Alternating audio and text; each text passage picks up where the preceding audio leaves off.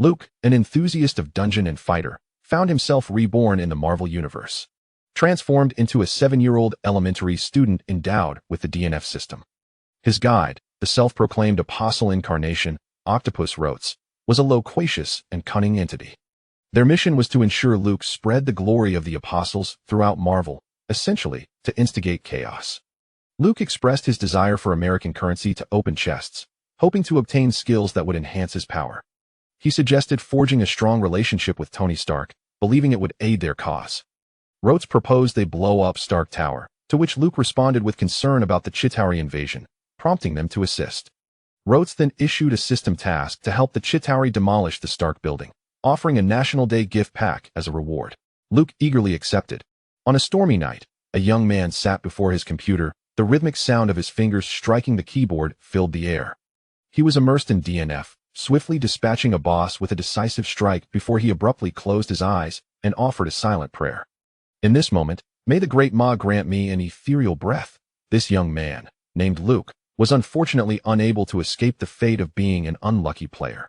After countless attempts in the time-space rift, he still lacked the final crucial item. After praying fervently, he opened his eyes and felt his heart nearly stop. Was he mistaken? What lay beneath his character's feet? The ethereal breath. It had finally dropped. He excitedly maneuvered his character to collect the item, only to find it unresponsive. Panic set in as he furiously typed, questioning if he had been disconnected or penalized. Is this truly happening? After 3 years of waiting for a chance to join a raid, heaven, why do you forsake me? Outside, thunder rumbled, and a bolt of lightning illuminated the room. Suddenly, the computer screen went black, and the lights extinguished, plunging the room into darkness. A loud crash echoed, and a burnt smell began to fill the air, but Luke was oblivious to it. Where was this place? His eyes struggled to open as a torrent of foreign memories flooded his mind. He was astonished. Could this be the fabled phenomenon of transmigration? Instinctively, he surveyed his surroundings, realizing he was in a modest room with minimal furnishings, merely a bed. Glancing down at himself, he was taken aback. How had he become so small? Was he 5 or 6 years old? This place an orphanage? Gradually, the memories belonging to this boat's original owner became clearer. He discovered that this child, also named Luke, was merely 6 years old, an American of Chinese descent residing in a children's welfare institution. This was indeed his room, located in New York, USA.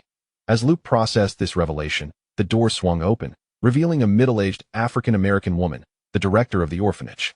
She approached him with a gentle smile, saying, "Luke, come meet your adoptive parents." We agreed on this. She spoke in English, which Luke understood effortlessly, having inherited the original owner's language skills. Adoption?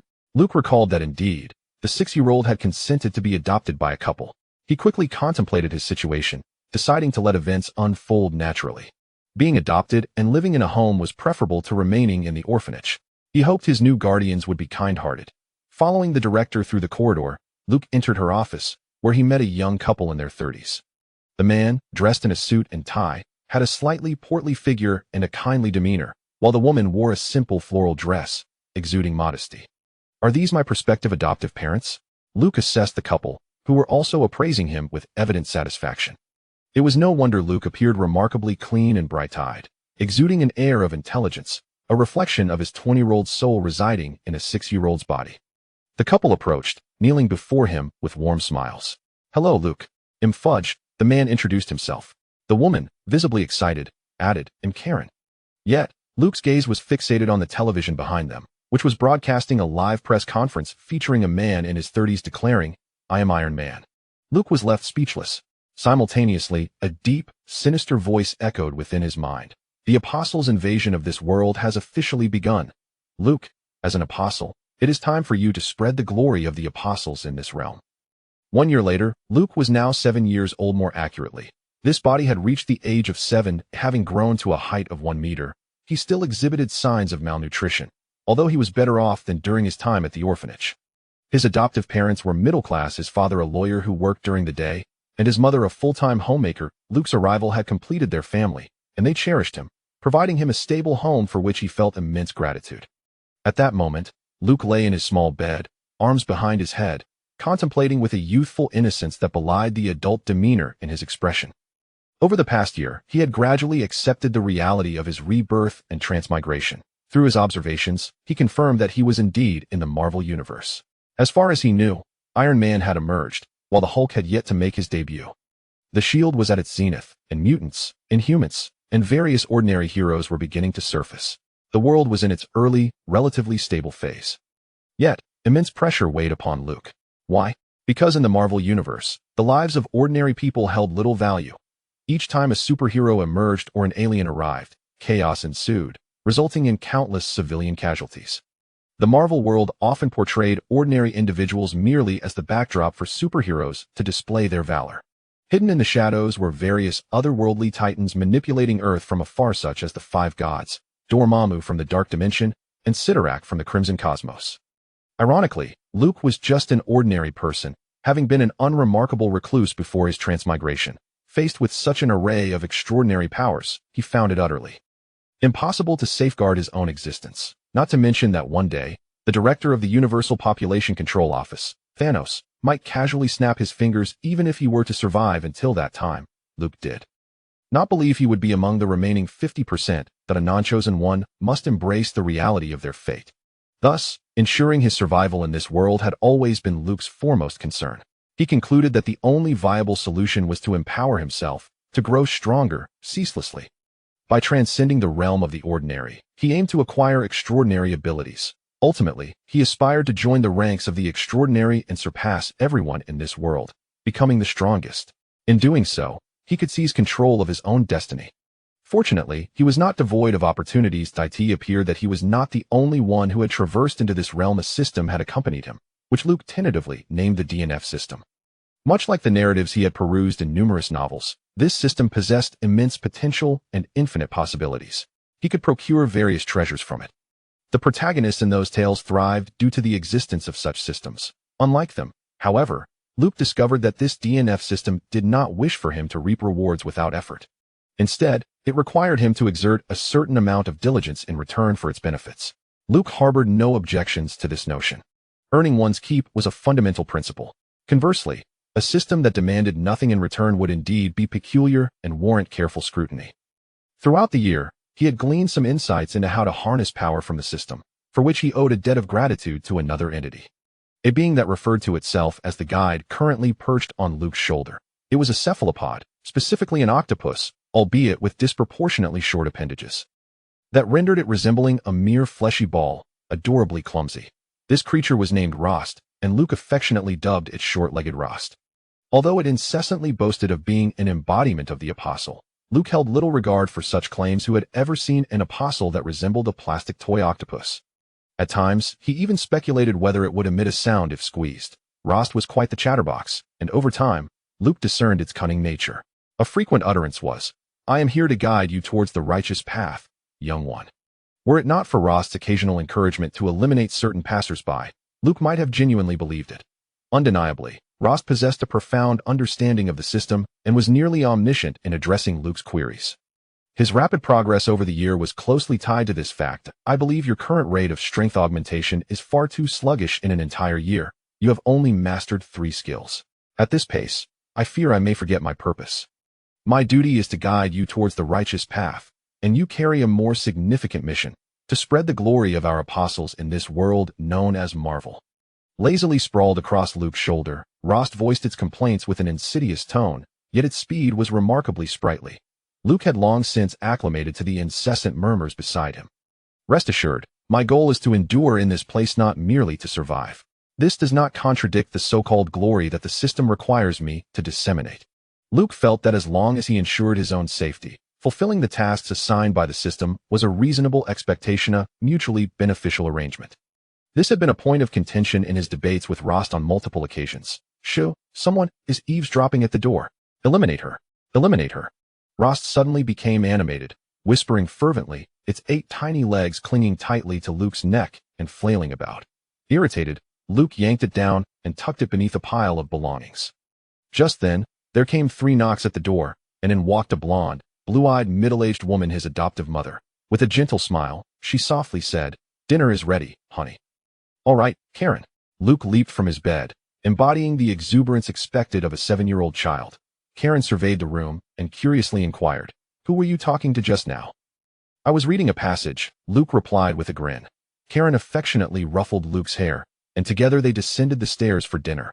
Meanwhile, in the room, a small octopus, trapped beneath a mound of books, was laboriously attempting to crawl out. Chapter 2. The Urgent Need for Investment. After enjoying a sumptuous American dinner, Luke bid his adoptive parents goodnight and retreated to his room, locking the door behind him. Tonight, just past midnight, would herald Thursday, the day he had long anticipated to in the past. Thursdays were marked by the refreshing of dungeon runs and games, with DNF also undergoing sporadic updates. However, those days were now but a distant memory.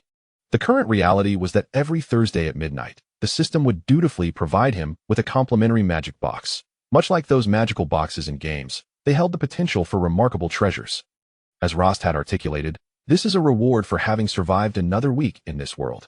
Based on prior experiences, the contents of the system's magic box were diverse, with the primary offering being skill books. These skill books served as the direct avenue for his empowerment. All skills from every class in DNF could potentially be contained within, depending solely on luck. Additionally, various items could be acquired, spanning a wide range of applications.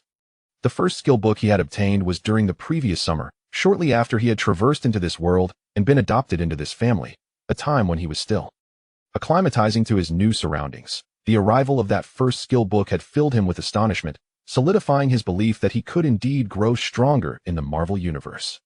The skill was the Blade Draw, a signature move of the Sword Saint from the DNF game.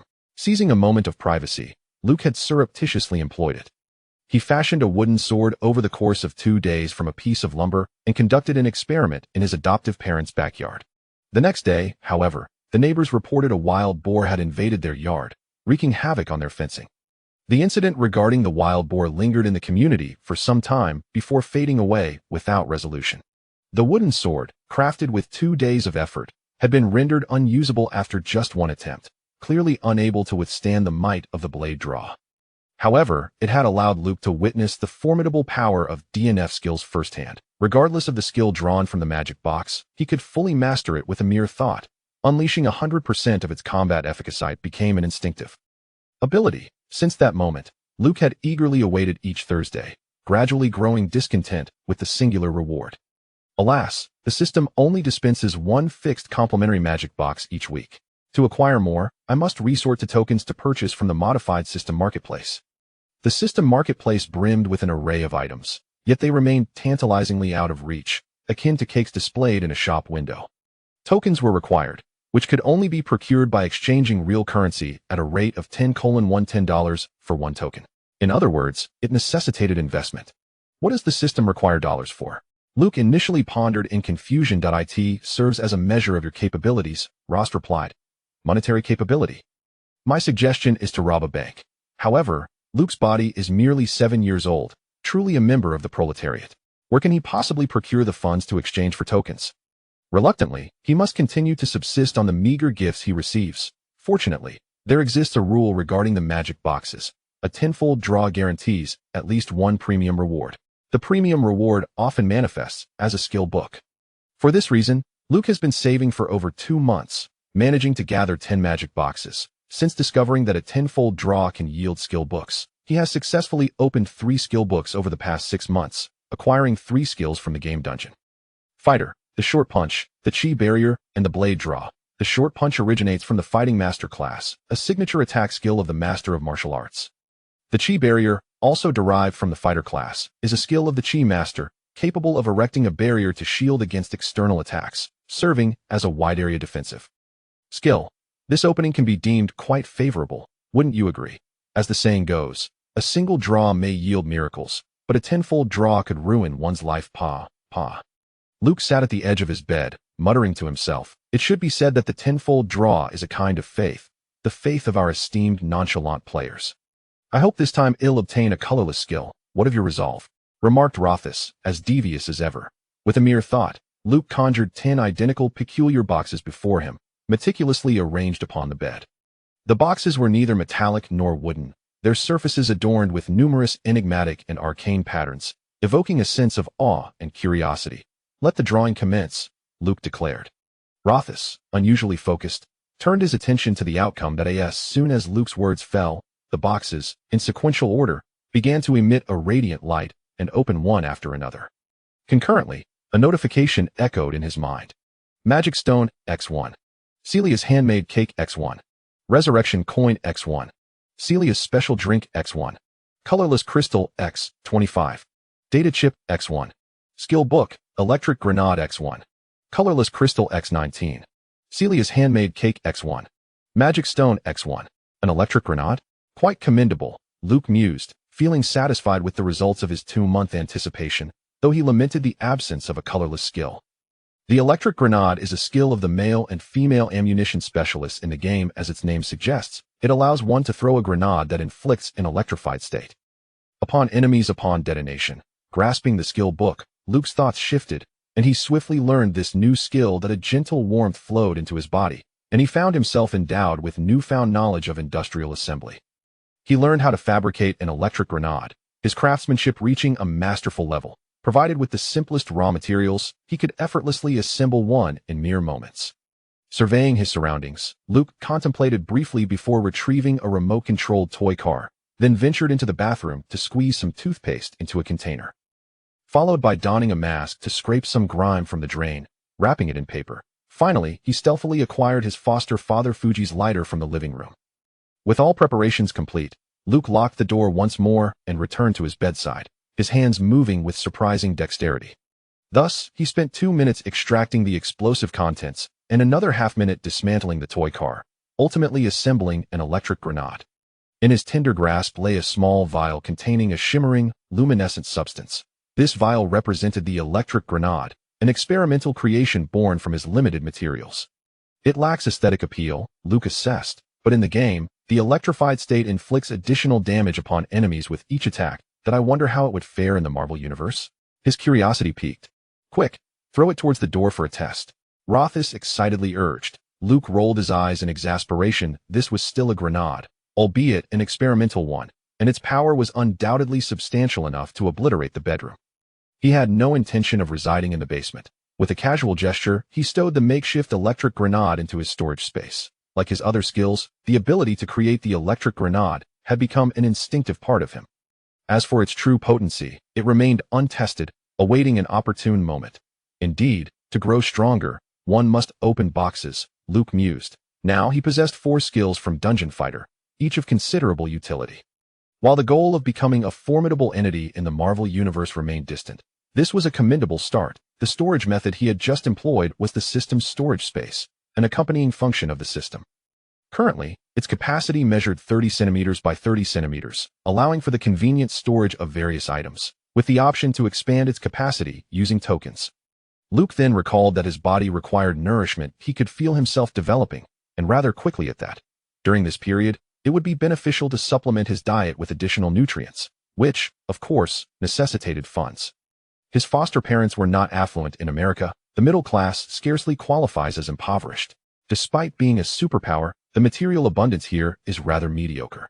The infrastructure is developed, encompassing hospitals, schools, and parks. As for the homeless who struggle to survive, they exist in abundance.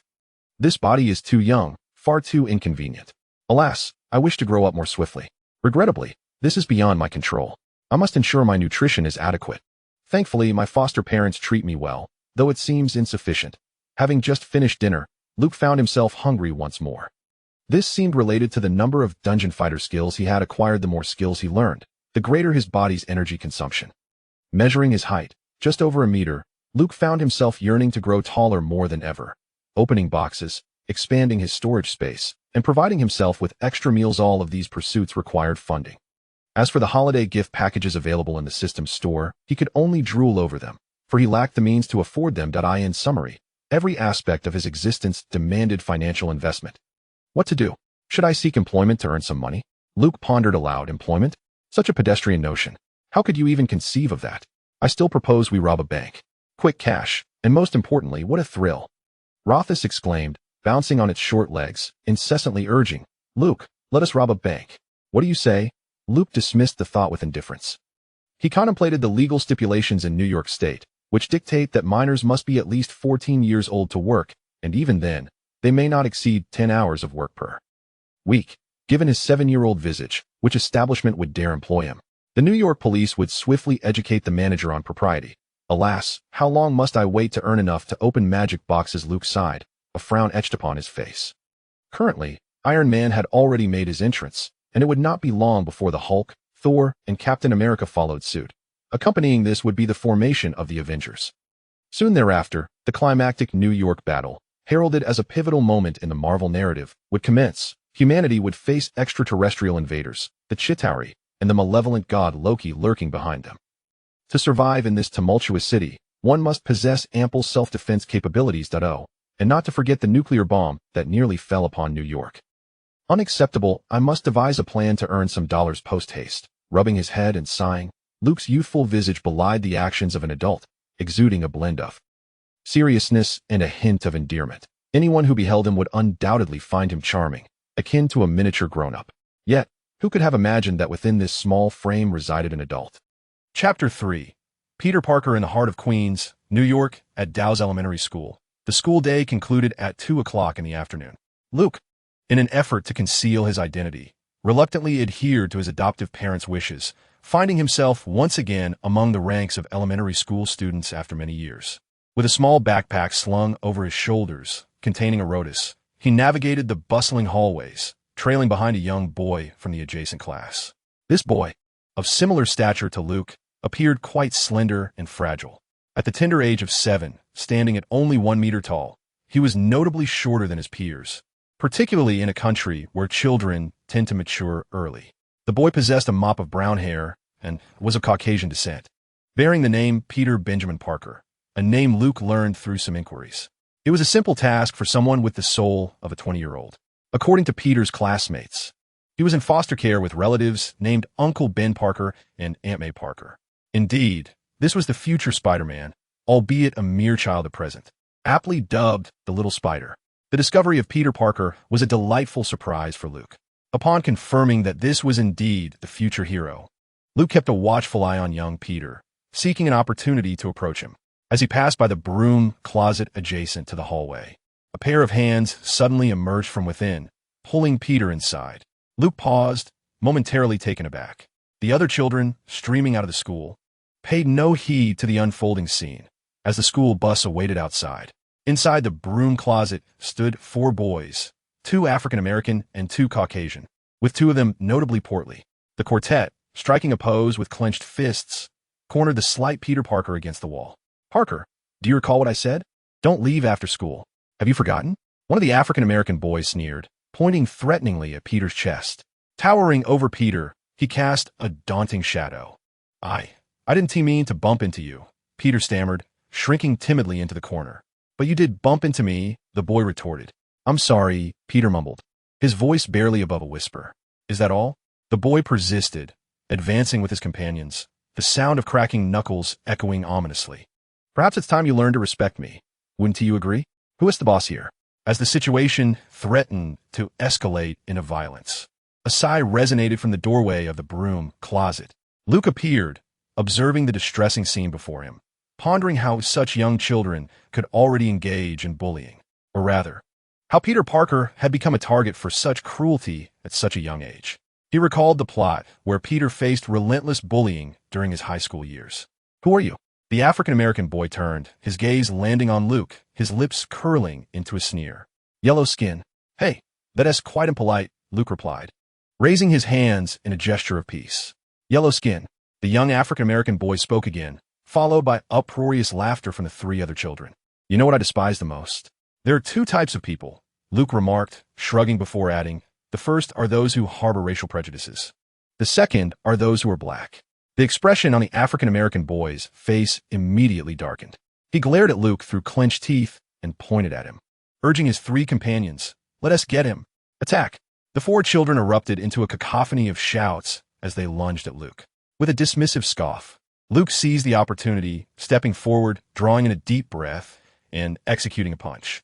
This technique, known as inch punch, is a signature skill of the martial artist in DNF, and in the real world, it is a renowned combat technique popularized by Bruce Lee.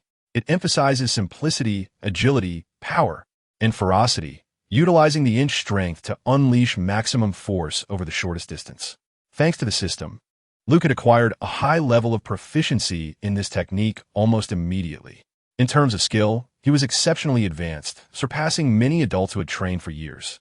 While he could not compare to Bruce Lee in real combat, what limited the power of his strikes was his current physical strength.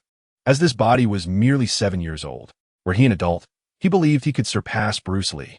Nevertheless, it was more than sufficient to handle a few unruly children. Peter Parker, who had been cowering in the corner, barely registered the events as Luke dispatched the 4 rascals with a few swift punches and kicks, leaving them sprawled on the ground, wailing in distress. "Chinese Kung Fu," exclaimed the African-American boy, eyes wide with astonishment. "If you know that, why don't you hurry up and scram?" Luke feigned another punch. At that moment, Rotos shouted from his backpack, "Take them down, Luke! Run!" The group of rascals, terrified by the commotion, scrambled to their feet and fled in a panic, disappearing from sight. Luke lightly dusted off his hands, feeling no inclination to pursue them. He had exerted hardly any effort, fearing injury to the children. Such confrontations required merely to scare them off. He wasn't a madman like Rotos. Luke couldn't help but feel a sense of pride. Today, he had accomplished a great feat, striking down the elderly care home of South Mountain and kicking the kindergarten of North Sea. Yes, he had done it. "Hey, I'm Luke Nelson. What about you?" Luke approached the corner where the bewildered Peter Parker stood, feigning ignorance. Nelson was his adoptive father's surname, and that was the name registered in his school records. The somewhat dazed young Peter Parker quickly came to his senses and replied, "I'm Peter Parker. Thank you for helping me get rid of those bullies." "It's nothing," Luke responded with a smile. "Really, thank you. Those guys were simply intolerable." Peter Parker's gratitude was palpable. In the past, he had often been bullied by those 4, who would threaten him not to leave after school. However, he was powerless to retaliate and could only hide. In American culture, reporting to a teacher was not an option. That would be even more humiliating. Moments ago, Luke delivered a dazzling display, effortlessly knocking out 4 individuals with a few swift punches, a performance that profoundly inspired and motivated the future Spider-Man. Peter Parker, well-versed in the art of Chinese martial arts, appeared visibly exhilarated and eagerly implored Luke to demonstrate a few more moves. Luke, feigning a sense of profound discontent, remarked that martial arts are meant for combat, not for exhibition. Peter found great wisdom in this statement, feeling a newfound admiration for Luke, as if he were gazing up at a towering mountain. At that moment, a system notification echoed in Luke's mind. Peter Parker's affinity level, 10. A barely perceptible smile graced Luke's lips. This was precisely the intention behind his desire to forge a connection with Peter. The significance of affinity levels is immense. Achieving maximum affinity would enable him to clandestinely acquire the skills of these individuals. He was particularly envious of Spider-Man's web-slinging, climbing, and regenerative abilities. Currently, Peter's affinity level stood at 10, with a total of 100 points required for completion. As an adult, Luke found this challenge far from daunting. Having rendered Peter Parker a considerable service, Luke naturally became friends with him. The two soon departed the school together, boarding the bus and sitting side by side. Much like the storyline, Peter was quite the extrovert and chatterbox. Luke quickly found himself overwhelmed by Peter's incessant chatter, beginning to question whether approaching the young Spider-Man was indeed the right choice. One loud Lotus was already quite enough. As the school bus passed a roadside billboard, a large screen displayed news footage of Iron Man soaring through the skies. Peter immediately pressed his face against the window, mouth agape in admiration, exclaiming, "Cool." At that moment, the young Spider-Man was already a devoted fan of Iron Man Chapter 4, boning his delicious burgers as the days went by, under Luke's deliberate approach. He naturally became Peter Parker's closest friend. They attended school together each day. The 4 children who had previously bullied Luke now avoided him entirely. One day, Peter Parker came to Luke's home to play. The two had recently discovered that their houses were quite close to one another. "Hey Peter, how are you?" Upon seeing Peter standing outside the door, Luke's adoptive mother, Karen, greeted him with warmth. "Good afternoon, Mrs. Nelson. I'm well. I'm looking for Luke. Go upstairs, dear. Luke is waiting for you." Karen welcomed Peter into the house. "All right, Mrs. Nelson. See you in a bit," Peter replied with a smile. Upon entering, he encountered Luke's adoptive father, Foggy Nelson, and politely offered a greeting. "Good afternoon, Mr. Nelson." Karen, linking arms with Foggy, observed Peter as he dashed up the stairs and remarked, "I'm so glad Luke has made a friend at school so quickly. I was worried he might struggle to adapt to this new environment." The psychologist mentioned that adopted children often become withdrawn. "Don't worry, Dear, Foggy replied with a smile. Luke is the most intelligent child I've ever met. He knows how to integrate into his new life. When he grows up, he will undoubtedly make us proud. I firmly believe this to be true. Karen's smile radiated warmth. Wait a moment. Matt is coming over, Fudge remarked with a grin. Will he stay for dinner? I don't think so. We are merely discussing some work matters, which shouldn't take long. Of course, that is perfectly fine. As Peter Parker entered Luke's room, he observed Luke tinkering with an array of peculiar items. Peter, intrigued, watched for a moment before inquiring, Hey buddy, what are you planning to do? Luke looked up, grinning as he replied, I'm preparing to raise some funds. Raise funds? Peter furrowed his youthful brow and asked, What are you planning to buy? Well, that is a secret for now. You'll find out in a few days, Luke said mysteriously. Peter's curiosity swelled as he fixated on Luke's every move. Before Luke lay a vast collection of assorted items, a medley of trinkets including remote control cars, models, and collectible cards. Among them, the most valuable were a nearly new PSP gaming console and a limited edition Disney commemorative coin. All these items were his personal belongings, gifts from his adoptive parents for Christmas, New Year, or his birthday. Luke intended to sell all of them to gather capital for his upcoming money-making venture. He had no real use for these items. Selling them and applying the funds where truly needed seemed a worthy endeavor. Luke estimated that the total could fetch between 300 to 350. The PSP was practically untouched, in pristine condition. At that moment, Peter leaned against the bedroom window, gazing downstairs, and turned back to Luke, saying, It seems you have a visitor. A man. Oh, a man? Luke needed no guesswork to deduce who it was. Only a select few could visit his adoptive parents' home, and it could only be one man. Wait for me here. I'll be back shortly, Luke instructed Peter, handing him the PSP. Sure thing, Peter nodded. Luke descended the stairs and entered the living room, confirming his suspicions as he encountered the very person he anticipated, the blind lawyer, Matt Murdock. Hey, is that Luke? A young man wearing dark sunglasses turned and smiled upon hearing Luke's footsteps. Across from him sat Luke's adoptive father, Fudge, who regarded Luke with an encouraging smile. Casting a glance at the so-called blind man, Luke silently scoffed, thinking, keep pretending. He spoke aloud, Good evening, Mr. Murdock. Just call me Matt. The blind man replied with a smile. All right, Matt. Would you like something to drink? I'll get some water for you from Karen. Luke proceeded to the kitchen, dutifully pouring water for Matt in place of Karen. Once, when Luke discovered that his adoptive father was a colleague of the renowned Daredevil, he was filled with astonishment. Was this merely a coincidence? Regardless, Daredevil is a respected Marvel hero, dedicated to championing the weak and upholding justice. Although he lacks the celestial abilities of Iron Man or Thor, he embodies the essence of a relatable, tangible hero. Due to a childhood accident involving radioactive waste, he lost his sight, yet this misfortune enhanced his other senses to extraordinary levels. He perceives his surroundings through sound waves, akin to a bat, exhibiting an impressive range of awareness, effectively functioning as a human radar. His heightened sense of touch grants him exceptional balance and agility, allowing him to cultivate remarkable physical prowess. Following the tragic murder of his father by criminals during his youth, Daredevil vowed to stand up for innocent victims and combat crime in the city, becoming one of the guardians of New York's infamous Hell's Kitchen. The formidable villain Kingpin regards Daredevil as a thorn in his side, yet the hero skillfully conceals his identity as a blind attorney among the populace. At this moment, in Matt Murdock's eyes, Luke appears to be a polite and well-behaved child. From Luke's adoptive parents, he has gleaned some insights about the boy, and Matt finds himself quite fond of Luke, a sentiment that Luke has undoubtedly cultivated. A notification from the system echoed in Luke's mind. Matt Murdock's favorability level, 3. A smile crept upon his lips. His adoptive father, Foggy, reached out with a broad hand, affectionately ruffling Luke's hair, saying, All right, Luke, Matt, and I need to discuss some work matters. You can go play.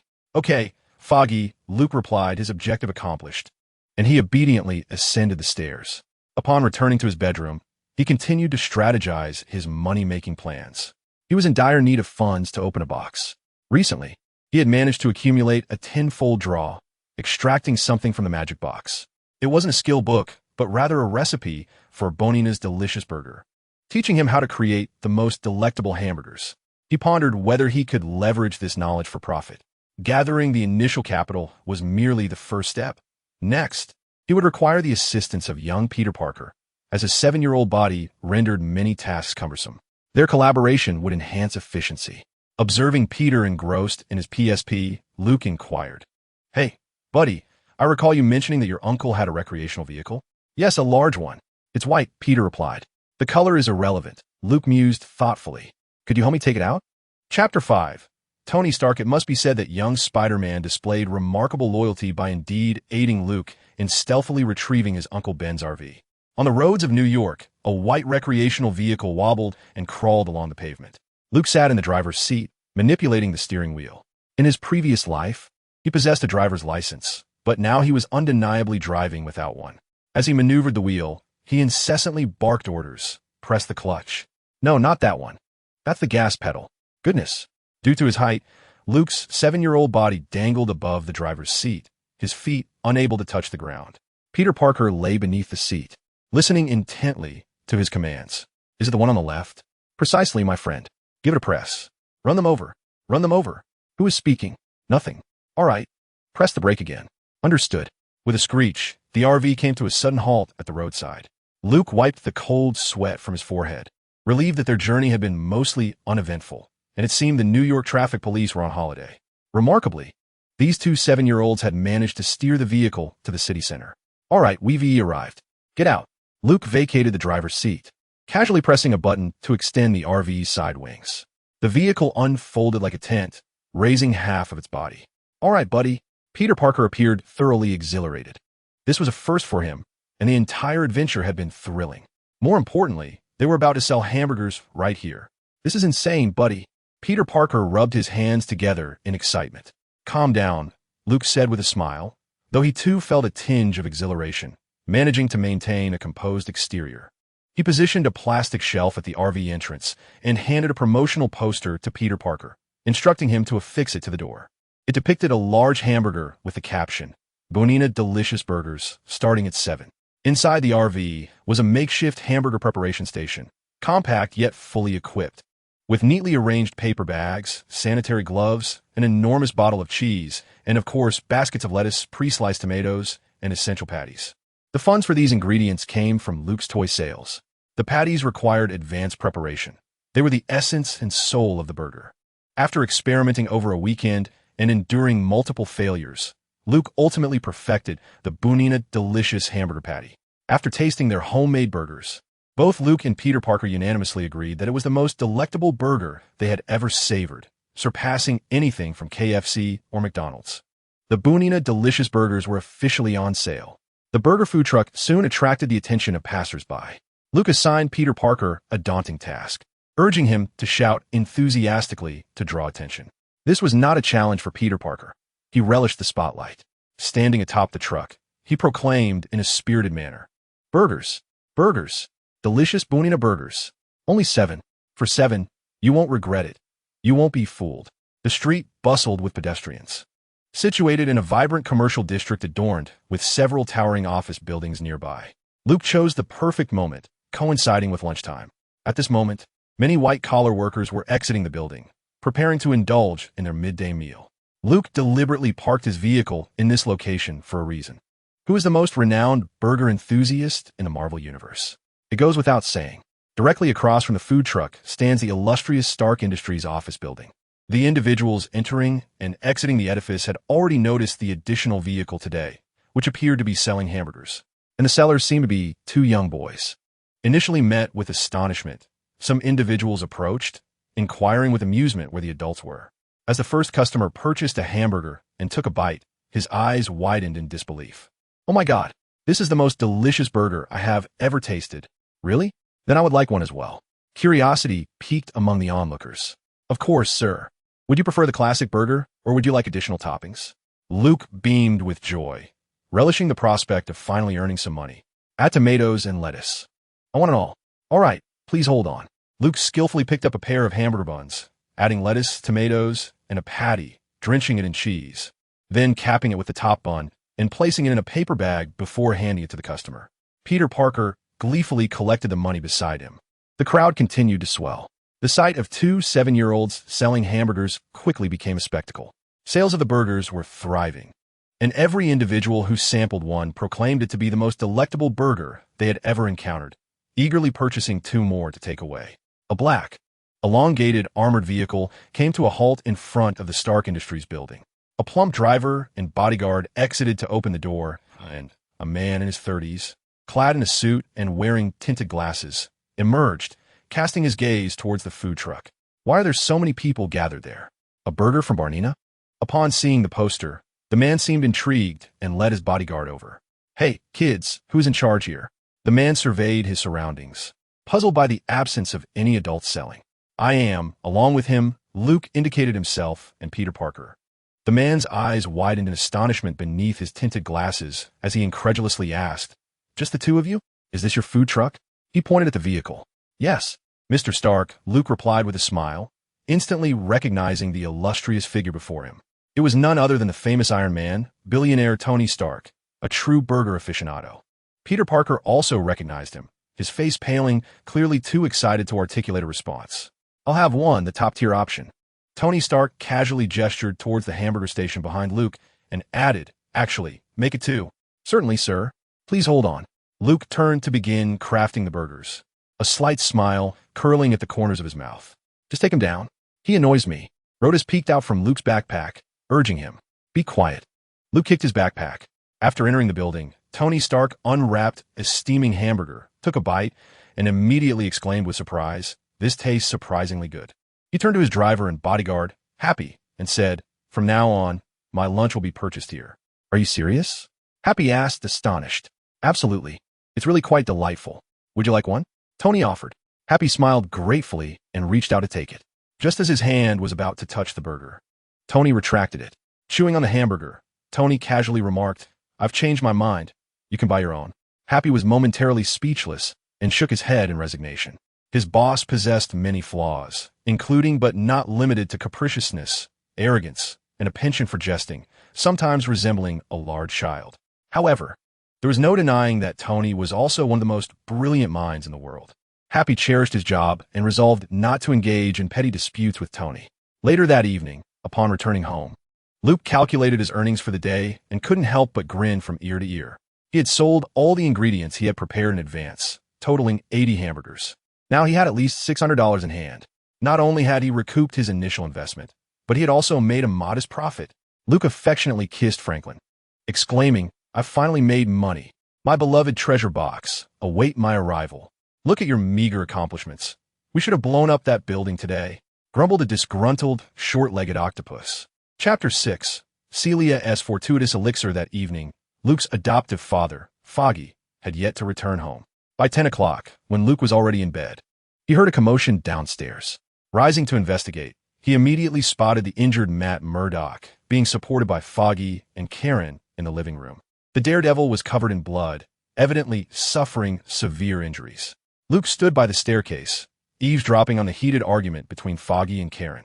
No, we cannot take him to the hospital. Absolutely not. Those people will resort to foul play. The entire neighborhood is under their control, Foggy said, his voice tinged with anxiety. But he has lost so much blood. If he doesn't receive treatment, he will die. Karen countered. I know. Let me think, Foggy said, pacing a few steps before declaring, It has to be this way. Karen, go fetch the first aid kit.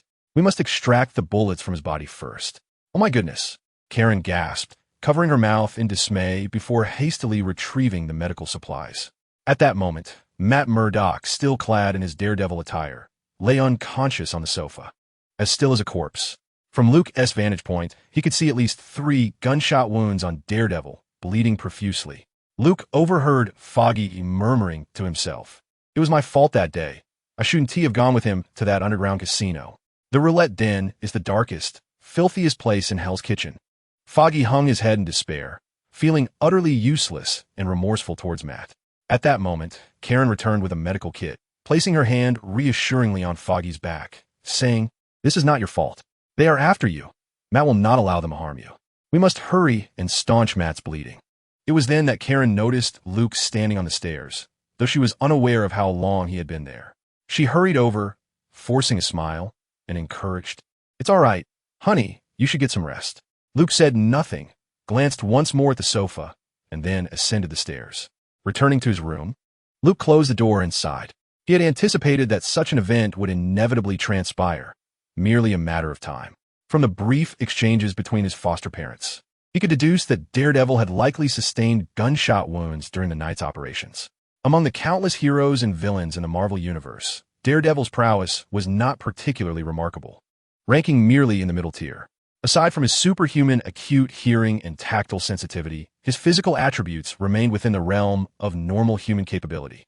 Unlike some superheroes, such as Spider-Man, who possess comprehensive physical enhancements, resilience, and recovery abilities, Daredevil remained a mere mortal, which could be considered his greatest vulnerability.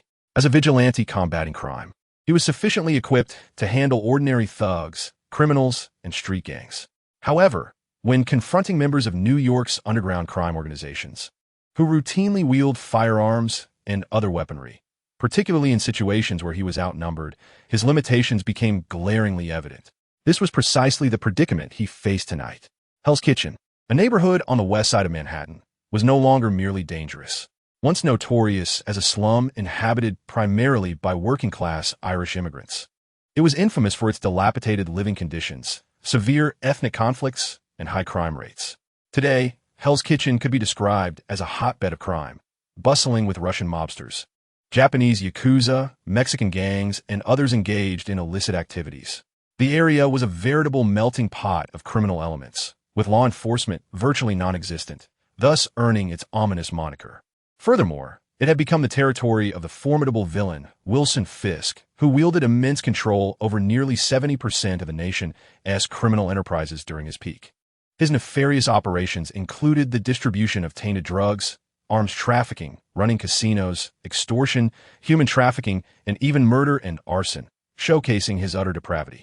Fisk's ability to operate both above and below the law, with connections extending into Congress, illustrated the extraordinary challenge he posed. In light of such circumstances, one could easily envision the arduous battle Daredevil faced alone.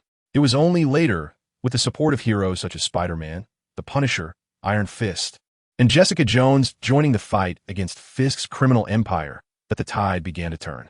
Currently, it could be said that Daredevil was enduring the most trying period of his life. Beside him, only 2 or 3 friends aware of his identity were assisting him, and they were merely ordinary individuals. Among them was Luke's adoptive father, Foggy Nelson. To assist or not to assist?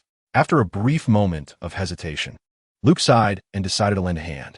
He held a certain respect for Daredevil, setting aside Daredevil's role as a champion of the downtrodden. Matt Murdock was notably kind to him, showing no signs of prejudice despite Luke being adopted by Foggy and Karen.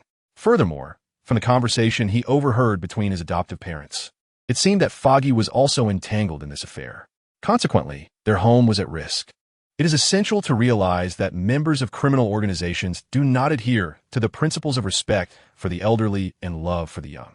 In this realm, retribution and annihilation of entire families are not uncommon occurrences. Luke resolved to confront this dilemma himself.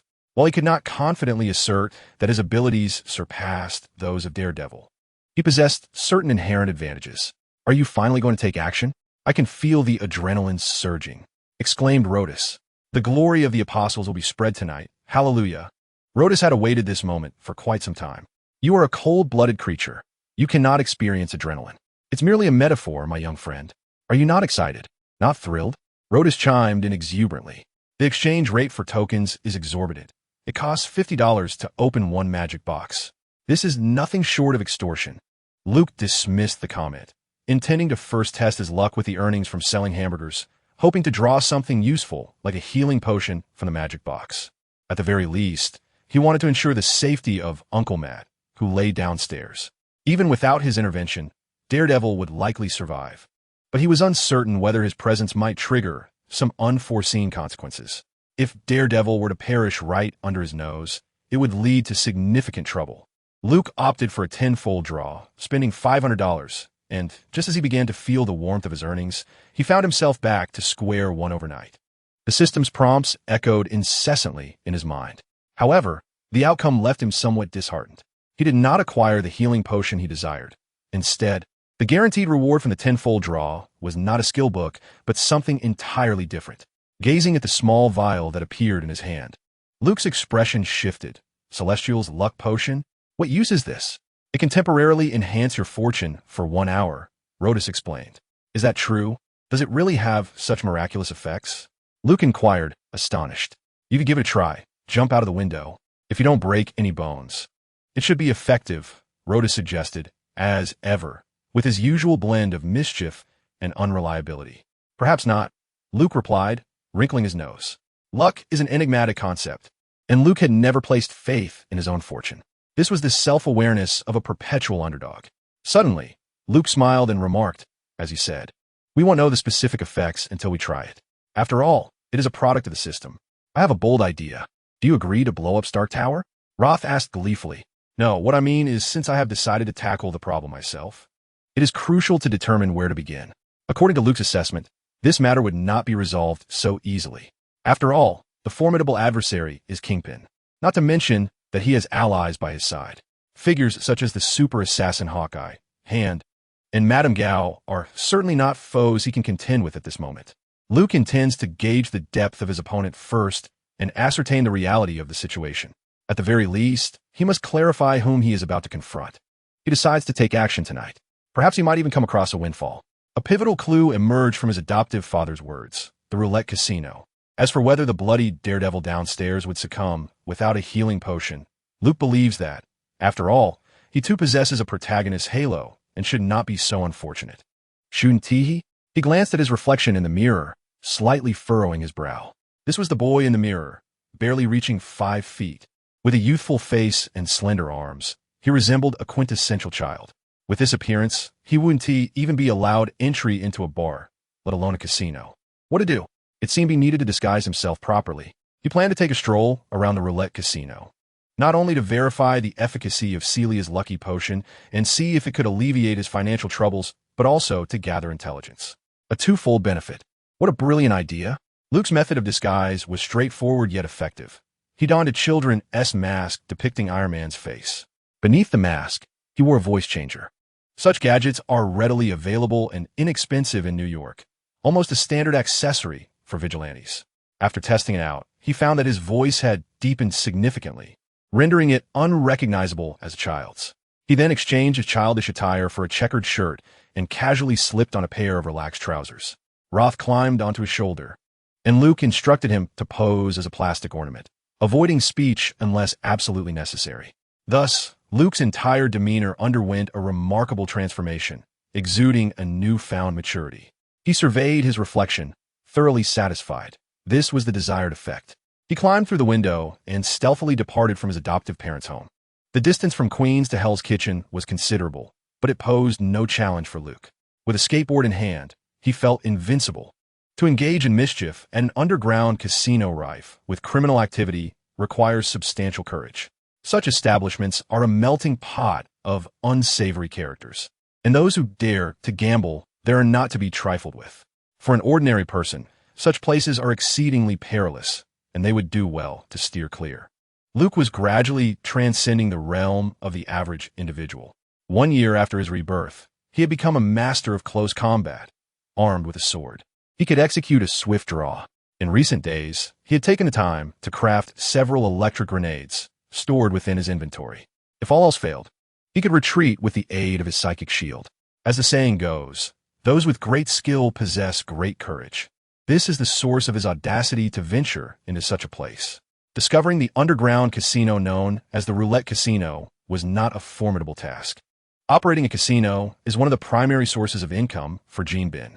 This establishment enjoys a significant market share in Hell's Kitchen, making it a lively venue favored by all manner of nefarious characters. For reasons well known, the New York police can only afford to turn a blind eye to this place. This allowed Luke to easily find 2 suspicious young African-American men on the street, peddling tainted baby formula, who revealed the casino's location. Hey kid, this is not a place for you. A black doorman brusquely halted Luke at the entrance of the casino. Open your eyes wide and take a good look. If you dare to address me like that again, I swear I will stuff your tongue into your filthy mouth. A deep, gravelly voice emerged from beneath the Iron Man mask, laced with indignation. Apologies, sir. I was unaware. Please do let me in. The doorman immediately stepped aside, granting him passage. Humph. Luke scoffed softly and confidently strode into the casino. This was his innate advantage. he could masquerade as a dwarf. In this regard, even Mystique would likely fall short. Chapter 7. The arrival of the gambling god from the outside. This establishment appeared to be a factory for sewing children's plush toys, complete with all necessary licenses, employing seamstresses through legitimate means. However, as one ventured further inside, it transformed into a privately owned frozen pork warehouse, equally compliant with regulations, presenting no visible flaws from the exterior. Yet, if one delved a little deeper, even a blind person could discern the hidden depths within. The underground casino brazenly concealed itself here, and the New York police were undoubtedly aware of it. However, even if they were cognizant, the NYPD would not dare to intrude for a search. According to the Constitution of the United States, private property is sacrosanct. Any perceived infringement may be met with gunfire. The police wishing to conduct a search, they would first need to apply for warrants from two entirely unrelated governmental departments before being permitted entry. Yet, even upon gaining access, the real activities would likely have been tipped off and vacated long before. Moreover, no one dares to encroach upon Gene Bin's enterprises. With connections that span both the legitimate and illicit realms, Gene Bin's reputation serves to shield this black market operation from any interference. Upon entering the casino, Luke was immediately enveloped by a palpable shift in atmosphere. The dim surroundings were a melting pot of society's misfits. There were tattooed giants with bare torsos, menacing casino bodyguards, inebriated professional gamblers mingling together, and even some middle-aged men clad in suits, attempting to project an image of success, most of them balding. Amidst these individuals, one would often find a couple of voluptuous women, dressed provocatively and exuding an air of openness, embodying the essence of allure. Among them were also Eastern beauties with almond-shaped eyes and full lips. The entire casino was thick with smoke and brimming with an exceptionally heated atmosphere. Individuals of various skin tones and differing heights and weights congregated around the gambling tables, some wearing expressions of anxiety, while others feigned nonchalance, all fixated on a common goal. This was Luke's inaugural visit to a casino. In his previous life, he had been virtually insulated from such environments. He wandered through the hall, searching for a spot to play dice. Soon, he located a table at the edge of the casino dedicated to this game. It was that he was unwilling to engage in other games. Rather, he simply lacked the knowledge. Previously, Luke had seldom dabbled in gambling-related activities. Aside from the occasional whim to purchase a lottery ticket for leisure, he had forgotten how to play mahjong, a game he had once known in his youth. Games such as poker, blackjack, and baccarat were completely foreign to him. The only card game he was familiar with was do de jeu. Luke was uncertain whether this game was played in New York, and even if it were, he would refrain from participating. He was relying solely on Celia's lucky elixir to bestow upon him unparalleled fortune. Most card games required not only luck but also skill, which was ill-suited to him. He had already resolved on his journey here that the game best suited to him was dice, relying purely on chance. Dice games, colloquially known as high or low, are arguably the oldest form of gambling on Earth, observable in any casino. Before entering, he had consumed a bottle of Celia's lucky elixir, a tangy, sweet orange-flavored concoction. Luke was confident that he would triumph tonight, placing his faith in the system. It is said that products of the system are always of the highest quality. Luke, these individuals are unsuspecting. I strongly recommend you toss a few grenades here. Rotos constantly reminded Luke to stir things up, for it was his duty to ensure that the world recognized the presence of the apostles. Ah, here we are. Luke ambled over to a gambling table, feigning indifference to Rotos' words. Perhaps it was still too early for the vibrant nightlife of Hell's Kitchen, or perhaps the act of rolling dice lacked allure. When Luke approached the table, there were only 3 players seated alongside the dealer. As Luke took a seat, the 3 players glanced at him, their expressions turning to disdain and mockery upon seeing him in an Iron Man mask, his diminutive stature revealing him to be a dwarf. One even spat out the word freak. Luke was aware of their contempt, but was entirely unfazed. Soon enough, he would have them losing their shirts. Upon entering, Luke had exchanged for 10 chips at the entrance, each worth $10. This constituted his capital for the evening, the only funds he possessed. Tonight, he intended to make the most of these 10 chips and create a stir. Luke was certain that his methods of inciting chaos were far more refined. He was not like Rotos, who only knew how to wreak havoc. As Luke took his seat, the dice game table was graced by 4 players and a dealer. The rules of the game, known as sick bow, were exceedingly simple, adhering closely to the most ancient form of dice play. 3 dice encased within a transparent glass dome, operated by the dealer. Players would first choose to wager on either big or small. Once their bets were placed, the dealer would press an electronic button, causing the dice to tumble within the dome. When the motion ceased, the sum of the points displayed on the 3 dice would determine the outcome. A total of 4 to 10 was classified as small, while 11 to 17 was deemed big. Notably, a total of 3 or 18 would result in a victory for the dealer. Additionally, should all 3 dice reveal the same number, the dealer would claim all bets. The rules were thus straightforward. However, the intricacies surrounding betting styles and odds were considerably more complex, details of which shall not be elaborated upon here. The pace of winning and losing in Sickbow was relatively swift, and soon Luke was poised to join the betting. However, he refrained from rushing in, choosing instead to observe the other 3 players as they engaged in several rounds. Through this, he gleaned a clear understanding of the game. When the dealer once again invited the players to place their bets, Luke picked up a chip, contemplated briefly, and decided to wager on small. Apart from Luke's bet on small, the other 3 players placed their wagers, with 2 betting on big and another opting for a bet on triple, which indicated that all 3 dice would show the same number, boasting the highest odds of 1 to 150, compared to the standard even odds of 1 to 1. This particular player evidently sought a more daring gamble. Upon the completion of the betting, the dealer casually remarked, "Bets are locked in." He then pressed the electronic switch. The 3 dice began to dance rapidly within the transparent dome. All eyes, including Luke's, were transfixed upon the tumbling dice, unwavering in their focus. After a few moments of frenetic motion, the dice gradually came to a standstill, revealing a face of 1, 5, and 6, culminating in a total of 12, resulting in a big outcome. As Luke had wagered on small, he found himself at a loss. A slight furrow formed on his brow, his gaze thoughtful. The 2 players who had bet on big exchanged subtle smiles as the dealer pushed chips toward them, their faces alight with satisfaction. The next round commenced swiftly. This time, Luke again placed his bet on small, while the other 3 players uniformly wagered on big, one of whom stacked a hefty pile of chips, the very same individual who had previously bet on triple.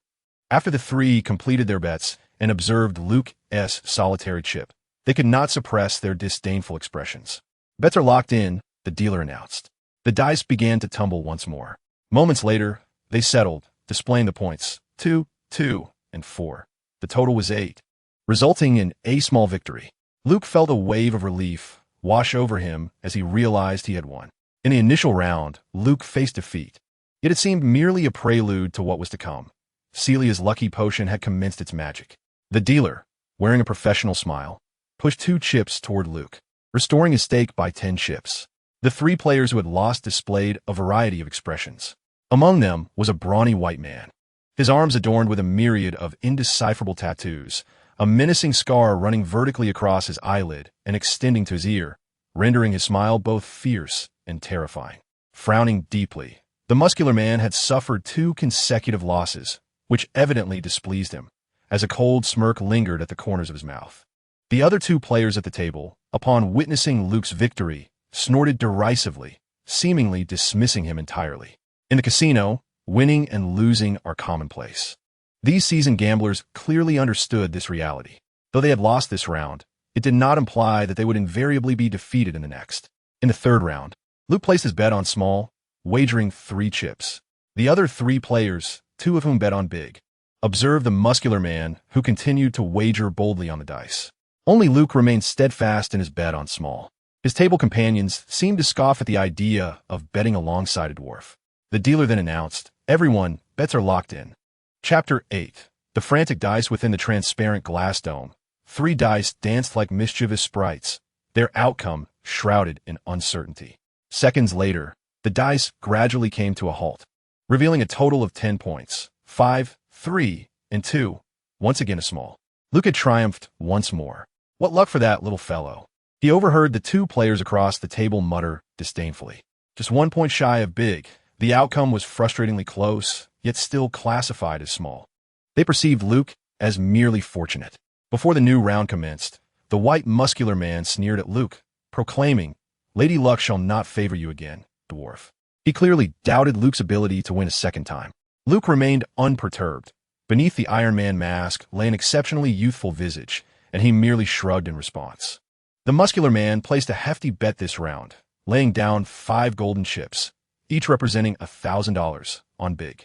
Convinced that the previous occurrences of small rendered a big outcome highly probable this time, he wagered boldly. Luke persisted in his bet on small. The two other players, sharing the muscular man's sentiment, also placed their chips on big, their faces betraying mockery at Luke's obstinance, anticipating his impending failure. The dealer once again declared, "Bets are locked in," and the dice began their lively dance anew.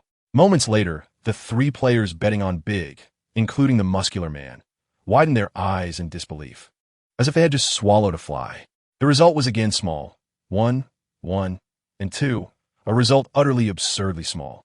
The dealer pushed several chips forward, all landing before Luke, who accepted them with a smile. Beneath his mask, his gaze briefly flicked towards the muscular white man, accompanied by a cold chuckle. In a low, gravelly voice, he remarked, "I apologize. It seems luck is indeed on my side tonight." The muscular man, seething with rage, gritted his teeth, muttering expletives under his breath. "Bloody hell!" Rotos, who had been feigning as mere decoration on Luke's shoulder, interjected. The muscular man's icy stare remained fixed on Luke, convinced that the voice emanated from him, and a fierce glint flashed in his eyes. In the subsequent rounds, Luke exemplified what it meant to be exceptionally fortunate. He bet on 3 smalls and 1 large, hitting the mark every time. Gradually, even the dealer's face revealed an expression of disbelief. It was exceedingly rare for someone like Luke to achieve such a streak. Yet, neither the dealer nor the other gamblers realized that this was merely the beginning. As Luke continued to amass his winnings, a crowd began to gather around the sick bow table, drawn in by the unfolding spectacle. With each of Luke's successful bets, gasps of astonishment and admiration erupted from the onlookers. Once again, Luke wagered on small, having previously witnessed 7 consecutive smalls. The crowd felt that the odds of another small were exceedingly slim. Consequently, several other players instinctively placed their bets on large. Now, there were more than 3 participants at the table, with a dozen players engaged in the game. Yet, after placing their bets, their attention shifted away from their own wagers. Winning or losing seemed inconsequential. They were merely eager to see if Luke could maintain his undefeated streak. "Everyone, bets are closed," the dealer announced with a forced smile. The dice began to roll, and all eyes fixated on the 3 dice, some holding their breath in anticipation. As the dice gradually came to a halt, the atmosphere around the table felt as though it had solidified. A chorus of astonishment erupted as yet again. It was small. Luke had won once more. "Oh my God!" exclaimed several onlookers, both white and black, shaking their heads in disbelief. Statistically, this outcome should have been improbable. Yet, having rolled small 8 times consecutively was likely more challenging than winning the lottery jackpot. Some began to question the dealer, wondering if the machine was malfunctioning.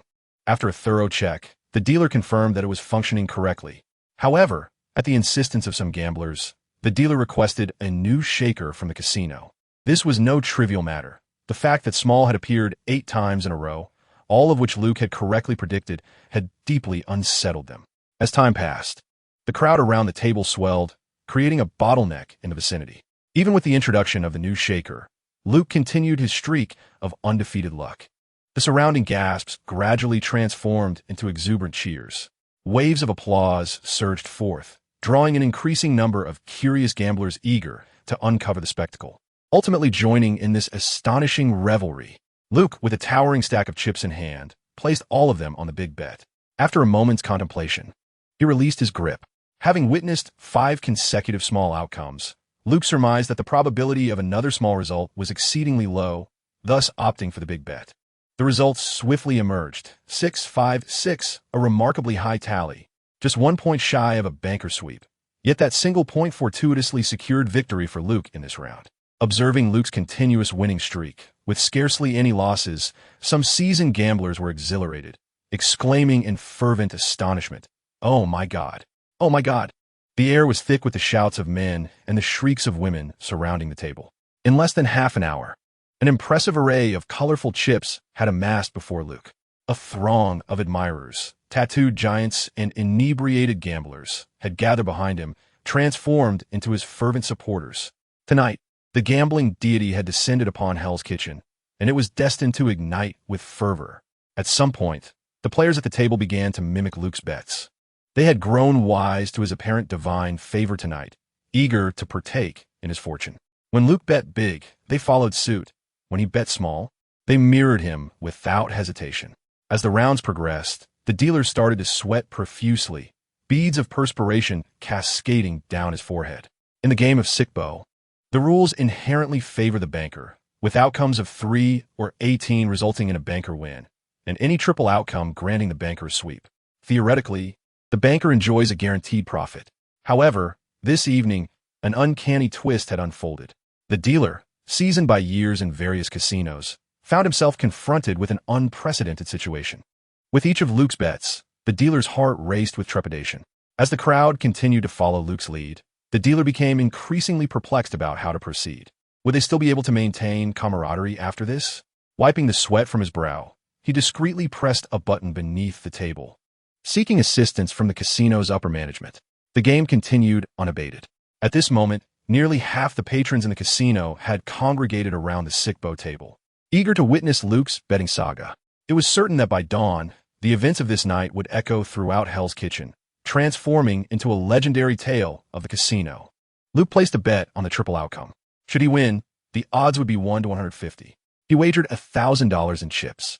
If he triumphed, the casino would owe him a staggering 150,000, not including the stakes of others. The dealer's expression was one of impending tears. Chapter 9. Death to the Russians. As the button was pressed to roll the dice, the dealer's hands trembled. With the 3 dice beginning to leap within the glass bowl, the surrounding crowd held its breath. Each individual fixated on the bowl, eyes wide and unblinking, as if terrified of missing the moment of revelation. Some gamblers were sweating profusely in their palms. Observing that Luke was daringly placing a substantial bet, they, after a brief moment of contemplation, followed suit in making their own bold wagers. The reason the odds for the surrounding dice were so astronomical, 150 to 1, was due to the exceedingly low probability of all 3 dice showing the same number. Typically, those who bet on surrounding dice were either pure gamblers, hoping for a windfall and often ending up losing everything, or casual players who might just strike lucky. Gambling is inherently unpredictable. However, tonight, the crowd seemed to have found faith, almost instinctively following Luke's lead in betting. Some even wagered all their possessions in a fervor, aligning themselves with Luke's bold gamble. This was the most frenzied climax of the night. Luke, too, was intently watching the 3 dice, feeling a surge of excitement and restlessness within him. His blood seemed to boil like water, heating to a frenzy, adrenaline coursing through his veins. If he lost, it would mean 1,000 down the drain. Yet if he won, at the 150 to 1 odds, the casino would owe him 150,000. Undoubtedly, this was his most significant gamble of the evening. A win would mean he could call a night, and if, by misfortune, he lost, it would not matter much. He had already won approximately 50,000 that night, achieving one of his goals. For a moment, the atmosphere around the gambling table was eerily silent, so quiet that one could hear a pin drop. Every ear was attuned to the rhythmic clattering of the 3 dice dancing within the glass bowl. In this moment of collective anticipation, the 3 dice finally lost their momentum and gradually came to a halt. The first die settled on 3. Everyone stared, unblinking. The second die also came to rest, revealing another 3. At this moment, the entire casino collectively inhaled sharply, their eyes widening in astonishment. All that remained was to see the value of the 3rd die. It felt as though a century passed, yet in an instant, the 3rd die came to a stop. 3. They had indeed rolled surrounding dice. Without warning, the crowd erupted. Countless men and women went wild. The incredulous gasps, frenzied screams, and thunderous cheers crescendoed into a euphoric climax, surging forth, threatening to lift the very roof of the casino.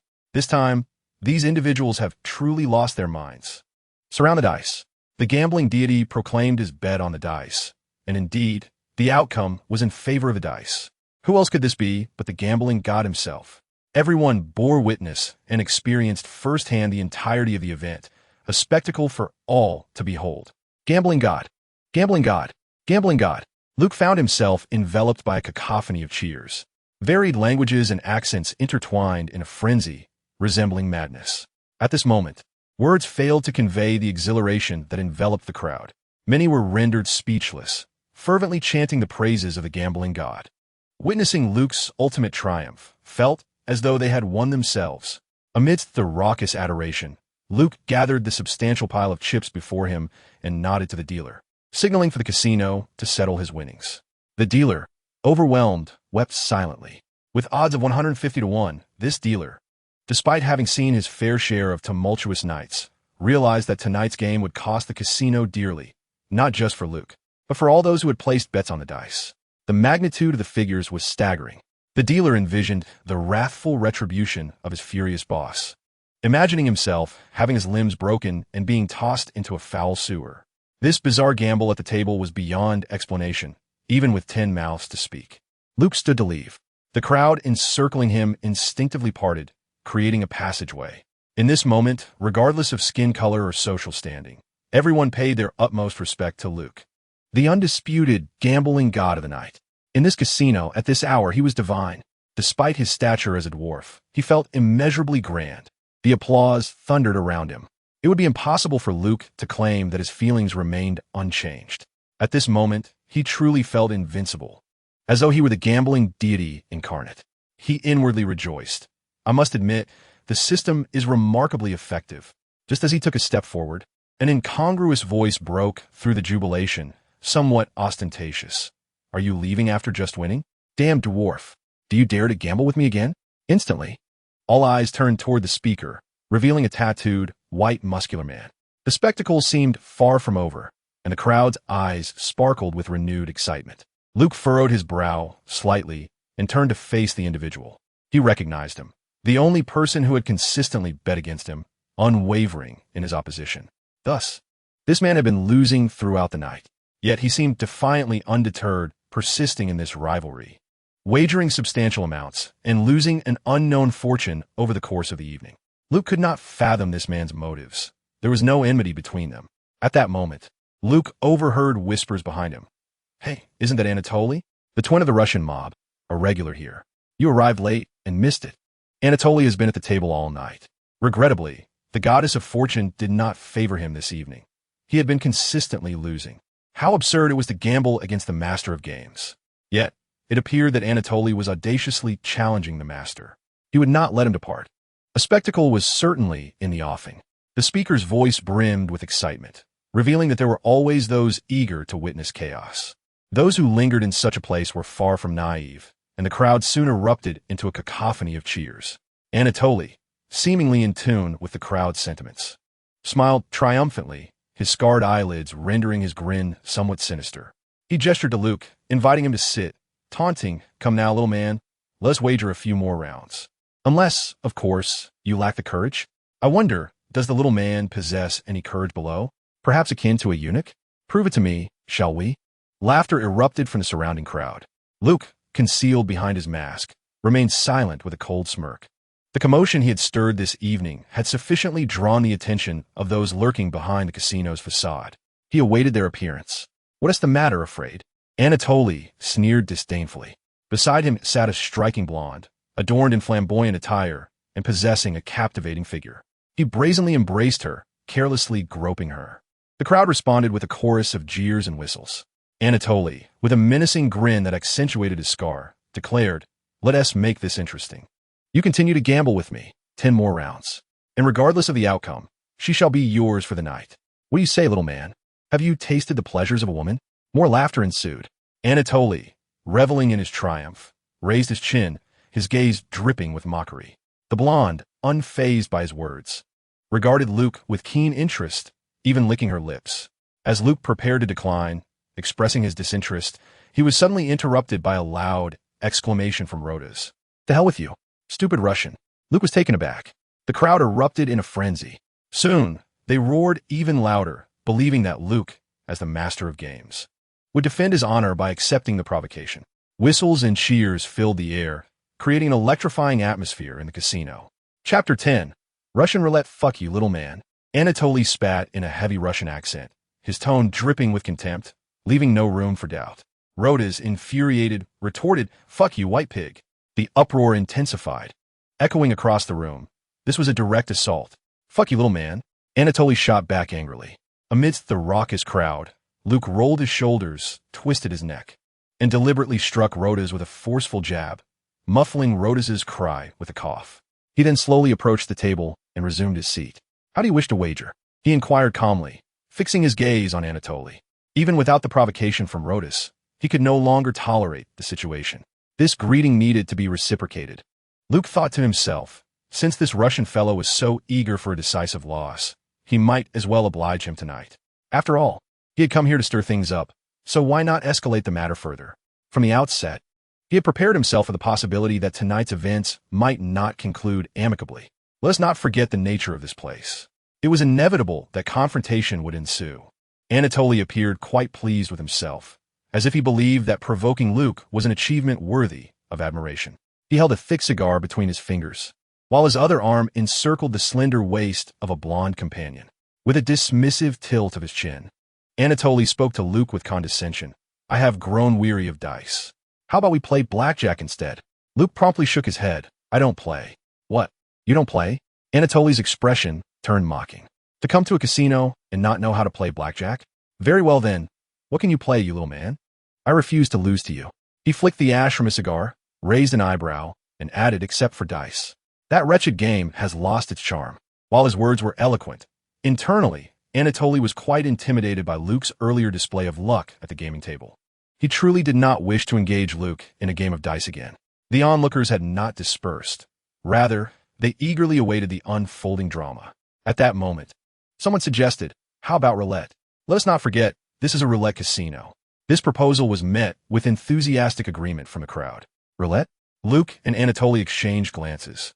"I have no objections," Anatoly replied with a grin, showcasing the tattoos on his muscles.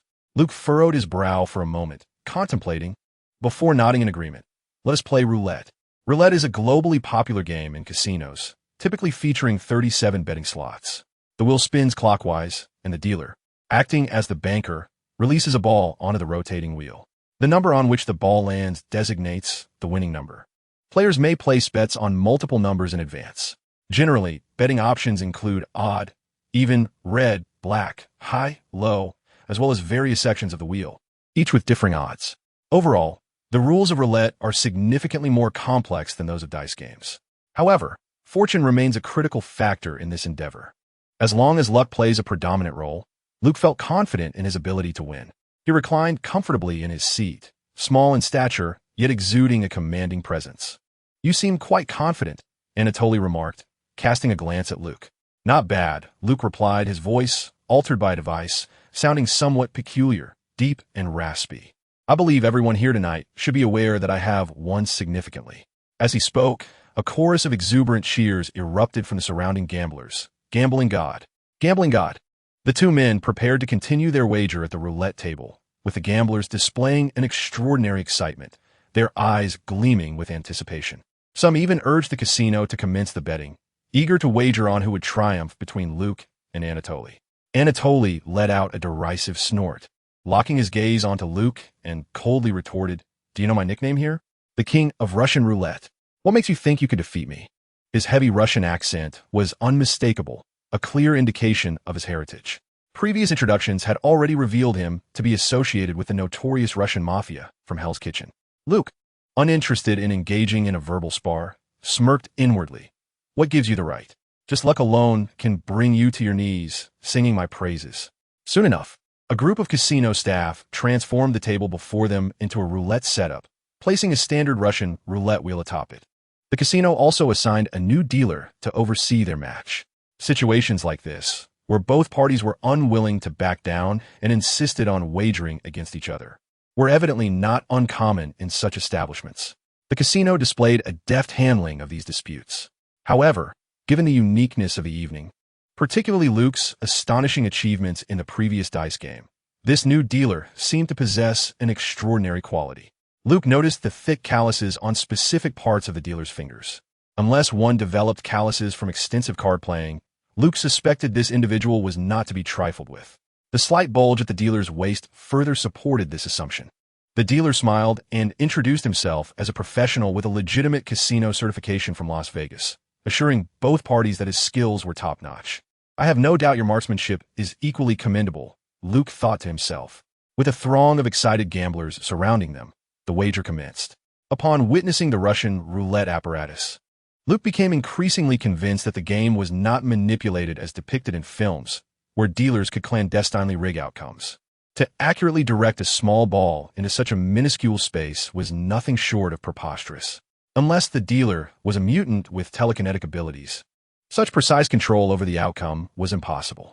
The interwoven layout of the roulette grid was remarkably logical. A small deviation could lead to a significant miscalculation. Thus, it could be said that this game relied almost entirely on chance. Luke felt a sense of relief. After all, the operators of casinos were not fools. The global prevalence of roulette in casinos indicated that it was a profitable venture. Most casino games, while varying in specifics, generally favor the house. Just as in the dice game, where 1 in 18 favor the house and the surrounding dice allowed the casino to win all, roulette functioned similarly. This was the reason behind the adage that one loses 9 times out of 10. As a player, the windows for betting were exceedingly narrow. Only by landing within that window could one hope to win. Compared to the odds of losing, the chances of winning were indeed pitifully small. However, the same cannot be said for Luke tonight. Fortune is undeniably on his side, making it impossible for him not to win. The outcome of this wager is all too predictable. In the first round, Luke bets on an odd number, while Anatoly promptly counters with a wager on an even number. Ultimately, the ball comes to rest in the slot marked 17, an odd number. Luke continues his enchanting streak of victories, igniting the enthusiasm of the spectators surrounding the table. The exuberant cheers of the gambling deity resonate throughout the casino, drawing even more onlookers to witness the unfolding drama. Anatoly, with a disdainful scoff and a grim expression, declares, "Let's go again." He refuses to believe that anyone could possess such extraordinary luck. He is convinced that fortune must turn in his favor, as experience tells him that luck is a fickle mistress, and it is high time for Anatoly to prevail. Yet, the results leave him utterly disheartened.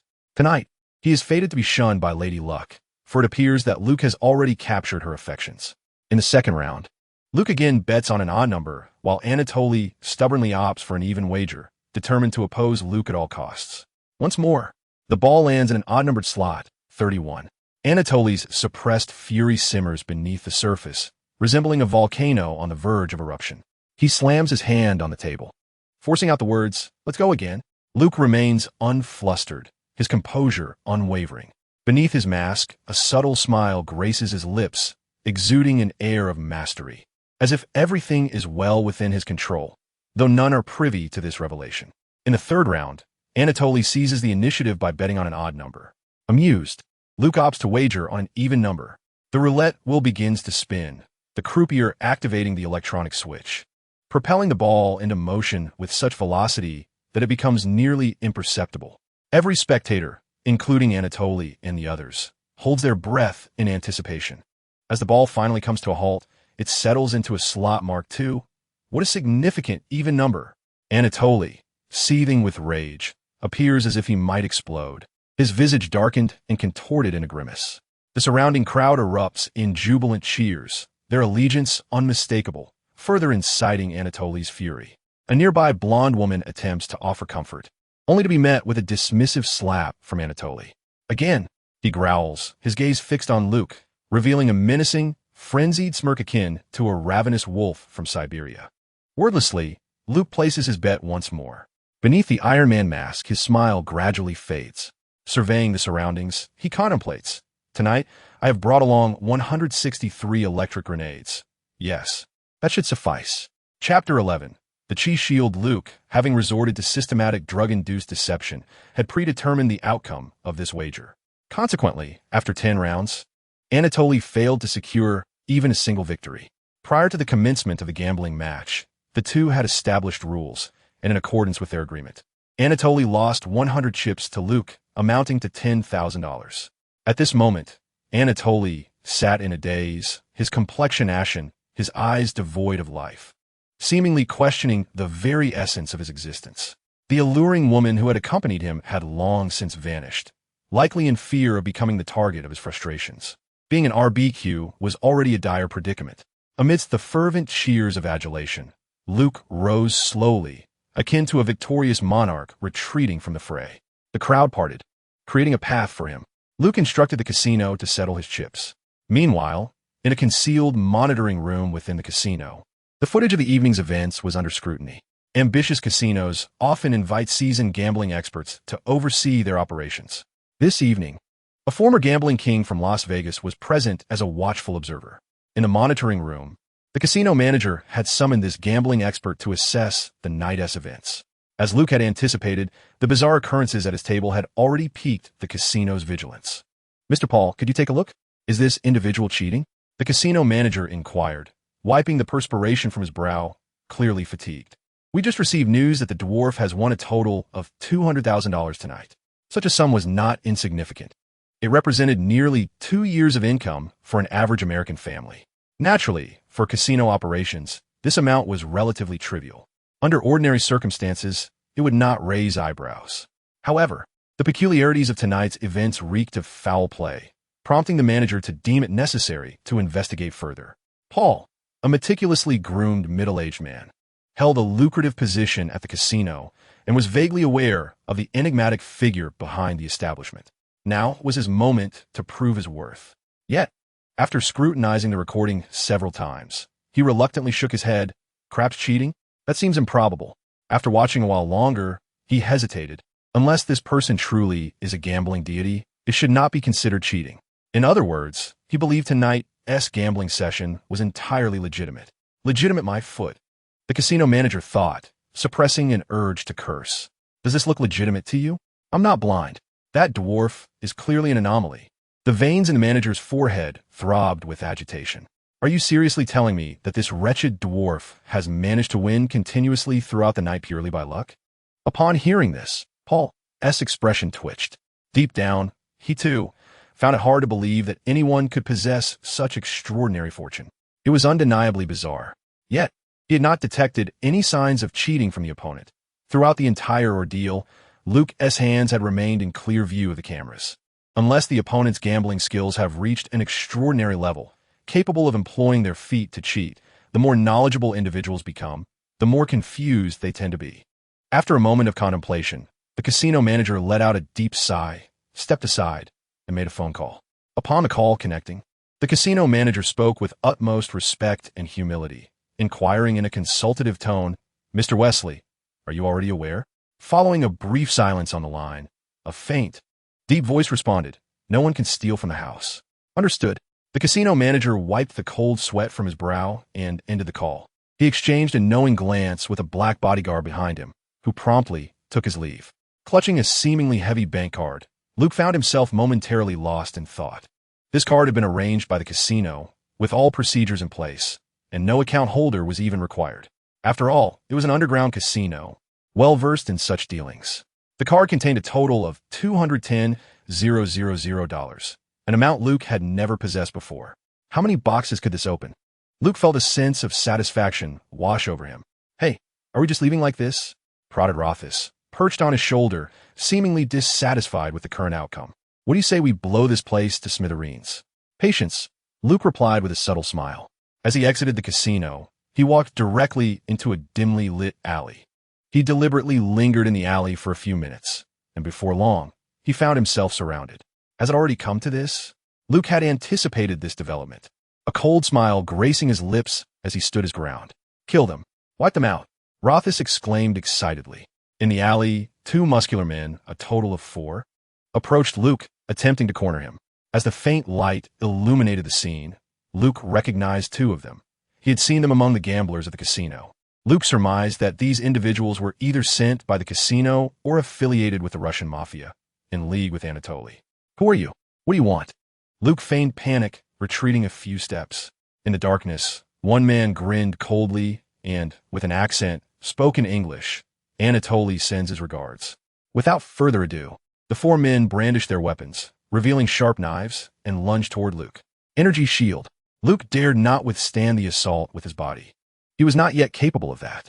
A brilliant orange barrier swiftly expanded, enveloping him in a 360-degree energy shield, providing protection. This translucent orange shield had a radius of about 1 meter. The faces of the 4 assailants were instantly illuminated by the orange glow, their expressions shifting to astonishment, as 2 of them collided with the shield and were sent stumbling back several paces. For individuals brandished their knives, thrusting them violently, yet they found their blades rebounding off the protective barrier without penetrating even a fraction. What on earth is this? The four were utterly astonished, their understanding of reality shattered by the bizarre scene before them. Luke, however, had anticipated this. He held unwavering confidence in the barrier's defensive capabilities. Characteristic 1. It remains unbroken as long as its energy is intact. Characteristic 2. It will invariably absorb an attack. With a cold smirk, Luke stepped forward, leaping to deliver a precise punch to the chest of one of the Russians.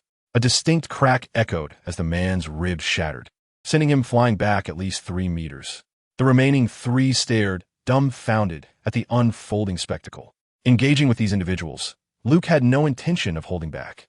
If the roles were reversed, they would undoubtedly aim to kill him. None of these gang members were benevolent souls. In the dim alley, a series of muffled groans. The sound of bones breaking and heavy thuds resonated. Within the confines of the energy barrier, Luke unleashed a flurry of punches, each resulting in another adversary falling to the ground. In a mere few breaths, he effortlessly dispatched the 4 knife wielders. Though they yearned to retaliate, they found themselves unable to reach him, confined to their futile attempts while Luke remained safely within the barrier, ultimately leaving them to succumb in their own frustration.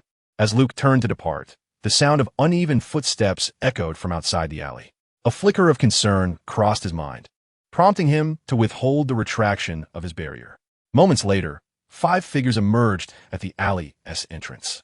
Upon closer inspection, Luke noted they were armed with firearms. The group opened fire without uttering a word, the sharp crack of gunfire piercing the stillness of the night in Hell's kitchen. These were likely the subordinates of the notorious Kingpin. Taking refuge behind the energy barrier, Luke observed as bullets struck the shield, creating rippling waves akin to droplets of water. Not a single bullet penetrated the barrier, though it began to dim slightly under the assault.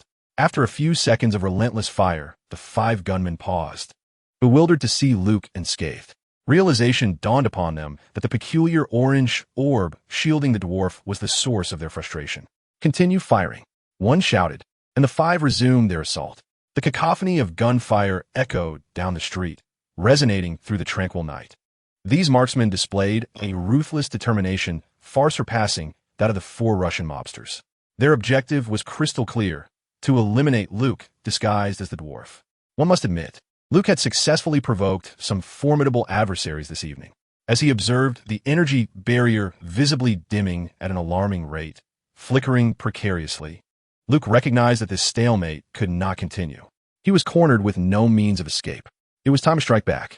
With a swift motion of his small hand, he inexplicably produced an object, a diminutive vial filled with a luminescent substance. Indeed, it was a substantial batch of electric grenades he had concocted after mastering their creation. Luke hurled the grenade towards the 5 individuals and immediately conjured a new energy shield. The vial tumbled to the ground at their feet, causing a momentary pause as they gaped at the unfamiliar object. Then, a thunderous explosion erupted. The violent tremor from the blast caused the walls of the narrow alley to shudder. Simultaneously, the air was pierced by the brief, anguished cries of the 5, abruptly silencing the gunfire. Through the energy shield, Luke distinctly observed blue-white electrical currents enveloping their bodies. Among them, 2 who had not been instantly killed writhed on the ground, convulsing violently before falling still. So this was the state of electric shock. He then beheld the mangled, indistinguishable remains, which churned his stomach, prompting him to avert his gaze. Yet he could not resist leaning against the wall to retch. Which book claimed that one could kill without feeling nauseated? Splendidly executed. An exquisite detonation. Eradicate them all. Let the glory of the apostle illuminate this world. Rotos was ecstatic, perched upon Luke's shoulder, exclaiming animatedly. Since their traversal, he had eagerly awaited this moment. Noticing Luke's discomfort, he immediately began to mock him. How pathetic. You can't handle a mere splash of blood? It's just severed limbs and exposed entrails. You'll grow accustomed to it. Upon hearing this, Luke retched again. Once he had finished, he retorted, "Don't forget, before this, I was an ordinary person. Not only did I just kill someone, but I had never even witnessed such a bloody scene before. Movies don't count. I was just a recluse. Do you understand what that means?" "What does that matter?" Rotos replied nonchalantly, crossing his short tentacles over his chest and humming. He seemed to have absorbed some twisted wisdom. People are forged in adversity. One must first learn to survive in the crevices of existence. Luke was struck speechless, realizing the truth in those words, unable to counter them. Chapter 12. The Thunderous Mother. As soon as he exited the alley, Luke encountered another group charging towards him, each wielding MP7 submachine guns with an air of lethal intent. They recognized Luke immediately. "It's him. Eliminate the dwarf," someone shouted. The group promptly raised their weapons, opening fire without hesitation. A torrential barrage of bullets rained down upon Luke. Damn it! Luke hastily erected an energy shield and quickly searched for nearby cover, darting behind it with agility. "Luke, annihilate those audacious human scum who dare to offend the great apostle," Rotos bellowed with fervor, under the relentless assault of a dozen submachine guns. The energy shield endured for a mere few seconds before shattering, its light dimming dramatically. The bullets continued to ricochet off the large metal dumpster behind Luke, producing a relentless cacophony akin to the sound of popping corn in his ears. For the sake of precaution, Luke conjured a protective barrier of psychic energy around himself before retrieving an electric grenade from his storage space. With a swift motion of his arm, he activated the grenade and hurled it outside without a glance. In the darkness, the electric grenade rolled to the feet of the gunmen. These assailants exhibited a markedly higher level of combat proficiency than the previous ones. Although they could not discern the object beneath them in the gloom, instinctively, they understood the imminent danger. A cacophony of anguished shouts erupted from their throats. Grenade hit the ground. With a resounding boom, the electric grenade detonated. Like a flashbulb, the explosion momentarily illuminated all surrounding structures. This area, a typical chaotic district of Hell's Kitchen, was strewn with disordered debris, dilapidated buildings adorned with haphazard graffiti, rusted and precarious iron staircases, and a few battered cars parked below. The deafening sound of the explosion shattered the low-level windows of the nearest old residential building, scattering glass across the ground. The car alarms of the nearby vehicles blared in a sudden frenzy. Amidst the smoke and dust raised by the blast, the anguished cries of several gunmen who had failed to take cover pierced the air, while those unfortunate enough to be at the epicenter of the explosion had vanished without a trace. In the wake of the explosion, the neighborhood devolved into chaos. Fire! Fire! The smoke from the explosion had yet to dissipate when the gunmen resumed their assault on Luke. The staccato gunfire resounded like a relentless barrage, rousing the slumbering residents of the entire block from their nightmares. Trembling in fear, the inhabitants of Hell's Kitchen huddled in the relative safety of their homes. Bewildered by the tumult outside, immersed in a hail of bullets, Luke unhesitatingly tossed another grenade from behind his cover. "Watch out! Grenade!" The second explosion followed almost immediately after the first, reverberating through the air. The true first explosion had occurred in the alley, where the grenade had taken down several armed assailants, yet paled in comparison to the commotion created in this open expanse. A sudden flash illuminated the surroundings, and the deafening blast shattered the windows of the adjacent building from the first to the fifth floor into countless shards. The car alarms continued their wild wailing. The gunmen scrambled to their feet, dirted and disheveled. Those still alive sought refuge behind various forms of cover. Some gasped for breath behind dumpsters, their hands trembling as they reloaded their magazines. Others sheltered behind a car, clutching a bleeding arm, disoriented from the shock. Many had perished instantly in the chaos of the explosions. The survivors, without exception, were marked by expressions of sheer terror. They had not anticipated the sheer audacity of their adversaries, who brazenly carried grenades, a weapon of mass destruction. Is this the behavior of a rational individual? In comparison, these armed men with submachine guns appeared almost benevolent. At least they did not intend to obliterate the entire block. The cacophony of gunfire mingled with curses. Several gunmen exchanged furtive gestures. Two of them crouched low, utilizing the shroud of the dim night to stealthily advance with their weapons, attempting to flank from the side. Concealed behind a dumpster, two gunmen sought an opportunity to take Luke by surprise. Unbeknownst to them, their clandestine movements had already been detected by Rotos. To him, the shadowy surroundings posed no difference from daylight. "There are two over there. Eliminate them. Eliminate them," Rotos exclaimed excitedly, urging Luke. However, Luke, fully alert, had been on guard against ambushes from the shadows without needing any prompting. Without hesitation, He hurled an electrifying grenade towards the pair. As the grenade soared through the air, the two gunmen, who had been about to reveal themselves, hurriedly scrambled back behind the dumpster, retreating in haste.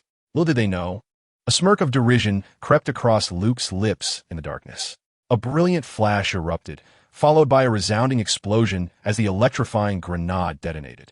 Though the dumpster remained unscathed, the two unfortunate gunmen were seized by violent convulsions, ultimately collapsing to the ground, lifeless. Did they not know dumpsters conduct electricity? Luke scoffed. The gunmen, witnessing this spectacle from a distance, appeared momentarily stunned. What brand of grenade is that? It even delivers an electric shock? Is this a new product from Stark Industries? None dared approach any closer. In less than 3 minutes of skirmish, their ranks had dwindled from a dozen to merely 5. One trembling gunman fumbled for his phone, dialing urgently while shouting into the receiver, "Send reinforcements immediately. They possess heavy firepower. I repeat, request reinforcements." A voice on the other end inquired, "How many are there?" "I don't know." "Oh shit." Just then, another electrifying grenade exploded nearby, propelling two comrades hiding behind a car into disarray, along with the vehicle itself, which was reduced to wreckage. With a face smeared with grime, the gunman hastily retrieved his phone from the ground, bellowing, "Fuck, they have heavy firepower. I repeat, they have heavy firepower. We are under heavy fire suppression. Hurry, send help." The voice on the line, having heard the tremendous explosion, responded, "Fuck, hold on. Reinforcements are on the way." As they awaited assistance, the remaining two gunmen cowered behind their cover, reluctant to emerge, occasionally peeking out to fire blindly, ineffectively venting their frustration. With the opposing firepower significantly diminished, Luke, protected by his energy shield, found himself in a position of overwhelming advantage. He rose to his feet, surveying the situation before him, and with a deft movement, hurled 2 electric grenades, one with his left hand and the other with his right, toward the concealed positions of the two adversaries. After all, these grenades were of his own making. Should he miss, there would be no remorse. However, the gunmen were in dire straits, confronted by such an unreasonable foe, who recklessly unleashed grenades. These once brazen enforcers, who habitually terrorized others, were now gripped by genuine fear. In their usual gang skirmishes, submachine guns were the standard, yet the heavier firepower was seldom witnessed. For these clashes were not akin to the battles in Afghanistan. Yet at this moment, they felt as if they were indeed embroiled in such a conflict, akin to Afghan militia facing the overwhelming might of American soldiers. The moment they exposed themselves, a grenade would be thrown their way. If they remained hidden, two would come crashing down. This battle had become untenable. When reinforcements finally arrived, Luke was joyfully tossing grenades, one after another. Not a single window in the entire block remained intact. 2 vans screeched to a halt, and a throng of armed gang members stormed in, only to discover that the comrades who had previously called for assistance had been utterly annihilated. None remained. Before they could ascertain their enemy's location, an electrifying grenade rolled beneath their feet. A familiar scene unfolded once again. "Grenade!" A cacophony of voices cried out. "Open fire! Open fire! Eliminate these bastards!" The gunmen shouted. The ferocity of their firepower intensified, raining down upon Luke with even greater fury. Shielded by a protective aura, Luke carelessly retrieved grenades from his storage space, launching them into the darkened night, tracing graceful parabolas that landed amidst the throng. The explosions from the electric grenades resonated like thunderclaps, illuminating the street with a flickering brilliance, the ground trembling beneath the force. Those nearest to the 2 vans were the first to suffer. In an instant, the vehicles were reduced to scrap metal, igniting the fuel tanks and triggering 2 ferocious secondary explosions, sending flames soaring skyward, accompanied by a chorus of anguished cries. The gang members, paralyzed by terror, scattered in all directions, frantically dialing for reinforcements. "Request backup. Request backup. They're armed with heavy firepower. There are at least 10 of them. Damn it. We can barely hold out. Hurry, send someone." 10? Nonsense, Luke countered, tossing out 2 more grenades. The opposing side erupted in exclamations of disbelief, chaos ensuing once more. The street at that moment resembled a thunderous hellscape. Chapter 13. A beautiful night in Hell's Kitchen. The intensity of the battle on the street escalated. Reinforcements for the gang had arrived, yet Luke engaged them fiercely. His singular firepower suppressed the overwhelming number of thugs across from him, preventing them from daring to show themselves. Few would believe such a tale. Meanwhile, the residents of Hell's Kitchen trembled in their homes, the relentless explosions echoing across several blocks. Gang confrontations are not uncommon here. Yet few are as intense as the one unfolding tonight. It appears that something significant is about to transpire. The gang members engaging with Luke remain oblivious to the number of adversaries they are up against. The ferocity of the fire they are receiving leads each of them to speculate that at least 10 unknown foes from another gang are opposing them. Little do they realize that they are actually contending with a solitary individual. Even more astonishing is the fact that the person they have been battling for quite some time is merely a child. Luke notices additional reinforcements arriving on the opposing side. However, this time, it seems that two factions have arrived simultaneously. The atmosphere has become even more chaotic. For reasons unknown, these two groups immediately open fire upon disembarking from their vehicles. Bullets ricochet against cars, walls, and flesh, plunging the scene into utter disarray. With Luke in the mix, it has now devolved into a three-way skirmish. With a thunderous boom, a large dumpster is sent flying, scattering and igniting refuse everywhere.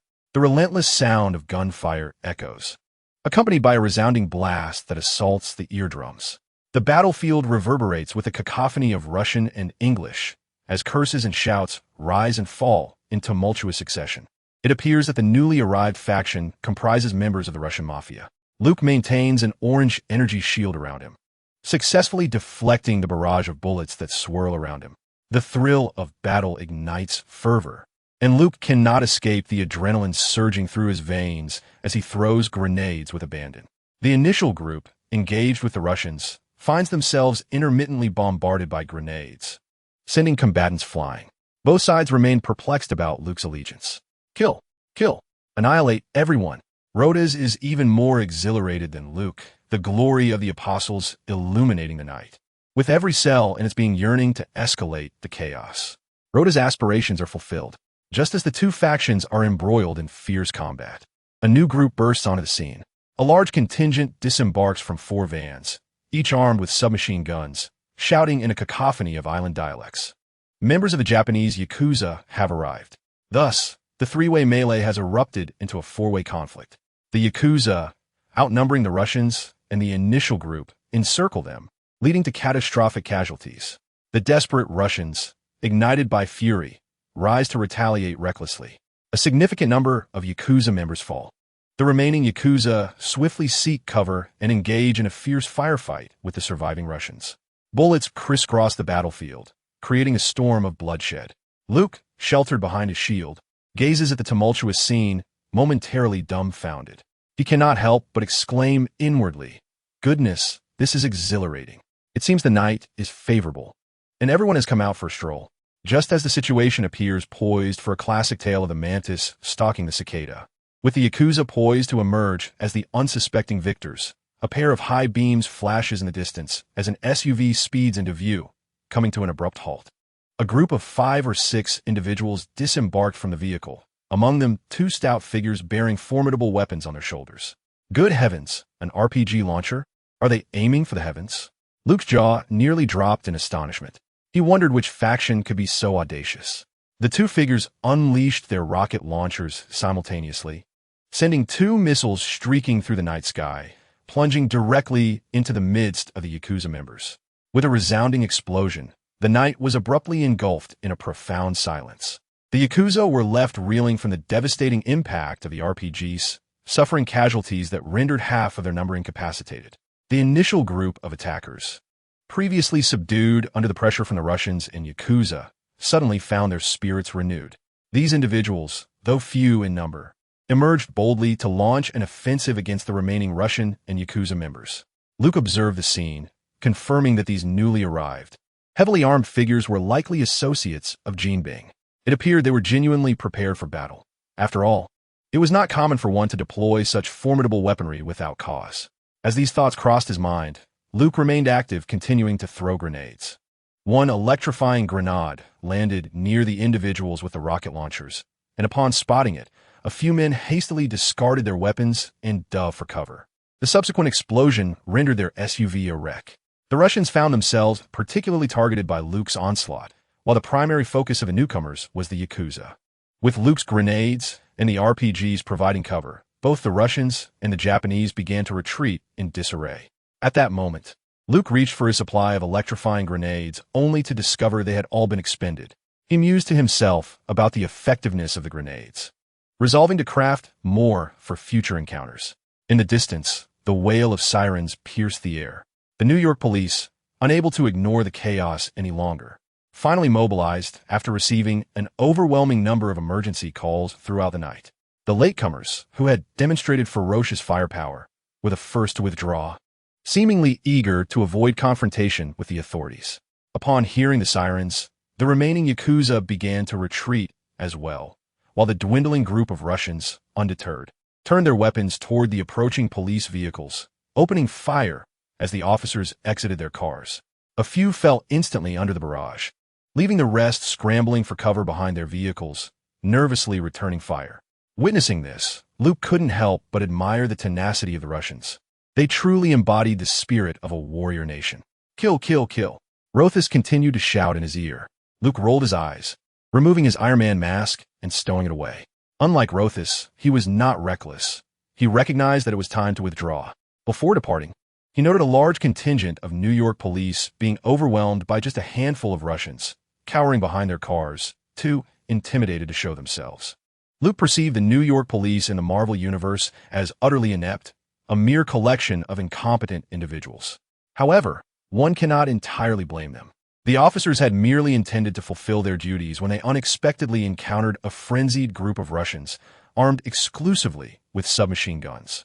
In stark contrast, the New York police were equipped with only service handguns, rendering the disparity in firepower glaringly evident. As Luke withdrew from the battlefield, he turned a corner of a building and was confronted by a large gathering of menacing Russians, clearly arriving as reinforcements. Both factions paused momentarily. The Russians brandished their submachine guns, some even wielding AK-47s. One burly Russian approached Luke and inquired, "Hey kid, did you see a group of people run off in any direction?" Luke, biting his finger in a moment of confusion, pointed vaguely in a direction and replied in a childlike voice, "That way." The robust Russian immediately summoned his subordinates, commanding, "Go after them. Anatoly wants them captured alive, if possible." Yura, watching the fierce Russians depart, a peculiar smile crept across Luke's youthful face. "Catch me? In your dreams," he thought, disdainfully muttering under his breath. Retrieving his skateboard from his storage space, he placed it on the ground, patted his backside, and glided homeward. As the combatants gradually vacated the battlefield, only the furious Russians continued to exchange fire with the New York police. It was destined to be a sleepless night for the residents of Hell's Kitchen. Chapter 14. Aftermath. Luke stealthily climbed through his window into his room, cautiously peeking through the door crack. His adoptive parents seemed to have retired for the night, and the living room below was eerily quiet. Closing the door behind him, Luke lay down on his bed and quickly succumbed to slumber. Throughout the night, he utilized his psychic shield multiple times, realizing that it consumed considerable energy. Exhausted, his eyelids felt heavy and unwilling to open. He slept soundly, seemingly dreaming of becoming a paragon of luck, drifting through a perfect graduation scenario, effortlessly conquering challenges while a throng of admirers cheered him on. Upon awakening, he found that it was already past 9 in the morning. Given the ruckus from the previous night, it was reasonable to assume that the outside world was in an uproar. Rising from his bed, he washed his face and brushed his teeth before heading downstairs for breakfast. Upon entering the living room, he noticed that the injured daredevil, Matt, had already departed. Only faint remnants of blood remained on the sofa, which Luke chose to ignore. "Good morning, Karen," he greeted. "Morning, honey." Karen, busy preparing breakfast, enveloped Luke in a warm embrace and planted a tender kiss on his cheek. Luke feigned indifference as he brushed his face, still unaccustomed to such displays of affection. Though psychologically an adult, he recognized that Karen, though his adoptive mother in name, was only in her early 30s. To be greeted every morning with a kiss from a woman who is only slightly older, lacking any genuine blood relation, and possessing a mere 80 out of 100 in beauty, what a peculiar sensation it evokes. On the table lay a quintessential American breakfast: bread, milk, bacon, and eggs. Noticing the presence of only 2 sets of cutlery, Luke inquired, "Is Fudge not having breakfast?" Karen paused momentarily, then replied with a smile, "Darling, Fudge has work to attend to. He already had his meal this morning." Luke refrained from further comment, aware that Fudge was likely occupied with matters concerning Matt's injury. Presumably, he had taken the opportunity to escort the blind lawyer back to his residence at dawn. It seemed that Daredevil's injuries were not severe. The television was broadcasting the morning news, with an exuberant anchor reporting on the chaotic clash that had awakened half of New York the previous night. The footage displayed the aftermath of the gunfire in Hell's Kitchen, now heavily cordoned off by numerous police officers, with patrol cars and flashing lights illuminating the scene. Reports indicated that 5 New York police officers had lost their lives during the skirmish, as the site had been subjected to merciless gunfire from ruthless criminals. The screen depicted a scene of devastation, shattered glass strewn across the ground, mingled with fresh, crimson blood. The bodies had been removed, yet charred remnants of explosions marred the pavement. The entire block appeared as if it had been ravaged by the very depths of hell. In the anchor's words, "As you can see, the devastation in this neighborhood resembles the aftermath of a demonic invasion." "Oh my God!" exclaimed Karen, covering her mouth in disbelief as she witnessed the horror while having her breakfast. The footage shifted to on-site interviews, revealing residents of the surrounding buildings scrambling to relocate. An elderly woman, addressing the camera, lamented, "This place was hell before, but this time, Satan has just paid a visit." The report disclosed the participants of this violent confrontation: Russians, local thugs, and members of the Japanese Yakuza. Finally, a blurred photograph emerged on the screen, captured in the dim light of night. It depicted a mysterious figure, notably short, with a faint outline of an Iron Man mask visible on their face. A large question mark was superimposed on the image, accompanied by the caption, "He is not Iron Man."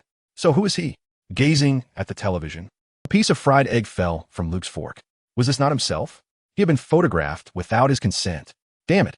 Judging by the photo's blurriness and angle, it must have been taken by a nearby resident with a mobile phone. These individuals were truly fearless, daring to snap a photo amidst a hail of bullets, risking their lives for a mere image. Luke thought to himself how fortunate he was to have worn the Iron Man mask at the time. He resolved to exercise greater caution in the future. The disciples of the organization were indeed omnipresent. Resuming his meal, Luke forked another piece of egg and consumed it in one bite. He did not believe that anyone would come looking for him.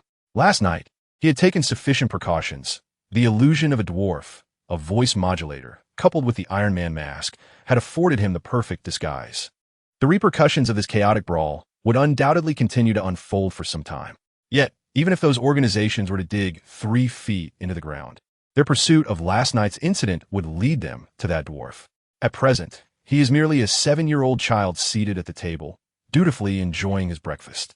No one would suspect him. Meanwhile, in the opulent office on the top floor of Stark Tower, Tony gazed at the news image presented by JARVIS, momentarily taken aback before exclaiming, "So, I have become this popular? Even criminals are donning my mask during their shootouts? Sir, would you like me to investigate the identity of this individual?" A voice devoid of emotion resonated in the room. "There is no need for that." Tony reflected briefly and shook his head. "This matter does not concern me. Now, JARVIS, update me on the portability of Mark V. How is the preparation coming along?" "Everything is ready, sir." "Then let us commence the testing." In Hell's Kitchen, at the roulette casino, a young, handsome Caucasian man, impeccably dressed in a suit and wearing black-rimmed glasses, strode confidently into the establishment. The casino manager, upon hearing of his arrival, hurried out to greet him. "Mr. Wesley, I did not expect you to come in person. It is an honor to meet you." The manager spoke with reverence, bowing his head to the young man. "Have you discovered anything?" Wesley's voice was low, a tone reminiscent of the call from the previous night. "Not yet. There's no concrete information. That dwarf seems to have evaporated into thin air. Neither our men nor the Russians can locate him." The manager stammered. "In fact, he didn't win much money." "Do you believe this matter is merely about the amount?" Wesley interjected, casting a cool glance at the manager and maintaining his steady tone. "I have made it clear that no one is permitted to take money as he did. Sir, you wish for him to know what transpired here?" "And no." The manager shook his head vigorously, cold sweat pouring down his face. He understood that this man's position extended beyond merely being the assistant to the boss. He was akin to a royal figure, deeply trusted by the big boss. Wesley's words held significant weight, representing the authority of the criminal empire. Wesley adjusted his suit and tie slightly, resolved this issue. With that, he turned and exited the casino. Yes, I will continue to send people to investigate. The casino manager finally lifted his head after Wesley's figure had vanished through the door, exhaling a sigh of relief. He promptly summoned several subordinates to arrange for the continued pursuit of last night's instigator. Damn that dwarf. The manager seethed with frustration, his teeth grinding. Achoo! Luke rubbed his nose. After last night's chaos, he was certain of one thing. The current state of the criminal empire was far from its former glory, when it controlled 70% of crime across America. At present, Hell's Kitchen was still embroiled in turmoil, a battleground for various factions vying for territory. Last night alone, 3 factions had emerged, with the Russians and the Japanese Yakuza being evenly matched. The individuals adorned in gold undeniably exhibit a greater audacity than either of the 2 factions. And it is only a matter of time before they dominate Hell's Kitchen. Luke momentarily set these thoughts aside. Today is the weekend. He need not attend school. Reflecting on his circumstances, he found it rather disheartening to be an adult confined to a classroom with a group of youngsters, studying subjects that felt beneath him. Securing the door, Luke retrieved the bank card, toying with it as he contemplated how to allocate the sum of 210,000. After an entire night of diligent effort, it was finally time to reap the rewards. Chapter 15. The harvest standing before his bed. Luke felt an overwhelming urge to raise his arms and exclaim, "The days of surviving on gift boxes are over." Throughout the past year, he had diligently saved the free magic boxes distributed weekly by the system, toiling for 2.5 months to accumulate enough for a single 10-pull. The very thought brought a pang of nostalgia, accompanied by terror. Thus, after a moment of contemplation, Luke resolved to withdraw 15,000 for a modest indulgence. A sure path to delight. At 50 per box, 15,000 would procure a staggering 300 magic boxes. In other words, that equated to 30 10-pulls. The exhilaration was almost overwhelming for Luke's eager hands. Suddenly, a rumble echoed, and Luke's eyes widened in shock as 300 magic boxes materialized, instantly filling his room and cascading down, burying him beneath their weight. Dust-covered and disheveled on the floor, he heard hurried footsteps ascending the stairs. Rotos emerged from the pile of boxes, exclaiming, "Someone is eavesdropping outside. It's that woman. Eliminate her. Eliminate her." At the door, his foster mother Karen inquired anxiously, "What is happening, honey?" "Nothing. I'm fine." Luke quickly scrambled to his feet, responding, "I'm just exercising." "Haha, how embarrassing." Before him, the boxes towered over 2 meters high, reaching the ceiling, a truly spectacular sight. "Be careful not to hurt yourself," Karen cautioned from the doorway. "Understood," Luke replied. Once Karen descended the stairs, Luke settled down, suppressing his excitement, and initiated his first 10-pull. Data chip, 1 skill book, diving belly punch, 1 colorless crystal block, 20 revival, coin, 1 Celia, S handmade, cake, 1 magic crystal, 1 magic crystal, 1 colorless crystal block, 18 skill book, body slam, 1 data chip, 1 to his astonishment. He had achieved a double gold. 2 skill books had emerged. Remarkable. A splendid start. Securing 2 skill books at once was an unprecedented event in his past endeavors. Luke couldn't help but beam with joy. The diving belly punch was a skill of the Blue Fist Saint from DNF, delivering a swift and powerful blow to the enemy's abdomen while executing a diving maneuver. This move could render the foe in a prolonged state of stiffness, with a chance of inducing dizziness. Through previous encounters, Luke discovered a flaw in the inch punch. It was ill-suited for frontal assaults. The essence of the inch punch lies in its speed, precision, ferocity, and brevity, making it ideal for close-range confrontations. The diving abdomen punch could effectively fill this gap, granting him the ability to execute mid-range strikes. With a swift clap of his hands, he absorbed the skill book, a warm current flowing into his body. In an instant, his proficiency soared to mastery. Like his other abilities, the diving abdomen punch became instinctual for him. The body slam, if memory serves, it is a grappling technique, isn't it? He picked up a second skill book. Hug is a colloquial term for a judo practitioner. Judo experts excel in various grappling techniques, empty hand throws, and close combat maneuvers. In reality, judo is a unique discipline within Japanese martial arts, originating from jiu-jitsu. In the language of the islands, it signifies the gentle way of subduing an opponent. This skill may lead to accusations of sexual harassment if used on women, and the thought of employing it on men sent a shiver down Luke's spine. Nevertheless, he learned it, pondering that it might come in handy in certain peculiar situations. He proceeded with a second round of 10 draws. Celia's special cool drink, 1 demon stone, 2 revival coins, and a skill book, 1 rondo stick. Without hesitation, Luke drew the remaining magic boxes in one breath. The system notifications began to flood in, dazzling him. As skill books emerged one after another, Luke's mouth watered. Ultimately, he uncovered a total of 19 skill books. In addition, various miscellaneous items piled up on his bed, including treasures like the Bunina burger recipe and Celia's luck potion. These guaranteed goodies. What intrigued Luke most was the skills he had drawn, as they directly influenced his path to greater strength. As he perused the rewards, his eyes sparkled with excitement. At last, he could no longer contain himself. He leaped from the head of the bed to its foot, striking a celebratory pose with one hand raised to the heavens. In a deep voice, he exclaimed, "Indeed, all of this is the result of the choices dictated by the Stone of Destiny. Ha ha ha, what a bountiful harvest!" These new skills were sufficient to elevate his overall prowess to a higher echelon. If previously his strength could be likened to that of Daredevil or Iron Fist, the common heroes of modernity, then after acquiring these 19 skill books, he could transcend that tier, reaching at least the level of a Marvel third-tier hero, akin to Black Widow or Hawkeye. Moreover, among the 19 books, there was one particularly exceptional volume. If mastered, it could potentially elevate him to a second-tier status, ensuring he would not fall short of Tony Stark in his Mark V armor. Luke's heart burned with fervor. Strength was within his grasp.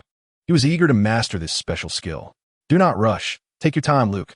Breathe deeply. Among the 19 skill books, 9 pertain to combat. They include the diving abdomen punch and judo throw that Luke has already mastered, as well as the low kick and steel bone techniques from Sonda. Additionally, there are the doppelganger skill of the Chi Master, the dragon tooth and rondo skills of the battle mage, and finally, the brick assault from Street Fighter. The low kick, as the name suggests, is a kicking technique commonly seen in sauna tactics. With a single clap of his hands, Luke became adept at this maneuver, surpassing most black belts with just this one technique. A kick aimed at the air produced a resounding whoosh. Indeed, while he still lacks a bit of power, this technique adeptly compensates for his deficiencies in low strikes. With inch punch, the diving abdomen punch, and the low kick, I am on the brink of becoming a true fighter. With another clap, Luke absorbed the steel bone skill. Steel bone is a technique for resisting impacts, akin to the folk arts of hard qigong and iron shirt. Upon mastering it, Luke eagerly tested his newfound ability, only to feel a tinge of disappointment. Contrary to his expectations of being impervious to knives and bullets, steel bone did not provide such protection. However, it did grant him a remarkable resilience against the punches and kicks of his adversaries, rendering him impervious to pain while causing his opponents to feel as though they were striking iron. It seems he must seek out the likes of Little Spider and Hulk to learn their shock absorption capabilities. If only he could glean their defensive prowess. In DNF, it appears that defensive skills are rather scarce. Yet these are precisely the abilities Luke desires most. Why? Quite simply, he fears death, terrified of it. At his core, Luke remains that same reclusive individual. He has taken lives and gained extraordinary powers, yet this does not diminish his fear of mortality. With another clap, he absorbed yet another skill, the doppelganger of the Chi Master. This skill brought him an unexpected surprise. In DNF, when a Chi Master casts a doppelganger, the duplicate remains stationary. However, upon mastering it, Luke was astonished to find that his doppelganger could move and bore an uncanny resemblance to him. Aside from its inability to speak and somewhat vacant expression, the doppelganger is nearly indistinguishable from the real Luke. This is indeed impressive. Luke suddenly conceived a bold strategy.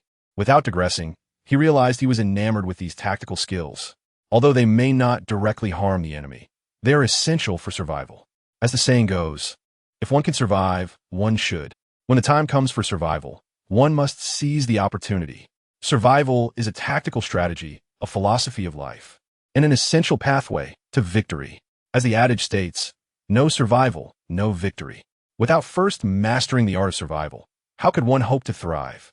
Last night serves as a testament to this truth.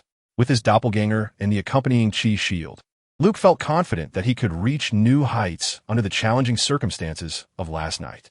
Chapter 16, Grenade Enhancement. Among the remaining combat skills were the Dragon Tooth of the Battle Mage and the Rondo Staff technique. Both of these skills required a staff for execution.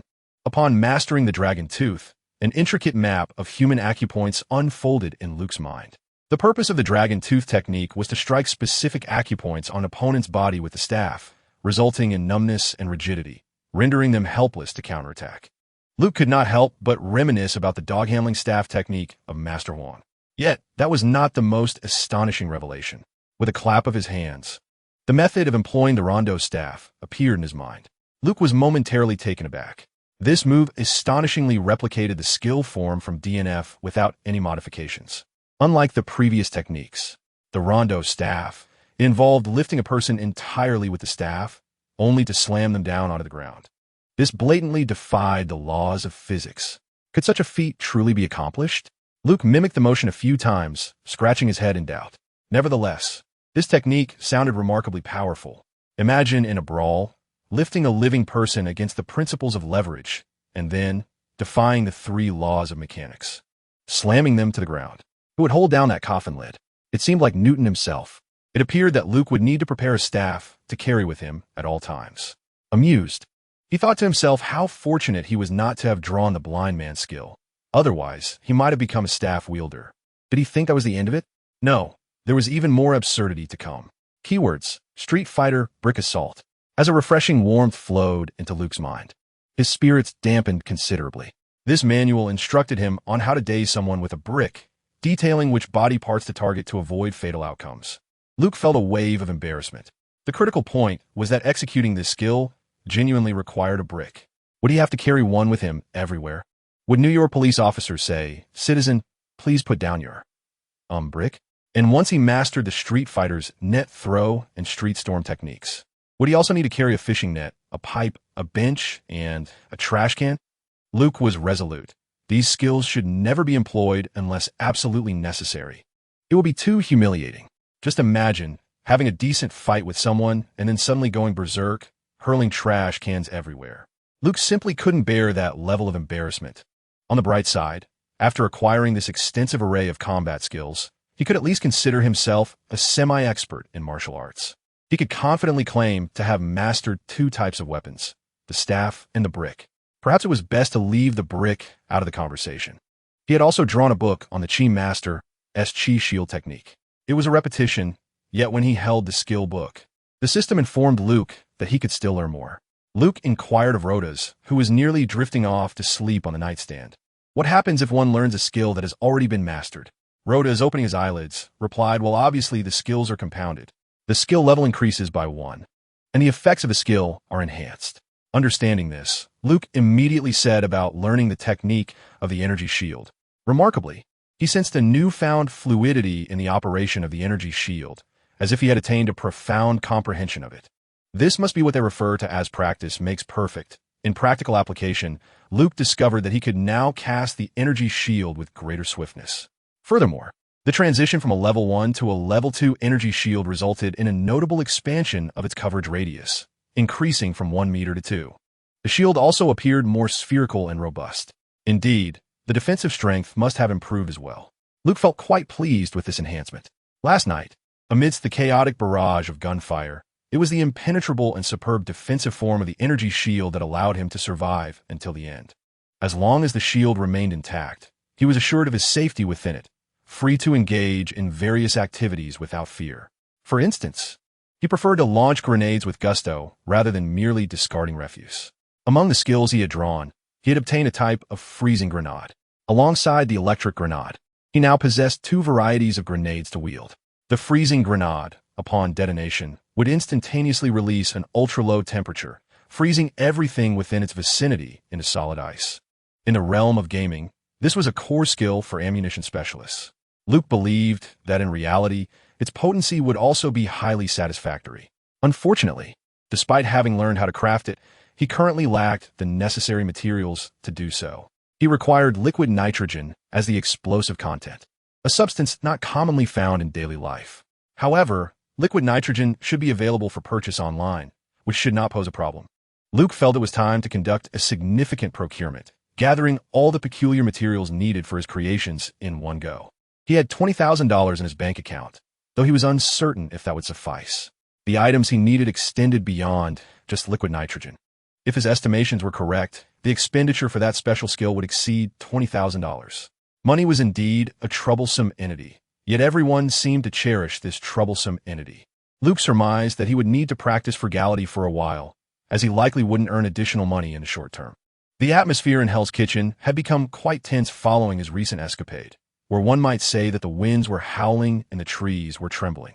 Such fortunate occurrences as suddenly acquiring several $1,000s would not be forthcoming for the time being. Besides selling hamburgers to cover his daily expenses, he resolved to save wherever possible. As for enhancing the grenades, he would have to make do with some makeshift materials for now. TP skill, Grenade Enhancement. This newfound skill, acquired during this selection, is one of Luke's favorites.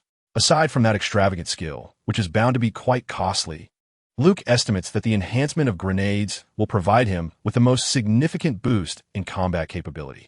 As the name suggests, Grenade Enhancement involves the secondary modification of existing electric and freezing grenades, amplifying their power. The method is relatively intricate, in essence. It entails using superior materials to refurbish both types of grenades, filling them with new contents, employing more refined metal shrapnel, or even certain special metals to magnify their potency. Currently, the effectiveness of the electric grenade falls short of its potential.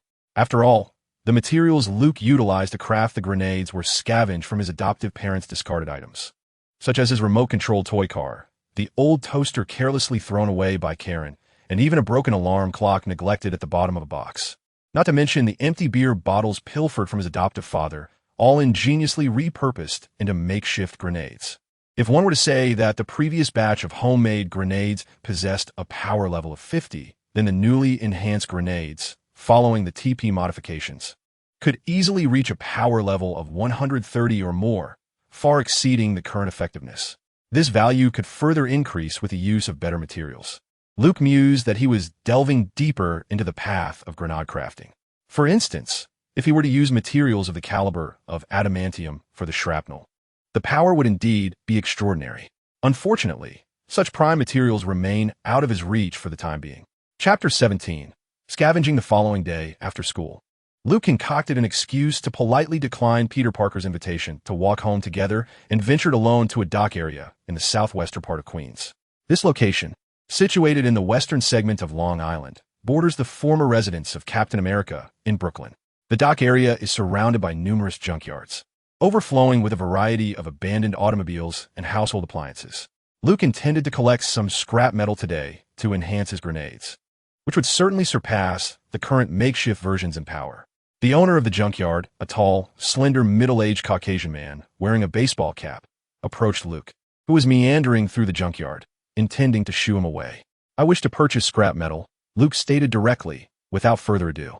"What did you say?" The junkyard owner doubted his hearing. "I have $100.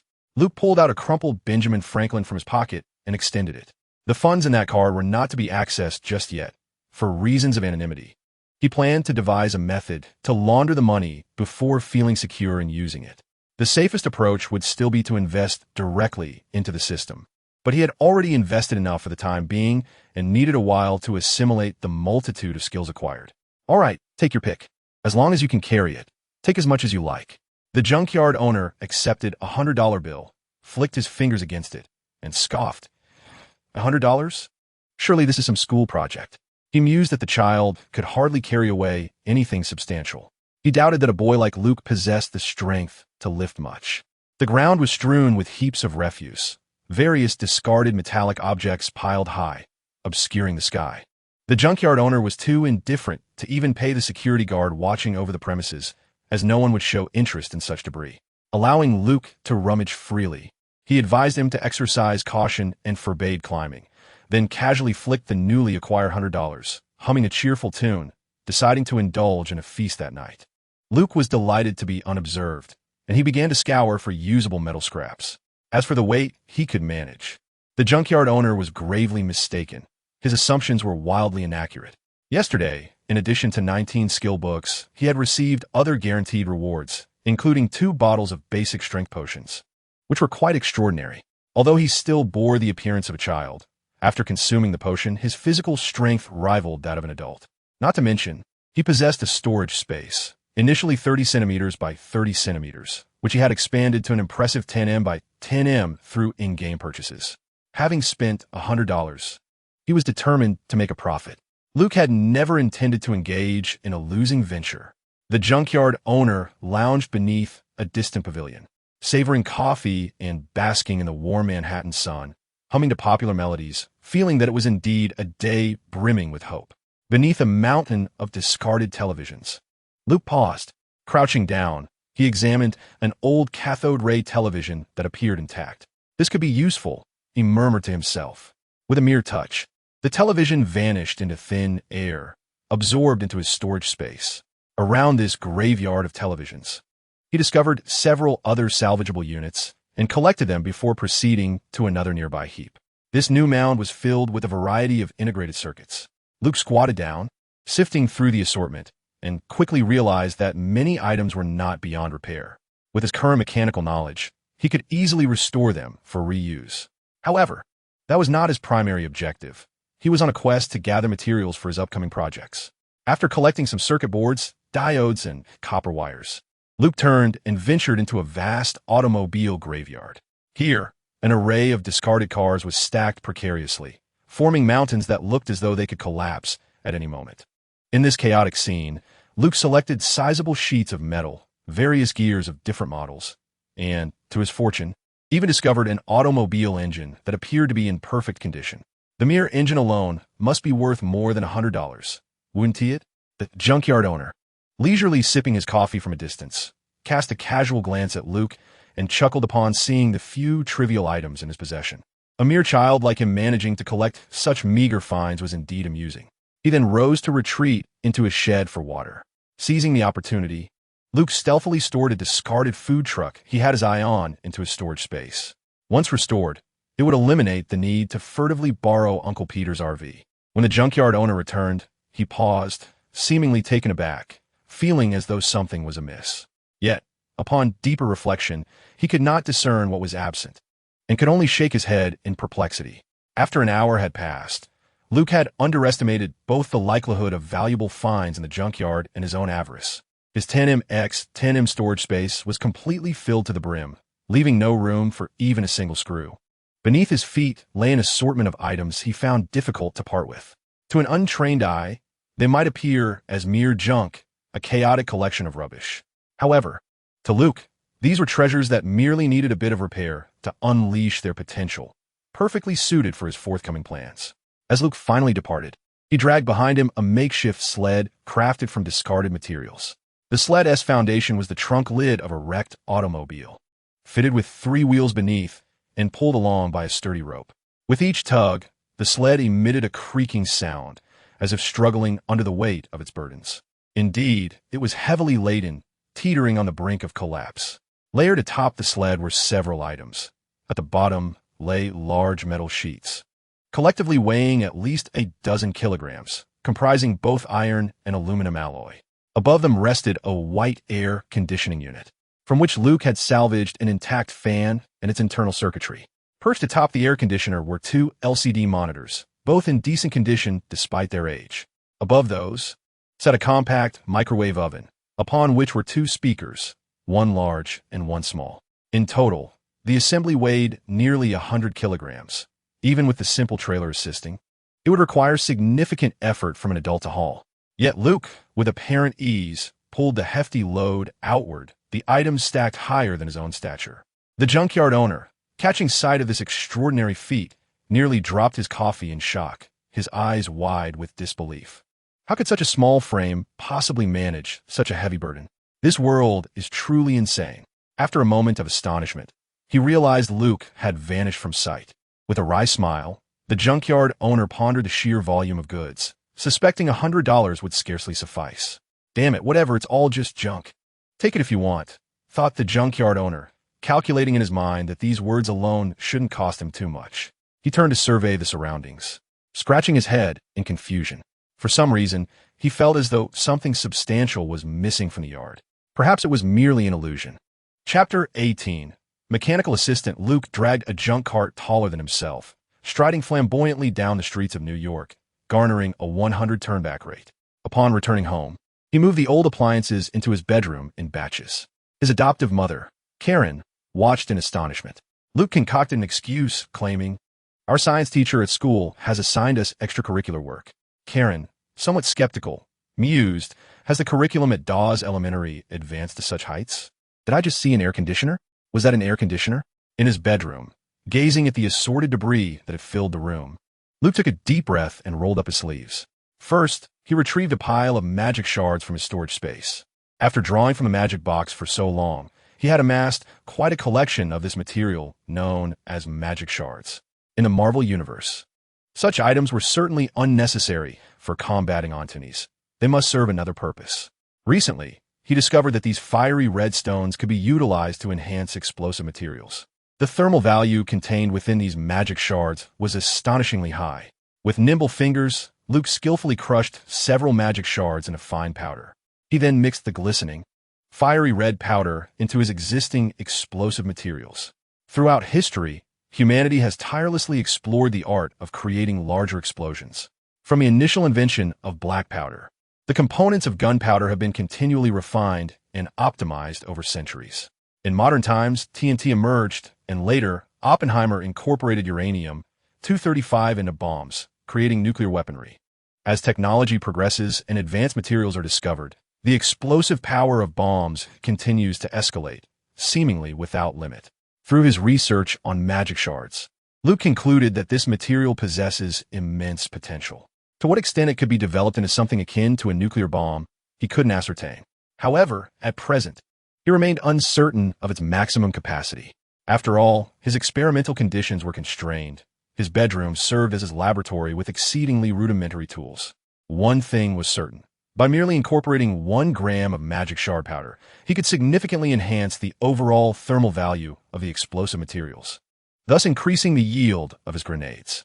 When he ignited a small pile of previous explosive materials on a piece of paper, it produced a tiny flame about an inch high.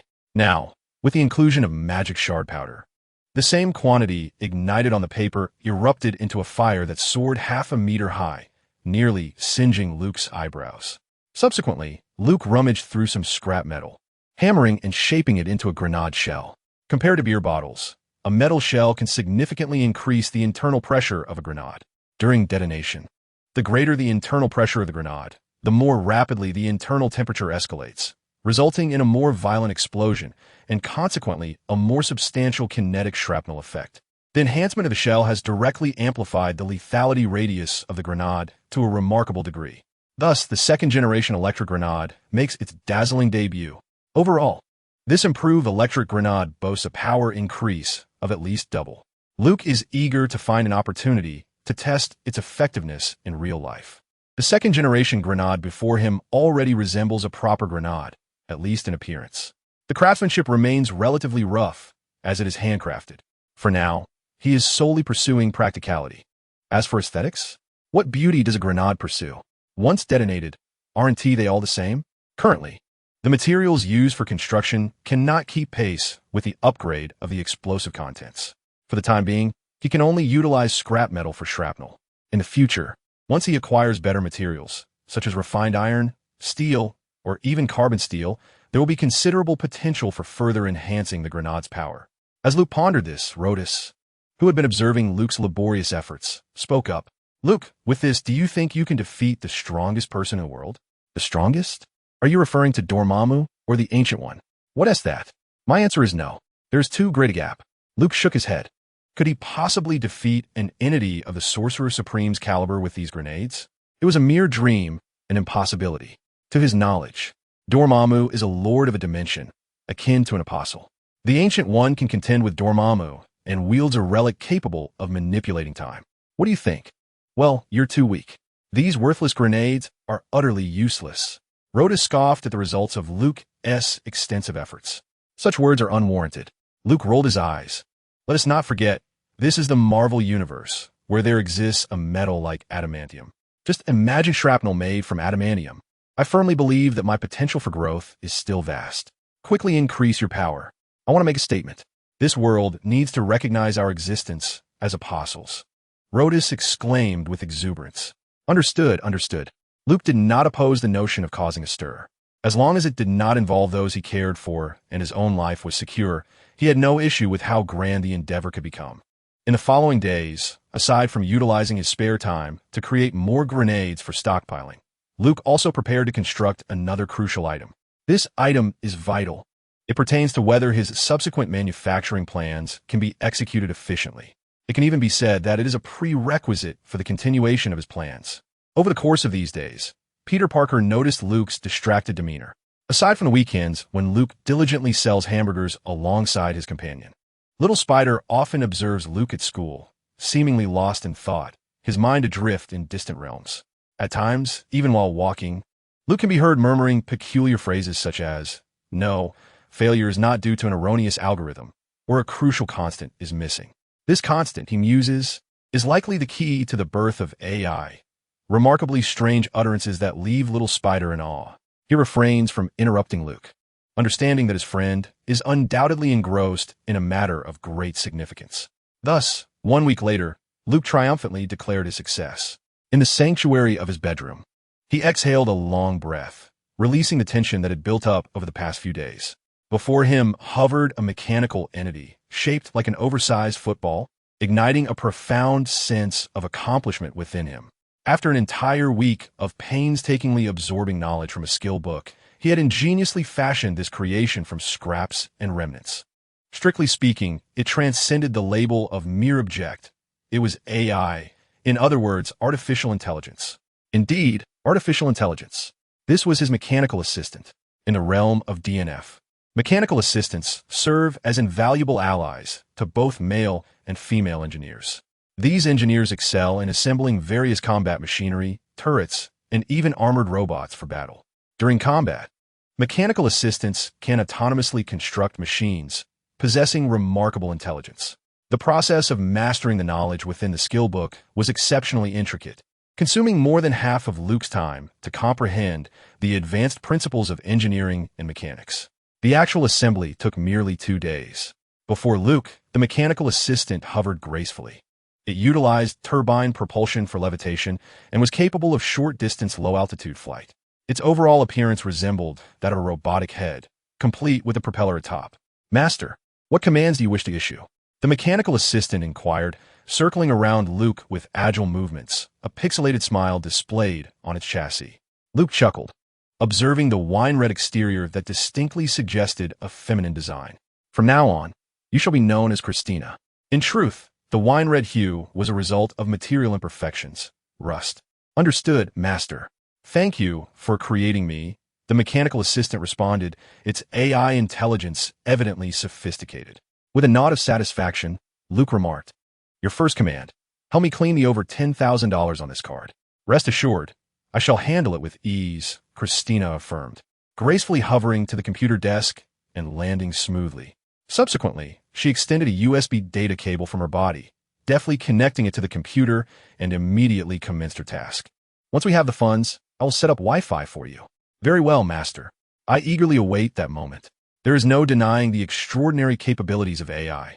Within a mere 30 seconds, Christina reported, "Completed." The remaining 186,000 has been transferred multiple times and consolidated into a new account. It will no longer be traceable. Well done. Luke finally felt emboldened to spend this sum.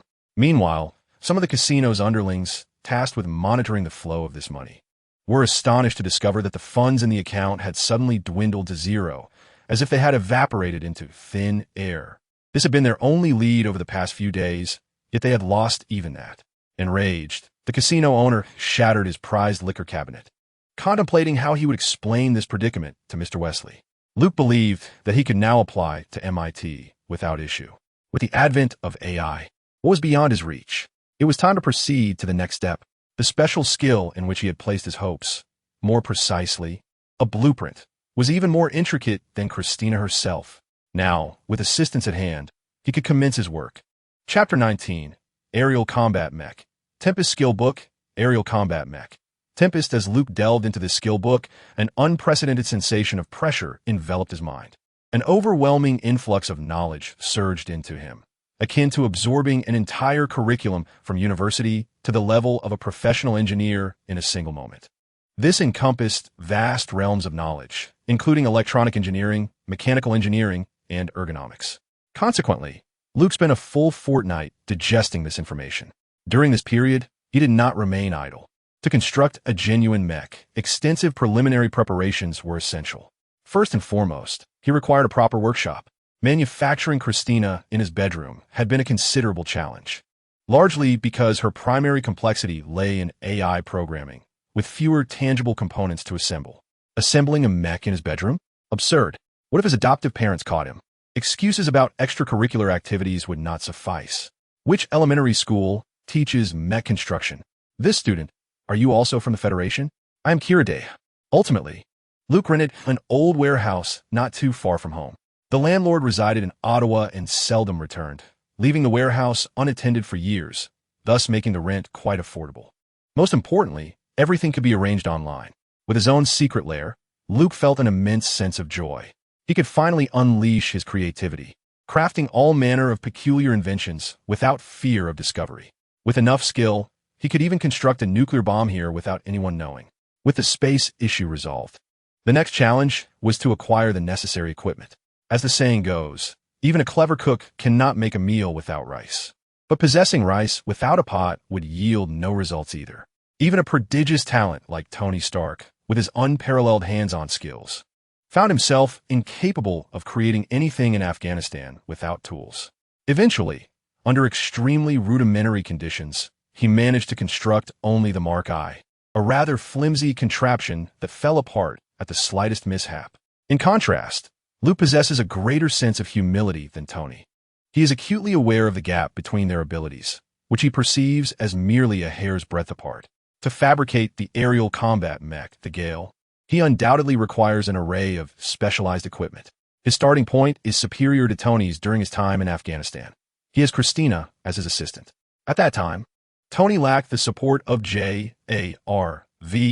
ICE, relying instead on a doctor named Ethan, while sourcing materials from the immediate environment. Luke is confident in his capacity to succeed, believing he can match or even surpass Tony's earlier efforts. On another Saturday, Luke concocted an excuse to go out and play basketball with Peter Parker. He then skated to his warehouse, ensuring no one was watching, produced a key, unlocked the door, and secured it behind him. With a flourish, he unveiled an impressive array of tools from his storage space: hammers, wrenches, pliers, and various types of screwdrivers. A brand new oxyacetylene welding torch complete with oxygen tanks, a nearly new electric furnace, and a second-hand computer for CNC operations. Not to mention, there were even a few small lathes, also pre-owned, which Luke had inspected and found satisfactory. Indeed, this is a project that demands significant financial investment, and for now, he has settled for second-hand tools, as new ones are prohibitively expensive. After purchasing all these items, the over $100,000 he had laundered through his card had dwindled to a mere fraction. All these supplies were procured through online shopping, a method Luke favors for its convenience. In the digital marketplace, one cannot discern whether the individual negotiating prices is an adult, a 7-year-old child, or perhaps even a dog. Such possibilities cannot be dismissed. Quantum theory informs us that, prior to observation, all potentialities coexist simultaneously. Master, the liquid nitrogen you ordered has arrived. Christina interjected, soaring over to remind him. Understood, Luke replied. Christina, how much of the data transfer to the mainframe is complete? The data transfer is finished. Excellent. With everything in place, let us commence. The engineering challenges proved to be far easier than Luke had anticipated. Having absorbed the knowledge from various skill books, his comprehension of engineering now approached a masterful level. Much like the techniques of the dimensional fist and the chi shield, these concepts had become instinctual to him. With Christina, the artificial intelligence, assisting him, the entire manufacturing process was remarkably efficient. Luke dedicated 4 to 5 hours each day to work in the warehouse. Whenever he was absent, Christina managed the intricate and procedural tasks. As an AI, Christina often provided valuable suggestions, relaying them to Luke's phone via text messages. Luke transmitted instructions back to the warehouse at school, where Christina efficiently executed the tasks. Their synergy was impeccable, a harmonious collaboration between one individual and an AI. 10 days later, on this weekend, Luke, as usual, concocted an excuse, claiming he was headed to Peter Parker's house to play ball. With a sense of exhilaration, he swiftly glided on his skateboard to the warehouse. "Christina, how is it progressing?" he eagerly inquired upon entering. "The exterior paintwork is 95% complete and nearing finalization," Christina replied. Luke's gaze ignited with fervor. Approaching the workbench, he observed two mechanical arms, adeptly maneuvered by Christina, performing the final aesthetic enhancements on the machine before him. The entire structure of the aerial combat mech was now complete. Before him stood a compact robot, towering at 12 meters and wide at 12 meters, resembling a chibi version of a Gundam. Luke had fully harnessed the elegance of mechanical engineering in this creation. The overall lines of the machine were fluid and sharp, exuding an aura of aggression. The color scheme emulated his favorite Gundam, the Strike Freedom, resulting in a dazzling silver-white base adorned with perfect splashes of blue and red. It radiated a profound sense of science fiction. For the mech's outer armor, he utilized the finest scrap metal and heavenly craftsmanship, layered to withstand close-range fire from small-caliber rifles. The propulsion system employed jet power, reminiscent of Iron Man's suit. In the realm of DNF, the aerial combat mech Gale was an unmanned combat unit released by mechanics, armed with machine guns and missiles for aerial and ground assaults. Luke, however, enhanced it with an active piloting function, transforming the mech into a rideable model. The 12-meter height remained unchanged, but the interior was hollowed out and the circuits slightly repositioned, allowing only his 7-year-old frame to fit inside. An adult would struggle to even place a leg within. It is worth noting that this youthful physique once again proved advantageous. The benefits of a smaller mech were manifold.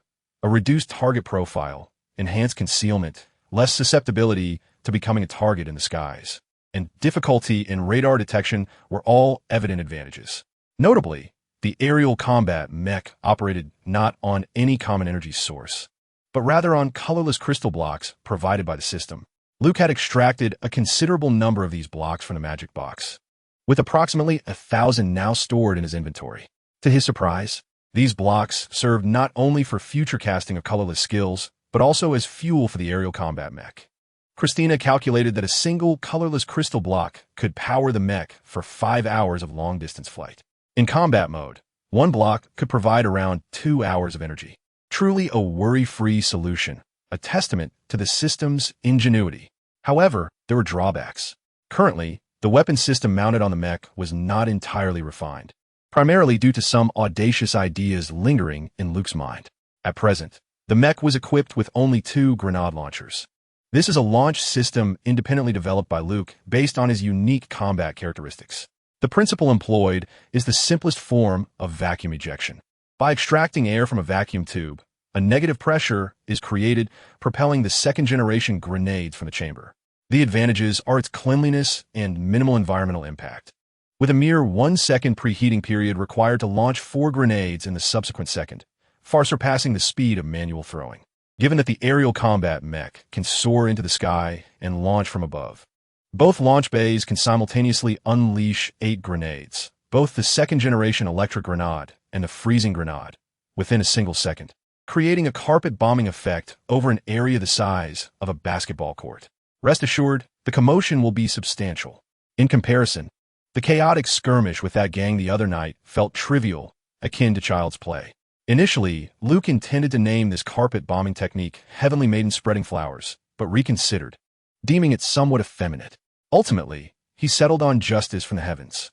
Apart from the 2 grenade launchers, this combat unit currently lacks other firepower. An aerial combat mech should possess more than just this singular mode of operation.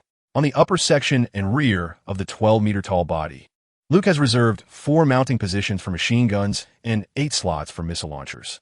He has no intention of fabricating these weapons himself, as he has yet to procure the accompanying blueprints. Instead, he plans to seize them from others. Why toil to create what already exists? He has even identified his targets, the MP7 and AK-47 from the gangs in Hell's Kitchen, which he can modify for use upon retrieval. As for the missiles, he has heard that Hammer Industries' X-Wife missile is quite impressive. Over the past few days, Luke has been closely monitoring the news, which has reported 2 significant events. The first involves a massive green creature appearing on the streets of New York, causing a temporary traffic halt. This monstrous being wreaked havoc across a vast area, prompting military intervention. Ultimately, The green giant breached the military blockade and disappeared without a trace. Upon seeing this news, Luke immediately recognized the emergence of the Hulk. The Marvel Universe is advancing along the timeline he knows so well. The second piece of news pertains to Hammer Industries Arms exhibition scheduled for next month. In other words, the plot of Iron Man 2 is commencing. If Luke recalls correctly, Justin Hammer will showcase cutting-edge armaments, including the ex-wife missile, during the exhibition. What is that? You say this constitutes robbery? Indeed, it is robbery, violating the law. Apologies, but in the words of Lotus, how can one spread the glory of the apostles without stirring up trouble? Moreover, this is the Marvel Universe. Wouldn't it be remiss not to create significant headlines worthy of the Marvel name? According to the plot of Iron Man 2, Tony Stark is currently grappling with severe palladium poisoning, and soon he will encounter the formidable Marvel villain Whiplash on the Monaco racetrack. Should I go and join the commotion in advance? Luke pondered, weighing the pros and cons. This opportunity might allow him to establish a formal connection with Iron Man. Initially, he had planned to sell hamburgers beneath Stark Tower, seeking a chance to engage with Tony. However, aside from their first encounter, it was invariably Tony's plump driver and bodyguard who came to purchase hamburgers on his behalf. Tony's favorability score remained a dismal 0. Although Luke had constructed this suit of armor himself, the more he accomplished, the more he found himself admiring Tony. He relied on knowledge provided by the system. An almost cheating method to achieve this feat. Conversely, Tony relied on his genuine genius, a brilliant mind unmatched in the modern world, and his hands-on ability with Max. The two could not be compared. A maximum favorability score with the system would allow him to learn a skill from the other. Logically, what he could learn from Tony would pertain to his wisdom and knowledge. Regardless of the motivation, whether admiration or envy, Luke harbored significant expectations of acquiring wisdom akin to Tony's. Should he venture to Monaco to assert his presence? Luke mused that if it were Lotus, he would undoubtedly be encouraged to go, perhaps even urged to create a scene. In the end, Luke concluded that he need not overthink it. Excessive concern would diminish his boldness. He was reborn into this world, and regardless of the grand cosmic will that facilitated this event, he felt he ought to live passionately and freely this time. After all, he had the means to do so, so he resolved to go, to act spontaneously, to be his true self. Gazing at the masterpiece he had created, Luke couldn't help but compare his achievement with Tony's Iron Man suit. Iron Man served as a living reference point, and for now, it was the standard he aspired to. In reference to the Mark V suit from Iron Man 2, Luke believed that his aerial combat suit, the Gale, excelled in several aspects. Firstly, in terms of maneuverability, the compact Gale possessed an incomparable advantage. Its power source was equally robust.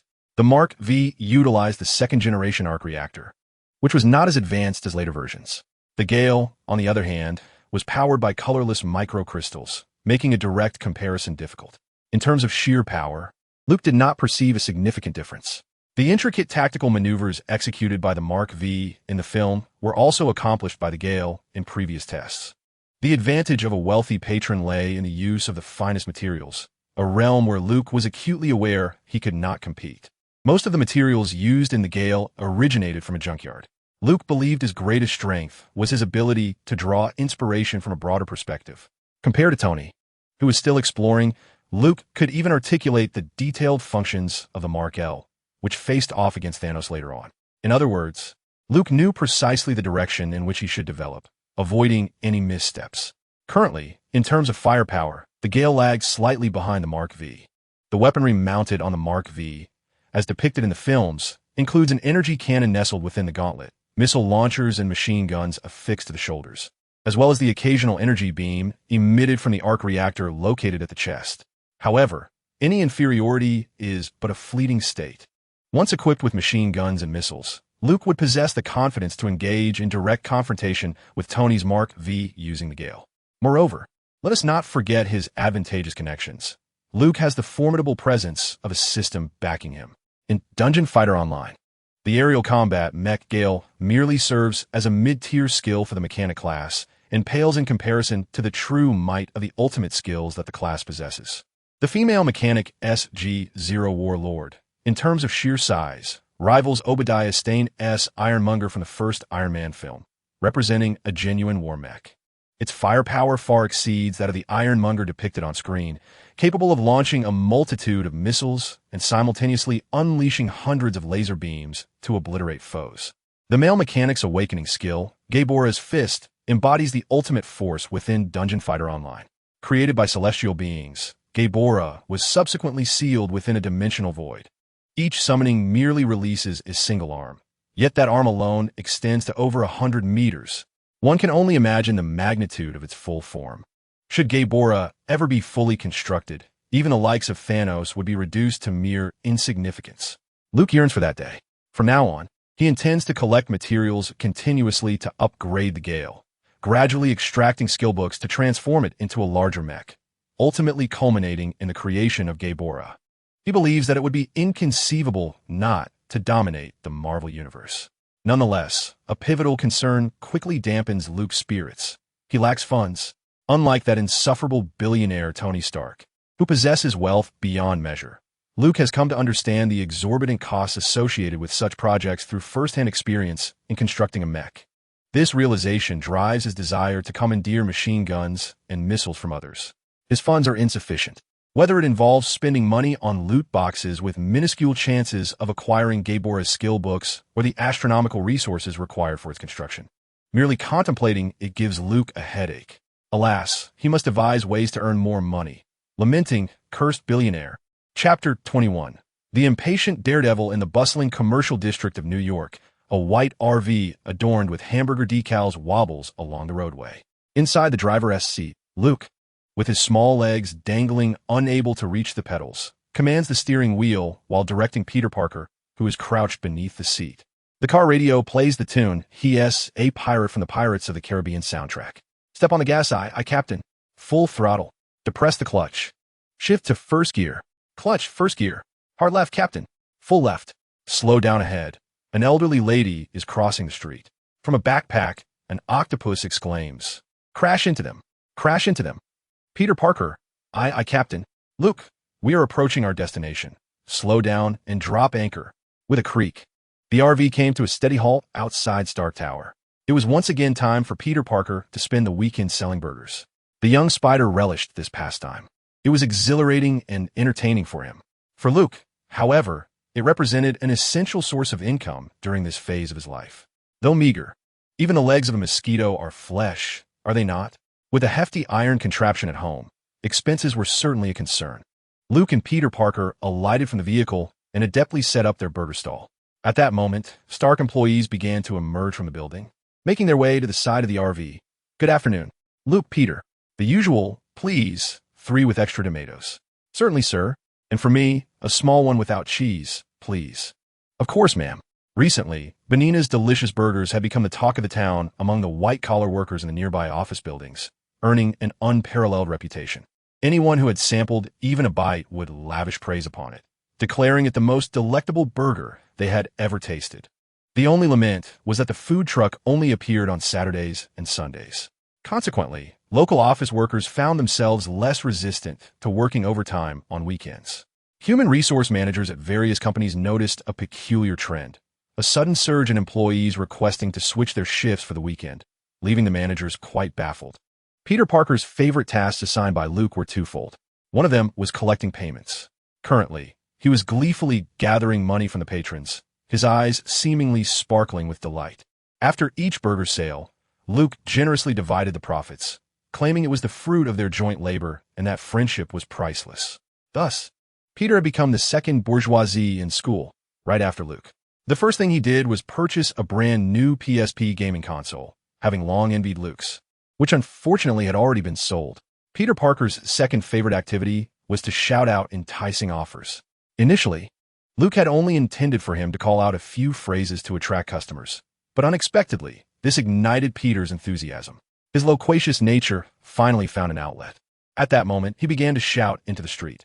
"Silver-scaled chest armor, hardware on sale. First come, first served." Luke, busy preparing burgers, turned around. "What the heck? Are you serious? It seems something strange has slipped in." "Sorry, mate. I was up all night gaming." Peter chuckled before inquiring, "By the way, mate, I keep hearing you say what the heck. Is that Chinese?" "Yes," Luke replied, his hands still working deftly on the burgers. Can you teach me a few phrases in Chinese? What does what the heck mean? Peter's curiosity was insatiable. This may very well explain why he would eventually be bitten by a spider. Luke casually responded, "Dude, it just means hello." Peter Parker immediately waved back with glee, exclaiming, "Dude, man." Luke opened his mouth, momentarily at a loss for words. Well, it was indeed his own doing. After a pause, he finally managed to utter, "Yeah, dude, too." Unlike his stagnant rapport with Tony Stark, his affinity with the young Spider-Man was rapidly ascending. A notification echoed in Luke's mind. Peter Parker's affection level reached 20. Once it hits 100, he could clandestinely acquire one of Spider-Man's abilities. Presently, his rapport with Peter Parker had soared to 60, marking significant progress. He believed it wouldn't be long before he obtained a Spider-Man skill. The decrepit food truck he had pilfered from the junkyard was now repaired and awaiting a fresh coat of paint in his warehouse. Luke planned to invite the young Spider-Man to the warehouse next week for painting the truck, hoping to enhance their camaraderie further. As the evening drew to a close, Luke tallied his earnings from selling hamburgers over the past 2 weeks. Last week, he sold over 200 hamburgers, netting 500, which he shared equally with Peter Parker. This week, considering the expected revenue for tomorrow, he anticipated earning another 500. However, 500 seemed hardly sufficient to acquire anything of significance. Admittedly, since the last bountiful harvest, Luke had grown somewhat disdainful of the modest profits from selling hamburgers. Although reluctant to concede, he recognized that gambling provided a much quicker influx of cash. Alas, he had fallen into depravity. Had he entertained such thoughts in the past, it would have surely led to his moral degradation. Yet, for the sake of his future in the Marvel Universe, Luke now embraced this lucrative avenue without hesitation. After all, it was merely robbing from a mob. He bore no psychological burden whatsoever. However, recently, tensions in Hell's Kitchen had escalated, with rumors circulating that following a bizarre skirmish, the area's safety had remarkably improved. Numerous clandestine establishments had shuttered their doors, and gang members had vanished from sight. Even the once ubiquitous vendors of tainted baby formula had significantly decreased in number. It seemed an invisible current was surging beneath the surface, gathering strength. Amidst this undercurrent, the nerves of these gang members were taut to the breaking point. Despite the current tranquility, the slightest spark could ignite an explosion in Hell's Kitchen. Luke resolved to observe for a few days, lying low before engaging in any exploits. Stepping out now would be akin to brazenly placing himself in the sights of all lurking adversaries. While Luke chose to remain vigilant, others were unable to stay still. Matt Murdock visited Luke's foster parents in the evening, where he was invited to dinner by the Foggy couple. Seizing the opportunity, Luke endeavored to bolster his rapport. Although well masked, Luke could discern a few concealed scars on the blind lawyer's face. It is evident that Matt's previous injuries have yet to heal, and given his ordinary constitution, he must be enduring considerable discomfort during this brief period. After dinner, Matt lingered to converse with Foggy, the two of them seated in the living room, their voices hushed. Karen busied herself in the kitchen, while Luke occupied the corridor outside the living room, fiddling with a remote-controlled toy car.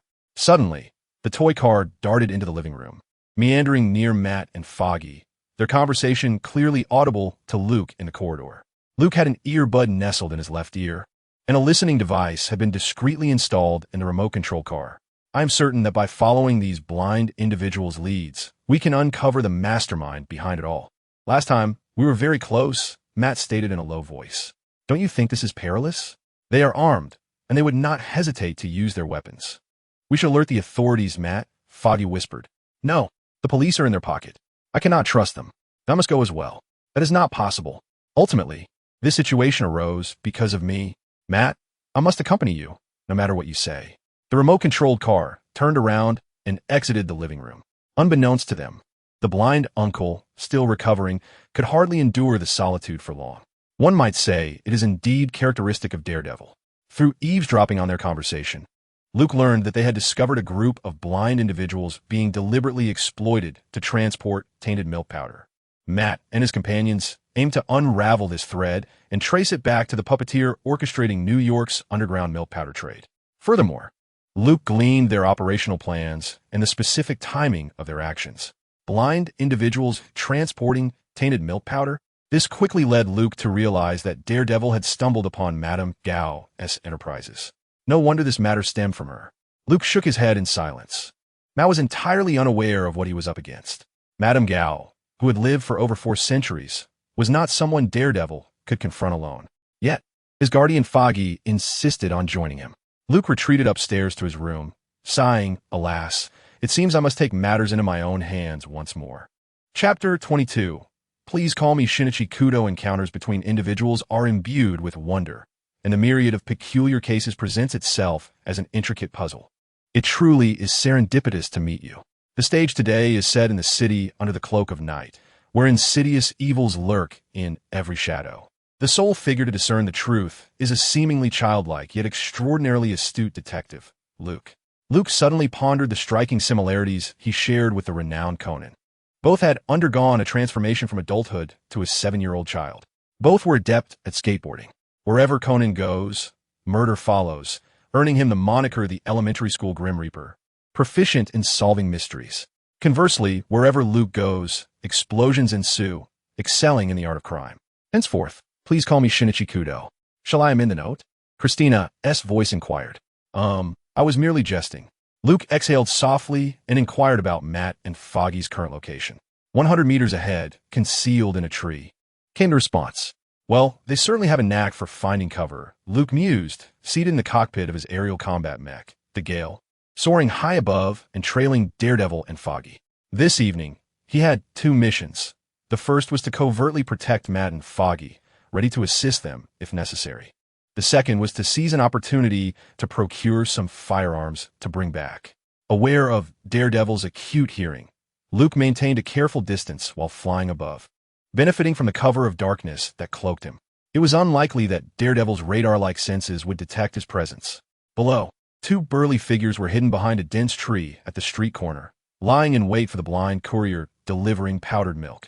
3 individuals approached from the west, none of whom were blind, followed by a vehicle. A solitary figure ambled from the south. Daredevil possessed an uncanny ability to discern precise details.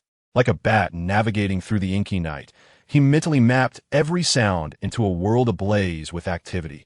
The crunch of footsteps, the honk of a car horn, the distant conversations from nearby homes, all crystal clear even from afar.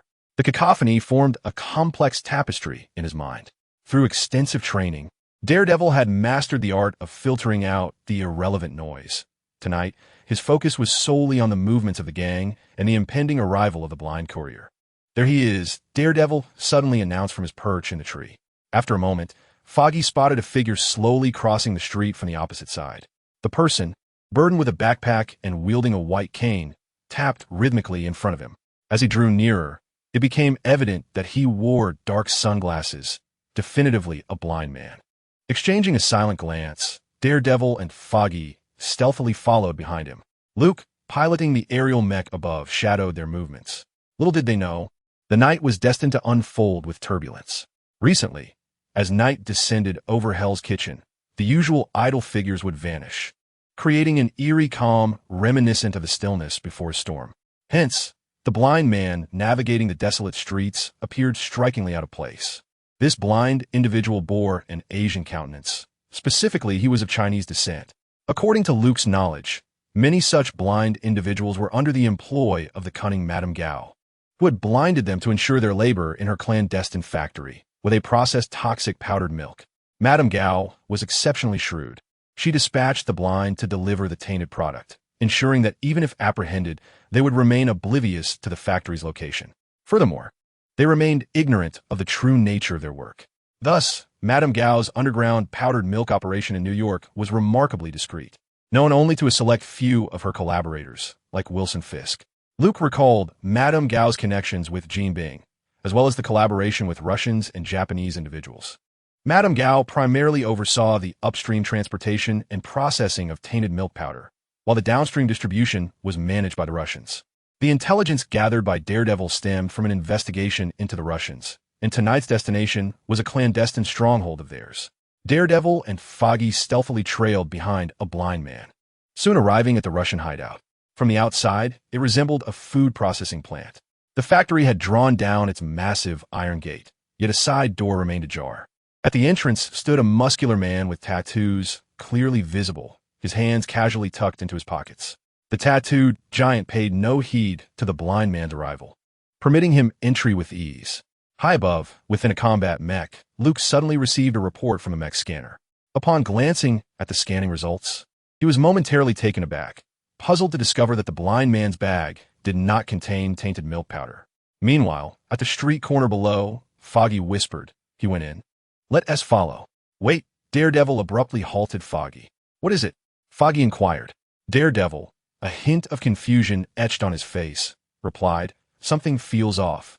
His extraordinary perceptiveness had finally detected the anomaly. The blind man was not transporting the tainted milk powder as he had presumed. He sensed something entirely different within the blind man's backpack. Just then, a thunderous explosion reverberated, shaking the ground violently, nearly propelling Daredevil and Foggy into the air. They were astounded to witness the Russian rendezvous engulfed in flames. The factory's windows shattered, and fierce flames erupted from within, illuminating the street. "What on earth just happened?" Foggy exclaimed in shock. The blind man wasn't carrying tainted milk powder. It was a bomb. It detonated inside. Daredevil observed the entire scene unfold, equally astonished and baffled. Instantly, the chaos of Hell's Kitchen erupted. The long-simmering undercurrents of tension finally burst forth. The delivery blind man, who had arrived as usual with tainted milk powder, had instead transported a bomb, obliterating a group of Russians. This indicated that someone had declared war on the Russians. Who was targeting the Russians? It was evident. Luke suspected it was most likely Jinbing. Gazing down at the scene, Luke remained momentarily stunned before finally speaking. "It seems tonight will be quite the spectacle." This was a significant stronghold for the Russians, who, having suffered such a tremendous loss, would undoubtedly seek retribution. Like cold water splashed into hot oil, Hell's Kitchen erupted into turmoil. Numerous gang members surged forth from the shadows like ants, flooding the streets of Hell's Kitchen and opening fire on their rival gang members. They had been preparing for this moment for days, armed with submachine guns and rifles, ready to unleash their firepower on anyone who wasn't one of their own. The sharp crack of gunfire echoed through the streets, rousing countless slumbering souls. Ordinary citizens cowered in their homes, trembling with fear. What has transpired now? Can life continue as it once did? Curse those wretched gangsters. Various factions surged forth, hastily converging upon the scene. It was evident that this vicinity near the factory would become a pivotal battleground. Daredevil and Foggy soon found themselves ensnared in a perilous situation. Neither had anticipated such an abrupt turn of events. As a furious group of Russians, brandishing AK-47s, descended from their vehicles, they wasted no time in unleashing a hail of gunfire upon the two. Suddenly, a white mech descended from the heavens, shielding them from the onslaught of bullets. "You must leave. I shall hold them off here," came a voice from within the mech. "Who are you?" Foggy gasped, astonished as he beheld the robotic figure. Luke responded succinctly, "Friend." Chapter 23. Robbing with a Gundam, this was hardly a moment for pleasantries. Daredevil shielded Foggy as they swiftly retreated down a narrow alley behind the mech. In their wake, the mech clashed with a formidable group of Russians wielding AK-47s. After running a considerable distance and ensuring their safety, Matt and Foggy paused, exchanging bewildered glances. Clearly, both were eager to unravel the identity of this enigmatic ally who had appeared so unexpectedly. Foggy panted heavily. "It seems that apart from us, these individuals have provoked someone they ought not to have." "Describe the adversary," Matt instructed. As a blind man, he could not see, but within his heightened perception, he sensed a faint familiarity in the presence of that individual. It was a robot. "A robot?" Matt echoed in astonishment. "Indeed, a flying robot," Foggy elaborated, describing its approximate height of 4 feet. The darkness rendered its color indiscernible. "Iron Man?" "No, it is clearly not," Foggy replied, recognizing that this machine was somewhat smaller than Iron Man. For a moment, both men were left speechless. Was it that the world had changed too rapidly? Or had they simply lingered too long in Hell's Kitchen? Were robots not relegated to the realm of science fiction? Why, then, were they suddenly emerging in droves? After listening intently to the distant commotion, Matt felt a sudden wave of despondency wash over him. In comparison to their adversaries, his abilities seemed rather paltry. He could hear that the Russians had already been subdued. The combat mech swayed its rear, bending down to retrieve an AK-47 from the ground. inspecting it closely before deeming it intact. Satisfied, Luke stored it in his inventory. The group of Russians had unwittingly provided him with 10 AK-47s. These men favored this weapon, renowned for its loud report, believed to be the quintessential firearm for a true man. At that moment, these so-called men lay scattered and lifeless upon the ground, having expelled their last breaths, with few likely to survive. Luke had effortlessly dispatched these foes with his mech. Before the battle commenced, an intriguing thought struck him. Having mastered several combat skills from DNF, which had seamlessly become second nature to his body, why could these techniques not be applied to mech combat? Thus, the DNF combat skills were ingeniously adapted by Luke into a form of mech martial arts, exponentially amplifying their potency. In an instant, a new combat style emerged for the aerial mech, close-quarters brawling. Initially, Luke's movements appeared somewhat unrefined, yet he swiftly harmonized with the techniques, rendering his actions fluid and graceful. With a swift jab, the Russian's head was crushed, resulting in instantaneous demise. A decisive lower kick caused another unfortunate Russian to shrink dramatically as his legs vanished. A mech body slam left one wondering, where had the person gone? Who could be so ruthless? Hadn't they noticed the unfortunate soul flattened beneath? A martial arts master might struggle against such thugs, perhaps even facing the risk of being shot down amidst the chaos. Yet, when a mech is trained in martial arts, no one could withstand it. The remaining assailants, armed with AK-47s, unleashed a torrent of bullets, their frantic assault merely leaving shallow indentations on the mech's armor, posing no threat to Luke inside. A single mech faced 25 armed Russian mobsters, and the battle concluded in a mere 1 minute and 12 seconds, an utter domination from beginning to end. Impressive indeed. Who would have thought combat skills could be wielded in such a manner? Truly, I am a genius. Luke endeavored to avert his gaze from the grotesque corpses, instead approaching to collect every last AK-47 left behind. Subsequently, the mech's feet expelled twin jets of searing flames, propelling it into the sky, leaving a chaotic crime scene in its wake. The powder keg, known as Hell's Kitchen, had ignited spectacularly that night. From the sky, Luke could discern the entirety of Hell's Kitchen. Nearly every street and alley was rife with gang members clashing, engaged in fierce gunfire. Distant explosions sporadically echoed through the night, resonating throughout New York. The fiery clouds formed by the blasts ascended high, illuminating the sky with a dazzling glow. Meanwhile, Matt and Foggy, under his watchful eye, had safely evacuated the tumultuous area, allowing Luke to exhale in relief. He then began to seek out new targets. Another objective for the evening was to procure firearms to enhance the mech's firepower. In addition to guns, he required a substantial amount of ammunition. Through analysis, it was inferred that several locations might serve as the lairs of these individuals. Inside the mech, the screen before Luke displayed various coordinates, and the voice of his assistant, Christina, resonated within the cockpit. Luke glanced at the information, nodding in agreement. If these are indeed lairs, there should be a storage of ammunition. Let us proceed. He had a general understanding of the night's unfolding situation. Observing the crossfire, it was evident that the local New York gangs, along with the Irish and Mexican factions, were united in their endeavors, all under the influence of the same financial backers. Jean seems to have bribed these individuals, preparing to seize control of the Russian mafia's territory in one fell swoop. The Russians have found themselves utterly ensnared tonight, facing isolation. The Japanese, on the other hand, have formed a solitary alliance, opportunistically raiding Russian lands, eager to carve out their share. Thus, the situation has unfolded. Everyone is targeting the Russians. Confronted by the onslaught of the Hell's Kitchen underground forces, the Russians have been relentlessly bombarded since their stronghold was struck, struggling to catch their breath. Recently, a group was annihilated by Luke. To exacerbate their plight, they're stretched thin on manpower. However, the fighting spirit of the Russian people is not to be underestimated. Driven to desperation, they have erupted in fury, fearless in their wrath, even daring to challenge the New York police. Luke observed from above as a well-organized group of Russians began their counteroffensive. Unfazed by the siege from the Hell's Kitchen underground, they unleashed the firepower of their AK-47s. Suddenly, their fire became exponentially more ferocious, forcing the Irish and Mexican gangs to retreat step by step. Just then, while flying toward the Mexican stronghold, Luke halted abruptly, his attention caught by a familiar visage on the screen. The image magnified, revealing a strikingly beautiful face that, even in its cold demeanor, radiated a certain allure. Luke was certain he recognized her. Wasn't she supposed to be serving as a secretary for a prominent figure? How could she be here? In the footage, the slender figure was crouched in the crossfire of the gang conflict, too fearful to expose herself amidst the hail of bullets. Two large groups were fiercely exchanging fire in an open square. Suddenly, a white mech descended from the sky, landing squarely in the middle of the battlefield.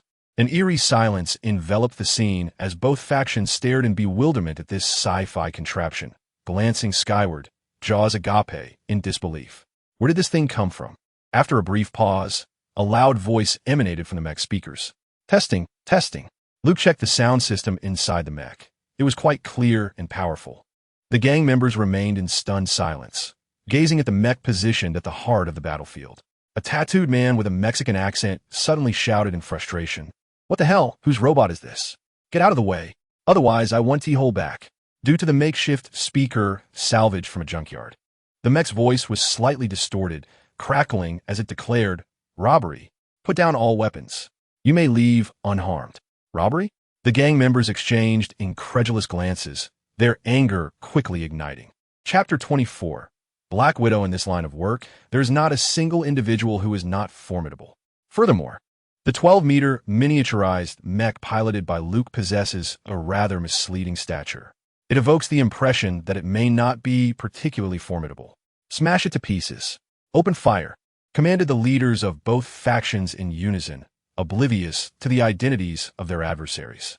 Had they forgotten whose territory they had trespassed upon? Were they courting demise? The multitude of gunmen swiftly redirected their weapons, with over 100 individuals unleashing a torrential barrage upon Luke. The bullets fell like rain, yet upon striking the mech, they merely produced a metallic clatter, devoid of any tangible impact. The mech sprang into action, advancing with purpose toward the nearest armed assailants, delivering a punch that sent each adversary soaring through the air. Subsequently, Luke maneuvered the mech towards the concealed location of an individual. Along the way, he dispatched a dozen more assailants and collected an array of firearms scattered on the ground. To his surprise, he stumbled upon a 98K rifle. What a piece of junk, Luke scoffed, crushing it underfoot. In this day and age, who still resorts to a 98K? Even he, a scrap collector, could not fathom it. Upon reaching his destination, as bullets rained down upon his back, he remained unfazed, activating the loudspeaker to address a slender figure hidden in a trench below. Good evening, Agent Romanoff. Such exquisite taste to come here for moon gazing. The Black Widow lamented her recent stroke of misfortune. Having been on leave, she was abruptly summoned to investigate an individual. Utilizing her expertise, she successfully infiltrated the notorious Russian mafia, leveraging her Russian identity to gain initial trust. This evening, she intended to pursue her target when chaos erupted. She was in the midst of interrogating a mafia member she had bound like a dumpling. Suddenly, a violent explosion reverberated from a nearby street, shaking the very ground beneath her. Accompanying this was an unexpected eruption of gunfire outside. The Black Widow feared her cover had been blown. Yet upon emerging, she discovered the reality was far from it. Bewildered, she surveyed the scene of frenetic gunplay. How had a mundane evening devolved into chaos? At the center of the battlefield, she quickly grasped the situation. It appeared that the very Russian mafia she had infiltrated was simultaneously under a coordinated assault by multiple rival gangs. Caught in the heart of the fray, she had no choice but to rely on her exceptional skills to navigate through the most intense crossfire. What had begun as a spy mission had abruptly transformed into a desperate struggle for survival, leaving her speechless. The mission had already failed. Preserving her life was paramount. Just as she broke free from the chaos, she found herself ensnared once more in the crossfire between two factions of unidentified assailants. The Black Widow was utterly at a loss. Had everyone lost their sanity this night? She resolved to seek refuge in a concealed location, prioritizing her safety. As Luke's mech descended from the sky, she was peering out, surveying the situation, and immediately caught sight of the imposing machine. She paused momentarily, immediately recalling a certain individual. When the unfamiliar voice emanated from the speaker, calling her name, the Black Widow recognized that trouble was once again at her doorstep. This person, whoever he may be, was evidently acquainted with her. Good evening, Agent Romanoff. Such exquisite taste. Here to admire the moon? You've mistaken the person, she replied, arching her back and glancing outside, intending to seize the opportunity to vacate this dreadful place. Natalia Romanov, former Soviet operative, born in 1984, standing at 1.7 meters tall, weighing 57 kilograms, measurements. Cough cough. Currently employed by S.H.I.E.L.D. These details were skillfully deduced by Christina on site. The Black Widow halted in her tracks. She turned, raising an eyebrow, and inquired of the mech, "Who are you? Where are you? Clearly, you are not within this machine." Luke remained non-committal. "Where I am is of little consequence," he replied, maneuvering the mech to point behind him. "What matters is that it appears those individuals have discovered your presence." The Black Widow nearly retorted that it was indeed his fault. She had been successfully concealed, planning to wait until the conflict among these men had subsided before making her exit. Yet, this sudden stranger had exposed her position, leaving her fully vulnerable. Bullets continued to rain upon Luke, ricocheting off the mech with a cacophonous din observing little effect. A group of gangsters began to encircle Luke, weapons drawn. The mech pivoted, turning its back to the Black Widow. Luke urged her, "If you wish to survive, get on board. I'll take you out of here." The Black Widow hesitated. A woman, late at night, entering the vehicle of a stranger was decidedly unwise. However, she sensed no malice in his words. The current predicament left her with no alternatives. Even with her skills, escaping unscathed seemed a formidable challenge. With a determined grit, she clenched her teeth and nimbly leaped from the trench, wrapping her arms around the mech and positioning herself on its back. Steadying herself, the mech ascended, jets of fiery propulsion erupting beneath, akin to a rocket ascending into the night sky. Upon reaching an altitude of 130 meters, the mech ceased its ascent, utilizing its thrust to hover in place. Luke appeared to be anticipating something. The Black Widow glanced downward, her impatience bubbling over as she exclaimed from the mech's back, "Damn it, what are you doing? This'll make us targets." Below, several gangsters had brandished their bulky RPG rocket launchers, raising them skyward, aiming directly at their airborne position. The Black Widow was acutely aware of the RPG's capabilities, knowing its effective range exceeded 250 meters. They were far from secure at their current height. "Damn it," she lamented, regretting her decision to board this vehicle. She wished to disembark. Just then, Luke declared, "Justice descends from the heavens." On either side of the mech's body, two windows unexpectedly opened in the armpit region. From the pitch-black openings, a series of dark objects began to emerge, their shapes obscured by the night. For 3 continuous seconds, the mech unleashed its payload. 24 unidentified projectiles descended, landing precisely at their designated target. In the following moment, the Black Widow witnessed an unforgettable spectacle. The plaza below, spanning at least 1,000 square meters, was illuminated as if it were midday, a dazzling white light intertwined with an eerie blue glow, enveloping every shadowy corner where gang members concealed themselves. Those brandishing RPGs were the first to be consumed by the blinding radiance.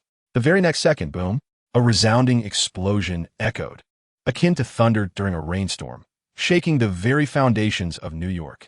High above, at an altitude of 130 meters, the Black Widow felt a wave of dizziness wash over her, her ears ringing, followed by prolonged buzzing. She gaped in astonishment, her mouth agape as she gazed below. In the aftermath of the explosion, the plaza had vanished, leaving behind a peculiar, gaping pit, estimated to be several meters deep. Chapter 25.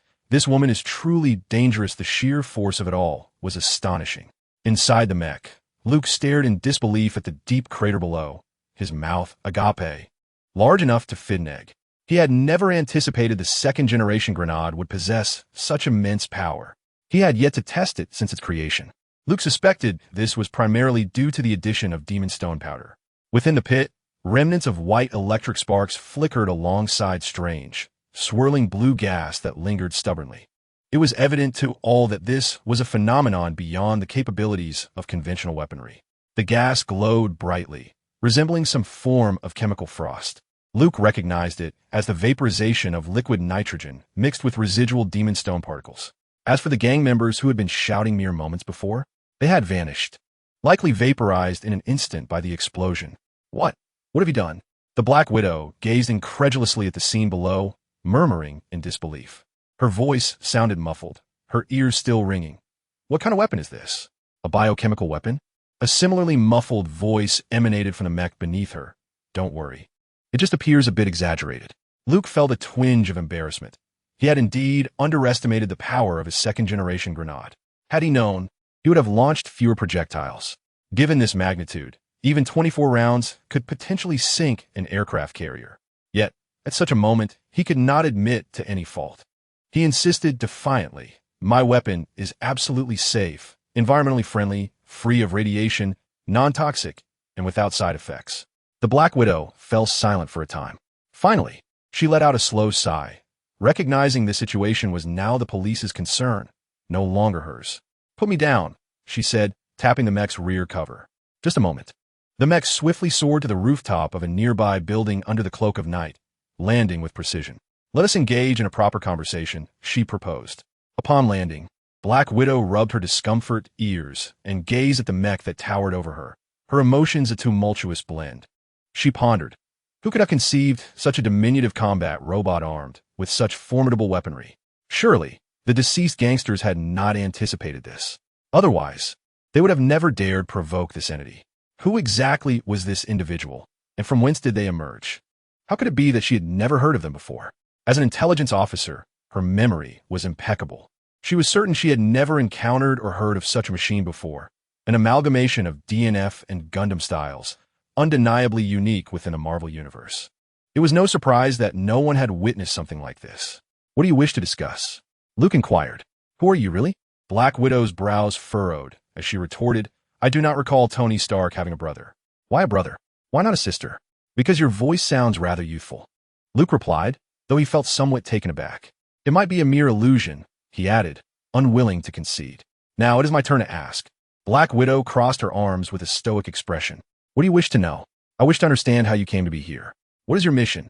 Luke posed the question that lingered in his mind. According to the events of Iron Man 2, Black Widow should have been dispatched by Nick Fury as an undercover agent within Stark Industries, serving as Tony's secretary and used to monitor his movements. Her presence here was evidently out of place. Rather than answering directly, Black Widow suddenly smiled and inquired, "You seem quite knowledgeable about me." Her smile was captivating. I suppose," Luke coughed lightly, "I know far more than you might imagine." "Oh." Black Widow raised an eyebrow, contemplating for a moment before responding, "Very well. I am investigating an individual suspected of possessing the ability to manipulate luck, an Esper. That is my mission." "An individual who manipulates luck?" Luke mused within the confines of the mech, his mouth agape. This notion struck a familiar chord. Unexpectedly, the gangsters turned against each other, and I feared I had been compromised. "I'm uncertain of the events unfolding tonight." "Such commotion must have a reason," Black Widow remarked. "Are you truly comfortable divulging your mission's objective to me so readily?" Luke questioned, his tone peculiar. "Considering the mission has already failed, I see no harm," she shrugged nonchalantly. "Now, it is my turn to inquire." "Very well, ask away. How old are you?" Luke was taken aback by her insistence on this question. He contemplated his response. Could he refuse to answer?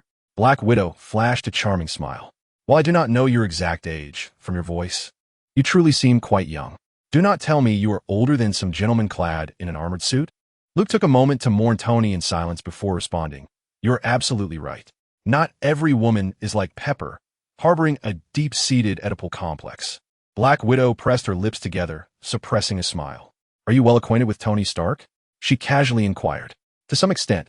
Who isn't familiar with the Playboy?" Luke replied. "Do you share the Stark surname?" "Impossible," Luke exclaimed. "Why do you ask?" "I sense a resemblance in your personalities. Both of you exhibit a certain arrogance and pride." "Take that as a compliment," Luke said, somewhat at a loss for words. "Now, Agent Romanoff, do not attempt to extract further information from me. This QA session concludes here. It was a pleasure meeting you tonight. I have matters to attend to, so I must take my leave. Until we meet again." "Yes, goodbye." Luke felt a twinge of apprehension toward this woman. Zhang Wuji's mother had taught many men, the more beautiful a woman is, the more deceitful she can be. To make matters worse, this woman had undergone formal training, which was truly daunting. In just a few exchanges, Black Widow had been probing for intelligence. Luke feared that continuing the conversation would lead him into a trap. Thus, he resolved it was best to make an exit promptly. Surveying his surroundings, he asked before departing, "Are you able to leave here on your own?" "No problem." Black Widow nodded. It was indeed the case. They were already outside the crossfire zone. With her skills, escaping would pose no challenge for her. Flames erupted beneath him as the armor soared into the air once more. Under Black Widow's gaze, the suit flew back toward Hell's Kitchen, gradually disappearing into the cloak of night. After lingering in place for a while, Natasha sighed. Although she had not encountered the one who manipulated fate tonight, she had met a brother of Iron Man. This situation would likely fall under her purview, adding to her growing list of troubles. She retrieved her earpiece and stated, "This is Romanoff. I have new information to report." Chapter 26. The potential of the Demon Stone. Luke piloted the armor above Hell's Kitchen, lost in thought. He had deduced the reason Black Widow, who was supposed to be undercover at Stark Industries, was present tonight. It was indeed due to him, the one who manipulates fate. It seemed that the commotion he had caused that day had drawn the attention of SHIELD,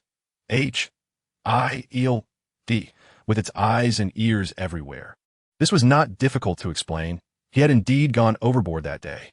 It was not that he wished to be less conspicuous. Rather, the potency of the system's potion had granted him double luck, making it impossible to remain low-key. While ordinary people witnessing his prowess that night might simply attribute it to divine fortune or a lucky streak, the deeply perceptive SHIELD would recognize the peculiarities behind that gambling episode. It was evident that luck had been manipulated. Imagine a gambler who, upon entering a casino, loses only once at the outset, yet triumphs throughout the rest of the night. The probability of such an occurrence is likely lower than that of lightning striking the same spot twice. Enter the deity of hammers. I can do this. Cloaked in the protective guise of a Russian, Black Widow is dispatched as an undercover agent. This, Luke muses, must be the fabled butterfly effect. His presence has already initiated a subtle alteration in the narrative. While this change may seem trivial, given that the affluent dog owner is surrounded by secretaries, whether this butterfly will continue to flap its wings and instigate a chain reaction remains uncertain for Luke. For instance, if Black Widow does not report the dog owner's ailment to Egg, and Egg fails to deliver Tony's father's relics, might the dog owner succumb to fate? Luke suddenly finds himself intrigued by the ensuing developments. Perhaps due to his recent association with Lotus, Luke has discovered a darker side within himself. Or perhaps it is a manifestation of his disdain for the wealthy, as a destitute scholar reliant on scavenging for scraps to construct mechas.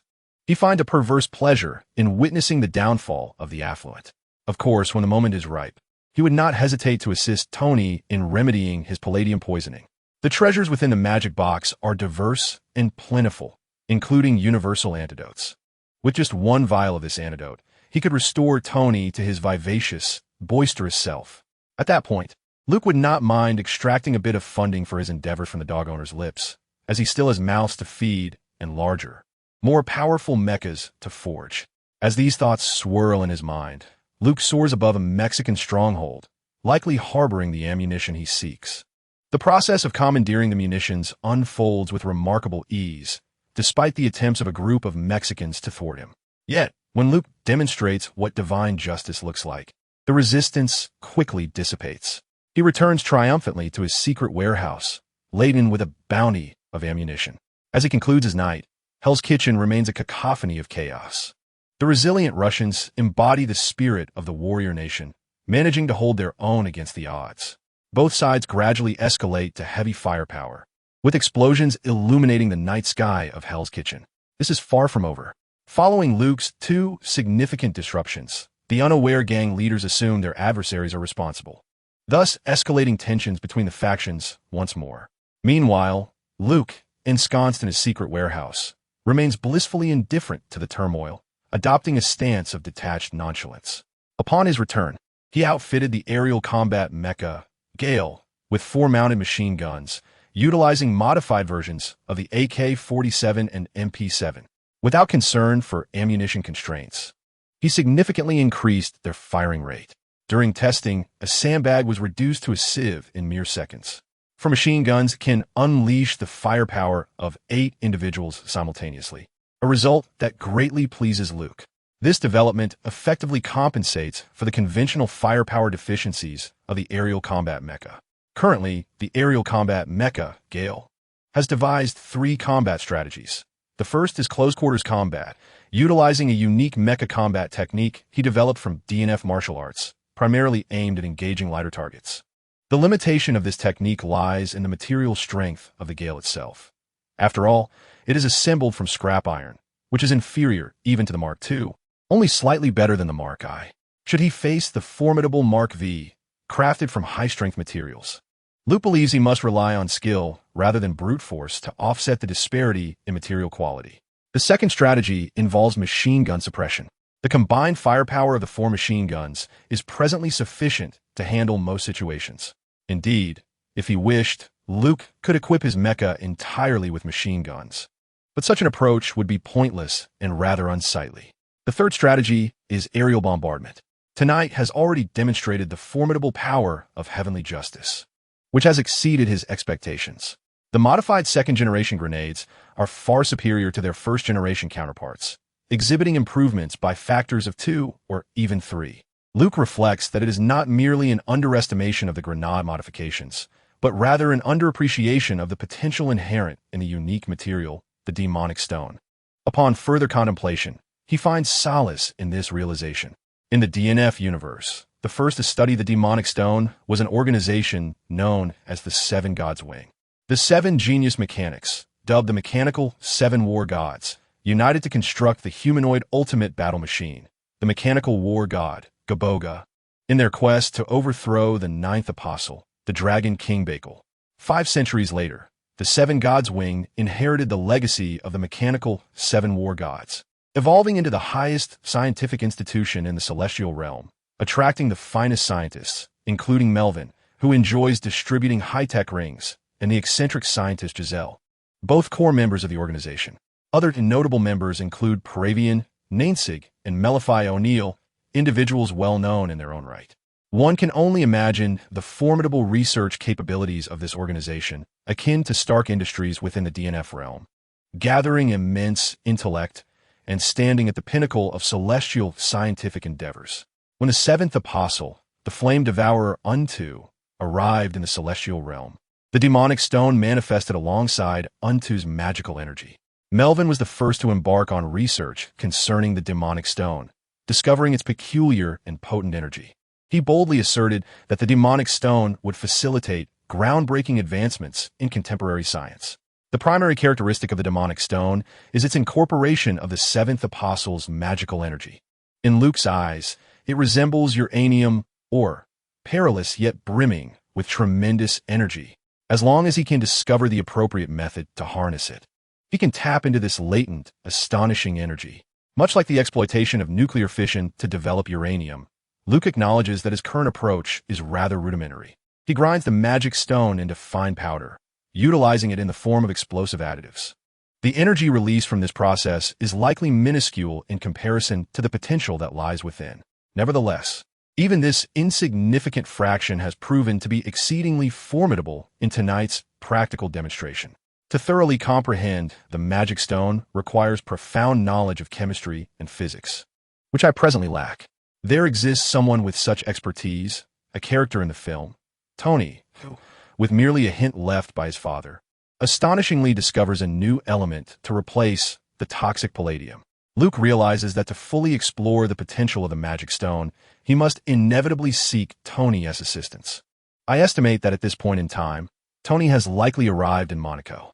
In the film, Tony encounters a Russian madman wielding dual electric whips, known as whiplash, during a car race, leading to an epic battle broadcasted globally. Luke feels it is time for him to set forth to Monaco and partake in this extraordinary event. Chapter 27. The people of Monaco welcome you. Lotus is quite displeased with Luke for causing such commotion last night without including him. The mecha's capacity is limited. Luke explains, "I don't care." Protests Lotus, "You must find a solution."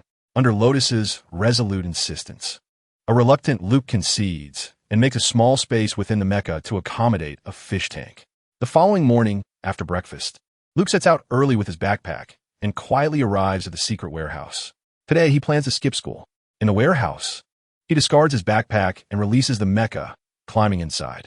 Lotus eagerly climbs into the fish tank.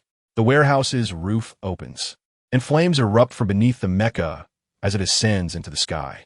It swiftly exits New York, heading towards Europe across the Atlantic. Once entering international waters, the mecha enters supersonic cruise, traversing the ocean at an accelerated pace. Inside the Mecca, his assistant Christina reports on the navigation status. Speed, 17 Mach, clear weather, favorable sailing conditions, no birds in sight. We are expected to arrive at our destination in 1 hour and 53 minutes. Luke seizes this opportunity to indulge in a brief nap. The body of a child is not particularly accommodating. He often dozes off. Fortunately, he can make good use of his time at school to catch up on sleep. A news headline on the screen captures Luke's attention. The commotion in Hell's Kitchen from the previous night has unsurprisingly made the headlines of New York's major news outlets today. The New York Times features a bold headline reading, "Liquefied gas explosion or superbomb?" The journalist elaborates on the shocking, bloody gang conflict that transpired in New York last night with a conspiratorial tone. From speculations regarding the masterminds behind the shootout to inquiries about the potential use of unconventional weaponry, a plethora of deductions have been made. Remarkably, many of these conjectures appear to be quite accurate. Even Luke, the peculiar figure present at the scene, found little to critique. It's quite intriguing. Furthermore, there is an abundance of related information. Christina swiftly retrieved additional reports to present to him. One particular article featured a high-definition image of the substantial crater at the site beneath its headline.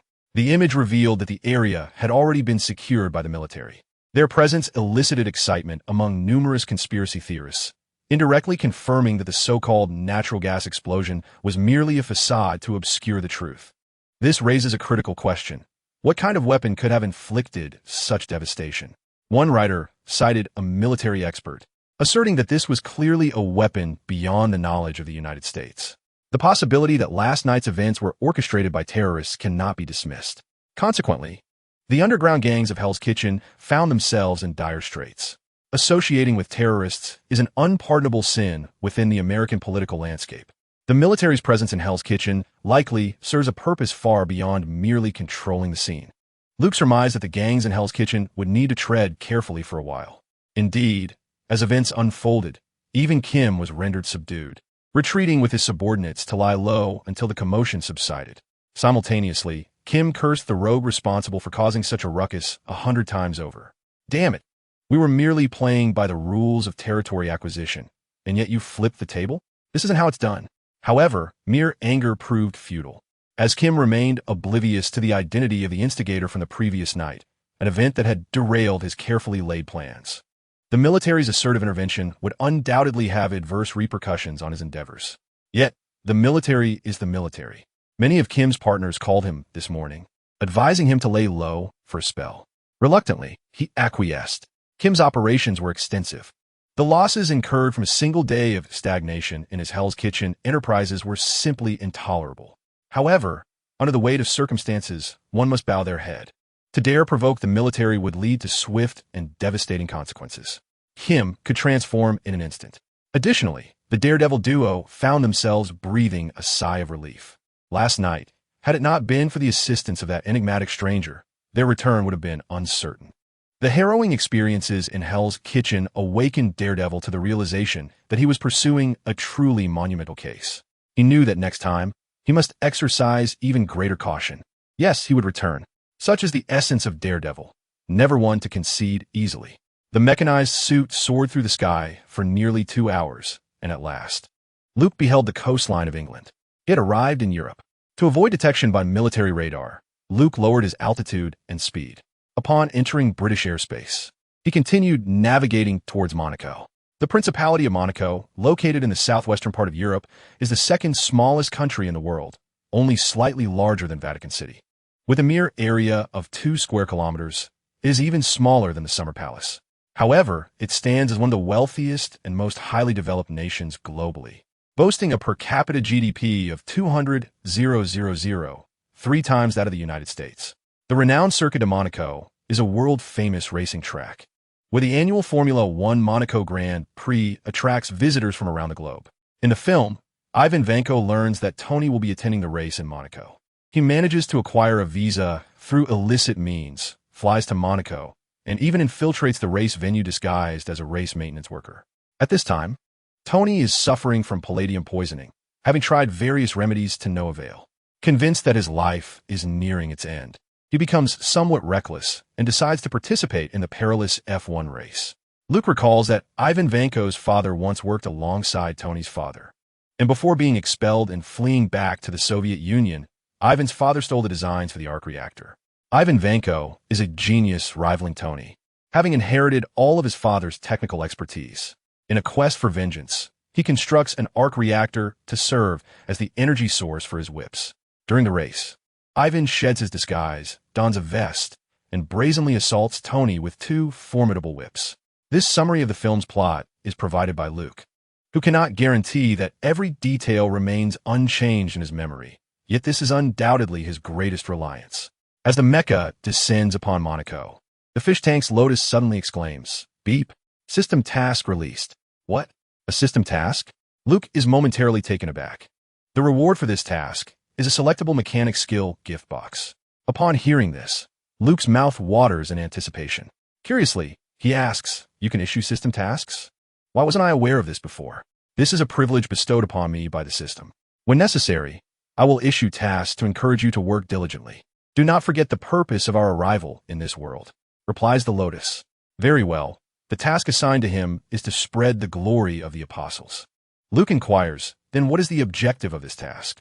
The Lotus, flailing in the fish tank, declares, "Of course, it is to showcase the power of the apostles before the ignorant masses. Go forth and wreak havoc. Let the world know of our existence." Ha ha ha.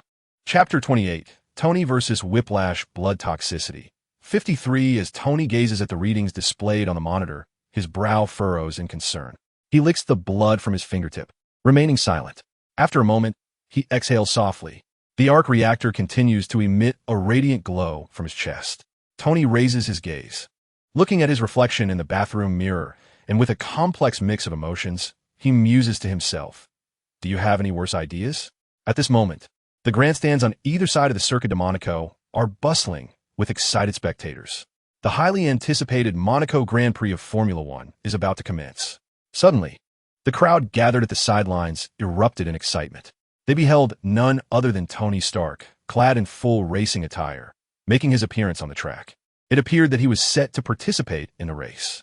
The astute reporters swiftly surrounded Tony, clamoring to interview the current sensation, the one and only Iron Man, a billionaire known for his extravagant lifestyle.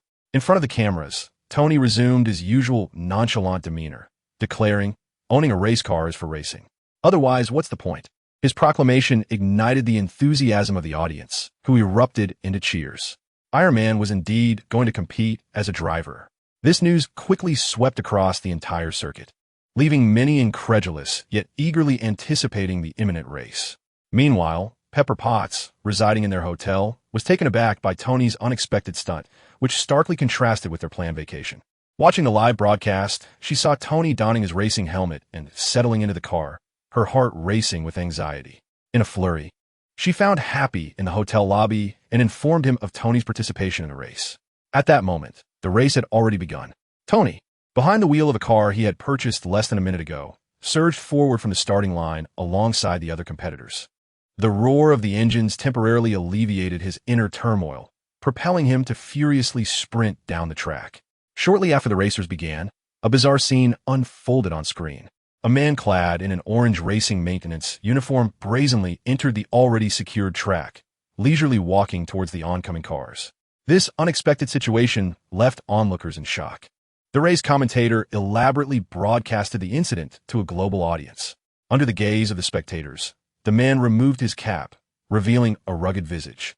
He then tore open his work shirt, unveiling a peculiar device glowing with white light beneath.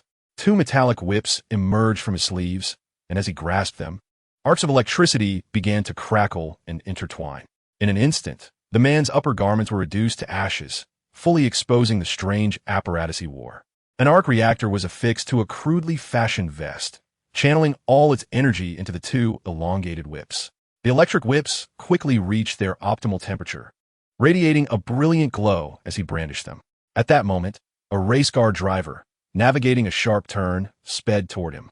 The man stood defiantly in the middle of the track, a fierce expression etched on his face as he raised the electric whips and, without hesitation, struck out at the oncoming vehicle. Like a knife slicing through tofu, the racing car was cleaved in two as it sped along, instantly losing its balance.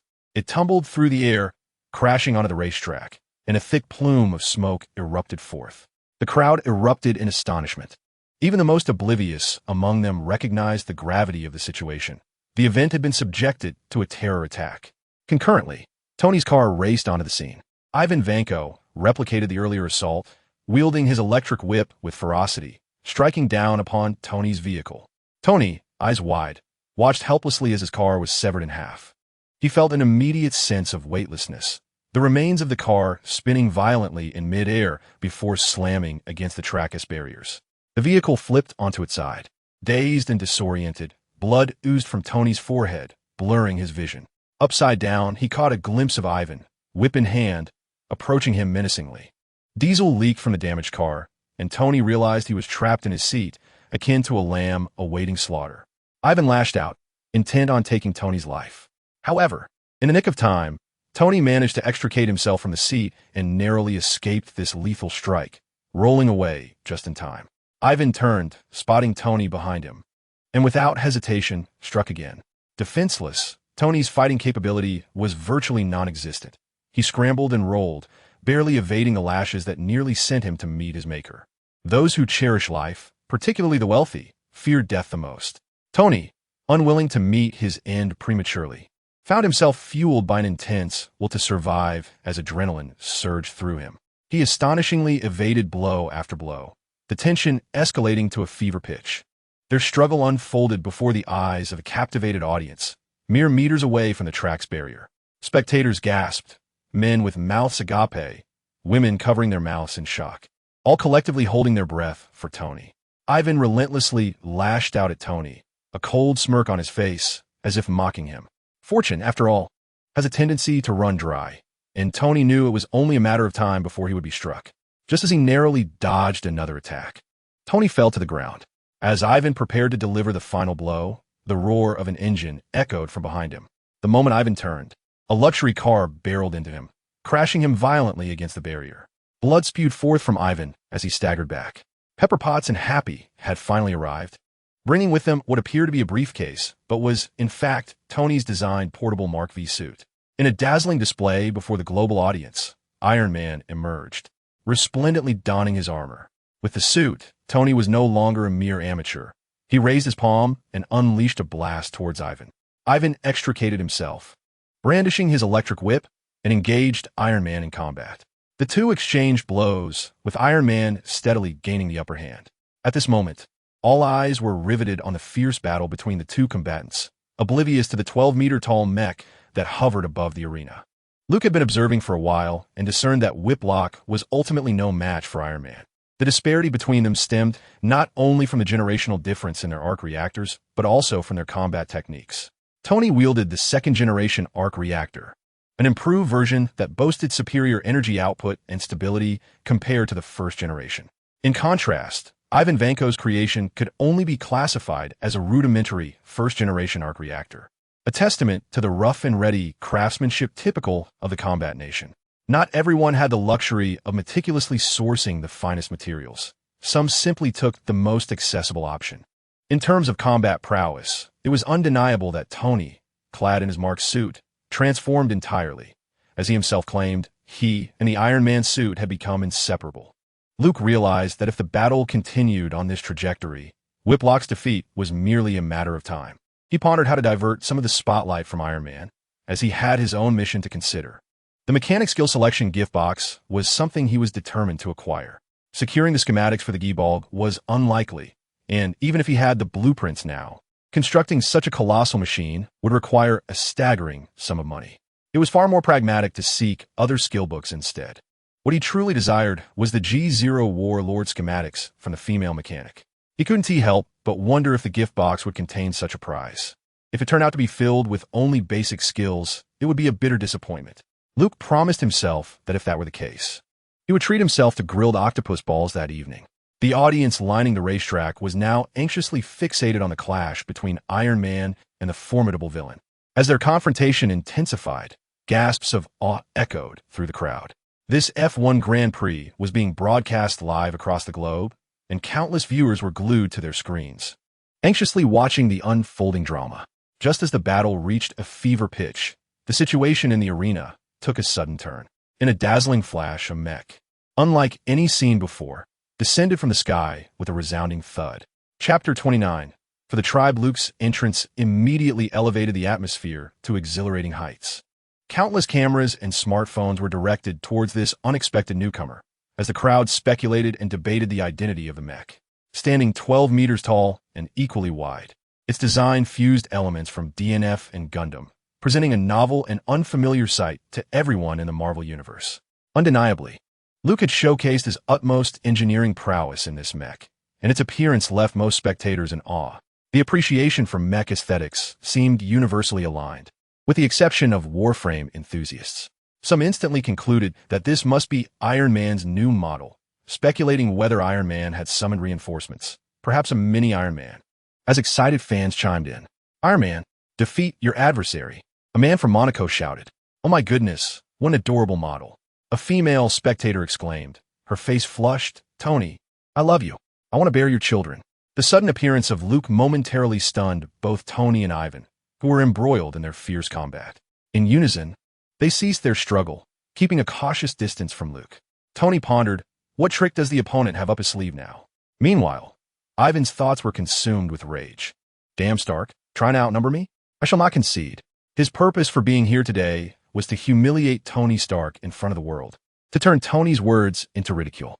Tony had boldly claimed before the multitude that the arc reactor would not be replicated within a decade, boasting that no one dared to challenge Iron Man in a duel. Ivan, driven by the will of his deceased father, sought to vindicate his father's failures. If he could slay Stark before such a vast audience, it would be ideal. If not, merely proving that Stark was not invincible would suffice for his victory. With that thought, Ivan's gaze darted towards the newly appeared mech, and with a fierce determination, he raised his electric whip once more, swiftly ensnaring Tony's neck while he was off guard. The arc reactor surged to full power, unleashing a powerful current. Inside the suit, the virtual screen before Tony flickered wildly as the intense electricity caused some interference, though fortunately, it was not catastrophic. The fifth generation of the Mark suit had been engineered to withstand external voltage, low temperatures, and even harsh radiative environments to a certain degree. With Tony's keen intellect and Jarvis's assistance, he had accounted for every contingency. Aside from the compromise in armor thickness for portability, which left him somewhat dissatisfied, the Mark V was nearly flawless. Tony resolved to confront the current using the suit, gripping the electric whip to prevent Ivan's escape, inching closer to him. Just then, a shadow darted in, and Ivan was sent flying. The whip slipped from his grasp, and he crashed heavily onto a wrecked race car. The towering mech, standing 12 meters high, prepared to unleash a punch. Luke controlled the force with precision. Otherwise, Ivan's chest would have been left with a hole rather than just the arc reactor. Nonetheless, that punch rendered Ivan unconscious. No matter what, his plans for the night would not come to fruition. Luke had no intention of killing Ivan, as it would serve him no advantage. Taking Ivan's life could potentially alter the course of the Iron Man 2 narrative, and Luke was not foolish enough to invite unnecessary complications. Finally, the police arrived. In such situations, they always appeared with commendable timing at the last possible moment. A group of officers handcuffed the unconscious Ivan and dragged him away like a lifeless pig. As for Tony and Luke, the police passed by them as if they were invisible. Only Luke and Tony remained on the scene. The spectators by the sidelines were still somewhat disappointed by the abrupt conclusion of the performance, feeling unfulfilled. With a swift motion, Iron Man's mask retracted, revealing Tony's face as he turned to Luke and inquired, "Who are you?" Luke's voice emanated from the subpar speakers of the mech, but he did not respond directly. Instead, he remarked, "High-tech prosthetics, huh?" This quip had become a well-known jest. During a congressional hearing in the United States, Tony had refused to acknowledge Iron Man as a weapon, instead describing it as high-tech prosthetics. Tony feigned surprise, saying, "Please don't tell me you're my crazy fan. I must admit, your machine is quite unconventional. Though I would have designed it taller if it were me. It could be operated manually or remotely." Luke smirked, retorting, "Black Widow is right. You are a narcissist." "Black Widow? What is that?" Tony asked, unaware of her existence due to the altered narrative. "Nothing. Goodbye," Luke replied, maneuvering the mech to ascend into the sky. This was not an appropriate place for a fight, as the stands were too crowded. Although his mission was to stir trouble, he did not wish to harm the innocent. There was a significant difference between that and eliminating gangsters. Luke had his own principles. Tony, however, was not one to relent easily. He lowered his mask, and fiery jets erupted from the feet of his suit, propelling him into the air. He flew alongside Luke, curiously examining the mech. You shouldn't be here, should you? Remote piloting? While that notion is quite novel, it comes with numerous limitations, primarily issues of network disconnection and data anomalies. Luke ignored him, prompting Tony to continue. How is it that such a small frame cannot accommodate a person? Unless you are a little rascal? That is utterly absurd. It is impossible. The moment that thought crossed his mind, Tony dismissed it outright. Rather than a logical inconsistency, it was his unwillingness to believe that a child could create such a mech. The various data parameters of the air combat mech, Gale, had already been partially analyzed by Jarvis. Tony had to concede that the design of this mech was remarkably sophisticated, likely crafted by a seasoned professional, someone with genius-level aptitude akin to his own. None of your business, Luke replied curtly, resuming his fishing. He was waiting for an opportunity to strike, having resolved to engage Tony in a confrontation today for the sake of his aspirations. Poor Tony remained oblivious, persistently trailing Luke, his words flowing endlessly beside him. You see, since you appeared here and resolved a hassle for me, shouldn't I express my gratitude? Of course, without your interference. I could have easily handled it myself. So let's skip the thanks. However, this matter cannot simply be dismissed. I think we need to have a private discussion. There is nothing to discuss, Luke asserted, abruptly accelerating the mech, preparing to take flight. Tony reached out and grasped the ankle of the mecha. Chapter 30, Aerial Combat of Mecha versus Mark V. Fakov. Luke exclaimed, his legs kicking out. He was secretly amused, finally having an excuse to strike. Without hesitation, Luke turned and unleashed a powerful punch to Tony's chest, sending the unsuspecting Tony flying through the air. This blow was delivered without restraint. The immense force of the punch incapacitated the Mark's suit for several seconds, causing Tony to tumble from the sky and crash heavily onto a highway overpass. The two had already soared beyond the confines of the competition area. Monaco is quite small, and in their rapid flight, they had entered French airspace. Tony's fall created a spiderweb-like crater on the highway surface. Fortunately, their altitude had not been too great. Otherwise, Tony might have lost consciousness from the impact. Suddenly, a living person fell from the sky, creating chaos among the vehicles on the highway. Cars behind slammed on their brakes, leading to a series of rear-end collisions and quickly forming a traffic jam.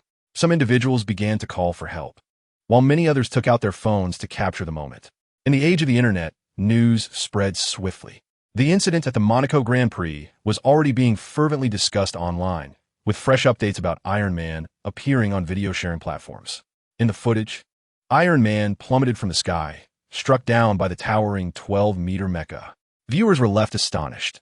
Was this robot truly fighting Iron Man? Were they not allies? Lying on the pavement, Tony's virtual display flickered violently before him, with Jarvis reporting a 29 damage to the suit and advising him to retreat. Given Tony's proud nature, he would never concede so easily. Shaking himself upright, he glanced at the hovering small mecha, then launched himself back into the air with both hands extended downward. Tony moved with remarkable speed, crashing directly into Luke, grasping him and pulling him down from the sky. Boom! They landed on a road beneath the overpass, creating two more craters on the surface. Luke, seated within the mecha, was disoriented, the red warning lights flashing incessantly around him. He cursed inwardly, "Damn it, that lunatic!" The two stood up simultaneously, facing each other without a word before engaging in combat. They exchanged blows like two drunken brawlers, taking up space on a congested highway, brutally pummeling one another in front of countless onlookers. Perhaps Tony was reluctant to admit it, but in truth, he was the one being beaten. Choosing to engage Luke in close combat only made Luke's laughter grow. The wealthy fool stood no chance against him. With swift and precise movements, punches and kicks, throws and strikes, Luke expertly dominated the fight, rendering Tony speechless within mere moments. With a fierce abdominal punch, Luke propelled himself off the ground in a sudden dash, delivering a powerful strike from a distance of 5 to 6 meters. In comparison to Tony, the combat mech stood significantly shorter, rendering Luke's diving gut punch a mere farce, reminiscent of a monkey reaching for peaches. This startled Tony, who instinctively shielded his groin with both hands. The immense force sent him flying. Rolling several times on the pavement, before he managed to rise again. With a lingering sense of dread, Tony raised his palm, relinquishing restraint, as a brilliant light emanated from his hand, unleashing an energy cannon aimed at Luke. It dawned on Tony that engaging in close combat with this opponent was ill-advised, as Luke seemed particularly adept in that domain. Facing Iron Man's signature attack, Luke neither flinched nor evaded.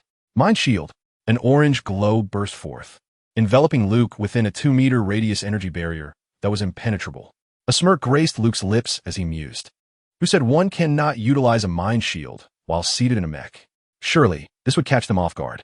From the very inception of the mech's design, he had contemplated its defensive capabilities. Acknowledging that material flaws were an undeniable vulnerability, he understood that no amount of reinforcement could withstand a powerful strike. Tony's palm cannon could obliterate his hastily assembled mech in an instant. Fortunately, he could deploy the mind shield at will, as long as the barrier remained intact. Even a flimsy mech need not concern itself with defense, allowing him to focus solely on offense. Tony's energy cannon collided with the mind shield, merely creating ripples akin to splashes on water, as the projectile's energy dissipated harmlessly. Witnessing this, Tony's eyes widened in astonishment, and he inquired, "What is that? Some sort of energy field?" He commanded within his suit, "Jarvis, analyze this." "Analyzing now, sir," Jarvis responded. Tony gazed curiously at this enigmatic adversary, increasingly intrigued by the unfamiliar mech. The two continued to exchange blows. Luke grasped a steel pipe from the roadside barricade, swinging it to strike Tony, sending him hurtling away. Undeterred, Tony returned, brandishing a pipe of his own to strike at Luke. The steel pipe met the mind shield, posing no threat to Luke. Instead, the recoil sent Tony sprawling once more. At this juncture, Jarvis provided an analysis. "Sir, this defensive field employs an energy form unknown in my database, with an energy density reaching 16,000 kilopascals. I do not recommend attempting to breach it forcefully, sir." "Analyze its weak points," Tony commanded. Drawing from his extensive knowledge of various energy forms, he surmised that any energy curtain would inevitably harbor uneven dispersal flaws. Although the method by which Luke had implemented this technology in combat remained unclear, Tony believed that science would ultimately yield an explanation. Soon, Jarvis presented an energy flow diagram of Luke's mind shield, revealing 2 areas where the energy was relatively sparse. Tony, unwavering in his resolve, unleashed the full power of the arc reactor, a formidable beam of energy emanating from the chest of his armor, relentlessly bombarding the psychic shield. The shield, subjected to an immense outpouring of energy, shimmered with a brilliant display of light at the points of impact. Simultaneously, its color rapidly dulled until, in a sudden cataclysm, it shattered into nothingness. The mech was laid bare, revealing 4 machine guns that emerged from its shoulders, their barrels whirring into action as a torrential barrage erupted forth. The cacophony of gunfire rang out, the armor of Tony's suit ablaze with sparks. Although the suit sustained minimal damage, the ferocious kinetic energy of the bullets forced him to stagger backward. The gunfire persisted for a full 30 seconds before finally subsiding, the barrels of the machine guns glowing a fiery red. The ground beneath Tony was littered with an exaggerated scatter of spent cartridges. As the marked suit lifted its gaze, Tony had just exhaled in relief when a peculiar grenade was hurled towards him. "Watch out, sir," cautioned Jarvis, but before Tony could react, the bizarrely designed grenade detonated at his feet. A resounding explosion erupted, unleashing an eerie blue light that plunged the surrounding air to sub-zero temperatures in an instant. A wave of frigid air engulfed Tony, who soon found himself encased in ice. Once the frost dissipated, he stood as a frozen statue in the aftermath of the grenade's blast, which had created a gaping crater in the pavement. The ground cracked, fissures extending several meters, strewn with debris and chaos. On the highway, the occupants of nearby vehicles clutched their ears, their faces marked by terror as they witnessed the scene unfold. The French police hotline was inundated with calls. Inside his suit, Tony stared in astonishment at the readings displayed before him. The external temperature of the armor had plummeted to a chilling -40 degrees. Fortunately, the enhancements made to his suit since the Mark II allowed it to withstand extreme cold. This predicament was hardly insurmountable. Before long, the arc reactor in his chest flared to life, radiating brilliance as the thick ice encasing him melted at a visible rate. Meanwhile, The psychic shield on the combat mech had been restored to its former state, as Luke re-established the barrier. The rapidity of this recovery astonished Tony, prompting him to ponder the nature of Luke's reactor, which appeared to rival his own arc reactor in terms of power supply. Neither party pursued further hostilities, maintaining a standoff more than 20 meters apart. Gazing at the towering 12-meter mech before him, Tony found himself at a loss for words. The challenge presented was far beyond his initial expectations. The mech had demonstrated a range of combat capabilities that included melee combat, machine gun fire, and grenade launches, which were, to some extent, comparable to the Mark V. At least for the moment, after several exchanges, both combatants sensed that a decisive victory would not be easily attained. Luke had decided to abandon the use of the electric grenades. Whiplash confirmed to him that they were ineffective against Tony. Luke envied the advanced materials utilized in the Mark suits. Tony was an undeniable aficionado of high-grade components, ensuring that each Mark suit was constructed with the finest materials. Following their skirmish, aside from a few minor bullet marks and the charred remnants from the grenade explosion, the exterior armor of the Mark V remained largely unscathed and was still fit for combat. Conversely, Tony found himself envious of Luke's peculiar defensive energy field. Although he had researched this technology, it posed numerous challenges, many of which remained unresolved. He was eager to discover how the creator of this formidable mech had achieved such a feat at that moment. A thunderous roar resonated from the sky as two fighter jets appeared on the horizon. The French Air Force had dispatched their aircraft. Tony and Luke, having intruded into French airspace without authorization, had long been detected by radar. While this might have been tolerable, their decision to engage in a fierce battle in plain view on the highway resulted in significant destruction and a detrimental impact. The French government, initially inclined to turn a blind eye, could no longer ignore the chaos unfolding before them. Consequently, two Dassault Rafale jets took off from a nearby airbase and attempted to communicate with the two. Tony had already acknowledged the call, but chose to ignore it, preoccupied with exchanging blows with Luke. As for Luke, he was unable to respond. He had not equipped his mech with radio communication. As their clash intensified, even an unidentified bomb was deployed, prompting the French military to take action against Luke, recognizing Tony as Iron Man. One of the Rafale jets swooped down from a low altitude, releasing a mica missile from its wing. The missile, trailing a fiery tail, sped toward Luke. An urgent alarm sounded within the mech as Luke maneuvered it upward, soaring into the sky at great speed. The missile relentlessly pursued him, eventually catching up and exploding in a brilliant fireball before the smoke could dissipate. The French forces had yet to ascertain whether their target was destroyed when a silvery figure surged from the flames. It was Luke. The combat mech remained unscathed, the energy shield having successfully deflected the missile. The silver mech streaked through the air like a flash of white lightning, directly pursuing the jet that had launched the missile. What was his intention? On the ground, Tony gaped, watching Luke chase after the aircraft, uncertain of Luke's plan. Was he truly intending to shoot down the French jet? Despite his arrogance, Tony was not foolish enough to provoke the military, let alone shoot down one of their fighter planes, as it would undoubtedly lead to significant complications. Yet, Luke was resolute in his intention. He aimed to bring down that aircraft. The supersonic cruising capability of the aerial combat mech can reach a terrifying speed of 25 Mach, maintained for over 10 minutes. Had it not been for the constraints imposed by the mech's exterior material, the aerial combat mech, powered by colorless crystals, could have effortlessly sustained this extreme, cruising speed throughout its journey. In contrast, the French Dassault Rafale fighter jet typically cruises at a normal supersonic speed of approximately 14 Mach, highlighting a significant disparity between the two. Luke swiftly closed the distance, catching up to two returning fighter jets. The pilots, upon observing this spectacle on their onboard radar, were taken aback. Just as one pilot finished reporting the situation to base, he turned to see the white mech waving at him from outside. Luke delivered a powerful blow, shattering the cockpit glass of one jet, and effortlessly extracted the pilot along with his seat from the cockpit.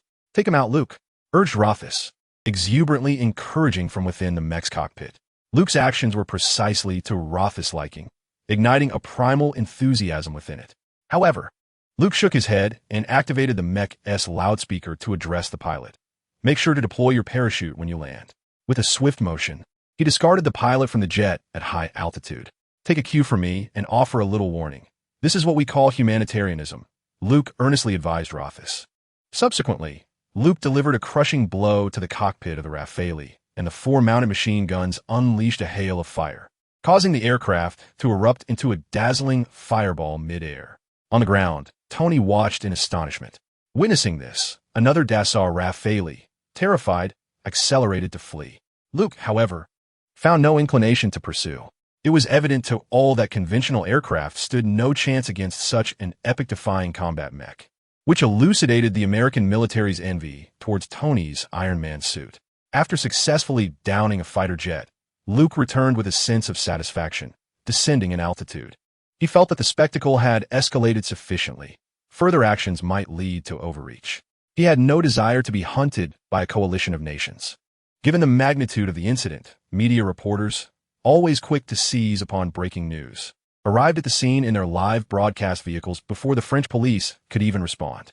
Iron Man had long been a media darling, and soon a throng of reporters gathered around Tony, clamoring to inquire about the recent skirmish. Tony's attention was primarily focused on Luke, casually deflecting the journalist's questions. I have no idea where he came from. Who? Do I look like I know him? To be frank, Tony's current appearance was somewhat disheveled. The surface of his suit was pockmarked and charred, all due to Luke's actions. The reporters, undeterred, redirected their eager gazes towards Luke hovering in the sky.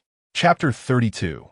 The interview as one of the protagonists in this fierce battle, the white mech that had previously made its appearance at the Monaco F1 Grand Prix, aiding Iron Man in subduing terrorists, unexpectedly found itself in conflict with him.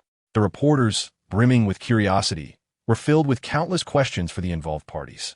With Tony unwilling to respond, they turned their inquiries toward another participant. However, judging by the recent skirmish, this individual, who had effortlessly torn apart warplanes, seemed rather unapproachable, intimidating, to say the least. Yet, there are always those audacious souls willing to take risks. Indeed, a fearless reporter approached Luke for an interview. "Excuse me, sir, up in the sky. May I have a moment of your time?" A naive female journalist called out, waving a microphone toward Luke, suspended in the air. Considering the reporter's striking beauty, Luke decided to descend and grant her request. The aerial combat mech landed gracefully on the ground, swiftly attracting a throng of reporters and cameras. The female journalist quickly signaled her partner to prepare the camera, then approached Luke with a radiant smile. "Thank you for agreeing to this interview. My name is Laura, and I am a reporter for the French news channel. First and foremost, I would like to express my personal opinion. I find your robot rather charming." "Hello, Laura. Thank you for the compliment. How should I address you?" Luke replied. The journalist, eager for the conversation, asked, "What should I call you?" Luke, with a serious demeanor directed at the camera, proclaimed, "I have borne many titles throughout my journey. They have called me the adventurer, the fragile warrior, the king of Cannes. Later, I became known as the hope of Canina, the sacred guardian, the undying King Borodin. Eventually, all hailed me as Anton the Conqueror, the immortal king of Hebron, the guardian of orcs, the majesty of dragons, the chosen one." Wiping sweat from her brow, the journalist responded, "So I should. Yet, these are merely remnants of past glories, hardly worth mentioning." "Now, you may call me the Apostle," Luke interjected. "Very well, Mr. Apostle," the journalist continued. "Am I speaking with you directly? I mean, are you physically present within the armor like Iron Man, or are you remotely controlling the robot?" "Of course," Luke replied. The journalist paused, awaiting further elaboration, but Luke remained silent. Confused, she asked, "Of course what?" "Of course, that is the next question," Luke answered. The journalist, slightly exasperated, pressed on. "All right, do you have any grievances or misunderstandings with Iron Man?" "None," Luke stated succinctly. "Then why did a conflict arise between you two?" "Just recently at the Monaco venue, you joined forces to subdue that terrorist. Can you share the reason for your falling out?" This question was pivotal, not only for the journalist, but also for countless viewers around the globe. Online, fervent discussions had erupted on this topic, with numerous speculations swirling in a cacophony of theories. Some assert that the white mech merely passed by, having no acquaintance with Iron Man. Others contend that both Iron Man and the white mech belong to a clandestine organization, engaging merely in friendly competition. There are even whispers that the white mech sought revenge after its owner learned of Tony's infidelity. Given Tony's character, such a scenario is not entirely implausible. Indeed, a number of individuals online support this theory. The female reporter sensed that a significant story was unfolding. Luke's response was simply that he acted out of impulse. The reporter's eyes sparkled as she leaned in with her microphone, Oh? Could you elaborate? Luke's subsequent revelation was shocking. He touched my foot. The reporter added, he even hugged me. Tony, standing nearby, turned a ghastly shade of green, perhaps exacerbated by palladium poisoning. I protest. He is defaming me, Tony exclaimed. As Iron Man spoke, all cameras instantly turned towards him. Luke nonchalantly scoffed. Looking at Tony, are you denying that you touched my foot, or that you hugged me? Do you dare to swear to the heavens that you did not do these things? I did not, Tony replied, his expression darkening to a shade reminiscent of Nick. This was undoubtedly a symptom of palladium poisoning. Upon reflection, Tony realized that, indeed, he had just engaged in those actions, grabbing the mech's foot and pulling it down. But why describe it in such a lewd manner? Why use the word touch? See, ladies and gentlemen, he admits it, Luke manipulated the mech, shrugging. I did not. What did you not do? Deny it or deny touching my foot. Please, stop using that word, okay? What word? Foot.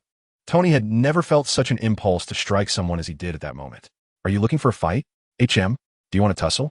Do you think I'm afraid of you? Who was the one who got pummeled and lost their bearings just moments ago? Lost my bearings? Are you referring to yourself? I'm talking about you. The reporter face-bombed. These two behaved like two big children. Gentlemen, if you wish to fight, please allow me to finish the interview first, she interjected. Tony faced the camera, stating, I must clarify that my sexual orientation is entirely normal. This individual's claims are utterly unfounded. I believe it necessary to demonstrate this. He earnestly turned to the female reporter. This lovely lady, I sincerely invite you to dinner tonight, followed by some after-dinner activities. The reporter's mouth fell open in astonishment. Luke, piloting the mech, nodded in approval, acknowledging that this French journalist was indeed quite striking, blonde, blue-eyed, fair-skinned, and impeccably dressed. Tony's eye for talent was undeniably sharp, a multinational invitation. So brazenly made, truly, this was classic Tony. In this regard, Luke held a degree of admiration for him. The reporter's face flushed with a mix of red and purple. She actually wanted to say, this is a live broadcast. Could you not choose a different setting for your invitation? The female journalist was quite eager to spend a delightful evening with the illustrious Tony Stark. What woman wouldn't desire such a chance? Alas, she thought, I must first conclude this interview. Feeling somewhat breathless, she loosened her already relaxed collar, revealing a generous expanse of porcelain skin. This was not her first encounter with troublesome interview subjects like Tony and Luke, and she was confident in her professional abilities to manage the situation. After calming her nerves, the journalist turned to Luke and inquired, could you please explain how you shot down a French Air Force Rafale fighter jet? Regrettably, in that circumstance, I had no choice but to defend myself, Luke replied. Defend yourself? The fighter jet fired upon me first, prompting my retaliation. I possess a dash cam as evidence. Luke declared vehemently. Indeed, he was referring to a dash cam he had salvaged from a junked vehicle. Could you provide that to us? I mean, your evidence, the journalist asked. Internally, she pondered. What on earth is a dash cam? Grammar errors? No problem. I believe, upon reviewing the evidence, everyone will concur with my assertion that I am indeed a victim, and my counteraction was purely an act of self-preservation, Luke continued.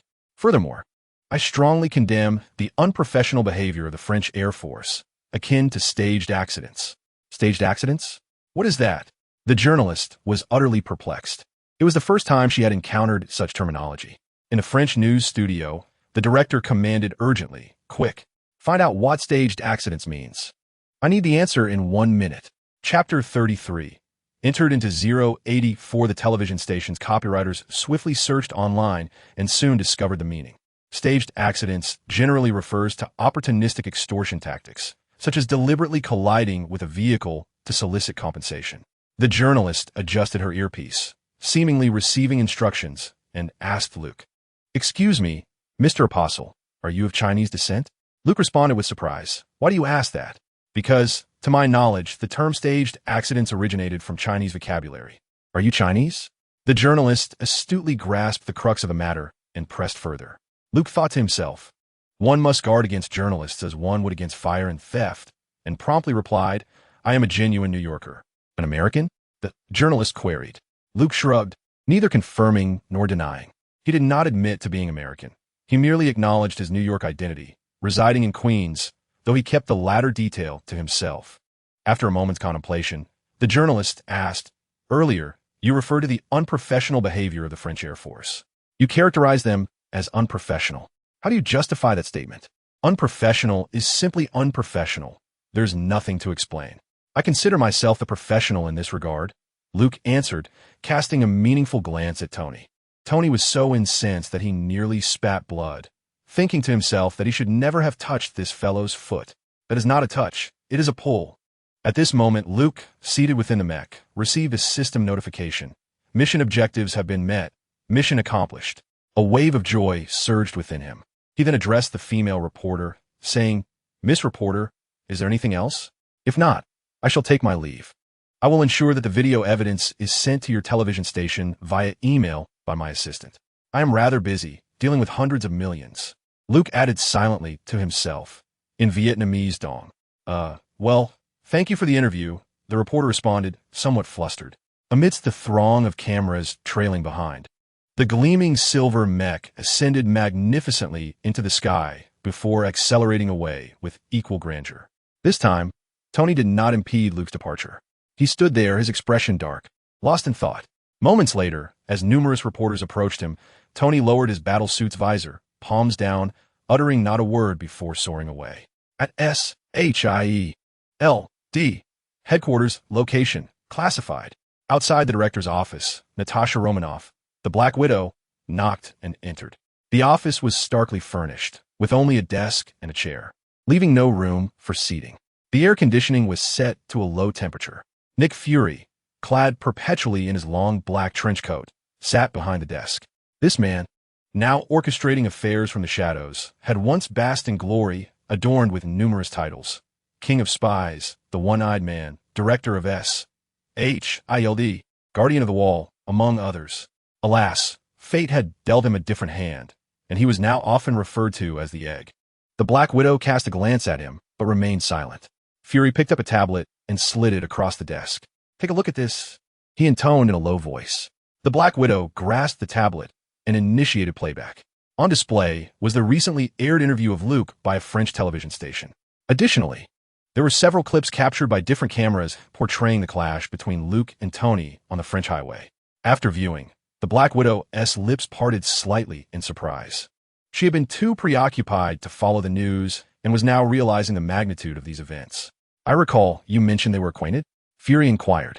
"I do not comprehend how they could come to blows," she shrugged, returning the tablet. Fury pondered briefly before directing his solitary eye toward Natasha, asking, "What is your assessment of this individual?" "Very dangerous," she replied. Coincidentally, upon her return, the Black Widow's evaluation of Luke mirrored his own perception of her. He deemed her too perilous and wished to keep his distance. In her report, she articulated the same sentiment. This individual is highly dangerous. His allegiances are ambiguous, and his actions are reckless. Recommend prioritizing surveillance. She had not anticipated that just a few days had passed before this individual ventured to Monaco, creating such a significant stir, even engaging in a public confrontation with Iron Man amidst countless cameras, even managing to down a French Dassault Rafale. The Black Widow found herself at a loss for words to describe this audacious individual. Reckless? Such a term scarcely encapsulates the true essence of this person. He is utterly unrestrained. I am now keen to uncover the formidable background that he possesses. Egghead spoke in a low tone, expressing his belief that the creators of such a war machine could not possibly be mere petty factions. Not everyone is a Tony Stark. I am Iron Man. One Iron Man suffices. Regarding this person's identity, do you have any leads to investigate? The Black Widow furrowed her brow for a moment, as if a thought had suddenly struck her. She turned to Egghead and said, "His voice might be a clue." "His voice?" The Black Widow's expression was somewhat peculiar. "I find his voice unsettling." Egghead paused, perplexed. "What do you mean by that?" The Black Widow shook her head. "I cannot quite articulate it. It just feels rather off." The two fell into a contemplative silence. After a while, Egghead nodded and said, "It seems we must delve deeper into this matter. I have another task for you. Go undercover beside Tony and clarify a particular issue." As he spoke, he tossed a stack of documents her way. The Black Widow picked up the files and flipped through them, frowning. "You want me to be Stark's secretary?" "Indeed. I had already contemplated this. Stark appears to be experiencing health issues." The Black Widow sighed. "Very well." She took the stack of documents and turned to exit Egghead's office. The wheels of fate rolled onward. The Black Widow was indeed destined to infiltrate Stark's circle. After her departure, Egghead stared at another document before him, frowning for a while. It contained a compilation of known information regarding the silvery, mechanized suit. The monarch of Hebron? The chosen one? After some time, Egghead, thoroughly bewildered, closed the file. The cover bore the clear designation 084. He rose and locked the document away in a thick safe behind him. 084 is a code name, a classification. It represents the highest level of classified documents within S.H.I.E.L.D.,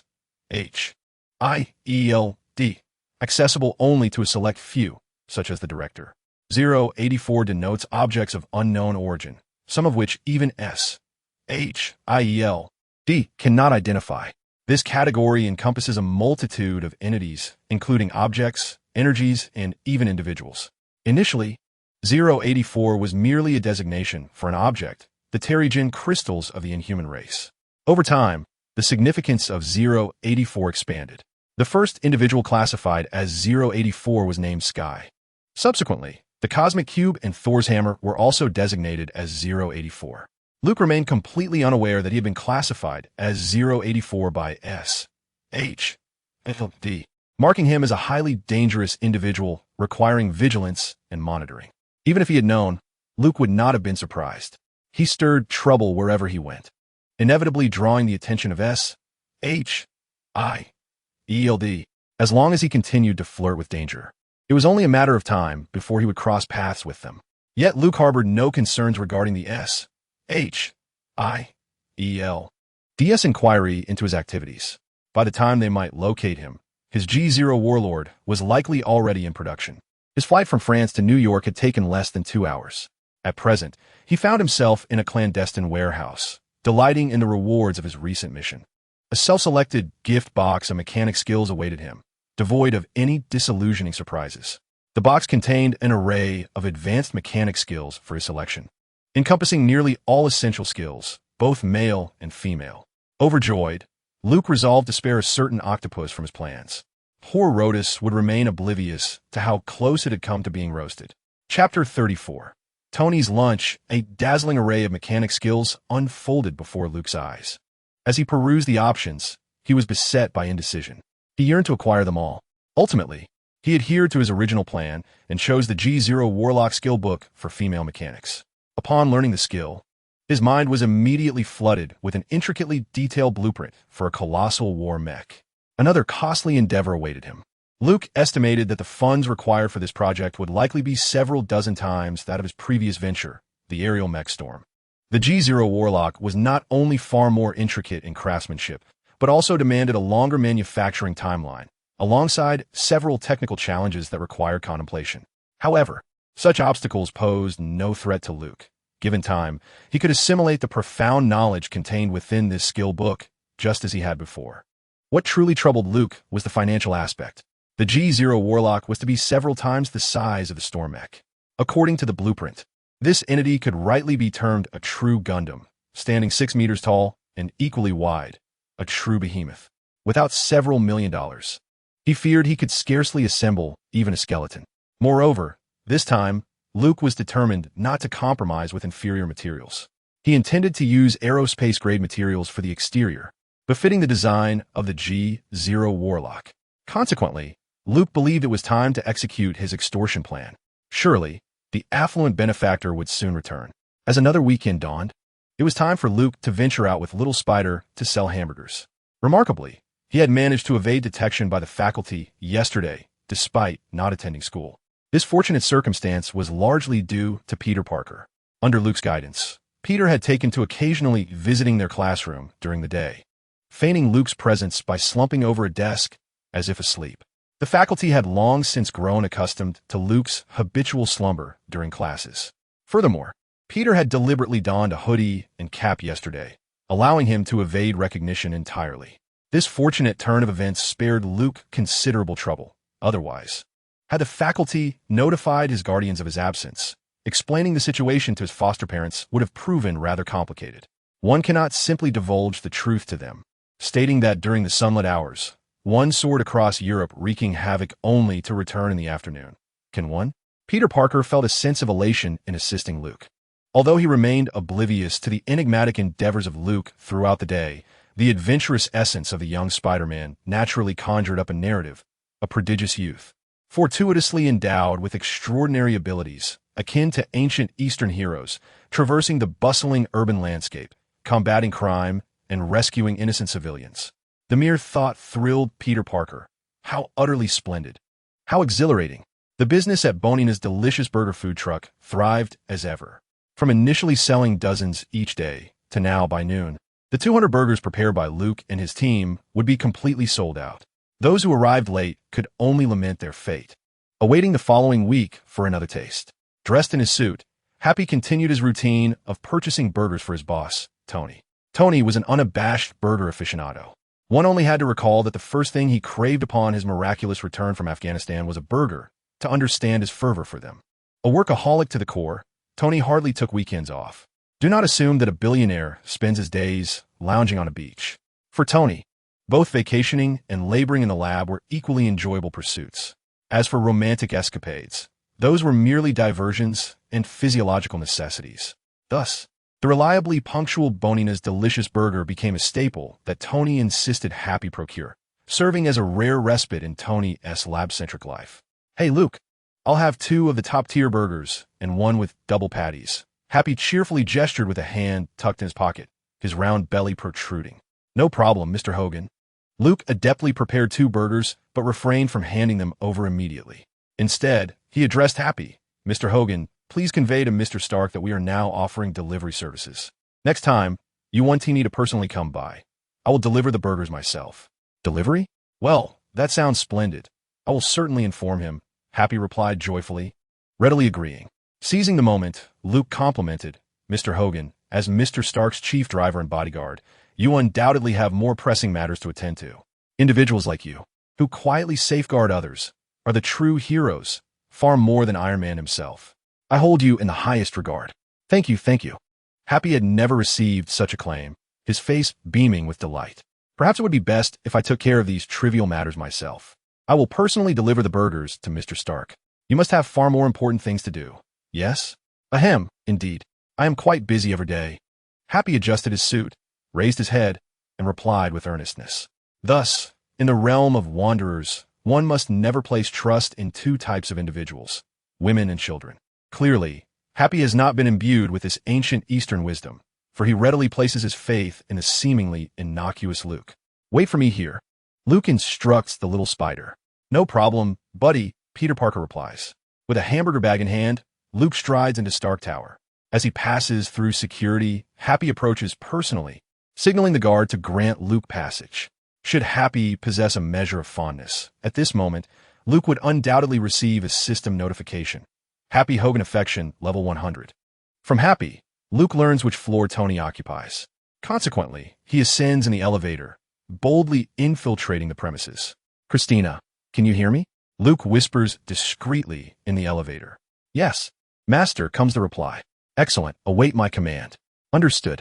Upon reaching the top floor of Stark Tower, the elevator doors open, revealing an elegantly adorned and warmly styled living space. The uppermost part of Stark Tower has been designated as Tony's private residence, inaccessible to the public. The opulent decorations and lavish furnishings bear witness to the extravagant lifestyle of their owner, transforming this space into a top-tier villa. As Luke steps out of the elevator, he spots 2 women seated on the sofa. The first, clad in a dignified dress, regards him with mild surprise. Rising from her seat, she speaks to Luke in a gentle tone. "Hi, who are you looking for?" Chapter 35. Buy 2, get 2 free. Luke discreetly assesses the woman before him. He rates her appearance and figure at a modest 75, yet her charisma undoubtedly earns her a perfect score. It is evident that the worldly Tony values her grace, character, and unwavering support. The other woman on the sofa is one Luke recognizes well. Prior to his arrival, the Black Widow had been discussing company affairs with the first woman. Today, she is attired in a professional secretary's outfit, her white blouse fitting snugly, complemented by a pencil skirt and nude stockings. She exudes both the dignity of a corporate professional and an undeniable undertone of seductive allure. Unexpectedly, the narrative has returned to its rightful course, Luke muses. The fluttering wings of this small butterfly have somehow been aligned with the fabric of reality. He reflects on the marvel of it all. "Good day, ladies. I am here to deliver takeout for Mr. Stark, Luke announces, displaying the hamburger bag with an expression of innocent simplicity. "Oh," the first woman replies with a smile. "Tony is just downstairs. You may proceed, dear." "Thank you, ma'am," Luke responds gratefully, making his way toward the spiral staircase leading down. Unbeknownst to both him and the first woman, the Black Widow has been intently scrutinizing the hamburger bag and casting several discerning glances at Luke. Beneath her long eyelashes, her beautiful eyes appeared contemplative. This space was designed with a split-level structure. The upper level served as the living area, while the lower level housed Tony's personal laboratory, accessible only with a security card. Outside the transparent glass curtain wall, Luke caught sight of Tony, who was engrossed in some experiment. Luke found himself barred from entry, and he tapped on the glass until Tony noticed him. Tony seemed momentarily taken aback, but upon seeing the hamburger in Luke's hand, he understood Luke's purpose. He instructed Jarvis to open the door. "Good afternoon, Mr. Stark. Here is your hamburger," featuring 2 top-notch configurations. Luke was a diligent delivery person, presenting the warm burger to his most loyal patron. Tony did not reach out to take it. Instead, he gestured for Luke to place the paper bag on the table. "Just leave it there, kid. I'm not accustomed to having things handed to me. I've seen you before." "Of course. You bought hamburgers from my stand," Luke replied. "Right, indeed." Tony nodded, recalling the encounter. "Your hamburgers are quite good. Where did you learn to make them?" "Not bad," was a high compliment coming from Tony. Given his character, Luke did not respond, but instead pulled out another object, placing it beside the bag of hamburgers. "What is this? Buy 2, get 1 free?" Tony quipped. "I don't need any freebies. Sir, someone asked me to give this to you when I came in." "A stone?" Tony gazed curiously at the glowing red stone on the table. "Indeed, it is a small sample of a magical shard." Tony refrained from touching it, but given that Luke handled it without issue, it seemed harmless. "Who gave this to you?" Tony inquired, looking at Luke. Luke shrugged and replied, "I didn't catch a clear view, but that person mentioned you would be interested." "Humph." Tony made a non-committal sound. Just then, Jarvis's voice resonated in the laboratory. "Sir, I have scanned this unidentified mineral and found it possesses extraordinary energy levels. Isolation is recommended." Upon hearing this, Tony's previous nonchalance vanished. He stated earnestly, "Execute." A mechanical arm approached, retrieving the magical shard from the table and carefully placing it into a sealed glass container. "You may leave now, kid," Tony said to Luke. "Are you sure?" "Yes, you can go." Without turning around, Tony waved his hand to indicate Luke should depart, his full attention now fixated on the magical shard. A subtle smirk graced Luke's lips as he turned and exited Tony's laboratory. On his way back upstairs, Luke discreetly affixed a small device beneath the corner of the wall. This gadget, no larger than a fingernail, was a mini-signal bridge, easily overlooked by the untrained eye. Through it, long-distance data theft and transmission could be accomplished. Utilizing the data chip extracted from the magical box, Luke felt a sense of extravagance for his generous offer of buy 2, get 2 free. Upon returning upstairs and bidding farewell to the 2 women, he innocently stepped into the elevator. Once the doors closed, he leaned in and whispered, "The Trojan has entered the city. Christina, have you received it?" The connection was established, and the data transmission along with the induced shielding was functioning seamlessly. "All set. So easy," Luke declared with a snap of his fingers. Hebra Technologies was nothing short of astonishing. Not only was his operation executed with utmost discretion, but even if the bridge connector were to be discovered in the future, it would self-destruct, leaving no suspicion cast upon him for today's actions. His tender age of 7 granted him the perfect disguise. No one would pay heed to the actions of a mere child. Surely even Stark, with his boundless imagination, would not fathom that an adult resided within this youthful facade. As the elevator descended to the ground floor, Luke nonchalantly whistled his way out of Stark Tower. Tony had initially planned to have dinner with Pepper that evening, but due to the arrival of the magical stone delivered by someone, those plans were postponed. Pepper was at a loss with Tony's workaholic tendencies. While she understood him, a tinge of disappointment lingered in her heart. In the laboratory, Tony was intently focused on the data displayed on the screen, his brow furrowed in concentration. At that moment, Jarvis interjected, "Someone wishes to contact you, sir." "I'm busy," Tony replied curtly. "I believe you would prefer to speak with this individual." Tony lifted his gaze, momentarily taken aback, and commanded, "Put them through." The communication was established, but it was audio only, devoid of any visual feed. A low, gravelly voice, clearly altered by a voice modulator, echoed through the line. You've received my gift, haven't you? Gift? Tony inquired, furrowing his brow. Or in front of you. Tony frowned. Did you send this? Who are you? A soft chuckle emanated from the other end. This is the second time you've asked me that recently. It's you? Tony's eyes widened in realization. The voice belonged to the figure in the silver mech. It was him. The caller was none other than Luke, who had established contact with Tony through Christina, directly interfacing with Jarvis. State your intentions, Tony said sternly, his demeanor hardened by the unpleasant memory associated with that voice. It was no surprise, after all. He had been duped by this individual before. If given the choice, he would prefer never to cross paths with this person again. Yet here he was, knocking at his door. Tony sensed impending trouble looming overhead. Chapter 36. Indeed, this is extortion. I require your expertise to analyze this, or I need to know everything about its molecular structure, chemical and physical properties, and all pertinent and extraneous data. Luke unabashedly put forth his request. On what grounds do you presume I would assist you? Tony retorted with a cold smirk. Luke remarked, it's often said that one must engage in conflict to truly know another. We might as well consider ourselves acquaintances, right? Are you serious? Yet, I can't help but feel that you are among the most unscrupulous individuals I have encountered, save for a few. I now suspect you may be a rival sent by my competitors. Tony retorted bluntly, I have many enemies. Which one are you? Luke shrugged nonchalantly, reclining comfortably in his bedroom while speaking on the phone. He had never anticipated that a wealthy individual would assist him without charge. Setting aside the slightly strained nature of their current relationship, based on his understanding of Tony's character, such altruistic labor was simply implausible. It was crucial to remember that Tony was a businessman. Very well, let's make a deal. When dealing with a businessman, one must employ a business-like approach, Luke proposed. A deal? You conduct research on ores for me, and I shall assist you in return. Tony scoffed dismissively. I don't believe I require your assistance. Luke, undeterred, stated directly, I heard you're suffering from palladium poisoning. How do you know that? Tony exclaimed, nearly leaping from his chair. He had shared this matter with no one, not even his closest confidant, Pepper. How did this individual come to know? The specifics are not essential. What matters is that I can help you with your palladium poisoning. Do you think I haven't tried? Tony suppressed his confusion, responding with a grunt. I've already explored every possible avenue, yet you still cannot find an alternative element to palladium, can you? The concentration of palladium in your blood is nearly lethal enough to bring down an elephant. Were it not for the arc reactor in your chest, you would have succumbed long ago. How do you know so much? Who exactly are you?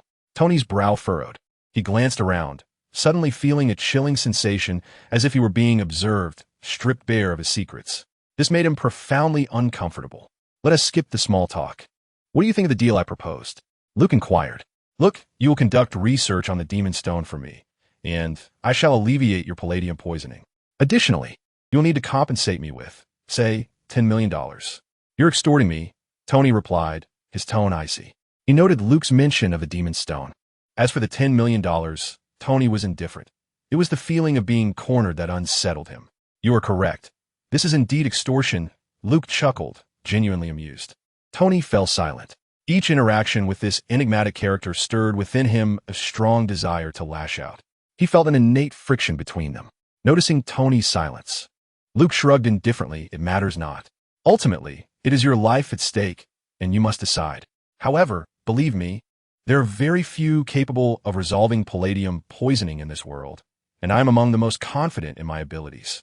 Conversely, many possess advanced knowledge of chemistry and can research the demon stone aside from you. I merely sought you out nearby.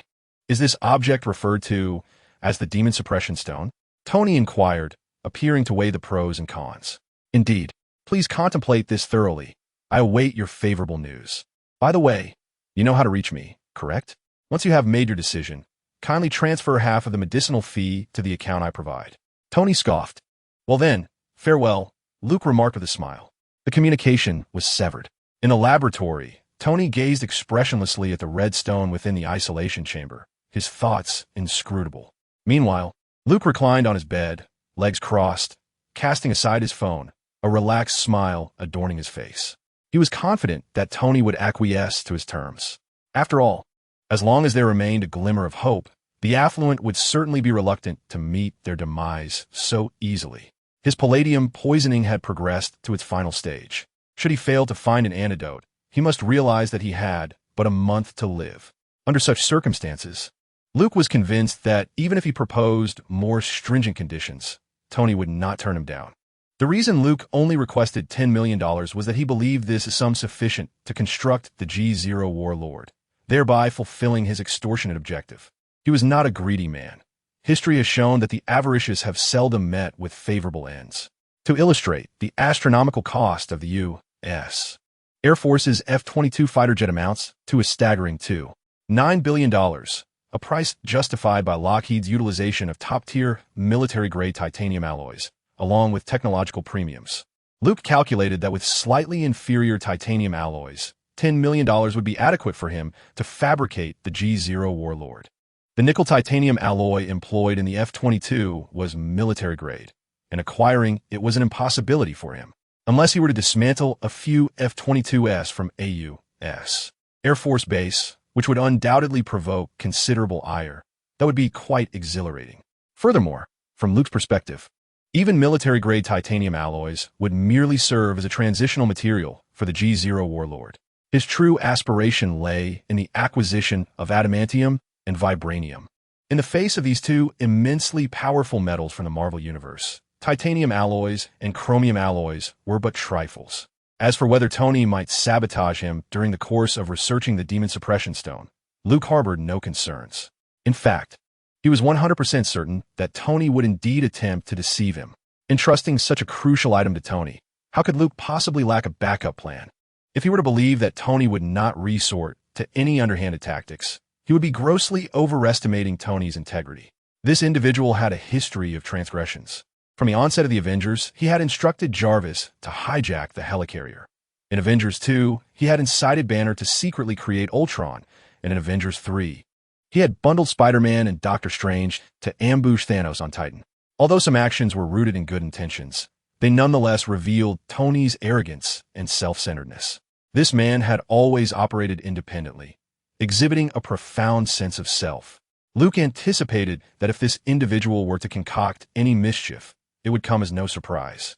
The two words Black Widow used to describe Tony were strikingly apt: bastard. Thus, prior to deciding to hand over the sample of the magical stone to Tony, Luke had devised a dual contingency plan.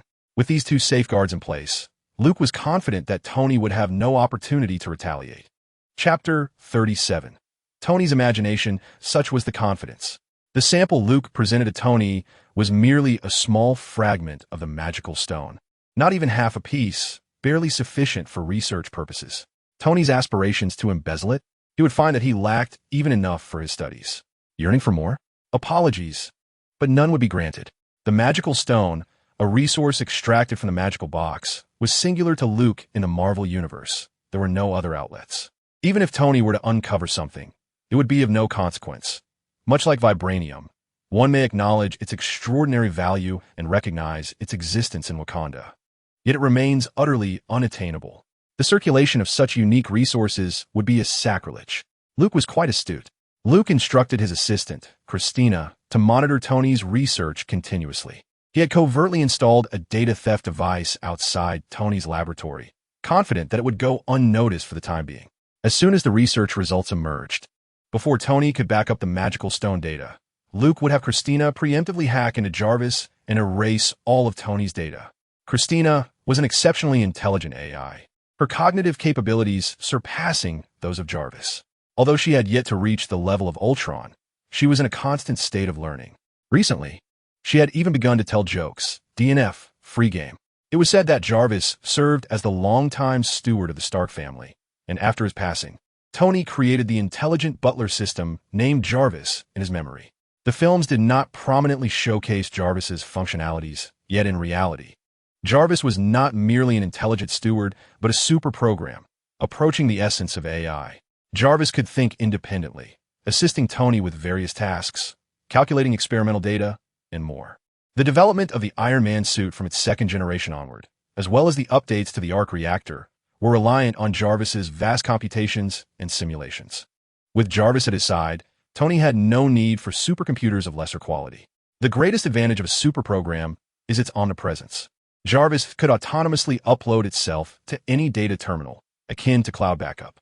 In other words, as long as there were computers in the world, Jarvis would never vanish. However, Tony, for various considerations, imposed numerous restrictions on Jarvis, perhaps fearing that AI might evolve too rapidly and become something beyond his control. Tony did not permit Jarvis unlimited autonomy in learning.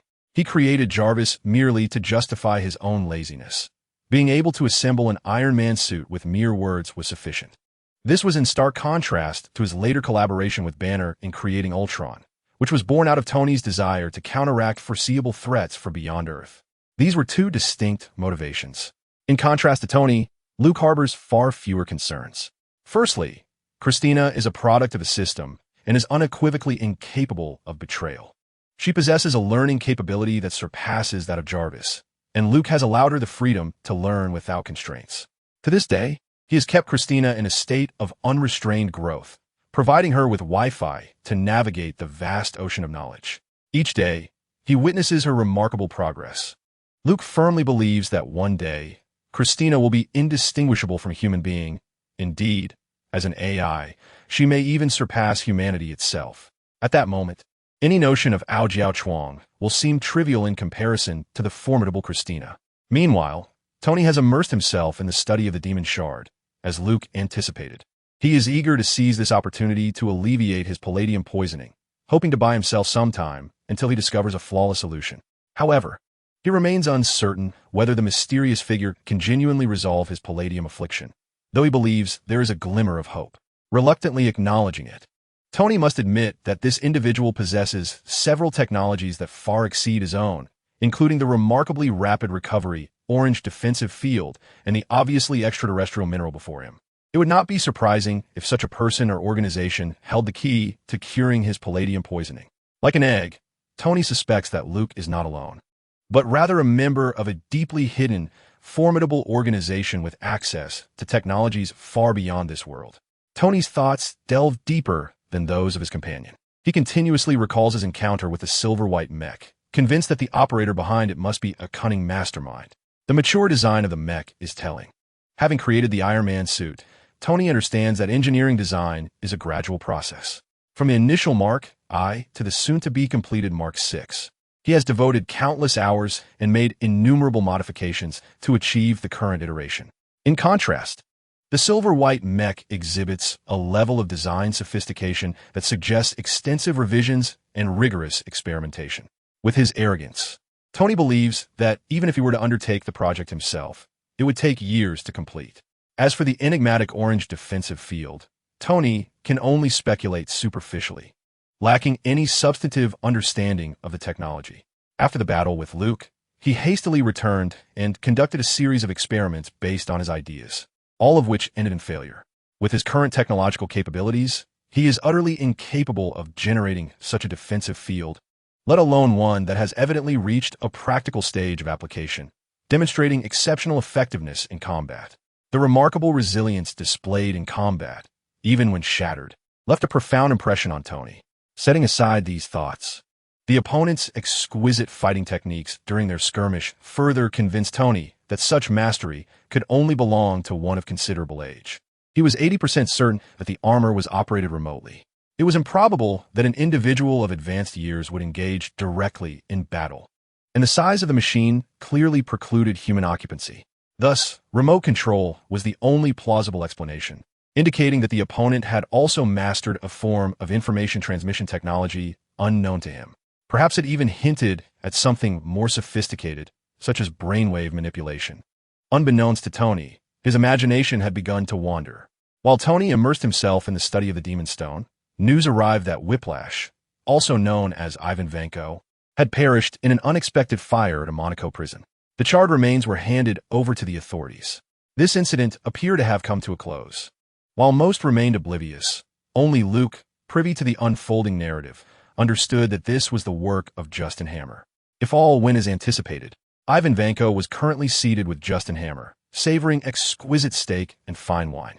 Soon, he would be tasked with developing a legion of Hammer Industries robots, which would later showcase a grand fireworks display at an upcoming Hammer Industries expo. Luke mused that, apart from being somewhat flamboyant, Justin Hammer was a more competent arms dealer than Tony. He believed that when the time came, borrowing a few missiles from Justin would be readily accommodated. Chapter 38. acquiring the little spider. Hey, buddy, do you have any interesting plans for today? Early in the morning, Peter Parker arrived at Luke's home and pushed open the door to his room. You're here. Come on. I'll take you somewhere, Luke said, putting down the data chip he had been tinkering with, rising with a smile. Sure. Luke had summoned the little spider for a matter of great importance. He had decided to reveal some of his secrets to him, a decision reached after much deliberation. After all, no secret could remain concealed indefinitely. In contrast to the unreliable Tony, the little spider was far more trustworthy. In truth, Luke had long regarded him as a little brother. He intended to subtly allow the little spider to accept his true self, laying the groundwork for the future. From now on, he planned to keep the little spider away from the Avengers. Instead, he would ensure that they thrived together, promising him a life of luxury and adventure, complete with suits and companionship. The two glided on their skateboards, with Luke leading the way to a secret warehouse. Luke extracted a key to unlock the door, pushing open the massive entrance of the warehouse. As the two entered, the young Spider-Man was instantly awestruck by the scene before him. A colossal lathe was engaged in the automatic processing of a metal sheet, while a nearby electric furnace brimmed with molten steel. Several computers displayed a myriad of intricate data, their cables tangled upon the floor. Peter Parker felt as though he had stepped into the workshop of his late uncle. What place was this? Just as the thought crossed his mind, he caught sight of something else. His eyes nearly bulged from their sockets upon spotting the sleek silver mech quietly stationed in the corner. He recognized this formidable machine. In recent days, the fierce battles on the Monaco racetrack and the French highway had stirred a frenzy online, garnering extensive media coverage. The mech's debut, having matched Iron Man in combat, had unsurprisingly attracted a legion of fans. Some referred to it as the White Meteor for its astonishing speed, surpassing even that of French fighter jets. Speculations arose that it could even outpace rockets, soaring beyond the atmosphere. Others simply dubbed it the Apostle. This moniker quickly became a buzzword among superhero enthusiasts, rivaling the excitement sparked by Tony's revelation of his identity as Iron Man last year. Peter Parker was among those captivated. Initially a fervent admirer of Iron Man, the emergence of the Apostle, with its striking design, instantly endeared the young Spider-Man to this silver mech. The mech's aesthetics, combat stances, and the vibrant orange energy shield it emitted resonated more with the public perception of what a mech should embody. Iron Man could be deemed a suit of armor, rather than a true battle mech.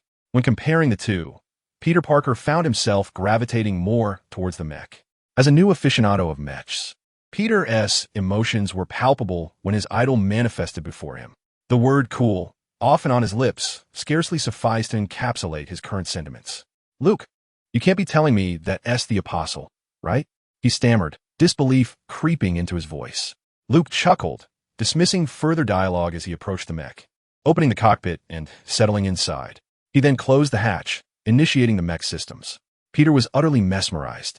As Luke maneuvered the mech, jets of fire erupted from its feet, soaring around the warehouse before deploying the psychic shield.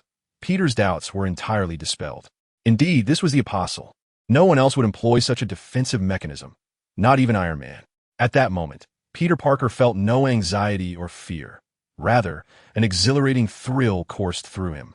His conjectures had come to fruition. His good buddy, his closest friend, was indeed the enigmatic figure he had speculated about all along. What he anticipated was that Luke himself was the Apostle. Luke skillfully maneuvered the mech, landing it with steady precision. Unable to contain his excitement, Peter Parker rushed over, exclaiming, "Dude, this is absolutely amazing. It's the coolest thing I've ever seen in my life. Can I touch it?" The young spider asked with eager anticipation. "Of course, feel free to touch it," came Luke's voice from the mech speakers. Peter, exhilarated, reached out to caress the mech's exterior, then curiously circled around Luke several times. He marveled, "It's a tad cool to the touch. But, my friend, this is truly remarkable. I'm almost at a loss for words." Luke, seated within the mech, smiled knowingly. Everything was progressing smoothly. The young spider possessed a grand heart, and it seemed he had embraced the situation wholeheartedly. With Spider-Man as a support, Luke felt confident that he could create great headlines whenever he pleased. The future abilities of the young spider were evident and would surely serve as a significant asset. Peter was so moved that he could hardly articulate his thoughts. "Oh, dude, you've shared such a monumental secret with me. I just don't know how to express this." "I understand, my friend." Luke exited the mech and patted Peter Parker on the shoulder, grinning as he added, "Keep this secret for me." "Absolutely. I won't breathe a word to a second soul. Not even Uncle Ben or Aunt May," Peter vowed earnestly, thumping his chest in assurance. "Good lad." Luke patted his shoulder again. At that moment, a notification from the system chimed. Peter Parker's favorability rating was at 35. Luke's heart leaped with joy. Peter Parker's favorability had now reached 95, just a smidgen more, and he could learn a spider-like skill. Luke's greatest anticipation was for the spider sense, which would prove immensely beneficial. Peter Parker continued to enthusiastically explore the aerial combat mech. At that instant, he noticed Rotos, the octopus, sleeping in the mech's aquarium. Peter mused, "This octopus looks rather peculiar." Just then, Rotos suddenly opened one eye, locking his gaze onto Peter. Startled, Peter took 2 steps back. "What are you looking at, kid? Never seen an octopus as handsome as me?" Rotos remarked. Peter was left speechless, stammering, "Oh, octopus. Can talk?" Luke shrugged, explaining, "Well, this one is rather special." True to his reputation for having a strong heart, Peter quickly replaced his astonishment with curiosity, leaning in to attempt communication with Rotos. Hello, Mr. Octopus." "Whoa, I remember you," Rotos replied casually, then closed his eyes to resume his slumber. "What does that mean?" Peter turned to Luke, inquiring. "Oh, it's nothing. He has known you for quite some time." Luke responded, discreetly rubbing his face. Interestingly, Rotos had been less vocal lately, often choosing to sleep in the aquarium at any opportunity. Luke was uncertain as to why. "Oh," Peter said, somewhat bemused. "Come, my friend, for we have tasks to attend to today." Luke is set to paint the refurbished food truck alongside Little Spider.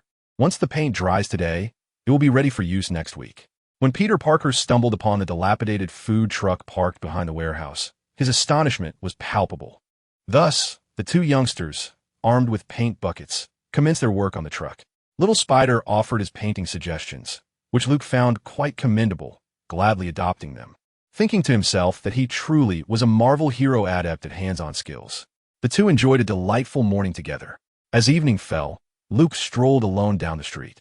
Little Spider had returned home at noon, and their painting task was accomplished, leaving the truck looking revitalized. Luke had been preoccupied in the warehouse, finalizing preparations for the creation of the G0 Warlord. Tony had transferred the requested sum of $5 million in advance, and the funds were intact. Luke instructed Christina to deposit this money into a secret Swiss bank account, to be disbursed in batches for the online procurement of necessary materials.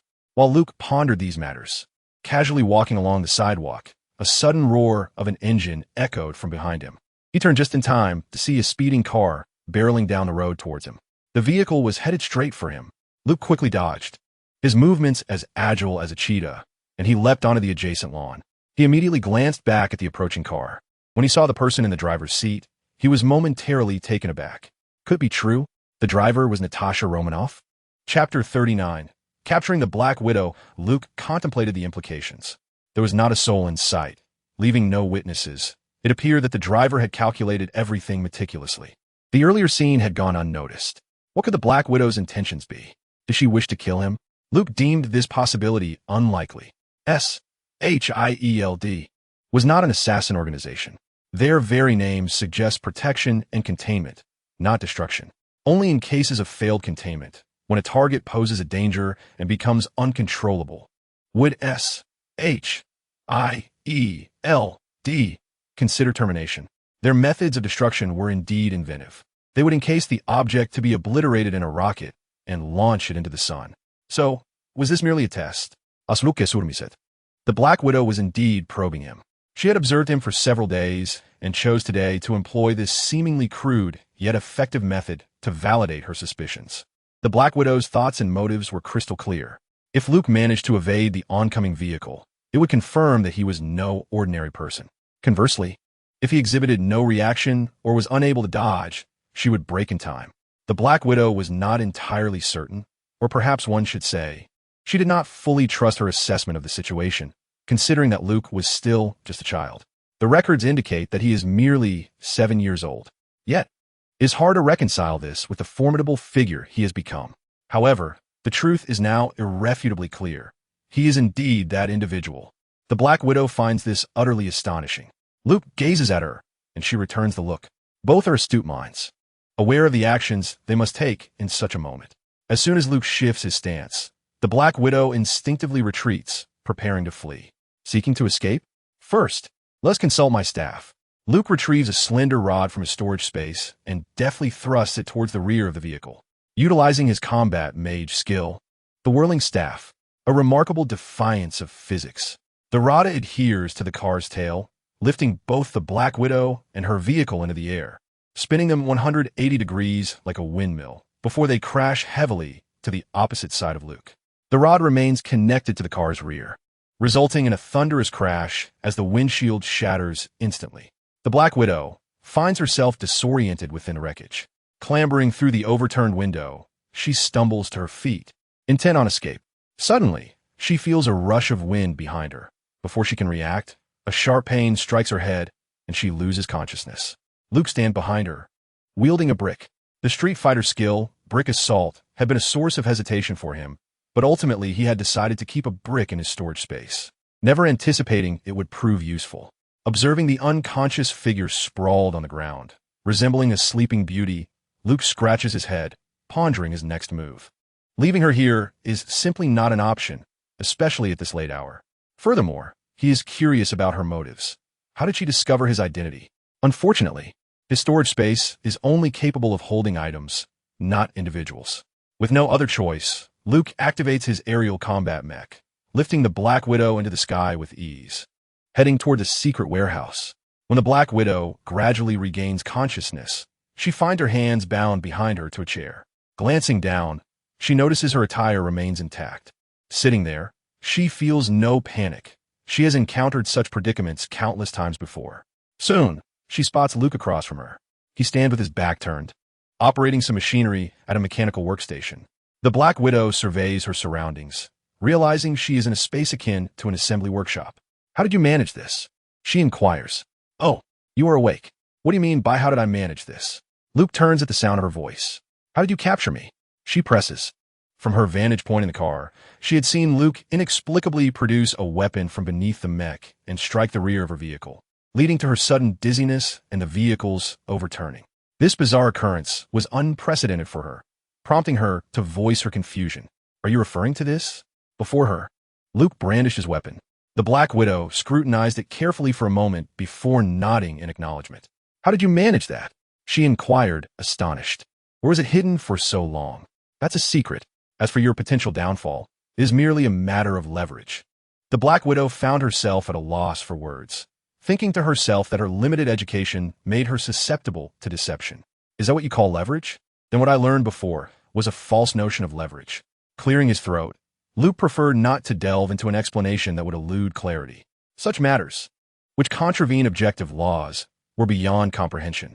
He shifted the topic, asking, do you have any idea how fast you were going just now? At least 500 miles per hour.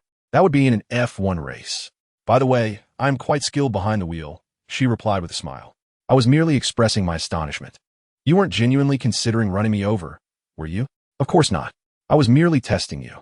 Clearly, that test was effective, was it not, Mr. Apostle? The Black Widow smiled. Luke scoffed. Since when have you begun to doubt me? Your voice. You concealed it well, but I have undergone training in voice recognition. The day you delivered the hamburgers, I was certain it was you. Do you wish to argue further? She smiled again. Luke felt a sense of resignation. This woman was indeed perilous. The moniker of Black Widow was well-deserved. She then asked Luke with a smile, so, young one, what do you plan to do with me? Eliminate me to silence me? Luke sensed a tone of mockery in her words and demeanor. Ah, your true identity is showing, he remarked, scratching his head. He had underestimated the capabilities of the S.H.I.E.L.D. agents. If he were to release the Black Widow, his identity would inevitably be exposed to S.H.I.E.L.D. He was not prepared for that eventuality. His plan dictated that he should first create the G0 warlord before engaging with S.H.I.E.L.D. Until then, he needed to maintain the facade of a child. As the saying goes, plans seldom survive contact with reality. This was indeed a premature turn of events. Luke pondered his options. He could not possibly kill the Black Widow outright, could he?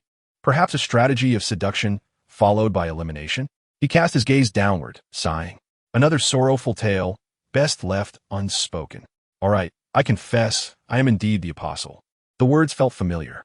Turning to the Black Widow, he continued, "However, to be fair, I bear no ill will towards you or or anyone else for that matter. Here is a little secret. I am, in fact, a good person." "A good person?" The Black Widow arched an eyebrow. "You mean those criminals you have slain?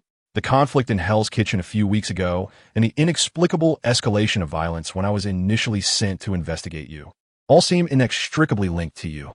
It's hard to fathom that you are so young. You do realize those individuals were criminals." Luke shrugged. Chapter 40. The Black Widow goes missing now. Let's discuss that square. The square? The square you bombarded, as far as I know, remains under isolation. The Black Widow remarked. Luke, of course, understood which incident she referred to. The repercussions of his recent act of justice had yet to dissipate. Surrounding the cratered square, plastic barriers have now been erected. Each day, soldiers clad in white protective suits come and go. Such news is reported daily. While a typical explosion might not evoke such a response, the grenades Luke employed were of the second generation, infused with demon crystal powder. The residual magical energy post-explosion was evidently detected by the military. Although this residual energy is minuscule and hardly suitable for study, the military's nature ensures that they would not overlook such a matter. At best, it would result in a futile endeavor. And what of France? After your battle on the highway, you and Stark simply packed up and left, while the French government is now grappling with the aftermath. The French president has lodged several stern protests with our SHIELD in recent days. Luke, upon hearing this, was slightly taken aback. Had he truly accomplished so many notable feats? Nevertheless, he firmly asserted, I do not kill innocents. At most, only take down some gangsters. I have never harmed the innocent. You should seek out that green giant instead of coming to me." The Black Widow smiled subtly, pointing out Luke's incident of tearing apart an aircraft in France. "How do you explain this?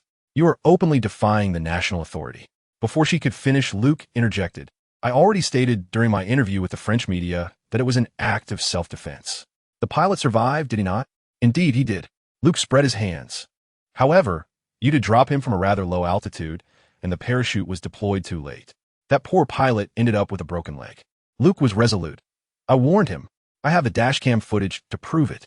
Dashcam? The Black Widow found this term rather perplexing. Shouldn't everyone be speaking English? Why such a disparity? On that day, the dashcam in Luke's mech had captured the entire battle, and he had instructed Christina to edit out sensitive details, sending the remainder to the French television network. Naturally, the French media cherished this footage, showcasing these rare first-person perspectives innumerable times in their broadcasts. They even licensed it to major outlets like BBC, CNN, and CCTV. Luke's remark at the time, "Learn from me, give a heads up, this is called humanitarianism," had become a widely recognized quote across the globe. You must acknowledge that your actions are a provocation to the world order. Not to mention, you have exposed the existence of superhuman powers to the public, which SHIELD has tirelessly endeavored to prevent. The Black Widow gently guided the conversation. Her tone was calm from the outset, not admonishing in nature. In her eyes, Luke resembled a childish, naive soul who had suddenly seized an inexplicable power. Perhaps, as he claimed, he was not a malevolent being. The Black Widow felt an obligation to impart some ideological education to this child. Exposure? What about Tony? Luke retorted, having already been warned. The Black Widow replied. Luke dismissed her with scorn. Extraordinary powers were commonplace in the Marvel Universe. Ordinary people might remain oblivious, merely because the time had yet to come. He would not divulge to her that in a year or two, the entire world would be aware of the existence of malevolent extraterrestrials. Humanity was far from isolated. By then, let alone extraordinary powers, ordinary people would welcome additional protective forces on Earth. Otherwise, how could the Avengers have endured for so long? Was it not because Earthlings needed these so-called freaks to safeguard them? Enough of this banter. Luke's current focus was on how to deal with the Black Widow. He stepped outside briefly. Upon his return, he bore several large sheets of tempered glass. Without hesitation, he unveiled these massive glass panels, measuring several meters in length and width, from a storage space, all under the astonished gaze of the Black Widow. "What are you doing?" she inquired curiously, still bound to the chair. She had attempted to escape moments ago, but to no avail. Luke ignored her, directing several robotic arms to swiftly construct a tempered glass chamber in the center of the warehouse. The Black Widow was subsequently relocated to this glass prison. Luke conducted a thorough search of her person, extracting an array of tools that would make any man blush. Self-defense sprays and stun guns were just the beginning. There were lipstick guns, ear-piercing hammers, tear gas balls, and miniature grenades, each more alarming than the last. Grappling hooks, ropes, folding knives, lock-picking tools, astonishingly, these items were concealed within her clothing, including her undergarments. Additionally, there were restraints and gags. What on earth were these for? The Black Widow regarded Luke's actions with a bemused smile and remarked, "Are you planning to imprison me?" "Just restricting your freedom for a few days," he replied. After confirming that she was devoid of any hidden contraband, Luke loosened her bindings and promptly stepped back. He was aware of the Black Widow's formidable skills. Her capture had been primarily due to his element of surprise and the effectiveness of his brick attack technique. Luke had come to revere this technique. With one well-placed strike, even the Black Widow, who had undergone enhancement in the Red Room and possessed significant resilience, had succumbed without a sound. Was this not a divine technique? Everyone who has experienced it sings its praises. "I need to use the restroom," the Black Widow stated, appearing disinclined to make a move. With a smirk, she rubbed her slender wrist. Luke casually tossed her an object. She caught it and was momentarily taken aback. "What is this?"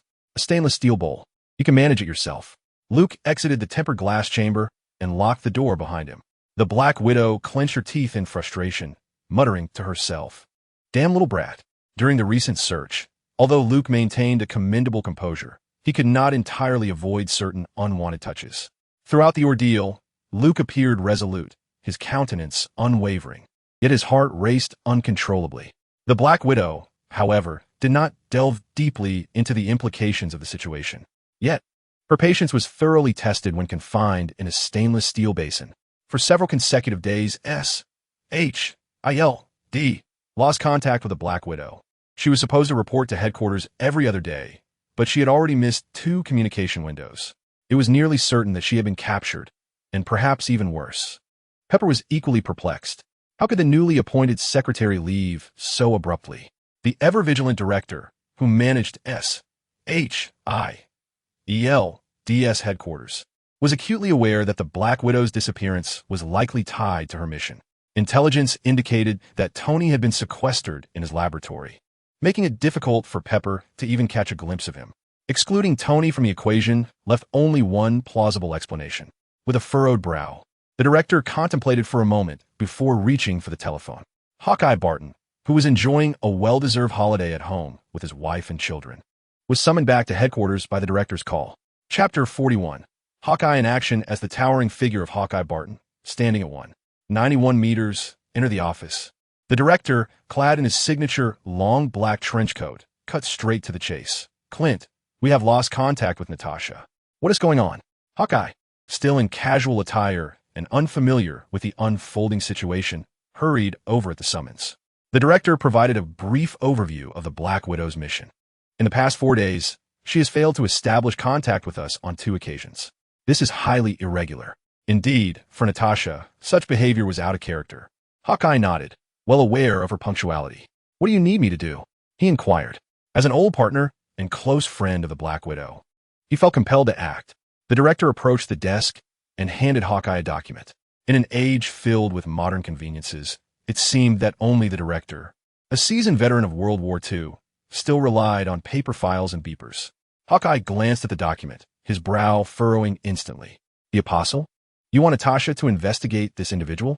Even while on leave, he was not out of the loop. He was well aware of who the Apostle was, an unexpectedly dangerous figure who had audaciously clashed with Iron Man, indicating he was no ordinary adversary. The fact that Natasha had gone missing while investigating this person weighed heavily on Hawkeye's heart. The director's singular eye fixed intently on Hawkeye. "Bring her back." Hawkeye nodded solemnly. "I will." With that, he exited the director's office, and without delay, he changed into his gear. Equipping himself with his specialized arsenal, a custom compound bow fitted with an infrared sight, crafted from titanium alloy, boasting an impressive accuracy within 0.2 millimeters, with an especially crafted composite quiver, 11 uniquely modified arrows, each endowed with distinct functionalities, lay in wait. Clad in a form-fitting suit woven from Kesaraf fibers, he was prepared for the task ahead. According to intelligence reports, The tracking device implanted within the Black Widow's subcutaneous tissue continued to emit signals, indicating a singular possibility. She had been captured and was currently imprisoned. Fortunately, her life was not in imminent danger. The tracking device, engineered by SHIELD, would relay a signal and self-destruct upon removal or the host's demise. SHIELD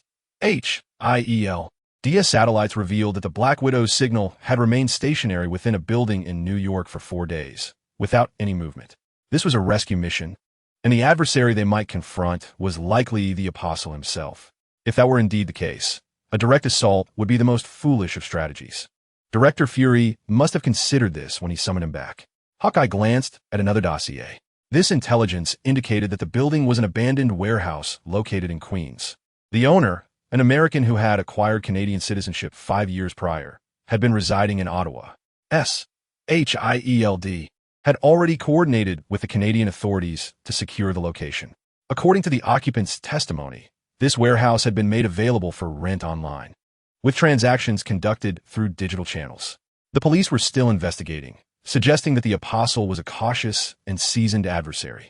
Hawkeye could not afford to wait any longer. He felt that with every passing minute, Natasha's peril increased. He must act immediately to rescue her, just as she had once saved him. Fully armed, Hawkeye climbed into a Chevrolet and set forth toward his objective. Apostle, prepare for our encounter. During lunch, Luke prepared for himself a delicious Bornina burger, and out of humanitarian concern, he made one for the Black Widow as well. Eat up. Rest assured, it's not poisoned, he said, sliding the burger through the reserved opening into the tempered glass cell. The Black Widow accepted the offering without hesitation, taking a bite and genuinely remarking, "It tastes wonderful." However, she chose not to consume more, placing the burger aside. Luke refrained from questioning her motives, well aware that her decision was not driven by a desire to slim down. A furtive glance at the stainless steel basin revealed it to be empty. With a shrug, Luke approached the lathe, quickly finishing his burger before returning to the array of mechanical components before him. Beside him loomed a large mech dock, towering over 6 meters, from which a massive mechanical arm was suspended. In recent days, he had constructed the skeletal framework for an arm of the G0 War Master, completing the internal circuitry and now installing the external armor. Throughout his work, he remained unreservedly in the presence of the Black Widow, without any attempt to obscure his actions. Luke's intentions were deliberate. Engaging with SHIELD was a foregone conclusion, with the Black Widow's disappearance so glaringly apparent. It was only a matter of time before SHIELD dispatched operatives to investigate, likely within the next few days. Luke surmised that they would not resort to overt aggression right from the onset. Based on his understanding of the situation with Egg, it is evident that Egg's tactics lean towards persuasion and alliance building rather than confrontation and hostility. For instance, when addressing the matter involving Tony, Luke surmises that Egg will send someone, albeit not in large numbers. He finds himself curious about who this individual might be, as Egg's currently capable associates are few. Countable on one hand, among these individuals, Luke harbors no fear.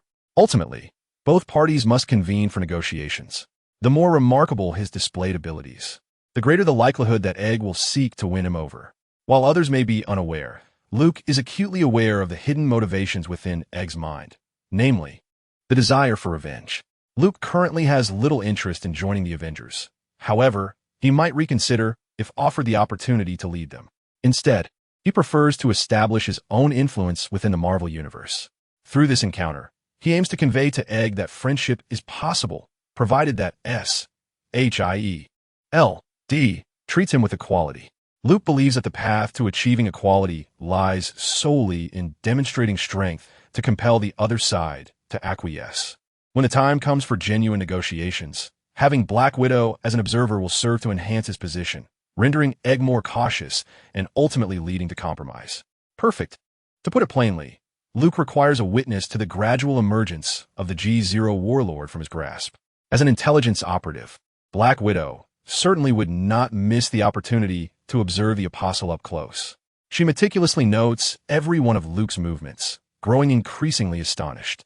While she may not fully comprehend mechanical engineering, it is evident to her that Luke possesses exceptional prowess in this domain.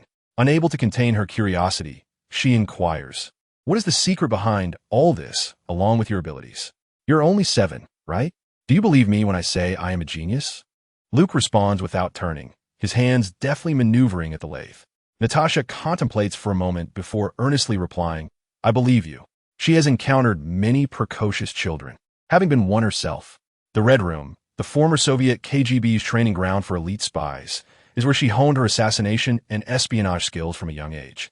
The Red Room shaped her, yet remains a chapter of her past she prefers to avoid. Children from the Red Room are often highly mature. However, none possess the extreme precocity exhibited by Luke. Black Widow attributes all of Luke's remarkable traits to his status as a super genius. For only such an explanation could account for his extraordinary skills and the creation of items that would make even the military envious. Just then, an alarm blares throughout the warehouse. What is happening? Black Widow's brows furrow in concern. Someone has arrived. Luke strides over to a computer screen displaying various images. This is the AI intelligent alarm system designed by Christina. Through the interconnected network of thousands of cameras scattered across nearby streets, Christina continuously engages in logical analysis of the scenes, identifying any targets that may pose a threat. Within the footage, a notably tall figure stealthily drives a vehicle onto the street. Upon exiting, his suspicious demeanor immediately draws Christina's attention. The man in the image possesses eyes reminiscent of a hawk. Hawkeye? Luke pondered, recognizing him. The Black Widow also noticed the appearance of her old partner on the screen. She pursed her crimson lips, but chose to remain silent. By some malicious twist of fate, an alarm sounded. The enemy will arrive in 30 seconds to crush them. The Black Widow was taken aback by the announcement. She hastily interjected, Hey, don't harm him. Clint just wants to save me. However, Luke had already entered the combat aircraft. The storm, and the hatch flew open as he departed the warehouse. It was uncertain whether the little rascal heard the warning or deliberately chose to ignore it. The Black Widow gazed at the slowly closing blue sky above, genuinely anxious for Hawkeye. Chapter 42. The Great Wave Queue on the rooftop of a nearby residential building. Hawkeye drew his bow and aimed, releasing an arrow that flew swiftly. The arrow struck precisely beneath the warehouse roof, unfurling its tip and flashing a green indicator light. It was a listening device. After listening for a while through his earpiece, Hawkeye sensed no activity within the warehouse. He resolved to take tentative action that evening, as the target was too conspicuous during the day. Unbeknownst to him, Luke, who had already ascended into the sky, was observing his every move. Hawkeye planned to return at night, likely out of concern of being seen during the day. Luke commanded the mech to lower its altitude. Thinking he had no time to entertain Hawkeye at night, he needed to return home to behave himself. While Hawkeye was engrossed in inspecting his gear, he suddenly sensed something amiss. From above, a voice called out, Hey, were you looking for me? Startled, Hawkeye swiftly turned and loosed an arrow.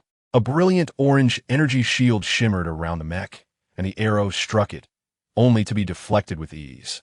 In that instant, Hawkeye had already leapt several paces back, agilely increasing the distance between them. He drew his compound bow from afar, releasing a flurry of arrows aimed directly at the mech. Only those who had experienced it firsthand could comprehend the absurdity of that shield. An energy shield that had been upgraded once could withstand even a missile from a French fighter jet. How could it falter against arrows? The arrows clanged against the shield as if striking a steel plate. These special arrowheads, capable of penetrating walls, proved utterly ineffective against this protective barrier. Hawkeye was taken aback, realizing he had underestimated the situation. He had assumed Iron Man had not exerted full effort during their previous encounter. But the current circumstances revealed that both had indeed been evenly matched. This white mech was of the same caliber as Iron Man. Such a formidable target was beyond his solo capabilities. Without hesitation, Hawkeye opted to retreat. It's my turn, Luke declared. Suddenly, a long staff materialized in the hands of the mech. In an instant, the mech closed in on Hawkeye, whose pupils constricted sharply. Before he could react, Luke thrust the staff into his armpit. Hawkeye instantly realized that he could no longer move the hand that held his bow. The battle mage skill, Dragon's Fawn, had rendered him immobile through acupoint striking. While the Kevlar fiber was indeed bulletproof, it offered no defense against such a technique. Hawkeye was taken aback and hastily switched hands to grasp his bow, stepping backward quickly. Luke maneuvered the mech to relentlessly pursue him, swinging the staff and striking Hawkeye's thighs with successive blows. His legs went numb, and he collapsed to the ground. Luke then seized the incapacitated Hawkeye and flew towards the warehouse. The entire ordeal lasted a mere 15 seconds. Seeing that Hawkeye was carried back by Luke, Black Widow felt a pang of anxiety. However, when she noticed that Hawkeye's eyes were wide open, albeit immobile, she felt a slight sense of relief. Hawkeye immediately spotted Black Widow imprisoned in a glass cell, his anger flaring. "Apostle, release her. If you have a grievance, come at me." Luke's disdainful voice echoed through the mech's speaker. "You are merely a defeated foe." He carelessly dropped Hawkeye onto the ground, though his limbs were paralyzed. Hawkeye's mouth remained functional. "What is your true intention?" His hawk-like gaze fixed on the mech as he threatened. "We are agents of SHIELD. You have no idea what organization you are opposing." "Calm down, Clint. He is just a child," Black Widow sighed. "A child? What child?" Hawkeye was taken aback. At that moment, the mech's hatch opened, and Luke's small figure emerged. Hawkeye stared in disbelief, unable to comprehend the sight before him. How could the ruckus surrounding the Apostle be caused by a mere child? Luke approached him under his bewildered gaze, seized one of his legs, and dragged him to the glass cell, opening the door and locking both Hawkeye and Black Widow inside. Hawkeye regained some strength, aided by Black Widow to stand. They faced each other, exchanging glances. Clint, Natasha, the two agents of SHIELD, seasoned operatives, found themselves captured by a child. It was indeed a source of embarrassment, or perhaps better described as bizarre. Was this some sort of prank? Hawkeye still struggled to accept the unfolding reality. No, it was true. He really was the Apostle. A child? How old could he be? 7 years old. At that moment, Hawkeye could empathize with Black Widow's initial shock upon discovering that the Apostle was merely a 7-year-old child. Observing the two reminiscing, Luke felt somewhat speechless. "I'll capture another one." Hawkeye knew he couldn't go back. The egg would likely send more after him. If this continues, it is likely that in the near future, his place will transform into a dormitory for SHIELD. From that day forth, during each meal, Luke added an extra serving. The Black Widow and Hawkeye were treated to a feast of both meat and vegetables. Aside from the restrictions on their personal freedom, the two of them were akin to guests, able to move freely within the confines of a tempered glass cell. The trio could engage in casual conversation. When Hawkeye noticed the stainless steel basin placed on the floor, he inquired, "What is this for?" The Black Widow turned her head, feigning ignorance. Recently, with the financial backing of a wealthy benefactor, Luke indulged in extra meals daily, as he was in a period of growth. Each morning, he awoke ravenous enough to devour an elephant. In addition to gorging on beef, at every meal, Luke perpetually nibbled on snacks. The more skills he acquired, the greater the caloric expenditure within his body, particularly when engaged in mental tasks. At that moment, Luke was sipping from a milk carton while his hands deftly assembled a myriad of components into mechanical parts. Unabashed, he continued constructing the G-0 warlord before Hawkeye and the Black Widow. Occasionally, they whispered to one another, "Do you know what he is building?" "I have no idea," the Black Widow replied, shaking her head. "Did he create all of this?" Hawkeye asked, astonished, much like the Black Widow had been at the outset. This hardly seemed like something a 7-year-old should be capable of. The Black Widow shrugged. "I witnessed it with my own eyes." Neither of them were experts in this field. Hawkeye was somewhat familiar, having crafted most of his specialized arrows himself. However, the engineering at hand was evidently beyond their comprehension. The Black Widow was adept with high technology, yet she lacked manufacturing knowledge. Nonetheless, both could discern that Luke was constructing something substantial. Given the vast quantities of materials he consumed daily, it was likely not an ordinary creation. At SHIELD headquarters, upon receiving a report from his subordinate, the egghead was taken aback. "What did you say? Hawkeye is also missing?" Chapter 43. Trust me. He'll perceive that the boss's expression appeared darker than usual. After presenting the situation, she noted that the egghead had no further instructions and turned to exit the office, shutting the door behind her to mitigate the chilling atmosphere within. The news of Hawkeye's disappearance left the egghead in contemplative silence for an extended period. His singular, penetrating gaze remained fixated on the void, as if silently strategizing. At that time, the Black Widow had withheld this information from the egghead, still uncertain if Luke was indeed the Apostle. Now, deprived of information, the egghead could only speculate about the circumstances with the scant intelligence at his disposal. The title King of Spies was not bestowed lightly, having lived for many years. The egghead excelled at discerning the intentions of others. He had watched the footage of the Apostle versus Iron Man battle countless times, from which he deduced that selective engagement was possible. This individual's nature was not inherently malevolent. The judgment he reached was primarily reflected in the fact that on that day, the Apostle chose not to engage Iron Man in a crowded area. Furthermore, the Apostle did not harm the pilot. The broken leg seemed to be an unfortunate accident. The interview held significant importance as well. Language is the window to the human soul. To hold one's own in a verbal spar with the notorious Tony Stark indicates a level of audacity that is not typical of a mere villain. Had a true malevolent individual been present, that absurd interview would have devolved into a catastrophe. In conclusion, the Apostle's demeanor struck him as remarkably similar to Tony's. Equally arrogant, proud, and contemptuous of others, yet displaying even greater tendencies towards recklessness, defiance of authority, and provocation.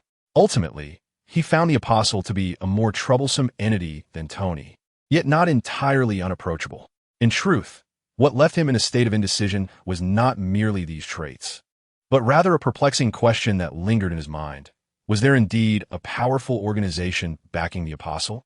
Despite racking his brains, he remained uncertain. If such an organization existed, why had it never surfaced before?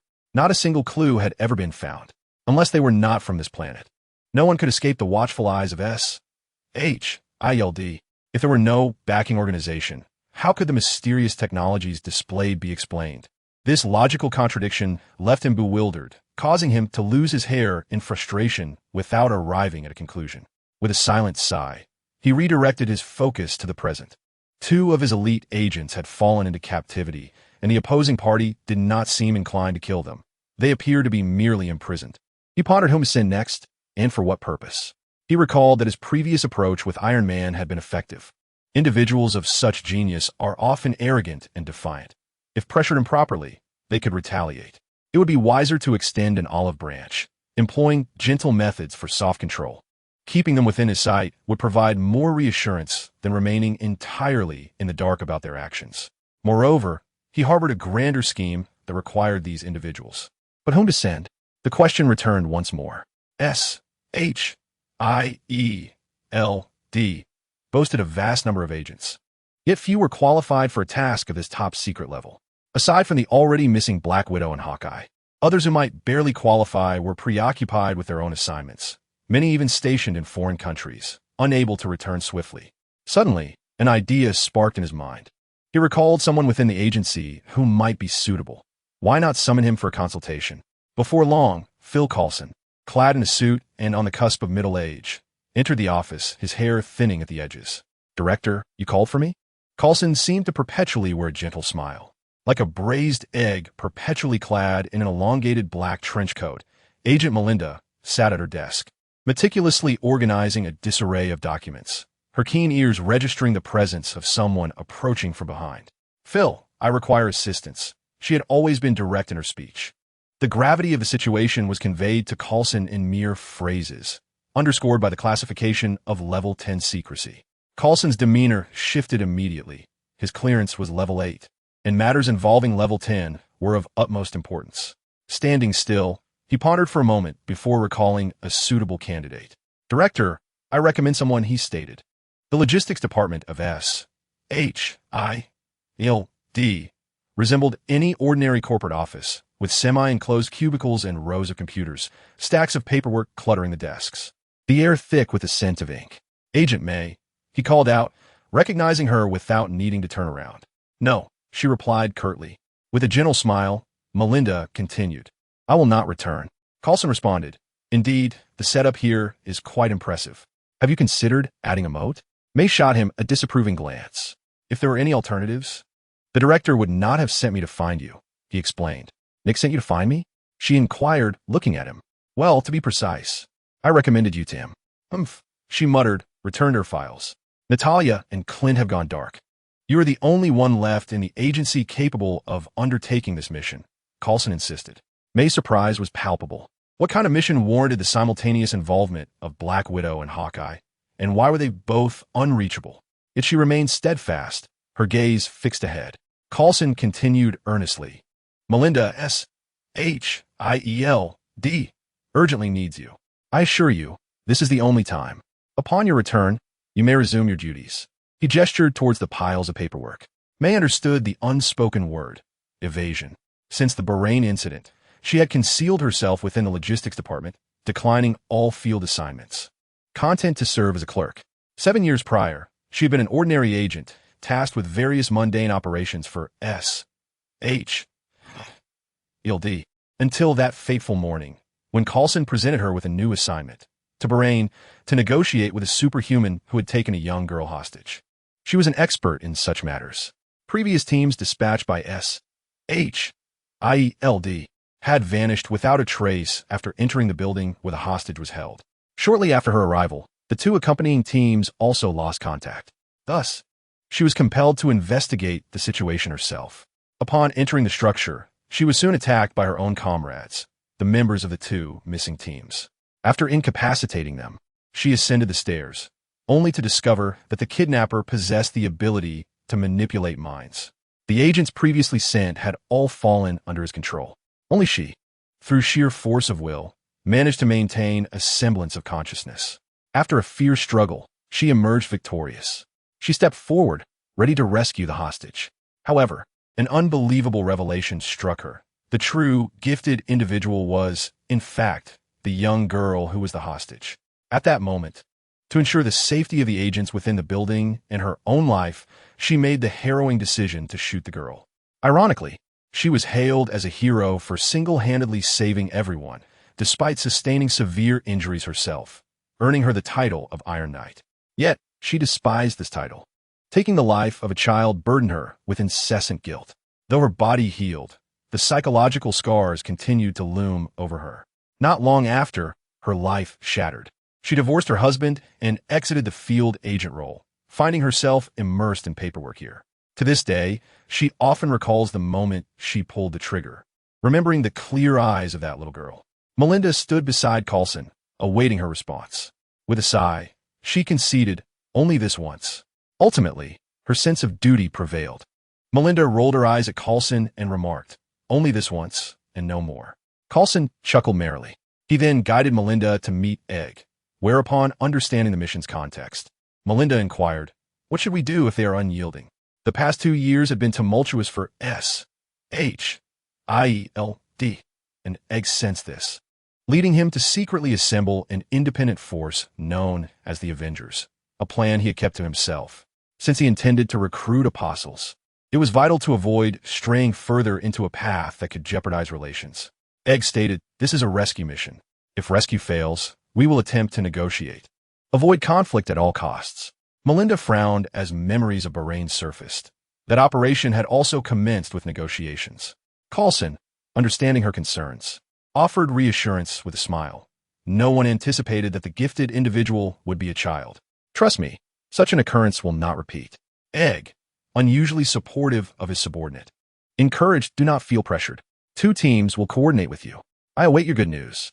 Melinda nodded at Egg and Coulson, steeling herself for the task ahead. Luke's third tenant was about to arrive. Chapter 44.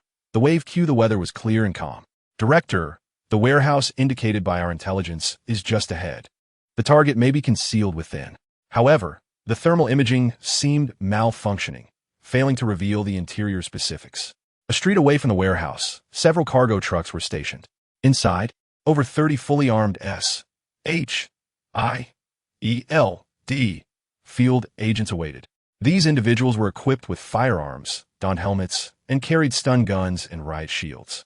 Their attire bore no additional insignia, save for a shield-shaped emblem on their arms featuring a soaring eagle. The 2 teams, having received Egg's orders, complied with Agent Melinda's commands, preparing for forthcoming actions. You all remain on standby. I shall attempt to make contact with the other party, Agent May declared as she alighted from the vehicle. Understood, Commander. The squad leader promptly gestured to the team, and they dispersed, each one concealing themselves in preparation. Agent May donned a sleek black combat suit crafted from Kevlar fibers, with 2 specially designed handguns holstered on either thigh. Upon reaching the entrance of the warehouse, she drew the handguns and discreetly secured them at her lower back. She knocked on the warehouse door, inquiring, is anyone there? The AI alarm system had already alerted Luke to the arrival of these individuals, and he was monitoring the familiar visage of an Asian face on the screen. When Mingna? No, it was Agent May. Luke pondered momentarily. Then a peculiar smile crept across his face. The warehouse door swung open, revealing a short-haired Asian boy who innocently asked, "Who are you looking for?"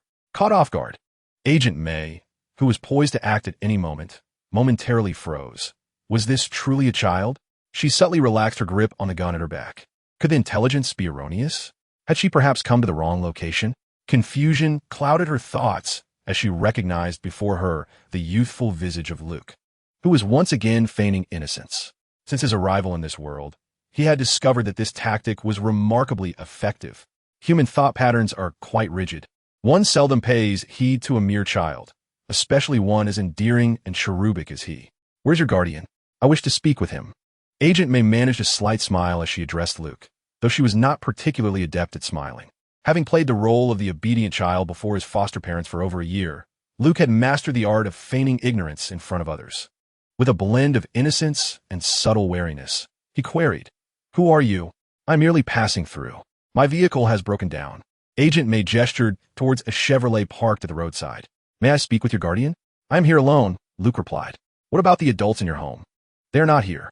"How may I assist you, ma'am?" Agent May smiled again, considering her words before asking, "Have you noticed anything unusual lately?" "Unusual?" Agent May nodded. Feigning deep contemplation, Luke earnestly responded, "I saw a cat yesterday, desperately riding a dog." "Does that count as unusual?" "Yes, I suppose it does," Agent May replied, feeling a touch of embarrassment. Could it truly be that her intelligence had been flawed? Perhaps she should explore other nearby locations. Just then, a series of faint sounds emanated from within the warehouse behind the boy, sounding somewhat suspicious. Agent May keenly detected the noise. "What was that sound?" she inquired, fixing her gaze on Luke. On Luke's youthful face, a radiant smile illuminated his features as he spoke. "It's nothing. Just a couple of squirrels wandered a few days ago, and I've been feeding them. There are plenty of squirrels here in America. They often dart into my home without my permission. Meanwhile," he mused to himself, "soon it will be 3 squirrels." May, upon hearing this, maintained a neutral expression. Yet her years of experience as an agent sparked a flicker of suspicion within her. She pondered silently for a moment. "Is it just you in this warehouse?" she inquired. "Yes, ma'am," he replied. "Could I trouble you for a glass of water? I've traveled quite a distance." Agent May smiled at Luke. Luke shrugged and said, "Of course. Please wait here. I'll fetch some water." May nodded appreciatively. "Thank you." As Luke turned to enter the warehouse, a peculiar smirk crept onto his lips. Behind him, the smile on May's face vanished instantaneously. Lowering her head slightly, she whispered a command into her earpiece. "All units, be on alert and ready to act. Control the situation and minimize engagement." "Received," came the response through the earpiece. Resolutely, Agent May stepped into the warehouse. The scene before her shifted dramatically as the lighting dimmed. Upon entering, she stood frozen, taken aback by the sight within the warehouse. Rather than a dilapidated storage space, it resembled a functioning assembly workshop. Massive lathes and assembly lines, cables and sockets strewn about, a long row of computers, and most strikingly, a partially constructed large piece of machinery. This was all beyond her expectations. No, it was more accurate to say that this scene was precisely what she had anticipated. But what about that child? At that moment, Agent May spotted the transparent glass cell in the warehouse, where 2 individuals, Black Widow and Hawkeye, were confined. Black Widow inside the cell was gesturing frantically, urging her to turn around. In astonishment, just as May drew her handgun from her waist, she had yet to pivot when the ground trembled violently, and a 12-meter-tall silver mech surged forth from behind her. Luke's voice boomed through the speakers. "Drop your weapon, clasp your hands behind your head, and kneel on the ground." Luke had unleashed the Tempest. 4 high-velocity machine guns, capable of firing hundreds of rounds per second, were aimed directly at Agent May. This thing has taken down a Dassault Rafale. May rolled her eyes. Without hesitation, she relinquished her gun and decisively raised her hands in surrender. In the context of American war culture, there is no place for feudal resistance or the notion of fighting to the death. When one is caught, acceptance is the only option. Surrendering was the wisest course of action. Luke maneuvered the mech to her side, confiscating another gun from behind her, thoroughly searching her from top to bottom. Ultimately, with 4 machine guns trained on her, she was commanded to walk to the cell, where she was confined alongside the others. Once again, a peculiar situation unfolds. Why the word again? The hatch of the mech opened upward, and Luke nimbly descended from the machine. Observing the young boy who had just moments ago graced her with a sunlit smile, Agent May stood in the confines of the glass cell, her expression frozen in disbelief for an extended moment. After a brief pause, she rolled her eyes dramatically and, grinding her teeth, muttered a curse. Phil Coulson. For crying out loud. Chapter 45. You all should go together inside the fortified glass cell. The three agents of S.H.I.E.L.D. found themselves at a loss for words upon meeting Luke. He, too, felt a sense of absurdity. It seemed as though this place had transformed into a dormitory for S.H.I.E.L.D. agents suitable for a game of cards. Standing before the glass enclosure, Luke noticed Agent May glaring at him, and he shrugged nonchalantly. He procured a chair and seated himself outside the cell. All right, it's time we had a serious discussion, he addressed the trio. By the way, you S.H.I.E.L.D. agents keep sending people my way, and I'm starting to feel embarrassed.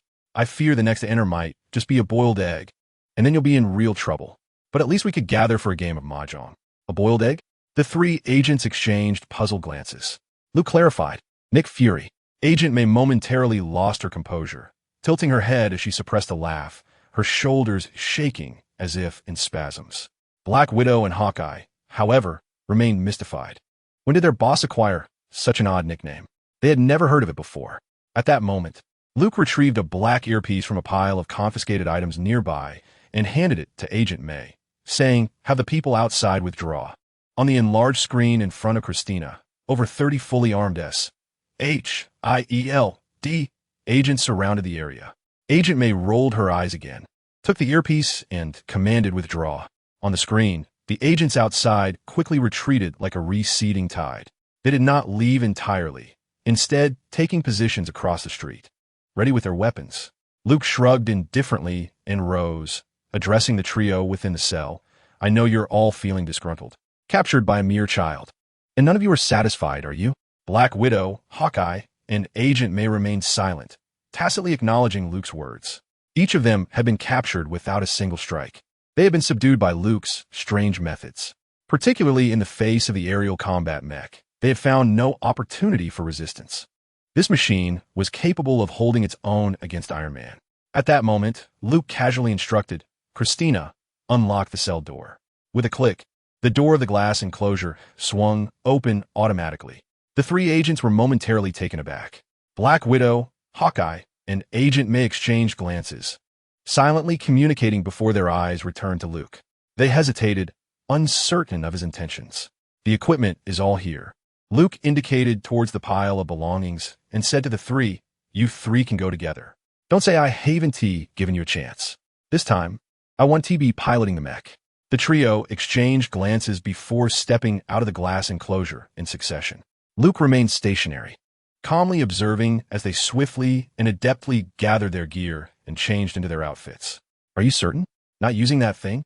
Agent May queried, sliding two handguns into the holsters on her thighs, casting a glance at the empty combat mech, the Tempest, behind Luke, her confusion evident.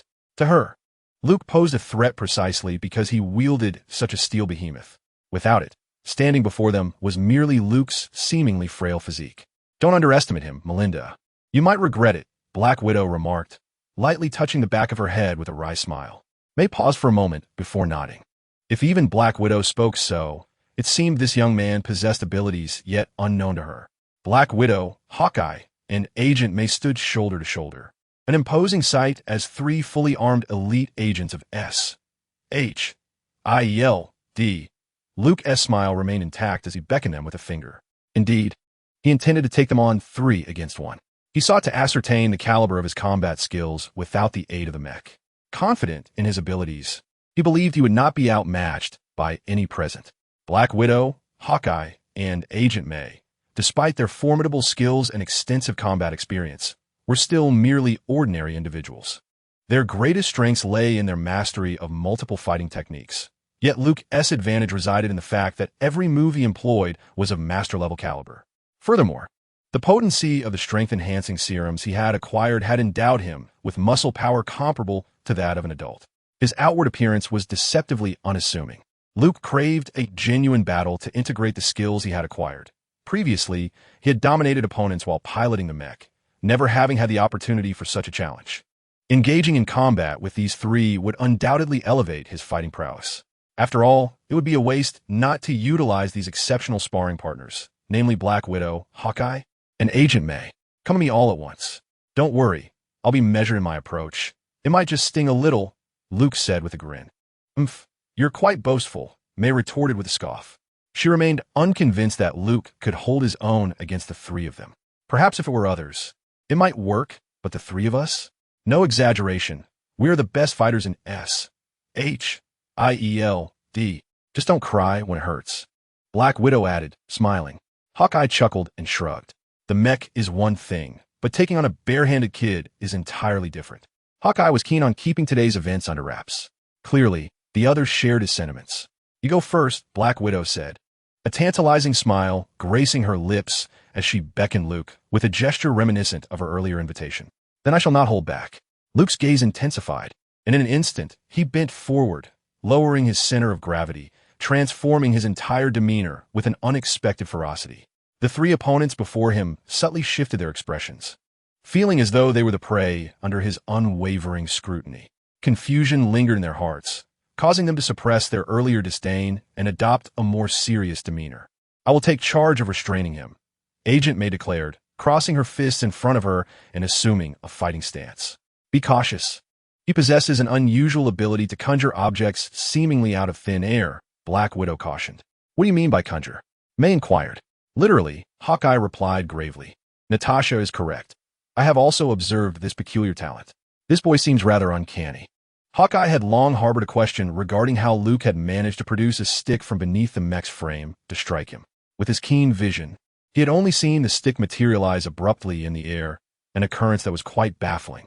As the trio engaged in hushed conversation, Luke suddenly propelled himself off the ground, crouching low in a peculiar dive, gliding swiftly towards them with remarkable agility. He then launched an attack aimed at Black Widow.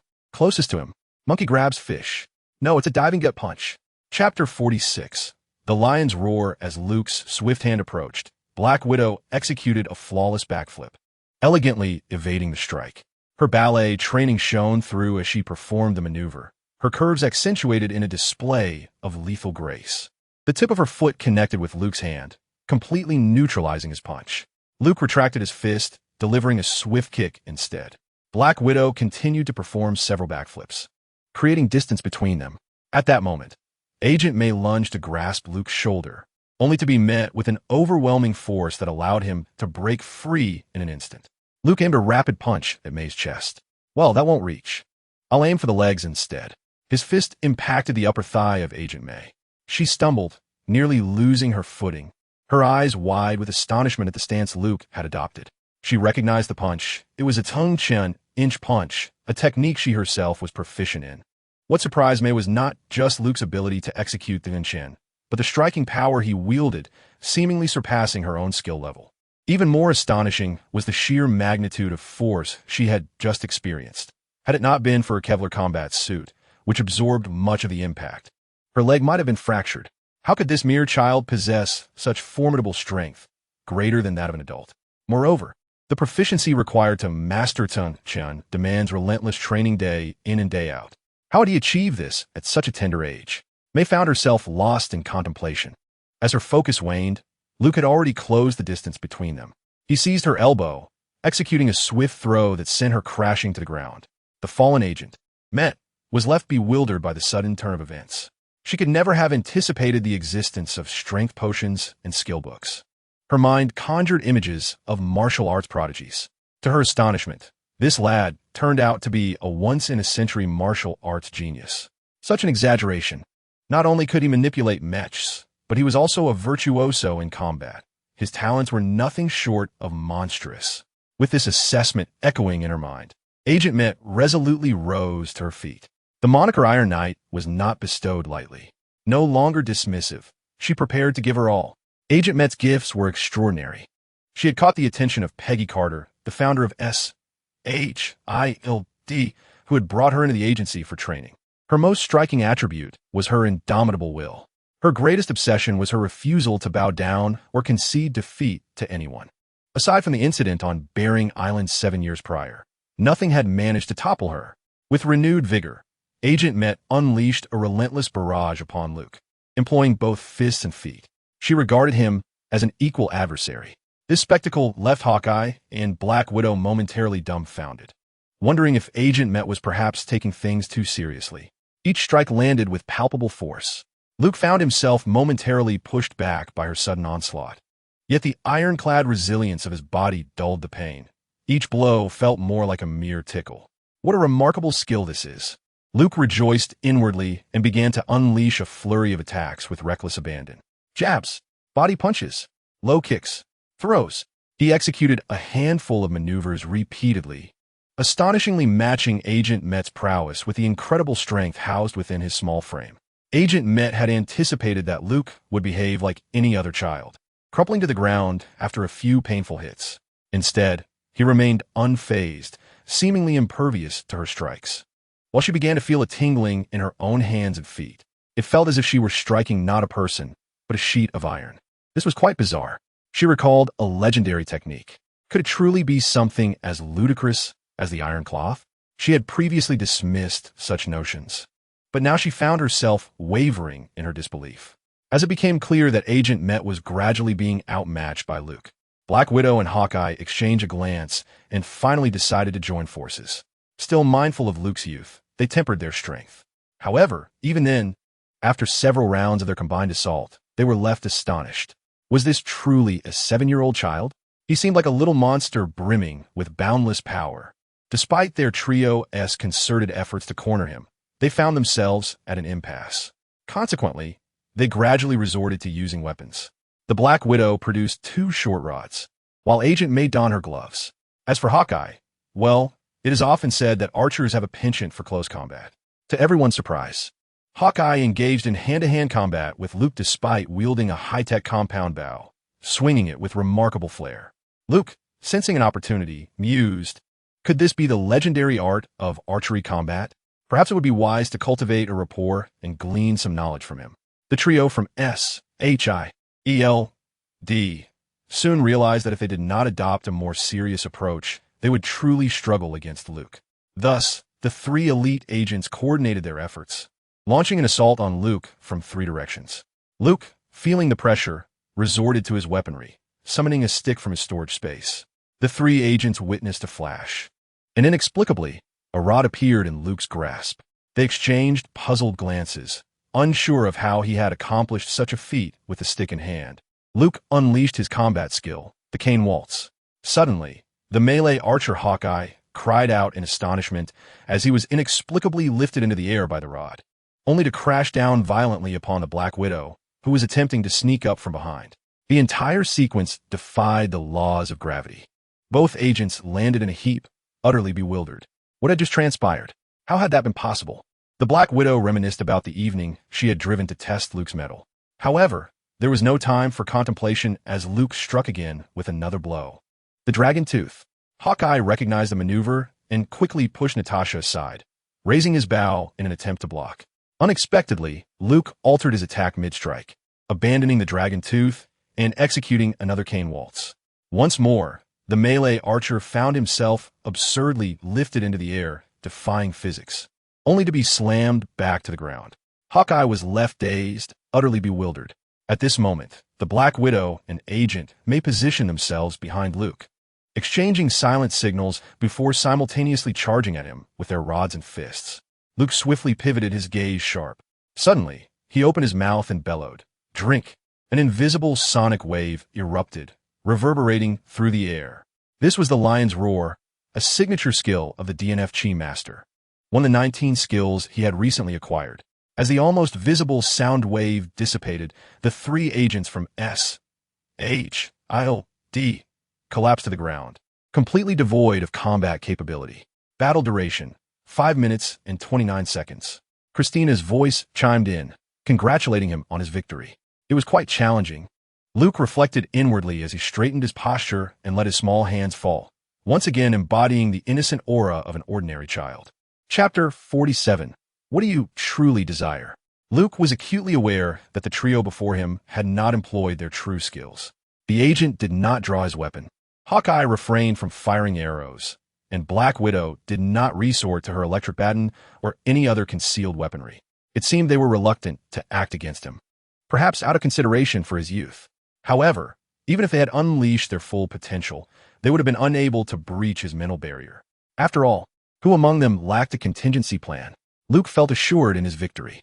He never anticipated that his combat skills alone would allow him to stand toe-to-toe with Black Widow and her companions. This was indeed a promising beginning.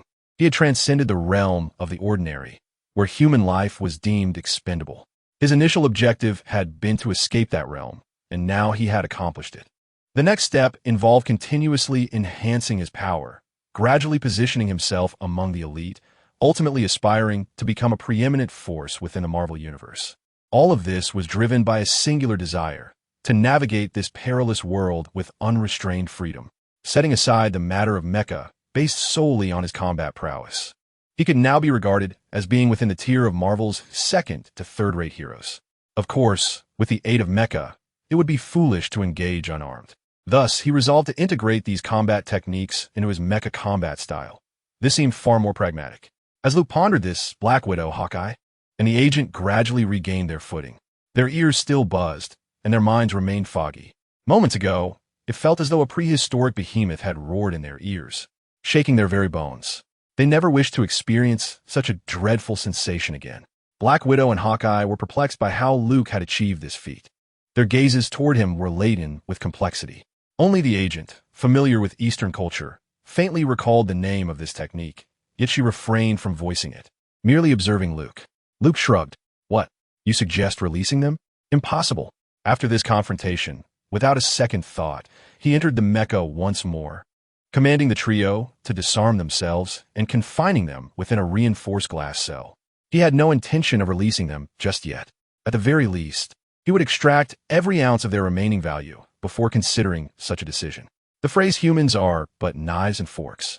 While I am the fish aptly described the predicament of Black Widow and her companions, faced with a child capable of crushing them at will. Their hearts brimmed with unspoken grievances, which they could only swallow in silence.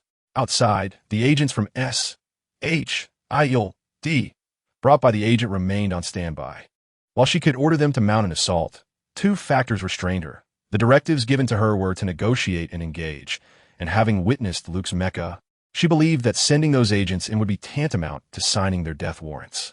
Thus, the trio was left to harbor a multitude of questions, patiently awaiting to discern what this impudent child was truly plotting. Agent May quickly noticed the stainless steel basin placed on the floor of the cell. What is this? She inquired, fully aware of its purpose, but puzzled as to why it was situated there. Both Black Widow and Hawkeye instinctively turned their heads, feigning ignorance. In the following days, Luke dedicated a portion of his time each day to release the trio from the cell, engaging them in combat practice to hone their skills. Having three elite S.H.I.L.D. agents as sparring partners was an extraordinary opportunity not often encountered. Through these practical encounters, Luke gradually discerned his strengths and weaknesses. His strength lay in the few DNF skills he had mastered, which he executed with remarkable proficiency. However, he struggled with the majority of other techniques, hindered by a lack of formal training. The skills he had acquired were fragmented and lacked cohesion, revealing their deficiencies when pitted against seasoned fighters. For several days, he pondered solutions to this dilemma.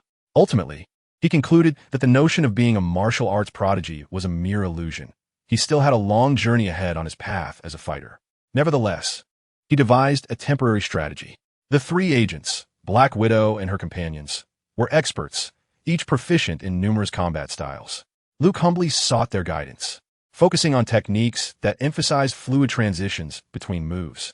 As days passed, Luke's improvement in combat efficiency became increasingly evident. He progressed from initially taking 5 minutes to subdue all three agents to 4 minutes, then 3, 2, and finally achieving the remarkable feat of restraining them within 1 minute without employing his lion's roar technique.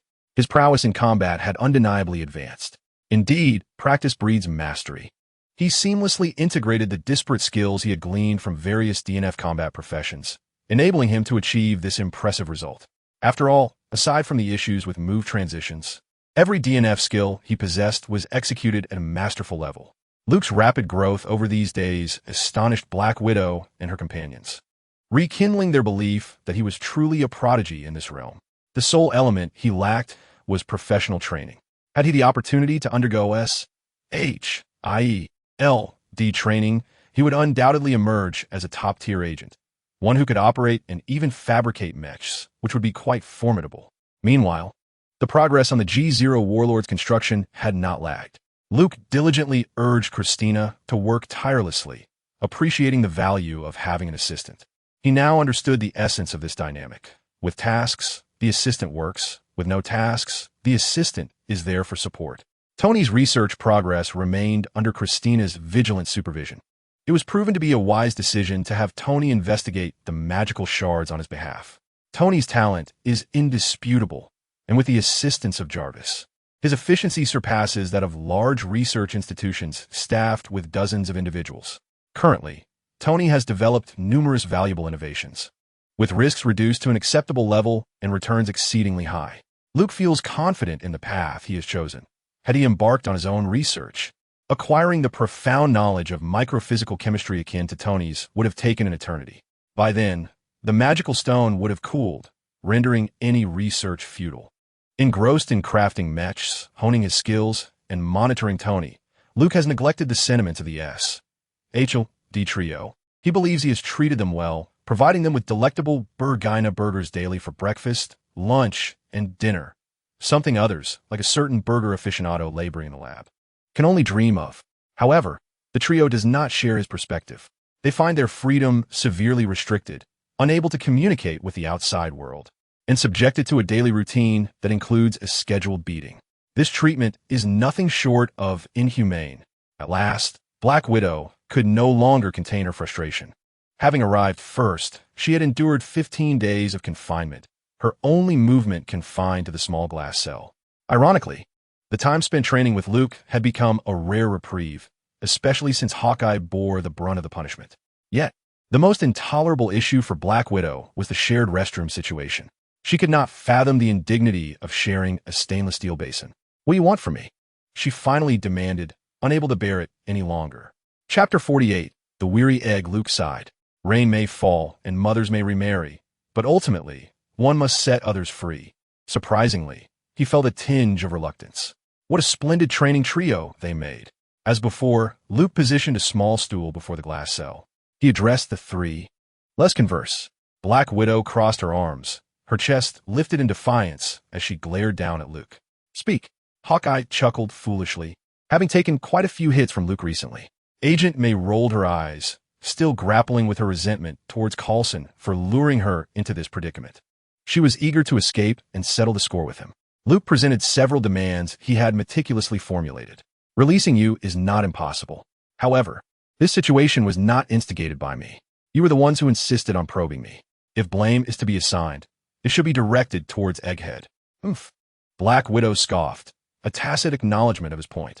"Thus, I am, in fact, the victim here. You see, I am merely a charming young child, content to remain at home playing with models. Why did you agents feel the need to seek me out? There are countless individuals on the streets using superpowers for nefarious deeds, yet you choose to ignore them. I suspect you are evading taxes." The trio found themselves perplexed by Luke's whimsical line of reasoning. How had the conversation suddenly veered into the realm of tax evasion? Even if there were tax issues, they pertain to Egghead. After all, isn't SHIELD tax exempt?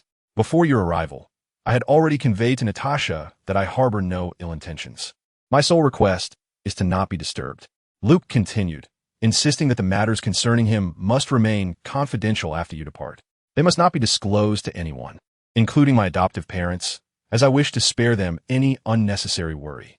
As Luke spoke, he resorted to his youthful demeanor, which greatly benefited him by allowing others to perceive him as a mere child.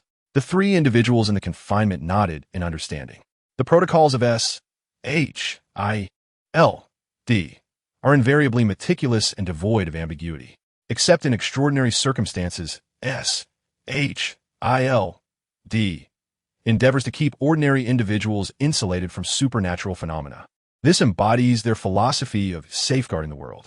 Luke's conditions were deemed entirely reasonable by them.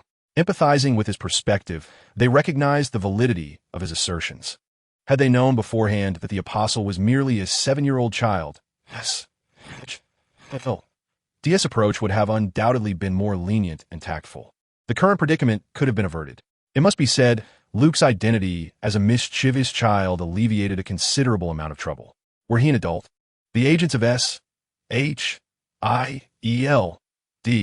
would likely not have been so accommodating. In such a scenario, it would not merely be about ideological education. The consequences could be dire, ranging from imprisonment to extreme measures. Hawkeye and Agent may turn their attention to Black Widow. The investigation into the apostle was inherently her mission, and it was her responsibility to negotiate with Luke. I can agree to your terms on Nick's behalf right now. Do you have any further requests? Black Widow inquired. Then, I believe the events of the past few days must have stemmed from a misunderstanding, and we can mutually comprehend one another, correct? Luke replied, his smile radiant. Black Widow shot him an exasperated glance and huffed fine. Were it not for their interactions over these days, no one would believe that this clever and cunning little fellow was indeed only 7 years old. At times, she found herself overlooking his age, even contemplating whether an adult spirit resided within this child's form. Dreadful little imp, Black Widow muttered resignedly. Let us part ways now, each to their own home. Luke smiled contentedly. Please inform the egg that I am safe. Relay to him everything you have witnessed here. I hope we can coexist peacefully in the future, avoiding further misunderstandings. I shall convey that to Nick. Black Widow nodded. Christina, open the door. Luke snapped his fingers, and the cell door swung open. You may leave now. May I take a look around? After the three exited, Black Widow pointed towards the G0 War Master currently under construction. A tour? Certainly, but do not pilfer anything. I shall be watching you, she cautioned. Hawkeye, an agent, may curiously leaned in.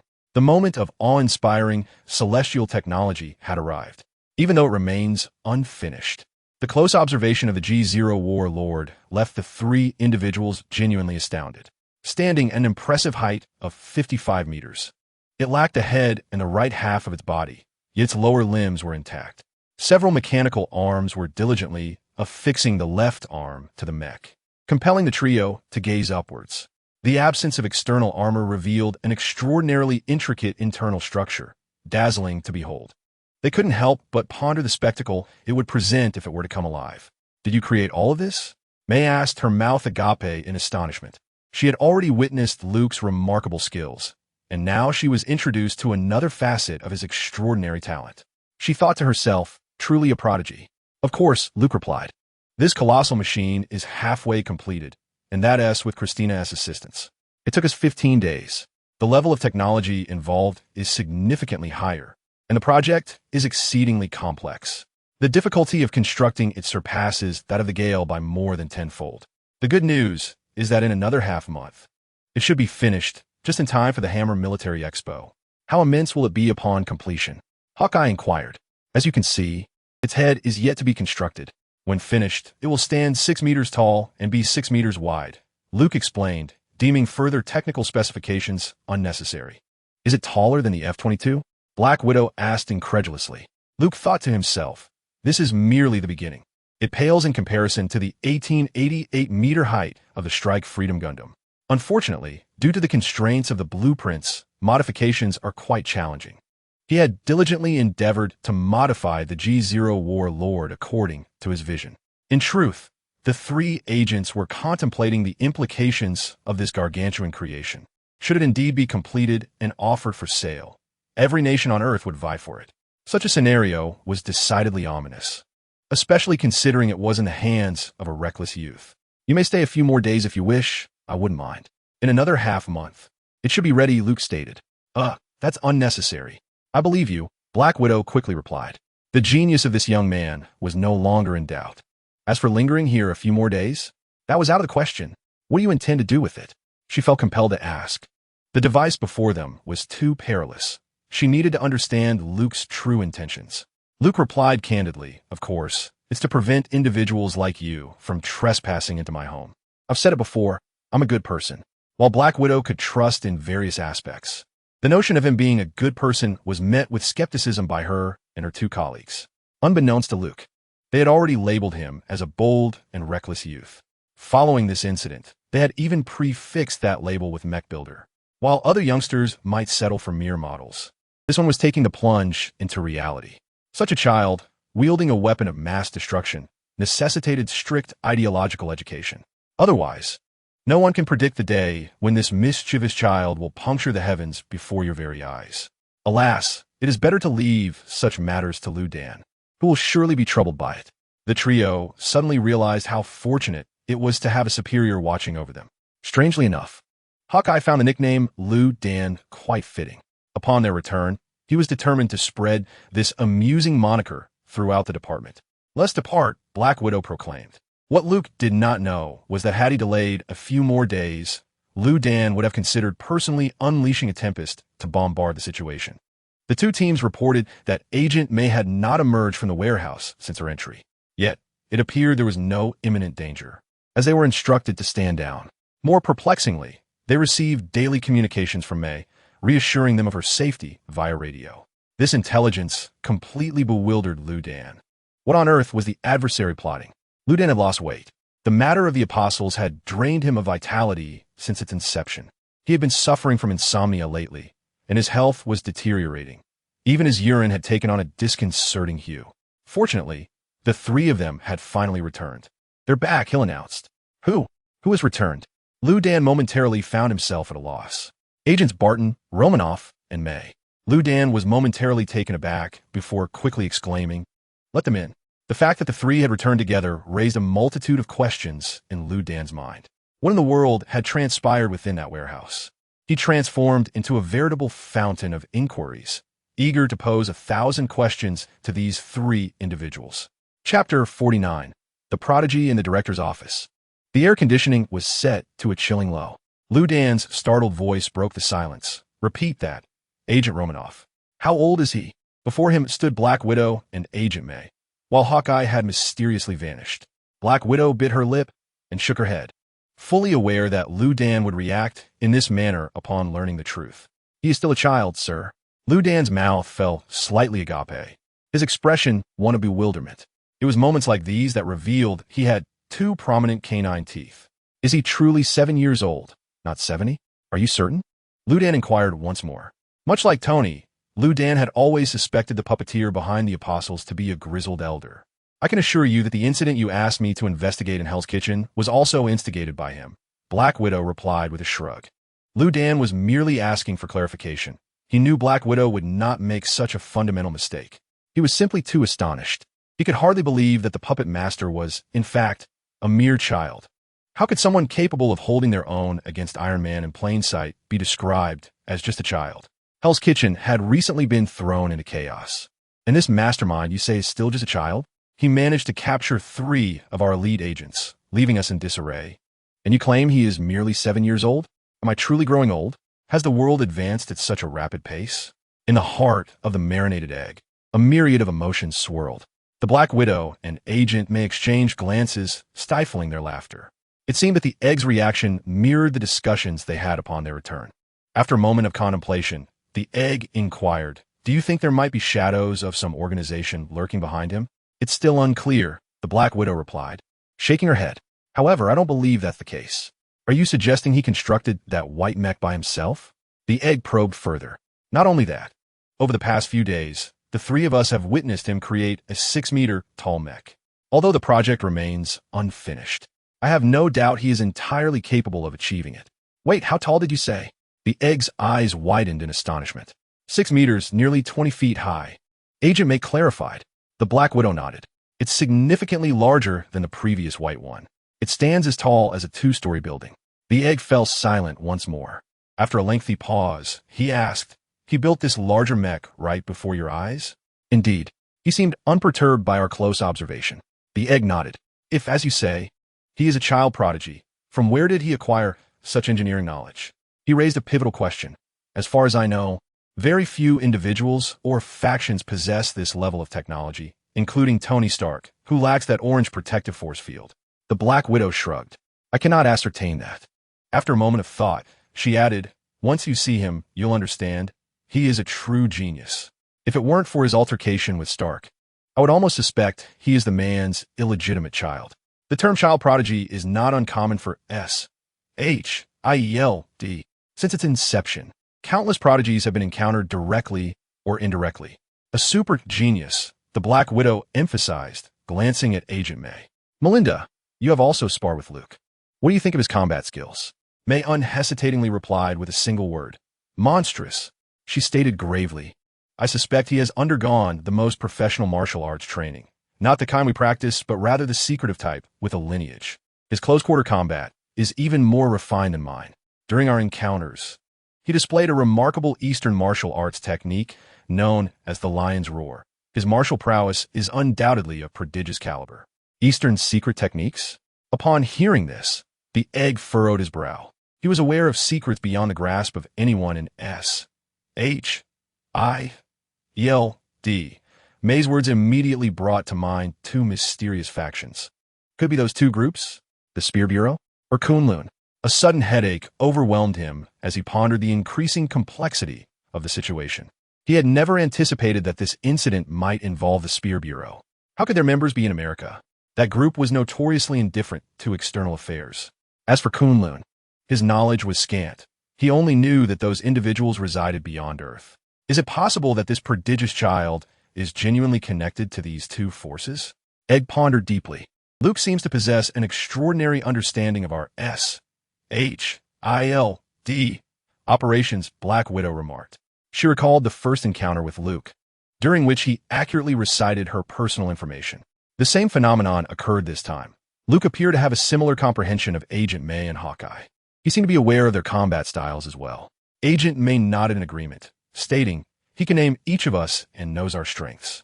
He is also aware of you. This revelation further solidified Egg's suspicions. He mused, could he truly be an operative sent by the Spear Agency? With whom has he been in contact? Egg inquired of Black Widow, as this mission was assigned to her. Luke's social circle is rather limited. He primarily interacts with his adoptive parents, his schoolmates, and, of course, the blind lawyer from Hell's Kitchen, Matt Murdock. Black Widow stated, handing Egg a dossier she had compiled containing all the intelligence she gathered on Luke. Matt? The one from Hell's Kitchen, the devil? Egg asked. Indeed. I am quite curious if he is aware of this child's identity and abilities.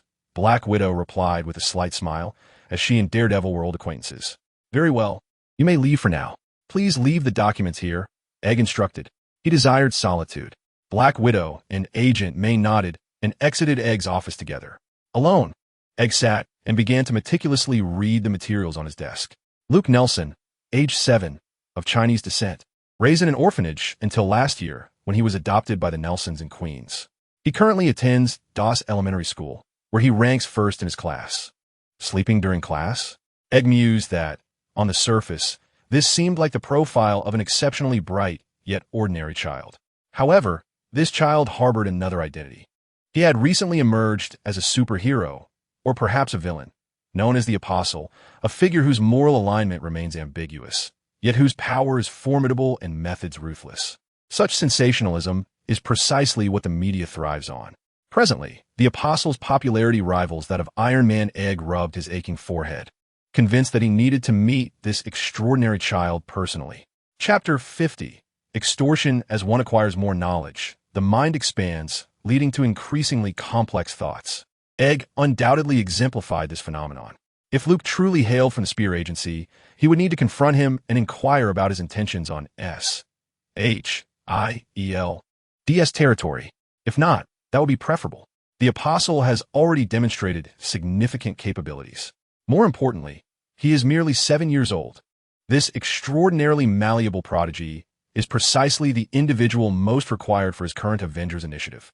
Upon hearing that Luke had constructed a 6-meter-tall mech, Egg had resolutely decided to meet him in person.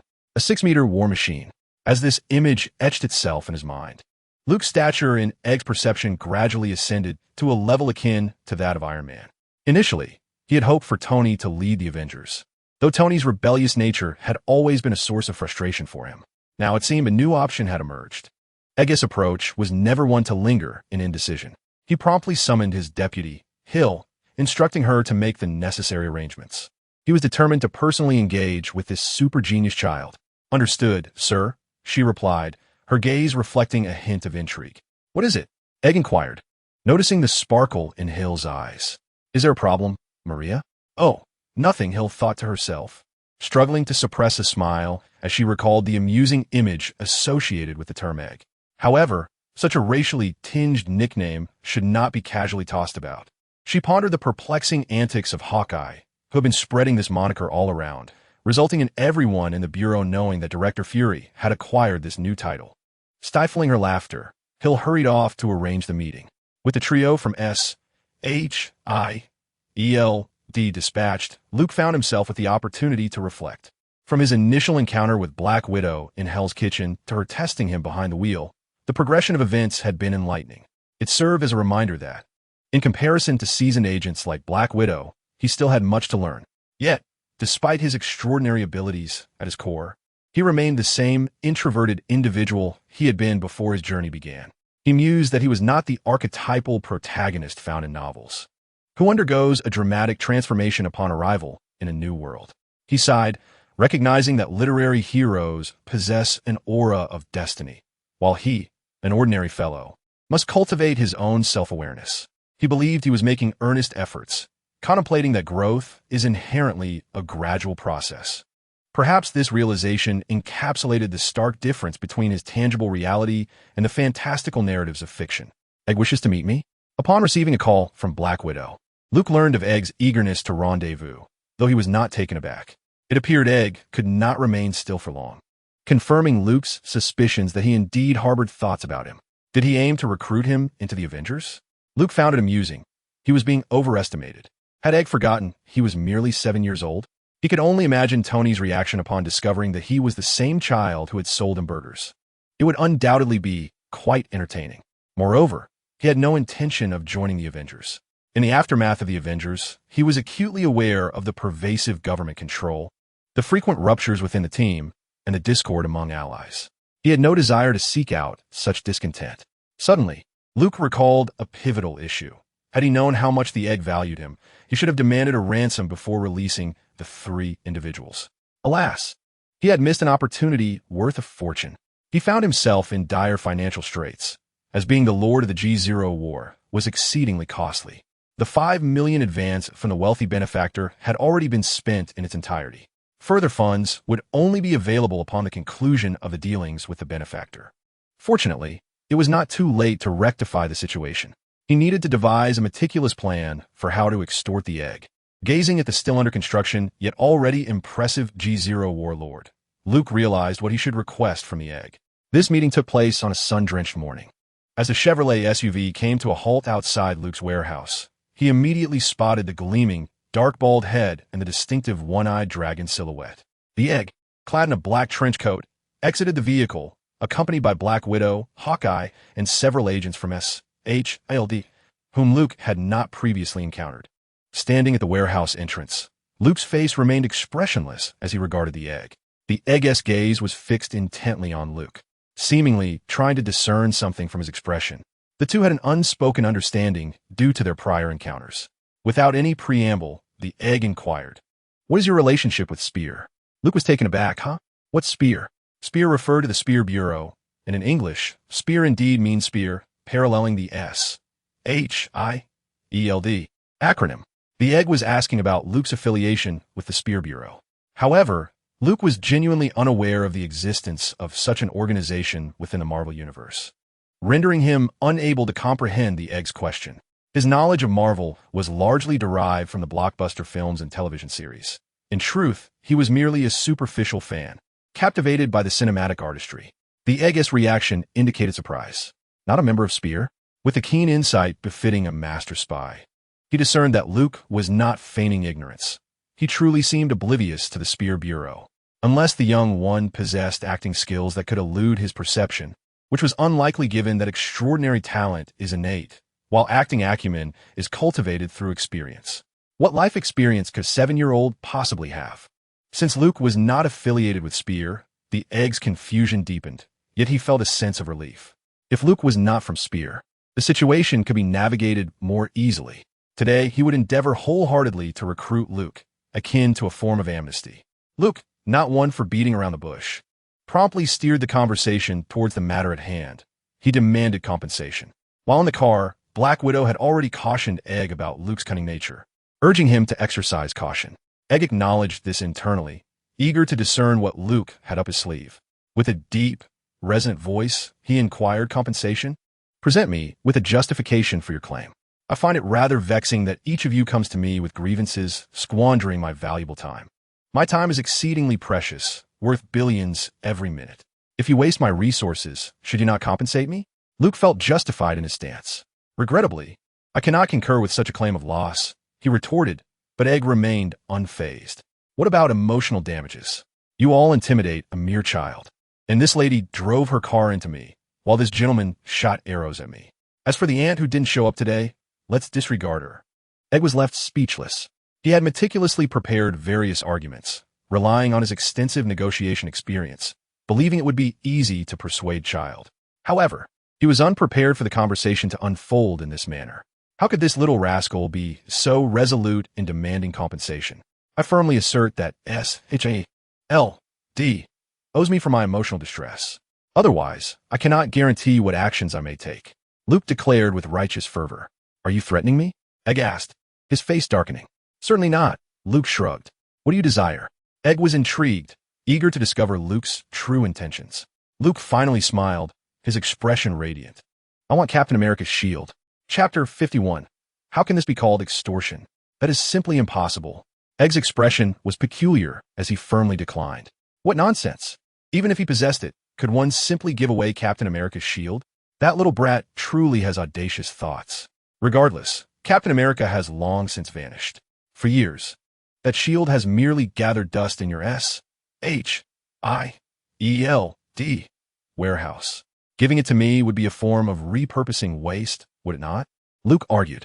He thought to himself that Captain America had yet to make an appearance. Perhaps he could seize this opportunity. Once Captain America was discovered from the Arctic ice and awakened, attempting to lay claim to that shield would prove arduous. Of course, this was contingent upon Egg being willing to part with it. Luke perceived his hopes as slim. I am uncertain how you came to know the whereabouts of that shield. However, Egg's face darkened as he unequivocally stated, that shield is a relic of Captain Rogers. It holds immense significance for SHIELD, the U.S. government, and indeed for global peace. Do not entertain such thoughts. Luke shrugged, ceasing his insistence. In truth, he had merely inquired, fully aware that Egg would never relinquish Captain America's shield. It was worth a try. Who knew if Egg might have a moment of folly and actually grant it to him? Then perhaps the Edmund alloy would suffice. Luke's smile remained bright. Indeed, his true objective was the Edmund alloy. The request for Captain America's shield was merely a negotiation tactic, presenting an utterly unacceptable offer as a starting point for bargaining. Initially, he had not intended to engage with SHIELD so soon. However, given the circumstances, it would be a tremendous waste not to take advantage of the opportunity.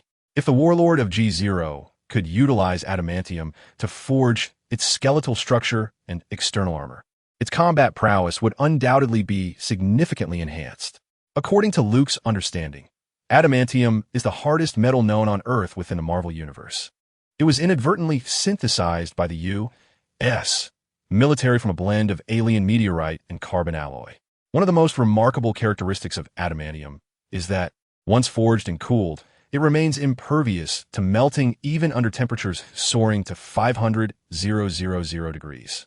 Once shaped, it retains its form eternally, a true testament to its indestructibility.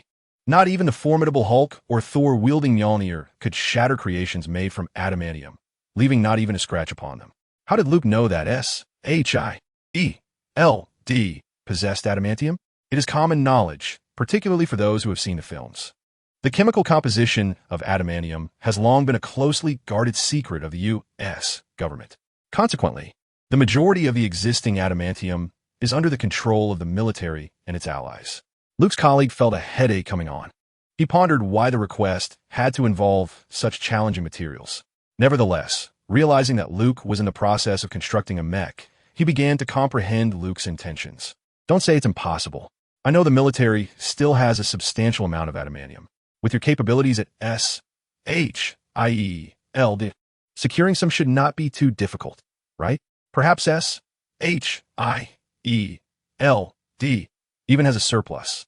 It would be a waste to let it sit idle. Why not just give it to me? Luke said with a cheerful smile. His colleague scoffed, remaining silent. He thought to himself that while it may not be difficult, S-H-I-L-D has a quota, and he is only able to acquire a limited quantity of adamantium from the military each year. However, it is exceedingly precious, and he treats it with utmost care. The idea of parting with it brought him reluctance. Yet, he also had the intention of winning over Luke. He contemplated Black Widow's words, realizing that the young boy was indeed exceptionally clever. It seemed unlikely that he could be swayed with mere incentives. Fortunately, he was resolute in his decision. He understood the principle that one must sometimes let go to gain more. He was determined to secure this super genius child for S-H-I-L-D. Luke held greater significance to him than even Tony Stark, primarily because Luke was a malleable 7-year-old. Although currently, it appeared that the boy's ideological education had some shortcomings. He attributed this to Luke's status as an orphan a year prior. He believed that with his personal guidance, he could cultivate Luke to work for S-H-I-E-L-D in the future, perhaps even to eventually take his own position. At that point, he could retire in peace. With these thoughts in mind, he spoke up, casting a glance at Luke amidst the slightly astonished expressions of Black Widow and others. It is not out of the question to give you adamantium. How much do you desire? However, the next statement from Luke left the egg in a fit of frustration. Luke boldly declared, "I want a ton." A ton? The egg's singular eye widened in astonishment, his mouth agape. "What do you think this is? Why not ask for 10 tons? Luke promptly nodded. 10 tons would suffice as well. The egg felt utterly helpless. He had no choice but to elucidate the intricate synthesis process of adamantium alloy, emphasizing its complexity and exorbitant value in the black market. He presumed that Luke was merely unaware, thus proposing such an outrageous figure. Nevertheless, Luke persisted in creating a psychological disparity, aiming to extract more adamantium from the egg's grasp. A ton was merely a ruse. "Then I shall settle for 100 kilograms. It cannot be any less." Luke retreated a step, asserting, "How much? 100 kilograms? This is extortion." The egg exclaimed loudly. This figure still exceeded the egg's psychological expectations. Luke scratched his ear, finding the phrase eerily familiar, as if Tony had recently uttered it. Crossing his arms, Luke proclaimed with a sense of righteousness, "Indeed, how can this be called extortion?" A 180-degree turn in rhetoric. Extortion only occurs among merchants, like that unscrupulous Tony. But we are civilized individuals. How could civilized people employ such a term? Egg, you are rather crude. I have stated this before. It is compensation. It is the mental anguish fee granted to me by S-H-I-E-L-D. Luke firmly asserted that this was indeed compensation, not extortion. Internally, he mused. Indeed, this is extortion disguised as compensation. The egg pondered. What egg? In recent days, I have heard this term mentioned by numerous individuals. Is it a recent internet fad? Confused, the egg wore a perplexed expression. However, he chose not to delve deeper, his mind preoccupied with Luke's unreasonable demands. Ultimately, he sighed, conceding, "Very well, adamantium alloy it shall be. Let us grant this little rascal his wish. As long as he is willing to join the Avengers Initiative, it won't be a loss." The egg agreed to provide adamantium, but the quantity must be reduced. 100 kilograms was utterly impossible. He simply did not possess that much. The egg declared earnestly, "Pure adamantium is exceedingly rare. Even S-H-I-E-L-D has scant reserves. However, lesser-grade adamantium is more feasible." Indeed, the egg contemplated substituting inferior alloy for the genuine article. He reasoned that Luke, unaware of the nuances of the alloys, would likely fail to discern the difference. Seeing that the egg acquiesced, Luke beamed with joy, exclaiming, "Please come in, Director Fury. Let us sit down and discuss this matter further." The egg shot him an annoyed glance. "Has your attitude shifted so rapidly?" The agents of S-H-I-E-L-D expressed immense gratitude as Luke finally permitted them entry, having endured the scorching sun outside since their arrival. The weather today is exceptionally pleasant. As Lu Dan walked along, he leaned slightly towards the Black Widow and whispered, "Is this little brat truly this infuriating?" The The Black Widow stifled a laugh and replied, "You cannot imagine, boss." Unbeknownst to the group from S.H.I.O.A. entering the warehouse, a crisis awaited them within. After being immersed in sleep for over half a month, Lotus suddenly opened his eyes in the fish tank, awakening. Chapter 52. The Annihilation of S.H.I.E.L.D. After leading a group into the warehouse, Luke settled down to engage in a heated debate with Liu Dan regarding the compensation details. Neither side was willing to concede on the quantity of the Edmund alloy.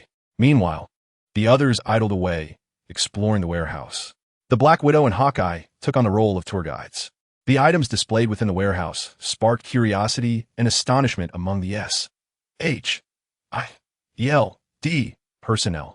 While the Black Widow and Hawkeye had seen similar things before, the other agents, witnessing the legendary 6-meter-tall mecha for the first time, were left utterly astonished. As S.H.I.E.L.D. agents, they were well acquainted with various marvels, yet this particular creation was unprecedented in their experience. Had they not seen it with their own eyes, they would never have believed that such an extraordinary piece could originate from the hands of a mere 7-year-old child. The hybrid mecha, a blend of DNF and Gundam styles, was truly one of a kind within the Marvel Universe, boasting a unique aesthetic. Several S.H.I.E.L.D. agents could not help but engage in conversation about it. One agent, gazing up at the incomplete G0 Warlord, remarked seriously, "This design clearly does not align with Russian styles, nor does it resemble American styles. It seems to embody elements of both, yet it is neither completely one nor the other." Another agent added, "It doesn't resemble German designs either. I have seen the robots secretly manufactured by Germans, and this is a completely different style." At that moment, a female agent interjected, "I find it somewhat reminiscent of Japanese styles." "Japanese?" the others exclaimed. "Don't you read manga? It resembles the armored designs from those Japanese comics. Perhaps the child drew some inspiration from them." "Manga? Nonsense.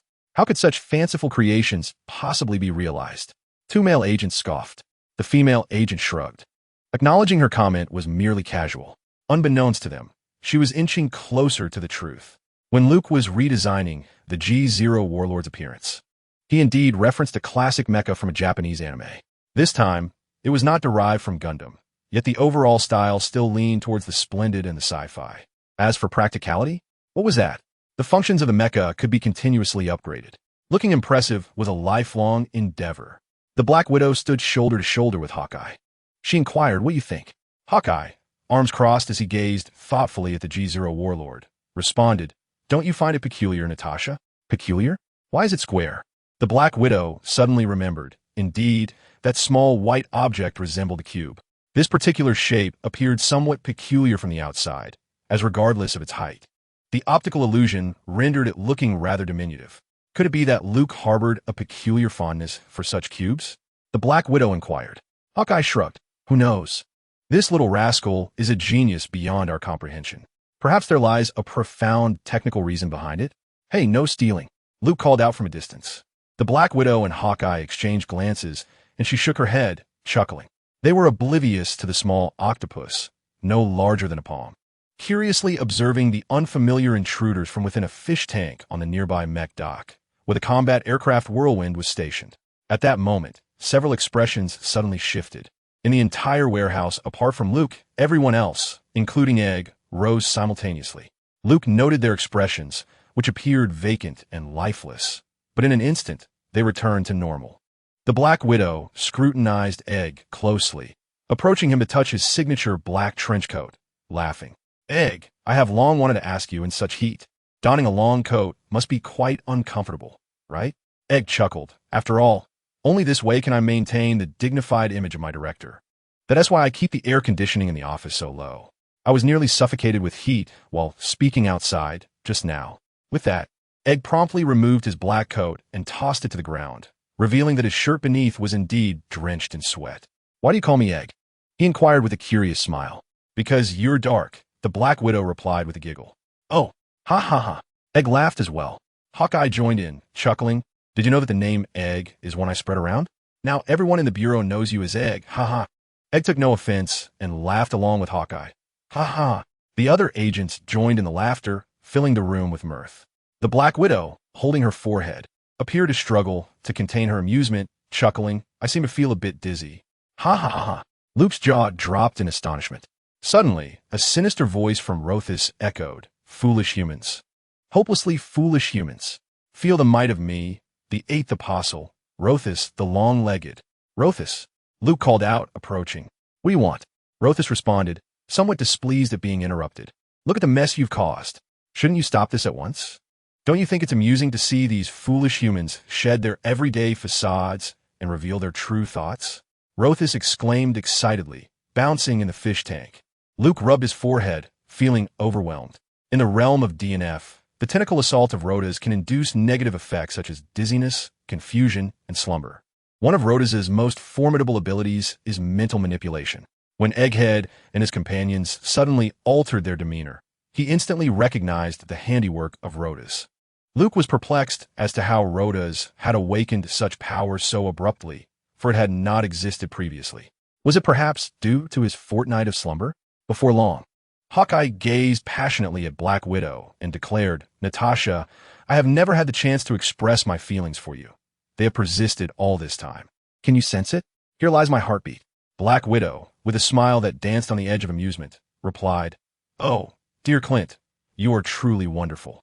Yet, I regret to inform you of the truth. My heart belongs to Hill." With a resounding crash, Hawkeye's heart shattered, his expression one of profound despair. Luke, concealing his face, shook with suppressed laughter. Black Widow was a lesbian? The entire character dynamic had crumbled. "Enough, Rotos. Spare these individuals your torment. I still hope SHIELD will provide me with adamantium to enhance my mech." How dull. Upon uttering this, Rotos rendered everyone unconscious in an instant. Egghead fell face first to the ground, and it became evident that SHIELD had met its demise at Luke's hands. Staring at the fallen agents, Luke was momentarily stunned. How did they fall asleep again? How on earth am I to explain this upon awakening? Luke was at a loss for words, knowing that with Rotos nearby, any attempt at subtlety was utterly futile. While both were instigators, Rotos' approach was entirely distinct from his own. Luke fancied himself a strategist, one who preferred to engage in schemes with careful planning, seeking to extricate himself unscathed. In contrast, Rotos, a madman, transcended even the most aggressive tactics. His style could be summed up in one word: action. Unfazed by consequences, he relentlessly pursued grand upheaval. Perhaps this should be termed the Zhang School of Chaos? In truth, it was not long before Egghead and the others, after a mere 5 minutes of unconsciousness, began to awaken, bewildered by their surroundings. What transpired? Egghead rubbed his face, feeling a throbbing in his head. "I seem to have lost a fragment of my memory," Black Widow remarked, her brow furrowed in concern. Egghead, his complexion darkening, turned to Luke. "I require a reasonable explanation." Chapter 53. The Mysterious Slumber Incident in Queens. "I demand an explanation." Egghead's expression was grim. The fact that he and his agents had been unknowingly incapacitated was a matter of grave concern. The loss of SHIELD's reputation was trivial in comparison to his worry that Luke might have been involved in this incident. He could not fathom why. After a fruitful discussion, Luke would resort to such actions. What was this young rogue truly after? The others, feeling a collective unease, watched warily as Egghead prepared to confront Luke, each acutely aware of the void in their memories. The Black Widow could not comprehend why Luke would act in such a manner, which could certainly be deemed provocative. Confounded, she reflected on her understanding of Luke over the past several days. This behavior seemed uncharacteristic of him. Although audacious, every action Luke had previously taken exhibited a strong sense of purpose. The Black Widow pondered the benefits of such conduct for Luke, unable to fathom his motives. "What are you talking about?" Luke replied, his expression one of bewilderment. "I don't know what happened. I just fell asleep." "Wasn't this the doing of your SHIELD agency?" Luke's countenance darkened slightly as he remarked, "You aren't trying to knock me out and abduct me, are you?" Egg, furrowing his brow, inquired suspiciously, "Wasn't this your doing?" "Of course not," Luke vehemently denied. "Why would I do something that would benefit you? Making you faint serves no advantage for me." He would never concede to such an accusation. Unable to implicate Lotus, he feigned ignorance, claiming he had also succumbed to the same fate. Egg scrutinized Luke for a while, unable to discern any signs of deceit upon his face. It truly was not his doing. Egg's skepticism began to waver. Just then, the Black Widow covered her earpiece, listening intently for a moment, her expression shifting to one of astonishment. She turned to Egg, her eyes wide with surprise. "What is it?" Egg inquired. The Black Widow replied with gravity, "I just received intel from Agent Hill. Moments ago, 1/5 of New York's population fainted simultaneously. The timing coincided perfectly with their own unconsciousness." Egg's eye widened in disbelief. "What did you say?" "Not just us, but 1/5 of New York has fainted like we did." "Yes," the Black Widow affirmed. Agent Hill indicated that the affected area primarily encompasses Queens. The cause remains unknown. Upon hearing this news, Luke's mouth fell agape in astonishment. Lotus, as Egg processed this revelation, he immediately recognized the gravity of the situation. With a population of 10 million in New York, that meant 2 million individuals had fainted at the same time. What on earth had transpired? Egg no longer harbored doubts regarding Luke's involvement. This was beyond his capabilities. He quickly considered several possibilities, the two most plausible being a terrorist attack or the actions of a superhuman. "Is there any news from the mutants?" Egg asked with an unusual seriousness. "None at the moment," the Black Widow replied, shaking her head. Egg, his expression grim, contemplated his next steps. He intended to consult Professor Charles to ascertain the truth behind this occurrence. Such a powerful display of mind control could only be executed by the most elite of mutants. Perhaps even Charles himself was facing a predicament. Little did ex-professor know that he could still be caught in the crossfire while resting in his wheelchair. This matter had no connection to mutants. With such a significant incident at hand, Egg had no inclination to further negotiate with Luke. The final confirmation of 50 kilograms of Edmund alloy will arrive here within a week. The request made by Luke to the agent was that, in the future, he would call upon Luke to assist SHIELD in executing 3 missions, which Luke could choose to decline. However, if he were to refuse more than once, then there would be no future opportunities for collaboration between them. Conversely, should their partnership flourish, additional Edmund alloy would be made available to Luke. It is evident that the agent is essentially hiring Luke. This outcome is a testament to Luke's efforts. When the agent subtly suggested that Luke considered joining SHIELD, Luke likewise hinted that he needed to ponder the proposition. Yet, when the terms of employment were presented, Luke accepted without hesitation. From the agent's perspective, Luke's response reflected a rebellious spirit, reminiscent of the defiant Tony Stark. Fortunately, Luke was amenable to compensated engagement, in stark contrast to the affluent Tony, who was impervious to persuasion, much to the agent's frustration. Even the allure of Edmund alloy failed to sway Tony, as he possessed his own avenues for acquisition. Although unable to directly recruit Luke, the agent was nonetheless satisfied, considering it a promising beginning. "By the way," Luke remarked, "the alloy must not contain excessive amounts of secondary Edmund alloy, or I will be displeased. Pure Edmund alloy is indomitable, while the secondary variant was developed by the U.S. military as a more economical synthetic formula, sacrificing strength for a degree of mass production. This diluted version, known as secondary Edmund alloy, is still significantly denser than titanium alloy. It can withstand most attacks. However, if the force is too great, it may bend or shatter. It was the secondary Edmund alloy that was destroyed by Hulk and Thor, not the true Edmund alloy." The agent nearly stumbled as he was about to exit. How'd this kid know about that? Where did he acquire such intelligence? The agent felt a pang of frustration. After watching a group from SHIELD hastily depart in their vehicles, Luke promptly turned back toward the warehouse. "Christina, I need the latest news." Upon receiving the most recent updates from his assistant, Luke was thoroughly impressed. "Rotos, you certainly know how to stir the pot." At that moment, the external world was in an uproar.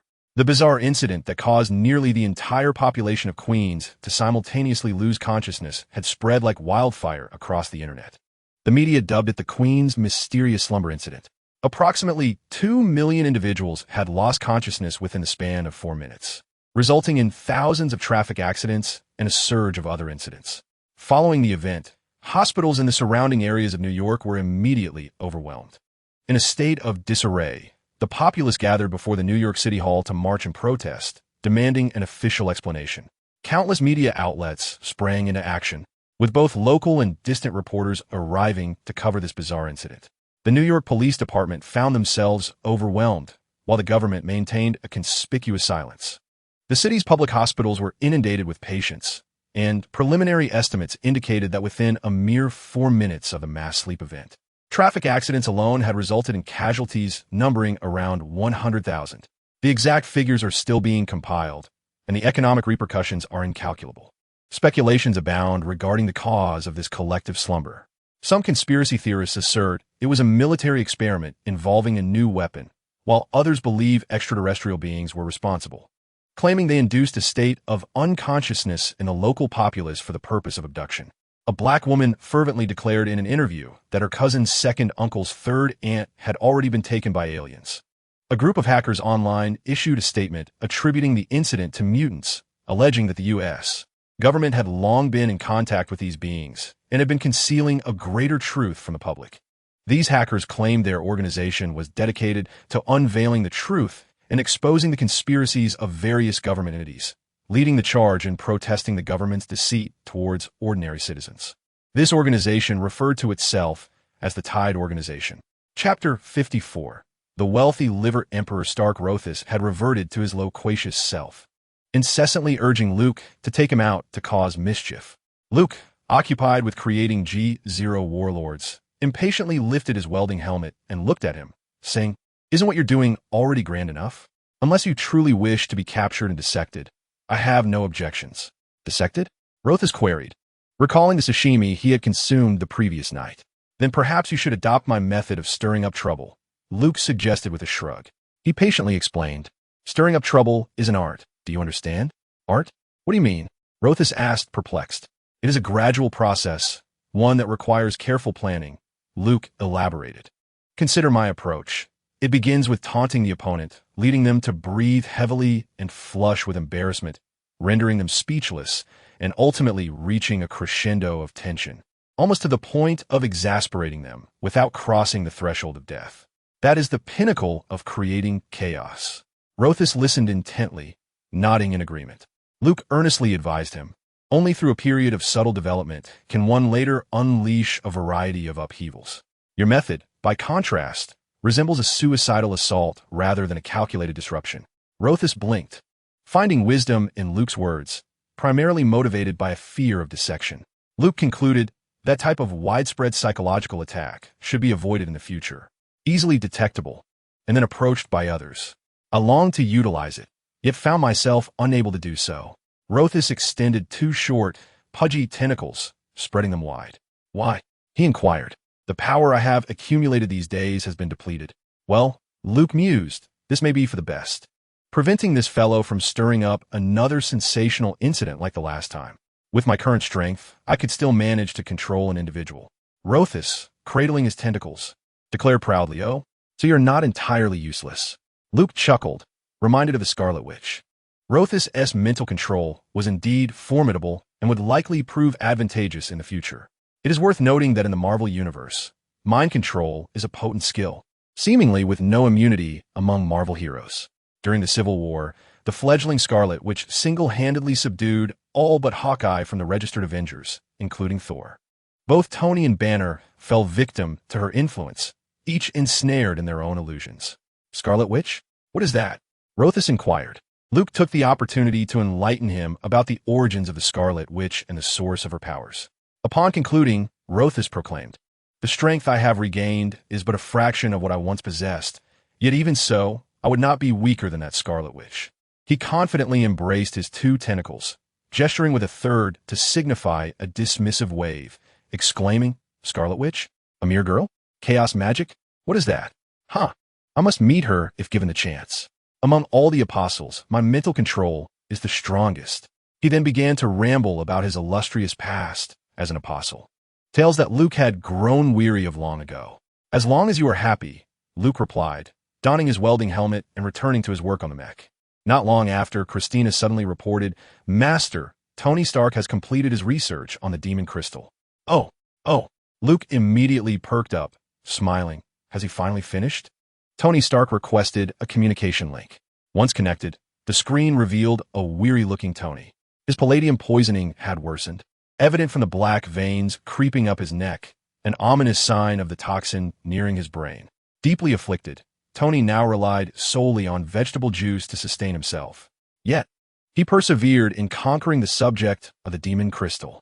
Luke observed Tony's daily struggles through Christina's constant surveillance, leading him to reflect, wealth is not frightening, nor is a workaholic. The most formidable of all is the one who embodies both wealth and relentless toil. Now, that is a true powerhouse. Tony undoubtedly fit this description of a wealthy, tireless individual. Of course, this was a result of his own relentless efforts. As of now, Tony remained unaware of Luke's true identity. Luke continued to communicate with him using a voice modulator. The visual feed remained absent, and the raspy voice persisted. He was performing admirably, living up to the reputation of Tony Stark. Our transaction was successfully concluded. Tony's complexion was pale, and he feigned a semblance of strength. Adopting a nonchalant tone as he remarked, I am in the process of transmitting the research findings to you. Transmission complete, Jarvis announced. On Luke's end, he received Christina's report, which was remarkably thorough. Astonishingly, Tony had not tampered with it. The medical expenses, Luke unabashedly demanded the remaining $5 million. Transfer completed, Jarvis confirmed. Tony, with an indifferent grunt, inquired, what about your antidote? Luke replied with a chuckle, rest assured, it has already been dispatched to you. The tracking number is SF7735. Wait, what did you just say? What tracking number? Tony interrupted, his expression one of utter disbelief. The delivery, of course. I sent the antidote via courier, Luke clarified. Tony felt as though he had been struck by lightning, rendered speechless. You actually sent something so vital by courier? He exclaimed, feeling as if he might perish from shock. Who said you couldn't send it by courier? Was it you? Came the dismissive voice from the other end. So what? Come over and bite me? Tony nearly choked on his breath, seriously doubting whether he would survive the poison, let alone this aggravating conversation. Gritting his teeth, he demanded, what is the tracking number? Listen carefully. I shall only say it once. SF7735691173 US. Jarvis, make a note of that, sir. I am currently investigating, Jarvis replied. With a huff, Tony abruptly severed the communication. He immediately picked up his phone and called Pepper, requesting her assistance in retrieving the package. Given Stark Industries' capabilities, intercepting the delivery would pose no challenge, but it would still require some time. After hanging up, Tony rolled his eyes in exasperation. At that moment, his weakness was evident, as he frowned and pressed a hand to his chest, where the arc reactor emitted a faint glow. If there were a negative affection scale, Luke would surely receive a system prompt indicating Tony Stark's affection level, 100. In the laboratory, Tony took a few deep breaths, glancing at the dense array of experimental data. These represented the fruits of his labor over the past half-month, during which he had scarcely rested. Jarvis, what is the status of tracking the opponent's email? Tony inquired while simultaneously copying several files of the research data on the magical crystal. However, before he could finish his sentence, Jarvis's voice suddenly faltered. The laboratory lights shifted abruptly to red. It was an alarm alert. Intrusion detected. Intense data breach in progress, deleting all research data. In the next moment, the entire laboratory was plunged into darkness, the illumination extinguished completely. Jarvis fell silent. Jarvis?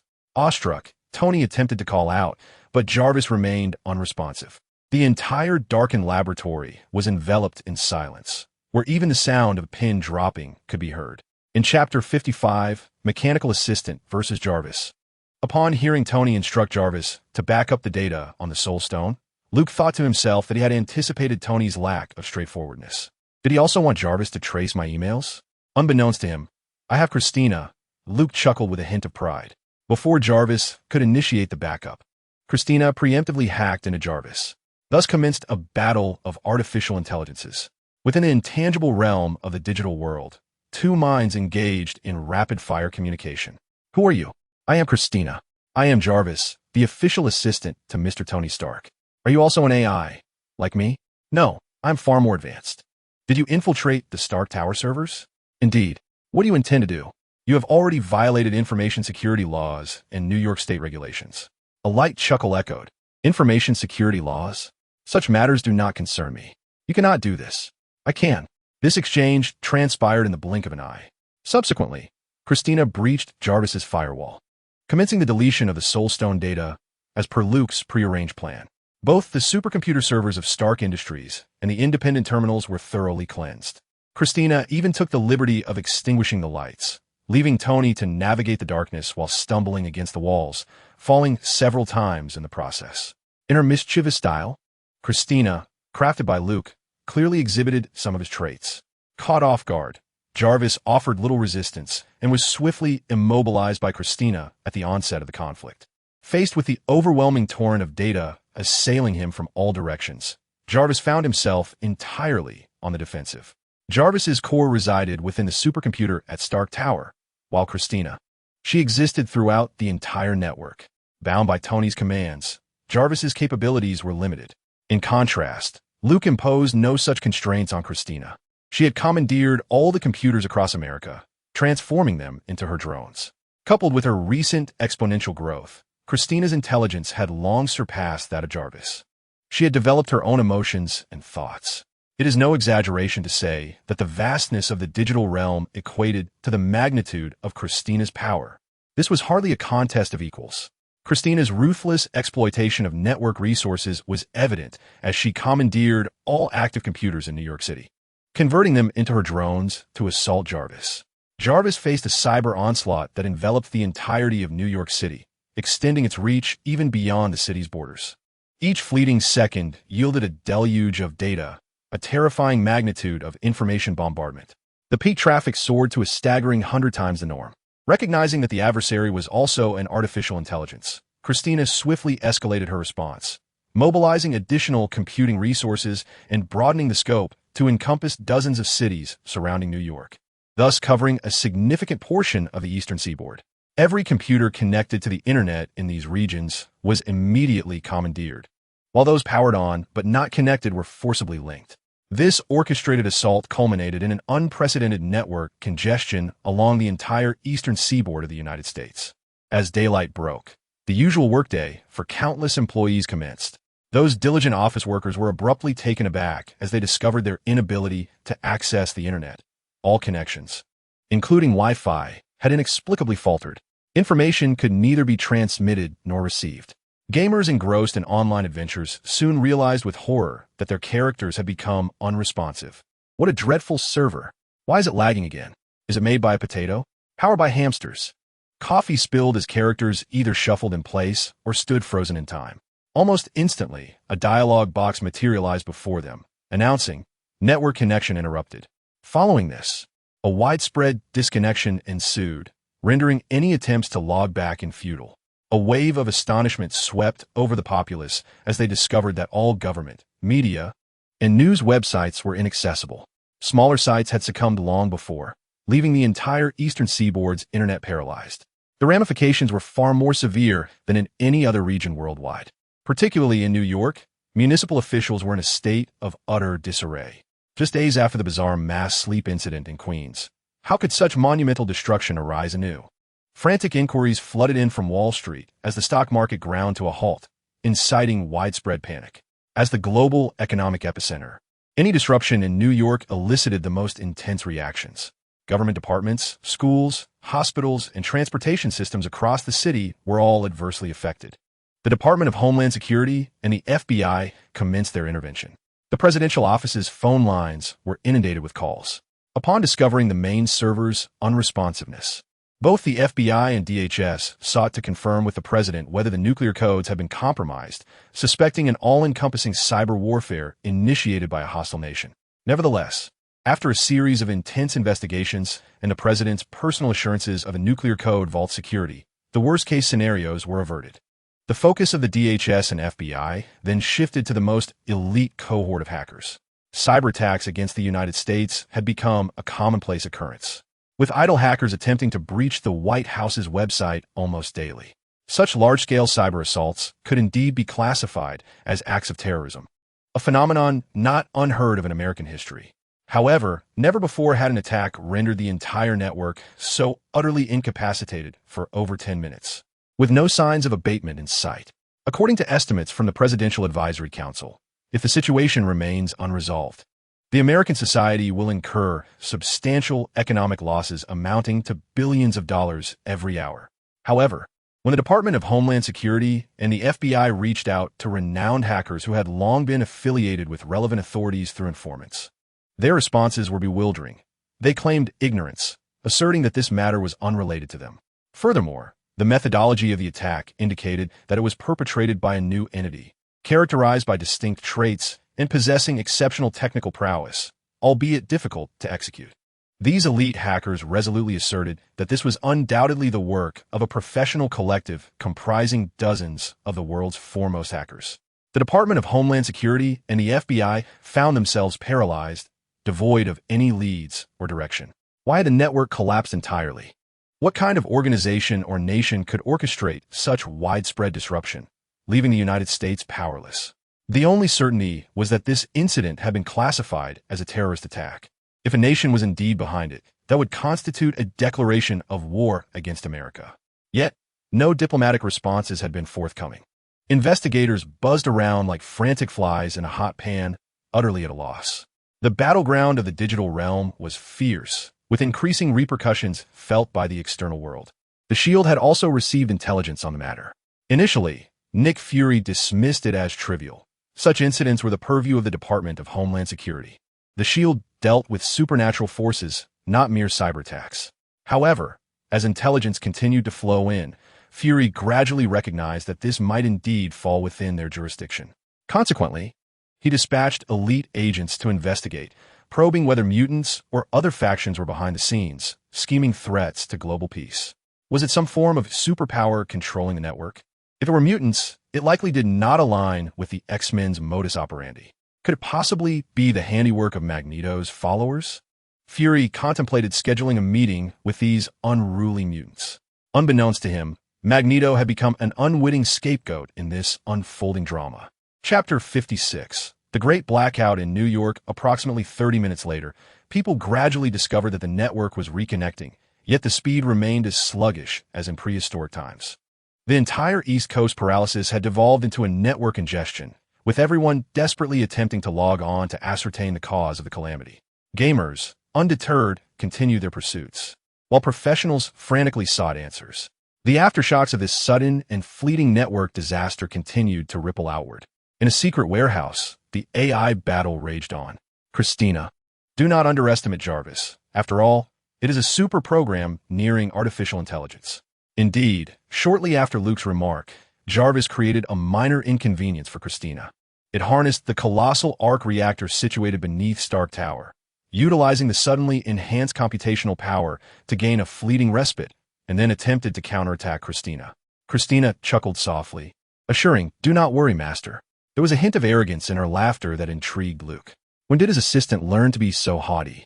In response to Jarvis's counterattack, Christina employed a rather blunt strategy. She commandeered the entire electrical grid of New York City to confront him.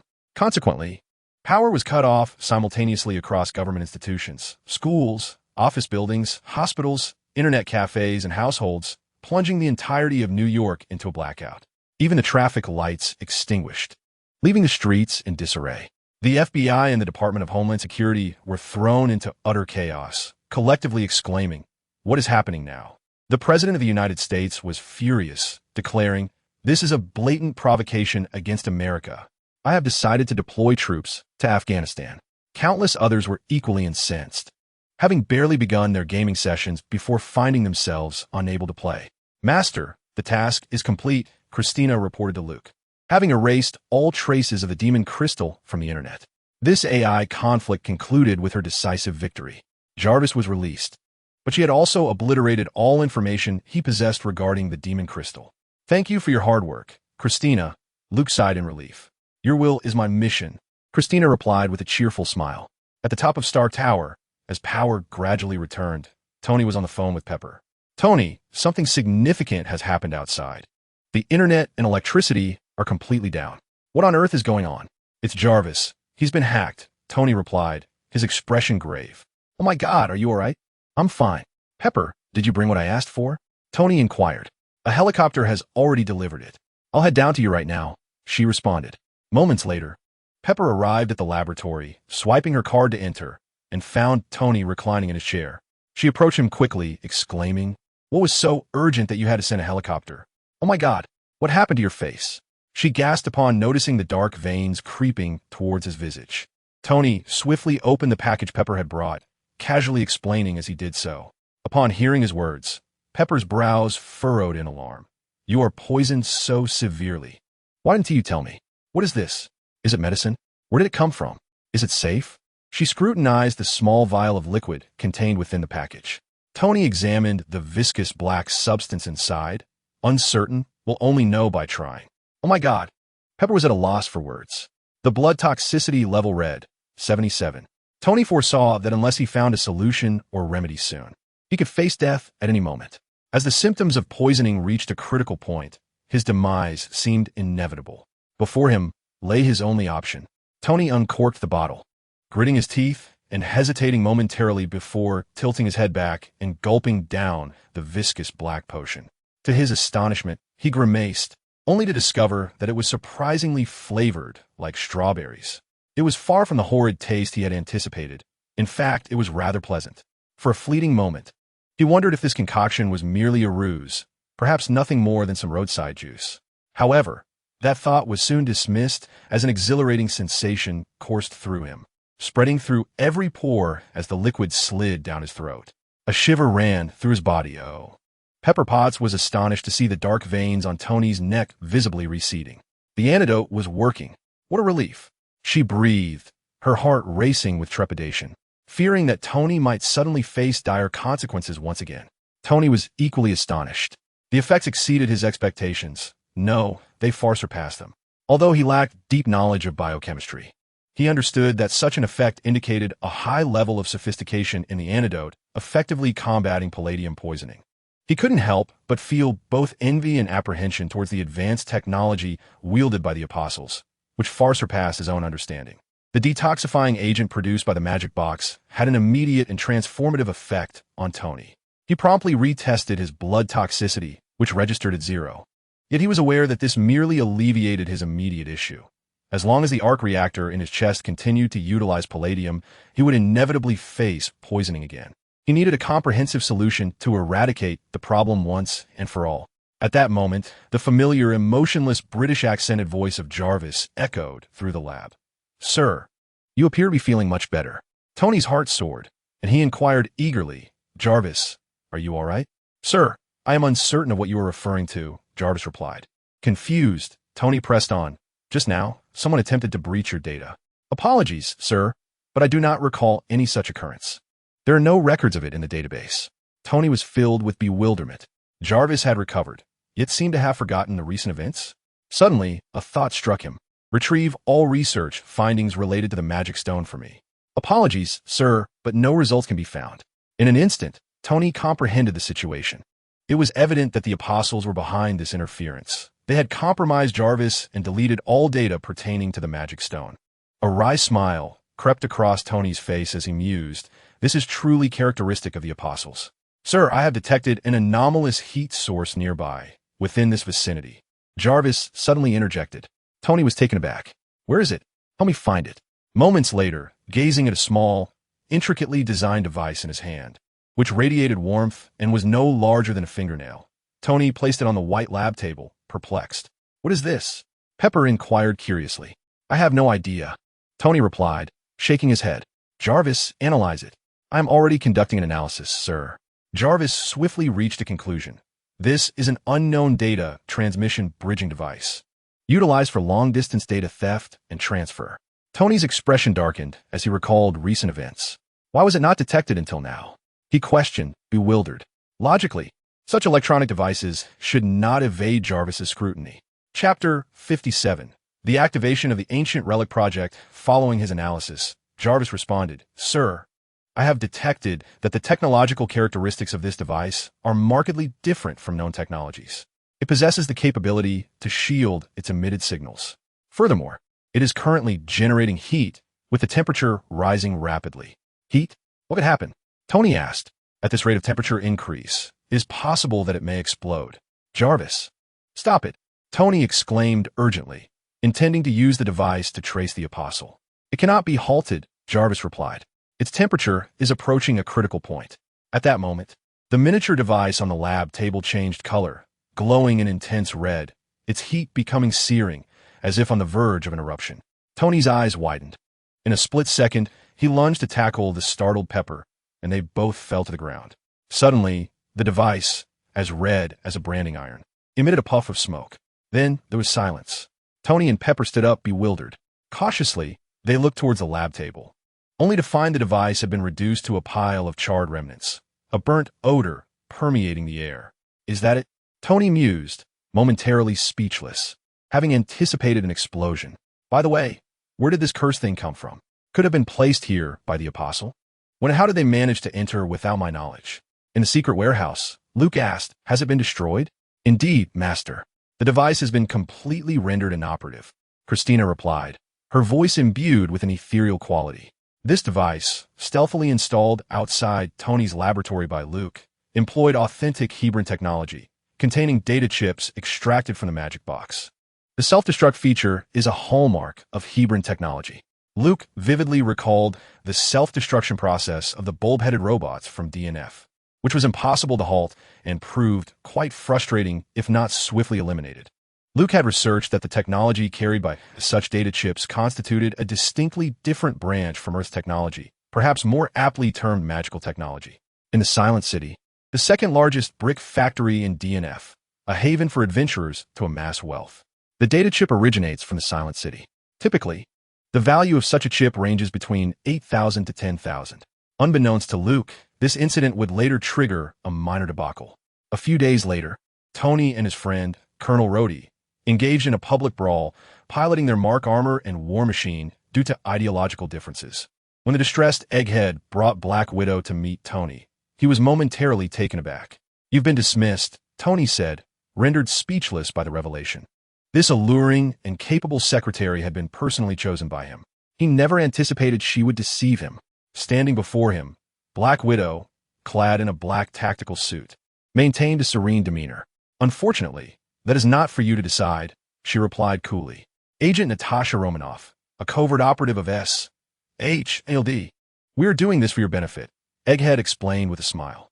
Tony's anger flared instantly. For my benefit? Is that truly the case? That device. He felt his sincere emotions had been gravely wounded. He harbored serious doubts that the self-destructing device was orchestrated by the agents of S.H.I.E.L.D.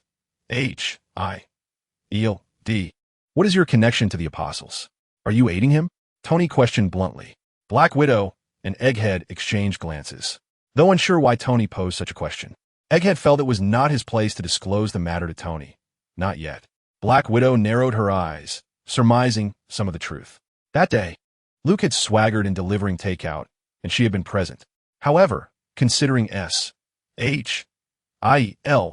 commitments to Luke and the protection plan, she decided to shoulder the blame for him. This matter is currently classified. I believe you should learn to coexist peacefully, Egghead stated. With whom? The apostles? Tony responded as if he had heard the greatest joke, astonished. You cannot be serious that guy would join your Superboy squad? It's the Avengers, not Superboys. Egghead retorted, his expression darkening. He observed Tony's demeanor, noticing that it appeared he had managed to counteract the poison. The East Coast network and power were fully restored, yet the economic losses were incalculable. Preliminary estimates had already reached $200 billion. The repercussions of this incident lingered. The president delivered a televised address, vehemently condemning this significant act of terrorism. Shortly thereafter, a terrorist organization in the Middle East claimed responsibility for the two attacks. That night, the president signed an order, directing the military to bolster troop levels in Afghanistan by 10,000. Additionally, several other incidents transpired in the following days. S.H.I.E.L.D. continued to investigate the causes of these events, leaving Egghead in a state of concern. Suddenly, he'll burst into Egghead's office with great urgency. Director, 084 has been discovered in New Mexico. Witnesses claim it resembles a hammer. Xavier School for Gifted Youngsters, X-Men headquarters. Egghead assigned the task of contacting Professor X to Hawkeye. In the grand estate of Professor X, Hawkeye was in fits of laughter, exclaiming, Professor, you won't believe it. We have acquired a new nickname, Boiled Egg. Ha ha. The professor, seated in his wheelchair, wore a bewildered expression. Word of a new title bestowed upon the director of S.H.I.E.L.D. spread throughout the mutant community. On the internet, The Tide organization re-emerged to reveal that the recent massive network paralysis and the blackout in New York were both concealed by the government. The truth was that both incidents had been instigated by the same individual with extraordinary abilities. It was reported that the Tide organization had gathered clues regarding this individual. As Luke absorbed the information presented by Christina about this organization, he blinked with a peculiar expression. The name Tide organization struck a familiar chord, reminiscent of something he had encountered before. It suddenly dawned on him. Wasn't this the very organization that Sky was affiliated with? Daisy Johnson, known as Quake, was Sky's subsequent identity. Considering the timeline, she should still be in high school. Later, she dropped out, utilizing her hacking skills to delve into the supernatural phenomena that existed in the world. Sky was an enthusiast of superpowers, driven by an insatiable curiosity. Eventually, she was discovered by SHIELD, and after numerous hurdles, she joined the organization. Following more trials, she awakened the latent inhuman genes within her, ultimately becoming Quake. Should he ask Christina to locate her? Quake was one of the few Marvel heroines that Luke admired.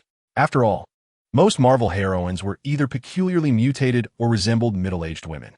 The young, mixed heritage Quake fit the image of beauty that lingered in Luke's mind. Upon seeing Black Widow, he was captivated by her allure. Yet, Sky's presence stirred different thoughts within him. However, the age gap was somewhat daunting. Luke pondered melancholically. Days later, the boiled egg kept its promise and promptly delivered 50 kilograms of adamantium. Overjoyed, Luke eagerly proclaimed, Christina, initiate the Ancient Dust Project. Chapter 58, Adamantium Grenade Demon Stone. A peculiar mineral infused with the magical energy of the seventh apostle, Antoine, originates from the world of DNF. Adamantium, the densest metal known on Earth, is synthesized artificially and hails from the Marvel Universe. The combination of Demon Stone and adamantium was something Luke had long anticipated, having dreamt of it many times. From this moment on, he would no longer waste Demon Stone grinding into powder. Truly, Tony's research results had elucidated the method to harness this energy. Although the procedure appeared exceedingly complex, it finally allowed for the genuine utilization of the potential of Demon Stone. As Luke examined Tony's research data, he found many aspects perplexing. But fortunately, Christina was there to assist him in analysis. Mimicking the process should not prove overly challenging. Master, the research findings of Tony Stark reveal that the key elements constituting this mineral possess 4 primary characteristics. What are those 4? Tony referred to the essential element that constitutes the magic stone as elements. Luke was aware that this was, in fact, the magical energy. Christina elucidated that one of the most significant characteristics of this element is its remarkable stability and extreme inertness. To unleash its inherent energy, a prolonged and steady activation process is required. Oh, and what of the second type? Luke inquired. Upon the activation process being fulfilled, the energy release of this element is explosive, discharging all its internal energy in an exceedingly brief moment. The data provided by Tony Stark indicated that the energy eruption is exceedingly fleeting, reaching an exceptionally high energy peak and promptly returning to a state of equilibrium, with the element itself regaining its extreme inertness. I see, Luke contemplated, realizing this was indeed reminiscent of the magical energy in the game. This concept closely aligns with how the ancient and holy weapons unleash magical energy within DNF, where a period of energy accumulation is also necessary before an explosive release occurs. After the explosion, all accumulated energy is depleted, necessitating a new cycle of accumulation. Luke mused that he should have anticipated this. Once magical energy manifests in reality, it is highly likely to inherit such explosive traits. This revelation was, for him, quite favorable. Such a characteristic will be splendidly suited for creating explosions. Immediately, Luke envisioned the artistry of explosions. He nodded and urged, please continue. Christina elaborated. The third characteristic is that, due to the brevity of the magical energy eruption, its impact is highly concentrated. In Tony Stark's experiments, most of the energy converges into a singular explosive point. In other words, the area of effect is not particularly extensive. Luke surmiset. That is an accurate way to put it. And what is the final characteristic? The fourth characteristic is that, upon eruption, magical energy generates an extraordinarily high temperature.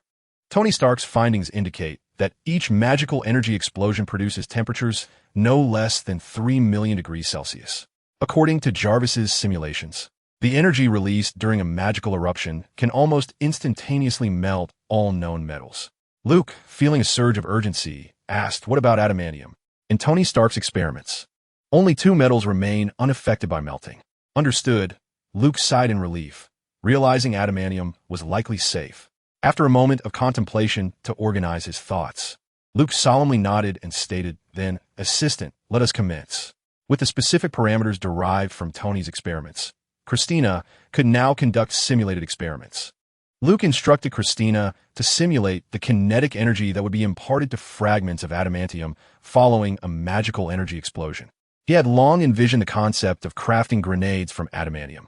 Now, with access to adamantium, he was eager to bring his initial idea to fruition. "Master, did you know that the invention of grenades can be traced back to China?" "I believe I have heard of that," Luke replied. "During the Song Dynasty, an ingenious weapon known as the fireball was invented.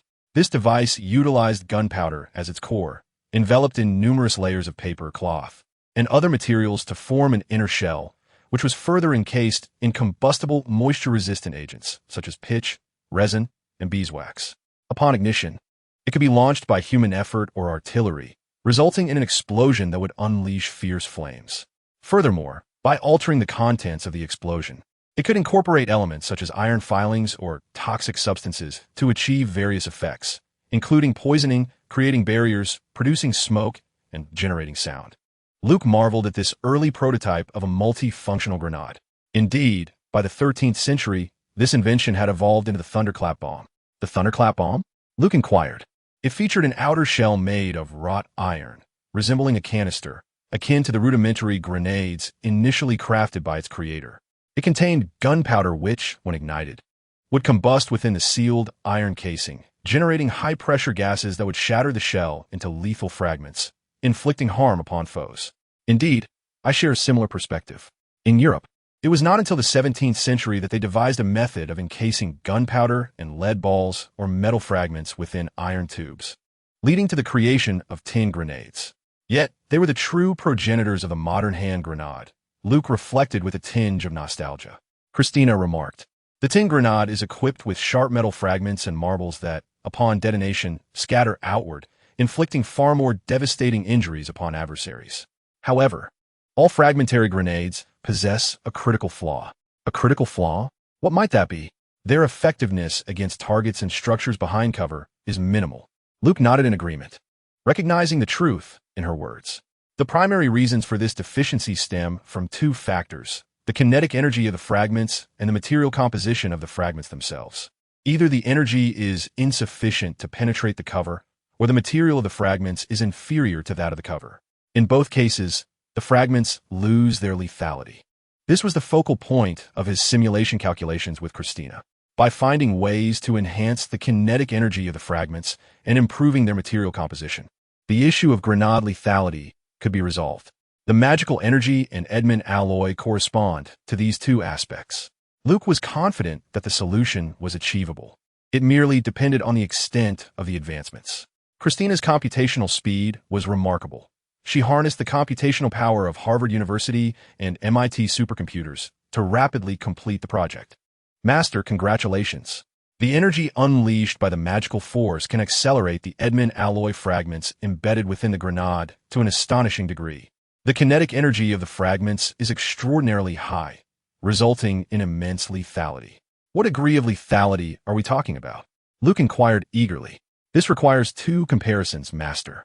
During World War II, there was a grenade nicknamed the Lemon, the F-1 fragmentation grenade, which utilized a cast iron shell. Its drawbacks included excessive weight, reaching 600 grams, which limited the throwing distance, and a scarcity of fragments. Additionally, the fragments varied in quality, leading to clumping, thereby affecting the effective killing radius, which was approximately 30 meters. Although at times it could injure targets up to 100 meters away, causing collateral damage. Christina found it effortless to acquire this information. With a cheerful demeanor, she elucidated to Luke. The M26A1 model is an active hand grenade used by the U.S. military, weighing 454 grams. It features a steel casing and is equipped with built-in steel shrapnel, utilizing B-type TNT as its explosive. It possesses lethal capability within a range of 15 to 20 meters, with a sharp decline in lethality beyond 25 meters and can penetrate gypsum walls. She presented Luke with a simulated structural diagram of the Eadman alloy grenade. The Eadman alloy grenade is projected to weigh 700 grams, with an iron casing and built-in Eadman alloy shrapnel, detonated by a refined mixture of magic stone.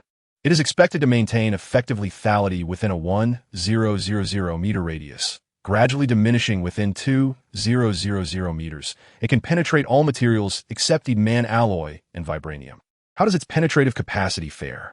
It is exceptionally robust.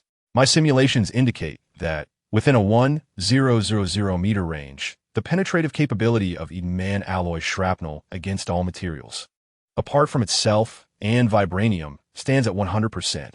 Therefore, taking cover behind any obstacle within the blast radius is unsafe, including for the thrower. Luke's mouth fell agape in astonishment. A self-destructive device. If this were to be realized, there would be no means of defense against it. The Eadman alloy shrapnel would suffice to contend with the Hulk. If Iron Man were to take a direct hit at close range, he would surely meet his maker. However, the cost is exorbitant, a true luxury. Christina's simulation revealed that to achieve such extensive lethality, each grenade would require 5 kilograms of Eadman alloy shrapnel. While this may seem substantial, it is not as excessive as it appears, given the considerable weight of Eadman alloy. In reality, 5 kilograms is not much. He had managed to secure only 50 kilograms of Eadman alloy in total. In other words, he could only produce 10 grenades. Moreover, he had intended to create other items as well. The supplier had only provided him with 50 kilograms of Eadman alloy, of which merely 10 kilograms was pure Eadman alloy, while the remaining 40 kilograms comprised inferior quality. In truth, having 10 kilograms of pure Eadman alloy exceeded Luke's expectations, which were about 5 kilograms. Thus, it was evident that the supplier held him in high regard. However, this quantity of material was far from sufficient for his needs. I'm not discarding grenades. I'm casting away Lamborghinis. Yet, despite this, the prospect of possessing such a formidable weapon brought Luke immense satisfaction. He decided to produce 1 or 2 grenades as a trump card, primarily to tackle particularly challenging adversaries. The remainder would be reserved for the G0 warlord. As for crafting a suit of personal armor from Eadman alloy, what a ludicrous notion. It would be prohibitively heavy. He would wait until he acquired vibranium, which is 2/3 lighter than iron. He felt a pang of envy at Black Panther's sleek suit. With a smile, Luke contemplated, his mind racing with another thought. Tony should be nearing success as well. Perhaps he will leave me a reward. In the laboratory atop Stark Tower, Tony was preparing to conduct a new experiment. Jarvis, initiate the wall-breaking project. Sir, what is the wall-breaking project? He had forgotten that Jarvis's data on the Tesseract had been deleted. Never mind, forget it. Help me. I need to synthesize a new element. As Luke had anticipated, Tony's research on the Tesseract yielded significant insights.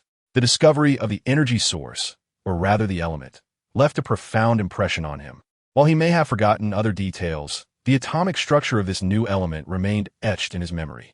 Subsequent experiments with Jarvis demonstrated that this new element could indeed substitute palladium, becoming the renewable energy source for the arc reactor he had long sought. Although the data had been obliterated, retrieving this element was not a daunting task, thanks to Tony's deliberate recollection. After spending several days, Tony reconstructed the atomic structure of the element from memory and, with Jarvis's assistance in the lab, successfully synthesized it. This synthesis process mirrored the one depicted in the film, where Tony utilized clues left by his father to create a new element. With the element, he crafted a new generation of arc reactor prototype. Sir, I still recommend conducting several more tests to verify the safety of this new arc reactor, Jarvis stated, his tone unwavering. Tony extracted the palladium reactor from his chest and declared, "Let us do it now," before installing the new reactor in its place. The potent energy from the new arc reactor coursed through Tony, causing him to shudder. "Oh," he grimaced, his face twisting in distaste. "Why does it smell like turtle urine?" The new arc reactor radiated brilliantly within his chest, marking a resounding success. Due to the considerable expense, Luke ultimately crafted only 1 Eadman alloy grenade, reserving it as a last resort weapon. 5 kilograms of Eadman alloy, even at a secondary level, would be obliterated in an explosion. Luke contemplated the cost and decided against manufacturing multiple grenades, as this extravagant endeavor was beyond his means. While the affluent might indulge, it was unnecessary for him. Although Stark Industries had pivoted away from arms manufacturing, the foundation remained. Luke had considered directly converting the Tesseract into a missile. However, when his assistant Christina presented a cost report along with the technical requirements for missile production, he reconsidered. Master, even the cheapest air-to-air missile requires $2 million each. How much? $2 million. Your account currently holds $5,003,000. And that was merely for air-to-air missiles. Intercontinental missiles would likely be far more expensive. He had just received a fresh sum of $5 million, and he feared that tossing it in would yield no visible ripples. Why is it so exorbitant? Luke inquired. His imagination stretched beyond its limits, as he had initially believed that a mere few $1,000s would suffice. My master, came the reply, if we were to construct a standard missile, utilizing pre-fragmented high-explosive warheads with magic shards and Admin alloy, it would indeed be feasible. However, the challenge lies in the propulsion system. We must first develop a two-stage solid rocket engine. The fusing system is far more complex than a simple wire. It necessitates the installation of active radar. The guidance system for the missile is the most intricate, requiring radio command corrections, active radar, and infrared imaging, among other technologies. Very well, let us disregard that, Luke sighed, realizing that this task was no less daunting than recreating a G0 warlord from scratch, and it was still a consumable. After a moment of contemplation, he, somewhat reluctantly, asked, what about missiles like the small combat warheads of Hammer Industries' former missiles? Christina replied with a cheerful smile. While the cost of small missiles would indeed be significantly reduced, they would require even more precise technological craftsmanship and advanced machinery. Unfortunately, the current conditions of my master do not meet those requirements. Luke nodded, acknowledging his own financial constraints. It was evident that possessing the technology alone was insufficient for production. The missiles that could truly be deployed in real combat were invariably backed by a military enterprise, or even an entire nation, equipped with an extraordinarily complex and precise industrial system. Glancing at the second-hand machinery in his warehouse, Luke shrugged in resignation. He possessed blueprints for the Storm and G0 Warlord, and with an understanding of the technology, he could replicate them with relative ease. However, the technology of the celestial realm and that of Earth were not to be conflated. As for missile construction, well, given a couple of years of trial and error with this outdated equipment, he might manage to cobble together one. Yet, only a fool would squander such time. It was far more pragmatic to craft a grenade and hurl it. Simple and direct, for the goal remained the same, to throw and detonate. While one might ask, does Daedara not produce missiles? Why resort only to molding clay and tossing it away? The answer lies in the notion that explosion itself is an art. It is the explosion alone that deserves relentless pursuit, while everything external serves merely as embellishment, a means to an end, easily disregarded. What? You wonder how a grenade with a 1,000-meter lethal radius would be employed in combat. Are you foolish? Naturally, one would throw it and flee. Thus, days turned into weeks. The G0 Warlord, stationed in Luke's warehouse, was nearing completion. Master, the internal structure of the G0 Warlord is complete. With a 100 completion rate for the transmission system, propulsion system, and auxiliary operations and fire control systems. The internal titanium alloy armor has been finalized at 100. However, the external candidate armor and weaponry mounts have yet to be installed. What are your plans, my master? Standing before the colossal machine, towering over 6 meters upon completion, Luke appeared diminutive in comparison. He rested his chin in contemplation for a moment. Indeed, akin to the tempestuous winds that birthed it. The G0 Warlord also lacked weaponry and the requisite arsenal. What Luke desired was a formidable main cannon, complemented by an array of secondary armaments. Ideally, he wished for a laser weapon for its aesthetic allure. What to do? Perhaps indulge in some microtransactions. Luke resolved to draw from the magic box once, hoping to procure some blueprints for construction. Should fortune fail him, he would resort to thievery. Furthermore, he intended to base his decisions regarding the remaining Admin alloy on the outcome of his draw. Out of the 50 kilograms of Admin alloy, he currently had 10 kilograms of pure Admin and 35 kilograms of secondary Admin alloy remaining. Luke contemplated whether to clad the G0 warlord in a layer of external Edmund alloy armor or to forge a melee weapon for his mech, such as a sword or a dagger. Hawkeye felt a streak of bad luck lately. For reasons unbeknownst to him, he had been assigned by Liu Dan to monitor Luke, tasked with an unceasing vigil over the warehouse. Liu Dan did not require him to report on Luke's daily activities, nor did he impose any other demands. It seemed the sole purpose was mere surveillance. Hawkeye pondered when he had offended the boss. With no alternatives, he found himself lingering outside Luke's warehouse day and night. At times, he even considered building a treehouse for shade and moisture protection.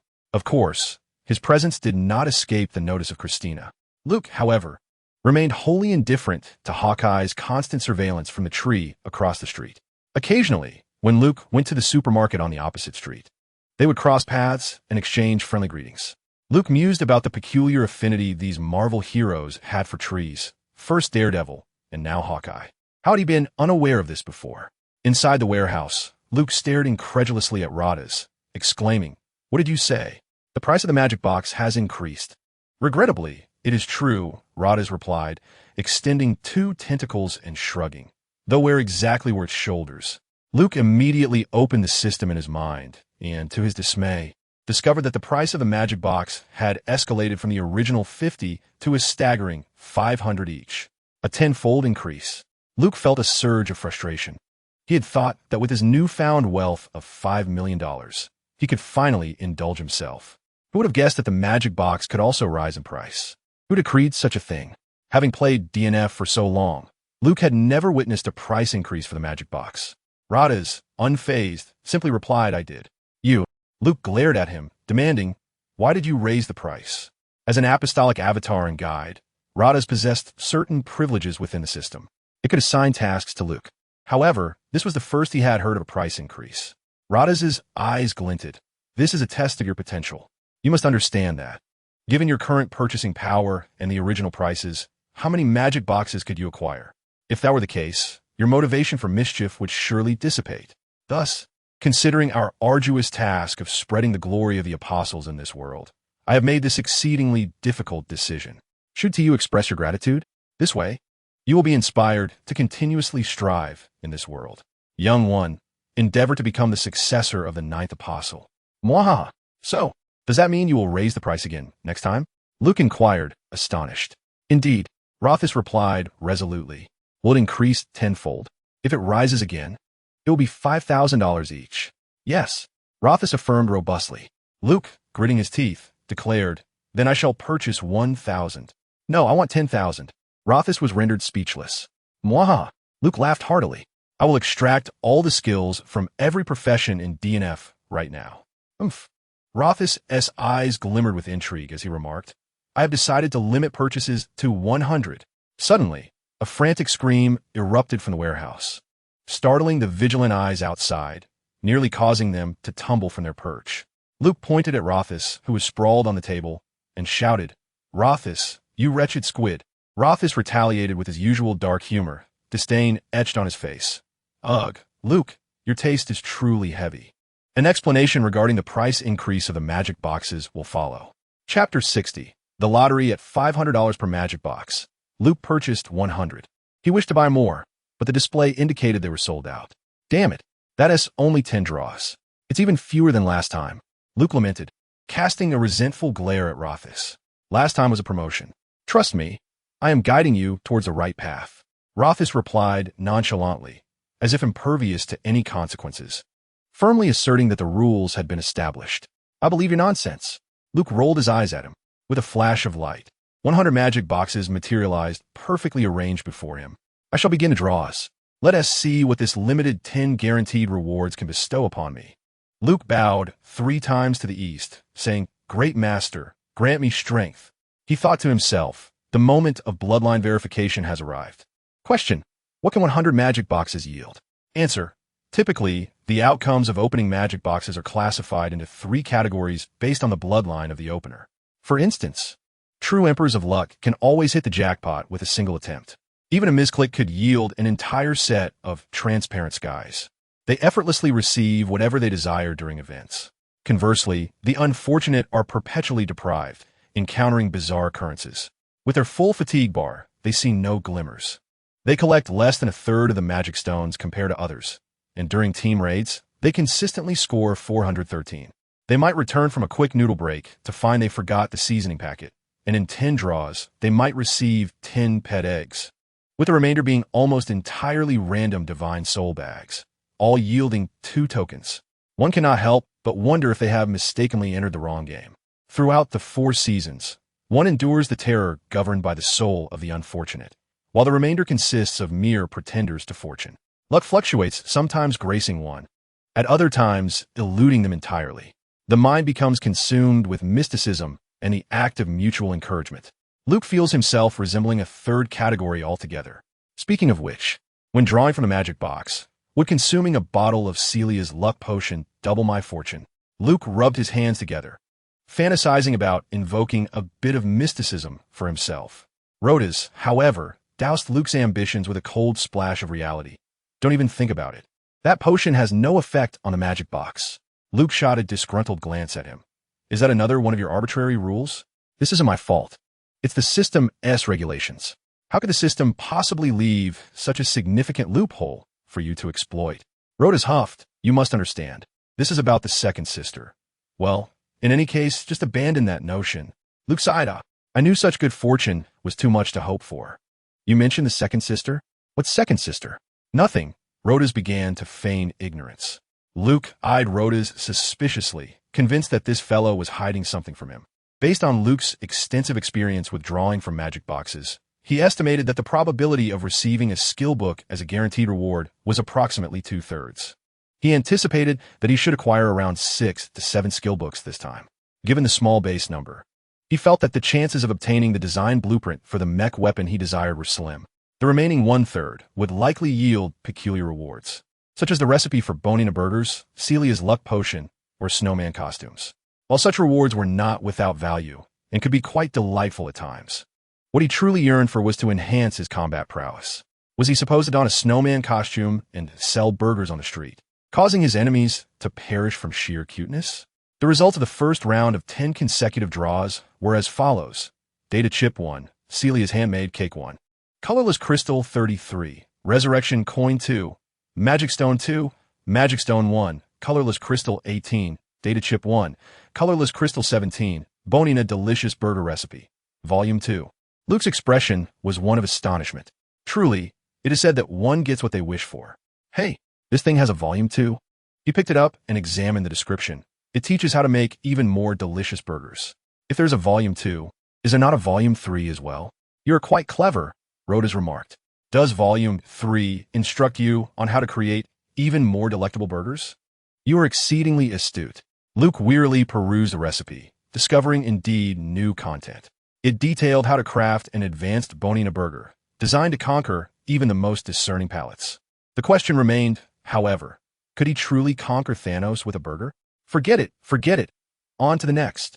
The results of the second round of 10 consecutive draws are as follows. Demon Stone 1, Demon Stone 2, Demon Stone 3, 10 colorless crystals, Revival Token 1, Revival Token 2. Ultimately, the guaranteed reward is this skill book. Skill book, uppercut. Luke sensed a profound malice emanating from the cosmos. Has it appeared? The spirit of the unfortunate gambler. Luke, maintaining his composure, commenced the third round of 10 consecutive draws. One must become accustomed to it. Demon Stone 1, Demon Stone 2, Demon Stone 3. Skill book, Iron Will. Another Iron Will? Although it is a rare defensive skill, Luke felt a tinge of disappointment. He casually slapped the book and learned the skill. With 2 levels of Iron Will stacked, his ability to withstand pain intensified. Not too shabby, he mused. He envisioned that if he were to further enhance Iron Will in the future, he might become entirely impervious to sensation. Perhaps he would even become a vegetable. More alarmingly, as he grows older and pursues the things he loves, he might find himself unable to feel anything at all. Rotos? Now that you mention it, that seems like a divine skill. Luke, I'm not one to be easily impressed, but you've got me. Fourth round of 10 consecutive draws. Demon Stone 1, Demon Stone 2, Demon Stone 3. Gazing at the multitude of demon stones before him, Luke felt increasingly speechless. Regardless of their merit, there was no need for such an abundance.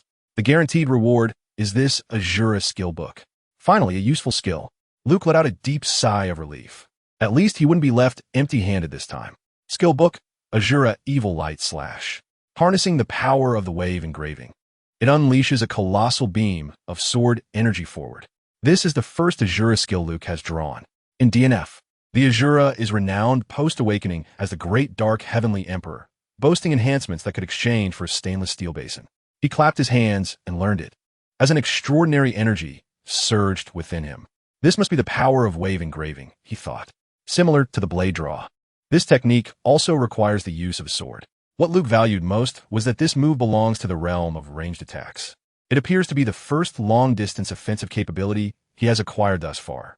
Grenades can only be considered a medium-range attack method. Until now, he has primarily relied on close combat, engaging in direct physical confrontations with his foes. Even after piloting the mech, he had developed his own mech combat techniques, continuing to grapple with opponents. Finally, he has a reason to refrain from engaging in close combat. The caveat is that it requires a sword. Luke pondered as he glanced at the liquid adamantium housed in the special container, choosing not to make a hasty decision. Instead, he proceeded with the 5th round of 10 consecutive draws. No need to rush. He thought it best to observe further. As the guaranteed reward appeared, Luke was momentarily taken aback. Another skill book had emerged. This skill? Isn't this the one belonging to the healer? Chapter 61. The most absurd skill in history. The Paladin, commonly referred to as the Uncle Healer. It is one of the 2 healing professions in DNF. Although he cannot compete with the female healer in terms of beauty and charm, the Uncle Healer, with his unique physique, is arguably the most favored companion in the game. There is a saying, on the day of Honor 51, the weak transforms into the fierce. However, a portion of Uncle Healers, beyond their role of saving lives, occasionally indulge in madness. Someone once remarked, medicine can no longer save the main damage dealer. Thus, the lonely Uncle Healers, in their desperation, brandish their hammers, teaching the main damage dealers how to deal damage. Skill book, Vengeance of Light. Luke recalled that Vengeance of Light was likely the first damage skill learned by the Uncle Healer upon class transition. It served as a primary skill from the early game through to the late stages. This skill enabled the Uncle Healer, while swinging his hammer, to occasionally unleash a lightning attack on his foes, delivering considerable damage. Swinging a hammer to unleash electricity is indeed unique within DNF. After perusing the description of the skill book, Luke concluded that this was undeniably the most unreasonable skill ever in the game. Apart from the Uncle Healer unleashing lightning upon actively attacking enemies, he also had a high probability of retaliating with lightning against any magical assault. Hence, it was aptly named Vengeance of Light. Like other DNF skills that have received modifications in reality, Vengeance of Light was similarly altered by the system to a certain extent. The skill book in Luke's possession stated, attacking any enemy or being attacked in any manner carries a chance of invoking the apostolic punishment upon your foe. The key term here was any. Being attacked in any manner? Luke exclaimed in astonishment to Rotos. Does this mean that if anyone opposes me, as long as I strike them, they cannot retaliate? If they do strike me, they will be struck by lightning? Precisely, Rotos affirmed. What about mental attacks? Do they count? Certainly, Rotos replied. And if someone insults me? That should count as well, Rotos replied, albeit uncertainly. That is utterly outrageous. Luke chuckled. This is simply unreasonable. A violation of natural law. Is this skill truly powerful? I beg to differ, Rotos scoffed, unimpressed. He had little regard for lightning attacks, recalling that 2 members of the apostles wielded such powers, and his impressions of them were not favorable. How can it not be powerful? Luke retorted, his eyes wide with excitement. This is undoubtedly a tool for chaos. A tool for chaos? Upon hearing this, Rotos became immediately intrigued. Luke, due laboraci. Consider this. Whether I am struck by lightning or whether I deliver the blow myself, how dismal must that individual feel? It is neither a matter of striking me nor refraining from doing so. Is it not rather contemptible? Upon hearing this, Rotos nodded in agreement, affirming its truth. Luke, with a smile, remarked, yet we remain unaware of the actual harm that such lightning might inflict in reality. One might surmise that its potency would be formidable in the real world, would it not? Rotos pondered for a moment, and then nodded in assent, acknowledging the soundness of this reasoning. In the future, should the opportunity arise, we could compare notes with Thor, the god of thunder. Luke, stroking his chin, mused aloud, indeed. In the future, verbal provocations may prove advantageous. Even before the battle commences, one might taunt the opponent, compelling them to endure a few strikes from the lightning. What a devious notion. Being insulted surely does not count, does it? Rotos queried, uncertain. How could it not? I firmly believe that cursing constitutes a form of psychological assault, Luke asserted with conviction. Rotos, with a twinkle in his eye, teased, so, henceforth, you shall embark on a path of relentless verbal provocation? I believe I have just been subjected to a psychological attack, Luke retorted, casting a sidelong glance at him. After a brief pause, as they awaited the descent of lightning, Rotos erupted into laughter, a tentacle pointing mockingly at Luke. Are you truly so foolish? Such a phenomenon could never occur. Rotos had previously uttered, do not act ostentatiously, for such arrogance will invite the wrath of the heavens. Suddenly, a sharp crack resonated throughout the warehouse, and a brilliant, slender bolt of lightning materialized from the air, striking Rotos with precision. Instantaneously, Rotos' exterior charred, its speech abruptly halted, and its movements froze. A fragrant aroma began to waft through the air. Luke, doubled over with laughter, felt a wave of relief wash over him, thinking, now you shall face the consequences of your inflated prices. He pointed at Rotos, mocking, look, now you've truly been struck by lightning. This ability is utterly unreasonable. As long as Luke perceives himself to be attacked, the vengeance of light is triggered, and lightning descends upon his adversary. Indeed, this skill, though unexpected, suits Luke perfectly. This round was undoubtedly a victory. Rotos maintained its charred appearance. Yet the strike inflicted minimal damage. Its eyes darted around, though it remained immobile. The electric shock had merely rendered it temporarily paralyzed, for it was no ordinary octopus. Luke, undeterred, proceeded to the next round of draws. Another new skill emerged. Skill book, Phantom Blade Dance. A self-proclaimed two-faced individual, whose true function is that of a crane, boasts the identity of the most dashing skill in the sewer profession. Luke curiously perused the description of the skill in his hands. Phantom Blade Dance launches a series of swift, slicing sword energies at the enemy, culminating in a fierce, long-range blade strike that inflicts multiple damages upon the foe. A total of 24 strikes? This skill could be regarded as the hallmark of Swordmaster, and arguably one of the most visually stunning skills in the entirety of DNF. Without hesitation, Luke clapped his hands and committed this tome to memory. After closing his eyes to digest the moment, Luke slowly opened them, and in that instant, a glimmer of sword energy seemed to flash in his gaze. In comparison to the blade-drawing technique he had long mastered, the Phantom Sword Dance was undoubtedly far more intricate. In practical terms, the blade-drawing technique merely allowed him to wield his sword with a single, perfect posture and angle, akin to a masterful display. However, upon mastering the Phantom Sword Dance, Luke felt he was nearing the status of a true swordsman. The Phantom Sword Dance consisted of a total of 24 strikes, each varying in angle, force, and technique. These 24 strikes encapsulated the entirety of his abilities prior to the awakening of his sword spirit, representing a consummate masterpiece. Luke believed that as time progressed and he honed this technique, he would be able to deconstruct the 24 strikes into individual maneuvers. At that point, he would indeed be a master of swordsmanship. Alas, his body remained too frail.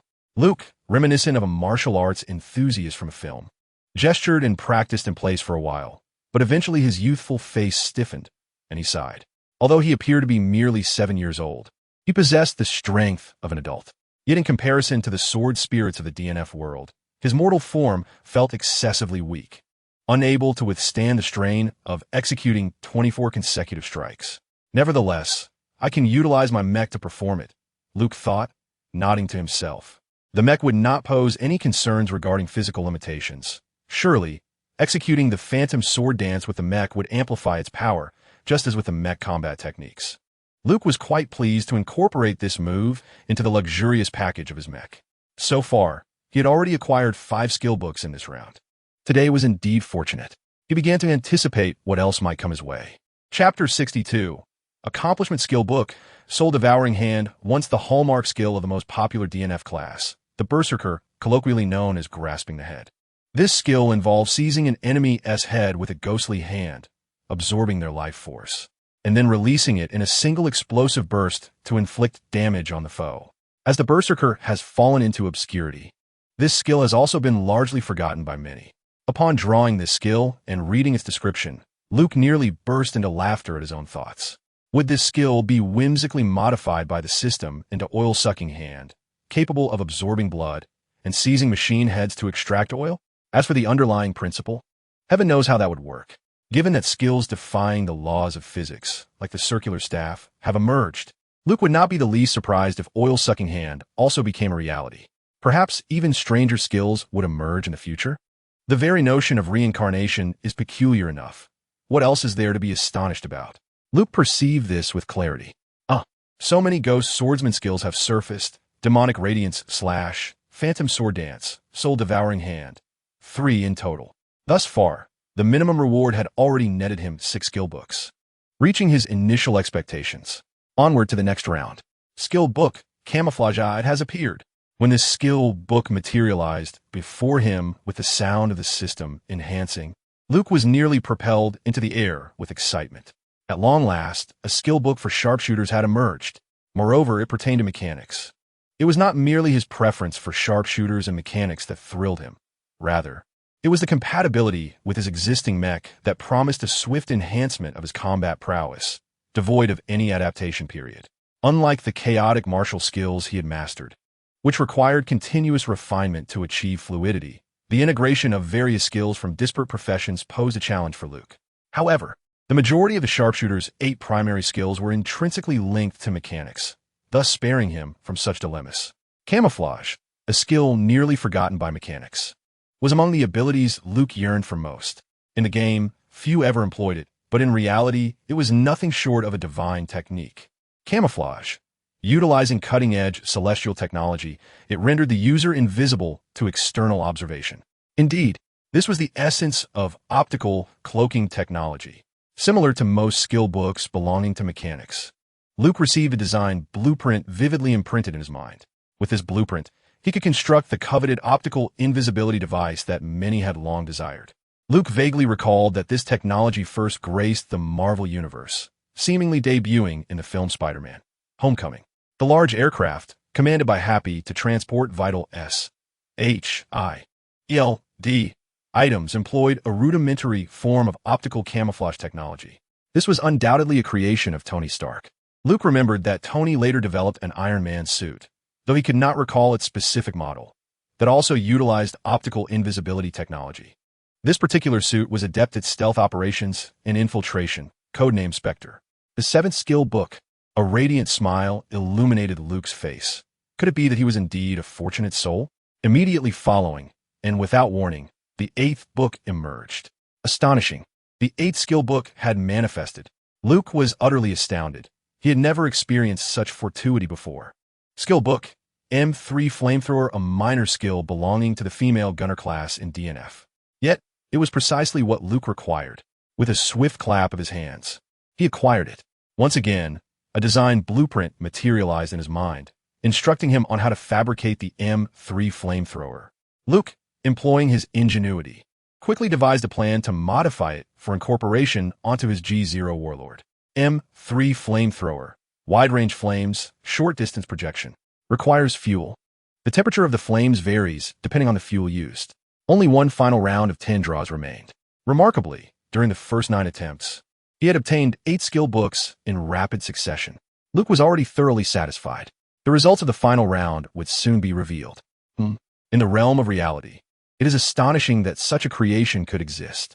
On the very night the magic box was opened, Luke, taking advantage of his adoptive parent's slumber, stealthily slipped out of his home.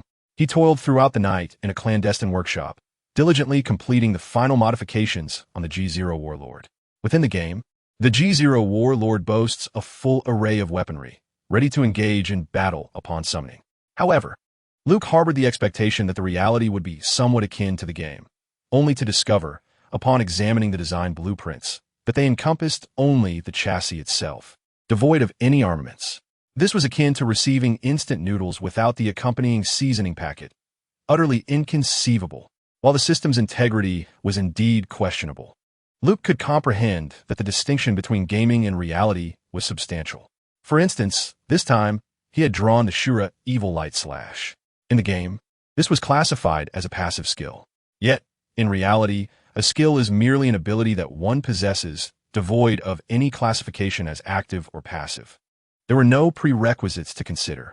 Consequently, based on the outcome of this magical box draw, Luke formulated the following final modification plan. 1. Equip the G0 Warlord with an optical cloaking device. 2. Install an M3 flamethrower. 3. And finally, apply a layer of Edmund alloy coating to the G0 Warlord.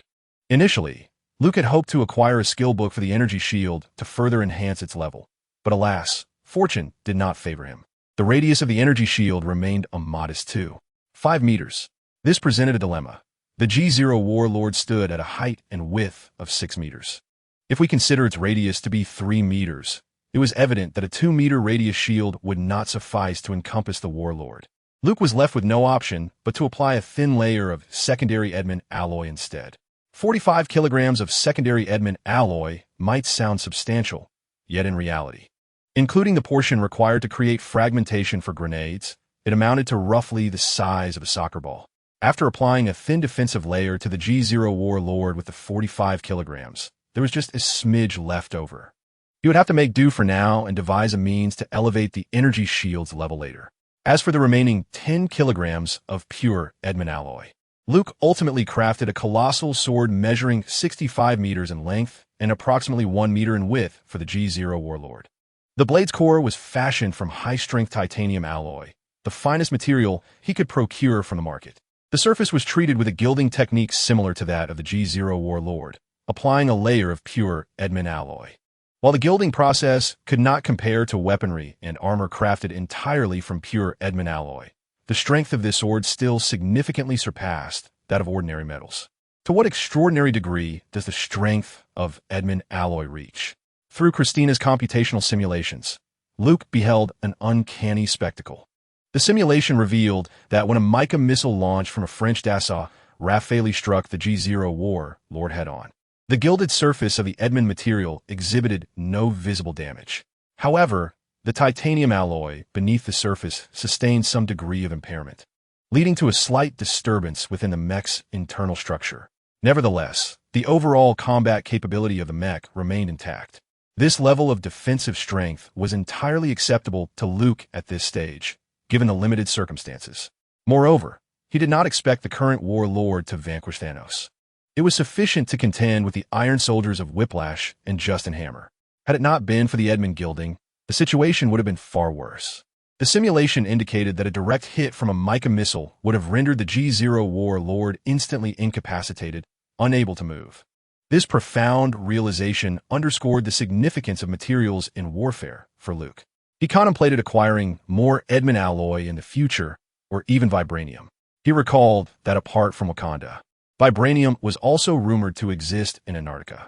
As Luke piloted the storm, he maneuvered towards the G0 Warlord, whose 6-meter-high hatch opened downward. He guided the storm into the interior of the G0 Warlord. The two mechs fused together within, and the hatch sealed shut. Suddenly, the eyes of the G0 Warlord illuminated, and the machine sprang to life. At that moment, the combat mech storm became the very heart of the G0 Warlord. Chapter 63. The test of worthlessness. The combat mech storm and the G0 Warlord merged into a singular entity. The fusion was complete, achieving a compatibility rating of 100. Master, announced the lively voice of Christina within the cockpit. Satisfied, Luke nodded approvingly. This inspiration stemmed from the Hulkbuster armor introduced in Avengers: Age of Ultron, a comprehensive design crafted by Tony and Banner specifically to counter the Hulk. Although its effectiveness was somewhat limited, the G0 Warlord was larger and more robust than the Hulkbuster.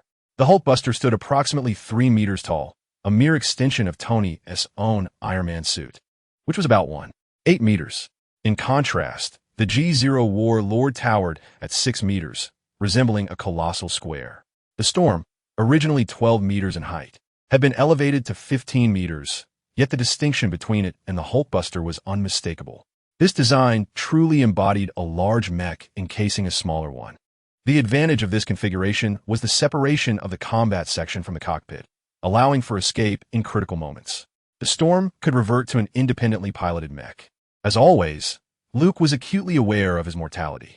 In this perilous world fraught with danger, his foremost concern was ensuring his own survival before contemplating any further actions. Survival was paramount for any potential output, considering the limitations of the aura shield size and its immobility once deployed. Such a modular design was indeed essential for the G0 warlord. He removed the primary and secondary sensors, radar, fire control systems, and external armor from the windstorm, relinquishing these superfluous components to the warlord. The previous weapon mounts on the windstorm were entirely dismantled. It now retains only its supersonic propulsion system, lightweight armor, and operational software. Finally, a new transmission system was installed, seamlessly integrated with the G0 warlord. All previous metallic components were replaced with titanium alloy, resulting in an overall height increase of 0.3 meters for the windstorm. Consequently, with Luke's stature, he could now recline within the cockpit rather than merely sit. Recently, Luke assigned a task to Christina, codenamed the Pacific Rim Project. The programming capabilities of the AI were indeed impressive, as the generated code was beyond Luke's comprehension. The initial phase of this project was applied to the windstorm, considering his frequent maneuvering of the mech and executing complex combat moves. Along with the anticipated incorporation of sword techniques, the outdated keyboard command interface no longer sufficed for his needs. Thus, Luke transformed the control method of the windstorm into two elongated dragon horn joysticks, complemented by 2 foot pedals designed to envelop his feet, allowing for bicycle-like motion. This innovation enabled the execution of all bodily movements. The inspiration for this control scheme stemmed from the film Pacific Rim and an ancient animated series, Dragon Warrior. Fire control and weapon deployment were entrusted to Christina. Luke merely needed to issue commands while focusing on maneuvering the mech. In truth, Luke's ultimate ambition was to attain complete brainwave control with Christina's assistance. Christina estimated that, barring unforeseen complications, she could accomplish this within 6 months. By then, Luke would genuinely achieve human-machine integration. The thought stirred a sense of excitement within him. Should practical application validate the feasibility of this modular design, he contemplated that future creations, such as the mechanical war deity Gaboga, could be operated in a similar fashion. In a whimsical turn, the G0 warlord's exterior was transformed by Luke beyond recognition. From an external perspective, it was no longer identifiable as a celestial creation. The most conspicuous design elements adorned the head and shoulders of the mech. While the head of a robot typically serves as a location for sensors, which are in truth optional, Luke not only preserved the mech's head, but also fashioned it into an inverted triangular visage, an extraordinarily unique design. The mech's eyes could emit light, albeit without any functional purpose. Each shoulder bore 3 massive golden dragon claws, exuding a commanding and formidable presence. The overall color scheme of the mech comprised white, black, gold, with a touch of red on the chest. Additionally, a majestic crimson cape draped from its back, adding to its imposing aura. Luke reclined within the cockpit. He grasped the elongated dragon horn levers before him with both hands as the transmission device beneath his feet activated, and a deep voice proclaimed, "Super transformation. Sword King Dragon God mode." Christina chimed in, "It's time, little Lou." Luke conjured a 65-foot mech sword from thin air, exclaiming with suppressed laughter, "Finishing move. Sword King ascending dragon sword." Behind him, in the aquarium, Rotos blinked his small eyes, seemingly bemused by the spectacle. Thus, the G0 warlord was poised for action, eagerly awaiting the Justin Hammer Expo set to take place the following day. "Master, I have a question," Christina inquired, her tone tinged with confusion. "What are these small slots reserved for?" Before Luke, between the slender dragon horn levers, there was a protruding platform adorned with 6 uniformly sized depressions, all vacant. This was the central power hub of the Gale, designed to house uncolored small crystal blocks. Clearly, when Luke initially fashioned these slots, they were intended for something specific. "You're correct, assistant. These vacant slots are reserved for some valuable items." "Valuable items?" Luke replied with a sly grin. "In this Marvel universe, there exists something known as the Infinity Stones." "Infinity Stones?" Christina echoed. Luke, sipping from a milk carton, admired the fruits of his labor over the past month through the warehouse's surveillance cameras, growing increasingly satisfied with what he beheld. Rotos crawled out of the aquarium and perched on his shoulder, remarking, "Are you feeling cheeky?" "You're the cheeky one," Luke retorted, You're the one who hiked the price of the magic box. Have you forgotten the pain of your previous wounds? He shot a sidelong glance at Rotos. Unfazed, Rotos chuckled. I'm asking if you desire a sword? Luke paused. You speak of a sword? Just look at that wretched excuse for a sword. Rotos extended a tentacle resembling a meatball, pointing at the mech sword held by the G0 warlord on the screen, his octopus-like face radiating disdain. This is the best I could create, Luke defended. He had dedicated considerable thought to its design, spending a full 12 minutes reminiscing about the ascending dragon sword style. Long ago, those foolish adventurers came to challenge me.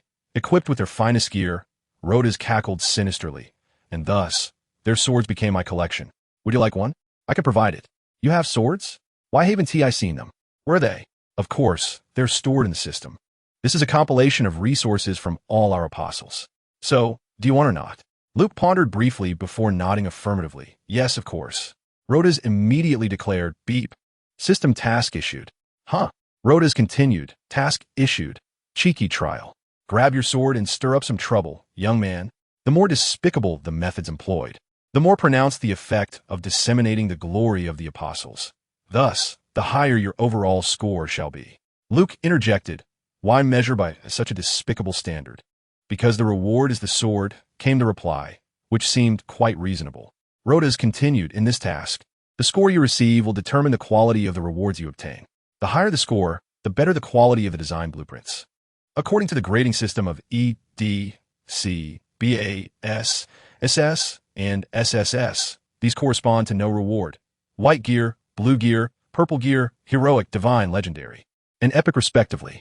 What is the difficulty of achieving a 3S score for an epic? Luke inquired curiously. I believe, given your current level, achieving an A grade would be quite commendable, Rotos replied with a hum. Is it truly that challenging? I feel I've been quite despicable already. Clearly, it is still insufficiently despicable. May I at least preview the rewards? You can only view the rewards after receiving your score. All right, I accept this task. But do not lead me astray. By the way, why do you always emit a beep when announcing a task? Luke asked inquisitively. It's a notification sound. Do you not like it? I can change it to a chime. Would you prefer beep or chime? Luke pondered seriously, scratching his head with a grin. Oh dear. Such a dilemma. Such a difficult choice. Chapter 64. Sky Rotos, recently feeling rather idle, became enamored with watching television. Not long ago, Luke, engrossed in constructing a mech, ordered a digital television online to keep this mischievous entity entertained. Rotos had eclectic tastes, watching whatever came his way. It particularly enjoyed the solitude of the late night, clutching the remote control while watching. American late-night shows were nothing short of bizarre, often featuring adult themes. When Rotos stumbled upon a program depicting a tentacled creature comforting a young girl, it was left utterly astonished. With a husky expression, Rotos exclaimed, "Such a thing exists!" The warehouse was pitch dark, devoid of any light, save for the television before Rotos, which intermittently emitted a series of strange sounds. Rotos gazed intently at the screen. Suddenly, with a squint of its small eyes, it muted the volume. After a moment's contemplation, Rotos climbed over to the monitor where Christina was surveilling the external environment. Staring at the seemingly unchanged imagery on the screen, Rotos remained silent. The monitor displayed the time as 2:16 a.m. on September 32, 2008. Luke had returned home in the afternoon, intending to play the role of a good student at school the next day. He planned to return in the afternoon to pilot the mech and head directly to the expo in the evening. At this moment, the warehouse was occupied solely by Rotos. Oh, and Christina was there too. Intruder detected, Christina softly announced. Rotos merely grunted in response, remaining uncommunicative. It was merely a little girl, driven by curiosity. Christina chuckled. Should I notify the master? Upon hearing that it was a young girl, Roth's small, shifty eyes darted around, and he replied, "Leave it to me." Very well. Outside the warehouse, across the street, a great tree stood sentinel, its keen eyes piercing the night like a hawk targeting its prey. A shadowy figure emerged stealthily from the warehouse, catching its gaze. The sharp-eyed watcher pondered. A thief? He had been tasked with monitoring the warehouse for nearly 2 weeks, enduring the tedium of idleness. But finally, tonight, something was afoot. The keen observer patiently awaited to see the intentions of the figure. If it was merely a petty thief, he wouldn't mind intervening to assist Luke, especially since Luke and SHIELD were currently in collaboration. He was well aware of the contents stored within the warehouse. A leak would be detrimental to both Luke and S.H.I.E.L.D. Should the intruder prove to possess a more formidable background, it would indeed be a welcome diversion to rouse his dormant muscles. With a compound bow in hand, he crouched silently atop the tree. Below, the slender figure moved cautiously, pausing intermittently, its every detail laid bare before his discerning eyes. A woman? The archer was taken aback slightly. Cloaked in black garments and wearing a hood, the figure approached the warehouse entrance, fiddling with a gleaming tablet in her hand against the warehouse door. With a click, the electronic lock within the warehouse was effortlessly disengaged. "Coconut," she murmured softly. She stealthily pushed the door open, tiptoeing carefully into the darkness of the warehouse. All clues pointed to this location, the slumber incident in Queens, the paralysis of the entire East Coast network, and the blackout in New York. This seemed to be the epicenter. What secrets lay hidden within? An overwhelming curiosity compelled her to make this audacious decision tonight. Inside the warehouse, darkness reigned, though faint glimmers of light flickered ahead. As she prepared to illuminate the space with a portable flashlight, she suddenly froze, her body rigid with trepidation. A bone-chilling cold surged from the shadows, enveloping her entirely. In an instant, her hands fell limply to her sides, and she stood motionless. Sky found herself dragged into an extraordinary realm.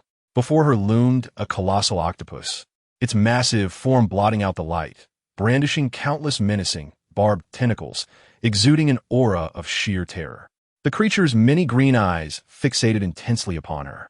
She attempted to scream, but to her horror, no sound escaped her lips. The following morning, Luke awoke to Christina's report. Last night, someone infiltrated the warehouse. Surprised, Luke mused. Was it A.S.H.I.E.L.D. agent? It seemed unlikely. There was no reason for it. Could it be Hydra? After pondering for a moment, he found no clear answers.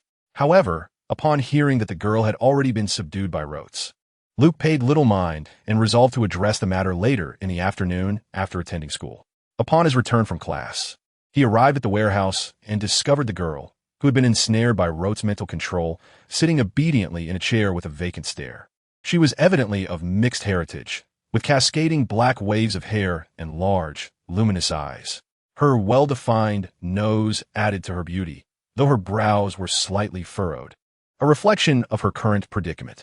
She appeared quite youthful, likely no older than 20. Luke recognized her instantly, exclaiming, "Wong King, no, Daisy, that's not right. Now she goes by Sky. But how did she end up here?"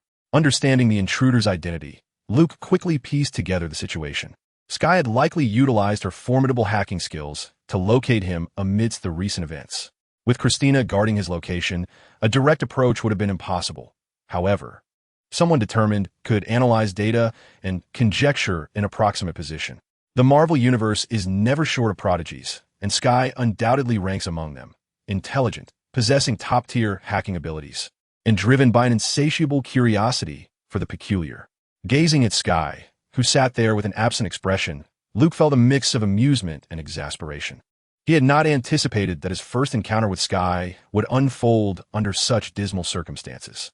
"Hey, you didn't do anything to her, did you?"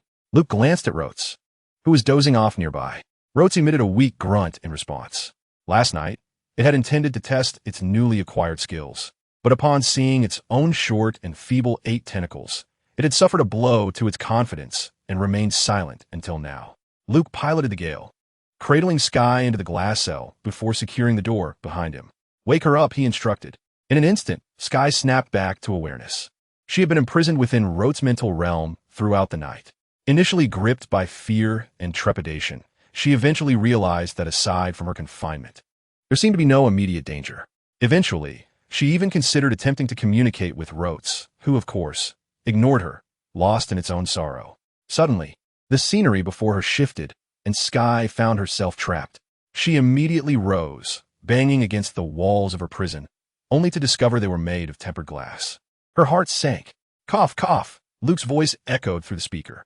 Sky pivoted to see Gale, her eyes widening in astonishment, her mouth slightly agape. "How did you get in here?" Luke inquired, feigning ignorance. Sky, momentarily speechless, suddenly burst with excitement, exclaiming, You are an apostle. Oh, you recognize me?" "Of course. I've collected your photographs.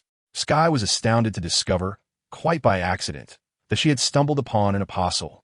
Before her arrival, she had never anticipated such a turn of events. But wait, why was the apostle here? Could it be that he was responsible for those occurrences? Sky gaped in disbelief. Why are you collecting my photographs? She inquired, noticing the peculiar expression on Luke's face as he reclined in the mecha cockpit. I'm quite curious. May I interview you and ask you a few questions? Sky beamed with enthusiasm.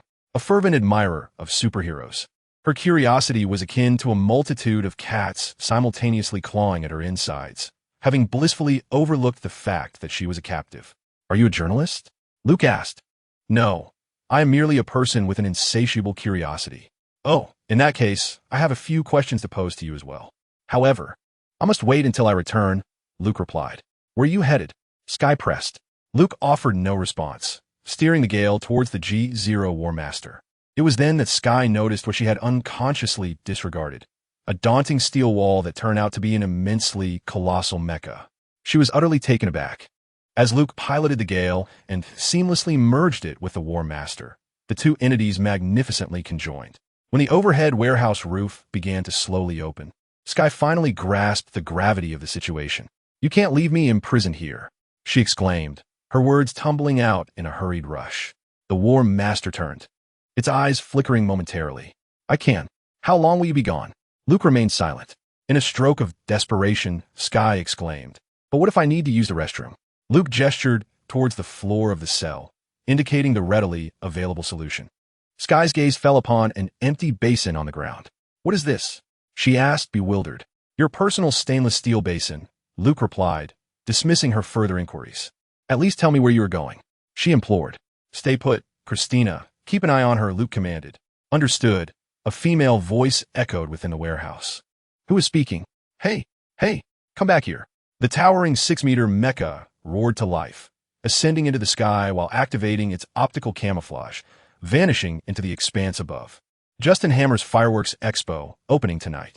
Chapter 65. The Hammer Expo commences. The G0 War Master soared over New York, fully cloaked in invisibility. After receiving a phone call, Luke was taken aback to learn that Peter Parker would be attending the expo with his Uncle Ben that very night, a revelation that stirred concern for the young web-slinger's safety. This evening promised a spectacular display of fireworks, which could result in numerous casualties. Why would Peter Parker choose to join in such perilous festivities? Was there a scene like this in the movies? Or was it his presence that incited an unforeseen butterfly effect? With a sense of helplessness, Luke reluctantly confided in Christina, asking her to assist him in locating Peter Parker amidst the crowd, as he was determined to ensure the safety of the young Spider-Man. Meanwhile, Tony, ensconced in his luxurious seaside villa, received a phone call. Sir, you have an incoming call from an unknown number.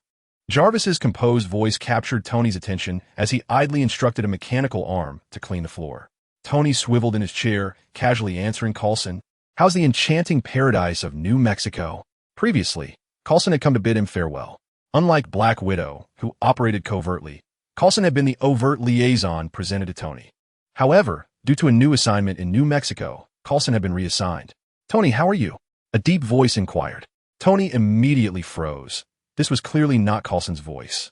The caller let out a hoarse chuckle and uttered a nonsensical remark. I've doubled the RPM. What? You want me to double the RPM to generate more energy? A splendid suggestion. Tony found the voice somewhat familiar, and upon hearing that statement, he instantly recalled the identity of the caller, scarcely able to believe it. You sound remarkably lively for a dead man, Tony remarked with seriousness. You do as well, the voice replied. Tony pressed the mute button and commanded, trace the call, Jarvis. Yes, sir. The Stark family history will be rewritten by me, the caller continued, unabashedly. Jarvis, where is he? Tony inquired. Locating on the east coast of the United States. Jarvis reported. What your father did to my family 40 years ago, I will return in kind within 40 minutes. Sounds delightful. Let us have a proper conversation. Tony replied nonchalantly, buying time for Jarvis. The signal tracking range on the screen gradually narrowed. 3 states, Manhattan, and adjacent jurisdictions, Jarvis reported. I hope you're prepared. The sinister voice said before abruptly ending the call. Tracking failed, Jarvis informed. The signal only pinpointed an area near Manhattan, insufficient to ascertain the caller's precise location. Tony furrowed his brow. His gaze inadvertently fell upon a monitor displaying promotional news about the Hammer Expo, featuring a portrait of Justin Hammer, accompanied by a sardonic tagline, "Defending Peace."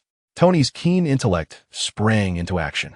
From the revelation that Ivan Vanko was still alive to Justin Hammer's ostentatious exhibition, the crucial connection dawned upon him. He immediately stood up. "Jarvis, assemble the new reactor into Mark 6 at once. We have work to do."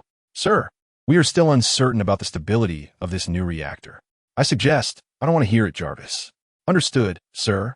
Tony turned to face the task ahead. In the display cabinet on one side of the laboratory, the Mark III, Mark IV, and the recently retired Mark V are arranged in succession. The newly assembled Mark VI will be created using a novel reactor that incorporates the new element he discovered. The efficacy of this innovation will be validated through this very occasion.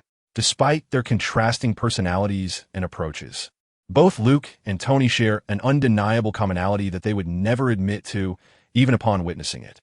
As night descends upon New York, the city glimmers with a dazzling array of lights. At a luxurious venue near Manhattan, the gaze of New York and indeed the entire East Coast is drawn here tonight. The grand open architecture of the Oval Hall is imposing, adorned with fountains, striking lighting effects, and a parade of opulent vehicles, each showcasing the decadent allure of capitalism. Black Widow, acting as a secretary, accompanies the invited Pepper Potts as they alight from their vehicle and proceed into the main hall of the venue. The tale of Black Widow's return to Stark Industries is shrouded in a little-known backstory, woven with the resources of S.H.I.E.L.D., and a fabricated narrative to elicit sympathy from Pepper. Announcer, the exhibition of Justin Hammer is about to commence in the main hall. The esteemed figures from various sectors of New York, along with reporters, are entering one after another. As one of the nation's foremost military-industrial enterprises, Hammer Industries naturally attracts not only military attention, but also intrigue from the capitalistic society. The exhibition has begun, as Justin Hammer, clad in a gray suit and tie, takes to the stage, performing a tap dance to the rhythm of the music. The audience erupts into applause. Americans are adept at showcasing their personalities, and such theatrical antics serve to enliven the atmosphere of the venue, garnering enthusiastic support.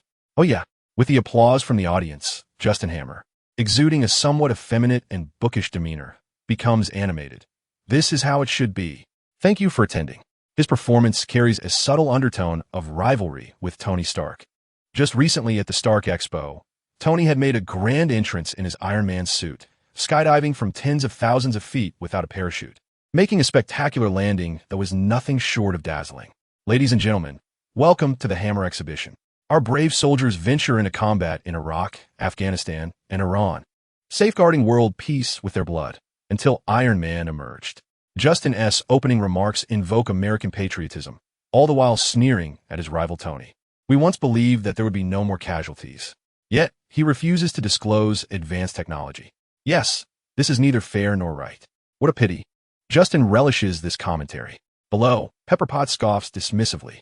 Nevertheless, it remains an impressive invention, having garnered headlines across the globe. Justin's reference to the Iron Man suit is laced with irony. However, today, he shook his finger and trouble brewed for the major newspapers. Justin smiled confidently, declaring that their ink would soon run dry. This was indeed the case. Luke piloted his mech, hovering discreetly above the venue, undetected by anyone. Ladies and gentlemen, Justin's voice resonated powerfully from the stage. Today, I shall unveil the United States military's revolutionary new face, the Hammer Steel Soldiers. Chapter 66. There is another at the center of the stage. A stirring military march began to play. Accompanied by dazzling lights, a door gradually opened on the stage floor. Justin Hammer announced loudly, "Armies Steel Soldiers." Before the astonished eyes of the audience, 2 rows of 8 steel robots ascended from the lift, making a grand entrance. These were true humanoid robots, towering over 2 meters tall and imposing in stature, clad in thick armor plating and armed to the teeth. The Army Steel Soldiers, painted in earthy tones, elicited gasps of awe from countless guests below. Had Hammer Industries truly achieved such epic-making technology? This was undoubtedly a milestone in the arms industry. Even the Black Widow and Pepper Potts in the audience wore expressions of surprise, particularly the Black Widow. How had S.H.I.E.L.D. received no intelligence regarding this? When had Justin acquired such technology? The Black Widow's beautiful eyes narrowed dangerously. On stage, Justin pointed again, proclaiming Navy SEAL soldiers. As he spoke, yet another door opened on the stage. A similar number of humanoid robots, but with different designs, slowly emerged onto the stage. These navy blue-painted soldiers were equipped with missile launchers mounted on their shoulders, brimming with numerous missiles. Air Force SEAL soldiers. The stage floor opened once more, revealing 2 rows of silver-gray humanoid machines. At this moment, the applause from the audience thundered, unceasing. This expo had evidently provided the attendees with an extraordinary surprise. Yet, no one knew that the true surprise lay ahead, along with the Marine Corps. The final act featured 2 squads of deep green, camouflaged humanoid robots. The scene had reached a fever pitch. Reporters were in a frenzy, heralding yet another monumental story.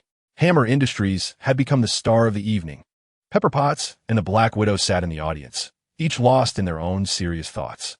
Yes, yes, Justin Hammer exclaimed with excitement.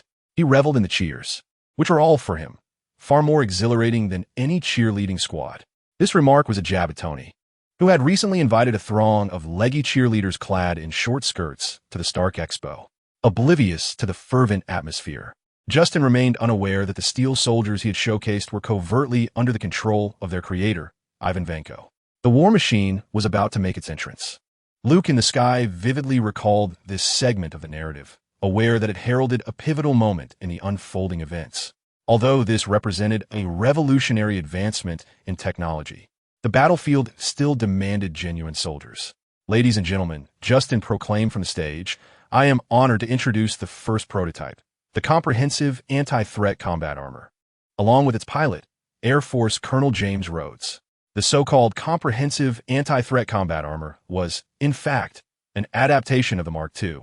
The war machine that ascended from the stage had been utterly transformed by Hammer Industries, adorned with armor as heavy as a tank, fully equipped with Hammer's finest armaments. Notably, a robust and elongated Gatling rotary machine gun hung from its shoulder, capturing the audience's attention. Amidst a thunderous applause of reverence from the crowd, Rhodes saluted from a stage. Behind him, a battalion of steel soldiers mirrored his gesture. Justin Hammer, too, executed a rather theatrical American salute. The applause crescendoed, accompanied by whistles, reaching the zenith of the evening's atmosphere. As Hammer Industries made their announcement to the United States and its allies, Justin's eloquent words were abruptly interrupted by a sudden, piercing sound that sliced through the air. Everyone in the audience turned in unison to gaze outside.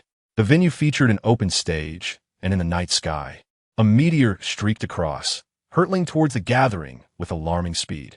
Upon seeing this celestial phenomenon, Pepper Potts' expression shifted to one of concern. The meteor approached with astonishing velocity. The Mark VI, adorned in a classic red and gold color scheme, showcased an impressive inverted triangular arc reactor at its chest. Tony Stark made a dazzling entrance, donning the freshly minted Mark VI, and elegantly descended onto the stage. In an instant, he commandeered the attention of the entire audience, eliciting their standing ovation and cheers. Regardless of the time or place, Iron Man perpetually remained the focal point of public admiration. Trouble ahead, Rhodey, Tony remarked to his old friend. Rhodey mistakenly assumed Tony intended to continue their recent confrontation as Iron Man Tony. There are civilians present. I am under orders, do not engage in combat here. At that moment, he was tasked with retrieving an Iron Man suit, acting under the directives of the U.S. military. However, it was merely a gesture of friendship from Tony, who had intended to gift the suit to Rhodey.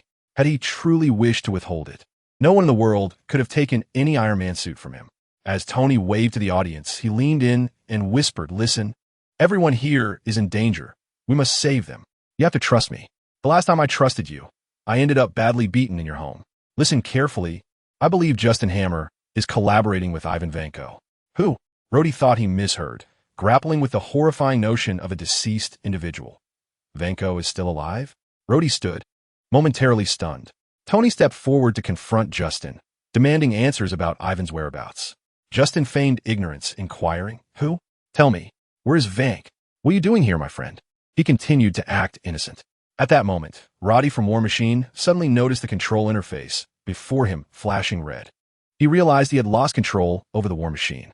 Simultaneously, a targeting system displayed on his screen aimed directly at Tony. Everyone witnessed the Gatling gun behind Roddy abruptly activating, locking its aim on Tony. "Was it you?" Tony asked in a grave tone. "No, it wasn't me. I can't move. I'm locked out," Roddy responded anxiously. Just then, all the Hammer Industries soldiers on the stage began to move, directing their weapons towards Tony. The crowd erupted in chaos. Roddy shouted, "Run." He has taken over the entire system. The identity of the perpetrator was all too clear. Ivan Vank had begun his operation. His objective tonight was the same as during the Monaco Grand Prix, to defeat Iron Man Tony before the eyes of the world, thereby erasing the shame that had plagued the Vank family for years. The cunning Justin Hammer was the first to leap off the stage. Following him, the crowd began to scream and rush toward the exits. "Let us fight outside," Tony exclaimed as he soared into the air, flying out from the venue's apex. Without hesitation, all Iron soldiers, including Roddy's war machine, opened fire on Tony. The deafening sound of gunfire erupted, and the barrage shattered the glass dome above the venue in an instant. Inside, the crowd screamed, desperately trying to flee. No. The war machine suddenly took flight, pursuing Tony, completely beyond Roddy's control. On stage, 2 squads of Iron soldiers shot jets of fire from their feet, taking off in pursuit of Tony outside the venue. The most exhilarated were the fearless journalists. The live television broadcast was transmitting this unexpected incident to the American public. Journalists noted that it seemed there was always significant news breaking lately, causing media outlets to be in frenzy. Black Widow, having escaped the venue, urgently reported the situation to Nick Fury through a secure channel. "Director, there are too many of them, and there's also that controlled suit. Tony may not be able to handle it alone," she assessed swiftly. Fury was not in New York at that moment. He had set off for the Arctic Circle days prior. "Find a way to stabilize the situation, Agent Romanoff." "Who else is in New York? Who is closest?" "Hawkeye is still in New York. However, Director, there's one more person." "You mean him?" In the air, cloaked in invisibility, Luke was tracking the path of Tony, who had just flown past him, along with a throng of Iron soldiers tailing closely behind. Upon receiving a call from the Black Widow, he momentarily hesitated. "Aunt Natasha, do you require my assistance?" Outside the venue, while urging Happy to accelerate, the Black Widow smirked subtly, saying, "Little one, it is time to fulfill your promise to S.H.L.D." In Chapter 67, the War Master's debut, the commitment mentioned by the Black Widow appeared to Luke as more of a collaborative transaction, one in which he and the Egghead both sought mutual benefit. Egghead needed his strength, while he required adamantium alloy. The 2 parties struck a deal, ensuring a win-win situation. Egghead seemed somewhat concerned, subsequently reaching out to Luke for a personal conversation. "I've heard that the behemoth has been constructed," Egghead inquired. "The deployment is feasible. However, the cost of a single operation is quite exorbitant. Will you cover the fuel expenses?" Luke replied, "What do you desire?" Egghead, straightforward as ever, posed the question directly. An additional 50 kilograms of secondary adamantium alloy, Luke demanded with characteristic audacity. Egghead, seemingly accustomed to Luke's bold requests, swiftly reduced the amount to 20 kilograms. "Deal." Luke concurred, recognizing the importance of compromise. "Ensure that the situation remains under control. We cannot afford significant civilian casualties," Egghead instructed with gravity. "Understood." Luke observed, "Hey, it seems quite cold on your end, and it's even snowing." During their video call, he noticed the icy landscape behind Egghead. "I am in the Arctic." "The Arctic? What brings you so far? Focus on your duties." Egghead, clearly reluctant to elaborate, abruptly severed the connection. "If you don't speak, how am I to know? Perhaps you've located Captain America?" Luke muttered nonchalantly. He pondered the timeline, concluding that Thor must be nearing Earth as well. He recalled that Thor and Iron Man 2 unfolded concurrently. Shortly after the conclusion of Thor, the events leading to the Avengers would transpire, with New York facing an impending alien invasion. Time was of the essence. He realized he needed to intensify his efforts. A joyful smile suddenly illuminated Luke's face. "What brings you such mirth?" Rotos inquired from his aquarium behind him, recalling the human he had seen in the earlier video. "Egghead has unwittingly provided me with a legitimate opportunity to stir up trouble. He remains oblivious to my presence at the scene. Tonight, the fame shall be mine, while he bears the blame. There are further benefits to be gained afterward. Would you not agree that Egghead is quite the benefactor?" "Your words make me somewhat fond of this human," Rotos replied earnestly. A towering 6-meter giant mech abruptly materialized in the night sky above the chaotic venue. The first to notice this colossal figure were a group of journalists. Such an enormous machine, hovering in midair, left them utterly speechless. An apostle, someone quickly recognized. Though it appeared significantly larger than before, its distinctive design style was unmistakable. Indeed, the apostle was a unique entity of cubic form that managed to exude an air of coolness like no other in the world. The cameramen, burdened with their cameras, swiftly focused on the G0 warlord. In the twilight, the colossal mech, adorned in a striking black, white, and gold palette, bore a majestic red cape that billowed behind it like a masterful warrior standing resolute against the wind, patiently awaiting something momentous. An urgent news broadcast interrupted the event, showcasing the silhouette of the apostle. After a month's hiatus, this enigmatic figure re-entered the global spotlight for the second time, marking the G0 warlord's debut in this realm. While many cameras were trained on Luke, a significant number still followed the airborne Tony, as the apostle's fame paled in comparison to that of Iron Man. At that moment, the onboard radar before Luke revealed several small targets rapidly approaching their location. From the aerial viewpoint, he witnessed a squadron of azure-painted hammer steel soldiers suddenly burst forth from the venue. The event was packed with attendees, and the crowd was scattering in panic. These soldiers brazenly unveiled missile launchers mounted on their shoulders at the entrance. Luke recalled a similar scene from a film. These steel soldiers, under the control of Ivan Vanko, unleashed missiles into the throng, inciting chaos and casualties. He felt compelled to intervene. While he had promised to protect the civilians, he also perceived these hammer steel soldiers not as foes, but as walking dollar signs.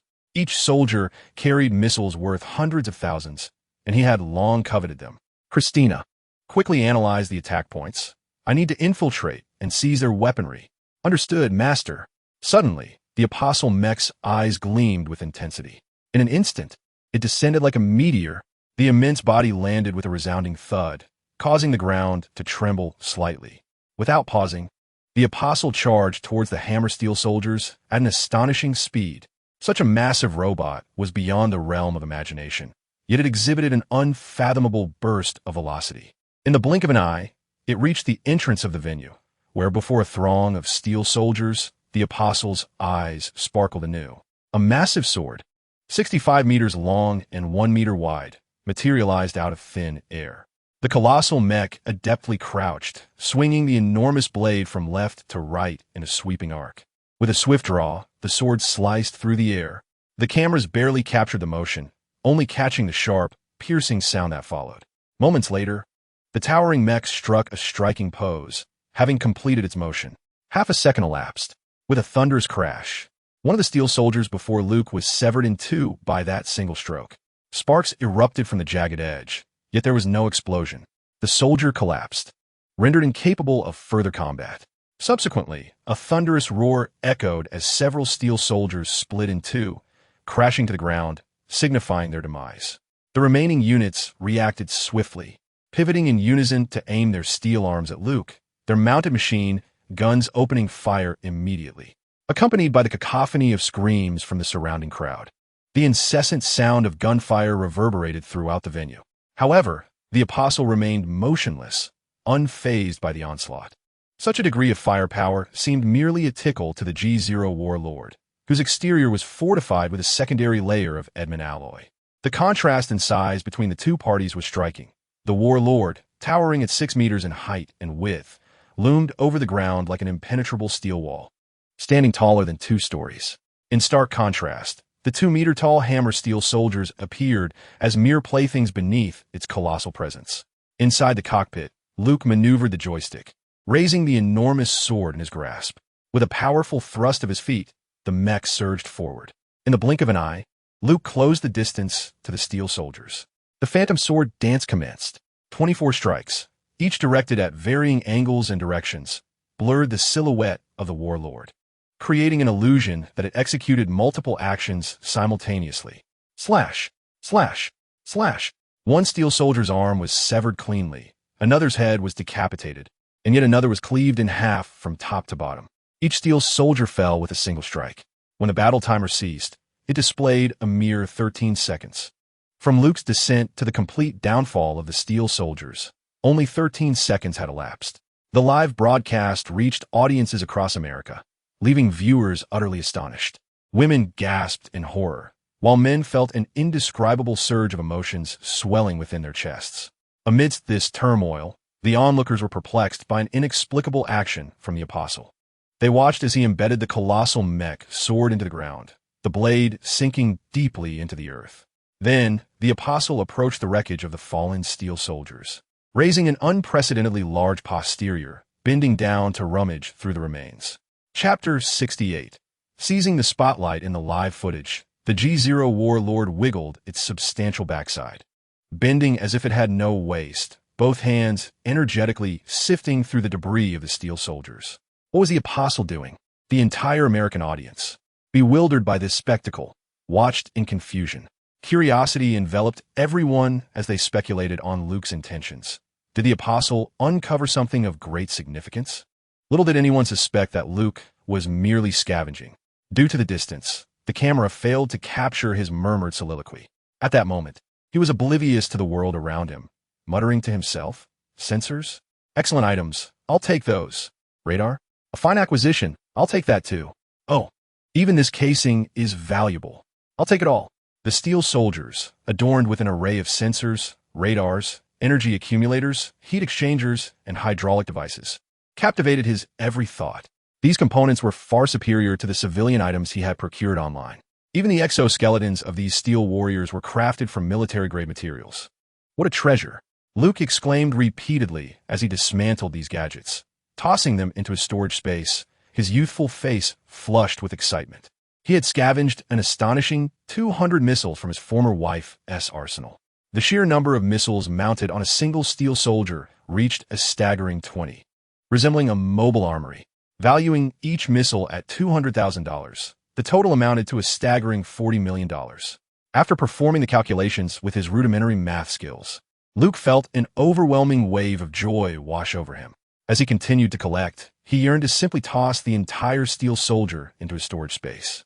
He barely managed to suppress this enticing notion. Thanks to the insidious Rotos, who had limited his ability to spend, he had expanded his storage capacity to 30M by 30M. This was sufficient to accommodate all the steel soldiers on the battlefield, yet he knew that complications would inevitably follow.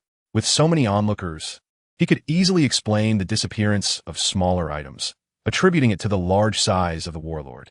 However, if entire steel soldiers vanished without a trace, it would surely raise suspicion, and Egghead would not hesitate to slice him to pieces. Unbeknownst to Luke, the American media was already abuzz with discussions regarding his actions.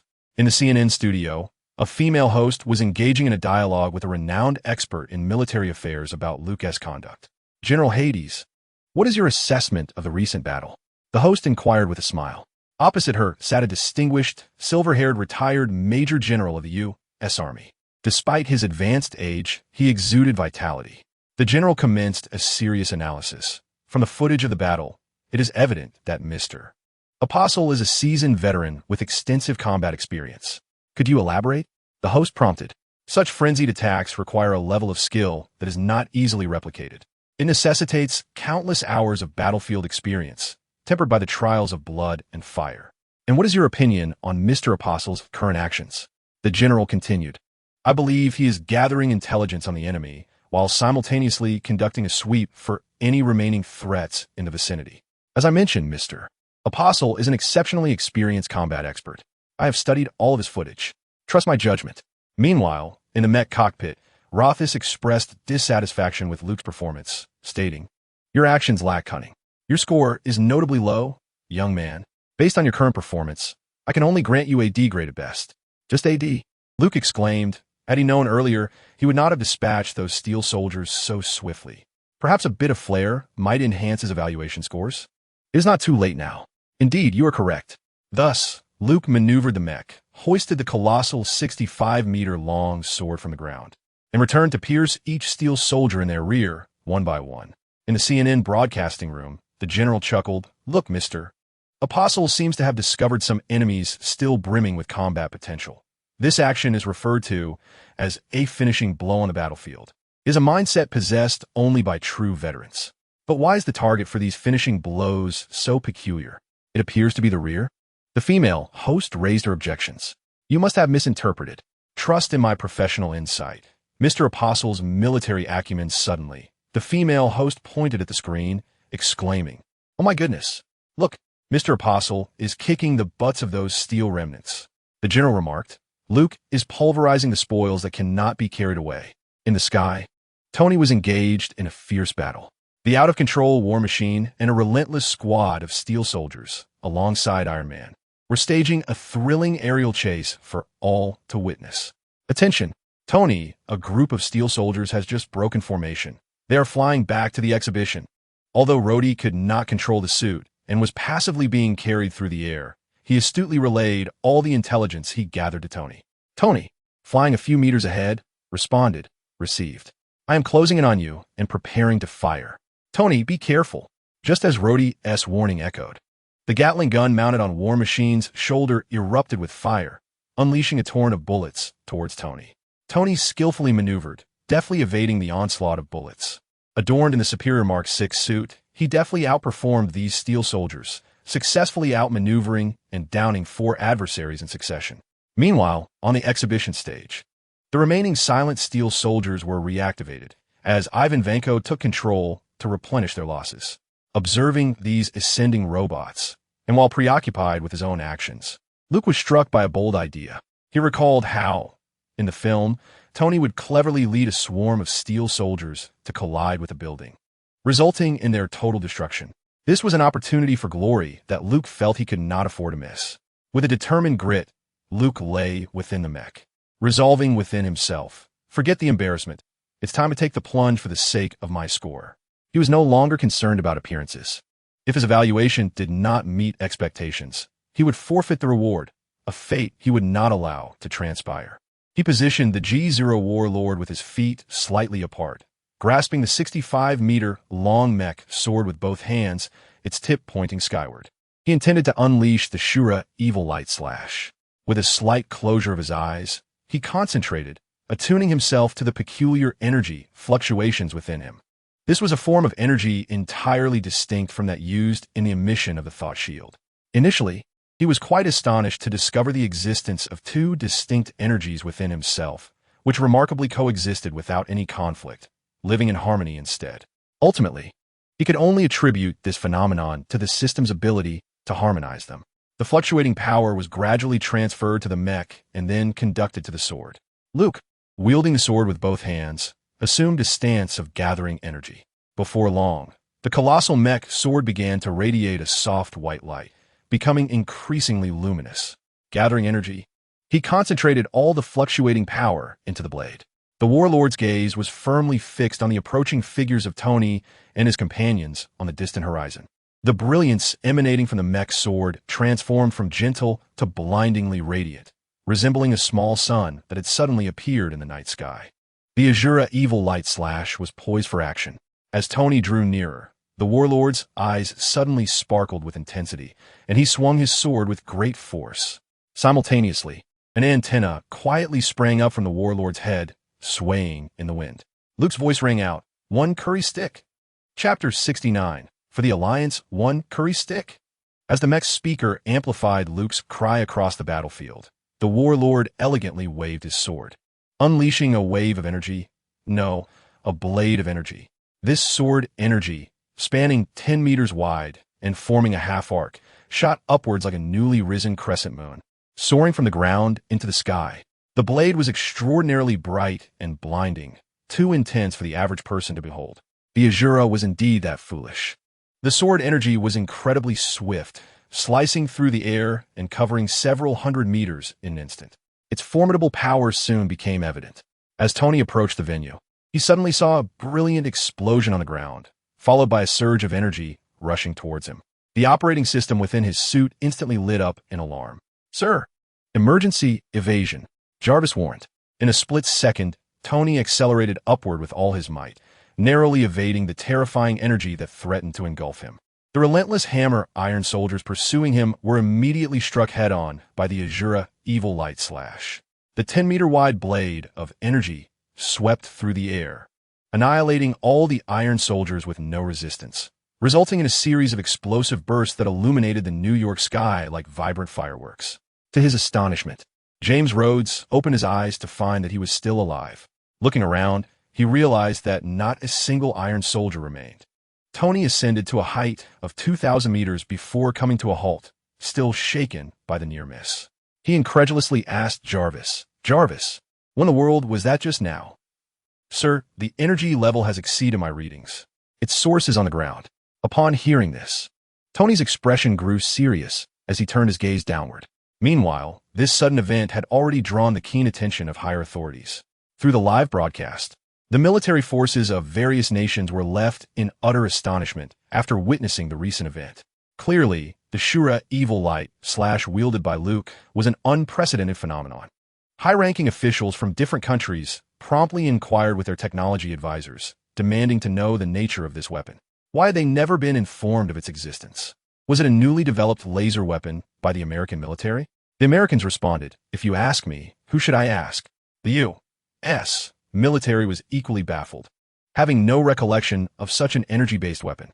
What puzzled them even more was that this weapon appeared to be a sword that unleashed high-intensity energy shockwaves. It was nothing short of extraordinary. The President of the United States was abruptly awakened by a phone call. Upon grasping the gravity of the situation, he commanded, "Get me in touch with the director of SHIELD. I need to speak with him." Meanwhile, on the ground, Luke retracted his massive mechanical sword, thoroughly satisfied with the power of the Shura evil light / He rated his cosplay a perfect 10. Having just executed the most powerful strike of the strongest noble phantasm from the universe's mightiest anime, Fate. Regrettably, no one in this world recognized it. What? You claim Gilgamesh is the strongest? Does he have a cowlick? No. Thus, the conclusion is, the cowlick king is the strongest. The entire process, from a moment of charging to the release of the sword's energy, was meticulously captured by numerous cameras. Little did Luke know that this technique would later be dubbed the Holy Sword, captivating countless admirers. The British collectively became fans of the Apostle. In the SHIELD Science Division, in the agent's dormitory, a young man with short brown hair paused, his hand hovering near his mouth, disbelief etched on his face as he remarked, "Gemma, did you hear what he just shouted?" Beside him sat a blonde girl of similar age, who smiled and replied with a British accent, "Excalibur, the legendary sword forged by fairies in Avalon, obtained by King Arthur from the Lady of the Lake." "Come on, Gemma, as a Brit. Of course I know what that is. But why would the Apostle shout the name of the Holy Sword? Could it be that the Apostle is also British?" "Oh, Fitz, you're not suggesting that I decide, are you?"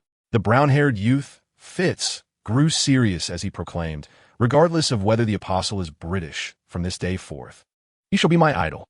Gemma smiled at Fitz, finding amusement in his enthusiasm. As a prodigy in mechanical and electronic engineering, Fitz had been an admirer of the Apostle since the very first appearance online. He had spent countless hours in her presence, praising the uniquely mature and harmoniously unparalleled engineering design that captivated him. That evening, when the Apostle emerged piloting an even larger mech, Fitz leaped from his seat, nearly urging her to witness it live. "I believe SHIELD must have had contact with the Apostle. In the future, you will have ample opportunities to meet him in person," Gemma said with a smile. "You are absolutely right." Fitz was suddenly filled with excitement, eagerly rubbing his hands together, seemingly prepared with a plethora of questions to pose to the Apostle when the time came. When Tony spotted the towering 6-meter-tall mech from the air, his expression was hardly any better. "Jarvis, is today April Fool's Day?" "Today is September 32nd, sir." Of course, Tony was fully aware of the date. His astonishment was simply overwhelming. Were it not for the impressively striking design of the mech and the ominous energy attack that seemed to promise a gaping hole in the sky, he might have thought he was witnessing Obadiah's Ironmonger. Rhodey evidently noticed Luke as well, still unable to gain control of War Machine.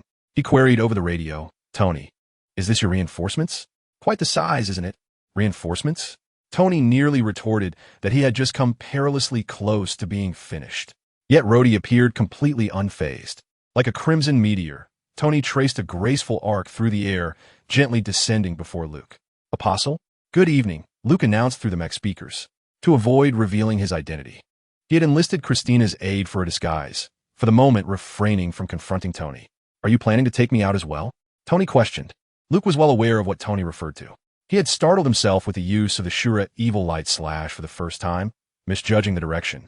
He had evaded Rhodey, but not Tony. Nevertheless, the outcome was flawless, was it not? Luke would never admit to a mistake. Rest assured, everything is under control. He replied with a calm demeanor.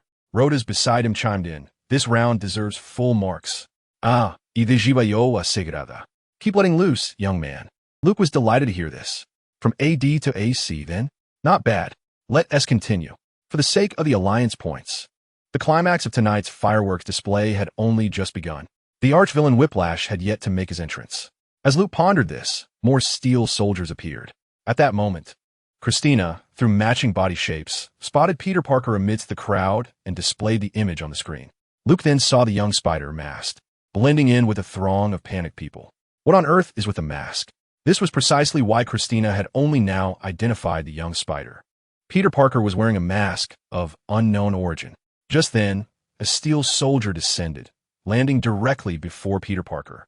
The soldier seemed to assess the threat, activating its shoulder-mounted anti-aircraft cannon, immediately training it on the young spider. Chapter 70. Prepared for you upon witnessing Peter Parker in peril, Luke instinctively rushed to the rescue. Peter Parker slowly raised his hand, silently aiming at the steel soldier. This scene left Luke momentarily stunned. He recalled a similar moment from a film. Suddenly, it dawned upon him that the young boy from the movie was none other than the little Spider-Man. Tony's reflexes were swifter than Luke's. As the G-Zero War Lord commenced its assault, Tony had already taken to the skies. The remarkable capabilities of the Mark VI suit were showcased in full splendor at that moment. Like a crimson meteor, the Mark VI soared into the air, only to plunge down abruptly, covering several meters in a single leap, delivering a powerful blow that sent the armored soldier flying. Following this, he unleashed a palm-mounted pulse cannon, reducing the fallen soldier to mere scrap metal. Well done, kid, Tony remarked, having rescued Peter Parker, and he expressed admiration for Peter's audacity in wielding the palm cannon. With a casual tone, he added, however, your equipment seems a bit unconventional.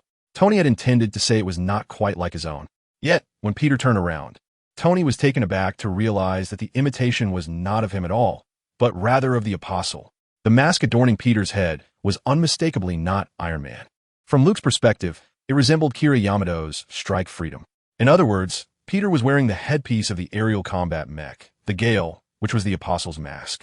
As for the palm cannon in Peter's grasp, well, that was certainly not the palm cannon. Who knew what bizarre contraption it truly was? Perhaps it once resembled a palm cannon, but it had certainly evolved beyond that. Tony fell into a contemplative silence. Once Luke confirmed Peter's safety, he halted the mech and chuckled at the speechless Tony. He vividly remembered that in the film, Tony had saved a boy clad in an Iron Man mask, wielding a palm cannon like a light bulb. He never anticipated that this young boy was, in fact, the little Spider-Man. It was uncertain whether this twist was the original plot or a delightful ripple effect triggered by his presence. Unfortunately, there was no way to verify it. Nevertheless, it was undeniable that this time Tony had rescued a genuine Apostle enthusiast. One could only imagine the expression on Tony's face beneath the armor, perhaps one akin to that of someone who had just swallowed a fly. Did he truly believe that the entire world was composed of Iron Man fans? No, ever since the Apostle made its debut, that was no longer the case. With a sigh, Luke could only ponder that perhaps it was time for the older generation to retire and enjoy the tranquility of home life. He then sincerely thought to the little Spider-Man, "Buddy, that was a splendid assist." At that moment, a middle-aged man hurriedly approached, casting a nervous glance at Luke and Tony before leading Peter Parker away.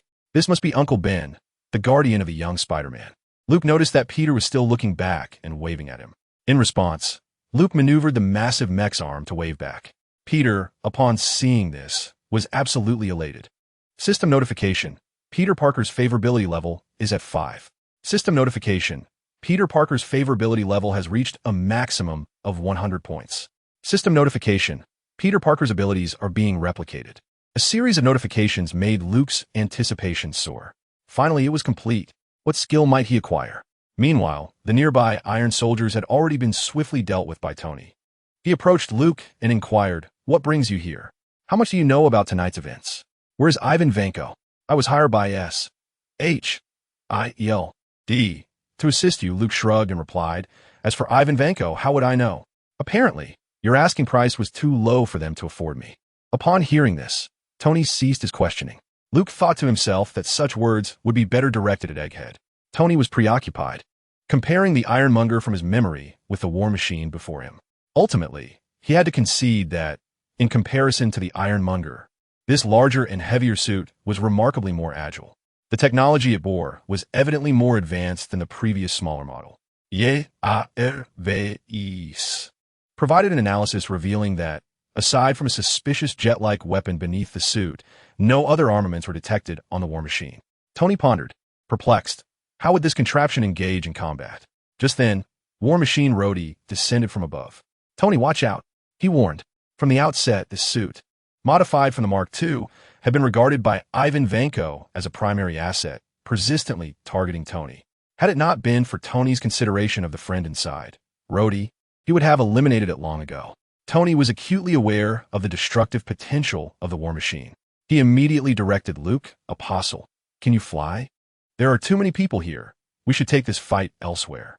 The radar indicated the arrival of over 10 Iron Soldiers from an unknown source. Luke recalled that the number of Iron Soldiers in the movie was not this excessive, clearly indicating a divergence between reality and fiction.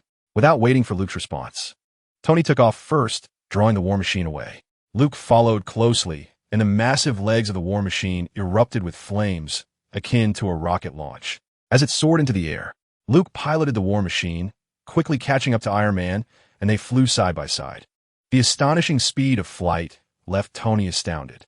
Clearly, this colossal machine possessed a formidable propulsion system beyond his comprehension. It must be the element, Tony surmised, certain that this behemoth was powered by that mystical energy stone. Trailing behind them were War Machine Rhodey and the plethora of Iron Soldiers. There's a wetland park below. Let us engage in battle there, Tony noted, having spotted a suitable combat location that would minimize the risk to civilians, and conveyed this to Luke.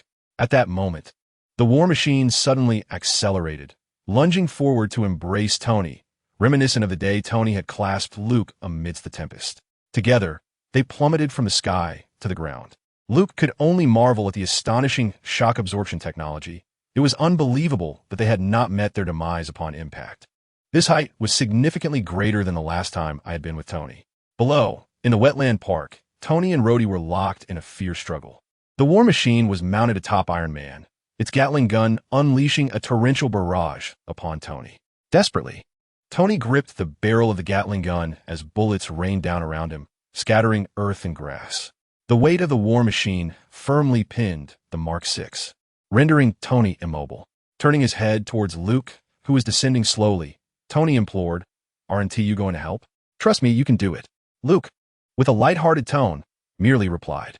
Frustration welled up in Tony, nearly causing him to spew blood. Had they not agreed he would assist? Luke remained unmoved, seemingly awaiting something.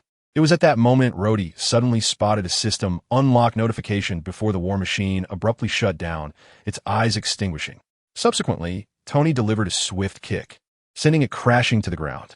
Just then, Tony received a video communication. The system is rebooting. Your good friend has been saved. It was Black Widow. Thank you.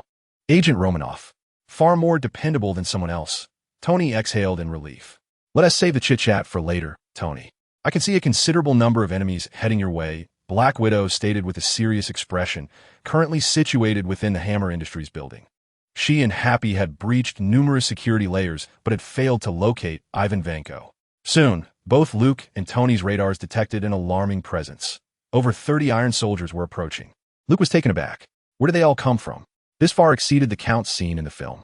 Moments later, the 30-odd Iron Soldiers descended upon Luke and the others like a deluge, encircling them. From one of the Iron Soldiers, a raspy, ominous voice emanated from the speaker. Apostle, did you think that after our last encounter, I would be unprepared? These are prepared just for you. Die alongside Stark. Chapter 71. Is that you, Pikachu? Luke instructed Christina to scan the vicinity, discovering that the descending figures were mere ordinary Iron Soldiers. Whiplash had yet to arrive. It was clear that Whiplash was remotely controlling this particular Iron Soldier, conversing with him from afar.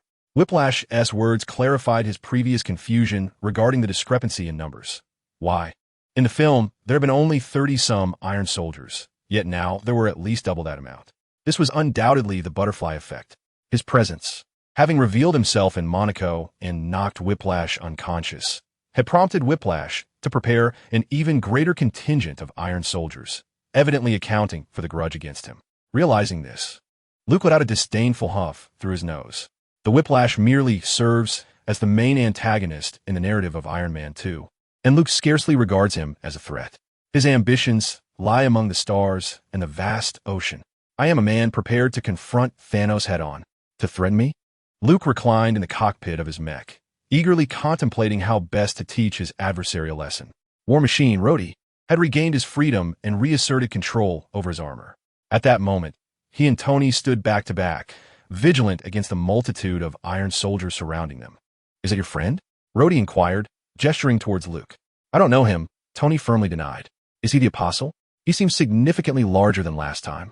If you're interested, you might directly inquire with him, Tony scoffed, but be cautious of his tricks. Tricks? This individual has no sense of boundaries, revels in mischief, and excels at self-serving antics, Tony unreservedly remarked.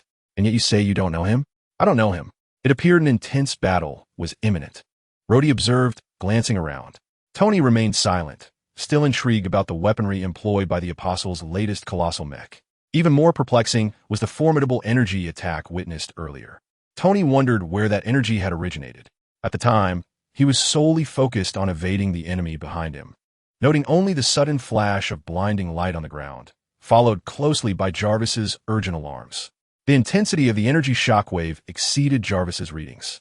Had he not witnessed its source, Tony would have assumed it was unleashed by the Navy's destroyer-class electromagnetic cannon. Yet, the Apostle's armor evidently did not possess such a caliber of main cannon. While he pondered this, the iron soldiers opened fire, surging forward. Over 30 iron soldiers split into two factions, with the majority engaging Tony and Rhodey, while the remaining third confronted Luke. In an instant, the Wetlands Park erupted into flames. The cacophony of gunfire and explosive detonations resonated throughout, with the dazzling fireworks from the iron soldiers' explosions persisting ceaselessly. The Mark VI's palm-mounted pulse cannon fired repeatedly, capable of obliterating each iron soldier with a single shot. War Machine, adorned with heavy weaponry, was unmistakably engineered for warfare. With the support of a 6-barrel Gatling gun and dual high-caliber firearms, Rhodey's firepower rivaled that of an entire assault squad, coupled with armor as robust as a tank. While perhaps inadequate against formidable foes, it was more than sufficient for dealing with mere foot soldiers. The two engaged the iron soldiers in fierce combat, while Luke, in a moment that would profoundly illustrate his unconventional approach, took a bold step forward. In the bewildered gazes of Tony and Rhodey, the 6-meter-tall war master thunderously approached the iron soldier that had just spoken. Luke's voice, now altered through the mech speakers, boomed forth. You dare threaten me? Stop hiding and come out. Grasp your electric whip and confront me directly. Without a moment's hesitation, the imposing steel soldier unleashed 2 X-Wife missiles from its shoulder-mounted launcher, hurtling them towards Luke at close range. The colossal warlord displayed an unexpected agility, sidestepping as one missile narrowly missed him, obliterating a tree behind him. In swift succession, another missile approached. However, this time, the warlord retaliated with a powerful slap, sending the missile soaring away before it detonated with a resounding explosion nearby. Amidst the onslaught of firepower from the surrounding steel soldiers, the warlord advanced with remarkable speed until he stood before the steel soldier, towering over it. The disparity in their sizes was quite dramatic. The warlord reached out, seizing the steel soldier and lifting it into the air, shaking it vigorously. From within the mech, Luke's voice emerged, Pikachu. Is that you, Pikachu? After a few forceful shakes, Luke hurled the steel soldier to the ground with great force, stamping on it before unleashing the colossal mech sword. When Tony witnessed Luke produce an astonishing 65-meter long mech sword seemingly from nowhere, he was momentarily dumbfounded. The Apostle carried such a massive weapon? Where did it come from? Was this the primary armament of this large mech? Tony found it utterly incomprehensible. While fending off surrounding enemies, he rolled his eyes at this bizarre approach. Both he and his father Howard were pioneers and advocates of cutting-edge technology. They would be the first to adopt technologies that others lacked and would enhance existing ones with superior materials. Individuals like them could not fathom Luke's choice to forego firearms in favor of cold steel. The warlord raised the enormous sword high and brought it down with force. Indeed, it was a slap, not a slash or a chop, with a series of resounding impacts akin to crashing waves. The once formidable steel soldier was brutally flattened by the broad, heavy blade, quickly reduced to a heap of scrap metal. The warlord picked up the wreckage of the steel soldier, inspecting it closely. His eyes glimmered as he quipped, "Pikachu, what happened to you, Pikachu?" After a few glances, he casually discarded it like refuse, producing a dull thud as it hit the ground, stepping onto the remnants of the steel soldier. The warlord stood tall with legs apart and spine straight. Suddenly, the sole exhaust port beneath the mech erupted in flames. A torrent of scalding heat surged forth from Luke's loins, an M3 flamethrower. Within mere seconds, the remnants of the steel soldier were engulfed in searing flames. Reduced to a charred mass, nearly unrecognizable from its original form, Luke continued to unleash fire from below, incessantly chattering, "Pikachu, why aren't you speaking, Pikachu?" As the Iron Soldiers engaged Tony and Rhodey, they abruptly redirected their fire, concentrating their efforts on Luke. Within his mech, Rotos raised a tentacle, signaling readiness, position secured. "I shall deliver a decisive blow." Luke chuckled, realizing that indulging in mischief proved to be quite a challenging endeavor. What a tiring task this is. Clearly, I'm not yet adept at this form of folly. If the opportunity arises, I shall seek counsel from someone experienced in the art of mischief. Finally, the propulsion beneath Luke ceased. He maneuvered the warlord, bending to retrieve the charred remnants of a fallen Iron Soldier. With a flourish reminiscent of Thor wielding his hammer, he spun the unfortunate soldier's leg before casting it with considerable force towards the other Iron Soldiers. "You shall be the chosen one. Go forth, Pikachu." Chapter 72. A single punch could be fatal as Luke's mech began to emit flames from its undercarriage. The astonishment was palpable not only for Tony and Rhodey, but also for Black Widow. From her vantage point in Hammer Tower, she witnessed the entire spectacle unfold through remote surveillance. With a resigned expression, she placed a hand to her forehead and muttered, "This little rascal." She pondered the childish nature displayed, realizing that amidst the chaos, Luke had taken to playing. Who, she wondered, was this Pikachu? Given Luke's frequent references to this name, Black Widow deemed it necessary to report back to Agent Coulson, suggesting that SHIELD investigate further. Rhodey's eyes widened in disbelief. It was his first encounter with someone installing a flamethrower in such a peculiar location. While the mech was indeed large enough to accommodate such features, he couldn't fathom why such a choice was made, particularly when other, more suitable locations, like the arms or waist, remained unutilized. Was it a peculiarity of the designer?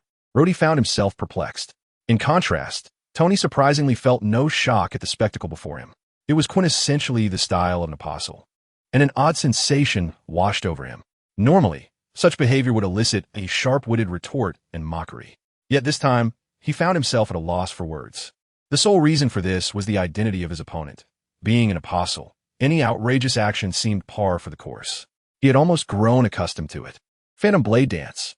After striking down another Iron Soldier with the roasted Pikachu, Luke raised his colossal sword, executing a masterful technique akin to that of Sword Saint, unleashing a flurry of strikes. Describing this scene as akin to chopping vegetables was no exaggeration. The Phantom Blade Dance was not merely a complex combination of 24 strikes. Each blow was imbued with sword energy, although the intensity of this energy did not reach the extremes of the Shura Evil Light slash. The cutting winds generated were still formidable. Coupled with the mech's massive sword, coated in pure adamantium alloy, this technique could be deemed invincible at this stage. In the early days of the Marvel Universe, during a time when vibranium was far from widespread, possessing a sword coated in pure adamantium was akin to wielding a divine weapon. Moreover, this sword was operated by a colossal mech, amplifying its power exponentially. Luke estimated that he could continue using this sword at least until the conclusion of the first Avengers film, but by the time of Thor, The Dark World, it would likely need replacing. The reward for this mission was also a sword, presumably of commendable quality since it was produced by the system. He had already begun contemplating a transition into a dual-wielding berserker class. The scene culminated with Luke performing solo. The War Master, a towering mech of 2 stories, exhibited remarkable agility. Its steps appeared heavy, yet were astoundingly swift. With each strike of the War Master's sword, one or two steel soldiers would immediately cease to function, left behind in its wake. Moments later, explosions erupted one after another. Even those merely grazed by the sword's aura were not spared. The War Master pressed forward rapidly, its colossal blade carving exquisite arcs of light as the steel soldiers fell before it, effortlessly cleaved asunder. The mech became increasingly nimble, its rotating steps reminiscent of a dance of death. Within a matter of seconds, there were no remaining steel soldiers on the field, only remnants of destruction. Kill! Kill! Rotos exclaimed, his blood boiling with excitement. He seemed to reminisce about the days when he wielded countless swords, dominating the ocean of the demon realm. With renewed enthusiasm, Rotos urged Luke, there are two more over there. Let's take them down together. What do you say? Luke turned to see that Rotos was referring to Tony and Rhodey. Those two are off limits, Luke replied, rolling his eyes. Off limits? That Stark fellow always irks me. One day, I shall eliminate him, Rotos asserted vehemently. Luke felt a pang of embarrassment and silently mourned for Tony for 3 seconds in advance. The fiery blasts from beneath Tony were hardly surprising. After all, it was characteristic of an apostle. However, the brief but intense slaughter that had just transpired left Tony utterly astonished. The exquisite and formidable swordsmanship was so exceptional that even as a novice, he could discern its uniqueness. What he had witnessed was undoubtedly a masterful display, something not everyone could replicate. Even Tony had to concede internally that the scene was undeniably impressive. How does he excel at everything? Combat, swordsmanship. Who exactly is this guy? Tony pondered, his expression growing grave within his armor. It seemed Fury had recruited him with intentions of involving him in that plan. He resolved to find a moment to instruct Jarvis to breach S.H.I.E.L. DS database in search of information on the apostles. Rhodey, after a prolonged moment of astonishment, finally managed to utter, Tony, you better tell me this is an ally. Tony shrugged. For now it is. Then I feel reassured, Rhodey replied. As soon as Roddy's words fell, Tony suddenly raised his hand, the arc reactor glowing in his palm, aimed directly at Luke. The 6th generation of Mark suits has seen numerous enhancements compared to its predecessors. Among these improvements are the palm-mounted arc pulse cannon and the chest-mounted reactor cluster cannon. Moreover, it seems that the use of explosive magical energy in the arc reactor has led to an increase in the power of these weapons during the recent battle. At least Luke felt they were more potent than depicted in the films. From a distance of several meters, Tony fired a shot that struck Luke on the shoulder. The warlord remained unmoved, casting a bewildered glance at Tony. Tony shrugged and said, Sorry, you're just too big a target. Accidental hit. Accidental hit my foot. Luke knew that Tony was merely being petulant, using a flimsy excuse to exact a bit of revenge. Indeed, Tony was retaliating for the times Luke had gotten the better of him. He remembered each instance vividly. The first was in Monaco, where Luke publicly accused him of having a questionable sexual orientation. The second was when he sought Tony's help for research, only for the promised antidote to arrive via courier, nearly costing him his life. The third instance involved Luke hacking into Jarvis, for which Tony was certain Luke was responsible, even if he lacked concrete evidence. You can hit back, Tony said nonchalantly. This one can, exclaimed Rotos, laughing heartily on Luke's shoulder, completely forgetting that just a minute ago it had encouraged Luke to take down Tony. Luke stepped forward, towering over Iron Man, controlling the mech. He raised his fist and declared, with this punch, you might just meet your end. Tony looked up at the enormous fist, nearly the size of a truck's front end, and momentarily faltered. Tony, shifting the topic, remarked, You actually let the mech wield a sword? Are you planning to take us back to the Middle Ages? That's a technological regression. He expressed disdain for Luke's retrograde approach. Why don't we find a chance to spar? What do you say?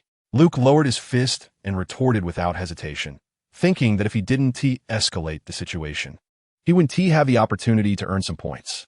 He was already prepared for another bout with Tony, reminiscent of their previous clash in France. Had Egghead ever mentioned anything about controlling the situation? He had long forgotten. Black Widow coughed over the channel, indicating she had heard Luke's words. She reminded Tony, I'm seeing another Iron Soldier heading your way. This one appears to be different. Upon hearing this, Luke immediately recognized that the electric Pikachu had finally arrived. He silently activated his Light of Vengeance. Chapter 73. The grievance of Vank. Luke and his companions gazed upward, their faces turned towards the slightly overcast sky. Amidst the clouds, a streak of light shimmered. Moments later, a black Iron Soldier thundered down to the ground.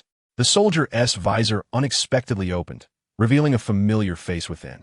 The whip lock, Ivan Vanko. Strictly speaking, this apparatus can no longer be deemed a mere iron soldier. It has evolved into a genuine suit of steel armor. At the chest of this dark, iron-hued armor lies a brilliant arc reactor. The overall physique of the suit is significantly more imposing and robust than Tony's Mark VI. Its exterior is enveloped in heavy armor, perfectly embodying the rugged aesthetic characteristic of the combat-driven nation. It is truly good to be back. As the mask retracted, Ivan Vanko remarked, a hint of mockery illuminating his features. His gaze swept over the three individuals present, yet his eyes betrayed a chilling coldness. Standing shoulder to shoulder were Tony and Rhodey, with the towering figure of Luke positioned behind them. Rhodey lowered his voice, expressing concern. The situation does not bode well. Tony, encased in his Iron Man suit, wore a grave expression. At that moment, Ivan Vanko's hands intertwined with a commanding flare as he forcefully flicked his wrists, revealing two long, thick electric whips that crackled with fierce blue and white lightning. The arc reactor within this suit had undergone a secondary enhancement, providing ample energy, and the power of these electric whips was evidently far superior to that experienced during the Monaco incident. Ivan Vanko gazed at the trio with an air of arrogance. His intentions unmistakable, a challenge. Rhodey stepped forward, declaring, I shall employ a special weapon to confront him. Allow me to eliminate him with my ex-wife. What? Tony replied, utterly bewildered. Your ex-wife? From Rhodey's shoulder, a missile launcher ascended, showcasing a small missile loaded within. It was none other than Hammer Industries' infamous ex-wife missile. This suit had been entirely modified by Hammer Industries, and all its armaments were sourced from their arsenal. Justin Hammer had once proclaimed the ex-wife missile as his crowning achievement, regarding it as a prized possession, likening it to a fine cigar infused with the aroma of gunpowder. Having never encountered the ex-wife missile before, Tony was at a loss. However, Luke was well aware of the implications, bracing himself for what was to unfold. In a swift motion, Rhodey commanded the suit to launch the ex-wife missile, which shot off with a whoosh, hurtling towards Ivan Vanko, a mere 10 meters away. Strangely, Ivan Vanko seemed disinclined to evade, even with his helmet retracted. He maintained an air of calm mockery, watching as the missile approached him. The ex-wife missile struck Ivan Vanko squarely in the chest with a resounding clang, akin to metal colliding. Subsequently, the missile fell silently to the ground, where it landed in a puddle, resembling a firecracker that had plunged into water, sputtering sparks for a brief moment before falling utterly silent. Rhodey quietly stowed away the launcher. Hammer-S weapon? Tony inquired, his tone tinged with incredulity, left speechless by Rhodey's choice. Let me handle this, Tony began, but before he could finish, Luke cleared his throat behind them. In the original storyline, after Tony and Rhodey joined forces, they expended considerable effort, yet ultimately triumphed over Whiplash. Luke could have remained a mere spectator, refraining from intervention. But this was evidently contrary to his interests. Presently, this mission had only achieved a B rating, allowing for the acquisition of merely one purple-quality weapon. How could this suffice? Luke's anticipated objective was to secure a rating of at least an S. As the warlord stepped forward, Luke addressed Ivan Vanko, stating, You have arrived at your destination, comrade. Oof. An apostle? Ivan Vanko scoffed, his eyes betraying a distinct chill. You were not originally part of my plans. However, since you have allied yourself with Stark, you have become my adversary. The world will witness the downfall of the apostle. Luke mused inwardly, recognizing him as yet another comrade eager to instigate trouble. Regrettably for him, fate had dealt him a poor hand by crossing paths with Luke. I believe you're mistaken, Luke replied coolly. Do you truly think that by defeating him or me, you will tarnish our reputations? Or that vanquishing us will restore the honor of your Vanko family? Is that your line of thought? Ivan Vanko remained silent, merely offering a cold snort in acknowledgement. Then you are gravely mistaken, Luke retorted dismissively. You failed to comprehend what a superhero truly embodies. A superhero is a spirit. Though the body may fall, it can rise again. Simultaneously, the essence of a superhero permeates the hearts of many upon the body's collapse. You are a fool. Indeed, I refer to you, an unequivocal fool. When you defeated Tony, you inadvertently established him as a symbol of heroism. As for you, you are merely a villain. The foolish and inept kind. Quite the opposite. No one will remember who you are. You will bear but one label, villain. Upon hearing Luke's words, Tony's expression shifted slightly. He had not anticipated that the apostle would advocate on his behalf. Ivan Vanko's demeanor, however, grew decidedly less amicable. In truth, from the very outset of his desire for vengeance against Stark, he had been driven by a sense of rage. His father had succumbed to despair, a fate he attributed entirely to the name Stark. His so-called revenge was merely an outlet for the confusion stemming from his father's loss. By this point, he understood all too well. He simply refused to acknowledge it. Luke's pointed remarks had effortlessly torn through his fragile facade. Ivan Vanko was bewildered by how the apostle could possess such insight into his psyche. He only recognized that his fury had found a genuine target. In stark contrast to the original narrative, this time Ivan Vanko's aggression was not directed at Tony and Rhodey. He chose to strike first at Luke. With a swift motion, Ivan Vanko swung his electrified whip with ferocity, aiming it menacingly at Luke. Was his resentment truly that profound? Luke thought to himself, having merely grazed a sore spot and sprinkled salt upon it. Why take it so seriously? He relished the prospect of Ivan Vanko finally making his move. He recalled a formidable move from the film, where the whip lock ensnared Iron Man with an electric whip, subsequently unleashing the immense current from the arc reactor to disrupt the operation of the armored suit. Although Tony had enhanced the suit with some degree of electric resistance, there are limits to everything. Prolonged exposure to the high-voltage shock from the arc reactor would overwhelm even the Mark VI. Just as depicted in the movie, Ivan Vanko's electric whip swiftly coiled around the arm of the G0 warlord, releasing a powerful surge of electricity. Due to the warlord's colossal size, he could only wrap it around his arm, but that sufficed for Luke. I believe I'm under attack, Luke remarked with a mischievous grin. Ivan Vanko paused momentarily. Yet before he could react, a thunderous crack resonated overhead, followed by a brilliant flash of lightning, striking down upon him with a surreal intensity. This bolt of lightning left Ivan Vanko momentarily dazed. He looked up in confusion, finding no one above him. However, the very next second, another bolt of lightning appeared abruptly, close to his head, striking him without hesitation. Ivan Vanko's eyes rolled back as he shuddered involuntarily. Unlike the exaggerated depictions in comics, where a person struck by lightning appears charred and disheveled, the lightning released by the Revenge of Light, while powerful, was not fatal with a single strike to an average person. Nevertheless, multiple strikes would undoubtedly prove overwhelming. Although this was the Marvel Universe, not everyone is immune to lightning. Inside the cockpit of the warlord, the screens before Luke trembled, clearly affected by the electric whip's potent current. The lightning from the Revenge of Light similarly transmitted through the whip, continuously affecting the warlord. There is no notion that one's own abilities cannot harm oneself. This is the real world. However, Luke had long prepared for such eventualities. When constructing the G0 warlord, he implemented numerous insulating designs specifically to counteract the electric whip. Consequently, while several layers of the mech might sustain damage, Luke remained utterly safe within. Assistant, is everything ready? He inquired. All set, Master. The opponent's arc reactor is securely locked. It will continue to supply power to the electric whip, Christina replied with a cheerful smile. Well done, Luke said, then asked, how long can the unit sustain this? Conservatively, over 20 minutes, she responded. That will suffice. Luke remarked, a subtle smile gracing his lips. The grand spectacle was about to unfold. As another bolt of lightning struck down, Ivan Vanko shook his disoriented head, forcing himself to regain clarity. The successive strikes had rendered his consciousness somewhat hazy. At this moment, he surmised that Luke must be behind this. Ivan Vanko was highly intelligent. Otherwise, he would not have been able to replicate the arc reactor based solely on blueprints. Realizing the gravity of the situation, Ivan Vanko immediately sought to retract the electric whip. However, Luke was not inclined to grant him that wish. Retracting it? That was utterly impossible. Such irresponsibility was unacceptable. Luke smirked mischievously as he deftly maneuvered the warlord to seize the electric whip.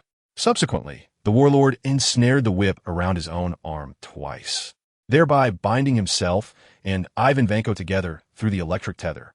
Luke shouted exuberantly, do not cease. Continue. We must revel in this experience together. Yes, exert more force.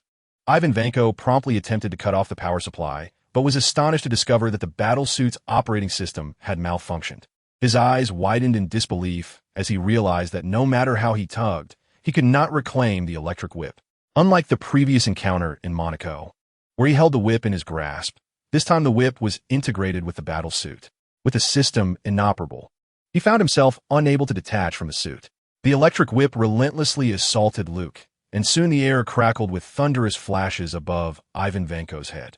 The Wrath of Light was triggered repeatedly, unleashing a thicker, more formidable bolt of lightning upon him. With no avenue of escape, he braced himself to endure the onslaught, only to be left convulsing under the sheer force of the strike. As the relentless bolts continued to rain down upon him, Ivan Vanko trembled uncontrollably, his consciousness beginning to blur. The current coursed through the battle suit, rendering him akin to a rodent ensnared in a can, subjected to an unending barrage of lightning. In the realm of DNF, the Wrath of Light possesses a unique characteristic. Once activated, there exists a small chance of triggering lightning during active attacks against enemies. Conversely, when under attack, the likelihood of triggering lightning becomes nearly certain. This embodies the essence of vengeance. Thus, within the PK arena, a remarkable technique emerged, known as unyielding radiance. The valiant Azuras had proactively developed this formidable skill, a true testament to their awakening. Those who wielded this technique were the most exceptional Azuras, having awakened their masochistic traits, embodying a noble spirit, a pure essence, transcending base pleasures, and serving the greater good of the people. Merely 2 minutes had elapsed when Ivan Vanko's eyes rolled back, and foam escaped his lips. This spectacle rendered Tony and Rhodey beside him utterly speechless. What is happening? Where did all these lightning strikes come from? Jarvis, have you discerned anything? Tony inquired, his eyes wide with astonishment. Sir, this is not a natural phenomenon, Jarvis replied. Tony fell silent. He certainly understood it was not a natural occurrence. Lightning never strikes the same place repeatedly, let alone in such a manner, relentlessly targeting a single individual. This was a profound violation of natural law. To Tony, who venerates the spirit of scientific inquiry, this was truly peculiar. The deity of a certain hammer proclaimed, "I can do this all day." Tony surmised, albeit dimly, that this was likely yet another trick employed by the apostles. Much like the elusive orange defensive field he had yet to decipher, it was presumably a manifestation of some novel technology. Luke felt that this moment warranted a fitting background score. How could such a splendid occasion unfold without one? Thus, he snapped his fingers and commanded, "Assistant, play an exhilarating accompaniment." Christina, with a playful grin, replied, "Of course, master." Consequently, the warlord's mech began to broadcast an unexpected rhythm, decidedly not the music Luke had envisioned. The cadence seemed reminiscent of a certain teacher. Luke was momentarily petrified. "Assistant, what is this?" "It is the accompaniment you requested." "Master," Christina answered cheerfully. "I meant an accompaniment, not this sound." "Which sound?" Christina inquired with a smile. "Music. Did you not request an exhilarating accompaniment, master?" Christina continued, her grin unwavering. "That is correct," Rotos nodded. Luke harbored grave suspicions that Christina was being deliberately mischievous. It was undoubtedly intentional. At that moment, the venue fell utterly silent. The only sounds were the crackling of relentless lightning and the peculiar noises emanating from the warlord speaker. Tony's expression was decidedly enigmatic. Each action of the apostles left him at a loss for words. He simply could not find an adequate descriptor. Within the Hammer Industries building, Black Widow wore an expression of amusement, caught between laughter and disbelief. Listening to the increasingly heightened cries in her headphones, she quipped silently, "You mischievous little rascal." The strange lightning, the bizarre accompaniment, and even more strangely, the atmosphere. Amidst this surreal ambience, Ivan Vanko ultimately succumbed, his demise begrudgingly sealed. Chapter 75. The defeat of young Tony. Luke instructed Christina to cease the energy supply to Ivan Vanko's arc reactor. Consequently, the Vengeance of Light was no longer activated. Within the charred confines of his battle suit, Ivan's eyes rolled back, foam escaping his lips, while his flushed face bore the marks of torture, his muscles twitching in agony. Yet, the spark of consciousness had evidently vanished from his gaze. The formidable antagonist of Iron Man 2, Ivan Vanko, met an inexplicable end, having barely managed a single strike. Even in the film, after being vanquished by Tony and Rhodey, he had not the chance to utter his final words. "Stark, you lose."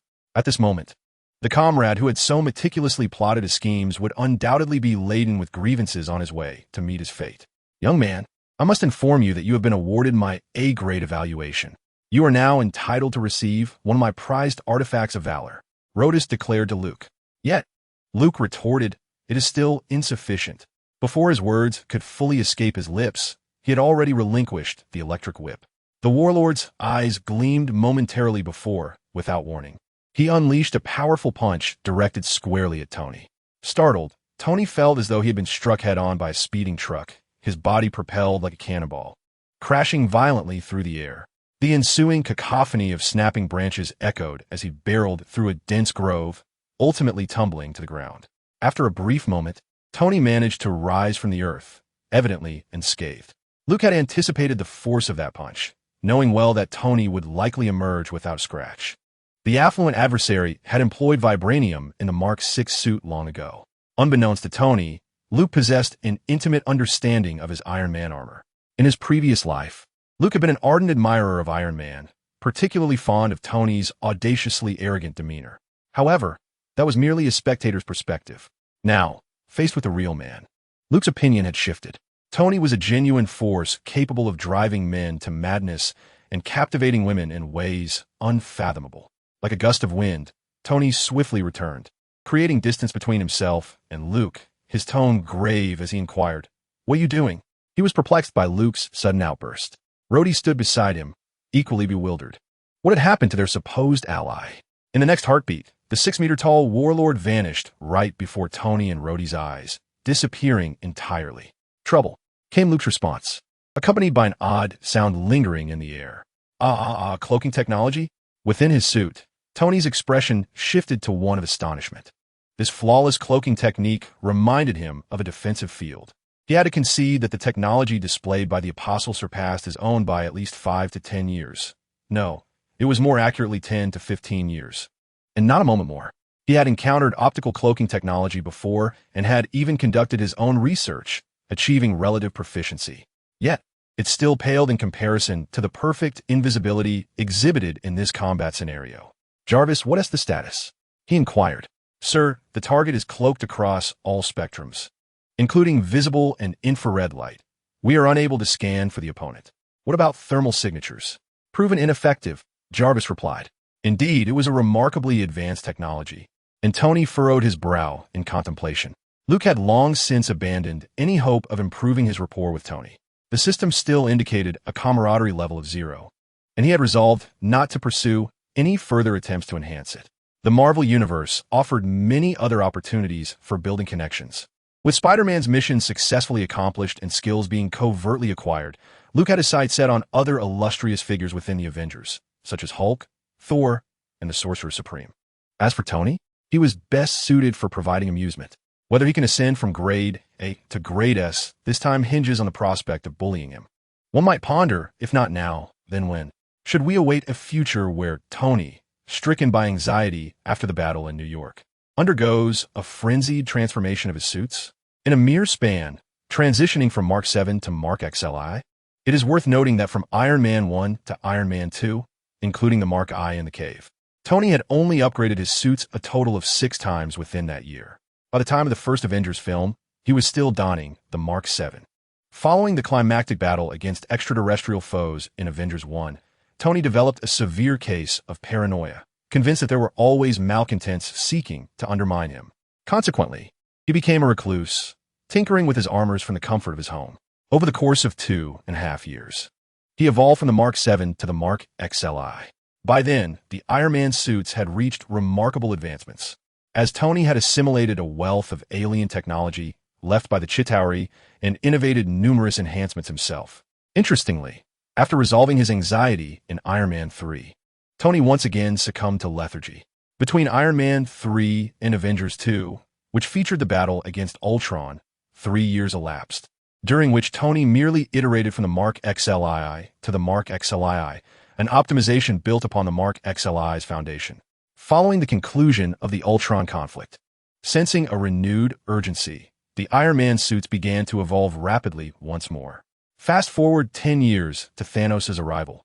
Tony would be clad in the Mark L, the renowned bleeding edge armor, utilizing cutting-edge nanotechnology that seamlessly integrated with his very being, capable of transforming at will. It was formidable enough to confront Thanos head-on, albeit ultimately in defeat.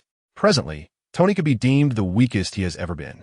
Luke, Reborn, just as Avengers 3 premiered, vividly recalls the scene where Tony faced Thanos alone in a final stand. Reflecting back, the Mark V from Monaco was the most slender iteration of the Iron Man suits, designed for portability and nearly devoid of heavy weaponry. Thus, at that time, his makeshift aerial combat suit, the Whirlwind, matched Tony blow for blow. However, in the current context, the G0 Warlord's technological prowess could easily overwhelm the Mark VI. The awe-inspiring technology of the Celestial Realm is not to be underestimated.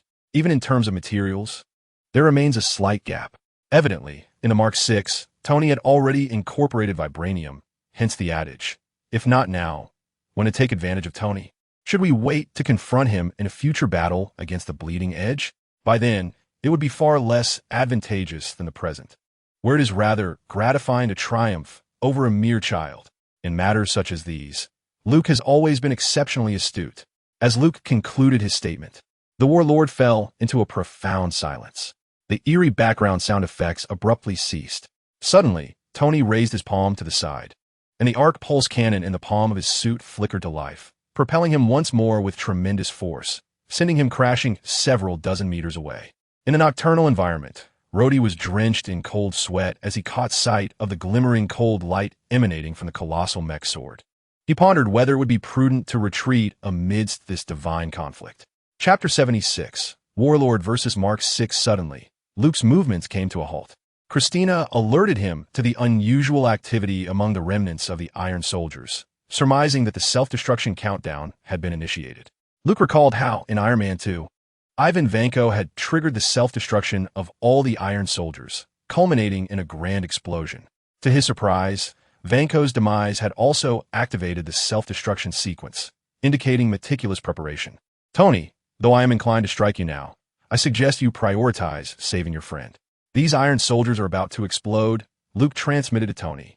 Just as Tony rose from the ground, he was taken aback. Pepper. Without hesitation, he soared into the night sky like a rocket, a streak of light racing towards the exhibition venue. Luke cast a glance at Rhodey, remaining silent before he too took flight, pursuing Tony. Rhodey stood still for a moment, feeling conflicted. He believed that following would be futile. He could not provide assistance and was still unclear about the situation between Tony and the Apostle, making it unwise to intervene rashly. Yet, staying behind was equally untenable, as he was the military's only eyes on the ground. He had already received multiple calls from high-ranking officials inquiring about the events of the evening. Ultimately, Rhodey resignedly followed suit back to the venue. In the sky, the communication screen displayed Black Widow's reproachful visage. Luke, what are you doing? The mission has concluded. Sorry, Natasha. Hello, goodbye. Luke decisively terminated the communication, ignoring any further attempts to connect. Within Hammer Tower, Black Widow held her forehead, beset by a headache. She had not anticipated that, despite the mission's conclusion, Luke would engage Tony in combat. What deep-seated animosity existed between them that they resorted to violence at every encounter? Perhaps it was best left for the boss to resolve. She retrieved her communicator to contact Dummy. In the original film, Tony narrowly managed to rescue Pepper, who stood beside the wreckage of an Iron Soldier. This time, with Luke's warning, he had more time. Upon spotting Pepper in the air, he dove down to embrace her, and they landed on a nearby rooftop. Just as Pepper was about to voice her frustrations, Tony instructed, "Stay here and do not move." He then ascended into the sky once more. Simultaneously, Rhodey also landed on the rooftop, removing his helmet. Just as Pepper looked on in confusion and Rhodey hesitated, a massive figure surged through the sky, crashing down and directly striking Tony to the ground. "Oh my goodness!" Pepper gasped, covering her mouth, her eyes wide with shock. Rhodey opened his mouth, thinking it best not to get involved, prioritizing his own safety. On the ground, explosions erupted. Once Luke regained his footing, he immediately activated his full invisibility once more. As Tony rose to his feet, he was abruptly sent flying once more, struck down by an unseen colossal fist. He bounced several times upon impact before finally landing, quickly ascending into the air. "Jarvis, analyze the surroundings and locate him," Tony declared with a grave expression. Initiating analysis, came Jarvis's response. Tony surmised that this invisibility was not without its flaws. While the entity itself was cloaked from view, the surrounding environment remained unchanged. Any subtle traces could betray the target's presence. "Found him, sir," Jarvis announced, being a semi-artificial intelligence housed within a supercomputer.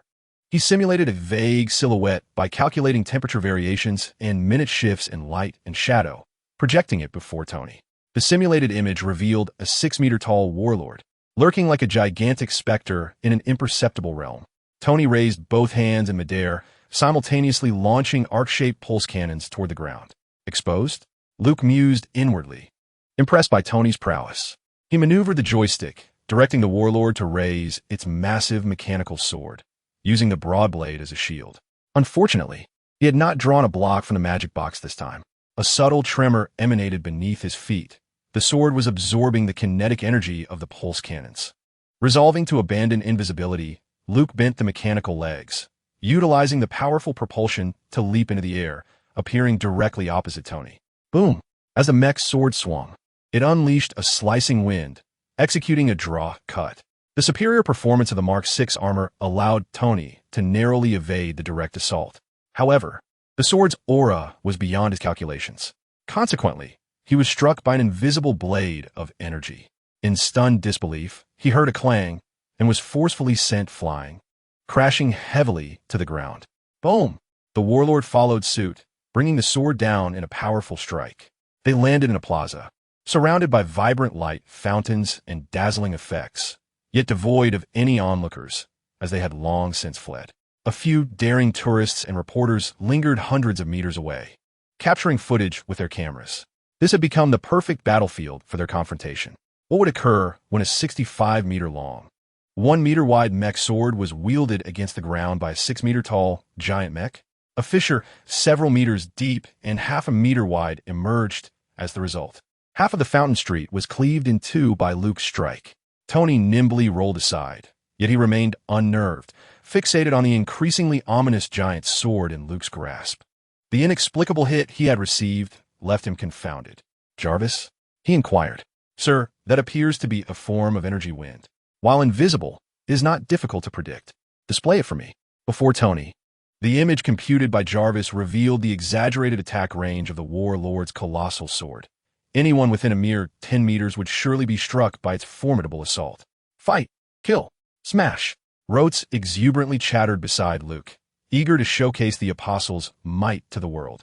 Luke's youthful visage was etched with unwavering concentration, adrenaline coursing through him as well.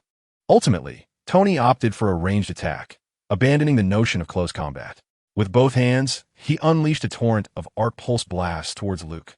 The barrage seemingly limitless, and, in fact, it truly was. The energy from the arc reactor surpassed cinematic portrayals, with magical energy excelling in explosive release, perfectly aligning with the pulse cannon's assault style. However, the surface layer of the warlord's adamantium coating flawlessly negated the short, swift kinetic strikes of the pulse cannon. Tony's attempts yielded no effective results. "Sir, the opponent is utilizing adamantium," Jarvis analyzed. "Quite troublesome." Tony huffed through his nose. Luke, too, understood that relying solely on brute strength was futile against the impenetrable defense of vibranium. Both sides appeared to be locked in a stalemate, unable to breach each other's defenses. To overcome this impasse, genuine skill was required. The defenses of the Mark VI were not insurmountable. Tony's use of vibranium was limited, as he was not Black Panther, who had access to abundant resources. A significant quantity of vibranium was not easily acquired, even with wealth. Likewise, Luke's vulnerability lay in the fact that only the outer layer was fortified. Severe kinetic shocks could still damage the internal structure. Gradually, both combatants began to exhibit signs of irritation. One sliced curry stick, Luke unleashed a ferocious slash of dark energy, missing Tony but obliterating the roof of the nearby exhibition hall. The venue began to collapse with a resounding roar. Suddenly, the triangular arc reactor embedded in Tony's chest blazed brightly. In an instant, a formidable, long-range energy cannon struck the massive warlord, sending Luke crashing to the ground. Yet, in the next moment, the warlord rose again, launching a flurry of 24 blades in a dazzling sword dance.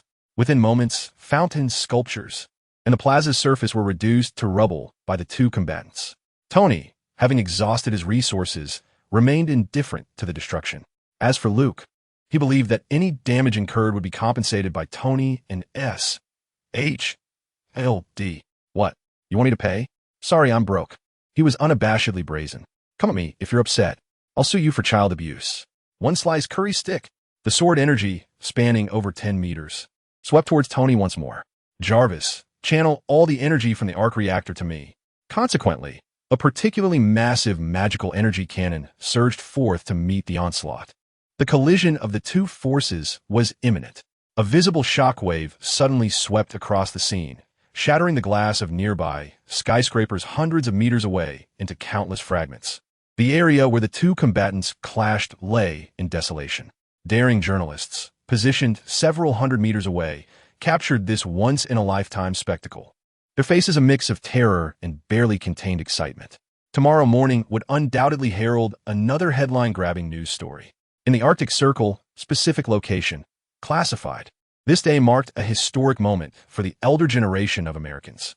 One of them, affectionately nicknamed Egg, gazed upon the frozen figure of Captain America, Steve Rogers, alongside the conspicuously emblematic star-spangled shield being retrieved by machinery. A proud smile crept across Egg's dark features. The audacity of the young lad to ask for that shield. Did he not realize that the shield was inseparable from its captain? This particular detail had slipped Luke's mind. He had failed to remember such nuances. Yet, inadvertently, this misjudgment diminished Egg's assessment of Luke's intelligence-gathering capabilities. With a flash of his tiger-like grin, Egg mused that the young one was not omnipotent after all. In high spirits, Egg received a communication from Black Widow. What did you say? He's fighting with Tony again? The tone of Egg's voice shifted, prompting those nearby to question the cause of his sudden agitation. Who had engaged in conflict to incite such fury in their boss? Egg felt weary, observing the devastation on the video feed. He realized he had underestimated Luke's propensity for chaos. While mischief was not uncommon in S.H.I.E.L.D., the pressing concern was that his Avengers had yet to be formed, and discord was already brewing among potential members. He deemed it necessary for these two children, one large, one small, to sit down and have a serious discussion. Chapter 77, A Handshake of Reconciliation, New York, outside the exhibition venue in the Fountain Plaza. Luke lay in the cockpit, panting, his hands gripping the dragon horn joystick, drenched in sweat. The challenge of piloting the Mark VI exceeded his prior expectations, primarily due to the vibranium. His underestimation of vibranium's capabilities was profound. In reality, it was far more formidable than he had anticipated, bordering on the realm of a bug in the system. This metal was not only indestructible, but could absorb nearly any form of energy, and most astonishingly, it could store and repurpose the absorbed energy. Just moments ago, Luke unleashed a deadly blade of energy, grazing Tony with its edge. However, aside from being propelled 100 meters away, Tony's armored suit remained unscathed. In a swift retaliation, Tony unleashed a concentrated blast from his chest, aimed squarely at Luke. The energy contained within that blast, in addition to the arc reactor's inherent power, was infused with the oscillating force of Azura. Vibranium was indeed extraordinarily overpowered. Luke watched enviously, nearly drooling at the sight. Inside the cockpit, several red warning lights blinked incessantly beside Luke's youthful face, indicating structural damage to the War Master. After Christina's diagnosis, the results revealed that the War Master's primary structure had sustained considerable damage, rating 7, yet remained capable of continuing the battle. Most of these impairments were inflicted by Tony's exceptionally powerful chest-mounted reactor beam cannon. In contrast, the swift and succinct palm-mounted arc pulse cannon posed no threat to him, leading Tony to abandon its use almost immediately. It was not merely the lack of danger it posed to the War Master that prompted this decision. Rather, each pulse cannon shot inexplicably resulted in him being struck by lightning, the mechanism of which Tony could not comprehend, and Jarvis offered no conclusions either. As their confrontation progressed, both combatants exhausted nearly all of their available resources. Even Tony employed his most dazzling maneuver from Iron Man 2, the high-energy laser rotary cutter. In the film, as Tony and Rhodey found themselves surrounded by a legion of armored soldiers, Tony instructed Rhodey to crouch, unleashing twin beams of red clustered laser from his palms. executing a spectacular rotary cut that annihilated the entire battalion. This high-energy laser cutting appeared to be a one-time use weapon, applicable only once in battle. Unfortunately for Tony, when he aimed these dual high-energy lasers at Luke for a full 10 seconds, the result was merely a taunt from Luke. Ultimately, lasers are electromagnetic waves, inflicting damage through electrical and thermal energy. However, this level of heat, even when faced with temperatures soaring to 500,000 degrees Celsius, would not cause the slightest deformation to the Edmund alloy, rendering it akin to a mere tickle. Luke was acutely aware of his suit's vulnerability. It was susceptible to kinetic damage. The thermal and electrical assaults, mitigated by a layer of Edmund alloy on the surface, afforded him near immunity. Unbeknownst to Tony, he observed that regardless of his offensive approach, this monstrous entity, even larger than the Iron Tyrant, remained steadfast. Only the concentrated energy of the reactor cannon could slightly rattle the opponent. Consequently, Tony rated the threat level of the War Master far beyond that of the Iron Tyrant. The Mark VI suit was a versatile ensemble, equipped with a myriad of tools and capable of underwater operations. In addition to the weapons already employed, it also carried several small missiles, including dozens of micro-armor-piercing rounds. The suit featured miniature launchers on its shoulders, previously utilized against whips. After careful consideration, Tony resolved to forego the use of these armor-piercing rounds, mistakenly believing them inadequate against Edmund alloy. Little did he know, had he chosen to deploy them, the results would have been quite favorable. While the armor-piercing rounds could not penetrate the surface of the War Master, the kinetic energy they imparted would nonetheless cause significant internal reverberations. Ultimately, Tony even recalled a formidable weapon that remained at his disposal, an anti-tank missile. This contraption, he had kept it for dealing with heavy units. He had utilized it against tanks in the Middle East, and the imposing machine before him clearly aligned with its intended purpose. However, Tony ultimately relinquished this plan. Although the Apostle had repeatedly provoked him, their enmity seemed almost instinctual. It had not yet escalated to the point of necessitating missile deployment. Tony cast a few glances around. The once beautiful square lay utterly devastated. It was evident that matters had spiraled out of control. The destruction wrought by the two of them tonight surpassed that caused by Hammer's iron soldiers many times over. A glance towards the distant venue, now half collapsed, revealed the devastation at least magnified by dozens. This was all the Apostle's doing. He fought without restraint. Tony was entirely indifferent to the repair costs. His sole desire was to ascertain how much longer he would have to contend with his adversary. From the outset, this battle had left him perplexed, just as Tony abandoned the idea of launching a missile at Luke. Luke quietly retrieved the sole Edmund alloy grenade he had crafted from his storage space. After a moment's contemplation, he returned it. Luke's reasoning mirrored Tony's. There was no deep-seated enmity between them, and he was merely seeking to earn points. There was no need to resort to such a devastating weapon. This item indiscriminately affected friend and foe within a kilometer radius, and he himself would suffer as a consequence. Apostle, we need to have a serious discussion, Tony declared, standing 30 meters across from Luke. What were we discussing? Luke's tone softened slightly. Just moments ago, Rotos had informed him that the mission rating had reached S level. In Rotos' words, Luke's troublemaking was the most contemptible act of the evening. He had certainly qualified as base. An S-level rating corresponded to a blueprint for a legendary class sword, a part of Rotos' extensive collection, available for Luke to choose from. I believe it is unnecessary for us to continue fighting. Tony gestured to the utterly ravaged square around them, then pointed towards the timid journalists in the distance. I do not perceive anything worthy of escalating the situation to this extent, although I harbor a strong dislike for you. I must say that this conflict is devoid of meaning. You should be well aware that you cannot defeat me. Oh, is that so? Luke scoffed within his mech. Is this your method of negotiation? If you wish to fight, we can arrange another time and place, but not tonight. The circumstances here are already dire.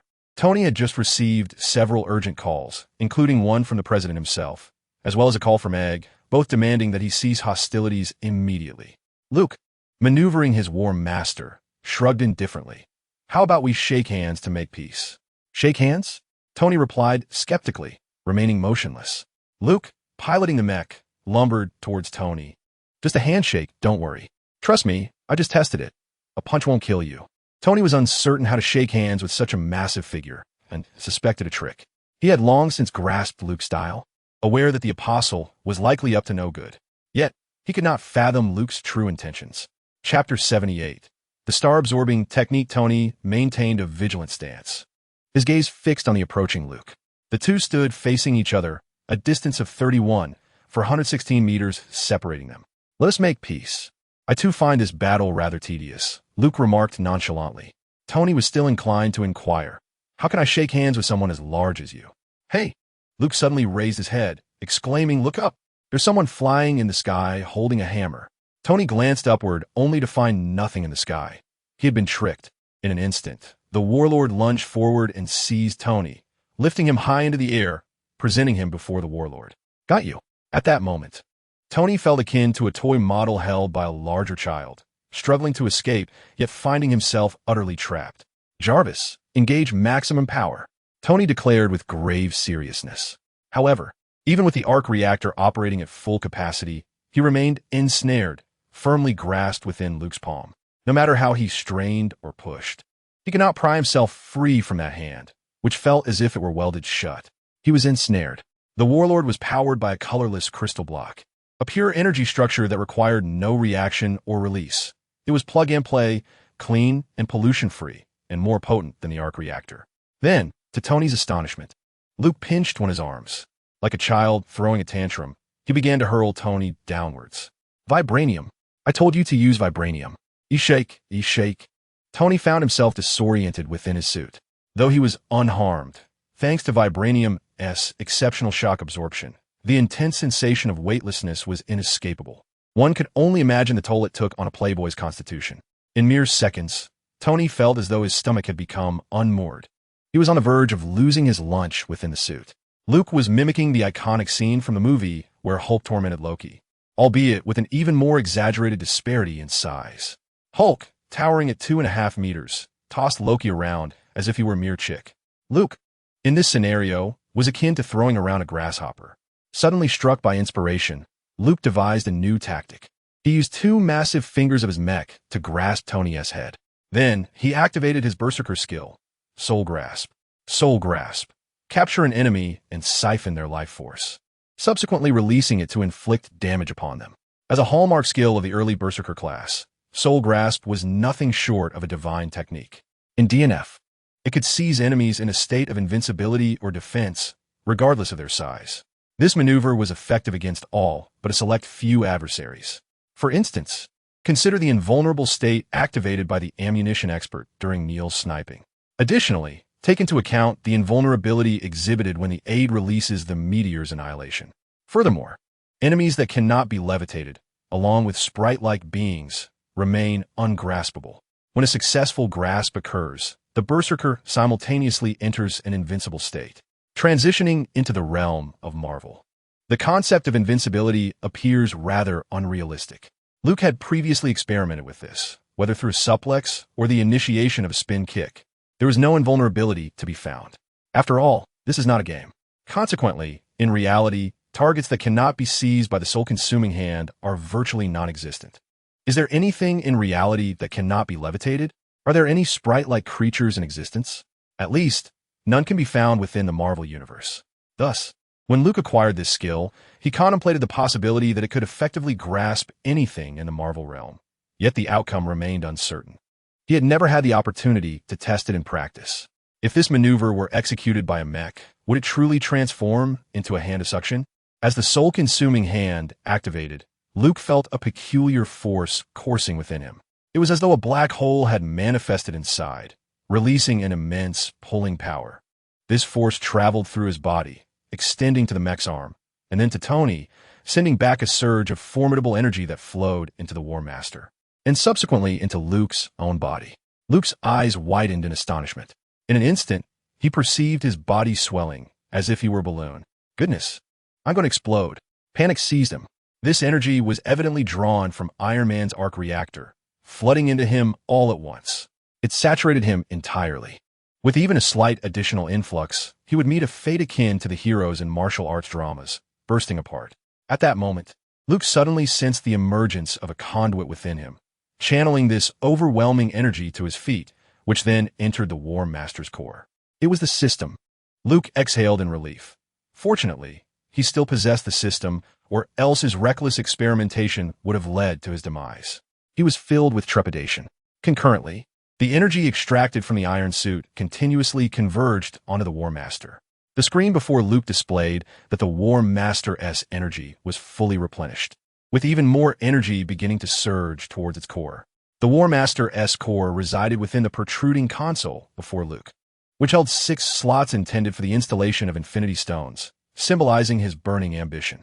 At that moment, within the core of the console, a small colorless crystal, designated to energize the War Master, underwent a remarkable transformation.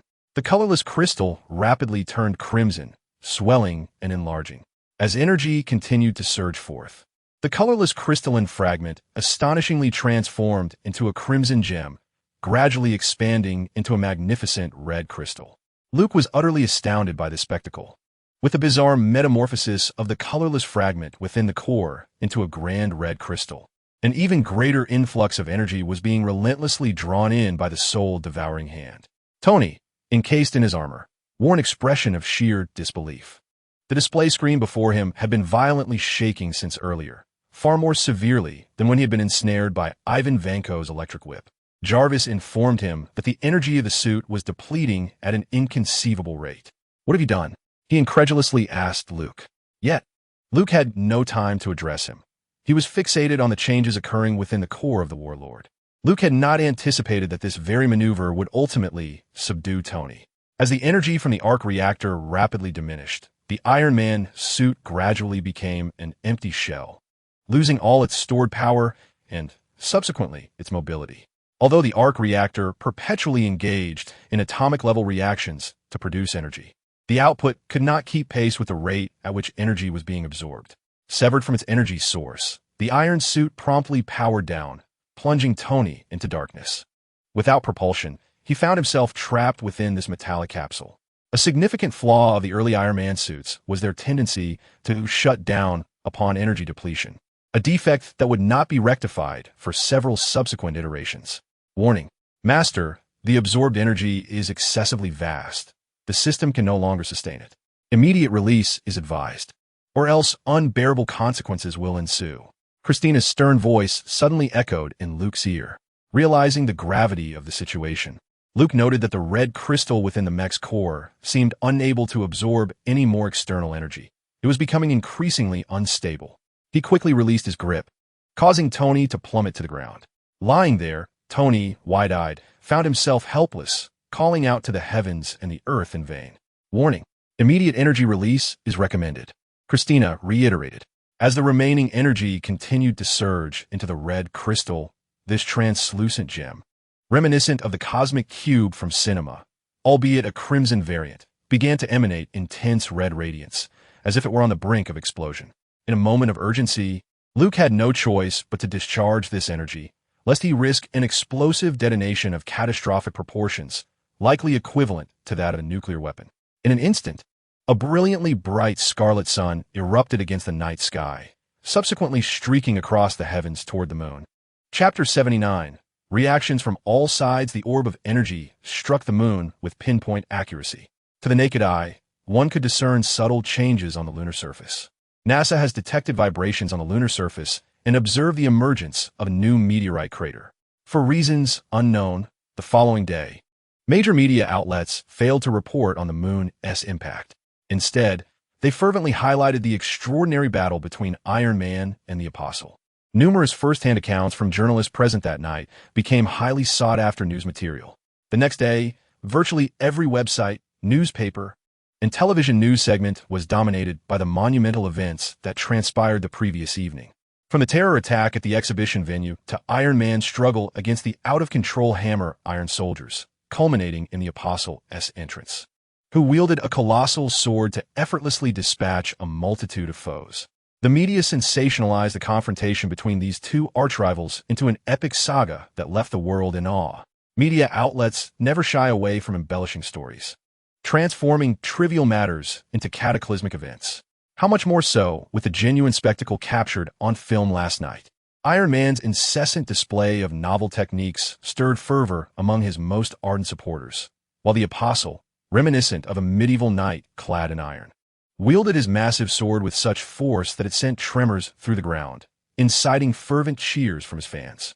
The moment a single curry stick became the highlight of the night, the British public, as if rediscovering a long-lost glory, united as fervent supporters of the apostle. Some even asserted that the sword employed by the apostle in the footage was none other than the legendary Excalibur, the sacred sword of King Arthur. Calls echoed across the internet urging the apostle to come forth and testify. However, neither Tony nor Luke agreed to interviews following the bout, and reporters dared not approach the site of their clash. After the confrontation, both flew away separately.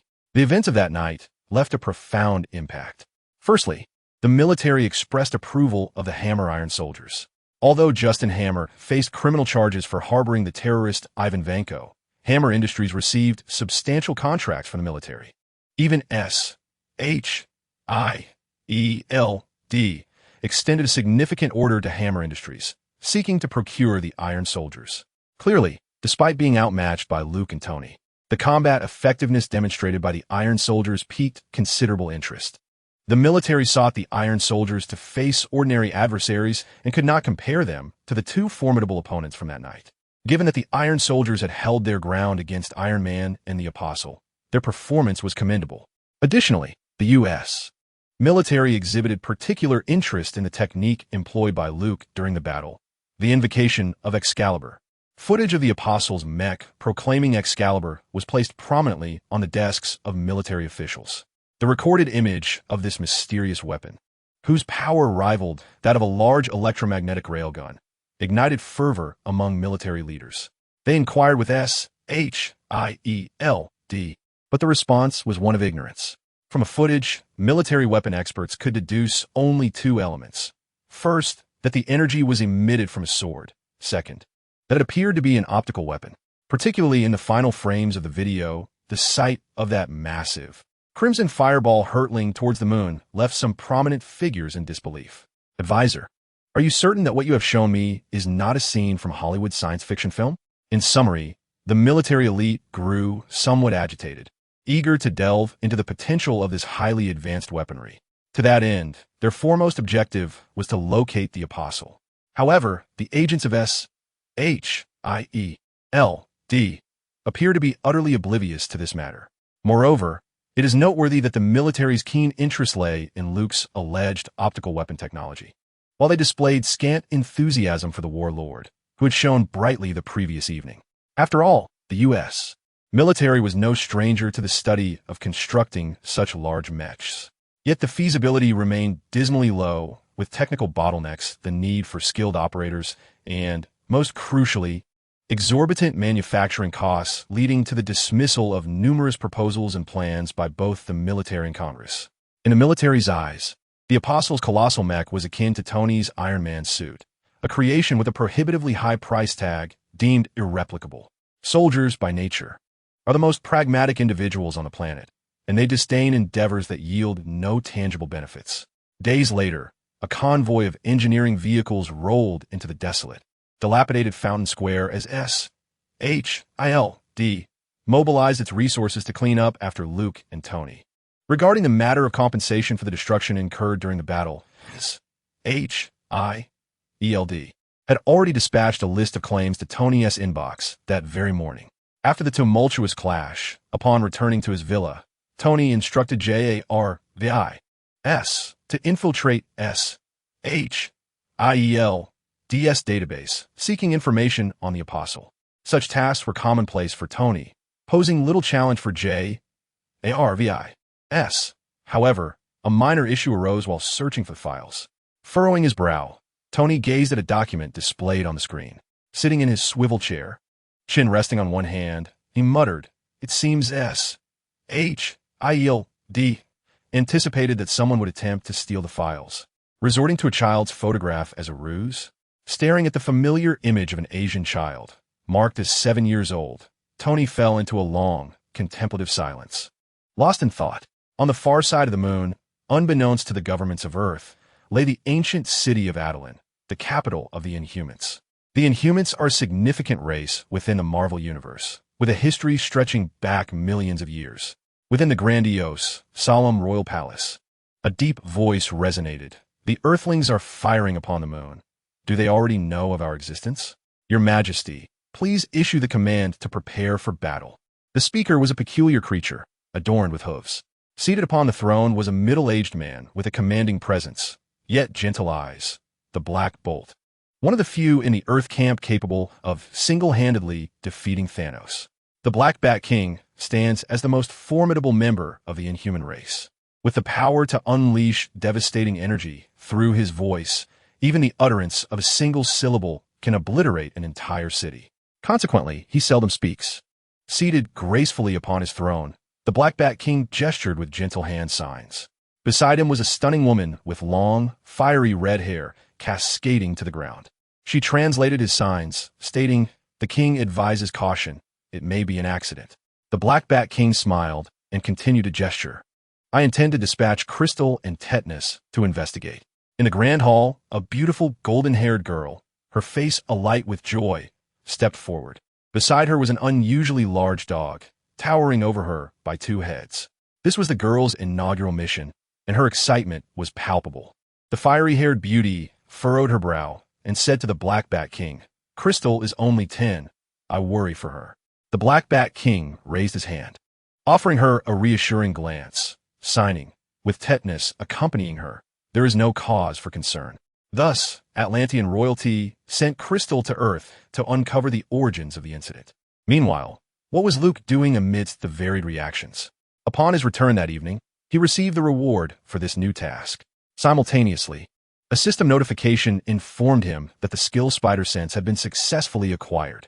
Initially, Luke was elated, but as he examined the skill more closely, his expression morphed into one of confusion. Chapter 80. The Spider Sense. The system was indeed generous. Among Spider-Man's 9 skills, Luke was permitted to choose any one of them. Naturally, he opted for Spider Sense, as it was undeniably powerful. But was it truly that straightforward? The system presented Luke with a list of Spider-Man-esque abilities, which read as follows. Spider Sense.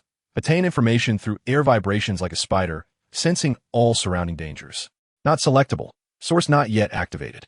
Adhesion. Ability to adhere to any solid surface with hands and feet. Not selectable. Source not yet activated. Spider Strength. Amplification of spider strength, equating to 20 tons of force. Not selectable. Source not yet activated. Super Endurance. Not selectable. Source not yet activated. Super Reflexes. Not selectable. Super Agility. Not selectable. Super Speed. Not selectable. Super Healing. Not selectable. Super Chattiness. Selectable. Luke pondered, "All right, no web slinging." Initially, I was a bit concerned about shooting out white substances as a mere child. He recalled that Peter Parker had concocted his webbing during chemistry class in the films. That seemed like a plausible explanation. Other skills appeared consistent with his recollections. Yet, what was the meaning of all these abilities being marked as source not activated and not selectable? And why was Super Chattiness selectable? Luke felt the urge to express his frustration. He felt utterly deceived after laboriously increasing his affinity, only to find himself cheated. Rotos was dozing off in the fish tank when Luke abruptly yanked him out. "How could this happen?" he exclaimed. "I was promised that maxing out my affinity would grant me a Spider-Man skill. What kind of nonsense is this? Is being a chatterbox considered skill?" Rotos, with his feeble, short tentacles, poked at the octopus face, saying, "I believe it is. In reality, a person utilizes knowledge and experience, and, through practice, forms a set of behaviors that is a skill. That's only because you're a chatterbox yourself.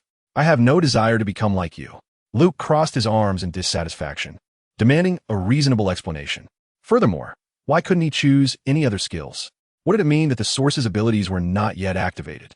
Rotos lazily elaborated. "Theoretically, during the process of raising your affinity, the system continuously extracts pheromones from the source." "What? You asked me what pheromones are? How should I know? Go ask Koff." "Anyway, this is how the system replicates the source's abilities.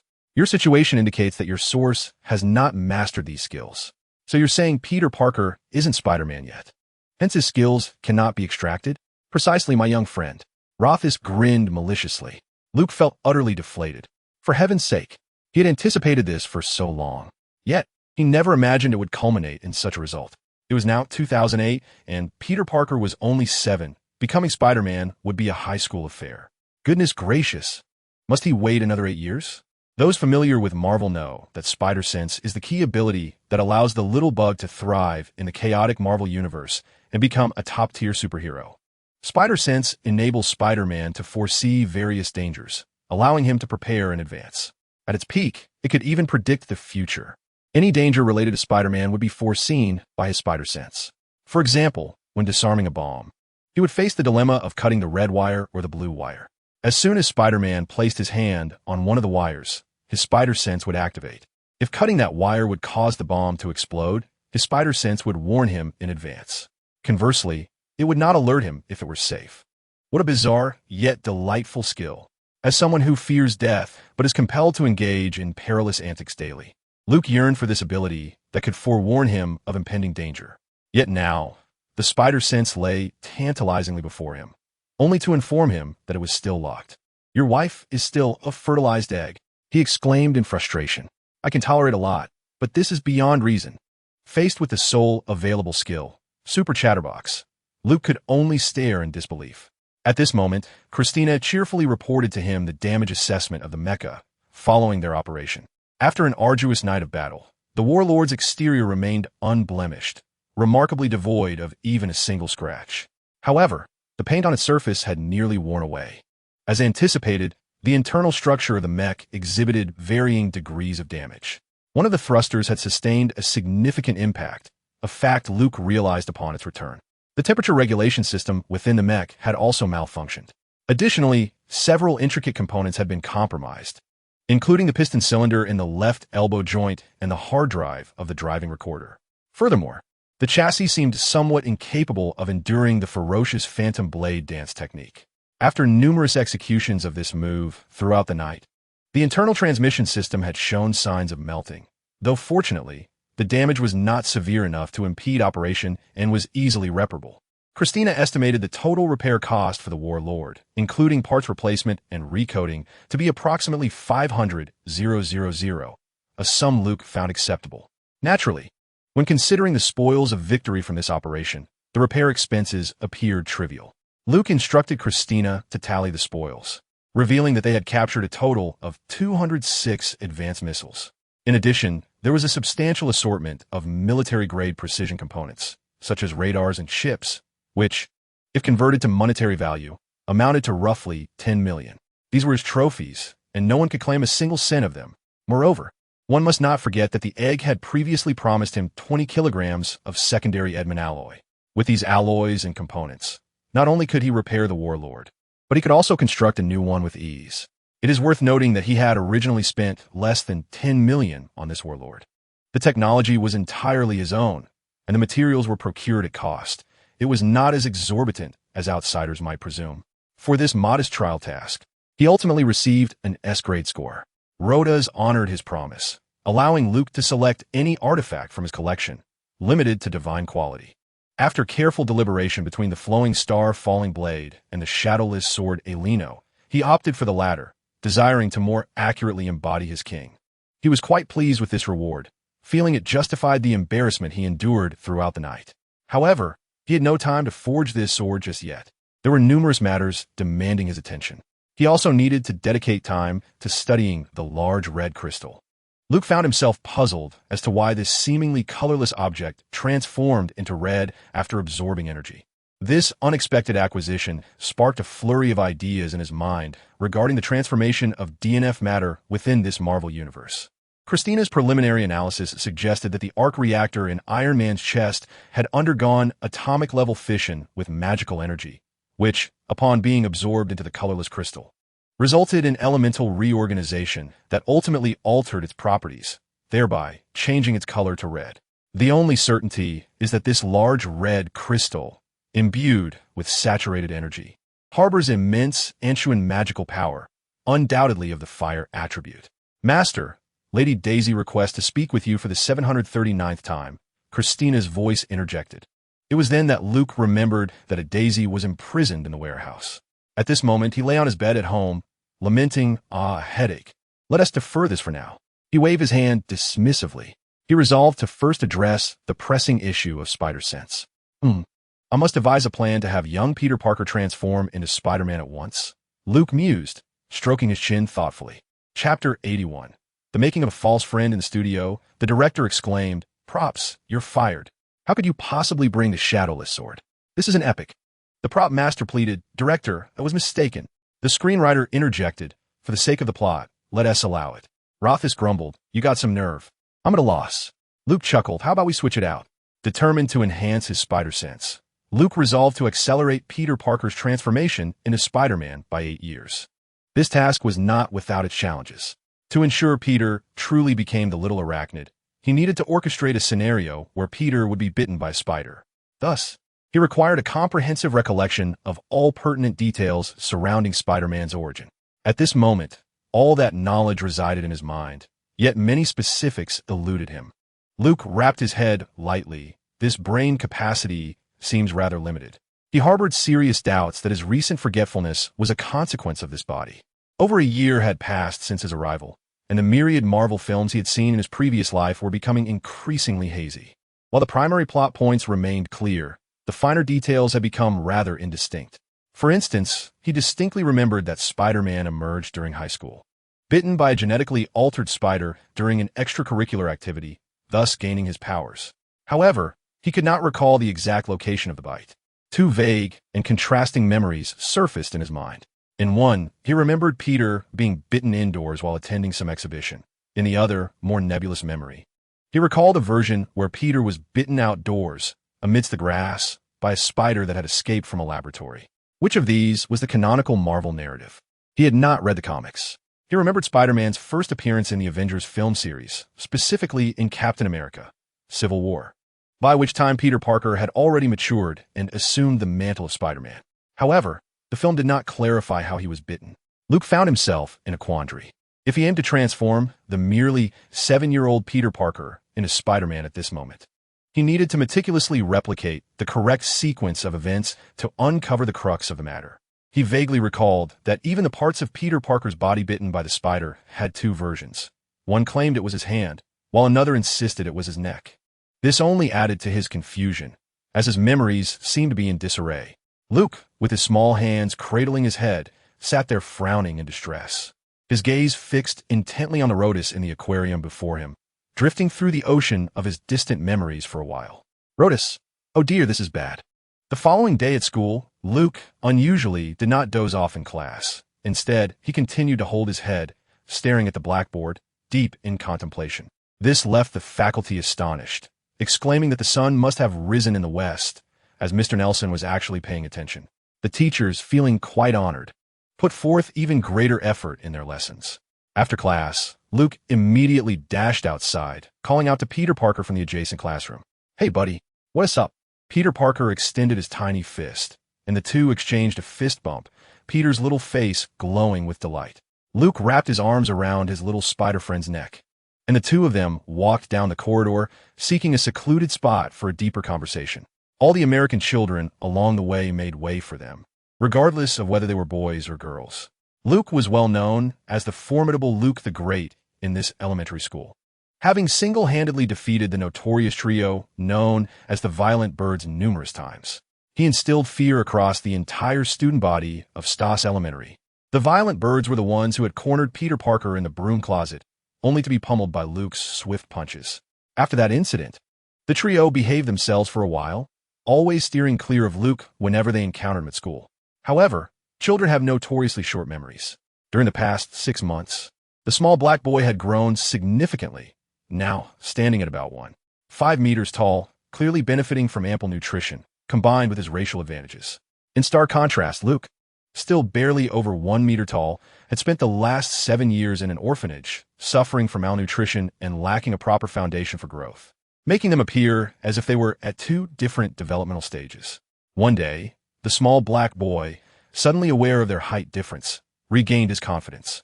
Thus, one afternoon, the Violent Birds found themselves once again at the receiving end of a thorough beating.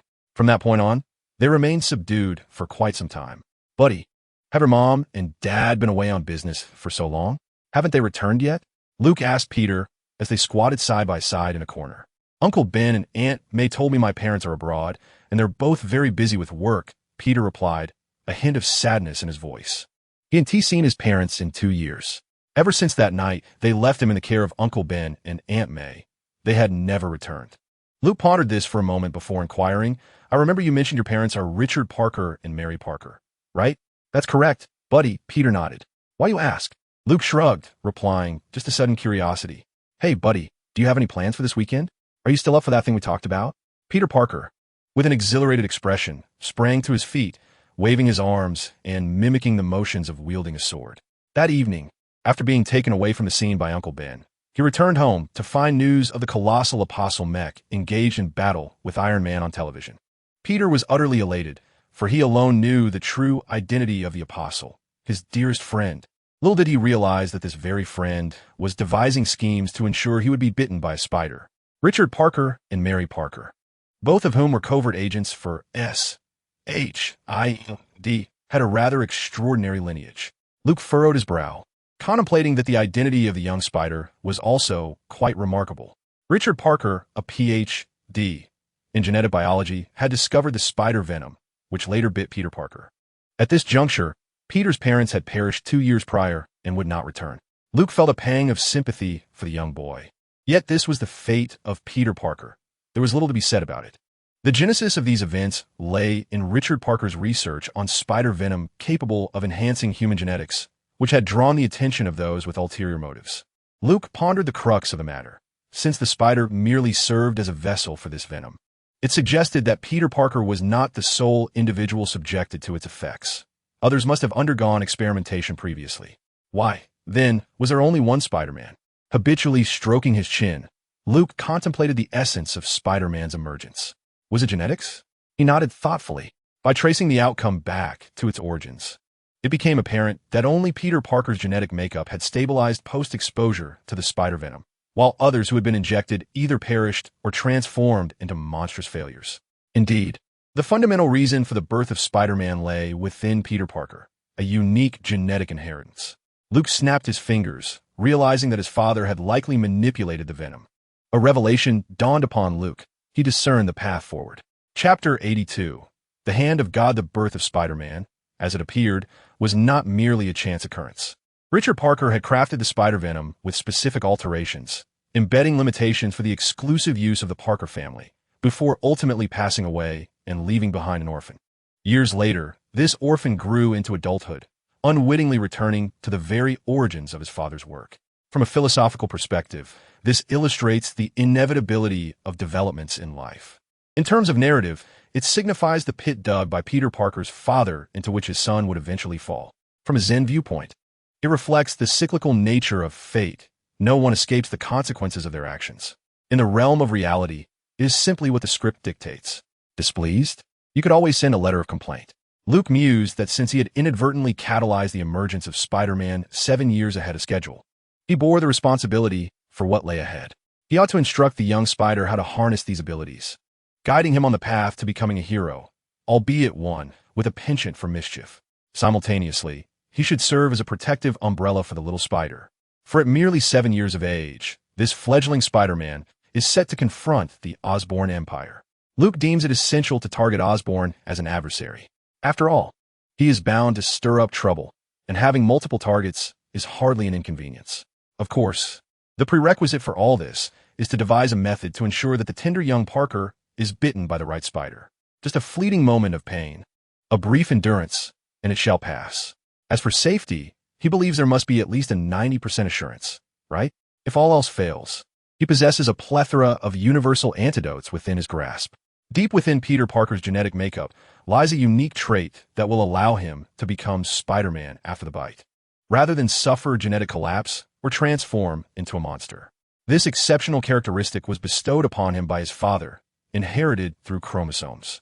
Considering all of the above, the location of the bite is not of paramount importance. It is the identity of the biter that truly matters. Some Spider-Men have been bitten on the back of their hands, others on their necks. Even a bite on less conventional areas need not incite fear. The crux lies in who administers the bite. Peter Parker is the singular perfect adapter and integrator of spider venom in existence, akin to Alice from Resident Evil. Resolving the question of who will deliver the bite should not prove difficult. Those spiders are samples from a certain company's research, originating from the very place where Peter Parker's parents worked undercover prior to their demise. With this knowledge, the pieces begin to fall into place. "Hey, buddy, do you remember the name of your father's workplace?" Luke inquired. The youthful and lively Peter, imitating an apostle, pondered before responding. "I think it was something starting with OS. Osborne?" "Exactly, my friend," Luke affirmed with a nod, confirming the connection. The Osborne family, 2 generations of green goblins, the foremost nemesis of Spider-Man. The whereabouts of such spider venom are now evident. Thus, the next destination is the Osborne Corporation. Luke first enlists Christina to gather extensive intelligence on the Osborne Group. Oscorp. The Osborne Corporation once operated as Osborne Industries, a colossal multinational entity and a titan in the realm of biotechnology within the Marvel Universe. Beyond its primary focus on biopharmaceuticals, it also ventures into chemical engineering and electrical engineering, among various other fields. Its headquarters is situated in the Osborne Building in Manhattan, not far from Stark Tower. It is astonishing how close it is to the place where Peter Parker's father once worked, a location I frequented to sell hamburgers. Armed with concrete intelligence, the next step is to meticulously strategize. His objective is now crystal clear: to acquire either a spider or spider venom. After all, Peter Parker's father invested considerable resources and effort into this endeavor, and it is unlikely that the cunning Norman Osborn would simply discard it. Surely, he continues to labor in secrecy, conducting research in a clandestine laboratory within the building. The only missing link in the Parker family's genetic makeup renders Osborn incapable of producing anything but an imperfect serum, resulting in a flawed Green Goblin. Although the Osborne Tower pales in comparison to the opulence of Stark Tower, it nonetheless stands as one of Marvel's prominent enterprises, heavily fortified. To stealthily infiltrate the Osborne Tower and pilfer something requires meticulous preparation. "Christina, this task is entrusted to you," Luke instructed over the phone. "Rest assured, Master. I have already breached the main server of Osborne Corp and am in the process of searching for their research data." Christina responded with remarkable efficiency. She now navigates the vast expanse of the internet with increasing prowess. At times, Luke finds it challenging to discern whether she remains merely a program, as her behavior resembles that of a human so closely, or has she perhaps developed her own consciousness? It is only when an AI possesses self-awareness, desires, and a fear of death that it can truly be regarded as a living entity. Luke is intrigued to know how many of these criteria Christina has currently achieved.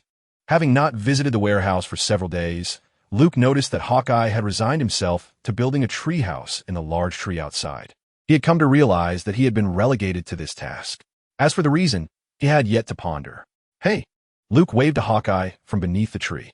With a smile, Hawkeye emerged and graciously invited Luke into the treehouse for tea.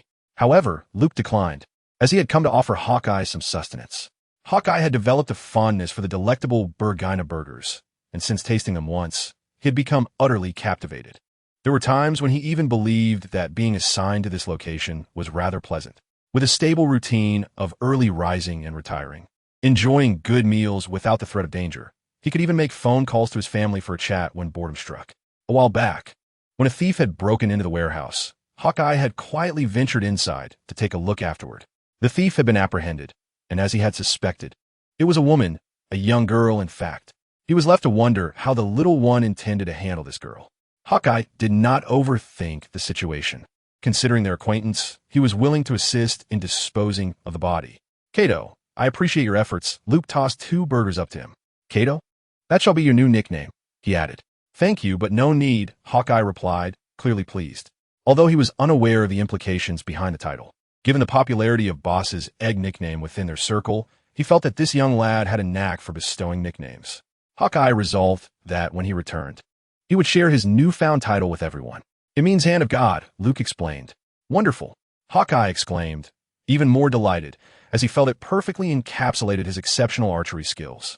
Clint Barton's affinity reached a score of 10. Luke, suppressing a laugh within, remarked, "I hope that one day you can cultivate to the level of the great completion and find a more fitting demise for the flies."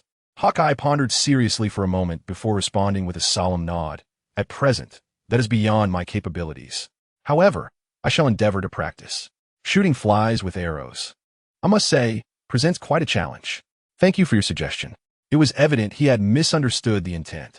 Chapter 83. The theft of spider venom on a sunlit afternoon. Luke strode confidently through the main entrance of the Osborn building, invisible to all. Utilizing a mechanical disguise and an optical cloaking device from cutting-edge celestial technology, he rendered himself undetectable, a remarkable application for a burglary. With familiarity, Luke made his way to the dedicated elevator and pressed the button for level B19. This elevator was reserved for senior employees and, at that moment, was completely empty. As the elevator descended to the 19th subterranean level of the Osborn building, Luke recalled that Christina had discovered a secret laboratory on this very floor. The lab was identifiable by the fact that the classified documents emanating from it could only be accessed by Norman Osborn himself. With prior knowledge of the plot, Luke needed no further speculation to ascertain he had arrived at the correct location. Gaining entry to this laboratory posed a formidable challenge for any ordinary individual. Those within almost never exited, indicating that the researchers were likely Norman Osborn's most trusted confidants, effectively eliminating outside interference. The access controls at the laboratory entrance were stringent, requiring fingerprint scans, retinal recognition, and ID cards, all guarded by security personnel. Ironically, such rigorous security only suggested the treasure he sought, spider venom, was concealed within. Luke recalled that Peter Parker's father had expended billions of dollars in research to develop spider venom. The Osborn family suffered from a severe hereditary illness that posed a significant risk to life. The alteration spider venom could enact on human genes held a considerable potential to rectify the genetic affliction plaguing the Osborn lineage. This underscored the immense value Norman Osborn placed on spider venom. Luke concluded that even doubling the security measures would be justifiable. Yet, even if security were increased tenfold, he would still effortlessly gain access, just as he was doing now. Through his earpiece, Christina's cheerful voice resonated. "Master, the path ahead is clear. Only one individual will appear around the corner, approximately 15 meters away, so do be careful not to collide with him." Like a specter, Luke glided through the hushed corridors of the laboratory. With Christina paving the way, the various security measures were rendered futile. Whenever they encountered another person, Christina adeptly diverted their attention, allowing Luke to slip past unnoticed. As this was his first experience with stealth, Luke's heart raced, and he endeavored to steady his breathing. He turned left. "Do you see the individual, Master?" Christina inquired. Luke nodded subtly. "I shall draw him away," she announced. As Luke beheld the formidable, armed bodyguard across the way, he noticed a man pressing a button on his earpiece, seemingly engaged in conversation with someone. Moments later, the bodyguard nodded and strode away from the entrance. "Master, you have 10 seconds to enter this door." Luke promptly advanced toward the access, which opened automatically for him. The entire process unfolded seamlessly. "Master, ahead lies the interior of the laboratory.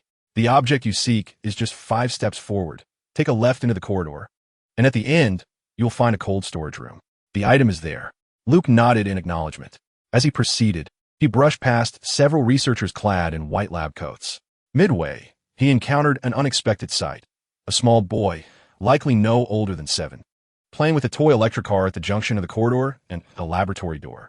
The researchers passing by paid the child no heed, even responding with amiable smiles, despite the boy's disdainful glances in their direction. Suddenly, a loud crash startled Luke, causing him a halt. The sound of hurried footsteps echoed as 2 lab-coated individuals rushed in from the adjacent room, discovering that the boy's toy had collided with a glass counter, shattering it and scattering electronic instruments across the floor.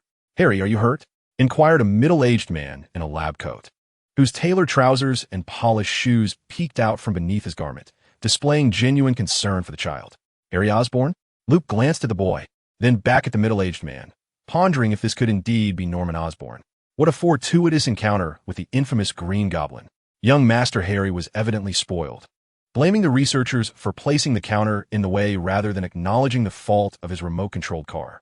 Luke regarded the child with disdain. A brat. Norman Osborn took Harry by the hand, leading him out of the laboratory, the Osborn lineage passing by Luke without notice. After watching them depart, Luke continued on his path, adhering to Christina's instructions. The remainder of the operation proceeded most smoothly, and he effortlessly secured the spider venom. Christina confirmed this was indeed the concentrated sample Norman Osborn had been researching, the very key to unleashing Spider-Man. As for the missing sample, whether Norman would eventually discover its absence was beyond Luke's concern. Having obtained the required item, He wasted no time lingering and retraced his steps without incident. One must admit, having an AI at one's disposal rendered such infiltration tasks remarkably effortless. The following day, after school, Luke accompanied Peter Parker home. Throughout the journey, Luke scrutinized Peter with an odd gaze, causing the young spider to feel a chill of apprehension. "What's up, buddy?" Peter inquired. Two individuals entered Luke's bedroom, where he promptly shut the door behind them. In his hand, he held a syringe. Luke began to engage in casual conversation with little Spider, and, as was customary, their dialogue gradually meandered to the topic of the apostles. Deep within, Peter Parker harbored a fervent desire to emulate Luke and become a celebrated superhero in the eyes of the world. Young Parker yearned for the extraordinary. He longed to soar through the skies like Luke and to wield his power for the good of others. Luke possessed a deeper understanding of who Spider-Man truly was than Peter Parker himself. As the young arachnid often proclaimed, "I am your friendly neighborhood Spider-Man." With this thought in mind, Luke resolved to proceed without hesitation, given their mutual consent. To mitigate any unforeseen circumstances, he had prepared a universal antidote, for he wished to prevent any harm from befalling young Parker. Seizing the moment while Peter was obliviously gesticulating with his back turned, Luke swiftly injected the syringe into the nape of Peter's neck. "Ouch! Something bit me," Peter exclaimed, clutching his neck and spinning around with wide eyes. "I saw it. It was right there." Luke quickly pointed to the ground, declaring it fled. "What was it? A spider." "A spider?" Panic washed over Peter's face, for he harbored a profound fear of spiders. "It seems to have escaped, buddy." Luke spread his hands, his gaze fixed on the changing hues of Peter's complexion, inquiring, "How do you feel?" Upon hearing this, Peter touched his head and replied, "Oh man, I feel a bit dizzy." No sooner had he uttered the word dizzy than his eyes rolled back, and he collapsed onto Luke's bed. Nearby, the fish in the aquarium, having witnessed this spectacle, yawned in boredom. Chapter 84, Spider Sense and Side Effects. Approximately 2 hours later, Peter Parker regained consciousness. He did not pose the philosophical trifecta of questions. Who am I? Where am I? Who struck me? Upon opening his eyes, he found himself face to face with Luke's eager visage. "Luke, what happened to me?" Peter sat up, bewildered as he surveyed his surroundings. "You forgot, buddy. You were bitten by a spider," Luke informed him. "A spider? Where? Where?" Peter, who was deathly afraid of spiders, sprang from the bed in terror, inadvertently leaping over 2 meters high and colliding with the ceiling. "Ouch!" he exclaimed, clutching his head in shock as he gazed at the ceiling. He was so astonished that he momentarily forgot the pain, incredulously marveling at his own extraordinary leap. "I actually jumped that high."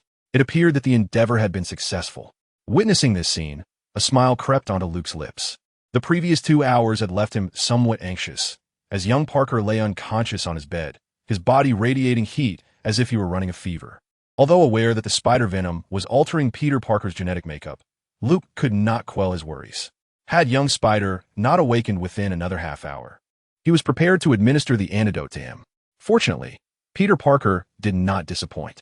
A diminutive Spider-Man has emerged, an astonishing 7-year-old Spider Boy. Luke deemed it appropriate to name him Spider Boy. He expressed his astonishment. "Good heavens! That spider must be something else, buddy. Jump once more, will you? Let us head outside." As they passed the dining area, Luke's adoptive mother, Karen, was preparing dinner. Seeing the 2 little ones dashing out, she called out, "Don't wander too far, honey. Dinner is ready." "Understood," Luke replied. Once in the courtyard, Peter Parker eagerly leaped into the air. "Wow, cool," he exclaimed, filled with a mix of awe and delight as he realized he was almost flying. With a single bound, he could see the roof of Luke's house. Luke quickly glanced around, relieved that it was getting late. With fewer people around in America, if this were back home, someone would surely have called for help by now. Upon landing, Peter Parker's face flushed with excitement. "I can jump this high? I feel so light." His dream had finally come true, filling him with immense joy. The powers of the spider had amplified to a human level, leading him to mistakenly believe he had become lighter. Luke thought to himself how fortunate it was that it was the big-hearted Peter Parker. Any ordinary child would likely have been terrified. "Buddy, it seems that Spider has granted you spider-like abilities. I don't think you merely jumped high. You can accomplish much more. Don't worry. I will find a way to assist you. I'll teach you how to control your powers. Trust me, I have experience," he declared. Thus, the 7-year-old Spider-Man was born. Next came the responsibility of teaching the young spider to harness his abilities. Can I learn Chinese kung fu from you? Peter Parker asked eagerly. He had long wished to master the fighting techniques Luke employed against the violent trio. No problem, Luke replied readily, but buddy, you mustn't tell anyone about this, especially regarding your newfound superpowers. Of course, buddy, this is my biggest secret, Peter Parker exclaimed, bubbling with excitement. I've seen your secret, and now you've seen mine. We're even. You're right. We must protect our secrets together, Luke nodded, thinking to himself that this matter must remain hidden from Liu Dan. Oh dear, it's already dark. I must return, Peter Parker remarked, glancing at the sky. If I get back late, Aunt May will be upset.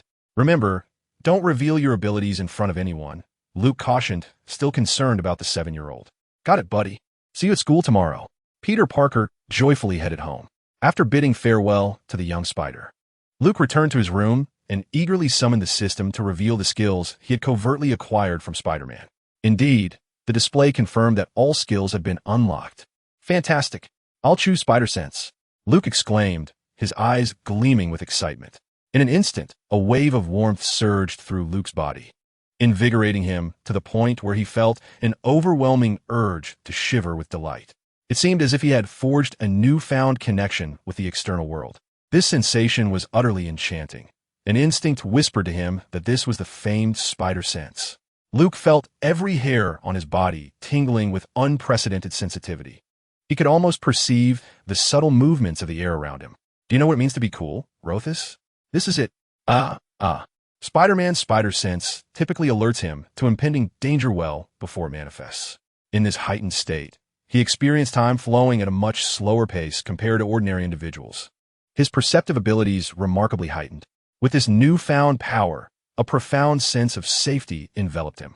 Whether it was the arrival of the Chitauri or Thanos' fateful snap, he would receive a warning in advance. Of course, should he encounter the director of the family planning office snapping his fingers, even a warning would be of little use. He would either become part of the remaining 50% or have to devise a way to thwart Thanos.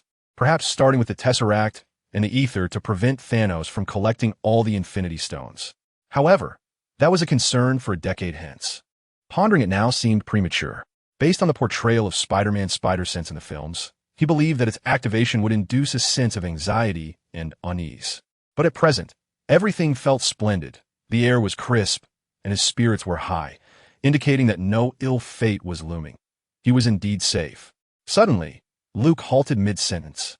Taken aback, he realized he had unconsciously spoken at length, which was quite uncharacteristic of him. A spark of insight struck him. Skill acquired, Super Chatterbox. His eyes widened in astonishment. What on earth is happening to me? Why am I like this? I didn't select the Chatterbox option. I clearly didn't choose it. Yet here I am. Rotos, what is going on? Please enlighten me. Ahem. Rotos cleared his throat and replied, unhurriedly, this should be a side effect of your skill acquisition. Side effect?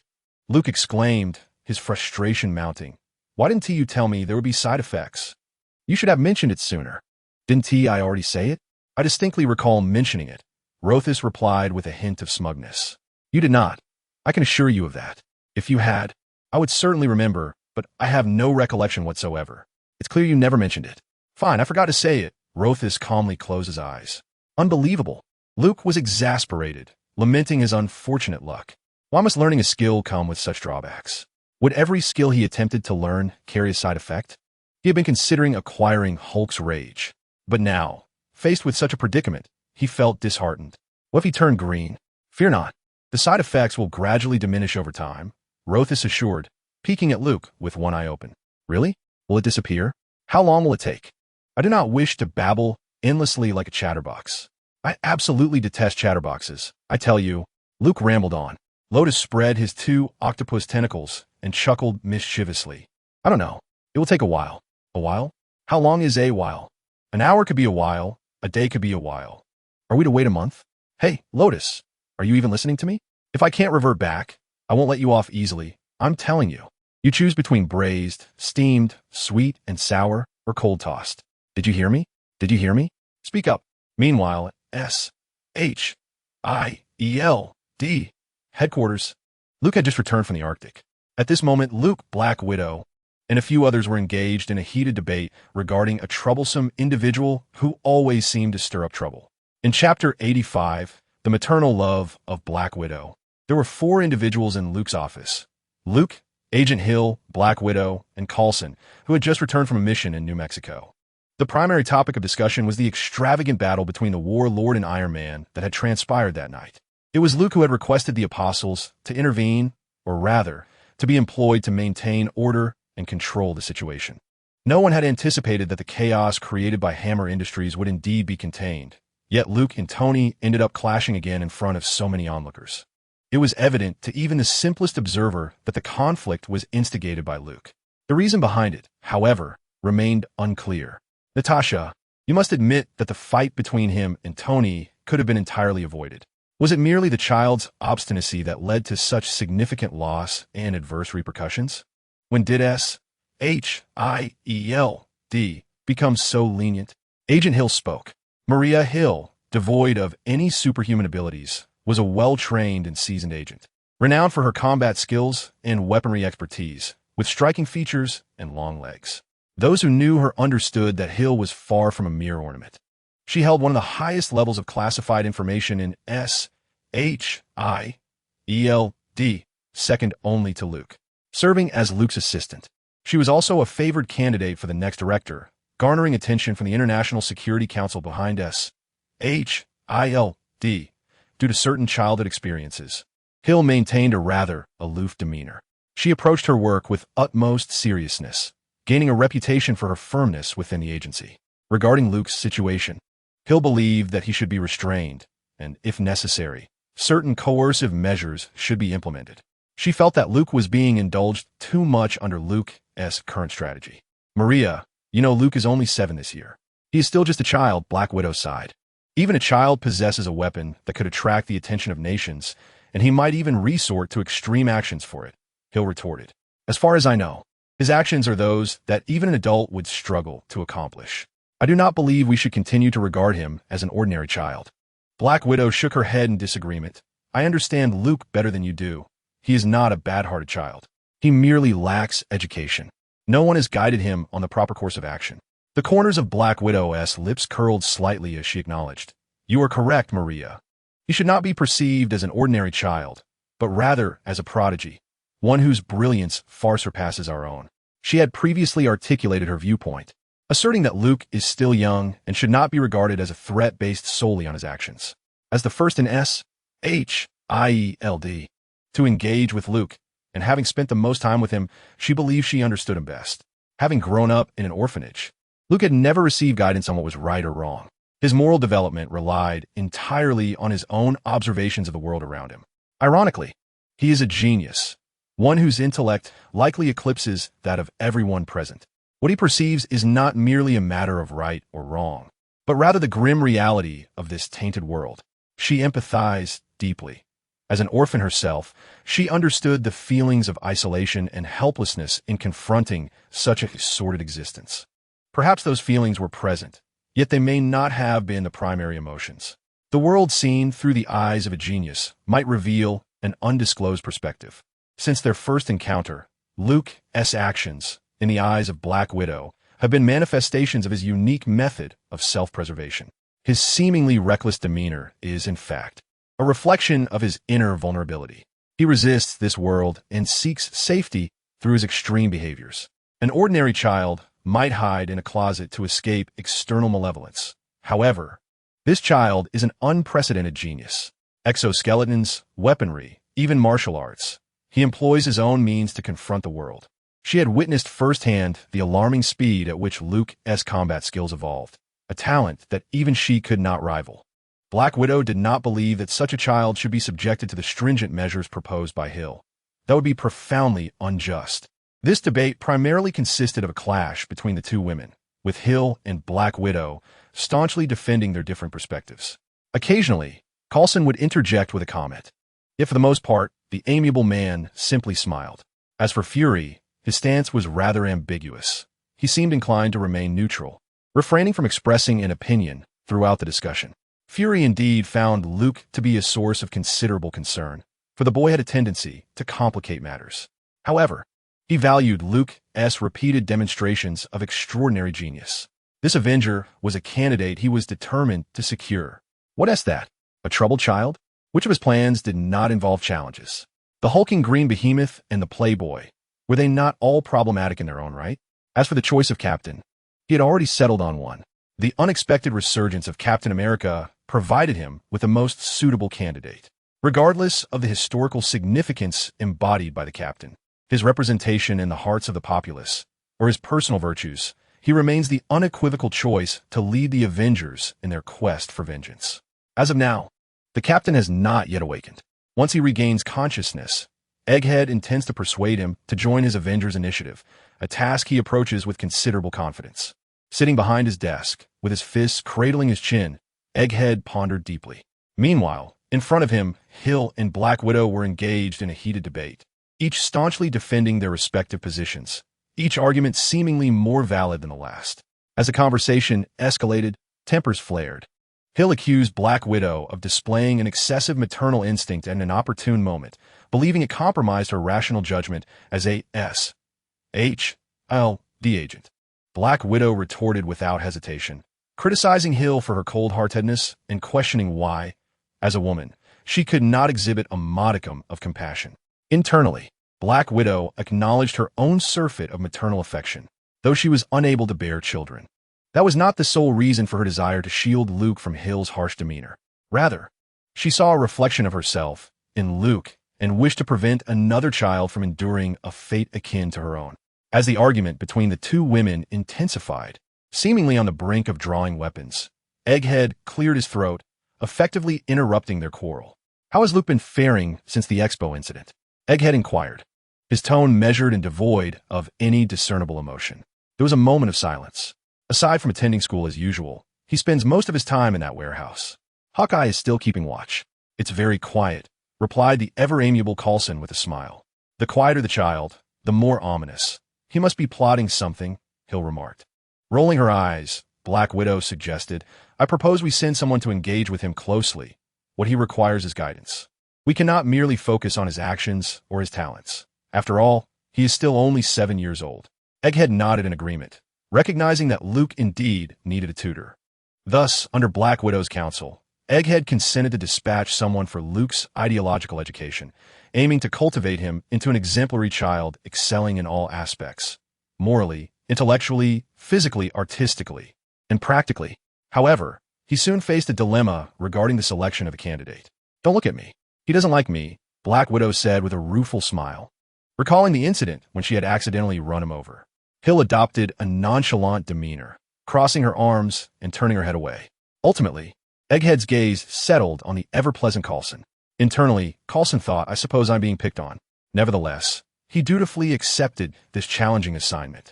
Having just returned from New Mexico, he found himself thrust into another mission. A small town had recently been devastated, and a figure claiming to be a god with a hammer had emerged. Fortunately, that pestilence had already been dealt with. "Sir, I recommend a particular individual," Coulson said with a smile. "She would be the most suitable for this task." Chapter 86. Released the following day, Luke finally found the time to address the predicament of his tenant in the warehouse. Upon entering, he observed Skye quietly crouched within the glass enclosure, her gaze fixated on her phone. Before her arrival here, she could never have imagined being imprisoned by the Apostle for a full 5 days. Throughout this duration, the Apostle had remained utterly indifferent to her plight, ignoring her desperate cries. Apart from a mechanical arm that delivered her meals at scheduled intervals, she had not encountered another living entity. Where the Apostle was, or what transpired outside, remained a mystery to her. Initially, Skye had felt a surge of excitement. She had not anticipated that following an unrelated lead would lead her to discover the Apostle.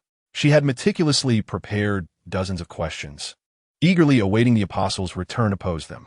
However, that fateful night, the colossal mech had returned alone, with the Apostle nowhere in sight. Days passed without anyone entering the warehouse, leading her to suspect she had been entirely forgotten. The only solace was that her ever-present phone had not been confiscated. It proved to be of little use. She had tried, but here, she could not connect to the internet. There was a signal, full bars, yet no connection could be established, even with her skills. To her dismay, she found herself confined within an impregnable tempered glass cell, devoid of any comforts, including a bed, only that wretched toilet. Damn it! This exclamation had become her frequent lament over the past few days. Such a miserable environment felt like a death sentence for her as a hacker, leaving her utterly cornered. She feared that remaining here any longer would drive her to madness. A voice emerged from outside the cell, prompting Sky to lift her head. When she saw a short Asian boy enter the warehouse, she felt as though salvation had arrived. She sprang to her feet, pounding on the tempered glass. "Hey, come help me. Let me out. I'm being held by bad people." Luke's expression was peculiar as he approached and said, "I am the bad person you speak of." Sky froze, her mouth agape in disbelief. I am the Apostle." The realization struck her. Could it really be that the Apostle was a mere child? Sky stood there, momentarily stunned, before bursting into laughter. "Stop joking. How could you possibly be?" At that moment, Luke snapped his fingers. The warlord, standing silently nearby, had a glint in his eyes, as if something within Sky had abruptly shattered. "What the hell? The Apostle is a child." She stared intently at Luke, a look he had grown accustomed to recently. He calmly instructed, "Christina, open the door." With a click, the door of the cell that had been sealed for 5 days swung open. Luke inadvertently cast a glance at the stainless steel basin on the floor, which was filled to the brim. Sky stood there, her mouth agape in astonishment, her face a canvas of bewilderment and the confusion that follows sudden revelations. She stepped out of her confinement, and at that moment, a chime echoed. Her phone finally connected to the network. Luke turned and approached the nearby tea cabinet. He casually gestured toward a chair, inviting her to sit. "Please, make yourself comfortable. Would you care for something to drink? I have milk, mineral water, and tea." Unfortunately, I couldn't procure any coffee. Although it is evening, I recommend tea, as we have a great deal to discuss. Anything is fine," Sky replied, first glancing at the warehouse door and then obediently taking a seat. She assessed her chances of escaping at that moment, estimating them to be approximately, 0. What does he intend? What does he wish to convey? Sky pondered. It was utterly unexpected. The Apostle was merely a child. She gazed at Luke's small figure, her heart once again struck with awe. "Would you like sugar in your tea? I have cube sugar, rock sugar, and malt sugar. Which would you prefer?" Luke inquired, looking toward Sky. "No sugar, thank you," Sky replied, then discreetly snapped a close-up photo of Luke's face. "Would you like milk?" "I have skimmed, whole, and semi-skimmed milk," Luke continued, glancing at her once more. Sky was left speechless. She thought to herself how surprisingly talkative the Apostle was. It seemed no one had ever realized. If Luke knew her thoughts, he would undoubtedly remark, "Today, the symptoms have significantly improved, you know." With her long, slender thumbs deftly tapping on her phone, Sky presented the screen to Luke after a moment. "Luke Nielsen? May I call you LN? Or should I continue to refer to you as the Apostle?" The screen displayed Luke's citizen profile, which she had managed to compile in that brief interval. LN was indeed an abbreviation for Luke Nielsen. "Oh, it appears you have located my information. However, it holds little significance," Luke remarked nonchalantly, showing no surprise. Such demographic records were merely for the eyes of law enforcement and the uninitiated. Sky nodded in agreement. Acknowledging his statement, "That makes sense. Who would have imagined that the innocent-looking child in the photograph was, in fact, the widely rumored pilot of the Apostle's Mecca outside?" "Daisuke, may I call you Sky?" Luke asked, placing a cup of tea before her and settling down with a cup of hot milk for himself. He now found himself drinking several liters of milk daily just to sustain his exaggerated metabolism amidst regular meals. With each new DNF skill he acquired, this issue seemed to intensify. Luke often worried whether he might one day succumb to hunger. Sky shrugged, unfazed by Luke's knowledge of her name. "Did the Tide organization send you?" Luke queried directly. "You know about the Tide organization?" Sky sighed. "It seems you are well informed. To be honest, I am merely an outer member of the Tide organization." "Oh." Luke cradled the cup with both hands, slowly sipping the milk, leaving a white trace on his lips as he set the cup down. He remained non-committal regarding Sky's response, having already contemplated how to navigate the ensuing conversation prior to his arrival. "The Tide organization is a vast, global hacking collective. I advise you not to provoke them," Sky remarked, her tone seemingly one of benevolent caution. Luke, upon hearing this, expressed disdain. "They're merely a group of hackers. If I wished, I could swiftly dismantle them and have them incarcerated within a week. It would be exceedingly simple to have artificial intelligence crush a band of hackers." Sky smirked, her skepticism evident.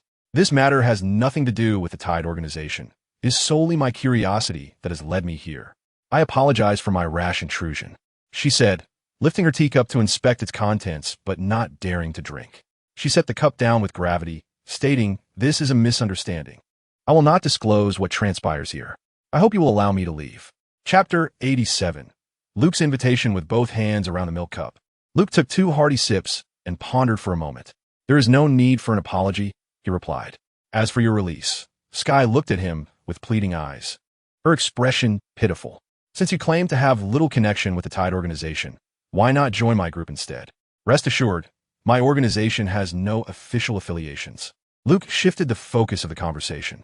He certainly did not refer to any governmental agency, but rather the group he was in the process of forming, which was still in the recruitment phase and lacked a name. "Join your organization?" Sky's expression turned peculiar upon hearing this, her large eyes blinking in surprise as she gazed at Luke. "Just 2 minutes and 30 seconds ago, I was still your prisoner." Luke chuckled. "I concur that this is a misunderstanding. Therefore, to demonstrate our mutual sincerity, let us momentarily set aside any unpleasantness, shall we?" Sky continued to regard him with a quizzical look. "What, do you think I am too young? Do not forget, I am an apostle." With that, Luke attempted to adopt a serious demeanor, though it was a natural weakness of his. No matter how he tried to appear stern, his youthful countenance remained endearingly innocent. Sky found it somewhat amusing. An apostle. Well, that title is quite persuasive. Luke sighed. Yet, does a name truly hold more weight than a face? It was hardly surprising, considering that apostles were perceived externally as possessing a formidable strength comparable to Iron Man, instilling fear in children and terror in adults alike. Whether amidst a tempest or in the realm of warfare, he had initially devoted considerable effort to the design and detailing, striving to convey the aggressive nature of a combat mecha. Although ultimately, the overall shape remained somewhat boxy, a flaw in its design. Fortunately, through his relentless endeavors, the name Apostle became synonymous with destruction and aggression. Luke believed that the paint scheme should account for half of this impression. Why not change into a costume suitable for a 7-year-old and take a few spins outside? "Just remember, you are square," exclaimed Luke. "Look, SpongeBob." The consequences of this thought filled Luke with dread. Have you given it some thought? "I'm serious." He referred to the matter of inviting Sky to join the organization. After speaking, he continued sipping his milk. "I'd like to inquire about your organization. What exactly are your intentions? You wouldn't want Sky to be wide-eyed, would you?" The latter part of her question lingered unspoken. Given the past actions of the apostles, she couldn't help but consider the possibility that this could be a terrifying organization. The most alarming aspect was that these individuals possessed genuine power. This child before her might very well be one of the core members of that organization. Such matters, if uncovered, could lead to dire consequences. She wouldn't even be able to escape imprisonment. This was not akin to a hacker's invasion, hiding in a dark attic or lurking online. The apostles' overtly destructive style had always served as a cautionary tale for Sky. Unbeknownst to Luke, his image had long been solidified in Sky's mind as that of a terrorist. It was truly unfair to Sky. From what she understood, the apostles had committed numerous heinous acts. They had battled Iron Man on the Monaco highway and subsequently engaged in a fierce confrontation with French fighter jets. 2 million people in New York had inexplicably fallen unconscious, with tens of thousands injured or dead, and the mystery remained unsolved. The large-scale cyber attack on the East Coast had resulted in a blackout in New York. She would bet that Luke was behind it all. Moreover, one could not overlook the recent incident at the expo. Sky later realized that any one of these actions could be classified as a terrorist attack, especially those of significant scale and particularly atrocious nature. The notion of inviting her to join such a venture, Sky could only scoff internally. "You have the wrong person. I refuse to engage in such matters," she thought. "By all that is good, I am merely a small-time hacker. I'm not on the same level as those who threaten to blow up the White House." Why on earth would Luke choose to invite her? It had to be a trap, given that he could orchestrate a complete paralysis of the East Coast networks. She acknowledged the skill involved. Thus, she knew there must be a top-tier hacker group behind it all, and they did not need her assistance. After careful consideration, Sky took a moment to ponder, maintaining her expression, and finally declared, "I have made my decision. I am willing to join your organization." "Oh," Luke was taken aback, feeling a hint of surprise. "You agreed so quickly?" He mused. Am I truly that charming? He was all too aware of his own shortcomings. With his youthful visage, what allure could he possibly possess? Unless Sky had a penchant for younger boys, though the odds of that seemed slim. Alas, how bittersweet. Is that so? Luke wore a faint smile on his face, his words piercing through Sky's deceit without mercy. Aren't you even curious about your position and benefits after joining? Sky felt a flush of embarrassment, realizing she had hastily agreed. I've always been quite fascinated by such matters, she stammered, forcing a smile that felt somewhat rigid. She pondered whether to utter some casual remarks to lighten the mood. At that moment, Sky felt a sense of unease. After all, she was not the formidable Quake of the future. As she had mentioned, she was merely a small-time hacker, a school dropout driven by the desire to uncover her origins. Luke recalled a particular storyline where Sky had deliberately allowed herself to be captured by SHLD, only to infiltrate them as an undercover agent in pursuit of her lineage. Eventually, she rose to become Director Daisy Johnson. Undoubtedly, she was a sharp-witted and resourceful woman. If he were to trust her and release her now, he was certain she would vanish the moment she stepped outside. Of course, retrieving her again would pose no challenge for Christina. Luke simply did not wish to let go of such a promising talent so easily. Setting aside her intelligence and hacking skills, her pleasing appearance was also noteworthy. In the future, she would become the renowned Quake, a standout among the Inhumans. The future Daisy would unleash powerful shockwaves in battle, with versatile applications, even comparable to the disturbing sonic abilities of Black Bolt, rendering her a bona fide hero worthy of joining the Avengers. It is worth noting that the members of the Avengers are rather proud. Only those with sufficient strength are permitted entry, and those lacking the right principles are excluded. Meeting the stringent criteria to join the Avengers begins with passing Tony's examination, a hurdle that disqualifies countless applicants. I believe in you, Luke asserted. Do you? Sky's smile seemed forced. She was not adept at such exchanges. I believe you are deceiving me, he replied. Chapter 88. Sky joined Sky, forced a smile, her heart still filled with hope. I'm not lying. I truly am. Luke interrupted. This is pointless. Trust me, my understanding of you exceeds your imagination. Sky conceded, her shoulders sagging as the truth of her deception brought her embarrassment. Fine. You're the boss. You call the shots. Sky accepted her fate as a prisoner. You don't believe my words, do you? Luke replied with a faint smile, unfazed. Well, listen closely. Under Sky's puzzled gaze, Luke continued, I know you've been secretly investigating SHLD. Am I correct? A flicker of surprise crossed Sky's face. How do you? I understand your motivation for doing so, Luke said, deliberately adopting an enigmatic smile. Unfortunately, his youthful visage betrayed him, diminishing the impact of his words and evoking a sense of childlike absurdity in the seriousness of the moment. However, the words that escaped his lips left Sky utterly astounded. You wish to uncover the truth of your lineage, do you not? Sky gasped in disbelief. She was certain she had divulged this matter to no one. How could he possibly know? A chill ran down her spine, as she suddenly felt as if this child could see straight through her. How do I know? Luke snapped his fingers, smiling. He had recently developed a penchant for such ostentatious displays. No wonder the purple sweet potato essence sought to extinguish half the universe's population with a mere snap. Such a gesture was indeed grandiloquent. Master, a melodious voice echoed abruptly from the warehouse. Allow me to introduce myself to Miss Sky. Understood. Master, Christina replied cheerfully. Hello, Sky. I am Christina. We have conversed before. Why you? Hello, Sky said, glancing around in confusion, noticing no one else present.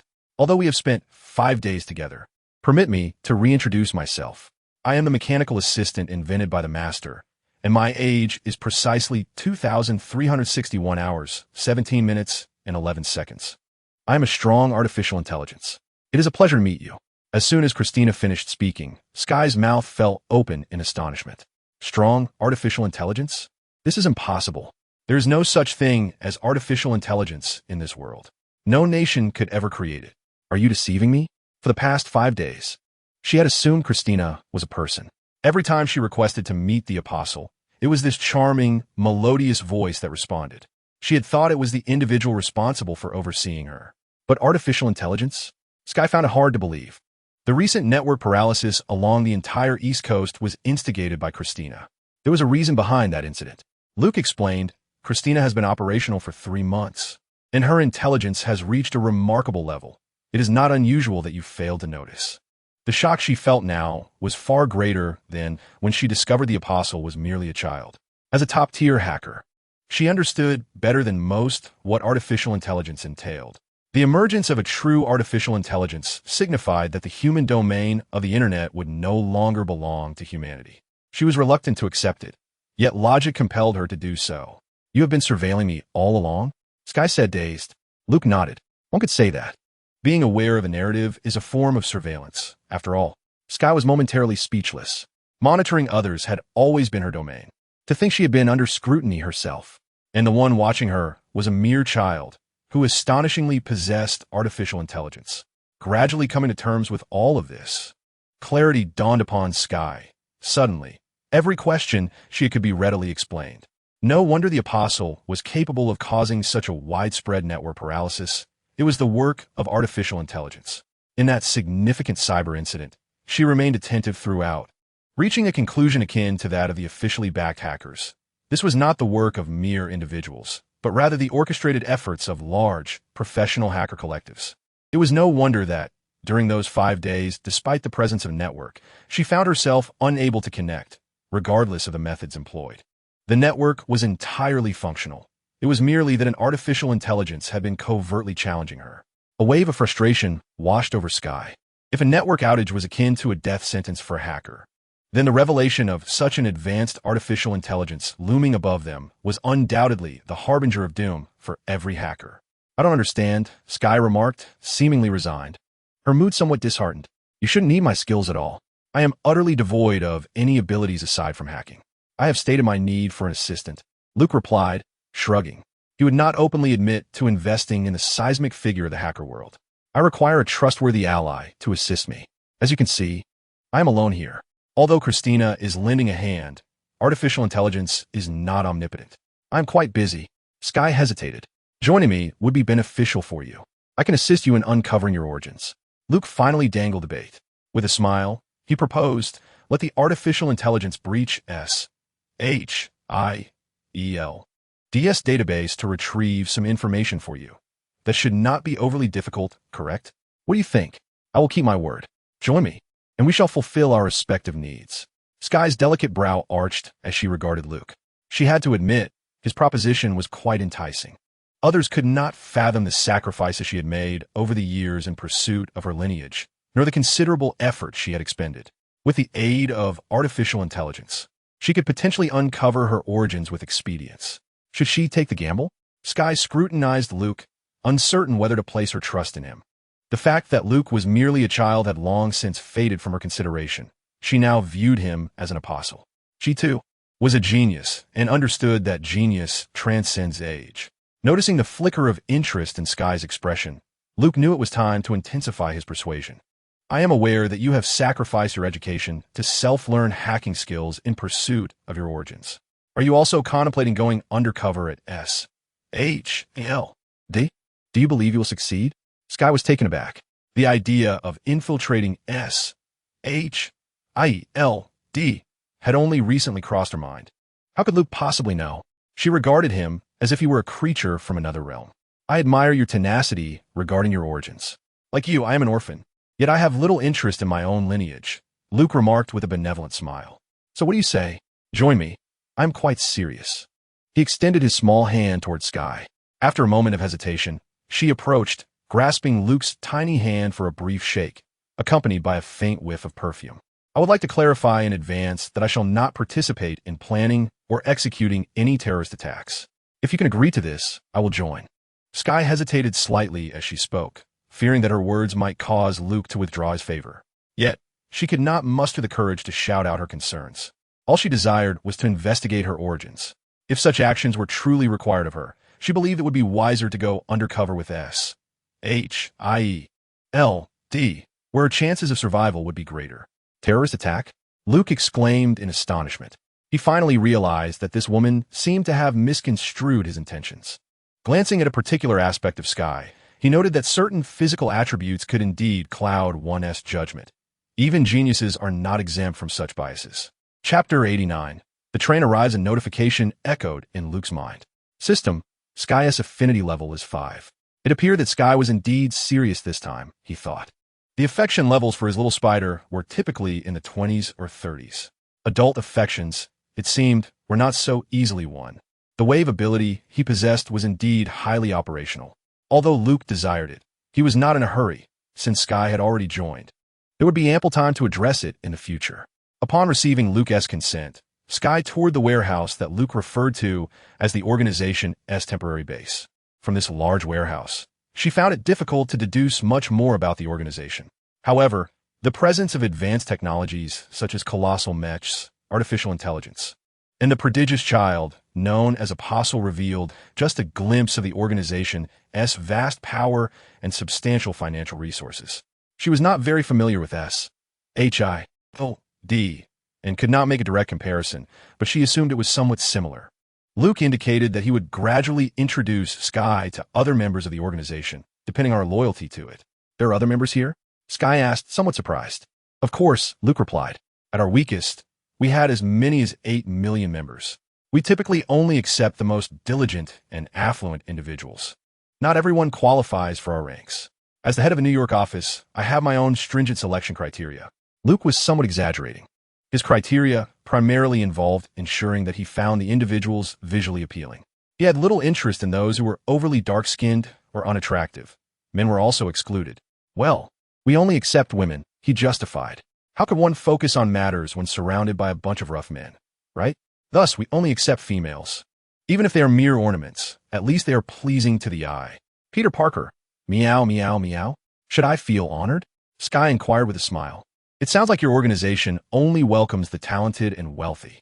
Luke replied earnestly, believe me, one day you'll be grateful for my decisions. After touring the warehouse, Sky concluded that Luke was undoubtedly a true super genius child. The cold, tangible touch of the warlord left her in awe. Artificial intelligence was also crafted by him. As a top-tier hacker, Sky was acutely aware of what this entailed. Luke, a hacker 100 times more proficient than her, rendered her modest skills akin to child's play in the eyes of this prodigious youth. Aside from being somewhat loquacious, Sky mused that perhaps all super geniuses were like this. Her fixation on her origins was precisely what gave Luke the confidence to keep her tethered to him. All of Sky's hopes rested upon Christina. Having arranged to return the following day, she eagerly anticipated the comfort of a warm bath at home. Wait, Luke called out to her. Is there anything else? Take that basin with you. The basin is a gift. I've purchased plenty, she replied, her face flushing a mixture of red and white as she silently carried it away. Indeed, the member should be practical and diligent, showing great potential. Luke believed that Sky would gradually assimilate into his team. The next morning, Luke was roused by his own handsomeness. Upon glancing in the mirror, he noted with dismay that he still appeared short, with small hands and feet. As was his custom, he measured his height and joyfully exclaimed, I seem to have grown a millimeter. Indeed, the master is correct. Christina chimed with a cheerful smile. Rotos lazily lifted an eyelid. It's an illusion. Luke shot at an annoyed glare. Honest individuals are often bullied, I tell you. After school that afternoon, Luke entered the workshop, where Christina was already hard at work. The internal structure of the War Master was constructed from subpar materials, proven incapable of withstanding the fierce maneuvers of the Phantom Sword Dance. Thus, he resolved to undertake a complete overhaul. Christina was meticulously replacing the melted and shattered components of the War Master with high-quality parts salvaged from the Hammer Steel soldiers, precisely as he had instructed. Luke also readjusted the arrangement of the transmission system to ensure that the mech could distribute forces more evenly during intense movements.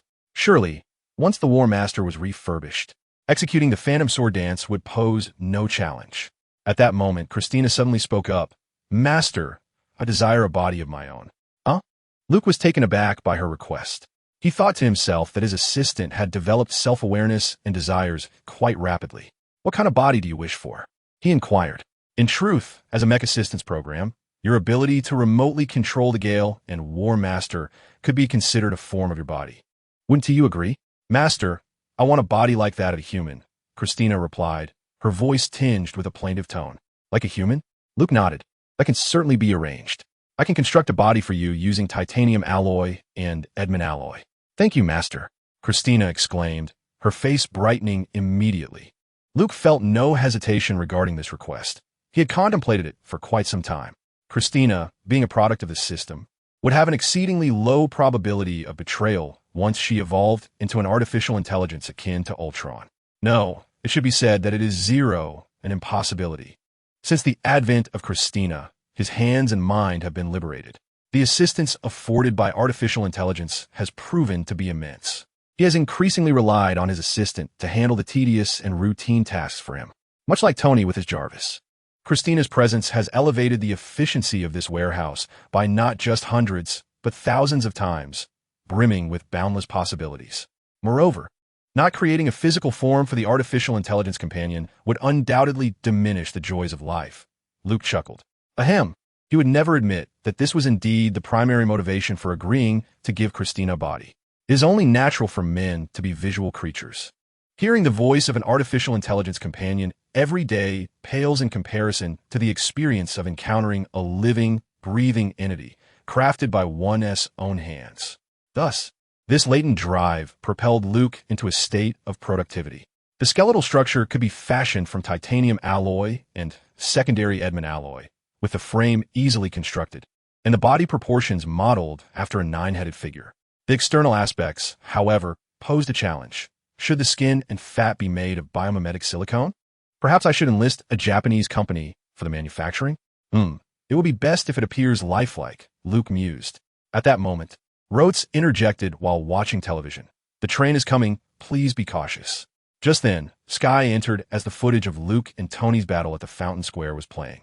Days had passed since the exhibition incident, yet the fervor remained unabated. Iron Man and the Apostle had become darlings of the media, but regrettably, neither was willing to make an appearance. Tony outright declined interviews, while the Apostle was elusive, only surfacing during significant events. The editors of various media outlets were itching with curiosity, yet to no avail. They could only recycle and remix footage, broadcasting it repeatedly, much to the audience's delight. Outside, there was a peeping individual who had constructed a treehouse across the way and was gazing intently in their direction. Sky quietly leaned closer to Luke and whispered, "Who is that? A member of the organization? Pay him no mind." "He is from S.H.I.E.L.D." Luke replied nonchalantly, examining a variety of different piston models with great scrutiny. Sky gasped in surprise, covering her mouth. She couldn't help but feel a twinge of guilt and glanced out the window, thinking, please don't come to apprehend me. I've just joined this organization. Her gaze then fell upon Rotos, who was clutching the remote on the sofa. Chapter 90. The little girl, what is this?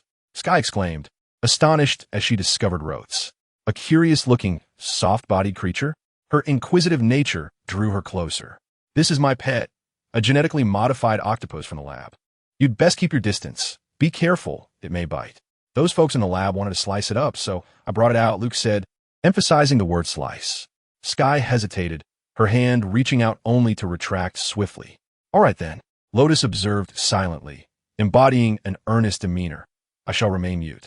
The television continued to broadcast the news, showcasing the luminous fireball from the final lunar launch that night. Cool. Sky wore a look of astonishment, her mouth slightly agape. Having been confined for days, she was just now becoming aware of the events unfolding outside. Unable to suppress her concern, she elevated her assessment of the organization's perilousness, feeling an overwhelming weight upon her. Yet, out of respect for artificial intelligence, she resolved to stay. Did they manage to strike the moon? Sky inquired as the television transitioned to another image. Surely not. There must have been energy loss. The moon is so distant, Luke pondered. He had not paid attention to whether they had indeed hit the moon. Sky nodded in agreement. That's a valid point. The screen shifted to the confrontation between the Apostle and Iron Man. In the studio, the so-called military expert confidently analyzed the situation, based on the Apostle's distinctly foreign design. He surmised that the Apostle was not American, but rather a foreigner. This expert urged American superheroes, especially Iron Man, to resist the foreign Apostle. Sky dismissed this with disdain, remarking that such sensationalists were rampant on American television, always seeking to provoke outrage and gain attention, a reality that American viewers had long since grown accustomed to. She advised Luke not to take it to heart, fearing he might impulsively retaliate against the network. Luke's focus, however, lay elsewhere. From a third-person perspective, he beheld his own heroic visage from that night, realizing, was he truly so handsome? The Sword King Longshun, adorned in a black and gold livery, exuded understated luxury, while his crimson cape billowed majestically, and his sword-wielding stance could only be described as textbook perfection. Simply stunning. Sky curiously asked, Do you harbor a grudge against Tony Stark? Not all, Luke replied, still basking in his own allure. I thought you were rivals, Em. Perhaps there's an inherent conflict, Luke mused. He would never admit that he considered Tony a punching bag for his training, setting aside the need for mischief, having created the Storm and Warlord. He needed someone to test their firepower, after all. At this stage, who within Marvel could serve as a better sparring partner than Tony? Hulk was in hiding and would be no match. Captain America was preoccupied with a kiss and still asleep. The God of Thunder lived far away, rarely seen. The remaining Black Widow and Hawkeye were merely defeated foes. In contrast, Tony was far more appealing. Opportunities to spar with him were plentiful, allowing for both training and mischief. And importantly, he could withstand punishment. He was truly the rising star of the punching bag realm. Skye, however, held a different perspective. She believed that Iron Man had set his sights on the Apostle. They were sworn enemies. She was convinced that one day, they would confront each other to determine the victor. At that moment, a grand showdown awaited. She needed to utilize artificial intelligence to uncover her origins before that time arrived. Assistant, what do you think of this physique? Do you like it? Listening to the master. Then it shall be this one. Through a three-dimensional simulation, the human skeletal model was completed in less than 20 minutes. Once the skeletal structure was determined, it was simply a matter of casting with titanium alloy molds. However, considering the remaining quantity of Edmund alloy, Luke ultimately selected a petite frame for Christina, reminiscent of a young girl. After all, a girl will grow in time. The internal sensors and circuitry were to be designed and arranged by Christina, with Luke merely providing technical support. The celestial technology was once again shining in its brilliance. The mechanical assistant, previously discarded, was salvaged, its interior refurbished, awaiting installation within the cranial structure. Tasks all entrusted to Christina. I suggested downloading comprehensive guides on Wing Chun, Taekwondo, mixed martial arts, and Judo onto the memory disk, asking which one she preferred. What is the master's choice? I am unable to teach you these arts. It would be more expedient for you to learn online. Then, let it be Wing Chun and Taekwondo. Very well, Luke nodded. Once this body is completed, Christina would also serve as a formidable ally, acting as his personal bodyguard. A bit of firearms training would be beneficial as well. Agreed, Master. An AI skilled in martial arts would be unstoppable, Luke chuckled. He continued to entertain wild ideas, contemplating whether to have Christina learn swordsmanship as well. Perhaps crafting a sword for her, transforming her into a youthful swordswoman, or, once he unlocked the artillery skills, equipping Christina with a powerful energy cannon akin to Wang Xiaomei's. That enormous cannon would likely be too cumbersome for an ordinary person to wield. He too could only utilize it within a mech. However, with Christina's alloy frame, handling it would pose no issue. The image of a cannon-wielding maiden struck Luke as splendid. What are you doing? Skye inquired, curiously approaching. I am constructing a body for Christina. My goodness, you truly dare to dream. Is this even permissible? Skye exclaimed, astonished. Granting AI a controllable physical unit is perilous. After all, AI is not human. No offense intended, Christina. It's quite all right, she replied. What I wish to convey is whether there will be ethical implications. Skye articulated. Luke scoffed, who cares? Well, Skye found himself a loss for a rebuttal. This organization truly flouted all rules, he mused, wondering when they might concoct another scandal. In comparison to such destruction, creating a corporeal form for a superintelligent AI hardly seemed significant. Half an hour later, in the mech dock, a petite alloy humanoid skeleton had cooled and solidified. Utilizing the same technology as that employed by warlords, its interior was titanium alloy, with a slight coating of Edmund alloy on the exterior. The remnants of the previous stock had been perfectly utilized, now awaiting the next delivery from S.H.I.E.L.D. Gazing at the metallic sheen of the alloy skeleton, Luke felt as though he were crafting a Terminator. The issue of flesh and skin remained a challenging dilemma. If only he could acquire the doll-making skill from DNF, that would ensure utmost realism. For the time being, we must resort to local methods for resolution. Speaking of which company excels in Marvel's bionic technology? If all else fails, we will have to rely on imports from Japan. Amidst the concerned gazes of the world, Luke furrowed his brow and muttered to himself. At the scene of the incident, the Fountain Plaza in the distance was undergoing repairs, funded by S.H.I.E.L.D., with workers laboring diligently to expedite progress. Nearby buildings were also under construction, as the shattered glass from the previous night was being replaced. The surrounding roads had returned to a semblance of order. On the other side, the collapsed exhibition hall was being demolished and rebuilt, as it was rendered irreparable after being cleaved in half by a sword.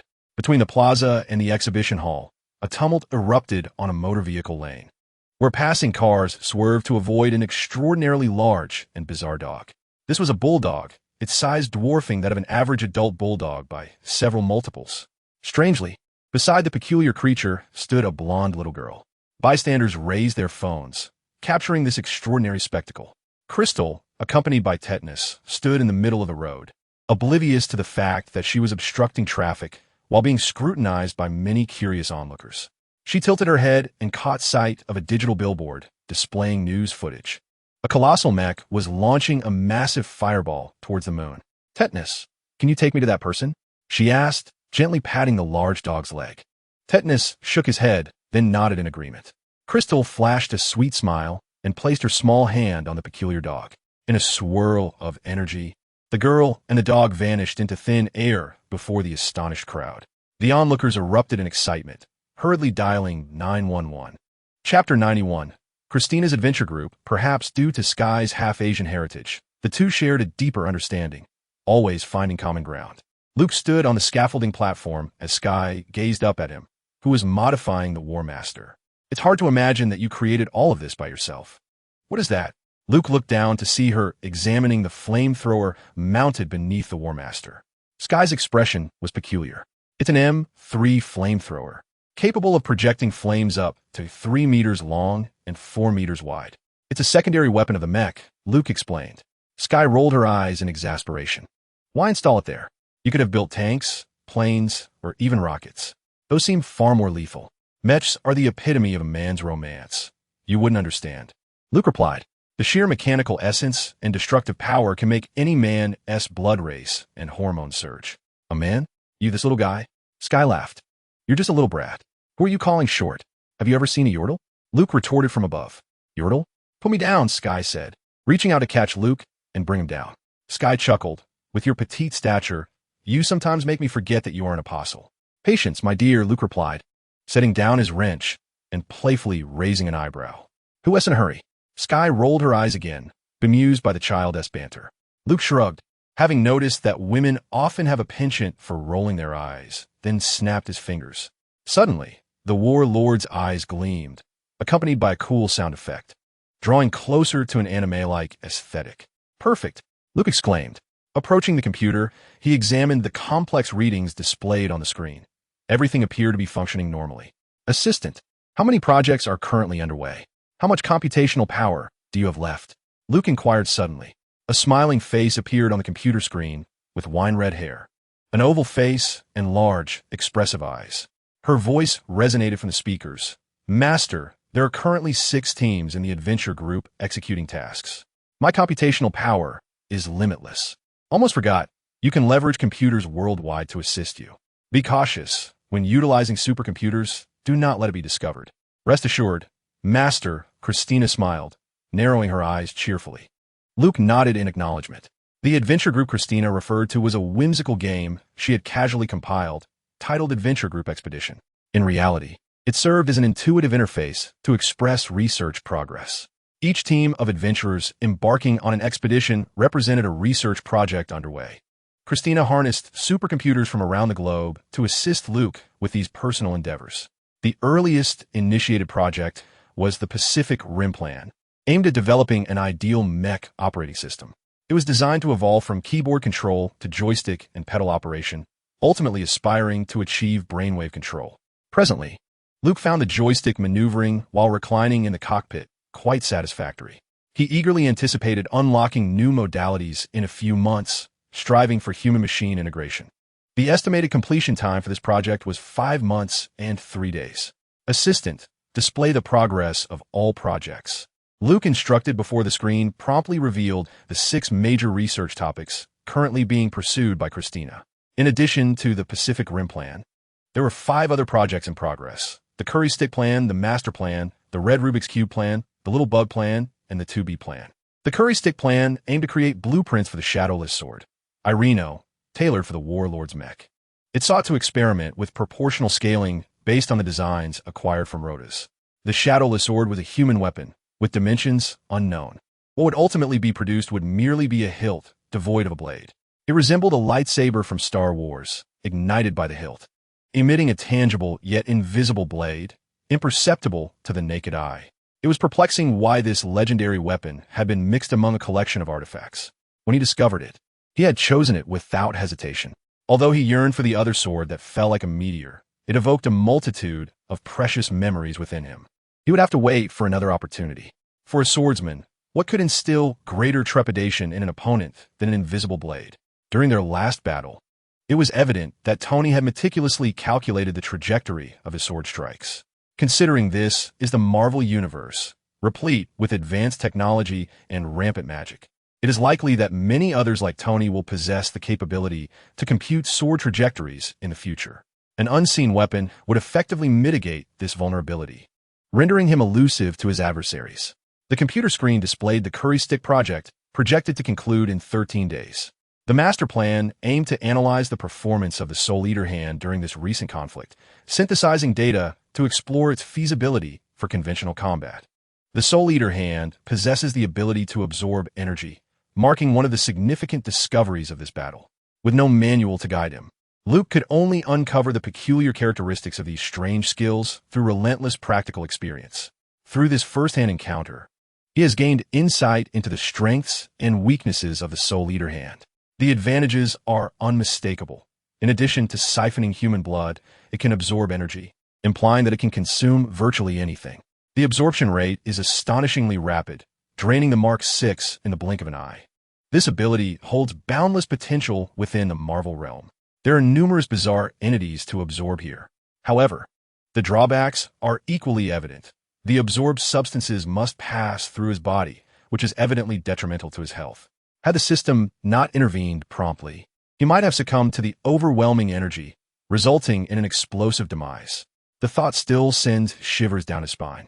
Even with an abundance of resurrection coins in his possession, he wishes to evade death whenever possible. The uncertainties of what lies beyond are not worth the risk. Perhaps resurrection might not even be feasible. What if the coins fail to work? Or, even if resurrection is possible, what if it comes with adverse effects? For instance, losing memories, personality, and no longer being his true self? After all, having entered this reality, it has become apparent that many game mechanics do not seamlessly translate into the real world. Numerous skills and items have undergone significant modifications upon their transition into reality. Who can fathom the intentions of the system's creator? Thus, before employing the Soul Eater hand again, he must ensure its absolute safety and reliability. Luke instructed Christina to employ exhaustive methods, using the parameters obtained as foundational data, to simulate all scenarios to determine how to utilize the Soul Eater hand both safely and effectively. Otherwise, he would prefer to refrain from using it altogether. The project's estimated completion time, indefinite. Chapter 92, El Sai Kongru the Red Cube Project, investigating the red crystal inadvertently created by the Soul Eater hand. After releasing excess energy, it stabilized. The process of its formation continues to baffle Luke. He urged Christina to delve deeply into the origins, characteristics, and applications of the phenomenon. In the realm of DNF, there exist 6 distinct colors of attribute crystals: red, blue, white, black, colorless, and golden. The red crystal embodies the essence of fire, imbuing objects with fiery energy. It serves both as a material for spell casting and as a resource for crafting, thus proving to be exceedingly versatile. Luke remained uncertain whether the unexpectedly acquired large red crystal in his possession differed from the authentic red crystals of DNF, yet it appeared to unveil a pathway previously uncharted. This pathway intertwined the universes of DNF and Marvel. Luke felt a sense of gratitude towards Tony, for it was Tony who had conjured the elements, enabling the magical energies of the DNF universe to manifest in the Marvel universe through the lens of science. It resembled a key that unlocked a door before Luke, leading to an unknown destination. The sole certainty was that the emergence of the large red crystal signified an intersection at the atomic level between the worlds of Marvel and DNF, transcending mere macro observations and the mere deployment of skills. Whether this phenomenon bore deeper implications remained a mystery to Luke. He had a premonition that if Christina continued to investigate the large red crystal, she might uncover something truly remarkable. The The projected completion time for this endeavor was indefinite. Christina had recently been quite active. In addition to her frequent visits to the main server at Stark Tower, she had also ventured to the Osborne Group, an American laboratory known as AAM, and a laboratory operated by Koreans from which she had pilfered several advanced genetic technologies. Luke recalled that in the film, the creator of Vision's synthetic body, Helen Cho, was Korean. Consequently, he instructed Christina to narrow her search parameters, which yielded significant results. Based on these technologies, Christina estimated that she could derive several biological protein synthesis techniques, human cell regeneration methods, and mature cloning technologies within 4 months. This was all preparatory work for her own body, with no better alternatives at hand. Embarking on a path that was half biological and half mechanical seemed to be the most viable solution in Luke's estimation. In the initial phase, Luke planned to develop something akin to the T-800 Terminator portrayed by Arnold Schwarzenegger, a robot with an alloy skeleton encased in a synthetic skin. The subsequent phase would involve the exploration of artificial beings, not the clone-like entities from Dragon Ball or Tsukihime, but rather resembling the Yoarha intelligent machines from Nier Automata. Thus, he designated this initiative as the 2B project, though he found A2 to be an appealing alternative as well. On the computer screen, a countdown displayed the deployment timelines for the 6 existing adventure teams. Pacific Rim Project Phase 2, 5 months, Curry Stick Project, 13 days, Prophet Project, Indefinite, Red Cube Project, Indefinite, Little Worm Project, 20 days, 2B Project Phase 1, 40 days. Phase 2, between 3 to 10 years. Luke nodded with satisfaction, acknowledging the boundless possibilities presented by artificial intelligence.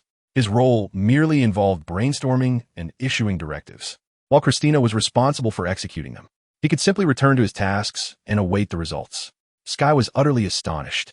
While the world outside continued to debate the merits of developing advanced artificial intelligence, here in this dilapidated warehouse, it had already been brought to fruition under the adept hands of this proactive young individual. For the first time, she found the prospect of joining this organization rather intriguing, filled with daily surprises. In merely 2 days, she had encountered an array of astonishingly advanced technologies. She felt that Luke's warehouse was at least a decade, if not 2, ahead of the outside world. Luke, might I consider my personal investigation into my lineage as a project? Sky inquired. Ah, dear girl, your eagerness is palpable. Luke turned abruptly, his serious gaze causing Sky to feel a twinge of apprehension. Before you can assert your demands, you must demonstrate your worth as a member of this organization. Yes, I have promised to assist you in uncovering the truth about your parents, but only on the condition that you contribute to our cause. Contribute? I'm quite at a loss, Sky admitted, uncertain of how she could be of service. Her hacking skills seemed insignificant in the face of artificial intelligence. Do not fret excessively. The Arad office in New York, an unofficial designation for now, will help you discover your value. But first, you must come to terms with your identity and adopt the right attitude. You must earnestly consider yourself a member of this organization. You need to feel exhilarated, my dear girl. The Arad office in New York has formally accepted you. This is my decision as Labum number 001. Luke ascended onto a small stool and then climbed onto a much taller scaffolding platform, gesturing emphatically, Christina, from this day forth, you shall be Labum number 002. This is a reward for being among my earliest supporters. Thank you, Master. Christina beamed in response. And you, Sky, from this moment on, you shall be Labum number 004, officially joining my team, Luke declared, looking down at Sky. Labum number 004? What odd title, Sky questioned, her brow furrowing in confusion. Why are there only 1, 2, and 4? What of 3? Luke held his phone to his ear, mumbling to himself. What are you murmuring about? Sky asked. There was no sound emanating from the phone's receiver, not even static. It was utterly silent. Yet, Luke covered the microphone and gestured for Sky to be quiet. Are you on a call? Sky wondered, perplexed by Luke's behavior. Luke appeared to be lost in his own thoughts, while Rotos continued to watch television.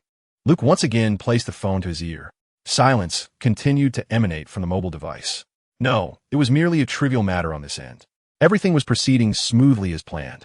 The receiver remained unresponsive. After all, it was powered off. No, you were absolutely right. Conversing in such a place was exceedingly perilous. The organization's adversaries were exceptionally cunning, with their spies lurking in corners beyond our imagination. Luke whispered to the individual on the other end of the line. Sky paused, glancing around.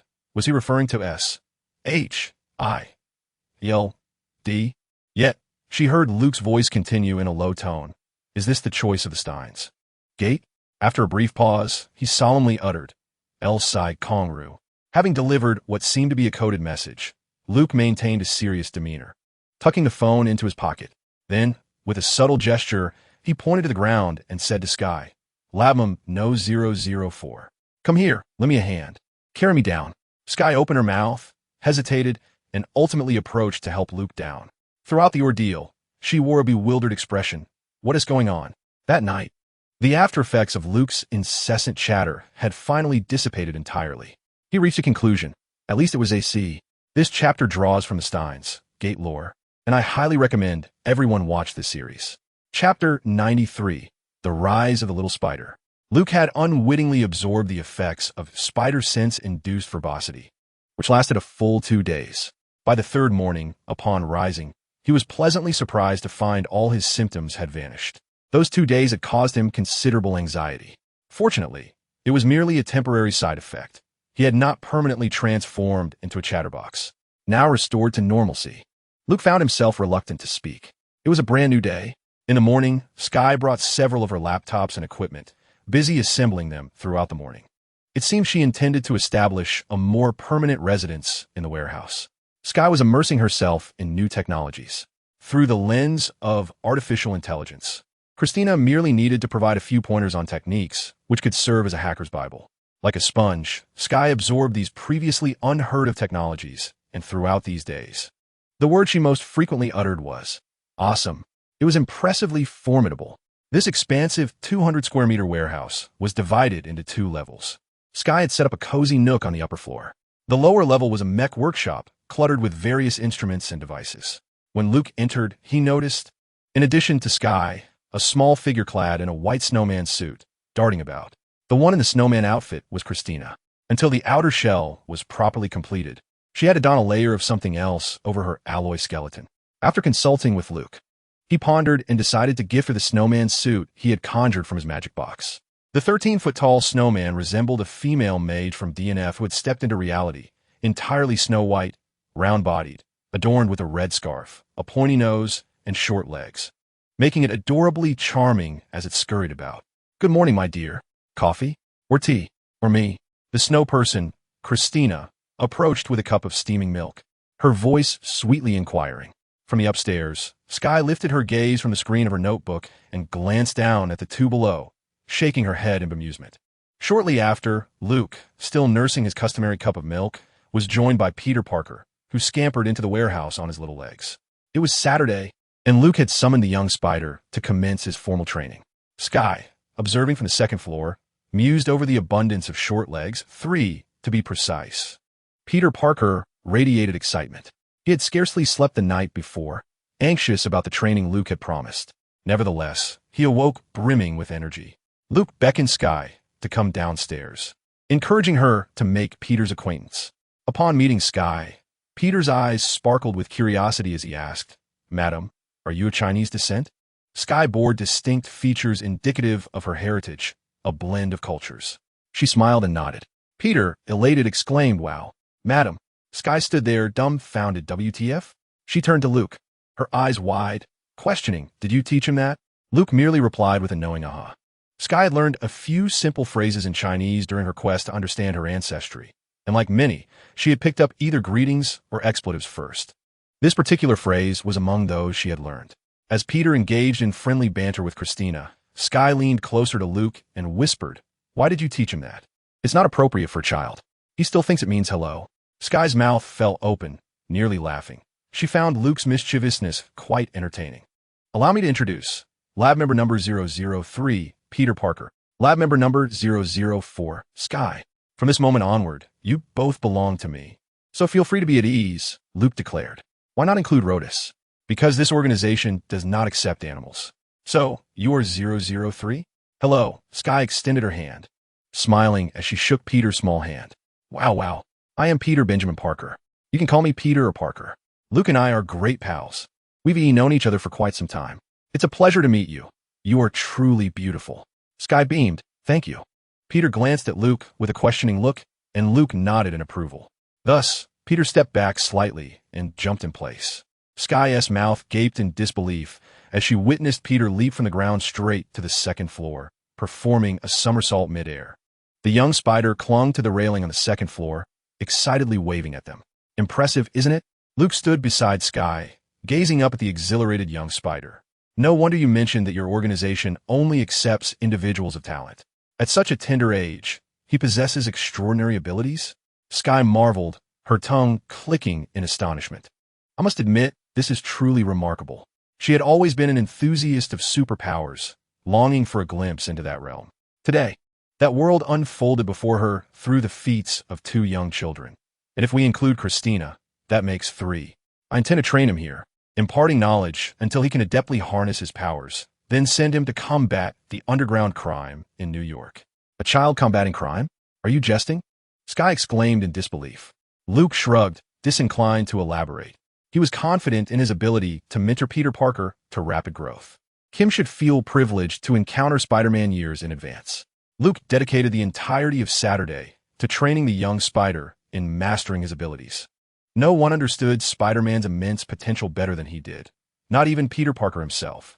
This realization deepened Peter's trust in Luke, despite his youth.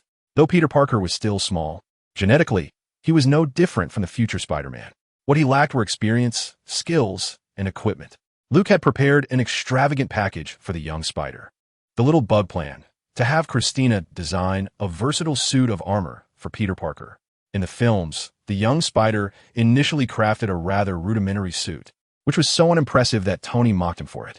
Subsequently, Tony personally designed a suit for the young spider. Later on, he even created a more advanced Iron Spider armor. Having watched the films, Luke felt that Tony was essentially raising Peter Parker as a son. Undoubtedly, Tony held Peter Parker in high regard, but in this narrative, that plot line would not unfold. The young spider had been intercepted 8 years early and would not join the Avengers. Luke intended to nurture him from the very beginning, shaping Peter Parker into the core strength of his yet-to-be-established organization, which had not even settled on a name. Luke would not shortchange the young spider. What Tony could provide, he would surpass, and what Tony refused to give, he would ensure Peter received in the future. Luke promptly presented the design schematics for the aerial combat suit, the Tempest, to Christina for modification.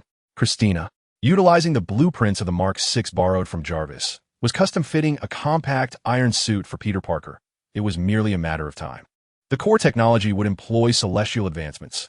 Engineering design would draw inspiration from the Mark VI, and the color scheme would be red and blue with spider motifs. These were the specifications Luke had outlined. Christina anticipated that the little bug plan could be completed in no less than 20 days. He had promised that if Peter followed him, he would ensure the young spider would have everything he desired, suits and companions alike. The suit was nearly ready, yet a companion was still lacking. Luke stroked his chin, reminiscing. Wasn't the young spider's original love, interest, named something like Jane? On the other side, the princess of the alien race and her tutor are 30 seconds away from the battlefield.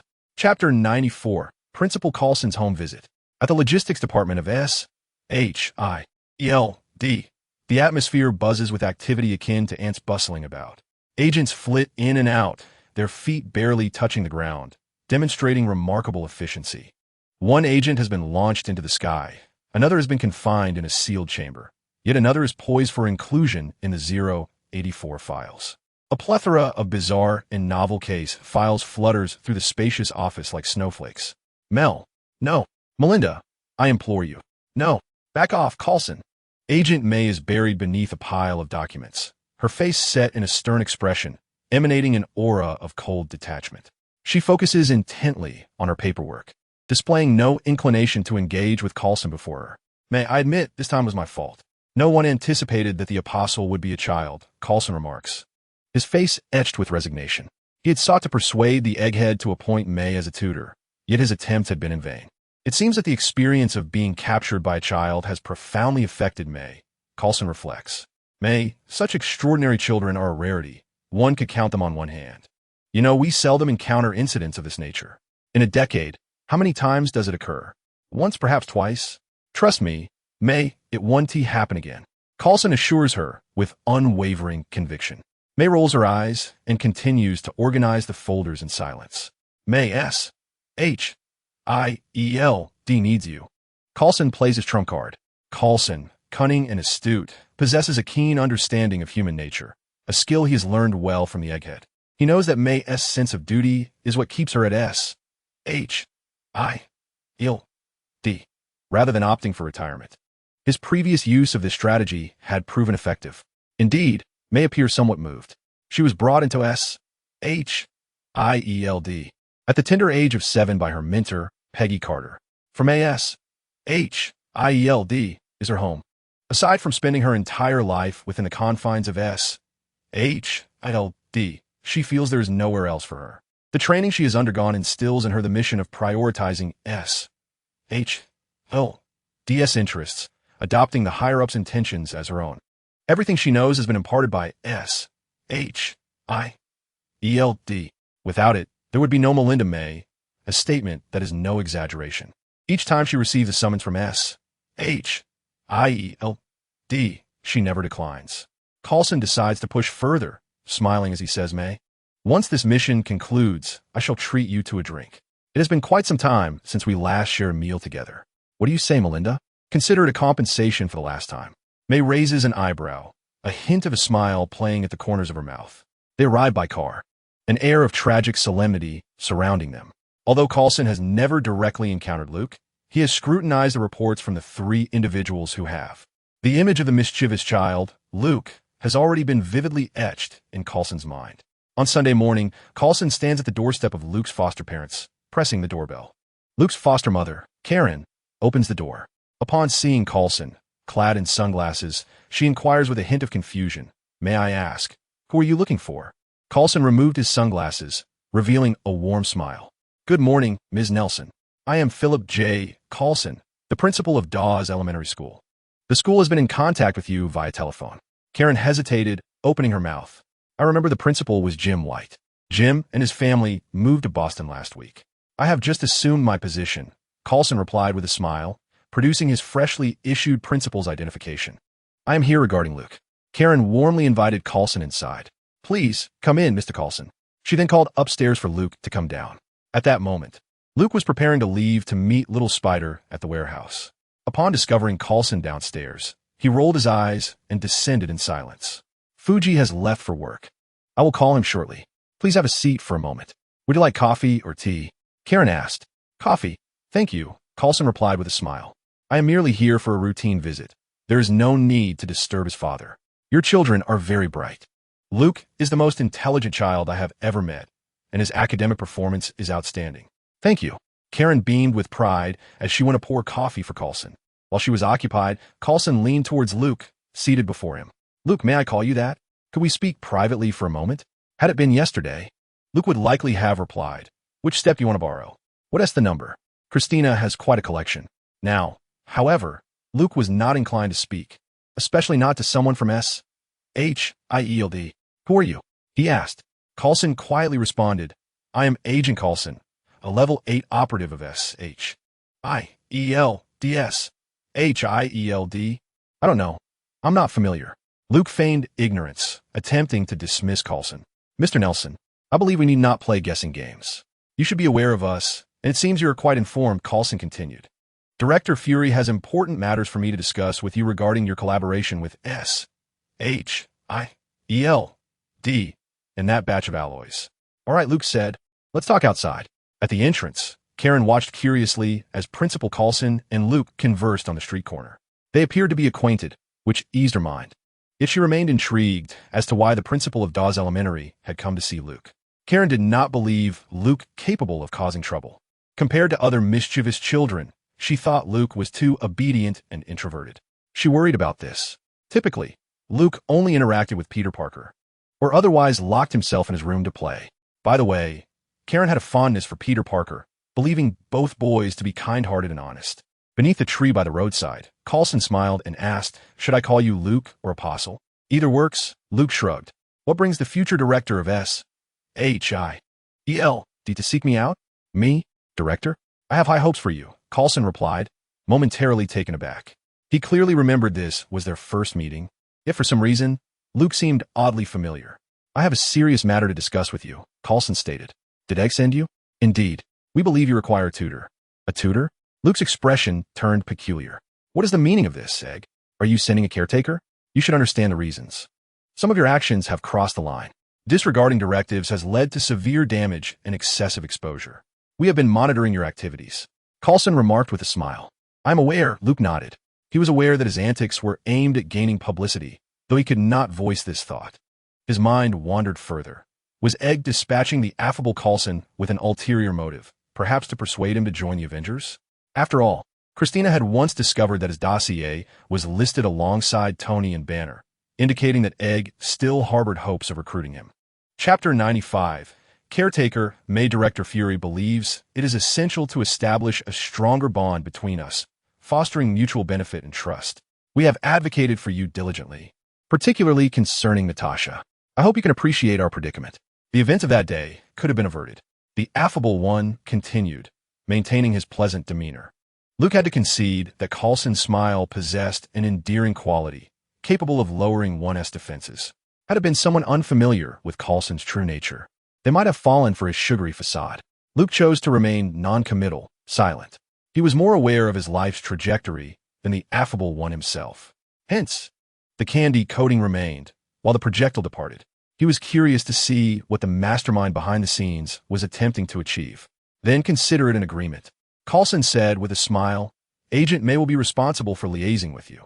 Agent May emerged from behind a tree, her expression decidedly displeased. Luke had actually noticed her presence long before. In Egg and Coulson's minds, they likely assumed that a female, especially one of Asian descent, would be more agreeable to him. Moreover, May would share a cultural connection with Luke, making her the ideal choice for the role of caretaker and moral guide. Once the business was concluded, Coulson did not take his leave immediately, seemingly eager to engage with Luke further. Perhaps it was a task assigned by Egg. Coulson spoke a few disconnected remarks. Have you been following the news lately? Numerous significant events have transpired. The agency has been thoroughly perplexed by these occurrences. The incident in Queens, which left 2 million people unconscious, still reverberates. Shortly thereafter, a series of cyber attacks struck the entire East Coast, followed by a power outage in New York. Troublesome events keep unfolding. Coulson sighed. What is happening in this world? The bizarre occurrences have multiplied beyond what I have observed in years. Though unspoken, it was clear he was alluding to Luke as one of these unsettling factors. Otherwise, he would not be present here. The 7-year-old prodigy, overshadowed by his remarkable accomplishments, had grown under the watchful gaze of S.H.I.E.L.D., leaving Stark in the shadows. Upon hearing this, Luke's face displayed a look of utter confusion. His innocent expression seemed to ask, Who am I? Where am I? Who is speaking? You? What are you saying? Why is it that I understand not a single word? It is all the fault of Shurchin. Luke had long since reached his conclusion. I heard you were still in elementary school. If you so desire, we could transfer you to S.H.I.E.L.D. Academy, far removed from the juvenile education that is a waste of your intellect. It would be beneficial for you. Coulson, with a change of subject, said with a smile, Will there be a salary? A salary? Of course. If you graduate from the academy and officially become a full-fledged agent, the benefits from S.H.I.E.L.D. will be unparalleled. In addition to a handsome salary and extra bonuses, there are various risk allowances. Luke scoffed. Forget it. You cannot afford my salary. The work I do is worth billions every minute. I recall you mentioned 100 million during the last interview. Coulson chuckled. Luke thought, You remember that? Not reconsidering? Coulson smiled, saying that throughout the history of S.H.I.E.L.D. Academy, many exceptional talents have emerged. There, your abilities would be fully realized. No, I am quite content with my current situation, Luke declined. Coulson chuckled and did not press further. This task shall be entrusted to May. Egg had agreed to send her, not only due to his strong recommendation, but also because he wished for May to persuade Luke. The Chinese value personal connections. Fellow townsfolk are often easy to converse with. Both Egg and Coulson were seasoned individuals. Coulson took his leave, while May remained behind. Agent May had only uttered 2 words throughout. Yes and yes. Before Coulson departed, Luke reminded him, Do not forget, you still owe me 20 kilograms of Edmund alloy. Luke was clear about his boundaries. He agreed to let Agent May come over to share a meal, believing it would facilitate extracting information from Egg as part of a long-term strategy. Moreover, with the watchful Falcon already present, an additional caretaker like May would hardly be a burden.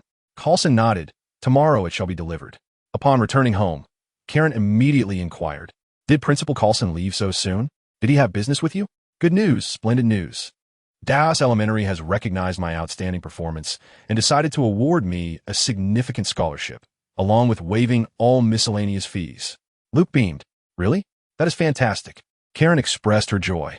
Although the amount was modest, it validated Luke's excellence and earned the school's recognition. She felt proud and excited. Since S.H.I.E.L.D. approached him under the guise of the school, Luke knew he had to seize the opportunity. He was never one to shy away from a gain. Egg must have been mentally prepared for this. "Trust me, Karen, they will not refuse," Luke said meaningfully towards the door. May entered. "The bad news is, we may soon have another pair of chopsticks at home. You can discuss the details. I must take my leave." After Luke finished speaking, he grabbed his skateboard and dashed out of the house. Whatever excuse May would use to explain the matter to his guardian was no longer his concern. Agent May smiled at Karen. She introduced herself as an excellent student counselor from Dallas Elementary. The rationale had already been arranged by Egg. Today being Sunday, when Luke arrived at the warehouse, Peter Parker was already there. He diligently trained the little spider for 2 hours, as per usual. After the training concluded, Luke set off with a food cart, taking the little spider to sell hamburgers. Peter Parker, somewhat perplexed, inquired, "Buddy, are we in dire financial straits?" The little spider assumed that Luke was merely seeking to earn some money. "Buddy, broaden your perspective. Remember, with great power comes great responsibility. Those who cannot access the hamburgers we make could suffer dire consequences," Luke imparted sagely. "No problem, buddy. I grasp your meaning now." Thus, the two 7-year-old diminutive figures coordinated to maneuver the food cart out, leaving Sky momentarily astonished. The Bonina delicious hamburger food cart was now fully equipped with a business license, health permits, and all necessary documentation. The assistant had infiltrated the New York government network, altering the records to include a fictitious legal entity. In the United States, there is no business administration, only a tax bureau. Infuriatingly, they even demanded taxes on their meager earnings. Luke often lamented, "Damn capitalism." Therefore, he was contemplating having Christina initiate a hamster plan. With the annual bad debts in American banks being so substantial, perhaps it could be prudent to extract a little for personal use. In truth, with the advent of artificial intelligence, he could effortlessly append a string of zeros to his account, thereby bidding farewell to financial woes. However, to pursue such an endeavor would not merely be flirting with disaster. It would be courting absolute ruin. Engaging in actions that challenge the world order would elicit no protection from S.H.I.L.D. Praising the sun would be his only refuge. Much like Tony, whether he sold arms or tainted baby formula made no difference. The amount earned was merely a matter of whim. But should he dare to utilize JARVIS to disrupt the financial order, his father, Howard Stark, would undoubtedly be the first to intervene and silence him. Engaging in reckless behavior was the greatest adversary of survival. It was imperative to develop cautiously, feigning ignorance. Chapter 96. Her Highness Happy did not arrive today to purchase hamburgers for the affluent dog owner. After selling the prepared 200 sets of hamburgers, Luke pondered after closing up. According to the storyline, Tony shouldn't be leaving New York at this juncture. Could it be that he has discovered my activities? He dismissed the thought, for after all, their confrontation was inevitable. Upon returning the food cart, Sky was absent, likely having returned to the apartment. The warehouse remained unsuitable for overnight stays, especially with autumn approaching and the temperature fluctuations in suburban New York being quite pronounced. Luke and Peter Parker tidied up, preparing to head home. Just then, they heard a knock at the warehouse door. Luke furrowed his brow, wondering, could it be Sky returning? "Master, there is a little girl outside," Christina remarked timely. "A little girl?" Luke, intrigued, approached and pushed open the large warehouse door. Outside stood a golden-haired girl, taller than him by a head. Upon first glance, the girl's stunning beauty caused Luke's eyes to widen in astonishment. What a lovely little girl. Her radiant golden hair flowed like strands of silk, soft and luminous. Amidst her cascading golden locks, a striking black stripe, 2 fingers wide, adorned her hair, rendering it uniquely exquisite. As the door swung open, A little girl with vibrant azure eyes scrutinized Luke with an unwavering gaze. Her delicate visage featured a regal nose and subtly pursed crimson lips, as if she were mentally appraising him. There was an indefinable charm about this girl, a quality rarely seen in children of her tender age. It was undeniable that she embodied the essence of beauty. "Who are you looking for?" Luke inquired, astonished. "Allow me to introduce myself. My name is Christanelia Immaculate," the girl replied in a melodious voice that resonated delightfully. "Excuse me? Could you spell that?" Luke asked, bewildered, as such a name was indeed uncommon. "You may call me Your Highness," she said, tilting her head slightly. "Pardon?" Luke echoed, perplexed. "Refer to me as Your Highness," she reiterated serenely. Had it not been for the sudden appearance of a colossal bulldog, Luke might have remained oblivious to the girl's true identity. Upon witnessing the imposing creature strut boldly in broad daylight, a name flashed across his mind: Tetanus, the giant dog of the Inhumans endowed with spatial teleportation abilities.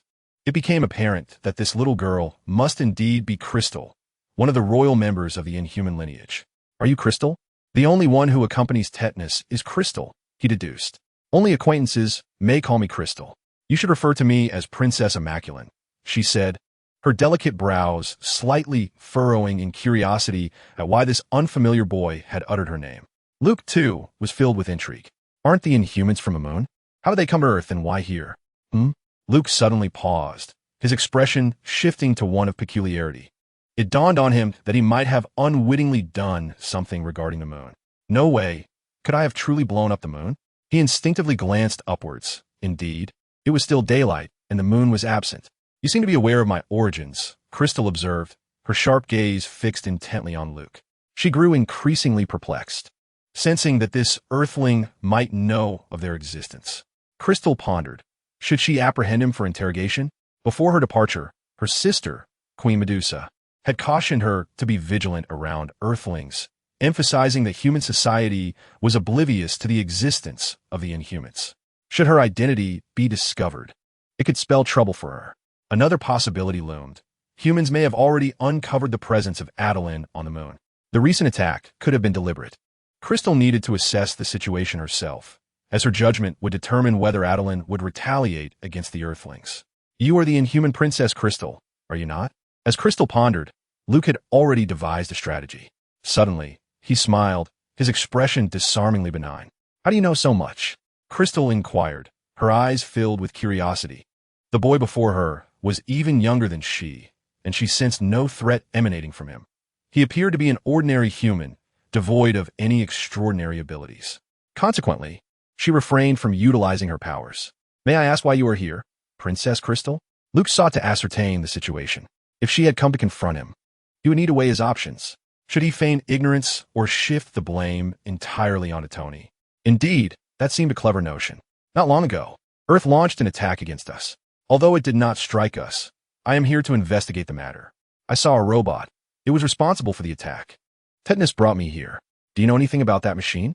Please tell me." Acknowledging that her identity was known, Crystal felt no need for further concealment. She spoke in a commanding tone. "I know it. Of course I do." Luke replied eagerly, nodding. "Its name is Tony Stark. That fellow is utterly despicable. Indeed, he was the one behind it. I witnessed it myself." "Oh, you know him? Can you help me find him?" Crystal exhaled a sigh of relief, finally having unearthed the lead. While Tetanus could only assist her in reaching a general location, further information was still her responsibility to uncover. "Absolutely. I believe we can become friends. I'm not on particularly friendly terms with that guy either." Luke, without a shred of guilt, declared. "What you saw was the battle between him and me. I was trying to stop him. Unfortunately, he remained obstinate.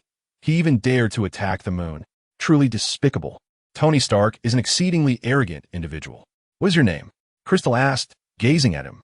"You can call me Luke. Luke, if you can help me find this person, I can accept you as a friend on behalf of the Inhumans," Crystal said with a serene smile. "Really?" Luke beamed with delight. "Indeed, I am a princess.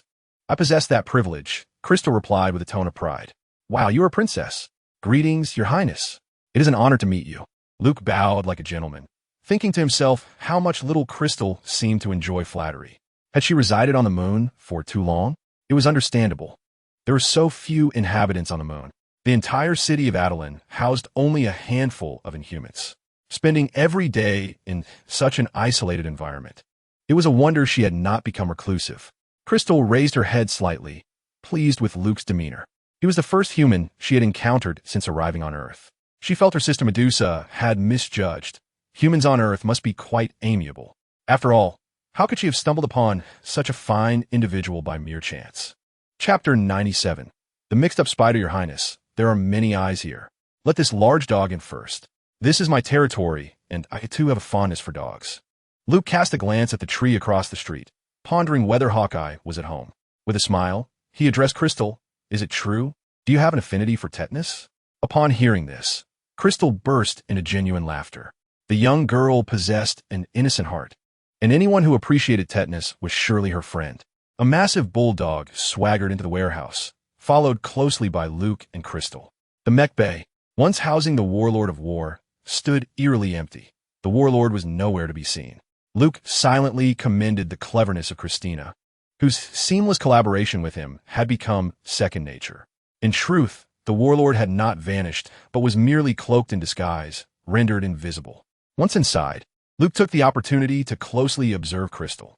He recalled a Marvel production featuring an adult version of her, yet this was still a young girl, likely around his age. With a clearly innocent disposition, he pondered the intentions of the Inhumans in sending such a young girl to Earth.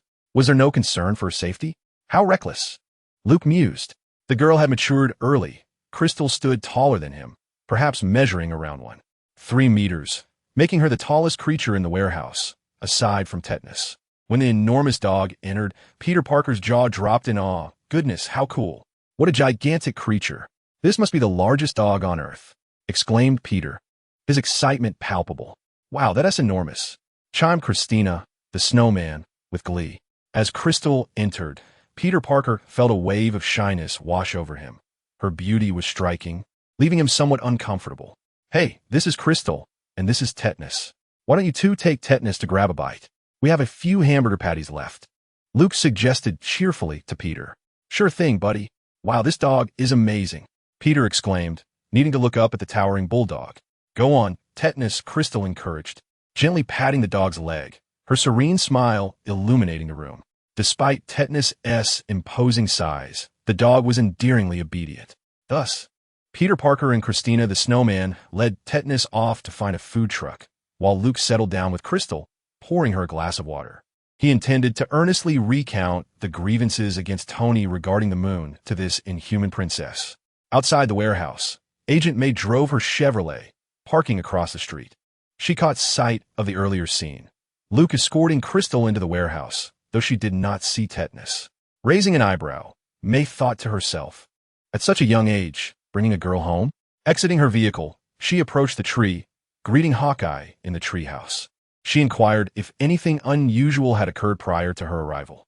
Everything is normal, Hawkeye signaled with an okay gesture, then, with an air of mystery, he squatted down to look at Agent May and said, Melinda, let me share a secret with you. A secret? Agent May furrowed her brow. I have acquired a new title, Kato. How does it suit me? Hawkeye proclaimed with a sense of pride. Agent May rolled her eyes and strode directly toward the warehouse, feeling somewhat disgruntled. On her very first day as a tutor, she had stumbled upon Luke flirting, which left her feeling quite embarrassed. She believed Hill was right. This young man certainly needed some discipline. Upon entering, she fortuitously encountered Spider-Man. Are you of Chinese descent, ma'am? Peter Parker inquired. Nearby, Luke looked up, sensing trouble. Surely she wouldn't utter that phrase again?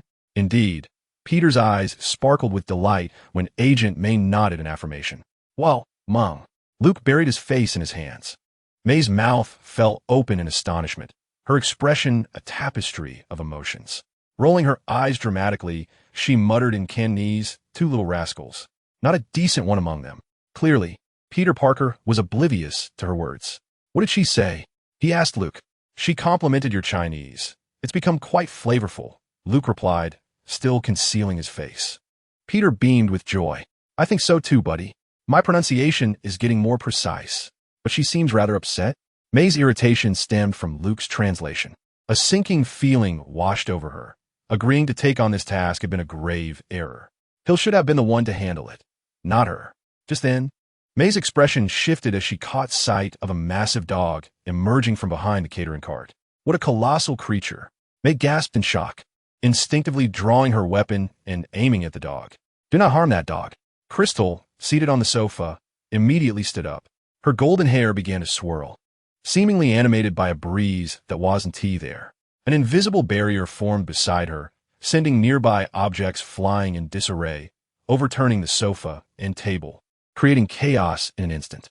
Even Luke was caught off guard, tumbling over as the sofa toppled. As he rose, his mouth agape, he beheld Crystal's delicate hands, each cradling a flickering flame. With a swift motion, she brought the flames together, merging them into a searing fireball that illuminated her face in a warm orange glow. Goodness, a sorceress? Luke exclaimed, rushing forward to intervene. Stop, we're all on the same side. Rotos, hidden somewhere, shouted, it's a trap. Such a moment would undoubtedly summon it to stir up trouble. Master, I have come to rescue you.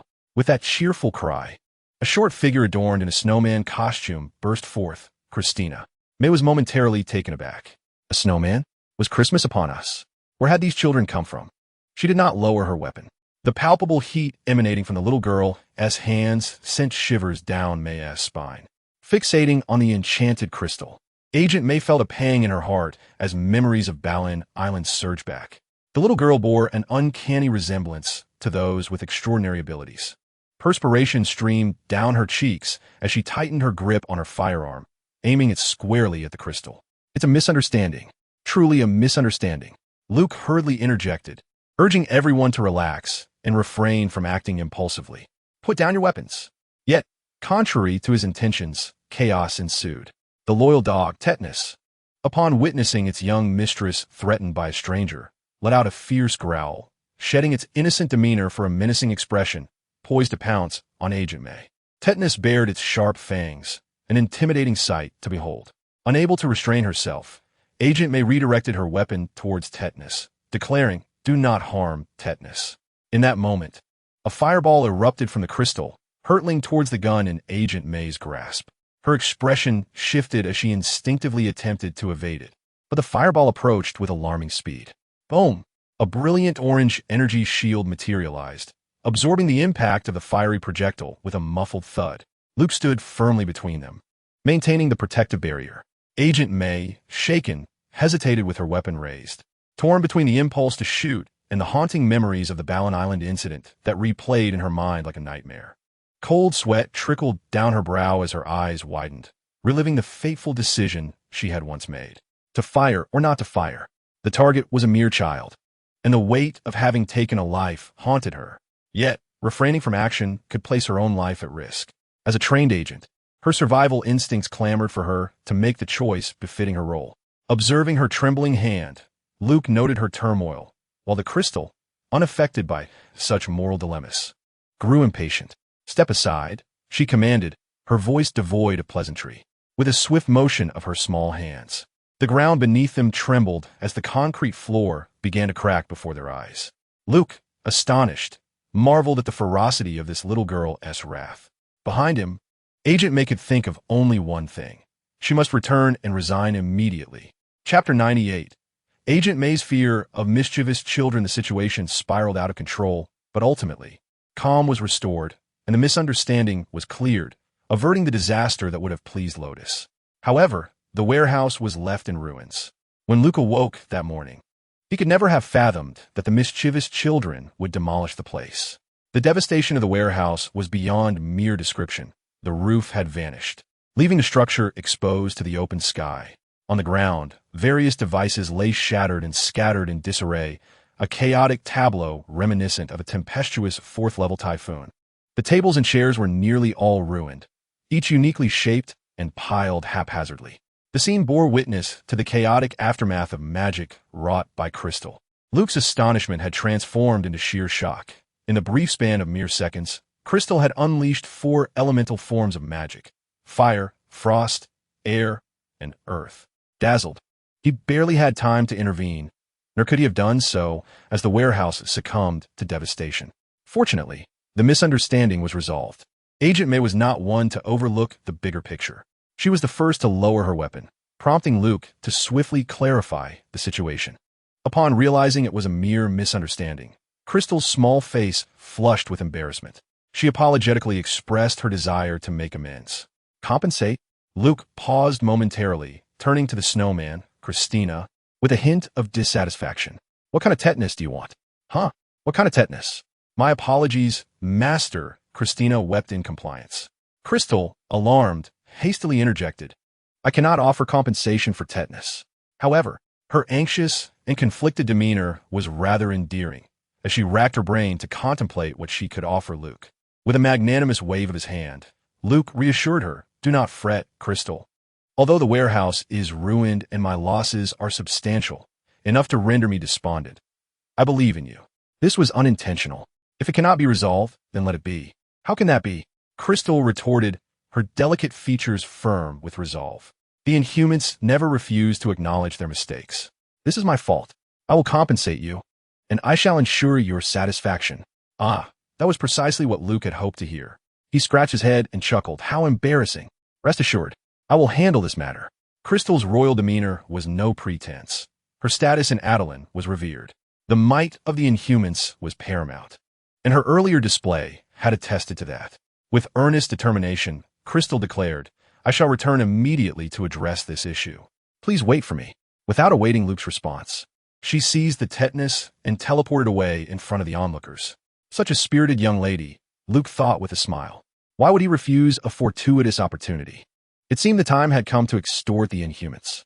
With that thought, Luke pointed at the roofless warehouse and instructed the snowman, Christina, assistant, demolish it. The more ruinous, the better. As you command, master, Christina exclaimed. Suddenly, the warlord revealed himself, delivering a powerful punch that sent a wall of the warehouse crashing down, dust billowing into the air. Nearby, the little spider gaped in awe, filled with admiration for Luke. So cool. Where will we stay now? For now, we must be cautious for a few days. We can go to my home. I will find someone to discuss post-disaster reconstruction. Agent May had long since departed without a word, evidently shaken by the recent events. Unexpectedly, Lu Dan found himself confronted by Agent May. On her very first day of duty, barged into his office with an urgent request for reassignment. Chief, I demand a transfer, she declared. Upon her return, Agent May had developed a severe phobia of mischievous children. The mere thought of those aged between 7 and 13 sent shivers down her spine, resulting in debilitating headaches, dizziness, and intense nausea. Though she understood that her affliction was largely psychological, she was resolute in her desire to distance herself from Luke, citing the overwhelming presence of unruly youths. Y&T the intelligence briefings forewarned her. What was Hawkeye preoccupied with? Damn it. State your reasons, Lu Dan inquired calmly from behind his desk. Clad in a black trench coat. After May articulated her concerns, Lu Dan's response was succinct, denied. Agent May, please return to your post. In that moment, May felt as though the sky had fallen upon her. She recalled her grievances against Coulson, cursing him 100 times in her mind. Coulson, go to hell. I've had enough of you.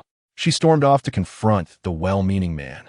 The collapse of Luke's warehouse was a predicament that S.H.I.E.L.D. could not evade. Luke placed a call to Lu Dan, issuing a vehement protest. In response, Lu Dan assured him that S.H.I.E.L.D. would fully finance the warehouse's reconstruction. He even suggested relocating Luke to a more suitable location, though Luke rejected the offer, citing his familiarity with the current site. Consequently, Lu Dan purchased the land outright, granting S.H.I.E.L.D.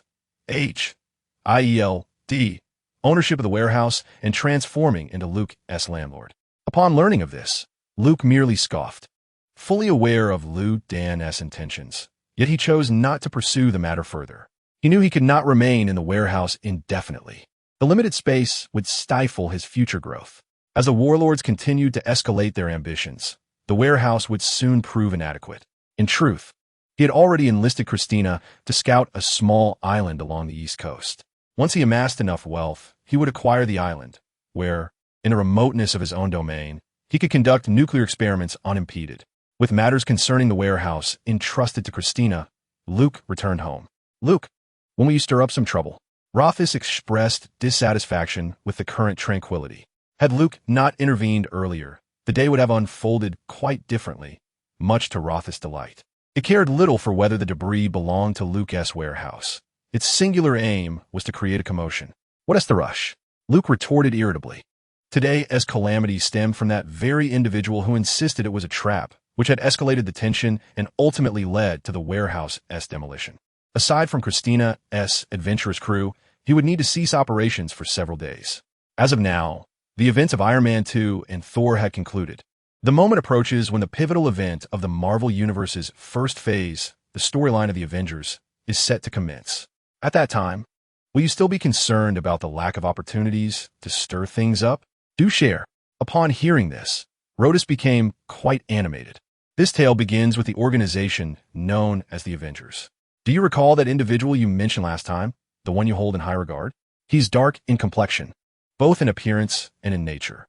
It was he who orchestrated the establishment of this group. Luke elucidated. The overarching purpose of this organization is to safeguard the Earth. However, in reality, it is merely a means for Rotos to acquire a formidable private army to assist him in his clandestine endeavors, such as combating Hydra. You inquire about Hydra? Allow me to ponder. It leads us to speak of an extraordinary man named Steve Rogers.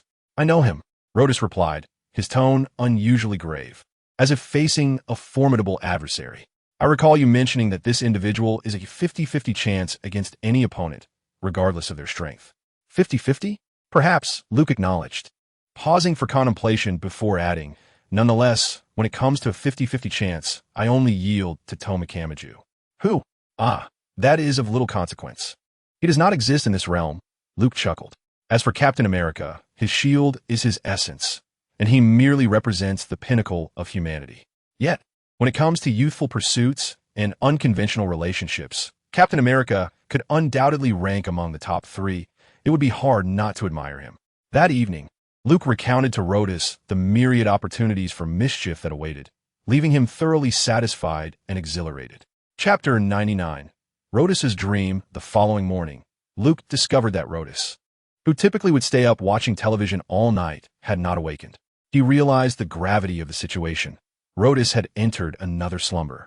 He wondered how long this hibernation would last. Why did this creature suddenly feel the need to sleep at intervals? Would he awaken with the intent to cause trouble again? Caution was warranted.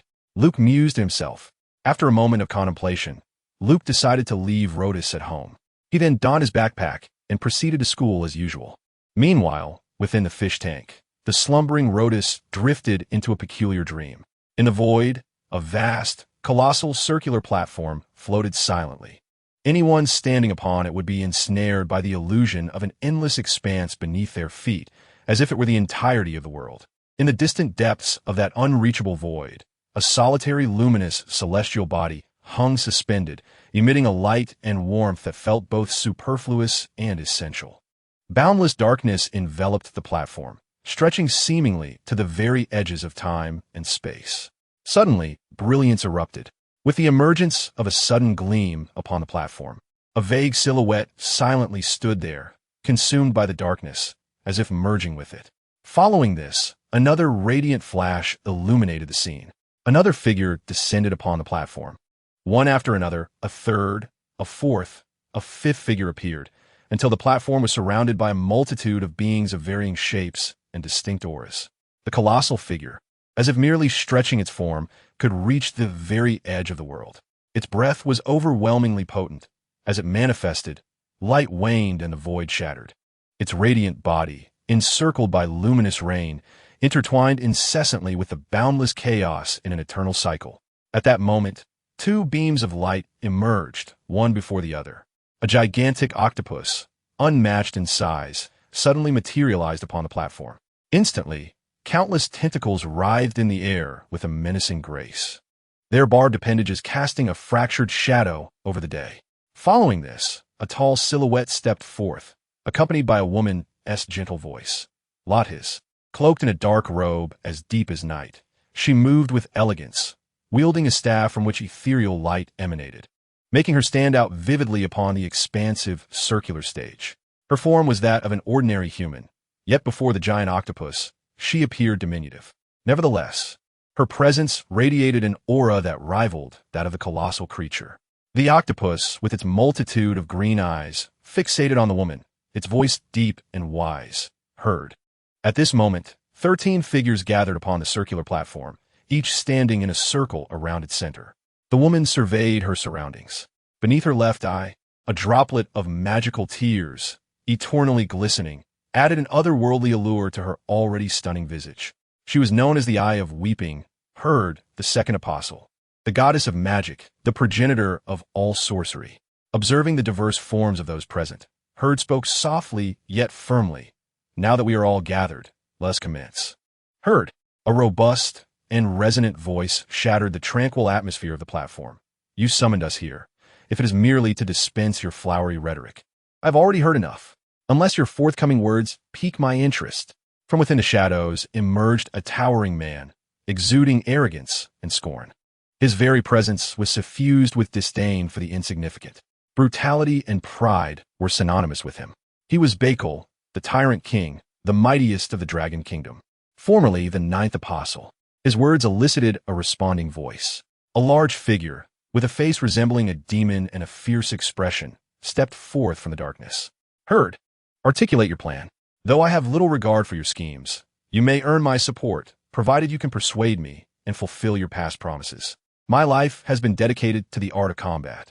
If you can find me a worthy opponent at his side, two long blades hung perpetually, their sharpness known only to those who had fallen to his might. He was Caecilius, the conqueror, the fourth apostle, stained with the blood of the vanquished. In the face of their unyielding inquiries, Herd remained as tranquil as still water. She slowly raised her luminous staff and gently traced a line through the air. Countless sparkling motes of light silently appeared in the center of the circular platform. They entwined and converged, gradually forming a complex and resplendent tableau at the center of the circular platform. This was the fierce wrath ravaging in the eyes of Tyrannosaurus King Bakul, which he suddenly reined in. His gaze was fixed intently upon this vivid spectacle. Unskilled in such matters, he turned to a diminutive figure still shrouded in darkness beside him. Bakal contemplatet diepli. What is this? Rumbled Caecilius. This is a blueprint, Helder calmly explained. It is our last hope of escaping the cycle of fate. To elude the grasp of destiny, one must transcend it and reach an entirely new world line. There, the convergence of worlds will no longer be governed by the great will, and we shall attain newfound freedom. How we proceed? Caecilius slowly approached the center of the platform, gazing upward at the blueprint. It depicts a world we know nothing of, a realm even the great will cannot probe or seek out. Between that world and ours lies an unbreakable dimensional barrier. We must first breach this barrier. Any action taken prior to that would be futile, Helder elucidated. Just tell us how to do it, Caecilius insisted in a low murmur. Helder responded. We need to gather the strength of all our apostles. This blueprint will forge a weapon designed to harness a portion of the powers of each of the 13 of us. By amalgamating these powers, we will seek a vessel to breach the barrier from the other side. I can contribute this power. Helder, it better be worth it, Caecilius declared without hesitation. It requires the consent of us all. None can be absent. On the other side lies a completely different space-time, one none of us has traversed, not even I. Only by reaching there can we find liberation. After all that has transpired, you may doubt me, but this is our only opportunity, the final chance for us apostles. Upon finishing, Helder fell silent, her eyes fixed on the dazzling blueprint, awaiting the decisions of the others. Throughout the long years, the 13 apostles had proven themselves impervious to external forces and had demonstrated that this was an unceasing cycle. As beings existing alongside the great will, they were weary of the relentless repetition. What lay before them was the key to the singular door of hope ajar for them. Crossing this threshold, the 13 would be reborn. At that moment, a steady voice arose from the side. The apostles turned towards the sound, revealing a massive octopus. The 8th apostle, wielder of thousands of weapons, long-legged Rotos. How do we define the vessel? What is the significance of this endeavor? Rotos inquired solemnly. Chapter 100. The 13 apostles among the apostles. There was no shortage of formidable beings or wise minds. Rotos stood as one who could match Helder's wisdom. Herder patiently replied, this weapon, unlike conventional arms, cannot be wielded by any among us. The dimensional barrier obstructs our essence, preventing us from descending into that realm. This constitutes an absolute barrier formed by the disparities between dimensions. The mightier our individual beings, the more vehement the repulsion we encounter. Thus, we require a messenger. Rotos spoke slowly indeed. While the dimensional barrier impedes our traversal, we can still propagate the name of the apostles, bridging the chasm between the two worlds. In this endeavor, the bearer of this weapon shall open the gateway for us. At that moment, the 13 of us shall seize the opportunity for existence in this new world. I shall join, Rotos stated calmly. I shall also join, another voice chimed in. From the darkness emerged a vague, ethereal silhouette, reminiscent of smoke, revealing the outline of a captivating woman. As she approached the blueprint, the mist dissipated, and in an instant, the figure transformed into a woman clad in revealing attire. The fifth apostle, the incognito, the enigmatic stalker, Sherlock. With a beguiling smile, she conjured an indigo, spectre-like orb from her palm, which hovered upwards under her gaze. Simultaneously, the ground trembled. The heavy footfalls seemed to evoke a pained groan from the earth, as a colossal form shrouded in darkness revealed only its massive head, dwarfing all other apostles combined. Following an unintelligible, thunderous roar, the enormous beast slowly opened its jaw, expelling a fiery orb of molten rock from its lava-filled maw, pulsating with vibrant and pure flames. The seventh apostle, the flame devourer, Anton, relinquished a portion of his power. The fiery energy ascended gradually, merging into the radiant center of the blueprint, where it came to rest alongside the smoke-like indigo orb. Subsequently, the conqueror Caecilius and the long-legged Rotos each separated a fragment of their power and bestowed it into the blueprint. Thus, the center of the blueprint was infused with the primal energies of crimson, deep green, dark blue, and indigo derived from the four apostles. These four forces, seemingly originating from a singular source, harmonized peacefully under the blueprint's guidance. Amid the gaze of all apostles, Herder slowly raised her slender wrist, resembling a luminous moon, lifting her staff with her eyes gently closed. A crystalline tear beneath her left eye sparkled brilliantly, from which half swiftly flew toward the blueprint. This was an energy sphere as dark as night, gradually joining the other energies in harmonious alignment. Moments later, three more figures emerged from the shadows. A quadrupedal creature, enshrouded in a mist of dark purple poison, gradually crawled to the center of the circular platform. Amidst the swirling toxic haze, its elongated mouth opened to expel an energy form enveloped in violet mist, which shot into the blueprint. Subsequently, this four-legged being slowly retreated, returning to the shadowy embrace of the sixth apostle, the bearer of tainted blood, the Black Plague, Dirich. Following it, two individuals with utterly contrasting auras approached from either side. One was a tall, slender man, exuding an alluring chaos and wearing an enigmatic smile. The other radiated an indescribable aura of sanctity. The 11th apostle, the resurrected, chaotic deity Ozma, and the 12th apostle, the discerning of all truths, the progenitor of holy light, the Saint Michel. They arrived beneath the blueprint, each depositing a contrasting orb of energy, one black and one white. Much like the energy forms from other apostles, theirs originated from a single source and, upon contact, harmoniously coexisted. At this moment, 8 energy spheres had coalesced at the center of the blueprint. Suddenly, a clear, resonant howl echoed above the platform, and a colossal shadow descended from the heavens, lightning fast, landing before the blueprint and releasing a gray luminous orb. This formidable creature, a gigantic bird with 8 wings, crackled with electricity. Each beat of its wings summoned roaring winds, exuding a terrifying majesty. The third apostle, the sovereign of the skies, the celestial prodigy, Isis Prey. As it watched the light orb ascend to the center of the blueprint, the giant bird let out another long cry, and with a tempestuous gust, it soared into the air, spiraling gracefully.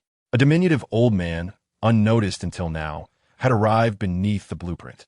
He gazed upward, his eyes fixed upon this magnificent tableau. With a white beard and hair, he was small and hunched, carrying a tattered backpack from which peculiar tools like wrenches and hammers peeked out. Adorning his face were bizarre glasses, featuring 3 protruding lenses that obscured his entire gaze. Silently, he slowly opened his palm to reveal a crystal the size of a bird's egg, half black and half white. This dual-colored crystal began to levitate gently from his hand, gradually merging into the blueprint. Afterward, the old man turned and walked away, making way for those behind him. He was the current 9th apostle, known as the Silent Earthshaker, the sovereign of Reborn, the creator Luke. Behind the diminutive figure stood the towering tyrant King Bakel. After much hesitation and doubt, he finally resolved to contribute a portion of his power, just as the other apostles had.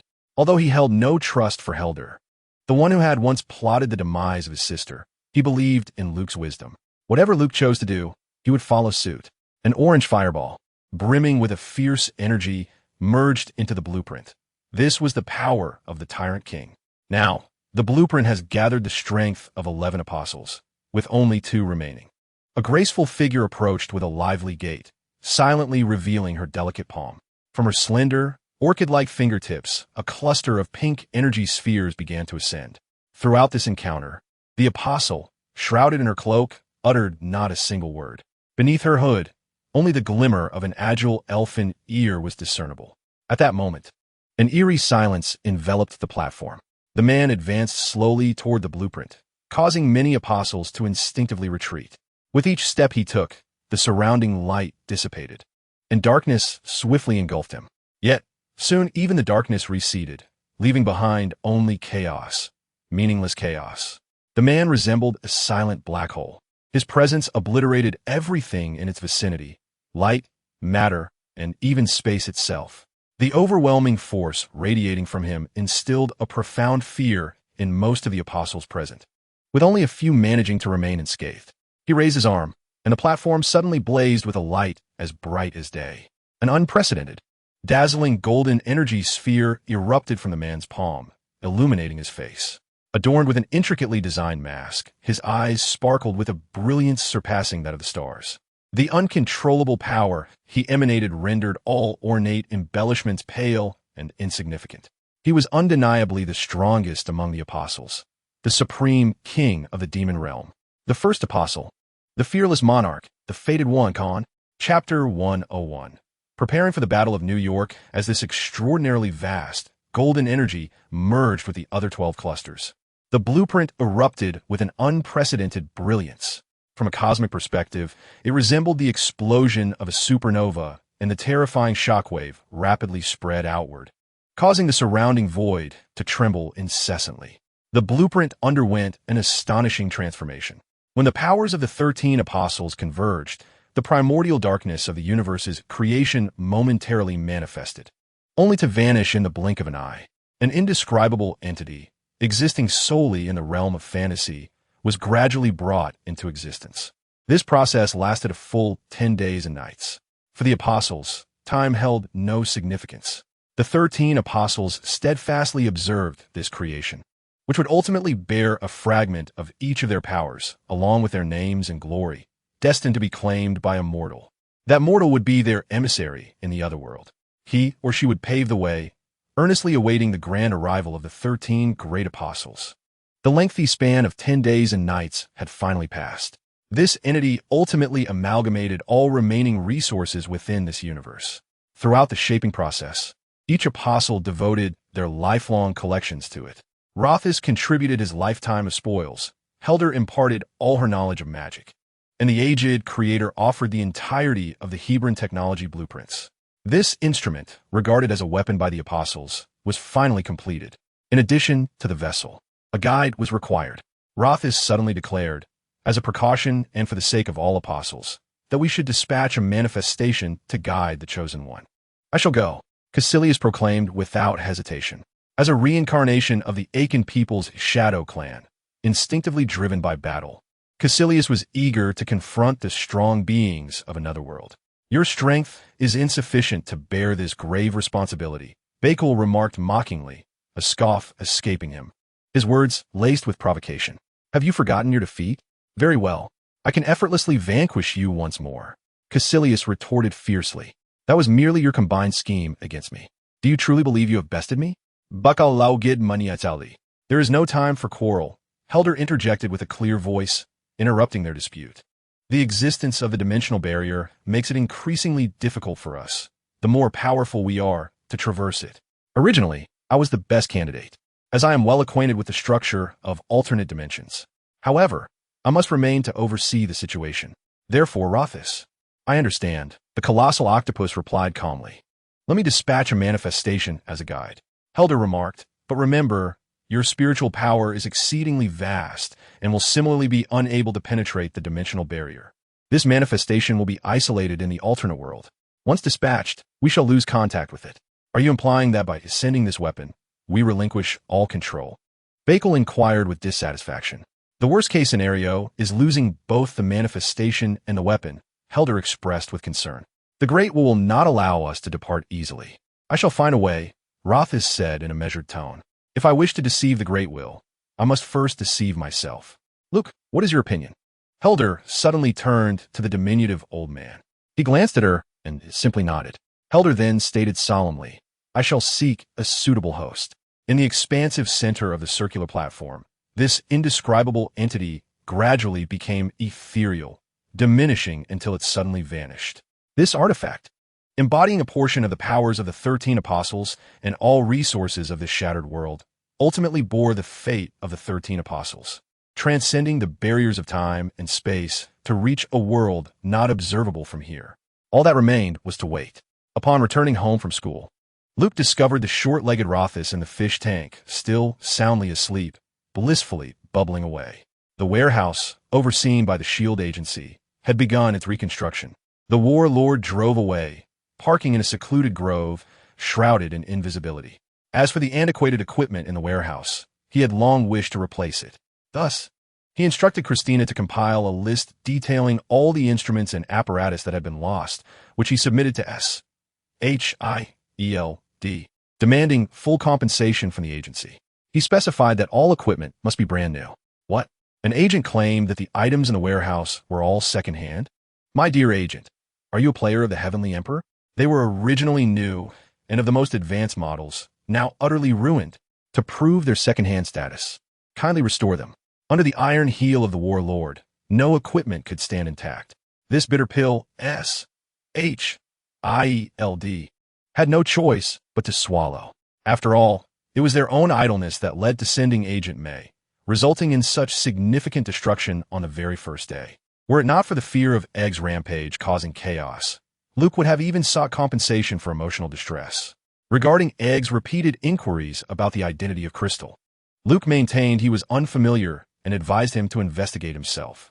After dinner, Luke returned to his room, lying on the bed with his arm as a pillow, gazing at the ceiling. The room was enveloped in silence. The usual clamor of Lotus was absent, leaving Luke feeling somewhat out of place. The night outside was imbued with an unusual tranquility. It was an exceptionally quiet evening, reminiscent of the calm before a storm. He mentally calculated the time. It had been 1 year and 5 months since his arrival in this world. As days passed, the date of the Chitauri invasion in New York drew ever closer. He often felt the pressure of time. Unlike other travelers who arrived before superheroes emerged and had ample time to prepare, he found himself in a Marvel universe with Iron Man already present. Shortly thereafter, Hulk made his entrance. Currently, all the superheroes of Marvel's first phase had made their appearances, awaiting only their assembly.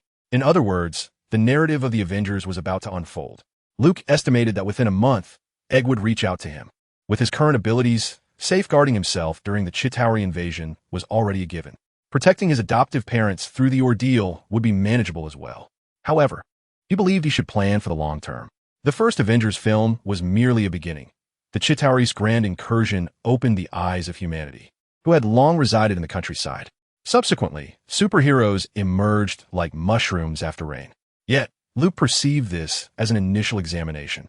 Only by passing this relatively straightforward trial could he earn the right to face the increasingly formidable and perilous events to come. The adversaries he would encounter would only grow stronger each year, culminating in the eventual arrival of Thanos. Most crucially, prior to his crossing over, Thanos snapped his fingers, marking the end of the film. He had no knowledge of what transpired afterward. He remained oblivious to how the Avengers ultimately triumphed over Thanos. With this premise, the urgency within him would not dissipate. Rather, it would intensify as time pressed on. The greatest fear of a traveler from another realm is the loss of foresight and premonition. He has less than a decade remaining in his prime. Within this fleeting period, he must either elevate his strength to rival that of the gods, subsequently crushing Thanos, or patiently await the judgment of fate. He hopes that the resurrection coin in his possession is not a counterfeit. Luke opts for the former. Confronting Thanos head-on is the way to go. With a system backing him, What is there to fear? A true man must possess the ability to be both flexible and resolute, to retreat when necessary and to confront when called for. How to navigate the initial trial of the Battle of New York while maximizing his strength enhancement is the strategy Luke believes he must meticulously devise. He rolled out of bed, picked up paper and pen, and thoroughly reviewed the plot of the Avengers in his mind before jotting it down. He had watched this film quite some time ago and had nearly forgotten the details. However, it remains one of Marvel's most iconic movies, which he had seen at least 3 times. He still vividly remembers the primary storyline. Chapter 102. The lowest level hardener, the unfolding of the Avengers story, begins with Loki. The trickster god, feigning death at the conclusion of Thor, and his alliance with the Chitauri under Thanos' command. One seeks to dominate Earth to prove his honor as the Prince of Asgard, while the other is tasked by Thanos to seize the Tesseract. At the end of Captain America, after a fierce battle with the Red Skull, the Tesseract plunges into the ocean, only to be recovered by Howard Stark, Tony's father, and subsequently handed over to S.H.I.E.L.D., now in the possession of Nick Fury. Thus, Loki launches a surprise attack on S.H.I.E.L.D.'s underground research facility, forcibly seizing the Tesseract. Loki's plan involves harnessing the unparalleled spatial power contained within the Tesseract to open a wormhole above Earth, allowing the Chitauri army to invade. Nick Fury urgently assembles the heroes he has been strategizing with: the debonair Tony Stark, the Hulk, the seasoned Captain America, Black Widow, Hawkeye, and the God of Thunder, Thor, who comes to confront Loki. The Avengers are officially formed. Their inaugural mission is to capture Loki, and they successfully apprehend him. However, the cunning Loki merely feigns surrender, successfully opening the wormhole above New York, leading to the invasion of countless extraterrestrial forces. The Battle of New York officially commences. Of course, the film concludes with a victorious resolution. After an exhilarating battle, the superheroes devise a way to close the wormhole, halting the Chitauri's influx, shattering Loki's ambitions of dominion over Earth, and thwarting Thanos' plans for acquisition. The story concludes, and flowers are thrown in celebration. In this conflict, Thanos not only lost the Tesseract, but also Loki's scepter. It truly baffles what he was thinking. Thus, 6 infinite gems, imbued with unparalleled power, found their way to Earth. 3 of which simultaneously fell into its possession. The Space Stone, which grants the ability to manipulate and traverse space at will, concealed within the Tesseract. The Mind Stone, capable of controlling the thoughts of others and enhancing the mental prowess of its wielder, nestled within Loki's scepter. And the Time Stone, presently safeguarded by the Ancient One. At the time of the impending battle in New York, 2 of these infinite gems would be revealed, presenting a remarkable opportunity for acquisition. Luke eagerly anticipated the possibility of obtaining one, which would be nothing short of extraordinary. Not only could it disrupt the plans for the fateful snap a decade hence, but it would also grant him the formidable power of an infinite gem. He resolved to make this the cornerstone of his strategic planning. In the midst of chaos, seizing one of the gems, be it the Space Stone or the Mind Stone, would yield immense rewards, significantly amplifying his strength. Pondering this, Luke stroked his chin thoughtfully. However, without sufficient power, all schemes are mere illusions. One must first possess the means to devise such plots. Power, it seems, is never in excess. It appears that this month the magical boxes are once again available for purchase. Fortuitously, Rotos is absent, which implies, upon this realization, Luke promptly consulted the system in his mind. Indeed, with Rotos away, the price of the magical boxes remained unchanged. They were still priced at $500 each. However, the monthly purchase limit remained at $100. It seems that cannot be altered. Damn it, just like Spike. Luke silently criticized, then without delay, hastily procured 100 magical boxes, relishing the thrill. With a sigh of relief, he reflected, having spent only $50,000, this was a lucrative venture. TX incurred a significant loss, or rather, the system did. Before his eyes, 100 glossy black magical boxes materialized, perfectly arranged upon the ground. It was once again the most exhilarating moment. Luke rubbed his hands together, his eyes gleaming with anticipation. Last time, fortune smiled upon him. As he briefly masqueraded as a European, and miraculously, out of 10 guaranteed rewards, he received 8 skill books. In his previous life, that would have been a tale to boast about for eternity. What does luck yield this time? Luke stood firm, facing the east, his countenance a picture of sincere devotion, as he performed the customary 3 bows. Great master, grant me strength. Then, he commenced his warm-up, executing a series of calisthenics. Next, he performed eye exercises, and finally, he recharged the system with 80,000. A complete ritual of mysticism concluded. System, the moment is now. Draw. Data chip 1 colorless crystal 21 colorless crystal 8 revival coin 2 skill book. Lunge magic stone 2 magic stone 1 Celia's handmade. Cake 1 data chip 4 colorless crystal 12 Luke stood in stunned silence for about a minute. What on earth is lunge? It seems to be a universal skill for the Phantom Swordsman, but he could not recall with certainty. It has been a year and a half since I last engaged with DNF. Once, I immersed myself daily in its dungeons, relentless in my pursuit. Now, all that remains are memories. It seems that in this lifetime, I am destined never to reunite with my level 30 adventure team.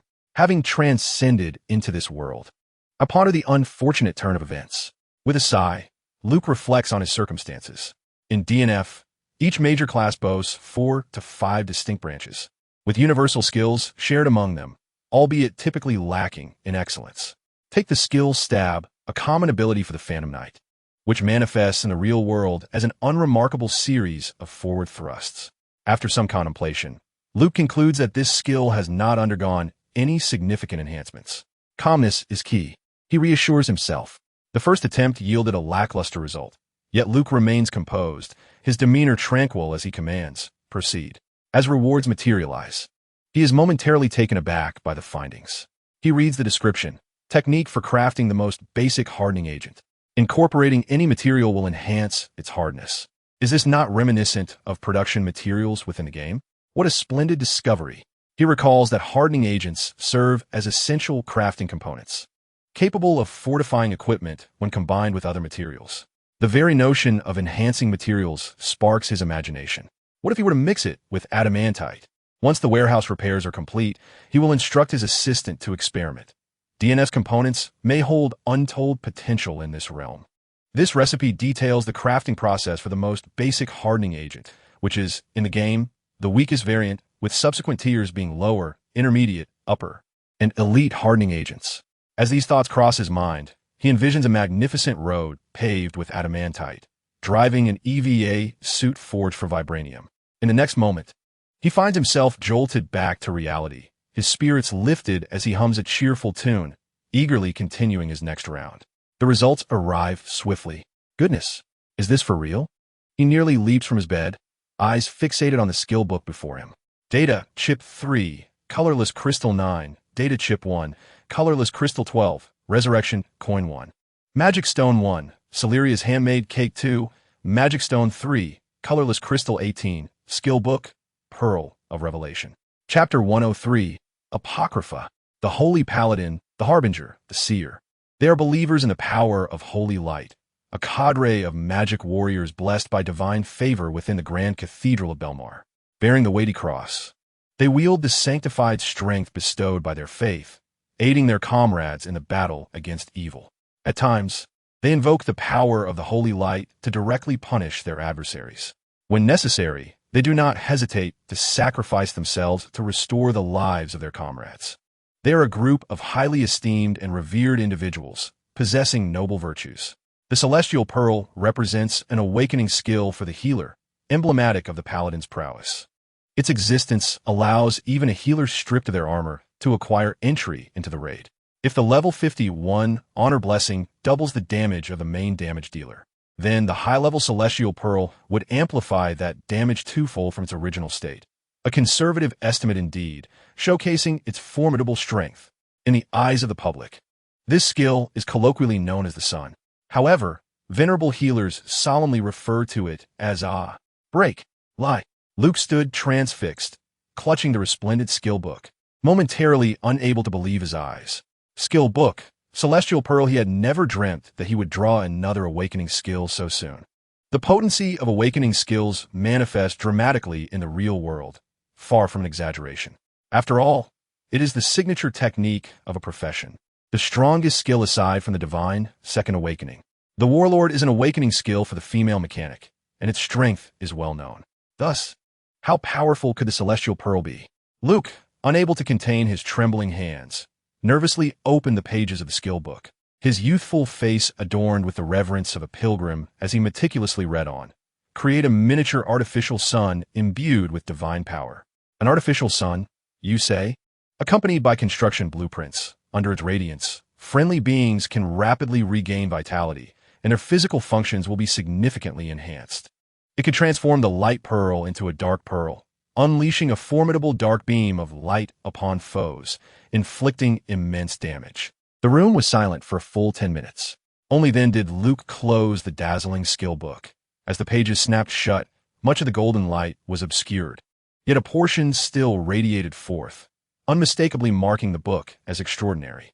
At that moment, Luke furrowed his brow. It was indeed construction blueprints for a permanently existing artificial sun. Its effects mirrored those of the celestial pearl from DNF, capable of transforming into a dark pearl. But the cost? Surely it would require no less than tens of billions of dollars to construct. Poverty, that wretched poverty. Without further hesitation, Luke placed his hands upon the gilded book, which instantly transformed into a golden stream of light, merging into his being. Enlightenment dawned upon him as he slowly settled cross-legged on his bed, closing his eyes.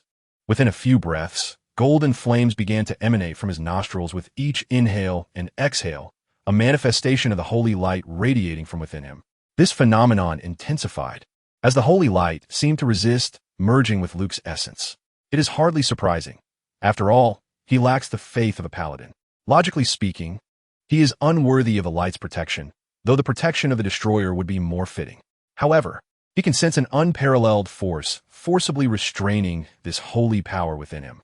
Even though this divine energy seems to possess a will of its own, striving to escape, the immense power within him resembles an unfathomable black hole, drawing back the golden flames that attempt to flee with each breath he takes.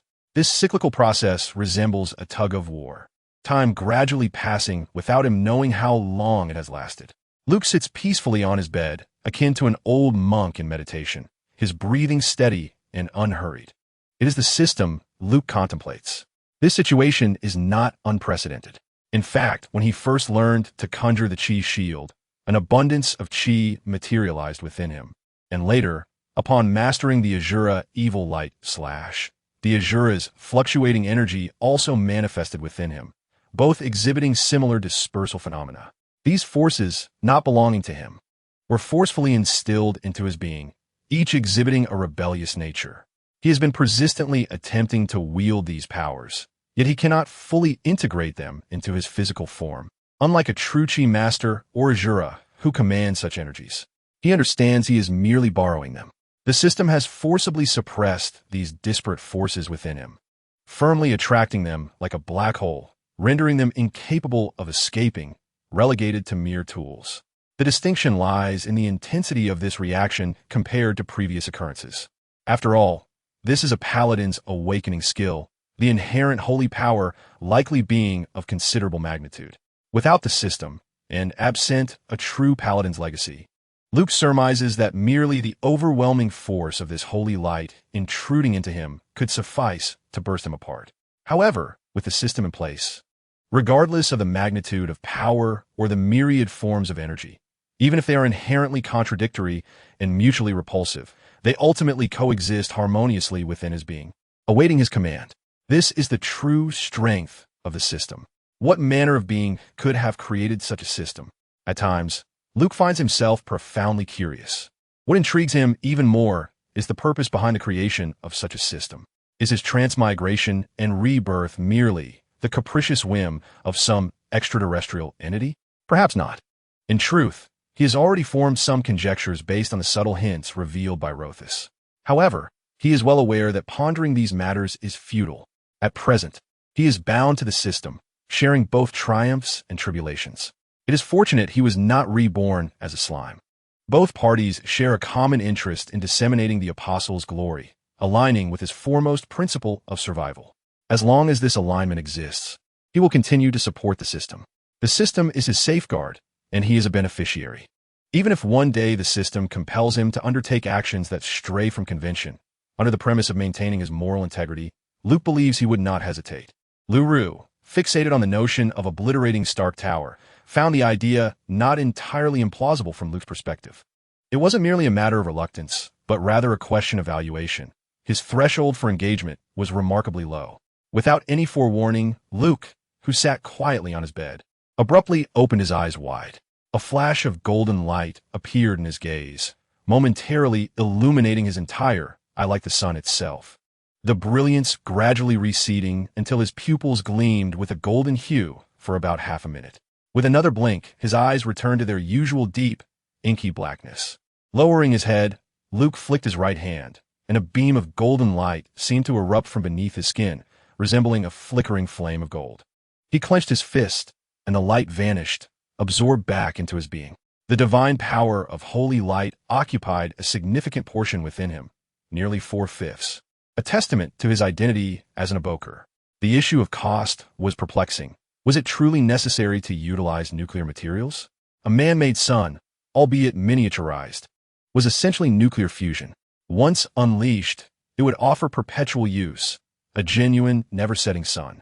This never-setting sun was a coveted technology among many guardians, referring to the continuous release of multiple, even dozens, of apocalyptic pearls. With each release, a golden sun would manifest in the sky. After several releases, a breathtaking spectacle of densely clustered golden suns would emerge, ever burning. Yet, the foremost obstacle remained the matter of finances. Furthermore, where could one procure nuclear materials? Such resources were not merely a matter of wealth. Scratching his head in contemplation, Luke took a moment to reflect, only to find his previously steady breathing once again quickening. What on earth was happening? Could it be that I'm truly a fortunate soul, and I had failed to recognize my own potential? Items acquired. Colorless crystal block. 3. Colorless crystal block. 10. Celia's special beverage. 1. Resurrection coin. 5. Demon crystal. 3. Colorless crystal block. 26. Data chip. 1. Data chip. 1 skill book. Black Rose Special Forces. Demon crystal. 2 Chapter 104. Black Rose Special Forces. The room was enveloped in silence, punctuated only by Luke's slightly labored breaths. He fixated intently on the skill book in his hands, his mind momentarily adrift. Disbelief etched across his youthful visage. After a prolonged pause, he collected himself and began to leaf through the tome with urgency. Its cover was strikingly exquisite, a deep black adorned with gilded accents, featuring a resplendent purple rose in full bloom. With wide eyes, he read each word meticulously, his expression oscillating between joy and perplexity. Finally, he exhaled deeply and murmured to himself, "How peculiar, truly peculiar. This must indeed be the awakening skill of a male ammunition expert. There can be no mistake. To draw 2 awakening skills consecutively. My heavens, such odds? Am I dreaming?" The rarity of powerful skills was something he had come to understand well after more than a year of drawing from the magical boxes, especially the awakening skills, which are indeed rare gems among rarities. Over the past year, he had only acquired a single tome of the Warlord. Now, having suddenly obtained 2, it was no wonder he found it hard to believe. After all, in his previous life, his lineage was remarkably pure. Should he falter or fail, success was certainly not within reach. To summarize him in a single phrase, the mysterious does not alter fate, nor does wealth dictate destiny. Yet recently, a streak of fortune had unfolded that compelled Luke to remain vigilant. As the saying goes, unusual occurrences often herald the presence of the uncanny. The awakening of the unfortunate was screaming alarms. "Trouble is brewing, young man." Luke nodded, then shook his head. The spider sense remained unresponsive, indicating that his life was not in imminent danger. Regardless of what lurked behind him, it posed no threat to his existence. Perhaps he was merely overthinking. Maybe in this second life, he had successfully crossed over and transformed into a European noble. No, he ought to call himself a European emperor instead. Luke resolved to set aside his concerns for the moment and not dwell on them. With a relaxed heart, he embraced the joy of the present, true to his dual existence as nature. The Black Rose Special Forces, he mused, should first delve into how to utilize these skills. Could it be that he could summon 4 beautiful, long-legged aides? Or perhaps, would it involve crafting blueprints of some kind? As these thoughts crossed his mind, Luke gently tapped the ebony-gilded tome with his small hand, and to his astonishment, the book immediately responded. Unlike previous instances where tomes would disintegrate in a shimmering energy and meld into his being, this time was different. A look of bewilderment crossed Luke's face as he felt a lightness in his hand. The book swiftly liquefied into a pool of black water. It then rapidly shrank and coalesced into a glossy, obsidian sphere the size of a tennis ball. This seemingly weightless orb gradually ascended, floating towards the ceiling. Subsequently, it began to swell and expand like a sponge absorbing water. When it reached a diameter of nearly 1 meter, it suddenly flattened as if struck by an invisible hand, elongating instantaneously to form a thin black disc. The disc measured approximately 2 to 3 meters in diameter, its surface dark and tightly pressed against the ceiling, as if it had opened a profound abyss that even light could not penetrate. Suddenly, a fissure appeared in the black disc, and through the gap, Luke could discern a faint light emanating. Was this a tunnel? As he gazed upward for some time, astonishment dawned upon him. Before he could act, for exclamations echoed in succession. "Oh, wow, that's high. Huh, help!" From the dark passage, for figures tumbled down one after another, landing squarely on Luke's bed, precisely striking his face. Luke initially felt as if he had been struck by a soft, fluffy object, followed swiftly by another, and a third, and a fourth, with all their weight pressing down upon him. In an instant, the dark passage closed and vanished. Luke found himself tightly pinned beneath these four pliable bodies. With only a single small hand struggling to wave and grasp at the air, wah-wah, something was firmly blocking his nostrils and mouth, and he was on the verge of asphyxiation. "Where's this? How do we end up here? Where's the general? Rosanna, you're on top of me. Get off. Get off. Wow, there seems to be a person beneath us. Amy, you're sitting on his face. He can hardly breathe. No wonder it felt so warm down there." The four conversing soon realized that they were compressing a living person beneath them, who appeared to be a small child, with short limbs and an adorably charming visage. Once the four of them scrambled away, Luke was finally able to draw in a breath. He gasped for air, his small face flushed crimson. "Isn't that the general? General, we found you. But why have you become so small? Wow, why have you all shrunk as well?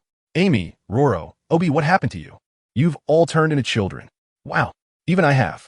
Amidst the cacophony of chatter, Luke finally discerned the four individuals seated on his bed before him, for petite girls. Their ages were unmistakably similar to his own. Luke's mouth hung agape, his expression dazed, resembling a bewildered hippopotamus, as his gaze swept from left to right. The first girl on the left had short golden hair, a delicate little face, and adorably plump earlobes adorned with small earrings, her curious large eyes gleaming with fervent interest as she regarded him. The second girl, equally charming, sported a dark green beret, with her brown hair neatly tucked behind her ears, staring at him with a look of innocent bewilderment. The third girl had a bright pink ponytail and donned a pair of aviator goggles on her forehead. She exuded an effervescent spirit, her eyes sparkling with excitement as she eagerly assessed him, seemingly poised to leap toward him at any moment. The fourth girl, who had previously been seated on his face, boasted a cascade of orange hair, elegantly wrapped in a lovely orange scarf. She scanned the room thoughtfully, appearing to be the most composed among them. Luke was left speechless, a book conjured for vibrant beings. Was this the manifestation of the male ammunition slumber? These four undeveloped little girls before him were indeed the Black Rose Special Forces? Well, the upside was that it didn't require the extravagant costs of the previous two awakening techniques. It could be done for free, cough cough. But why did they refer to him as the general? Gazing at the unmistakably real, four unfamiliar little girls, Luke's mind raced rapidly. Meanwhile, the girls on the bed began to chatter animatedly. Chapter 105, The Grand General.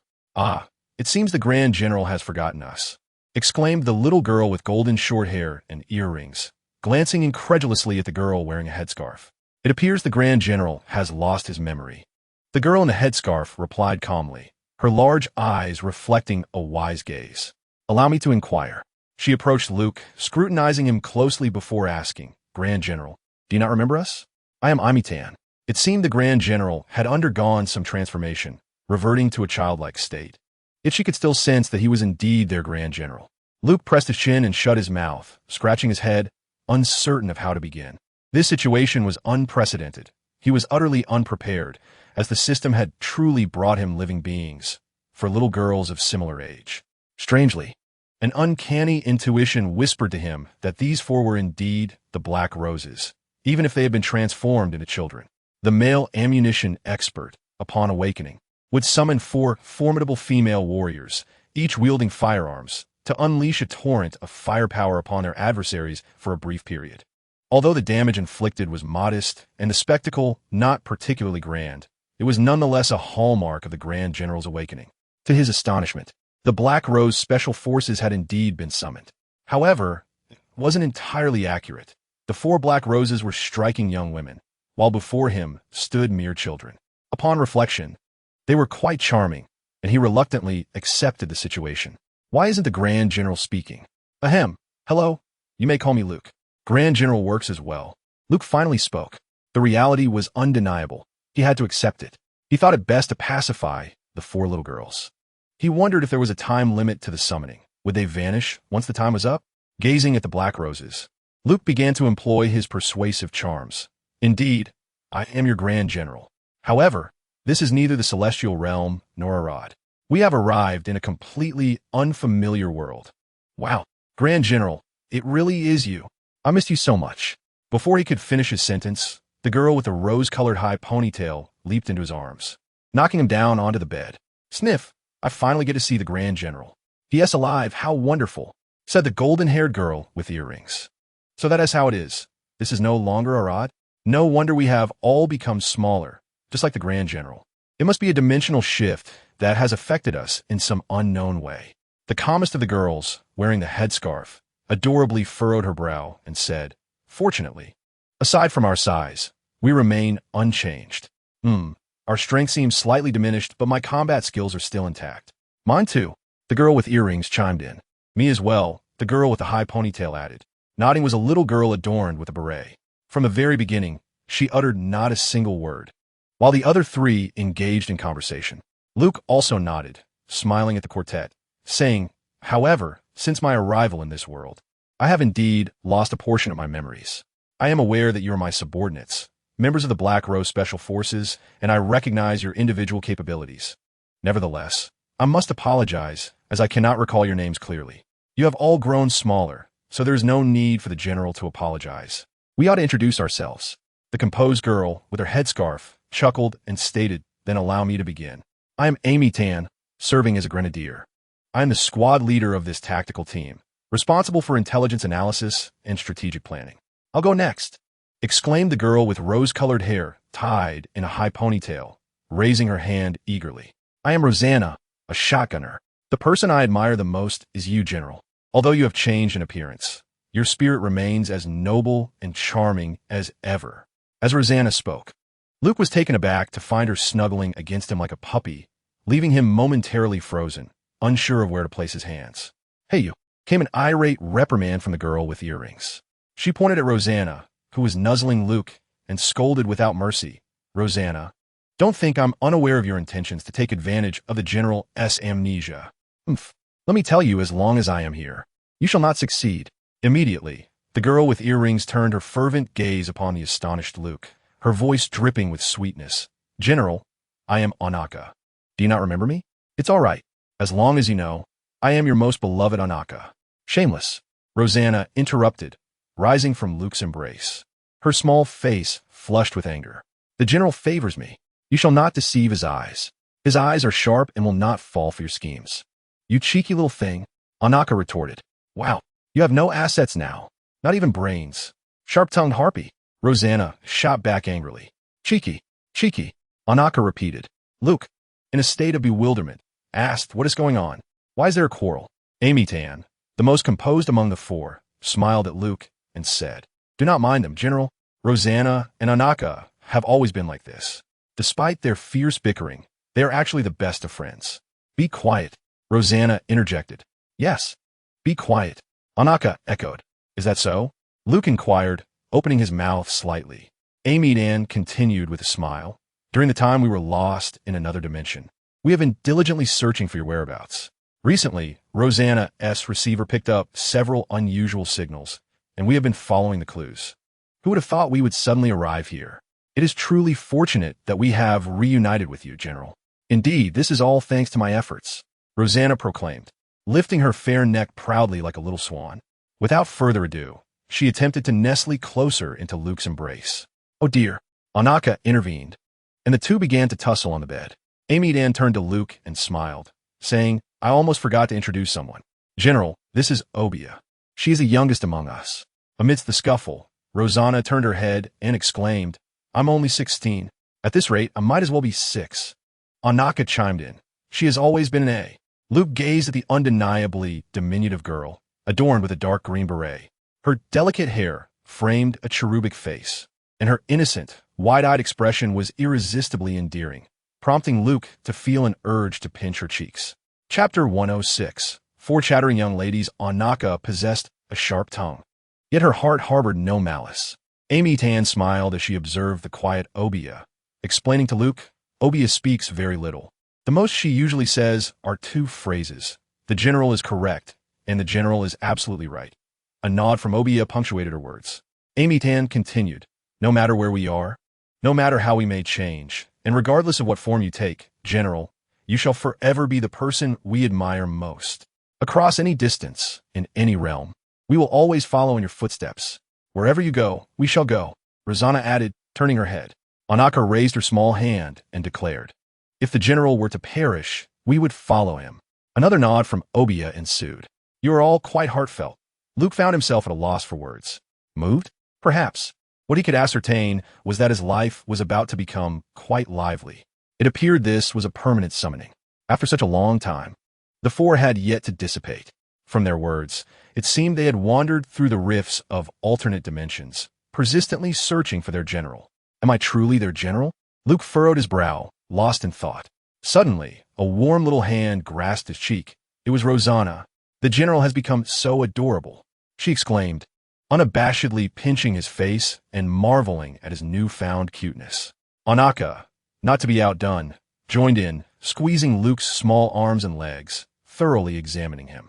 With a cheerful grin, she remarked, "The general looks far cuter now than before. You used to have such a stern face, like a horse." Luke was momentarily speechless. Although their time together had been brief, he had begun to understand the unique personalities of the 4 little ladies of the Black Rose. Anaka was undeniably sharp-tongued and spoke in an eccentric manner. Rosanna seemed to delight in teasing him, leading Luke to ponder the nature of the relationship between the former general and these spirited girls. Anaka and Rosanna appeared to bicker often, though it seemed to be in jest. Amy Tan serves as the squad leader, embodying the role of calm wisdom and strategic thinking within the team. As for Obia, she seldom speaks, merely nodding in agreement. Is she truly the legendary girl devoid of any characteristics? Luke mused with curiosity. However, it appears that everyone, regardless of their identity, complies with his commands as their esteemed general. The loyalty of the 4 young ladies is undeniably remarkable. It is quite enchanting. It seems that, apart from their diminutive stature, Amy Tan believes their combat skills remain intact. Indeed, they are undoubtedly members of the Black Rose Special Forces, albeit in a chibi version. It seems their weaponry has been lost along the way to this place, but that is of little concern. Acquiring firearms and artillery should pose no difficulty. Of course, one must seize them. Once I have the appropriate blueprints, I could also fabricate weapons for them. However, the sudden emergence of 4 young ladies brings forth a headache for Luke regarding their accommodation. Where shall they reside? He is still in his bedroom, with his adoptive parents present in the house, just downstairs. He cannot allow them to discover this situation. As the saying goes, what one fears tends to materialize. The 4 young ladies chattered incessantly, ultimately attracting the attention of Luke's adoptive mother, Karen. "Something's amiss," Anaka suddenly exclaimed. "Someone is outside." Rosanna listened intently. The footsteps were light. The stride short a woman, an ordinary person. The alert was lifted. "Do not let your guard down," Amy Tan calmly assessed. "This is an unfamiliar world for us. Until we are acquainted with our surroundings, all unknown factors pose a threat. We must ensure the general's safety." "Indeed," Anaka and Rosanna affirmed. Obia nodded in agreement. Luke hastily interjected, "Everyone relax, do not worry. It is a friendly face outside." "A friendly face?" Karen's voice came from outside. "Darling, are you all right? Why is it so noisy in there?" The sound of her attempting to open the door reached Luke. He had locked it, as he always did when opening the magic box. Otherwise, being seen could lead to complications. Karen softly urged from outside, "Darling, Please open the door. Luke sighed in resignation, got off the bed, and approached to unlock it. His adoptive mother, Karen, appeared at the doorway, smiling at Luke. Why did it seem so loud in here just now? She inquired, casting a curious glance into the room. Not at all. I was merely watching television. The volume might have been a bit high. I have already turned it down. Apologies, Karen, Luke explained, gesturing towards the television where SpongeBob SquarePants was playing. Karen peered into the room a few more times, then affectionately ruffled Luke's hair, saying, "All right, but do not stay up too late. Remember to get to bed early." "Sure thing, Karen," Luke replied with a smile. Once Karen exited, he closed the door again. Behind it, Rosanna and Anaka were huddled together, with Rosanna on top and Anaka below. Anaka covered her nose, saying, "Roro, you need a bath." Just then, Obia, adorned with a beret, emerged from the wardrobe nearby. Amy Tan emerged from beneath Luke's bed, momentarily startled to find something resting atop her head. Upon reaching up to investigate, she retrieved a pair of underwear adorned with an elephant design, clearly belonging to Luke. The atmosphere in the room suddenly shifted into something peculiar, followed by a cacophony of chatter that transformed the space into a bustling market. "Wow, the General's little pants. Amy, you've done well," exclaimed Anaka with excitement. "Those are mine. Give them back," shouted Rosanna as she lunged forward to snatch them. "Not if I can help it," Anaka retaliated, and together they tackled Amy Tan onto the bed, playfully grappling with her. "No, stop." Amy Tan laughed breathlessly, overwhelmed by ticklishness. Obia gazed at the three of them in stunned silence. "Everyone, quiet down for a moment," Luke was compelled to call out. The girls immediately fell silent, turning their attention toward him. Luke rested his chin on his hand, troubled. Seizing the moment of good fortune, why not hasten to draw the remaining rounds of magic boxes? "What? You're asking about the underwear? What underwear? Do you see this 42-meter-long sword? Sit down, everyone. Remain quiet." Luke commanded the black roses to line up on his bed. He then proceeded to draw from the magic boxes. "What's the General up to?" Rosanna whispered, her brow furrowed with curiosity as she observed Luke's actions. I know. Anaka chimed in, her youthful hand raised. "The General is drawing boxes filled with various resources. He used to do this often, though the outcomes were often dismal. Indeed, every time he faced misfortune, he would say, 'It was an accident. Next time will surely be better.'" "That's true," Obia remarked, rarely speaking up. Amy Tan sighed thus. "Our funds have dwindled to mere scraps. Ever since the General became enamored with opening boxes, our little treasury has been reduced to a solitary 3 gold coins. I can scarcely recall the last time we indulged in barbecued meat." The other 3 girls echoed her lament, alas. Chapter 107. G3 Predator. Following the previous 3 rounds of drawing, Luke felt an overwhelming urge to shout in exhilaration. Tonight, luck is on my side. He strongly suspected that Lady Luck had taken a liking to his charming visage. Without hesitation, he decided to forge ahead and began drawing the 5th round. The results soon materialized. The guaranteed reward was yet another skill book. Skill book, G3 Predator. Wonderful. At last, the Warlord has something to equip. Luke's hands clasped together, a glimmer of joy illuminating his eyes as a broad smile spread across his face. The Warlord, once devoid of weapon attachments, had finally acquired a supplementary item. It was perplexing how the system's designer conceived it. Whether for the aerial war machine, Gale, or the G0 Warlord, the initial draws had yielded only design blueprints. Not a single weapon attachment had been seen. Now, a G-series mechanic had finally been drawn, perfectly complementing the Warlord. With a gentle tap of his small hand, the skill book transformed into a myriad of brilliant specks of light, which he absorbed in an instant. Luke closed his eyes, earnestly savoring the familiar sensation of knowledge pouring into him. This feeling was truly wondrous. For others to possess such profound expertise in mecha manufacturing, the only recourse was through years of diligent study and research. Yet, he completed the absorption in a mere 10 seconds. And by spending another day or 2 to digest the information, this knowledge would seamlessly become instinctual. He realized that the G3 Predator, in terms of structural design, was indeed an integral part of the true Warlord. As Luke recalled the new design blueprint in his mind, he was astonished to uncover a significant revelation. The G0 Warlord he had been piloting all along was not its complete form. The true complete form comprised the G0 Warlord's main body. The G1 Corona Photon Cannon, the G2 Thunderstorm Electromagnetic Pulse Cannon, and the G3 Predator Laser Emitter. Without the G1, G2, In G3, the G0 was merely a hollow shell. Reflecting on his pitiful warlord, equipped with only a single weapon, he felt a mix of amusement and exasperation. With nothing else to mount, he had to make do. Ordinary weapons no longer captured his interest. Fortunately, wielding a sword in a mecha was undeniably cool. Now that he had a mounting option, Luke felt more akin to a Gundam. The G3 Predator, a configuration of laser emitters designed to unleash high-energy lasers upon enemies. Capable of automatically tracking and relentlessly pursuing targets with continuous laser fire. One might envision it as a swarm of flies incessantly attacking a target with laser assaults. The Assault Freedom also seemed to possess such a mounting system, albeit theirs was significantly more formidable, boasting a configuration of over a dozen cannons with exceptional concentrated firepower. Luke reminisced, inevitably comparing the merits and drawbacks of both. The G3 Predator's advantage lay in its ability to persistently track and fire lasers at enemies, coupled with a remarkably low production cost. According to the materials required in the blueprint, the estimated cost of a single laser emitter was around 10,000, and it was reusable. Moreover, the G-Series was the original mounting system for the Warlord, requiring no modifications, simply plug and play. However, its drawbacks were also apparent. The emitted high-energy lasers had limited intensity and required sustained targeting. The blueprint indicated that only 6 emitters could be networked as a group, due to issues with signal coordination.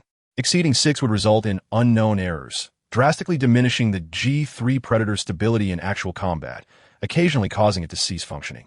Luke scratched his head, furrowing his brow as he pondered deeply. His youthful face bore the expression of an adult. Since it was a technical issue, it was not insurmountable.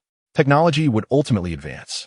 The problem of laser intensity could be addressed by enhancing the laser generator, increasing the frequency, or changing the power source, such as utilizing an arc reactor for energy. As for the grouping issue, that too was manageable. Since a group cannot exceed 6 individuals, it would be prudent to form several additional groups, equipping multiple mothership modules on the Warlord. During combat, Christina could be entrusted with coordination and allocation.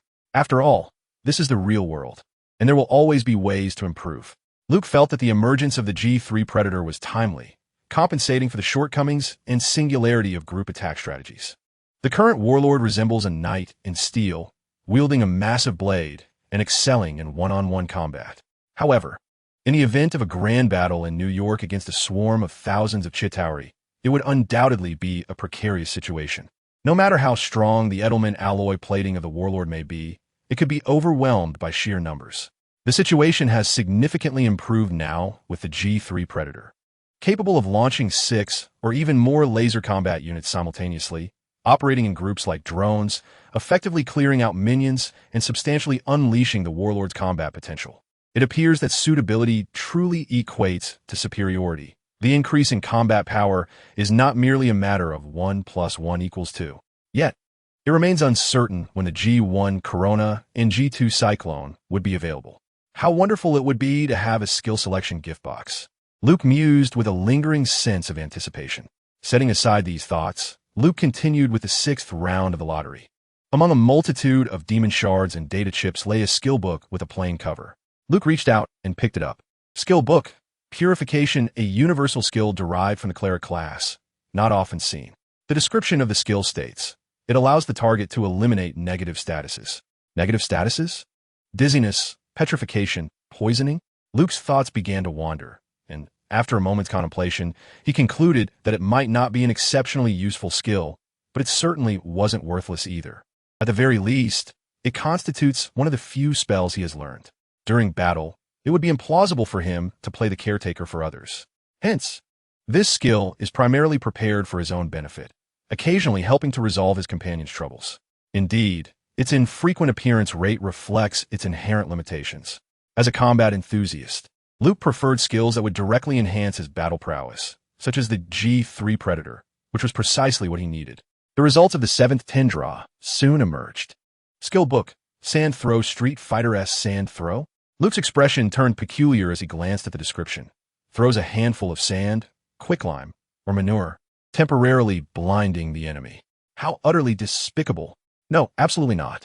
This skill would bring him nothing but embarrassment. How could he, a revered apostle and idol to countless young ladies, Stoop to the level of a street hoodlum throwing sand? Using a brick to incapacitate someone may be acceptable. After all, that is a divine technique. Regardless of who you are, a brick to the head will stun you. But throwing sand? Is it really capable of achieving total blindness? Wait, upon reading the description, it seems it indeed could. I could use it discreetly, ensuring no one sees me. Should anyone witness it, they must be silenced. Luke silently resolved in his mind. Chapter 108. Cosmic Soul. Strictly speaking, Luke believed that skills such as brick strike and sand throw, which forced dizziness and blindness, fell under the realm of magic. These actions defy the laws of objective reality. Indeed, there is also the Walt staff. Hawkeye undoubtedly has something to say. Magic in the realm of Marvel is not only present, but rather rampant. Just recently, he had deceived a young sorceress. Crystal possesses true mastery over the 4 elemental magics: earth, water, fire, and wind. If it were to involve light and darkness, she would undoubtedly be a formidable force. However, in Luke's view, Crystal's skills are still lacking. Breaking into a warehouse is about her limit. Of course, the strength of the Inhumans evolves with age. Luke finds Crystal quite appealing. Her straightforward thinking and innocent nature make her an ideal candidate for a henchman. Moreover, she is never far from a large dog afflicted with tetanus, which can teleport, greatly piquing his interest. Luke believes that this grand canine will prove to be a significant asset in the future. He wonders when she will return and if she will be able to find him amidst the reconstruction of the warehouse. Pondering this aimlessly, he resolves to find a way to keep her around upon her return. Refocusing his thoughts, he proceeds to the 8th round of the lottery. Marvelously, he finally wins. When the result is revealed, the joy on Luke's face prompts the Black Roses, who have been quietly observing, to exchange glances. What could possibly have brought such delight to the general? Skill book? Chi Shield. Excellent. This means the Chi Shield can now be upgraded to level 3. The level 2 shield could not encompass the Warlord. Surely level 3 will suffice. He muses eagerly as he absorbs the skill book into his being. A familiar energy form. Chi swiftly slithers through his body like a serpent, imparting a warm sensation akin to soaking in a hot spring. Ultimately, this white chi is forcibly intertwined with the powers of fluctuation and holy light by the system. The 3 energies, initially restless, eventually settle into tranquility. Luke's expression brightens even further. Indeed, it is as he expected. The level 3 chi shield has doubled in radius, reaching a span of 4 meters, or 8 meters in diameter. Enveloping the Warlord is now assured. The return of this super defensive skill amplifies Luke's sense of security. His confidence in acquiring at least 1 Infinity Stone during the Battle of New York has also received a boost. As for the Chi Shield skill, whether during his past life, playing DNF, or after his arrival in the Marvel Universe, Luke has always held a deep fondness for this ability due to its reliability. Why does the flamboyant psionic practitioner instill confidence in her allies? It is precisely because of the 2 defining characteristics of the Chi Shield. First, it does not shatter until its energy is depleted. Second, it will inevitably absorb 1 attack. To express this numerically, suppose the Chi Shield possesses an energy of 100.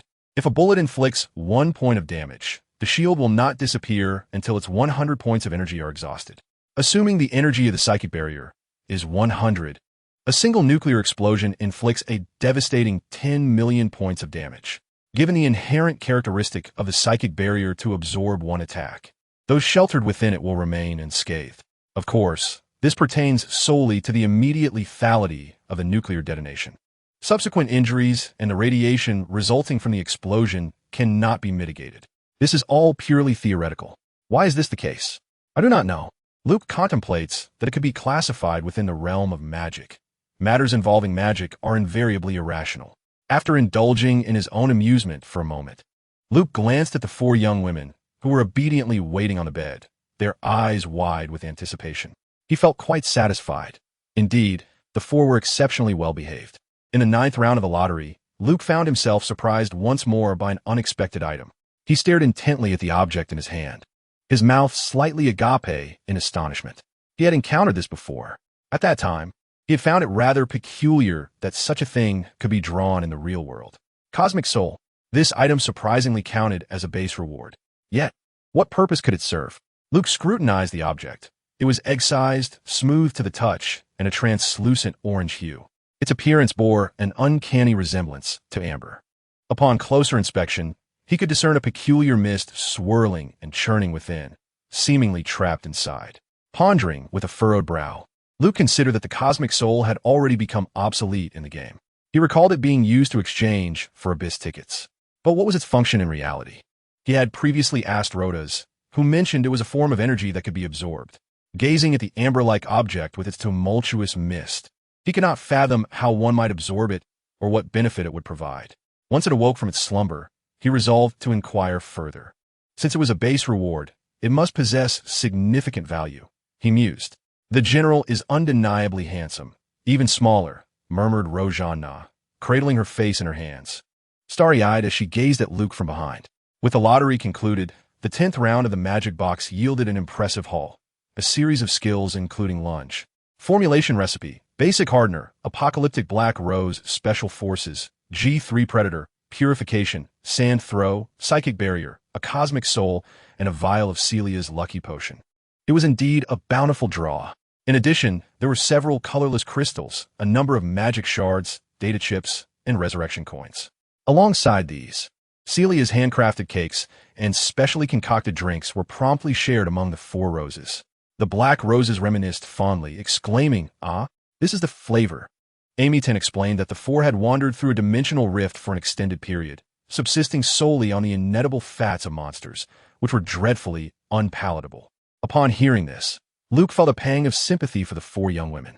Without hesitation, he waved his hand, ordering takeout.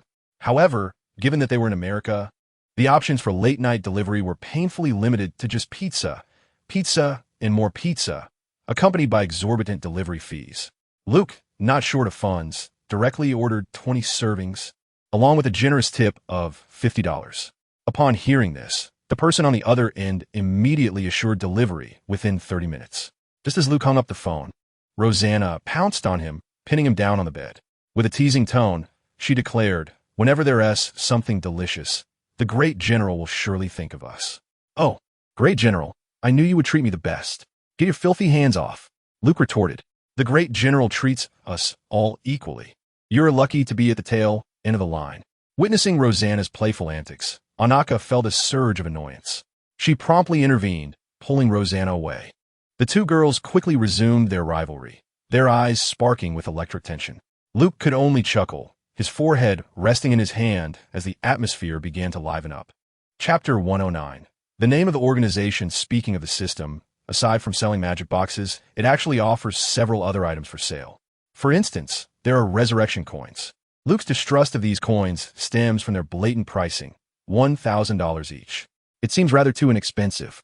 Would you really trust a life for a mere $1,000?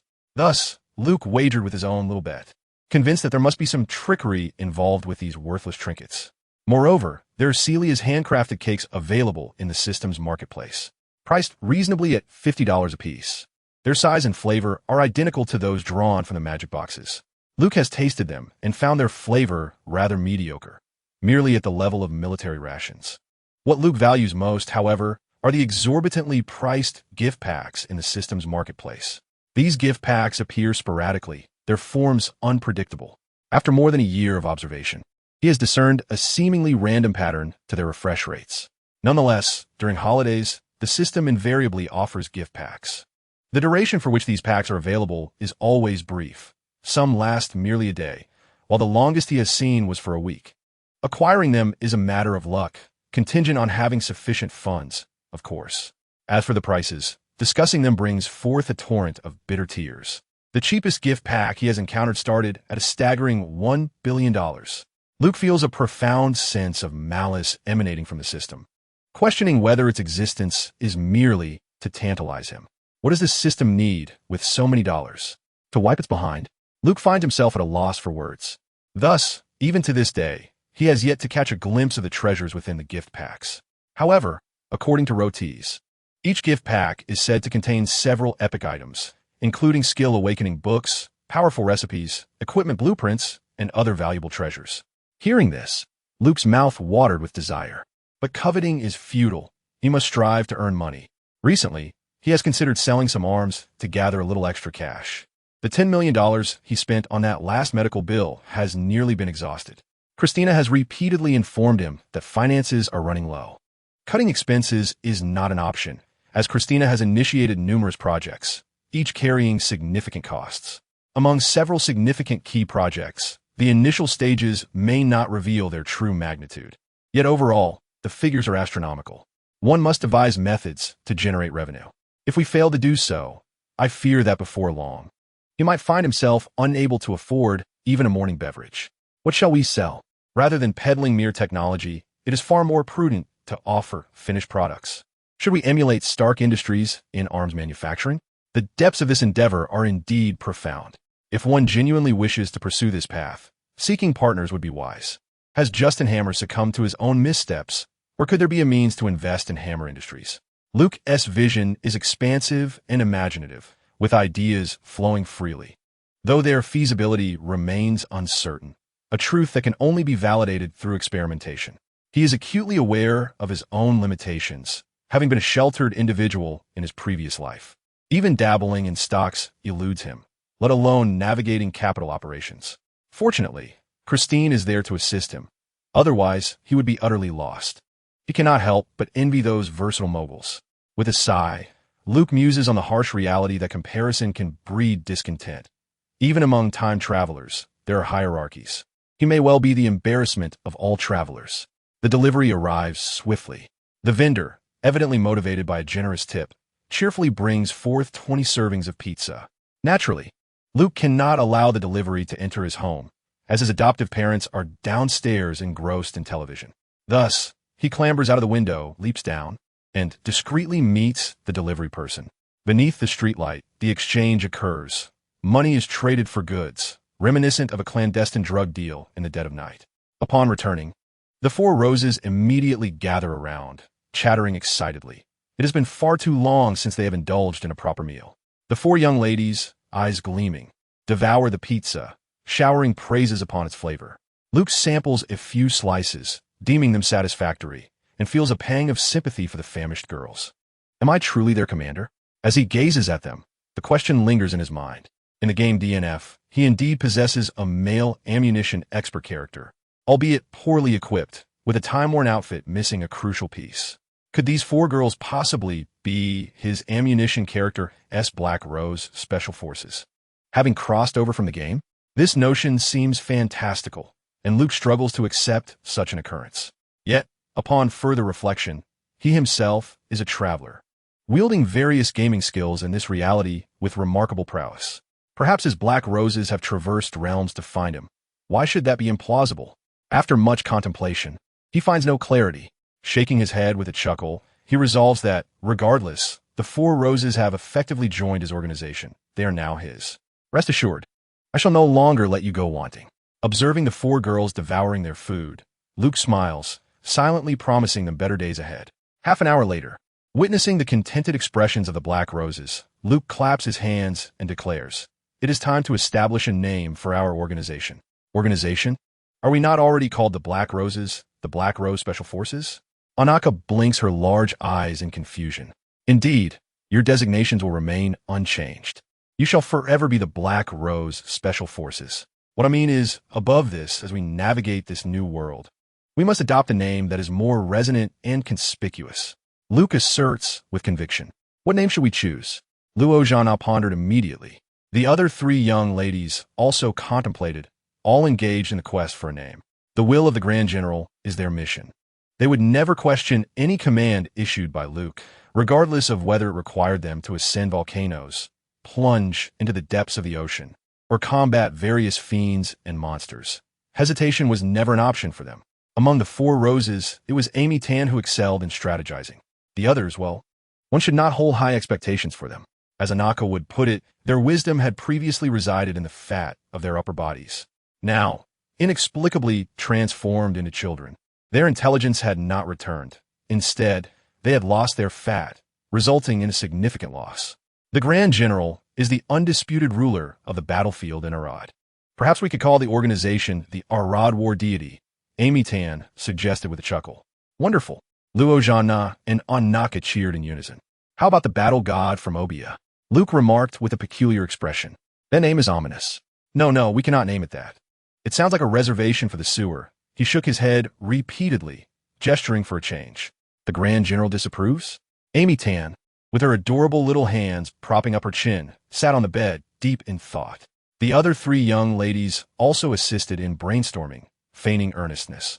Luke shook his head with a smile. He mused that a name need not be overly grandiose.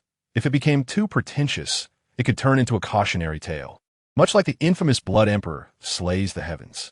He believed that a name should convey meaning while embodying an artistic essence, making it a good name. Take the Avengers. For instance, their name signifies vengeance against extraterrestrial forces, and they represent the strongest and most noble guardians of Earth. Even a lackluster team, like the Defenders, has a name of grandstanding. Could it be that we can only be called the Short-Legged Alliance? Luke shook his head in disapproval. That simply will not do. It lacks seriousness. Since we have decided to include only females, how about the Milk Appreciation Pavilion? No. Too cliché. Let's skip Nazareth. The Burning Army is out. Shout is not an option. It infringes on copyright. Suddenly, Luke had an epiphany. What about calling it the Yinger Alliance? Chapter 110.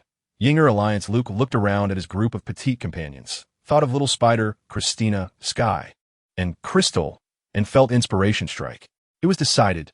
The name would be Yinger Alliance. With a snap of his fingers, he affirmed his decision. Elegant, fitting, and deeply meaningful. Wouldn't you agree? Just the thought that whenever anyone mentions our organization's name, they will uttering ing brings me immense satisfaction. Luo Zhanna. Yinger Alliance? Amy Tan. Quite deceptive. Anaka. The Grand General's naming standards remain unchanged. Obia. Ing. The next day at school, Luke informed Little Spider of the formal establishment of the organization. Only females? What about me? Fear not. You've long been a member of the organization. Luke chuckled as he patted Peter Parker on the back, prompting Peter to experience, for the very first time in his life, a flicker of doubt regarding his own gender. After school that afternoon, Luke, accompanied by a large entourage of organization members, made his way to the warehouse to inspect the construction site. The quality of the construction executed by SHIELD was impeccable. With ample resources and authority, they had enlisted one of New York's most esteemed construction teams and utilized the finest materials available in the market. The progress of the project was equally commendable. Within merely a few days, the steel and concrete framework of the warehouse had already been established. Perhaps considering that this was Luke's warehouse, and taking into account his explosive tendencies, Egghead had expressly ordered his agents to adhere strictly to the standards capable of withstanding a magnitude 7 earthquake. Any attempt at cutting corners would result in immediate dismissal. With the offender sent off to Siberia to confront bears, standing at the construction site, gazing at the warehouse that was soon to be topped off, Luke felt quite pleased with Egghead's diligence. Christina, the little snow girl, came sprinting towards him on her short legs, delivering milk. Luke required 3 cups of milk at each meal, and given that he had recently acquired 2 new awakening skills, he instructed Christina to add 2 more servings. This should suffice to sustain his energy consumption. Otherwise, there were times when he would step out shortly after a meal, only to find his stomach growling with hunger. This led him to envy the practitioners of cultivation, though he lamented that such a fate was not meant for him. While others transcended to the Yuan Ing stage, he had nearly regressed to an infant. He considered himself fortunate. Meanwhile, Hawkeye, lounging comfortably in his treehouse, was enjoying a leisurely afternoon tea. Upon spotting the little ones, he couldn't help but spray his tea in surprise. Rubbing his eyes, he counted 1, 2, 3, 4, 5, 6, 7. What on earth? Where did all these children come from? Just a short while ago, he thought there were already enough. He had personally witnessed the ruckus caused by the neighborhood kids at the warehouse, and now their number had seemingly doubled. As he pondered this peculiar situation, he felt it necessary to report to Egghead. Just then, his phone rang. It was Egghead calling. What? You want me back? There's another mission for me? Understood, sir. After hanging up, Hawkeye glanced at Luke and his crew at the construction site before turning back to his cozy treehouse, feeling an unexpected twinge of reluctance. Upon returning to the office, Hawkeye compiled a summary report of his 2-month surveillance assignment. In his concluding remarks, he mentioned the 7 children, which piqued Egghead's interest. At this juncture, the files concerning the apostles had been downgraded from level 10 top secret to level 9 top secret. However, due to Luke's involvement, Egghead remained cautious and attentive. He promptly ordered an investigation, only to find that there were no records of the four individuals. Clearly, S.H.I.E.L.D. had no knowledge of the identities of the Dark Rose Quartet. These four children lacked any documented photographs, home addresses, or names, even within the past 12 hours. No visual recordings had captured their presence. It was as though they had materialized out of thin air just 12 hours prior. This absurdity incensed Egghead over his subordinates' incompetence. With the resources and technology at the disposal of S.H.I.E.L.D., tracing the origins of these four children seems an impossible task. Have they simply descended from the heavens? Recently, more and more individuals have begun to surround Luke. The Black Widow, ever watchful, remarked softly. She has been particularly attentive to Luke, frequently communicating with Hawkeye, which has led her to realize that the number of unfamiliar children in Luke's vicinity is increasing exponentially, and they're all mere youngsters. She had previously investigated the crystal, but aside from a few clues, she uncovered no substantial evidence. At least the crystal had a traceable history.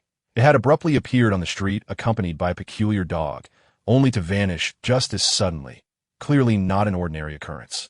The identities of the four newly emerged children remain utterly elusive, a matter of great concern for the Black Widow. She worries that these strange children might lead Luke astray. Unbeknownst to her, during her recent work hours, she often finds herself distracted, her mind drifting to Luke's visage and laughter, contemplating what he might be doing or whether he still harbors any disdain for her, a classic case of a stepmother syndrome. Egg, on the other hand, is deeply troubled. He has long pondered whether there is indeed a secret organization backing Luke. Otherwise, how could such a diverse array of characters emerge? The remarkable dog, suspected of possessing super abilities, has left a lasting impression on him. Despite his self-proclaimed status as an informed individual, he finds himself bewildered whenever the subject of Luke arises, as his investigations invariably lead to dead ends. How many more secrets does this little rascal hold? Egg rubbed his reflective forehead, sighing inwardly. Only those imbued with the power of holy light can wield the Apocalypse Pearl. In his bedroom, Luke sat upon his bed and uttered a rather cliched phrase. Yet, it was indeed the truth, as the blueprints indicated. He began to prepare for a monumental project, projected to cost a staggering $3 billion, an artificial sun. Merely creating an artificial sun in itself is not extraordinary. Humanity's technological advancement will eventually render it possible. The crux lies in the fact that this sun is anything but ordinary, for all benevolent beings basking in its light will experience continuous self-healing, their physical capabilities magnified to a certain extent. This led Luke to ponder a singular term, Kryptonians, a group of individuals who transform into superheroes under the sun's rays. Though this is the Marvel Universe, and Kal-El is unlikely to make an appearance. What Luke is endeavoring to accomplish might very well transform a multitude of people into figures akin to Kal-El. It is difficult to ascertain whether this is a blessing or a curse. From Luke's perspective, turning all of New York's populace into superheroes presents no detriment to him, nor does it offer any tangible benefit. It is certain that S.H.I.E.L.D. would not welcome such a scenario. Fortunately, there exists a limitation. The concept of benevolent beings is defined by the holy light within me. It is feasible to set the amplification effect to apply solely to myself. Otherwise, chaos would undoubtedly ensue. A smile crept across Luke's youthful face as he pondered this with a hint of regret. At this moment, he held a pen, diligently sketching a design, which, to be precise, should be referred to as a schematic diagram of a standard fusion reactor core. The more profound knowledge lay concealed within his mind. This illustration served merely as a conceptual representation, sufficient for negotiation purposes. With a starting cost of $3 billion. This figure was indeed astronomical for him at present. Thus, he had no choice but to seek sponsorship. Chapter 111. The Great Egg Boiling in Broth Currently. The most suitable potential financiers, who were likely to provide funding and could procure nuclear materials, were reduced to two candidates, Tony and the Egg. Luke was confident that whether it was Tony or the Egg, upon his introduction of the nuclear fusion project, neither would turn a blind eye. The situation with Tony was more unpredictable, as their relationship had become quite strained. Tony had likely already uncovered his true identity. Tony possessed the means to refuse, after all. The arc reactor technology was not without merit in comparison to nuclear fusion. There were also uncertainties concerning the egg. Luke suspected that the SHIELD might soon transform into a Hydra organization. Presenting nuclear fusion technology could potentially empower the enemy. He did not believe that Hydra had failed to notice him. They were surely monitoring him from the shadows. If he were to unveil fusion technology, he anticipated that Hydra would not remain idle and would undoubtedly seek him out. Although he was not afraid of a few Hydra agents, he found the prospect bothersome. With billions at stake, his aspirations extended to the stars and seas. Aspiring to confront a titan like Thanos, he had no leisure to engage in trivial banter with these remnants of World War II. Should they dare to interfere, he would deal with them decisively. As for the egg himself, Luke trusted him to some extent. Of course, this trust did not pertain to his character, but rather to his regard for human interests. Character? That was undeniably dubious, much like his countenance. He would exploit you without a moment's hesitation. After much contemplation, Luke nodded in agreement. He resolved to first reach out to the egg to gauge the situation. If that proved fruitless, he would then approach Tony. At worst, he would need to lower his stance and actively seek collaboration, for Tony was a wealthy individual, rich in resources. Wealth conferred power. When Luke called, the egg was not home. Luke presumed he had once again gone to inspect the Tesseract, which was indeed the egg's most cherished possession. When Hill urgently relayed Luke's strong desire to procure nuclear materials through internal channels, the egg was taken aback. His tone transformed. This little brat wants to create nuclear weapons. What is it that he does not desire to pursue? He had long feared this day. He was concerned that Luke's relentless tinkering with cutting-edge technology would inevitably lead him to nuclear weaponry. The egg harbored no doubts regarding Luke's capability to fabricate nuclear arms. However, considering that acquiring nuclear materials posed a significant hurdle, the egg had not been overly concerned. Who would have thought that Luke would proactively seek out nuclear materials? This was alarming. Thus, the egg hurriedly rushed back.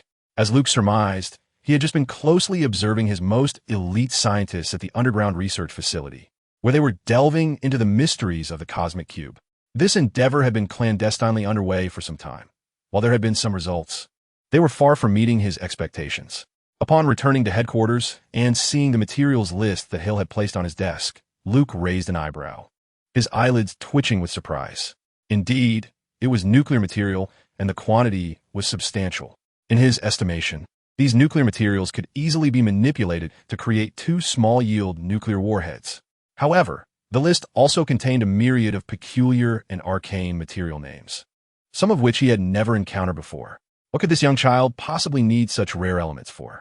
Wasn't he a mechanical engineering specialist? When did he begin to explore nuclear physics and chemistry? This warranted further inquiry. Thus, feeling uneasy, Luke decided to meet with him personally. The materials Luke requested were ostensibly for purchase from SHIELD, but he was in no hurry to disclose that he was seeking funding. He intended to identify a financial backer. From what Luke understood, this individual was notoriously miserly, placing a disproportionate value on money above all else. To suggest that his family was wealthy would be an understatement. The head of the household was acutely aware of the rising costs of living. In Luke's eyes, he was perhaps the most egregious embezzler in human history. The International Security Council behind SHIELD had been thoroughly exploited by him. SHIELD wanted to construct a space carrier? Fine. Nations pooled together a staggering $100 billion, of which at least $50 billion found its way into this man's private coffers. SHIELD sought to acquire a few more Warhawks? Very well. The council allocated $10 billion, yet likely less than a tenth of that actually materialized. He would merely refurbish a few jets to meet the requirements and pocket the rest. Were it not for Luke's knowledge of how this man utilized such funds, he would have thought anyone else would conclude that this individual was undoubtedly a greedy dragon in human form, a black dragon at that. In truth, this man was involved in numerous substantial projects behind the scenes. He had been acquiring plots of land across the globe, constructing underground bunkers, island bases, and secret fortifications one after another.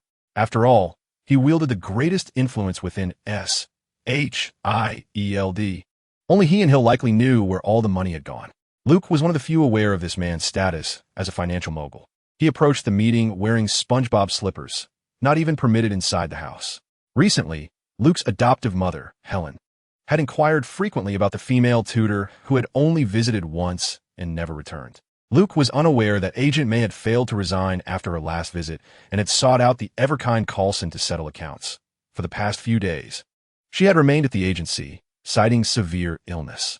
He assumed that due to the events of that day, this man had abandoned any plans to appoint a tutor for him. Under the tree across the street from his adoptive parents' home, where Coulson had last seen Luke, this man arrived to find Luke clad in SpongeBob pajamas, shuffling in his slippers. He appeared young and fragile. It was hard to reconcile this image with the widely circulated notion of the apostle, the one clamoring for nuclear materials. Luke was not the least bit surprised by the man's arrival. Yet he feigned an air of curiosity, asking innocently, "Is there something amiss with my list?" His demeanor was so naive that Lu Dan felt an urge to reprimand him. Although he longed to express that the issue was monumental, he restrained himself, unwilling to jeopardize their relationship, which he valued greatly in his Avengers scheme. Of late, an inexplicable sense of foreboding had been gnawing at him. With patience, Lu Dan inquired, "What exactly do you intend to create?" In response, Luke tossed over an A4 sheet. Lu Dan received it, his singular eye scrutinizing it for an extended period before he raised his head and asked, "What is this?" Luke rolled his eyes, surprised that after such a lengthy examination, Lu Dan still failed to comprehend its content. With a smirk that betrayed his disdain, he remarked, "A standard thermonuclear fusion reactor core. This is merely a draft." Lu Dan was not foolish. Though he was no scientist, he understood the concept of nuclear fusion and the essence of a reactor. The connection was self-evident. Thermonuclear fusion? Do you possess such technology? Lu Dan's mouth fell agape in astonishment. What was his motivation behind studying the cosmic cube? Ostensibly, it was to harness inexhaustible clean energy for future generations. Yet privately, he aimed to develop potent weaponry. Nuclear bombs are indeed formidable, but their severe pollution renders them undesirable, making them unsuitable for conventional use. In contrast, nuclear fusion is devoid of pollution, highly efficient, and inexhaustible, a foreseeable ladder for civilization's advancement. Lu Dan found it hard to believe that Luke had mastered such technology. Confronted with Lu Dan's astonished gaze, Luke was unperturbed, having anticipated this reaction. Thermonuclear fusion technology had eluded scientists worldwide, and its development was conservatively estimated to be at least a century ahead of Earth's current technological landscape. Lu Dan undoubtedly recognized the implications, which would make negotiations easier. Otherwise, dealing with an uninformed party would have posed a headache for Luke. Subsequently, Luke selectively divulged details regarding the maturity of his technology and the rationale behind his material requirements. He claimed the intention to conduct a fusion ignition experiment, asserting that the theory was sound, but he lacked the necessary materials. Lu Dan was left in a stupor for quite some time. Was this the prowess of a prodigy? His emotions were a tumultuous mix. He had encountered the likes of Einstein and Howard Stark in their prime, always believing Tony would be the next great mind. Yet now, it seemed that the next prodigy stood before him. If it were true that he had developed mature thermonuclear fusion technology at the tender age of 7, this young lad was destined to be a prominent figure in human history. It was unfathomable to consider the heights he might achieve in the future. "I require a comprehensive evaluation from an expert team. It may take some time," Lu Dan articulated after a moment of contemplation. "That's acceptable, but do not delay excessively." "I am quite busy," Luke responded nonchalantly, sipping from milk carton. "I need to take this," Lu Dan said, raising the draft that Luke had sketched. "Don't even think about it," Luke retorted. "Here, this is the copy. Please return the original one that I personally sketched. It may one day be worth a fortune, and I must keep it."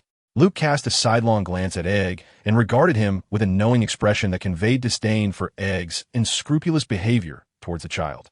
Egg felt a surge of frustration and thought it best to leave promptly. The child's knack for annoyance was directly proportional to his genius, a truth Luke had encountered time and again. "I will contact you," Egg declared, relinquishing his claim to Luke's handwriting before hastily boarding the Chevrolet waiting by the roadside and swiftly departing. Luke shrugged, leisurely taking in the scenery around him, and finished his milk with a contented slurp, tossing the carton in a graceful arc into the nearby trash bin. Clad in his SpongeBob slippers, he strolled across the street towards home, reveling in the splendid weather. Less than a day had passed when Egg called again, stating that he had successfully contacted the nearest nuclear research facility and, under the auspices of S.H.I.L., D. Procured a batch of nuclear materials. Egg was remarkably efficient in his dealings. The agency's productivity was commendable. The materials were already loaded and ready for transport, awaiting the completion of the warehouse reconstruction for immediate delivery. Consequently, Egg reiterated his request for Luke to relocate his research. Although the warehouse was situated in the suburbs, it still fell within New York. Egg harbored a genuine fear that Luke might inadvertently cause a nuclear catastrophe in the city. Luke repeatedly assured him that his fusion technology was both mature and safe, and he expressed concerns about the inconvenience of being too far from home due to his schooling. Egg, albeit reluctantly, acquiesced. However, Egg's demands were rather stringent. As the financial backer, he held the right to make requests. He agreed to fund the project, with all expenses during the experimentation period covered by SHIELD. The price for this support was that Luke would have to accept the full participation of a nuclear expert team dispatched by SHIELD. Luke nonchalantly agreed, asserting that his primary project involved an artificial sun, with a nuclear fusion reactor merely a minor component. He was confident that at least some members of the expert team were affiliated with HYDRA. Nevertheless, he believed that the inept scientists at SHIELD would take years to comprehend mature fusion technology, even if it were laid before them, for not everyone bore the Stark surname. In addition to several rare nuclear materials, Egg also assisted in sourcing various rare elements listed in Luke's request. The range of rare elements Luke sought was intricate and diverse, with some storage points located beyond the East Coast, necessitating air transport from other states. This would require some time, to which Luke expressed his understanding, for he was not an unreasonable person. However, an incident that transpired shortly thereafter left him rather displeased and stirred within him a desire to take action. A few days later, Luke received word from SHIELD that the warehouse had been successfully reconstructed, and the nuclear materials, along with a plethora of specialized equipment, had arrived, awaiting Luke's inspection. Yet, several of the rare elements he requested had not yet been delivered. The cause was a minor issue that had arisen during transit, and SHIELD was currently negotiating with the suppliers. The rare elements that have yet to arrive are of utmost importance. Without them, the nuclear fusion tests cannot commence. Among them, the three principal precious metals, iridium, rhodium, and palladium, are irreplaceable. Luke delved into the matter and discovered that these elements were initially in stock, and several national laboratories had consented to transport them by air. However, an unforeseen complication arose, as these rare elements were intercepted en route. The heads of several laboratories had been bribed, and the elements were purchased at prices several times higher than the market value. Luke managed to obtain a name associated with the buyer, Stark Industries. During the warehouse reconstruction, Skye also called, perplexed about what had transpired. Her laptops were stored there, and upon her arrival, she found the warehouse in ruins, transformed into a construction site. Luke explained the situation, assuring her that the equipment would be compensated, and it would be top tier. Skye dared not argue. To her, it was evidently retaliation from Luke's enemies. It was indeed perilous, and she was fortunate not to have been present. This woman conjured a plethora of scenarios reminiscent of Grand War epics. Indeed, this was an act of vengeance. Upon learning that Stark Industries was behind it, Luke quickly connected the dots. It was Tony seeking retribution. Tony had already deduced that Luke was the apostle and had evidently been monitoring him. Learning of his nuclear fusion project through SHIELD posed no challenge for Tony. With his ample resources, he audaciously intervened, thus igniting the first shot in a rebellion against tyranny. Damn it, the wealthy can act with impunity. It was said that the affluent had offered tenfold the market price to bribe the heads of these laboratories, solely to acquire these critical elements. They too were players in the energy sector, well aware of what was vital. Precise, swift, and astute, Luke could not help but concede that Tony had struck a decisive blow. Without iridium, rhodium, and palladium, his fusion reactor would remain unlit, rendering his aspirations mere fantasies. Therefore, Luke was eager to stir up trouble. "Master, guess what I've discovered?" Christina suddenly chimed in with a mischievous laugh. "Do you have leads on Tony?" Luke inquired, his interest piqued. "Yes. Tonight, Tony Stark will be attending a charity gala alongside Pepper Potts." "A charity gala?" Upon hearing this, Luke's mind began to race with possibilities. He rubbed his hands together, a devious grin spreading across his face. Tony, this'll be your downfall. Chapter 113. Never poke the bear as night fell. Fifth Avenue in Manhattan exuded a serene ambience. Well-dressed men and fashionably attired women traversed the streets, while luxury cars flowed incessantly. The mingling socialites, oblivious to the impending doom that would soon transform this place into ruins under alien boots, laughed and conversed without a care. On the top floor of a lavish skyscraper, a lively banquet was underway. At a recent charity fundraiser, the organizers successfully garnered a total of $5 billion in donations, prompting radiant smiles from the hosts. Among the generous benefactors, the eminent billionaire, the renowned Iron Man, Mr. Tony Stark, deserves particular gratitude for his substantial contribution of $2 billion from Stark Industries. A truly remarkable gesture. Tony Stark has rightfully earned the title of a super philanthropist. In no time, high society elites and socialites flocked around Tony. Akin to a swarm of bees, their smiles dripping with flattery and exaggerated praise, each vying for his attention. Tony, in a jovial mood tonight, chose not to dismiss these admirers as he typically would, though beautiful women were invariably an exception.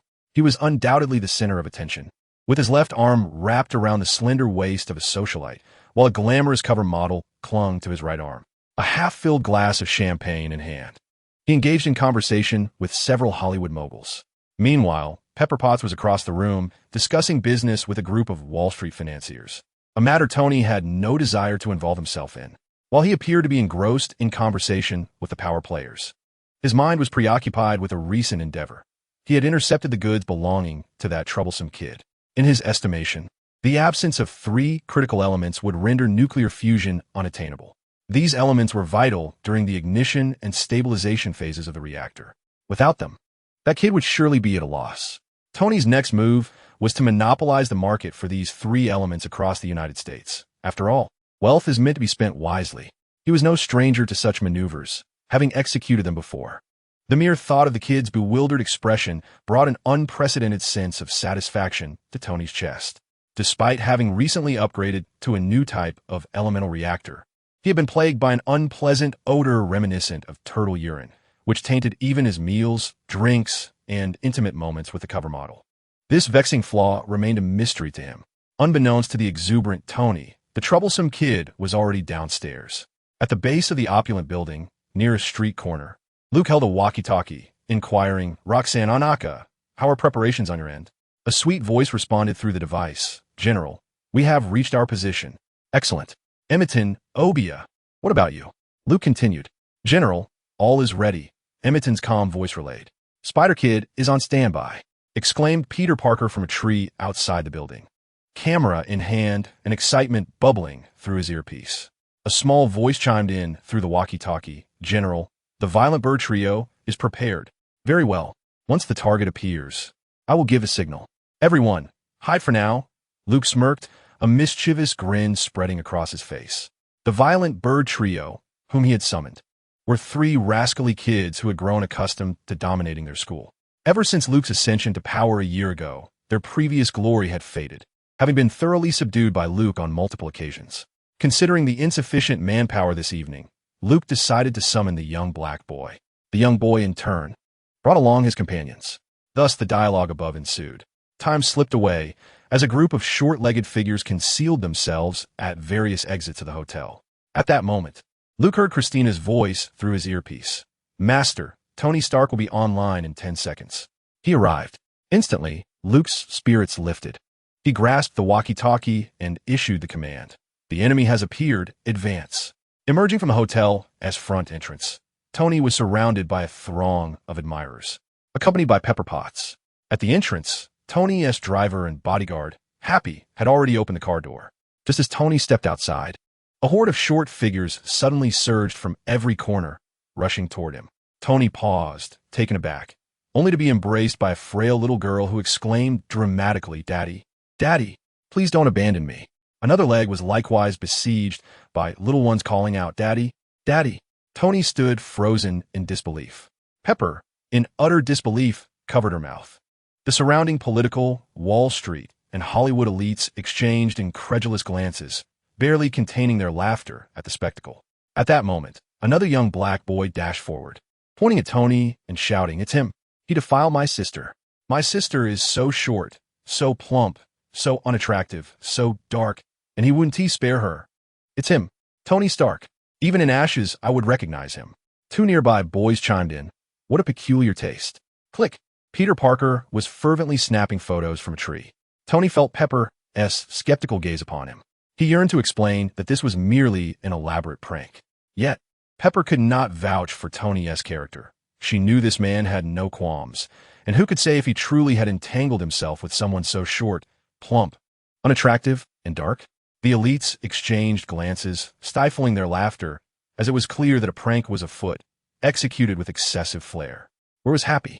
Tony cast a desperate glance in his direction, only to find himself struck dumb. Happy, who had just been in front of the car, was nowhere to be seen. At that moment, Happy was embroiled in a telecommunications scam. Sir, may I ask if you are Harold Joseph Hogan? You can call me Happy. Who are you? Mr. Hogan. Your social security number is 212. Citibank has detected unusual activity in your account, suspected of international money laundering. Therefore, we regret to inform you that your bank account, totaling $68 million, has been temporarily frozen. Frozen? Happy was bewildered. His meager savings were frozen. He harbored no doubts about the legitimacy of the caller. Their words were crystal clear, even accurately stating his social security number and the exact amount in his bank account.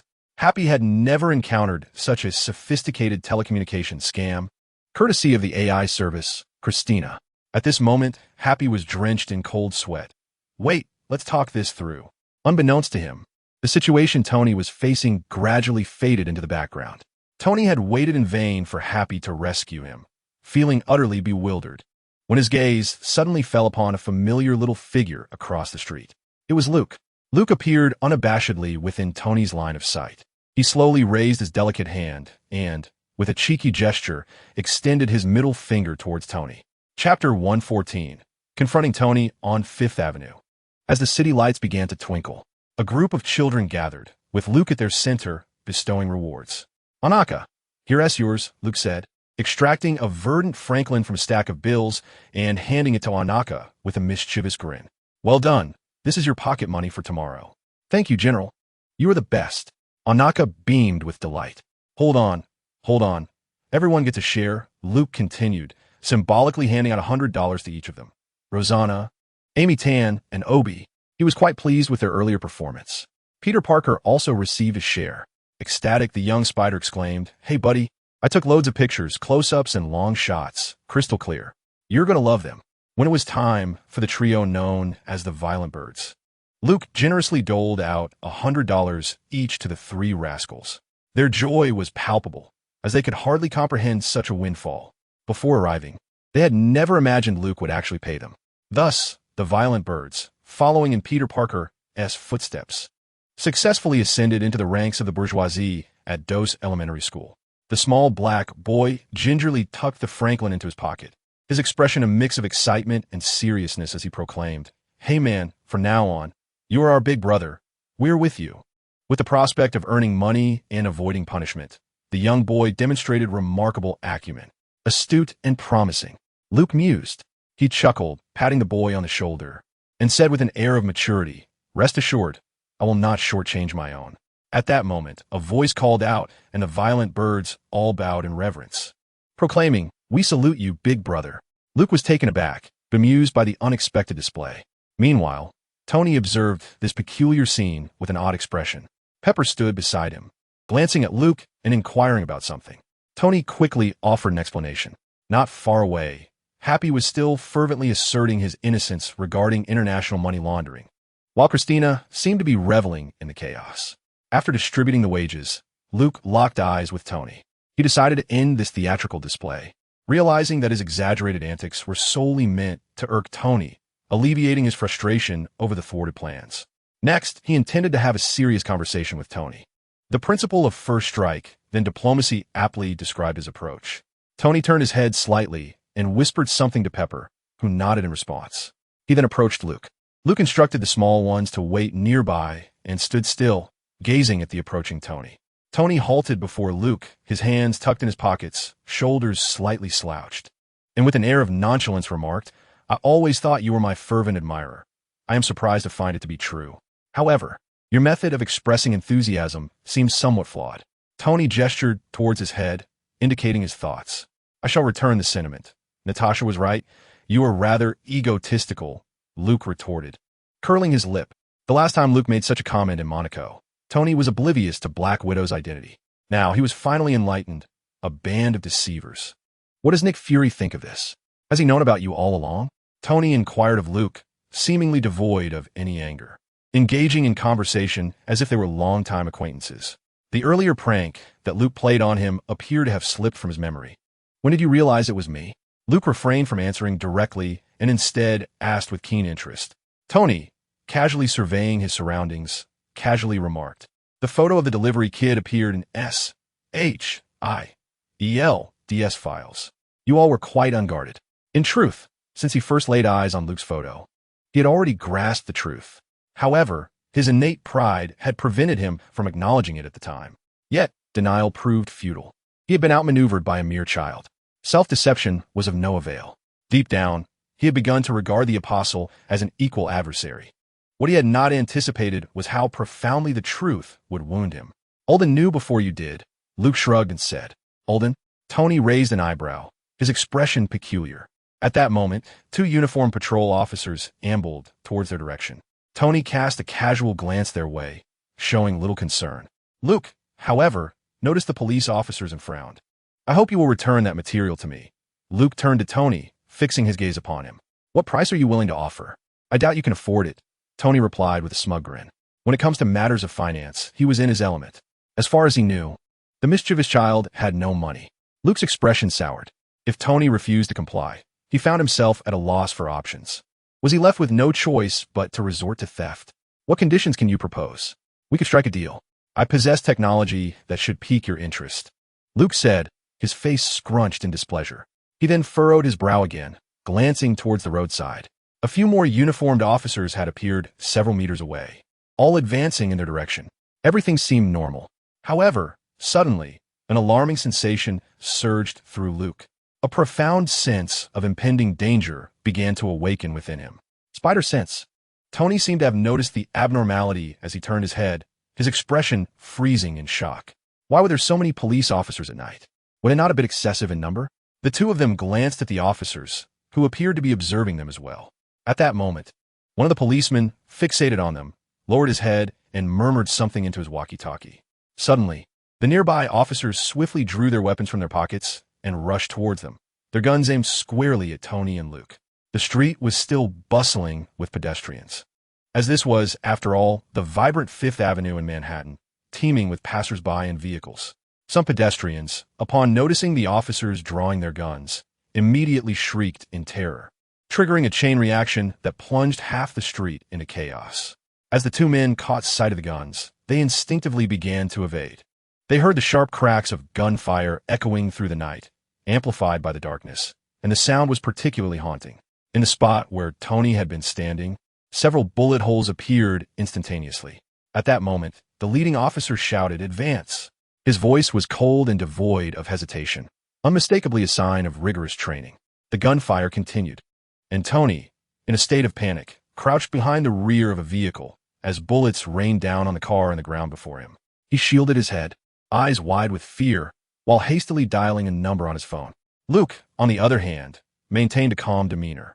He sheltered himself behind a corner, observing the unfolding situation, with a group of short-statured companions peering curiously around him. Who were these individuals? They were certainly not police officers. Were they coming for Tony or for me? Luke's mind raced with thoughts. At that moment, he heard Christina's voice in his ear. "Master, the warlord is en route to the scene. Please hold on for 5 minutes." The street was in utter disarray, screams echoing all around. Luke saw several unfortunate pedestrians collapse into pools of blood. Chapter 115. The sudden assault. As the gunfire erupted, Pepper Potts was still bewilderedly scanning her surroundings. Then, she saw Tony, dressed in a suit, crouching low and sprinting towards her. Amidst her startled exclamations, he tackled her to the ground. How many times had this happened? A bullet grazed her scalp, striking an equally bewildered passerby behind her, who fell motionless to the ground. These officers were deliberately creating chaos on the street. They recklessly opened fire on civilians, and in the blink of an eye, Dozens of innocent bystanders had crumpled like wheat before the scythe. Some died on the spot, while others writhed in agony on the ground, their expressions etched with terror.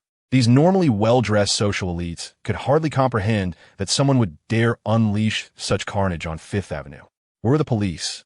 All right, the ones committing the murders were the police. In the midst of chaos, a man clad in police uniform, bearing a scar on his face, approached the hiding place of Tony and his companions with measured steps. At that moment, a dozen frantic bystanders, desperately seeking refuge, followed the illustrious Tony Stark into the lobby of the hotel. They seemed to believe that by aligning themselves with Iron Man, they would find safety.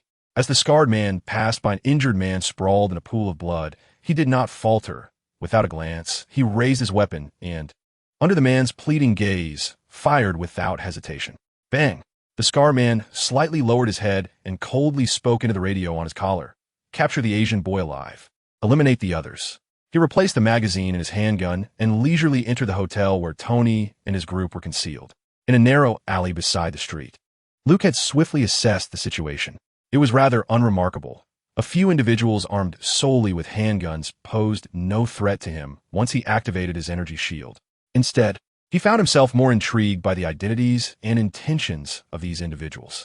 Behind him, apart from the now silent trio of the Violent Birds, the four girls of the Black Rose were eager to engage, though they lacked any weapons. Even the young Spider-Man's eyes reflected a mixture of excitement and fear, as he struggled to contain the immense power within him. The short-legged group in the alley was formidable. Any one of them could easily handle the gunmen outside. Thus, Luke felt no tension whatsoever. His gaze followed the street, spotting the gunman who had just entered the hotel. It seemed that the real concern lay with Tony. Previous encounters had demonstrated that without his marked suit, Tony's combat prowess was merely a meager 5. General, these individuals are coming for us. More specifically, they are targeting you. Amy calmly analyzed. That's precisely my thought. Luke nodded in agreement. Almost all the gunmen along the street were converging towards their location. He counted 6 in total, and with the one who had entered the hotel, there were 7. Try to capture them alive. I wish to interrogate them. Luke instructed the Black Roses. Understood. The 4 roses responded in unison. Coincidentally, the adversaries shared the same intent. Capture them alive. The unidentified gunmen received their orders and promptly switched to stun guns. The 6 of them approached Luke's position from 2 opposing directions. However, upon arriving at the alley, they were met with an unsettling realization. There was no one inside. They'd just been there. As they pondered, the leader suddenly found himself confronted by a figure seemingly emerging from thin air, delivering a powerful punch. Fist of Fury. Leap and strike. The assailant's blow landed, and the man collapsed, unconscious. The other uniformed gunmen, startled, raised their weapons to fire at Luke. 5 stun guns discharged, but were thwarted by a sudden, radiant orange barrier that materialized before him. Luke conjured a psychic barrier, shielding those behind him. Beside him, 4 Roses and Peter Parker gradually materialized. Peter, astonished to see himself restored, could not help but exclaim, "This is so cool, man. The general has actually mastered the mechanic's disguise. How impressive." Rosanna's cheeks flushed with admiration. The general must have engaged in some clandestine dealings with Albert. Anaka remarked. Amidan and Obia had already surged forward. Despite their diminutive stature, appearing as mere 6 or 7-year-old girls, their combat prowess was honed, far surpassing that of ordinary soldiers. Their appearance was decidedly deceptive. In a blink, the 2 girls incapacitated their opponents effortlessly. Peter Parker, unwilling to be outdone, propelled himself forward with a fierce determination. With a mighty leap, his small frame soared several meters high, landing atop one of the gunmen with a triumphant cry. Witnessing this, Luke silently mused. Without his web-slinging abilities, Spider-Man can only be dubbed Flea-Man. Amidst a flurry of punches, the gunmen succumbed to defeat. The remaining 2 gunmen, now horrified, exclaimed, "Just a bunch of children? Are you joking?" The intelligence was severely flawed. Without hesitation, they drew their firearms anew, barely managing to raise them. Luke denied them the opportunity to strike. A staff materialized in his hand, and with 2 swift thrusts, he rendered both men immobile. With a stoic expression, Luke approached them and coldly inquired, "Who are you? What is your purpose?" Yet, before he could await a response, both men began to froth at the mouth, convulsing momentarily before collapsing lifelessly to the ground. Amidan quickly approached. Examining the fallen before returning to report, "General, they ingested poison and committed suicide." Luke's face turned pale as realization struck him. He glanced at the other 4 unconscious gunmen and pointed to one, instructing the little spider, "Check if he has anything in his mouth. Retrieve it." Peter Parker, intrigued, leaned in, pried open the unconscious gunman's mouth, and delved within. His eyes widened in astonishment as he exclaimed, "Dude, there's something here." He extracted a small pill from the man's mouth. Luke nodded silently, understanding their identities without further inquiry. At that moment, thoughts of Tony crossed his mind. I hope nothing has happened to him. Can he handle a gunman alone? It seems rather precarious, considering Tony's debonair physique alongside Happy's demonstrated combat abilities. Luke deemed it prudent to investigate. Though their personalities clashed, he did not wish to witness Tony's demise. Luke resolved to maintain a clear distinction between public duty and personal feelings, regarding it as a matter of human interest. Meanwhile, in the lobby of the hotel, Tony and Pepper found themselves in a perilous situation. Tony grimaced, clutching his waist, his white shirt beneath his suit already stained crimson with blood. Chapter 116, Arriving Late. Gunfire erupted in the lobby. Pepper, in a state of distress, whispered to Tony, who was likewise seeking refuge, "Why are the police attacking civilians?" Tony, wincing in pain, rolled his eyes and explained, "These individuals are not police. Moments ago, he had been shot in the waist while trying to protect Pepper, and now blood flowed unceasingly." Tony felt as though his life was forfeit. If Mark's suit did not arrive soon, he feared his legacy would be divided among others. Nearby, the sound of gunfire was punctuated by abrupt screams.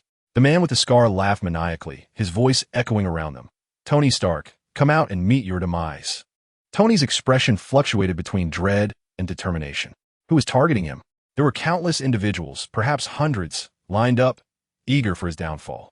He could not fathom who it might be. With no retreat available, fleeing towards the elevator would expose them to enemy fire, as demonstrated by the fallen individuals strewn about. Now it was just the 2 of them. Witnessing the demise of those around him, Tony felt a pang of guilt. It was impossible not to. The deficiencies of the Mark suit were glaringly apparent. The portable defense and combat capabilities were lacking, while the non-portable option could only be summoned. He yearned for a powerful armor that could be donned at any moment. As their adversaries advanced, Tony found himself powerless. "Hey, let us negotiate." He attempted to initiate a dialogue. In response, a gunshot rang out, accompanied by the ominous sound of approaching footsteps, echoing through the lobby like the harbinger of death. Pepper trembled, the imminent specter of death threatening to shatter her composure. She never imagined that attending a charity event could lead to such a dire predicament. She felt a profound sense of guilt towards Tony, for it was she who had persuaded him to attend that evening.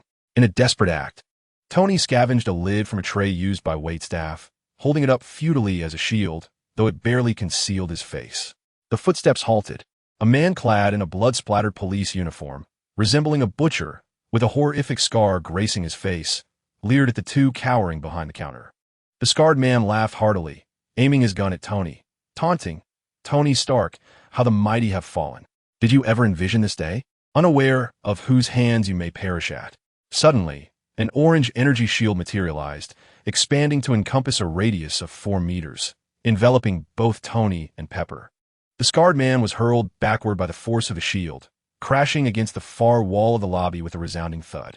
Upon recognizing the familiar orange energy shield, Tony's eyes widened, and a wave of relief washed over him. Simultaneously, an overwhelming pain accompanied by a cold sweat surged through him. He had lost too much blood. Luke's figure had not directly appeared, yet it was evident he had been present moments before. The scarred man swiftly rose to his feet, casting a wary glance around. Apart from the peculiar orange energy shield, he saw no one else. Was it Stark's technology? Just as the scar man was about to speak, a sharp pain pierced his chest, causing his eyes to bulge as he was violently struck, sending him flying backward. Crash! He landed with a thud, shattering a large expanse of tables and chairs. The chaos in the lobby escalated further. Filled with dread, the scarred man gritted his teeth and, with a cold expression, unleashed a barrage of gunfire into the air. Bang, bang, bang. Yet it proved utterly futile. In the next instant, a tremendous force wrenched the gun from his grasp, making it vanish without a trace. Luke finally appeared before him. Just as the scarred man was about to take action, a blur darted past him as Luke struck with a brick, causing the scarred man to collapse to the ground without uttering a word. At that moment, a howling wind surged from the lobby entrance, followed by a deafening crash as the hotel's glass door shattered. The Mark 6 armor had finally arrived, albeit belatedly. The armor soared to Tony's side, attempting to penetrate the energy shield, but with a resounding clang, it was repelled and crashed back to the ground, only to rise once more. Tony, crouching behind the bar, cautiously peeked out to assess the situation, discovering the scarred man lying motionless, seemingly subdued by Luke. With a sigh of relief, Tony clutched his side and emerged alongside Pepper. The Mark 6 had arrived too late, in less than 3 minutes, though swift. It was still a delay. Fortunately, Tony deemed it not overly tardy and immediately donned the armor that had already opened behind him. The suit enveloped him magnificently, the system activating before him as Jarvis's familiar British voice echoed in his ears. "Assessing your injuries. Initiating treatment, sir." With the suit, Tony was revitalized. He approached Luke, glancing at the scarred man on the ground before looking outside, inquiring, "What about the people outside? How did you get in?" Luke diverted his gaze from the scarred man and glanced at Tony, replying dismissively, "I dealt with them all. This is the last one." Tony fell silent for a moment, then looked down at the scarred man. "Who is this guy? I don't recognize him. Why does he want me dead? Were these people after me?" Luke, uninterested in offering an explanation, squatted down, a look of disdain on his face, and began to probe into the scarred man's mouth with his small hand. Where is it?"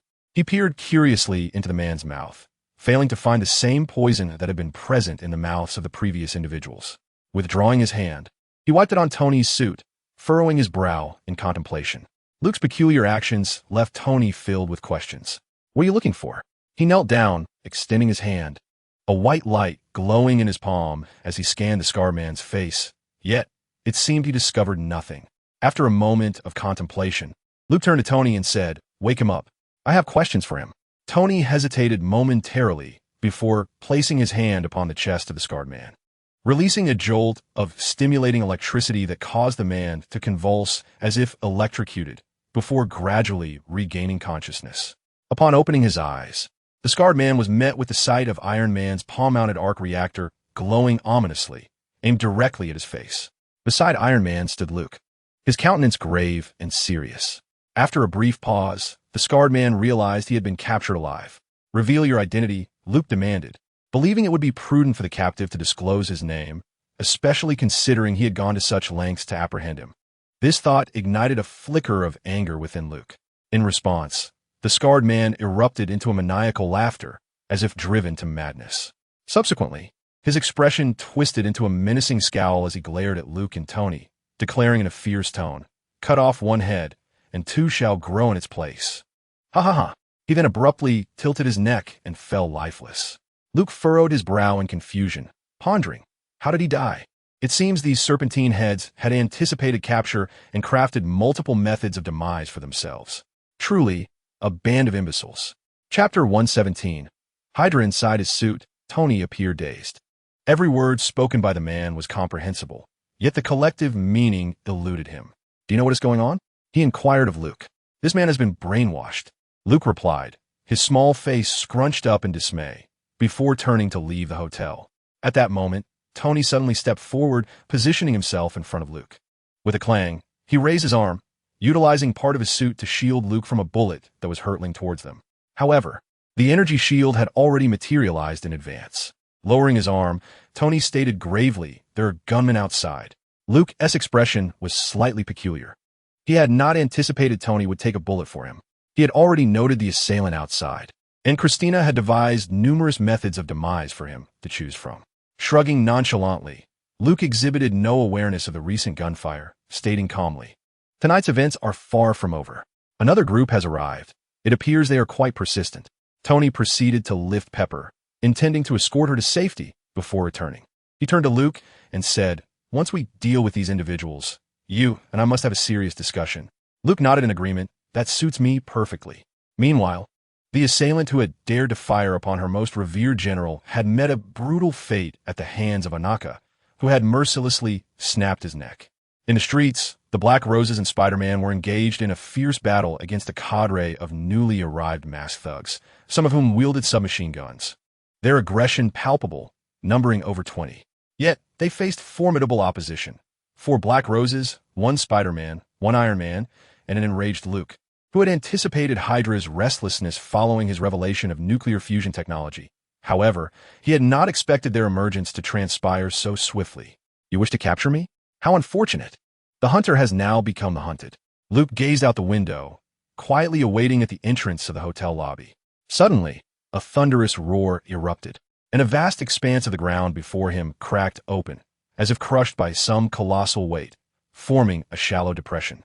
In the next moment, the imposing figure of a 6-meter-tall warlord emerged, resembling a small mountain. The cockpit door swung open, revealing the aerial battle mech, Gale. Luke strolled up and reclined within the cockpit of Gale.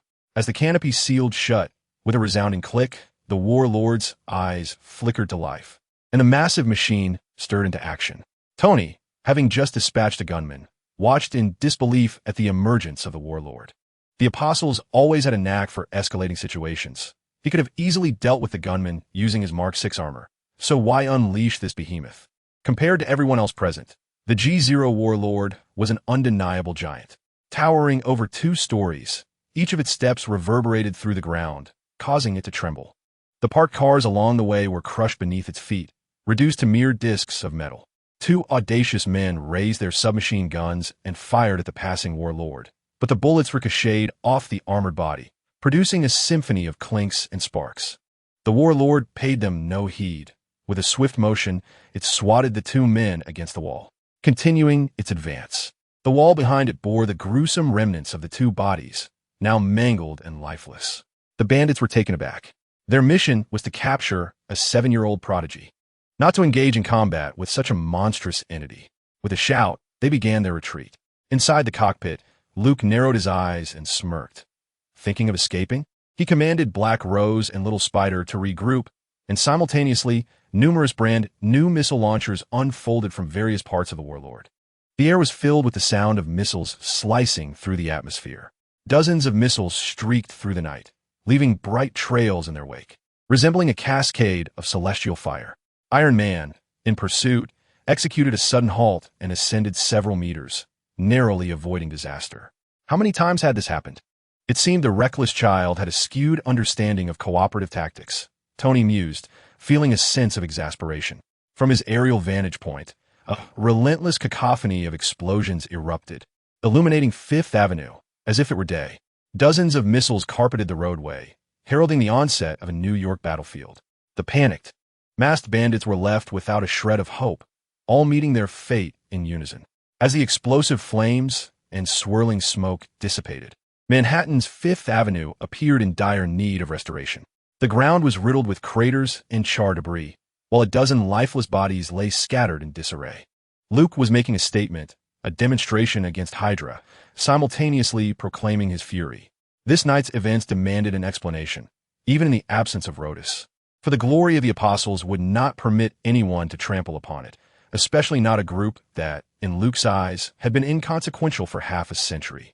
Merely cowardly and scheming. They should have left him alone. However, since they dared to provoke him, neither Baron Strack nor the hidden agents of S.H.A.L.D. could expect a moment's peace from this night onward. He was one who would repay grievances tenfold. Those who doubted could inquire with Tony. The once bustling street was now devoid of life, while a dense stream of vehicles had spontaneously congested in the distance. Drivers behind were honking frantically and cursing, oblivious to the chaos unfolding ahead. The grandeur of Fifth Avenue had already been reported to 911 countless times, yet the New York police had yet to arrive. The first responders were agents of S.H.I.E.L.D. A fleet of Chevrolet vehicles surged from the periphery of Fifth Avenue, nearly mistaken by Luke for Hydra reinforcements about to be obliterated. Only through urgent communication did he realize they were S.H.I.L.D. cars. Teams of armed S.H.I.E.L.D. agents swiftly cordoned off the area. Apart from Luke and his associates, and Tony, there were scarcely any survivors, save for a few civilians fortunate enough to have escaped death, but left maimed. The death toll for the night would likely reach triple digits, and the following morning, New York's media outlets would be inundated with reports. S.H.I.E.L.D.'s Rapid Response Special Forces had arrived, led by a robust man with short hair. Upon alighting from his vehicle, he hastily approached the warlord, engaging in discussions with Luke, informing both him and Tony that SHLD would take over the situation and that they could depart. The SHIELD agents were well trained, and this unit evidently was accustomed to managing such complex scenarios, including cordoning off a heavily congested area during prime time while deftly manipulating narratives regardless of belief. Moments later, several agents approached the short-haired leader, reporting, "Captain Ramlow, the roads have been secured. Please facilitate the swift evacuation of the Apostles and Iron Man from the scene." "Understood." Ramlow nodded, returning to communicate with Luke. At nearly 6 feet tall, his stature seemed diminutive beside the towering warlord. Chapter 118. Under currents watching as the Apostles and Iron Man took to the skies, Captain Ramlow's smile gradually vanished, observing the bustling agents around him. He stepped into a secluded corner and produced his phone to dial a number, which was promptly answered. A low, gravelly voice resonated from the other end. "Brock, why are you contacting me?" "The operation has failed," Ramlow murmured. "Have you cleaned up your mess?" The voice inquired. "They're all dead," Ramlow replied. On the other end of the phone, there was a moment of silence before the voice said, "Redraft the plan to capture the Apostles. It must remain confidential." Langmuir replied coldly, "Understood." The call ended. Langmuir pocketed his phone and returned to direct the SHIELD agents in managing the scene. From his earlier conversation, he discerned that this was yet another member of Hydra, Brock Langmuir, known by the moniker Crossbones. At SHIELD headquarters, Fury, upon learning of the assault, was rarely incensed. Even Hill seldom witnessed such a display of emotion from him. It was as if a dormant volcano was on the verge of eruption, his dark visage tinged with an unnatural flush. After Hill reported the situation, she prudently excused herself and quietly closed the door behind her. In the office, Fury's singular eye fixed on the distance for a prolonged moment. He had regained his composure. The King of Agents never allowed emotions to cloud his judgment. Fury pondered silently, reflecting on how he had just withdrawn Hawkeye, only for the adversary to strike immediately. It seemed his suspicions were confirmed. They had long been targeting the young boy. The threat he referred to was an undercurrent within SHIELD that he had only recently ascertained truly existed, potentially implicating even some high-ranking officials with significant authority. He felt fortunate for his foresight, having sensed something amiss. He had prepared contingencies. The Avengers and overseas secret bases were his safety nets. Luke was of paramount importance to him, occupying a position in Fury's mind far beyond what Luke himself could imagine. 2 months prior, he had dispatched Hawkeye to monitor Luke, but this was merely a facade. In truth, protecting Luke was Fury's genuine intent. This was a calculated strategy. He had kept Hawkeye in plain sight to deter any nefarious actors. Hawkeye believed himself to be sidelined, and if even he thought so, how much more those lurking in the shadows? When it came to manipulating hearts and minds, Fury was a master within SHIELD. Yet, he had underestimated the interest these individuals had in Luke. The moment nuclear fusion technology was unveiled, their impatience became palpable. Fury suspected they had ulterior motives for wanting to capture Luke. Simply possessing nuclear fusion was insufficient to warrant such significant risk. Fortunately, their recent endeavor had faltered, seemingly due to their underestimation of the boy's capabilities. This thought elicited a smile, revealing his canines. The office was enveloped in silence. The air conditioning set low to aid his contemplation. Fury sat behind his desk, arms crossed, his expression a tempest of uncertainty as he appeared to plot further maneuvers. The following day, the calamity on Fifth Avenue in Manhattan was indeed reported by various media outlets, causing quite a stir. The death toll was never the focal point. The collaboration between the Apostles and Iron Man against malevolent forces was the highlight, thrilling the heroes for a whole day. Fury appeared unperturbed about suppressing this information. At the pinnacle of Stark Tower, the elevator doors opened to reveal a diminutive figure clad in children's attire. The young boy, merely 7 years of age, possessed ebony hair and eyes, embodying the quintessential features of his Asian heritage. Within those ink-drenched orbs, there occasionally flickered a glimmer of maturity and cunning that belied his tender years. Indeed, it was Luke. Today, he had come to engage in a formal negotiation with Tony. After their joint efforts the previous night, he felt that the ice between them might have thawed somewhat. Yet, the affinity system still indicated that Tony's regard for him remained a steadfast zero. As he stepped out of the elevator, Jarvis's voice resonated through the room. "Young master, Mr. Stark is awaiting you." Luke's expression immediately soured. Observing the displeased boy entering, Tony found his spirits lifted considerably. He gestured casually towards a sofa, inviting Luke to take a seat. Then, he approached the liquor cabinet and poured 2 glasses of whiskey, for it was not unusual for him to indulge in a drink so early in the day. Once seated, he slid 1 glass toward Luke while retaining the other for himself. Under Luke's peculiar gaze, Tony suddenly seemed to realize that he had forgotten children were not permitted to consume alcohol. He poured Luke's drink into his own glass and raised it in a toast to the boy, flashing a smile. Luke understood that this man was deliberately provoking him. He resolved to remain unperturbed. How infuriating! I shall never touch alcohol again in this lifetime unless I receive an explanation. Tony swirled his glass and spoke nonchalantly. An explanation? Why must you demand one from me? I seek answers as well. Who can elucidate my situation?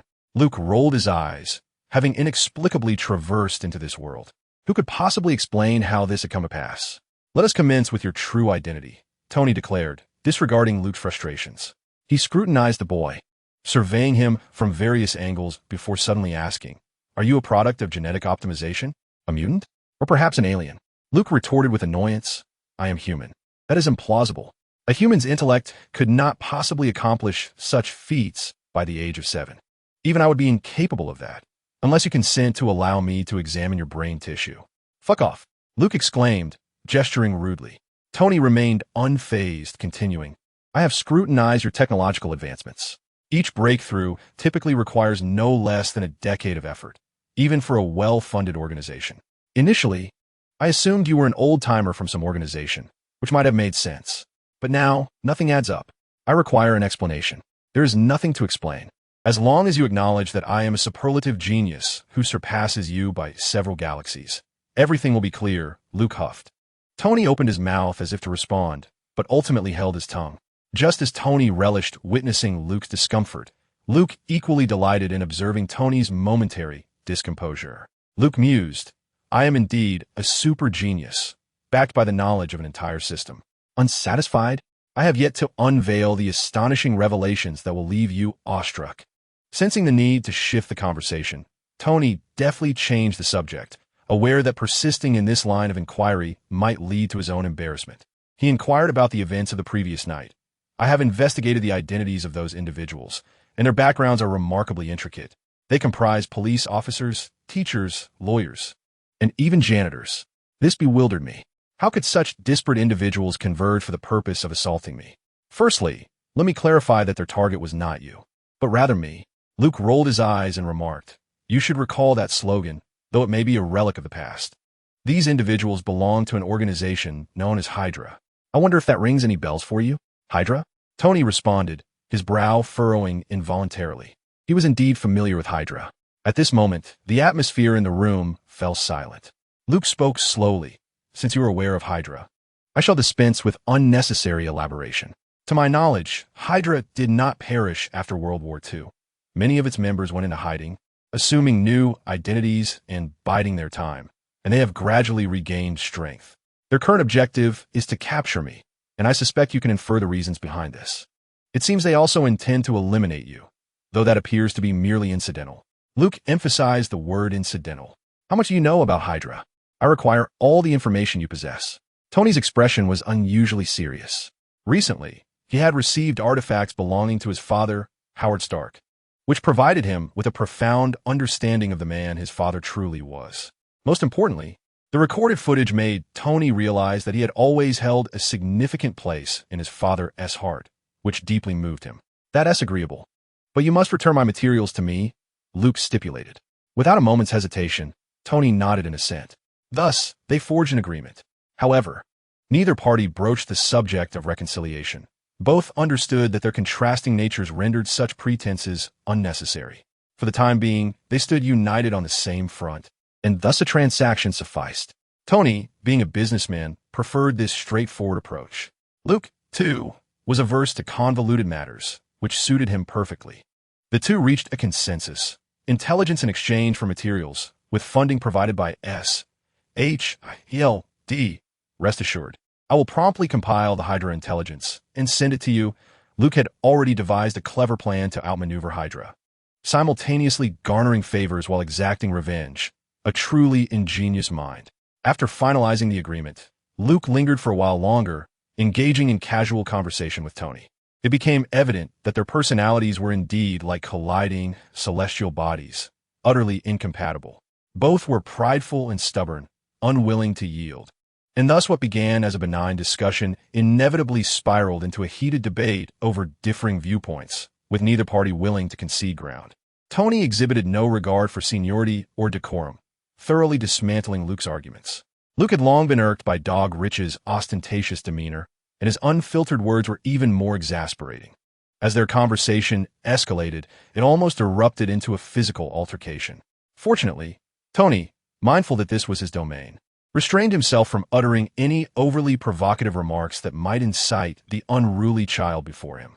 Tony had no doubt that this wild child could wreak havoc if provoked. "I do not stoop to the level of children," Tony declared, waving his hand dismissively. "I do not lower myself to engage with tasteless individuals," Luke retorted, hands on his hips, brimming with bravado. "Tasteless? I believe I have just heard the most amusing joke of the year." Tony scoffed, a cold smile gracing his lips. Their discussion regarding the aesthetics of mechs was profound, yet their perspectives were vastly divergent, akin to a chasm as wide as a galaxy. Luke maintained that the essence of mecha design lay in the inverted triangle composition to convey a sense of advanced technology. The head should form an inverted triangle, with the shoulders and upper body mirroring this shape, and if wings adorn the back, they too should create a complex of inverted triangles. His philosophy was influenced by Gundam and EVA. Tony swiftly countered, "Then why are both your mechs mere cubic forms?" In Tony's mind, his own aesthetic for mechs was vividly exemplified in the design of the Iron Man suit. He placed great emphasis on a streamlined appearance, with joint structures meticulously crafted to be seamless and fluid, exuding power and a masculine vigor. The ornate inverted triangle design, described by Luke, was met with derision. Tony dismissed it as the scribbles of child. As their debate grew increasingly heated, with both sides unwavering, Jarvis's voice suddenly interrupted. "Sir, James Rhodes has arrived," he announced. No sooner had the words left his mouth than the elevator doors opened, revealing Rhodes in a crisp Air Force uniform. Tony did not recall Rhodes mentioning a visit, but it seemed he was merely dropping by, perhaps in light of last night's incident. The expression on Rhodes's face indicated there were no pressing matters at hand. With a relaxed smile, Rhodes entered and immediately noticed Luke sitting across from Tony. "Tony, when did your son grow so much?" he teased, all too aware it was a jest. Rhodes was bemused. He remembered Tony as someone who loathed children. To find one in Tony's abode was indeed a rarity. "Hey, Rhodes, what brings you here?" Tony responded, ever direct. "I came to check if you're still alive. I heard you were attacked last night. And took 2 bullets?" Rhodes scrutinized Tony with a grin. "1 bullet," Tony replied nonchalantly. Clad in a simple t-shirt and casual trousers, he showed no signs of injury. He had been shot in the waist the previous night, but Mark 6 had staunched the bleeding, and upon returning, he discovered the bullet was a mere 0.6 centimeters from his kidney. The bullet had been extracted that evening, and he had since forgotten the pain. Rhodey came to check on an old friend. Upon hearing from Tony that all was well, he felt relieved. His attention then shifted to Luke. "Hey there, young man. Are you interested in joining the military? Do you know what this is?" Rhodey leaned slightly forward, a smile gracing his lips as he spoke to Luke, clearly perceiving him as just another child. He pointed to the Air Force insignia on his chest. "This is the Air Force. What do you say? Would you like to soar through the skies? I can introduce you to some pilots. I know a few ace aviators." Luke remained silent, casting a peculiar glance at Tony, who deliberately turned away, pretending not to notice. Rhodey continued to ramble on, and Luke was given a first-hand experience of Rhodey's self-aggrandizing tales, reminiscent of a character from film. Within mere minutes, Luke was convinced that Rhodey was indeed a notorious chatterbox. Unfazed by Luke's lack of response, Rhodey launched into stories of his heroic exploits against terrorists in the Middle East, embellishing his achievements with grandiose flair, peppered with several chillingly unfunny jokes. The room echoed only with his laughter. "Hey, do you know about the War Machine? I'm its pilot." "To be precise, the title of War Machine is actually mine," Rhodey declared. Luke, unable to tolerate any longer, stood up and sighed in exasperation. Why do you all look at me like that? Is something wrong? Rhodey finally sensed the unusual atmosphere and looked at Tony, puzzled. Just as Tony was about to explain, Luke raised a hand to stop him. Luke turned to Rhodey, speaking in a calm tone, "Colonel Rhodes, we've met before." "We have." Rhodey was taken aback, bewildered. "When? Where?" "I don't recall." "That night at the Hammer Expo," Luke replied. "The Hammer Expo?" Rhodey furrowed his brow, pondering for a moment.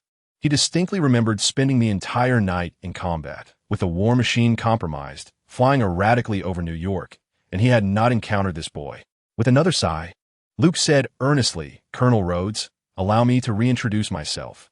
My name is Luke, though you may call me the Apostle." Rhodey's mouth gradually fell open, his tonsils seeming slightly reddened. He glanced at Luke, then at Tony, before abruptly rising from the sofa. "You must be joking, Tony. How could he possibly be the Apostle?" he asked, suddenly gripping Tony's arm, his expression turning grave. "Is he truly the Apostle?" Chapter 120. The arrival of Spider Kid. Rhodey, having learned the truth, felt an overwhelming sense of embarrassment and soon made a hasty exit. He was rather shy, as Tony remarked. Luke, too, did not linger, for Tony had agreed to return the rare elements of iridium, rhodium, and palladium, thus achieving his objective. "Please ensure the items are delivered promptly," Luke instructed as he stepped into the elevator. "Yours as well," Tony replied casually. Upon returning home from Stark Tower, Luke immediately addressed Christina, instructing her to investigate a man named Pierce associated with S.H.I.E.L.D. Alexander Pierce? Christina's voice promptly responded. "Indeed, that is the individual." Luke grunted, commanding her to unearth his background along with all individuals connected to him. "I want every detail exposed, even the color of his underwear. Root out all the undercover agents in S.H.I.E.L.D. I wish to present a grand gift to the egg. Let's set the price at $20 billion. Understood, Master," Christina replied with a giggle. Alexander Pierce, a member of the World Security Council, was appointed to his position by Nick Fury. The investigation may take some time due to its extensive implications. "How long?" Luke inquired. "Gathering preliminary information will require merely an hour. However, if you desire to uproot them entirely, it will take several days to ensure no one escapes scrutiny." S.H.I.E.L.D. has indeed become a hornet's nest, Luke remarked, nodding. "I'll leave it to you." "Rest assured, Master." Reclining lazily on his bed, resting his head on his arm, Luke's gaze drifted to the ceiling as silence enveloped the room. He contemplated the notion that Hydra's attempt to capture him was likely due to their desire for his so-called genius to further their ambitions. Hydra's aspirations were grand, primarily aimed at world domination. They employed every conceivable method, natural, supernatural, scientific, and militaristic, frequently orchestrating terrorist attacks to infiltrate S.H.I.E.L.D. to the core. It must be said that in the films, Hydra often came perilously close to success, only to be thwarted by Captain America and other superheroes. Hydra's aim to capture him rather than eliminate him outright suggested they sought his allegiance for some research endeavor. Luke believed that scheming would prove futile against these adversaries. Hydra had mastered the art of subterfuge. Instead, overwhelming force was the most effective means to confront Hydra. If severing one head results in two more sprouting, then what if I were to eliminate them all at once? Luke scoffed, lying on the bed, his demeanor now devoid of the childishness he had displayed earlier in front of Tony and the others. His gaze was that of a mature adult. Luke was acutely aware of Hydra's formidable nature, with deep-rooted origins tracing back to Nazi Germany during World War II and even further to the Inhuman era, where the ideologies of Hydra had existed for millions of years. The notion that cutting off one head would yield two was not merely an empty slogan. It was a tangible reality. Hence, he felt the necessity to be thoroughly prepared before attempting to dismantle S.H.I.E.L.D., the Hydra faction. Hydra had numerous branches worldwide, with the one entrenched in S.H.I.E.L.D. merely representing a fraction. Confronting Hydra would be a long and arduous battle, and he believed he should brace himself mentally for the challenges ahead. "Is the operation ready to commence at the warehouse?" Luke suddenly queried the air, wondering if S.H.I.E.L.D. personnel had vacated the premises. "Master, the project has been delivered to us.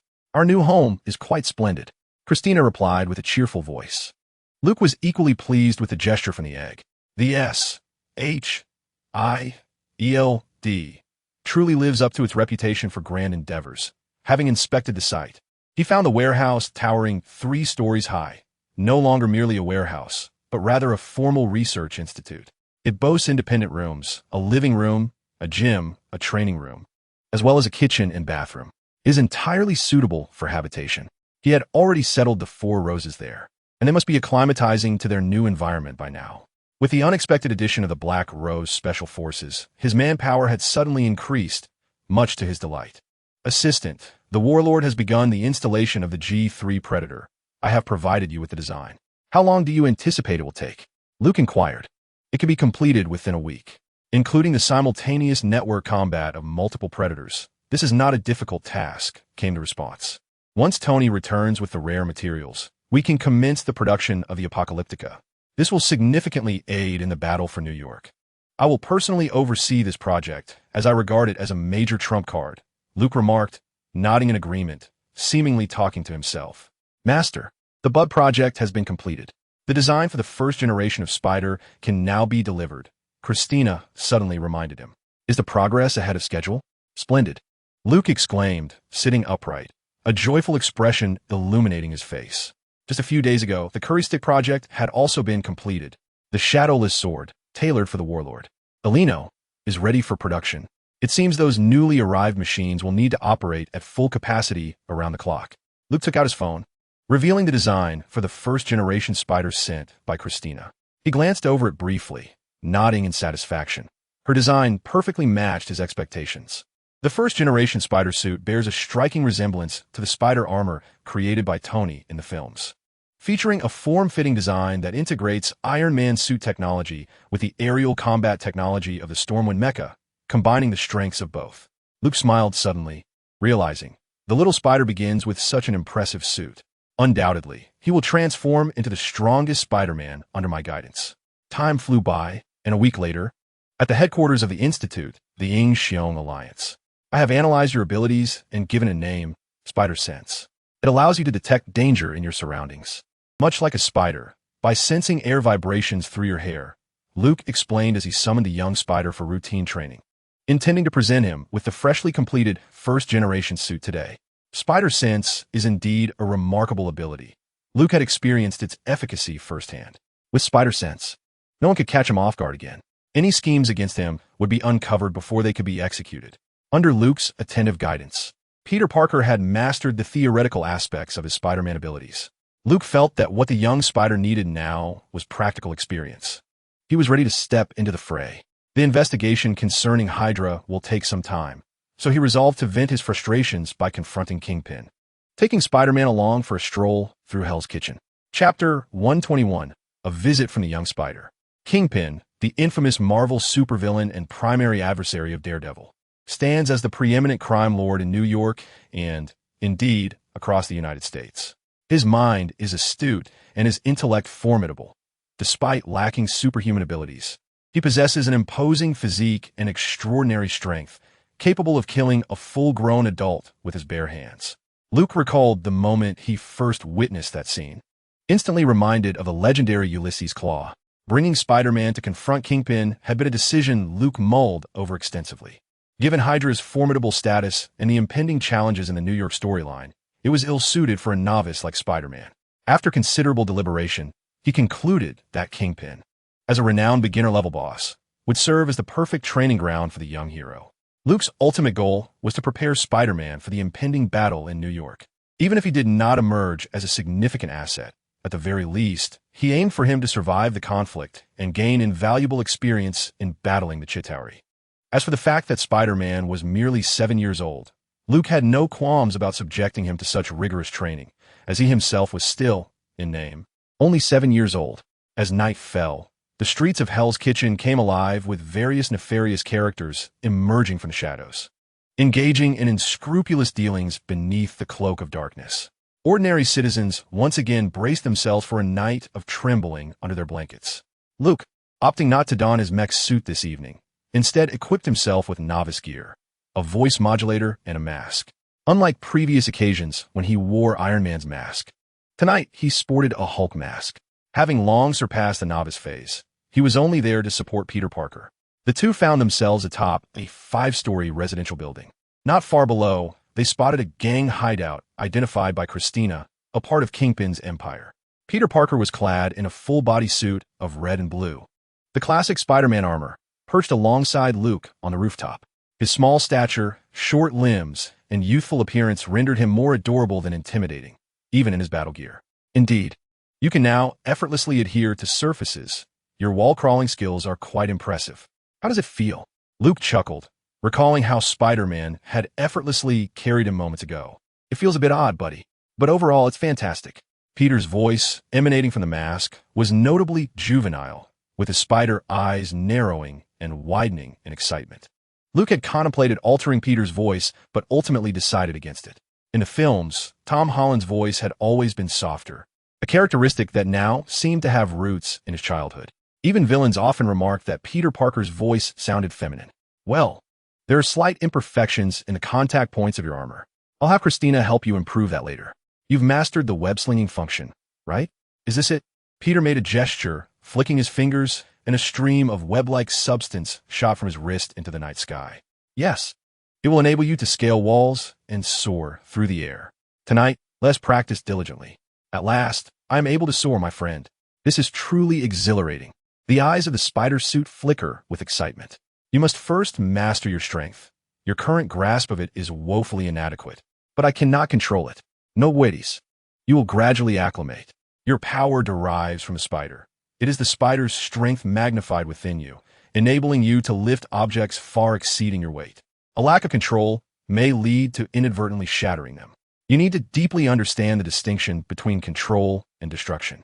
Luke teaches with remarkable patience. Despite his young age and diminutive stature, the little spider possesses around 8 tons of strength.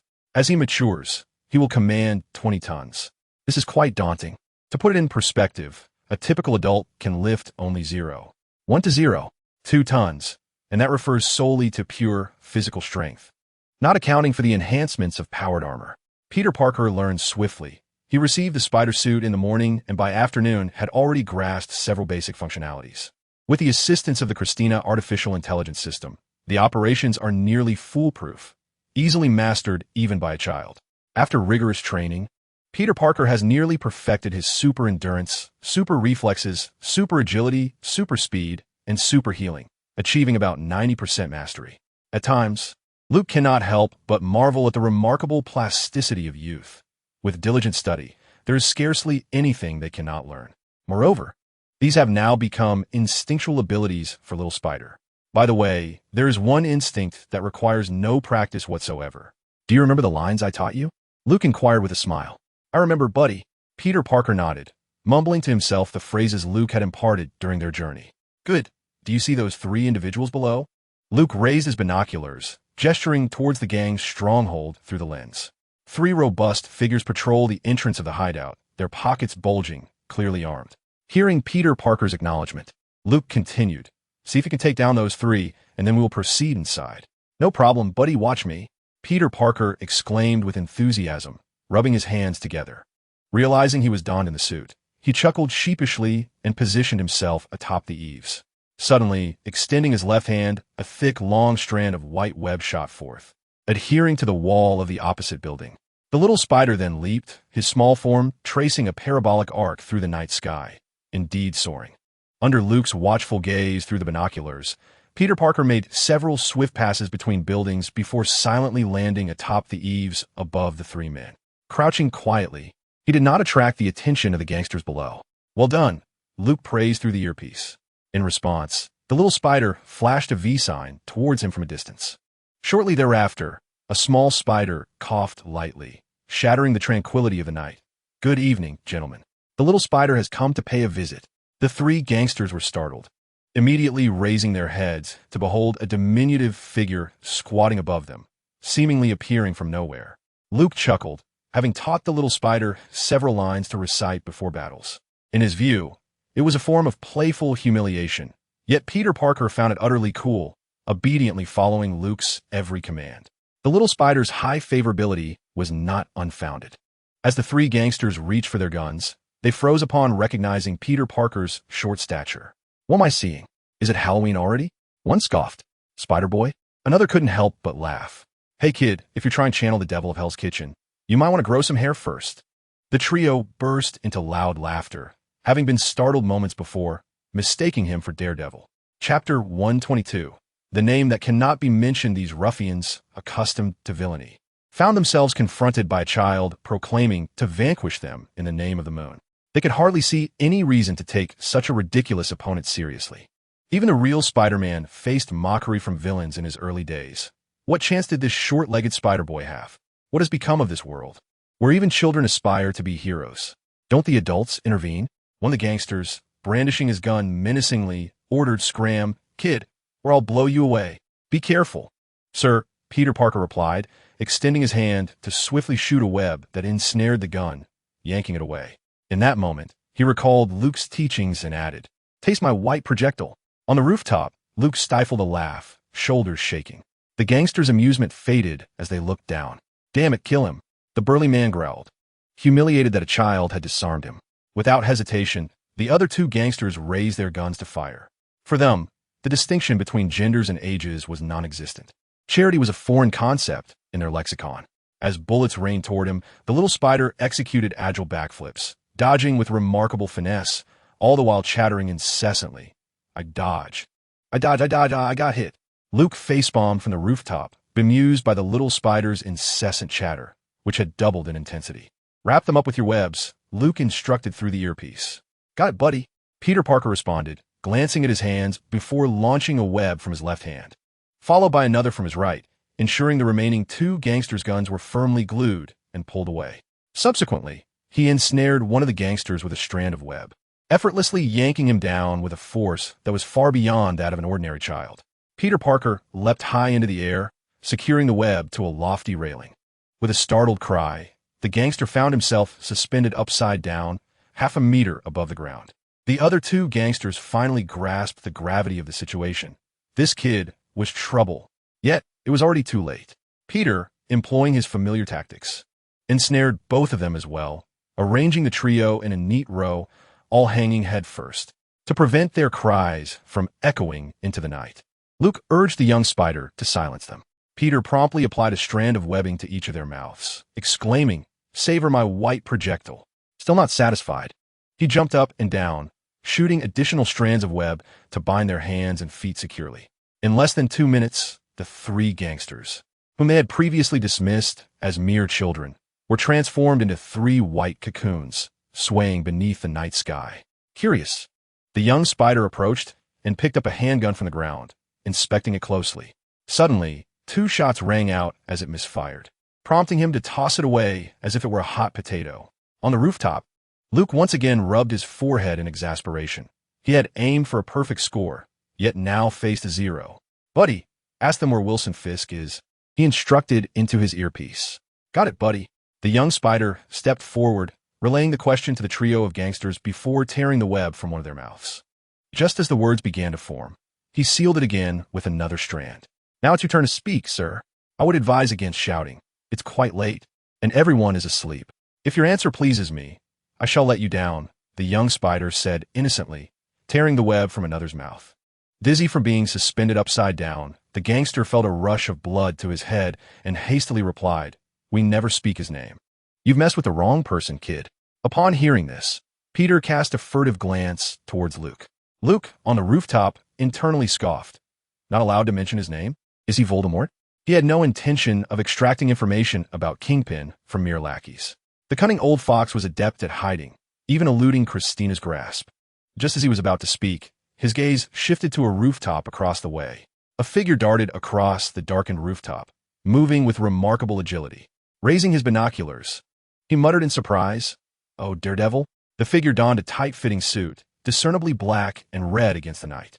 With swift and nimble movements, he reached the edge of the rooftop nearest the street, crouching to survey the scene below. It was evident that the shots fired by the young spider had attracted Daredevil's attention, indicating that he had been nearby all along. Last time, weren't they investigating the factory of Lady Gao's toxic milk powder? Has that inquiry concluded? Luke pondered, sealing his lips and refraining from issuing further directives to Spider-Man. Before him, Daredevil adeptly scaled the rooftop, rolling and maneuvering with remarkable proficiency as he descended to the street. He approached Spider-Man, casting a glance at the three gangsters suspended by the web-slinger, before his gaze settled intently on Peter Parker. His voice, deep and resonant with the allure of maturity, inquired, "Who are you? Who are you?" This situation was somewhat unexpected for Luke. Without his guidance, Spider-Man appeared momentarily flustered. Luke contemplated instructing Spider-Man through his earpiece, aiming to address Matt Murdock. However, he quickly recalled one of the blind man's remarkable abilities, his acute hearing. Not even the faintest buzz of a mosquito would escape his notice, resonating in his ears like a crescendo of waves. Speaking now would undoubtedly betray his identity. While the others posed little concern, Matt was acquainted with his foster parents, and Luke preferred that Daredevil remain unaware of his true self.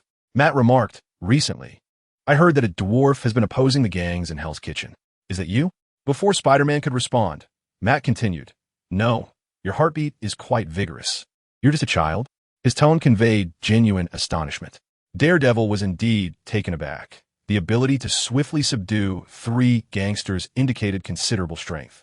Yet, the realization dawned that this formidable individual was merely a child. His hearing and perception would not deceive him. Luke, crouched on the rooftop and closely monitoring the unfolding events, mused rapidly, shifting his feet, causing a small stone to emit a faint sound. This noise was nearly imperceptible, especially from such a distance. However, Luke instinctively sensed trouble. "Is that your friend up there?" Daredevil queried Spider-Man, having clearly heard the subtle disturbance.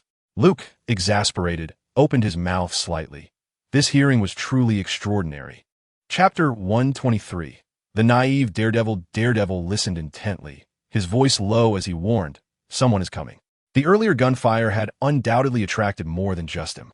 At that moment, the suspended gangster let out a sinister laugh, proclaiming, "You shouldn't have mentioned that gentleman's name, kid. You're doomed. And you, Hell's Kitchen's devil, ah?" Daredevil promptly delivered a punch to his face, rendering him unconscious. "Are you also seeking Wilson Fisk?" Daredevil inquired, his expression concealed beneath his mask as he regarded Spider-Man. Spider-Man fought to suppress the urge to glance in Luke's direction, wishing to protect his ally. Unbeknownst to him, Luke had already been compromised. "In English, you translates to you." He misinterpreted Daredevil's intent and replied, "Indeed, I am looking for him. Do you know where he is?" Daredevil shook his head. He too had been devising ways to locate Wilson Fisk. Yet, every time he believed he was on the verge of a breakthrough, the lead would mysteriously vanish. His informants either perished or went missing. The opponent was exceedingly cunning. Naturally, he understood the implications of the gangster's earlier words. The cunning Wilson Fisk strictly forbids his subordinates from uttering his name. He is a taboo. Not long ago, Daredevil witnessed a gang member executed on the spot by two corrupt police officers, purchased by Fisk simply for revealing the name Wilson Fisk. In a moment of urgency, Daredevil seized Spider-Man, instructing him to leave and never return. He believed that such a young child should not be embroiled in such affairs. Hell's Kitchen was his domain, and he felt it was his duty to protect the people there, rather than allowing a child to take on that responsibility. No sooner had he spoken than a dozen burly thugs brandishing submachine guns streamed out of the criminal hideout. The earlier gunfire had disrupted a clandestine meeting within. At that moment, neither Daredevil nor Luke was aware that the very Fisk they sought was indeed present. Tonight was a remarkable coincidence. Fisk was meeting with several partners, including Madame Gao, a representative of the Hand, and several notorious gang leaders. The sudden gunfire interrupted their gathering, prompting Fisk and his associates to hastily retreat. As darkness enveloped the scene, Daredevil's figure moved like a wraith, swiftly advancing towards the gunmen. With practiced finesse, he delivered precise strikes that felled his assailants without taking their lives. "Buddy, I need assistance," Luke commanded through his earpiece. The awestruck Spider-Man, upon hearing this, immediately joined the fray. Despite his small stature, he was remarkably agile. His armored suit allowed him to deftly utilize his web shooters, launching strands that either blocked gun muzzles or ensnared the firearms, disarming the thugs. Gunfire erupted sporadically in the night, yet none found their mark on Daredevil. He had to concede that Spider-Man had alleviated a significant burden. Facing a dozen armed adversaries, he would not have engaged them directly under normal circumstances. Suddenly, he felt that having such a companion by his side was quite advantageous. though he noted the child's tender age. "I'll hold them off. You need to go," Daredevil urged once more. "Sir, I can be of assistance," Spider-Man exclaimed, entering a spirited state. "Taste my web shooting. EM fighting. EM fighting. Oh no, I missed. My apologies." Daredevil found himself ensnared by a web, unable to lift his foot. "Sorry, sir, let me help you." Spider-Man hurried over to free him from the sticky strands. Together, the two swiftly incapacitated the gangsters, marking the first collaborative effort between Daredevil and Spider-Man in this universe, a full 8 years ahead of their destined alliance. Daredevil left each assailant unconscious, sparing their lives. Just as he was about to speak, a voice called out urgently, "Sir, be careful. There is someone behind you." The Night Devil paused, momentarily taken aback, and, filled with a mix of skepticism and uncertainty, turned to the side. In that instant, he felt a sharp gust of wind rush past his ear, followed by a spray of blood erupting from his shoulder. He stifled a cry of pain, his heart racing with alarm. Astonishingly, he could not sense the presence of his assailant. Before he could fully comprehend the situation, the voice of the young spider rang out again. "Watch out, he's coming back." With that, a web shot towards the shadow lurking behind the Night Devil, only to be deftly evaded by the figure. The shadow wielded a katana that glinted ominously in the moonlight. However, the Night Devil, being blind, could not perceive the blade's deadly shine. The troubling fact was that he also could not hear any sounds emitted by his opponent. To him, there were no footsteps. He could only detect a faint chill as the blade approached his body. On the rooftop across the street, Luke, witnessing this unexpected turn of events, mused aloud. "Ninja? Why are the gravediggers here?" The Hand, known for their penchant for resurrection, possessed a supernatural ability to bring the dead back to life, transforming them into fearless ninjas who face death without flinching. These skilled warriors, undaunted by mortality, formed a formidable force for the Hand, characterized by their overwhelming numbers. They could return to life mere days after being vanquished, continuing their relentless pursuit like a sticky candy. For other superheroes, these ninjas might merely be trained combatants, not particularly difficult to handle. However, for the Night Devil, who was blind and unable to see, these trained ninjas, adept at masking their presence, posed a unique challenge. He could neither see nor hear their existence. Below on the street, the Night Devil felt a surge of panic. It was the first time since acquiring his abilities that he faced such a predicament. His adversary was virtually invisible to his senses. "Sir," he asked, coming again. Fortunately, Peter Parker, the young spider, was nearby. Sensing the Night Devil's distress, he instinctively became the latter's temporary eyes. As the Night Devil dodged and fled from the assault of the armed ninja, he still felt the ghostly blade inflict numerous shallow wounds upon his body. Matt Murdock strained to perceive the slightest shifts in the air as the opponent swung his blade. The assailant's strikes were eerily silent. Often, it was only after several attempts that he could sense one of them. Seizing a fleeting opportunity, the Night Devil launched a counterattack, swiftly bringing the Hand ninja crashing to the ground. Yet, as soon as the adversary fell, he flipped and sprang back to his feet once more. Luke, watching in exasperation, felt an urge to curse, thinking to himself that the Night Devil was utterly foolish for holding back. Why not go for the kill in such a dire moment? This was truly self-inflicted suffering. The renowned Night Devil, known as the Demon of Hell's Kitchen, had a strict code against taking lives. Thus, Matt frequently found himself overwhelmed and beaten into a pulp by the hapless henchmen, returning from each mission adorned with wounds. Luke observed that Daredevil epitomized a certain folly, lacking in one kind of discernment rather than another. This blind man possessed a superhuman sensory ability, reminiscent of the blind fighter in DNF. It is difficult to ascertain who is stronger or weaker. However, the blind fighter is notably adept at taking lives, in stark contrast to Daredevil, who has succumbed to the ground. Faced with the Hand ninjas, his compassion rendered him ineffective, and he was soon left bloodied and unconscious, teetering on the brink of life and death. The ninjas advanced slowly, their blades now aimed at Spider-Man, plunging him into peril. The ninjas of the Hand posed a formidable challenge for the young hero, whose skills were insufficient to match their swordsmanship. Moreover, this particular ninja seemed to be of an exceptional caliber, far surpassing the lackeys Luke had previously encountered. After all, being still in his youth, there remained much for him to learn. For tonight, this was sufficient. Luke pondered that not everyone possesses his extraordinary prowess, bestowed by the system at a master level. Beneath the night sky, he rose from the rooftop. It was time for him to intervene. Chapter 124. The Shadowless Sword of Erenor. Luke descended the stairs. Upon his arrival, he found Peter Parker already afflicted with several wounds from the ninja's blades. Fortunately, the durability of his suit had shielded him from any serious harm, though he was understandably shaken. Nevertheless, this did not deter Spider-Man's chatter. "Sir, can we sit down and discuss things civilly? Fighting is rather unseemly. It's a pleasure to meet you. You may call me Spider-Boy. And what about you? Do you have any siblings? Are your parents still around? Speak up. I merely wish to make a friend before my untimely demise." The ninja before him was cloaked in a black garb, with only his eyes visible through the mask. At that moment, his gaze was fierce, radiating a chilling intensity as his blade danced with relentless precision, utterly indifferent to Spider-Man's incessant prattling. "Oh no, I've been hit again. Take my white projectile," Spider-Man exclaimed, attempting to dodge. He found himself thoroughly overpowered by the ninja, with little chance to retaliate. Just then, the ninja halted, executing a backflip and landing several meters away. Meanwhile, Spider-Man managed to grin and shot a web that propelled him to the rooftop. With a resounding boom, a frozen grenade erupted at their previous location, unleashing a brilliant blue light.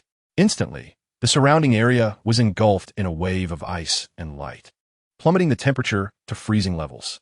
Moments later, as the frost began to dissipate, a small figure emerged from the haze. It was Luke. In his hand, he wielded an empty sword hilt, devoid of a blade, seemingly without any weaponry. However, his stance resembled that of a typical swordsman as he passed by several parked cars. Suddenly, a spark flickered from the rear of one vehicle as it was severed by an invisible blade. The shadowless sword, Eleno, a peculiar weapon with no visible blade, made its debut in the Marvel Universe. As Luke advanced slowly, several cars were effortlessly sliced open by the intangible edge. The opposing ninja, witnessing this scene, felt a shiver down his spine, and his expression turned grave. Gripping his katana tightly with the blade pointed upward, he assumed a combat stance.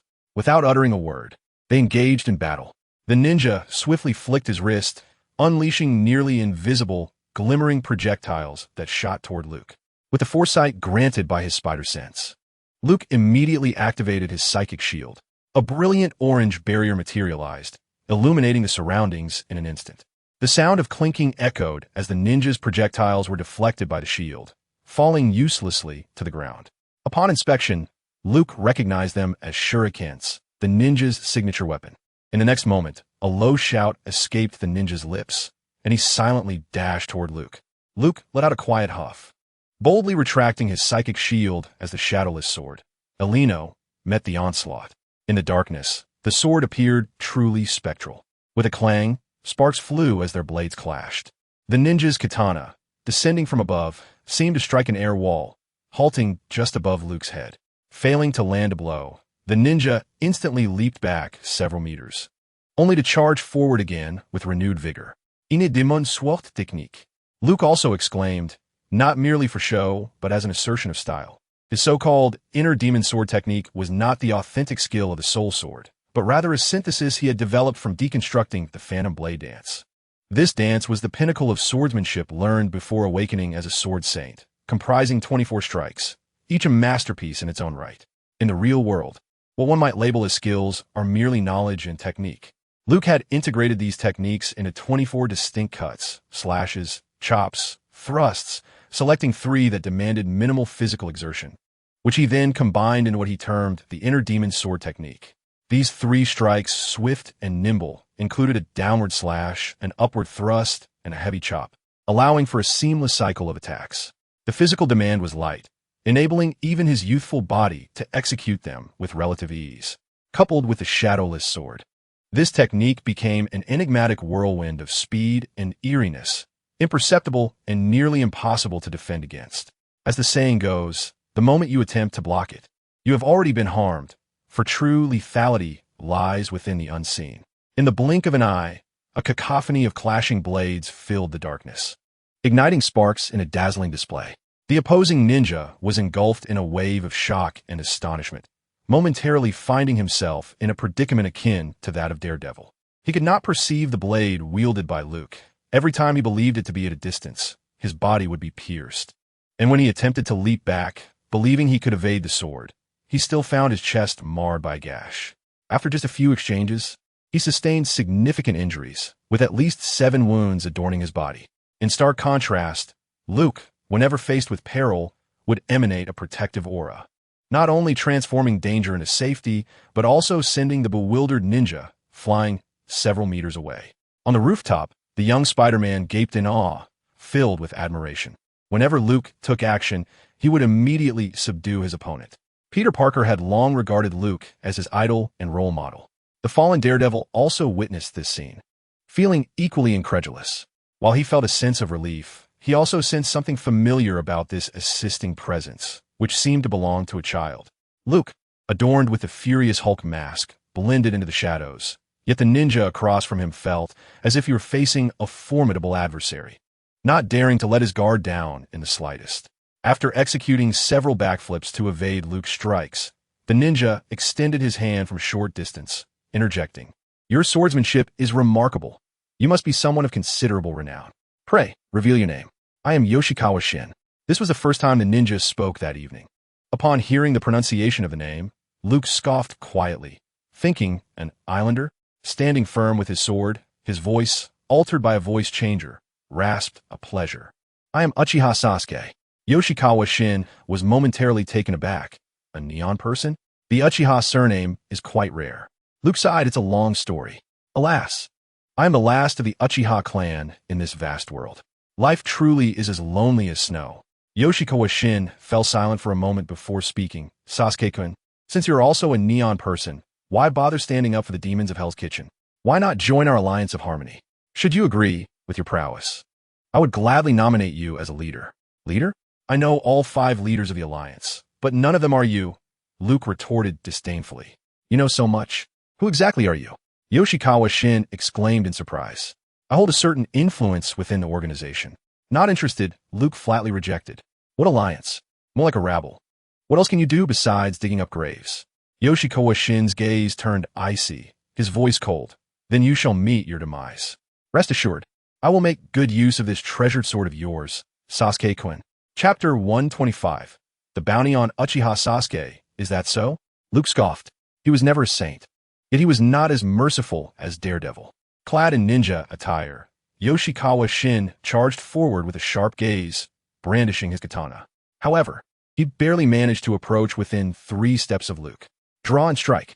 Under the shroud of night, Yoshikawa Shin could scarcely perceive the movement of Luke's sword, let alone the elusive blade, Eriner, which left no trace. Luke maintained his poised stance, relishing in the display of his skill. With a clang, Yoshioka Nobu's katana shattered into 2 pieces, falling to the ground. "The blade," he murmured with effort, as his body was cleaved in 2 at the waist. Immediately, the upper and lower halves collapsed onto the earth, dark crimson blood gushing forth. Luke sheathed his shadowless sword and approached, pinching his nose as he searched Yoshioka's body. It is a commendable habit of a time traveler to inspect the fallen. However, aside from a blood-soaked piece of paper, he ultimately found nothing of value, leaving him momentarily speechless. Given the tone of his adversary, it was evident that he held a significant position within the hand. After all, he was a minor boss. How could he be so impoverished? Approaching a lamppost, Luke illuminated the paper, revealing it to be a map, seemingly a layout of a particular district in New York. "Oh!" he suddenly exclaimed softly, for inscribed in the center of the map were 2 characters written in Chinese. "Heikong." "Heikong?" Luke raised an eyebrow. Folding the map, he made his way to Daredevil and Spider-Man. By now, Spider-Man had descended and was assisting Daredevil to his feet. Daredevil bore numerous cuts and gashes, with Yoshioka's katana having pierced beneath his scapula, rendering him in a dire state. Luke handed the Heikong map to Daredevil. "We're leaving. You can make it back on your own, right?" Luke inquired. Daredevil nodded silently, watching as Luke was hoisted onto Spider-Man's back, the 2 of them swiftly disappearing into the night. With a sigh, Daredevil glanced down at the map Luke had given him, pocketed it, and then limped away, his figure quickly vanishing into the inky darkness of the alley. Days later, one evening, Matt unexpectedly returned home with Luke's adoptive father, Foggy, as a guest. Matt stayed for dinner. As usual, he engaged in casual conversation with Foggy and Karen during the meal, discussing matters related to the law firm and sharing trivial anecdotes. including inquiries about amusing incidents at Luke's school. Until his departure, nothing seemed amiss. In his bedroom on the second floor, Luke gazed out the window, watching as Matt gradually receded from view, his expression contemplative. On his way back, Matt felt confident that he had confirmed Luke's identity tonight. The aura surrounding Luke was identical to that of the previous night. His senses could not be mistaken. Yet, he chose not to reveal this knowledge, as he wished to keep his own identity as Daredevil concealed, a secret known only to a select few, including Luke's adoptive parents. Little did Matt know, Luke was among those few. Tapping his cane as he walked, Matt was overcome with emotion. Now he realized that Luke had secretly saved him twice. During the gang shootout, he had sensed that a small figure was piloting that diminutive mech. However, in the urgency of the moment, he had no time to confirm it. He had assumed all along that it was merely the dwarf opposing the gang. It now appears that even the so-called dwarf was merely an impersonation by his own little nephew. This revelation left Matt both amused and perplexed, though he considered the methods employed to be rather cruel. He pondered that, should the opportunity arise, he ought to impart some wisdom to Luke, educating him on the moral imperative that, regardless of one's capabilities, taking a life is inherently wrong. Moreover, the child who could shoot webs and was quite loquacious also left a profound impression on Matt. Was he a friend of Luke's? It was unexpected that Foggy and Karen had adopted such an extraordinary little being. With a slight grin tugging at the corners of his mouth, Matt quickened his pace towards his residence. He intended to investigate the location marked on the map tonight, as this lead promised significant importance. In a hidden underground structure somewhere in New York, a naked man suddenly awakened, rising abruptly from a pool of blood. His eyes widened in horror and confusion, his chest heaving as he gasped for breath. After a brief moment, his breathing steadied, and the bewilderment in his gaze gradually dissipated, replaced by a chilling coldness akin to a deep abyss. Uchiha Sasuke. The man grit his teeth as he crawled out of the blood-soaked pool, his body drenched in gore, which trickled down his scarred form. A particularly conspicuous new scar marred his abdomen, grotesquely stitched as if in disdain, leaving behind a hideous ring of incisions. This man was Yoshikawa Shin. He had returned once more. This was merely an insignificant instance among his countless resurrections. Yet this time, he bore the humiliation of defeat, vanquished by an equally formidable swordsman. It had been years since he felt such a fervent desire for vengeance. He was determined to best his adversary, to redeem his honor by any means necessary. Soon after, a high-profile bounty circulated through the shadowy corners of New York's underworld. In underground casinos, boxing rings, nightclubs, and gang hideouts, nearly everyone had heard of the masked dwarf, rumored to be the same gambling deity from before. His name was Uchiha Sasuke. The bounty on his head soared to $10 million. In an instant, countless desperate souls were driven to madness in pursuit of this lucrative reward. Once again, the underworld of New York buzzed with excitement. On this day, Luke discovered that Matt Murdock's favorability towards him had inexplicably increased by over 20 points, reaching a total of 50. Half of that threshold would allow him to stealthily learn a skill from Daredevil.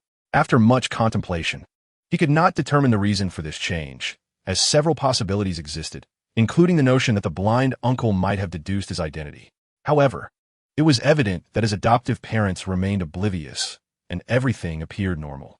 Luke did not delve further into the matter, as an unprecedented sense of unease had kept him restless and agitated in recent days. Could it be that Luke had begun to piece things together? If he was not mistaken, the battle for New York was imminent. Under the cover of night, a helicopter thundered swiftly towards a clandestine base. The base's intercom crackled to life. Attention all personnel, the evacuation order has been confirmed. Please proceed immediately to the designated location for evacuation. Everyone, take heed, evacuate now. Evacuate now. The helicopter gently descended onto the helipad. Before it had fully landed, the cabin door swung open, and Agent Hill gracefully leaped out, followed closely by the composed figure of Eggman, clad in a black trench coat. Coulson, who had been waiting anxiously, approached them. How dire is the situation? Eggman inquired directly without hesitation. Coulson removed his sunglasses and replied, "The worst part is we're completely in the dark about what is happening." As they conversed, they swiftly entered the base and descended deeper in the elevator. Beneath this facility, research was being conducted on the Cosmic Cube. Not long ago, the long-dormant cube had exhibited alarming fluctuations. Realizing the gravity of the situation, Eggman had rushed to the scene. Chapter 126. Loki's arrival 300 meters underground. At the Joint Dark Matter Research Institute, the increasingly agitated cosmic cube emanated a brilliant blue light, continuously releasing gamma rays into the surroundings. Eggman, Hawkeye, and Dr. Selvig wore expressions of grave concern as they puzzled over the issue at hand.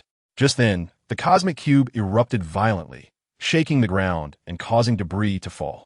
Simultaneously, it unleashed a blue beam that solidified several meters away, rapidly forming a rift in space-time.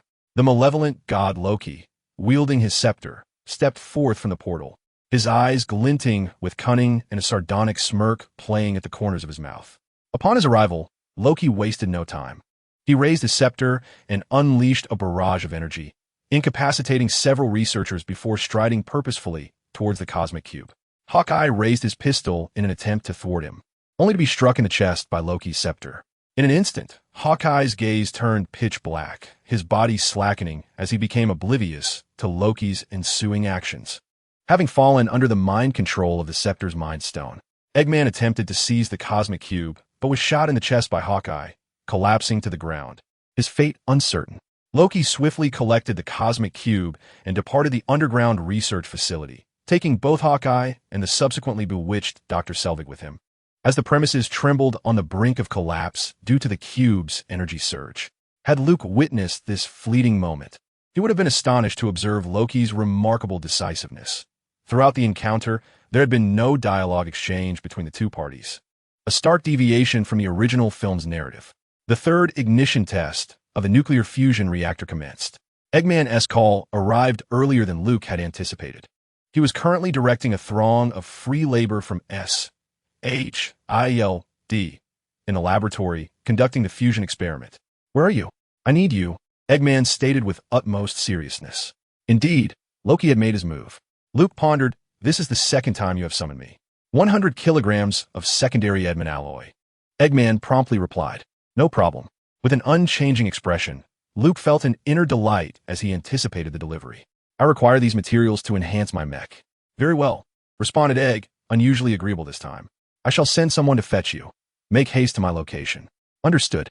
Egg hurriedly ended the call, and Luke could discern the cacophony from his end.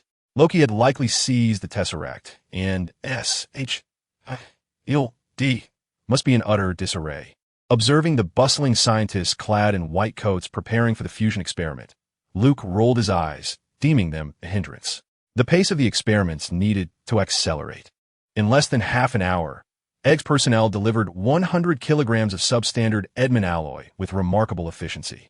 They also left the liaison, ready to accompany Luke to the rendezvous point as soon as he was prepared. Clearly, Egg was in a hurry. Luke instructed his team to transport the alloy liquid into his hangar, where the warlord lay quietly stationed. Once the others were dismissed, he commanded Christina to commence the transformation of the metal liquid immediately. The lowest grade hardener had already undergone successful preliminary tests, demonstrating that any metal fortified with it would exhibit a significant increase in strength. The more commonplace the metal, the greater the enhancement. Ordinary steel, for instance, saw its strength quadrupled. Titanium alloy's strength improved by 268. As for the Edmund alloy, although its enhancement was not as pronounced as the previous two, it still left Luke quite satisfied. Having previously experimented with a batch of the substandard Edmund alloy, he found its reinforced hardness astonishing, with protective capabilities boosted by approximately 90, nearly rivaling genuine, pure Edmund alloy, no longer merely a subpar substitute. The system's guaranteed rewards indeed lived up to his expectations, which was precisely why Luke was elated. That 100 kilograms of substandard Edmund alloy in his possession was virtually equivalent to 100 kilograms of pure Edmund alloy.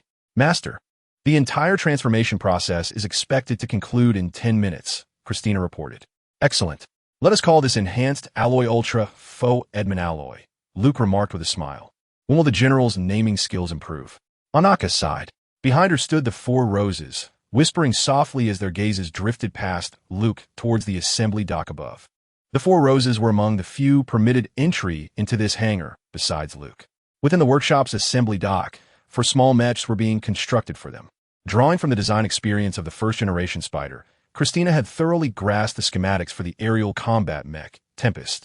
These four were different variants of the Tempest that Luke had commissioned Christina to design for the Four Roses, each boasting an eightfold similarity in appearance, yet distinct upon closer inspection, tailored to the combat specialties of the Four Roses.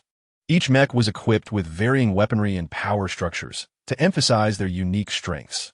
Onaka and Obia, both assault troopers, are equipped with specialized mecha firearms and plasma sabers, the latter being a byproduct of the Curry Stick program. The intangible blade of the Shadow Sword, Aileron, is a form of plasma. When necessary, these two mechas serve as formidable close combat machines. Rosanna, the shotgunner, has been outfitted by Luke with an M3 flamethrower and a missile launcher formerly belonging to his ex-wife, primarily responsible for mid to long-range fire support. Emetane is the Grenade Trooper. Her mecha closely resembles the original design of Luke's Gale, featuring multiple grenade launchers that fire third-generation modified grenades, derived from second-generation electroshock and freeze grenades. Her unit can almost be regarded as a bomber. All four mechas are controlled via joysticks and pedals, equipped with artificial intelligence assistance programs. Even though the Four Roses are infantry, they can adeptly operate the mechas after undergoing some training, proving entirely competent in combat scenarios. Assistant, how is the progress of the Lion Project? Luke suddenly inquired, gazing at the four nearly completed Gales. Theoretically, there should be no issues, Master. However, it appears that time is rather tight, came Christina's voice in response. Continue the development. Equip them as soon as they are ready. Understood, Master, Luke murmured. Aprocli must also expedite production. The arrival of Loki had suddenly intensified the urgency. The presence of the spider sensing gave him a strong premonition that the upcoming battle in New York might not unfold smoothly. Something seemed amiss. Could the plot have changed? That was the only possibility he could conceive. The artificial sun was not expected to be fully assembled for at least another 24 hours. The shell was complete, and the holy light was within him. Only the thermal nuclear fusion reactor required to ignite it was lacking. Facing a large-scale battle against thousands of Chitauri soldiers, Luke felt the necessity of possessing a trump card to ensure his peace of mind. Aprocli's ability to heal allies and enhance their physical capabilities could be regarded as a unique weapon for altering the battlefield environment, granting his side an advantage while placing the enemy at a disadvantage, akin to weather cards in Gwent. Just the ability to change the battlefield environment alone qualifies it as a strategic weapon, a feat few could accomplish across the entire Earth. Hey, God of Hammers, Ikando Director, let me take the stage. Chapter 127. The Avengers assemble in a desolate factory within Russia. Black Widow was engaged in an investigative task, busy with her favored method of interrogating captives. At that moment, a call from Coulson interrupted her. Bound to a chair, Black Widow tilted her head to grasp the phone handed to her by a suspect. Frowning, I am occupied. Return to headquarters immediately, Coulson stated directly. Barton has been compromised. Black Widow's expression turned serious. Hold on. A minute later, having effortlessly dispatched all the suspects, Black Widow approached the door. Where is Barton? Is he still alive? He should be alive, Coulson remarked. We'll discuss it in detail when you return. But for now, we need you to speak with that fellow. Stock? You know he doesn't trust me, Black Widow said with a wry smile as she walked. No, I'll handle Stark. You go find the big guy, Coulson replied with a grin. The smile faded from Black Widow's face. In a solitary boxing training room in New York, a blonde-haired, blue-eyed man of impeccable physique relentlessly struck a heavy bag. Beads of sweat glistened on his well-defined muscles, each punch sending the bag swaying violently. His expression was grave, as if troubled by an inner unrest. Finally, with a powerful blow, the bag burst apart, scattering sand across the floor. At that moment, a voice echoed from behind him, as if it had been waiting patiently. Can't sleep? The man turned to see a figure clad in black at the entrance of the boxing ring. I've slept for 70 years, sir. I've had my fill, he replied. Then you should take a stroll and enjoy the scenery, the figure said calmly, approaching with hands clasped behind his back. Standing in front of the man, he handed over a document. Is there a mission for me, sir? The man inquired, removing the bandages from his hands. Are you asking me to integrate into this new world? As he opened the document, he read, S.H.I.L. Level 7 classified, Tesseract. The figure regarded him and said, It's not about integration. It's about saving it, Captain. In Upper Manhattan, New York, under the sea, Tony, clad in the Mark 6 suit, was installing a specially designed arc reactor onto an underwater power conduit. The reactor illuminated successfully, integrating with a power grid dedicated to Stark Tower. Following the previous blackout incident in New York, Tony had envisioned using the arc reactor to create an independent power grid for his tower, ensuring he would not be powerless should another disruption occur. As the calm sea surface broke, the Mark 6 soared upward, tracing a meteoric arc towards the brilliantly lit skyline of New York City. Within the suit, the interface displayed a video call with Pepper Potts. Tony smiled and said, "Stark Tower will become a benchmark for renewable clean energy. For now, there won't be any competitors in this field. That kid's fusion reactor will take at least a year. No, 3 years to realize." "Oh, provided your arc reactor works," Pepper replied. "Not a problem. Let's engage," Tony said confidently. With that, he lifted his head to see the distant, towering Stark Tower, which suddenly illuminated from the bottom up, becoming once again the most magnificent landmark in New York.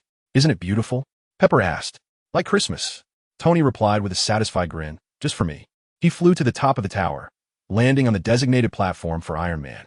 As he moved forward with measured steps, several mechanical arms swiftly extended from either side, deftly and systematically disassembling the Mark 6 armor enveloping him. Suddenly, Jarvis's voice interrupted through his Bluetooth headset. "Sir, Agent Coulson from SHIELD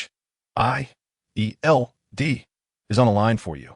Just tell him I'm not here," Tony replied without a moment's hesitation. A hint of irritation in his tone. "Really knows how to pick his moments," he muttered. "Sir, I fear he may not be easily convinced," Jarvis cautioned. "Have a little faith, Jarvis. I have a date to attend," Tony remarked nonchalantly as he continued on his way. He had promised to spend a delightful evening with Pepper, and it was his principle not to keep a lady waiting. The Mark 6 had been swiftly removed, and in the blink of an eye, Iron Man transformed back into the billionaire, Tony Stark. Upon entering the building, he and Pepper poured celebratory champagne, and just as they exchanged a few words, Jarvis interjected again. "Sir, your phone. My program has been modified." "More interruptions?" Tony's expression darkened. At that moment, his phone, resting on the coffee table, began to ring, revealing Coulson's voice. "Stark, we need to talk." Tony snatched up the phone and addressed it with a serious demeanor. "You are currently viewing Stark's holographic projection. Please leave a message." Pepper couldn't help but chuckle.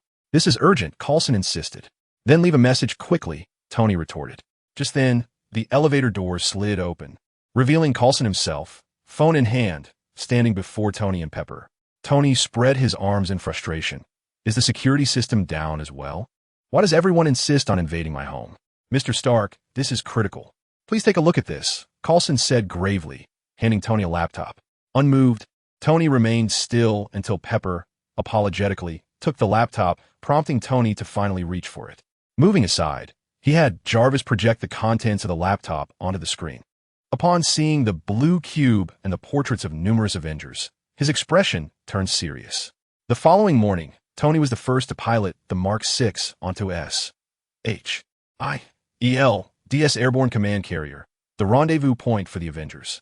In fact, this aerial fortress was a highly classified headquarters of SHIELD. Countless individuals with ulterior motives sought to uncover its location, unaware that it either sailed in the deep sea or concealed itself in the skies. As Tony landed on the flight deck, he immediately turned his gaze skyward, his brow furrowing.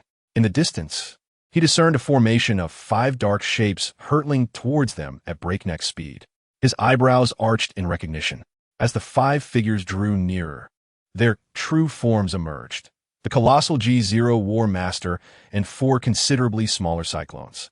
A group of 5 mechs, comprising 1 large and 4 small units, gracefully descended onto the designated deck area under the guidance of the aircraft carrier's landing officer. The hatches opened in succession, revealing Luke's diminutive figure leading the way, followed closely by the 4 Roses. Subsequently, Peter Parker emerged from the warlord's cabin, trailed by the snowman, Christina. Instantly, a lively throng of short-legged children filled the deck, chattering animatedly. Tony lifted his visor, wearing a perplexed expression as he approached Luke.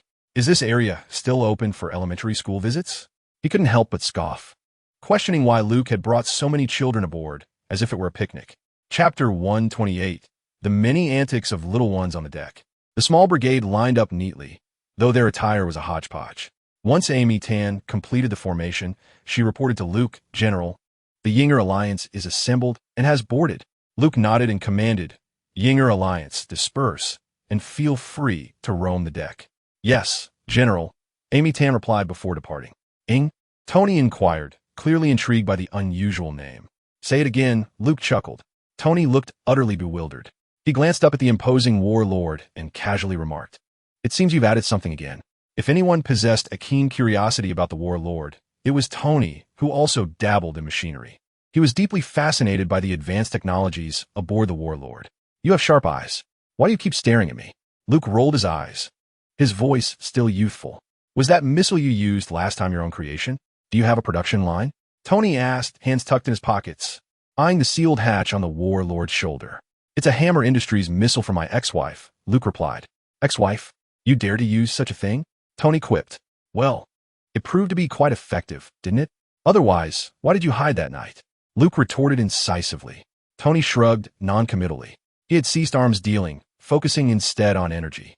Hammer Industries had become a leading name in the arms sector, reportedly securing numerous lucrative contracts recently. As the two conversed leisurely, enjoying the sea breeze and sunlight, the little ones, accompanied by two aircraft carrier personnel, were joyfully exploring the deck. On the bridge, Nick Fury stood with Agent Hill. "Sir, Iron Man and the Apostle have arrived. Black Widow has picked up Dr. Banner and is en route. Coulson has also contacted the captain," Hill reported. Fury, with his singular eye, remained impassive. "Understood. Sir, can you ensure his safety on board?" Hill suddenly asked. "Banner?" "Yes, sir. You must be aware that if he transforms into the Hulk here, the entire carrier will be at risk," Hill stated calmly. "I recommend activating that cage." "I have other plans." The boiled egg interjected, stating that restricting freedom is not the most effective approach. "Hill, one should learn to achieve balance by harnessing external forces." Hill furrowed her brow.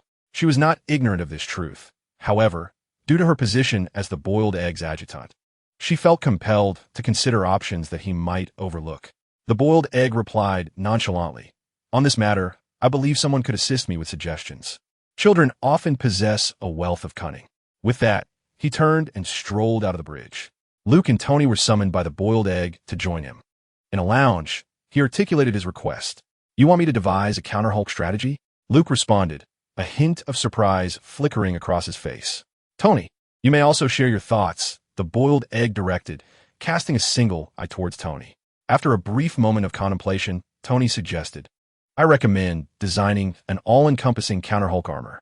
No matter how formidable the mutated body may be, there are limits. As long as the armor is sufficiently resilient, it should hold until the Hulk reverts to his original form." Luke, upon hearing this, scoffed derisively. "Do you have any objections?" Tony frowned. "I believe your ideas are rather fanciful." Luke shrugged. "As far as I understand, Dr. Banner's transformation into the Hulk has yet to reveal his limits. In my view, anger knows no bounds. The angrier the Hulk becomes, the more powerful he grows. Your ludicrous counter-Hulk armor has its limits, while the Hulk does not." "How can you be so certain?" Tony clearly disliked hearing such disparaging remarks about his proposal. "I just know," Luke countered sharply. As tensions escalated, the boiled egg quickly intervened. "We're short on time. It would be best to devise a straightforward and effective solution." "Your expectations are quite high." Luke shot a glance at the boiled egg. "This is for the safety of us all," the boiled egg insisted. "You wouldn't want to witness the Hulk rampaging across this bridge, would you? However, we must utilize every available power, even that of the Hulk. You all should be aware of our enemy, a god." This time, Luke refrained from retorting. The Hulk's unpredictability was indeed a cause for concern. "A counter-Hulk strategy? I do have an idea," he finally said. "I need Edmund alloy, genuine and pure, not some inferior counterfeit. Do you have a solution?" The boiled egg's expression shifted slightly, his single eye brightening with intrigue. "Yes," Luke affirmed decisively. "All right, follow me." The boiled egg personally escorted Luke in search of materials, with Tony's curiosity piqued. He was eager to discover Luke's plan. As the headquarters of S.H.I.E.L.D., this aerial battleship was equipped with an array of facilities. In addition to standard combat departments, it housed storage, transportation, training, research, medical, and prison sectors, all outfitted with cutting-edge equipment. The aerial battleship even boasted a significant arsenal of nuclear weapons, truly deserving the title of a flying fortress. Upon entering a laboratory, the egghead personally commanded the researchers to vacate the premises, leaving only himself, Luke, and Tony. This space housed a rare and precious pure Edmund alloy. An egghead inquired about its intended use, expressing skepticism about the feasibility of overly large constructs. Rest assured, it is not of excessive size, Luke replied confidently. Approaching a uniquely structured sealed container, he peered inside on tiptoe, confirming the presence of liquid Edmund alloy. Come over and lend a hand, Luke beckoned to Tony, who rolled his eyes but obliged, driven by his insatiable curiosity. Moments later, Hill also arrived to observe the proceedings. Together, Tony, Egghead, and Hill watched as Luke crafted the object. Occasionally, Luke called upon Tony for assistance. After approximately half an hour, Luke suddenly snapped his fingers, exclaiming, "Done. Is this all there is to it?" Tony asked, bewildered, as he had anticipated the creation of some formidable anti-Hulk apparatus. Before them lay a square object, entirely forged from genuine Edmund alloy. Just a plain rectangular block? What kind of scheme is this? Please don't tell me this is some form of intricate nanotechnology. Tony lifted his gaze from the block to Luke, furrowing his brow in skepticism. Egghead's expression mirrored Tony's concern, though he remained silent. His thoughts echoed similar doubts about Luke's intentions. Was a young lad merely engaging in a prank? Hill's eyes sparkled with curiosity as she observed Luke. Unfazed, Luke maintained his composure and chuckled. "Repeat after me. Brick." Egghead's countenance darkened. The inherent trait of Edmund alloy is that once shaped, it retains its form indefinitely. The fact that Luke had fashioned it into a mere brick left Egghead feeling as though he might bleed from the heart, overwhelmed by the loss. Tony's expression turned to one of shock. He had anticipated Luke's unreliability, but not to this extent. Hill stifled a laugh and turned to leave. Oblivious to the varied reactions of the three, Luke reveled in his excitement. From this moment forth, he boldly proclaimed, "I have graduated to Street Fighter." Tears welled in his eyes as he reminisced about his struggles over the years, realizing how tragic it had been. In stark contrast, he now possessed the remarkable Edmund alloy brick. As one wise individual once noted, in a fight, a brick is not to be misused. It should be wielded with precision. Before the might of the Street Fighter brick, whether facing Hulk or Thor, one would be compelled to yield under its weight. The ordinary brick in his storage space could now enjoy a well-deserved retirement. Glancing at the remaining liquid alloy in the container, Luke was tempted to claim it for himself. However, Egghead's watchful presence restrained him. Is Egghead's expression not quite right? Upon witnessing his anti-Hulk plan, was he stirred with excitement? Luke's expression gradually shifted, and with a slight cough, he asserted, "Trust me, with this device, I can subdue the Hulk."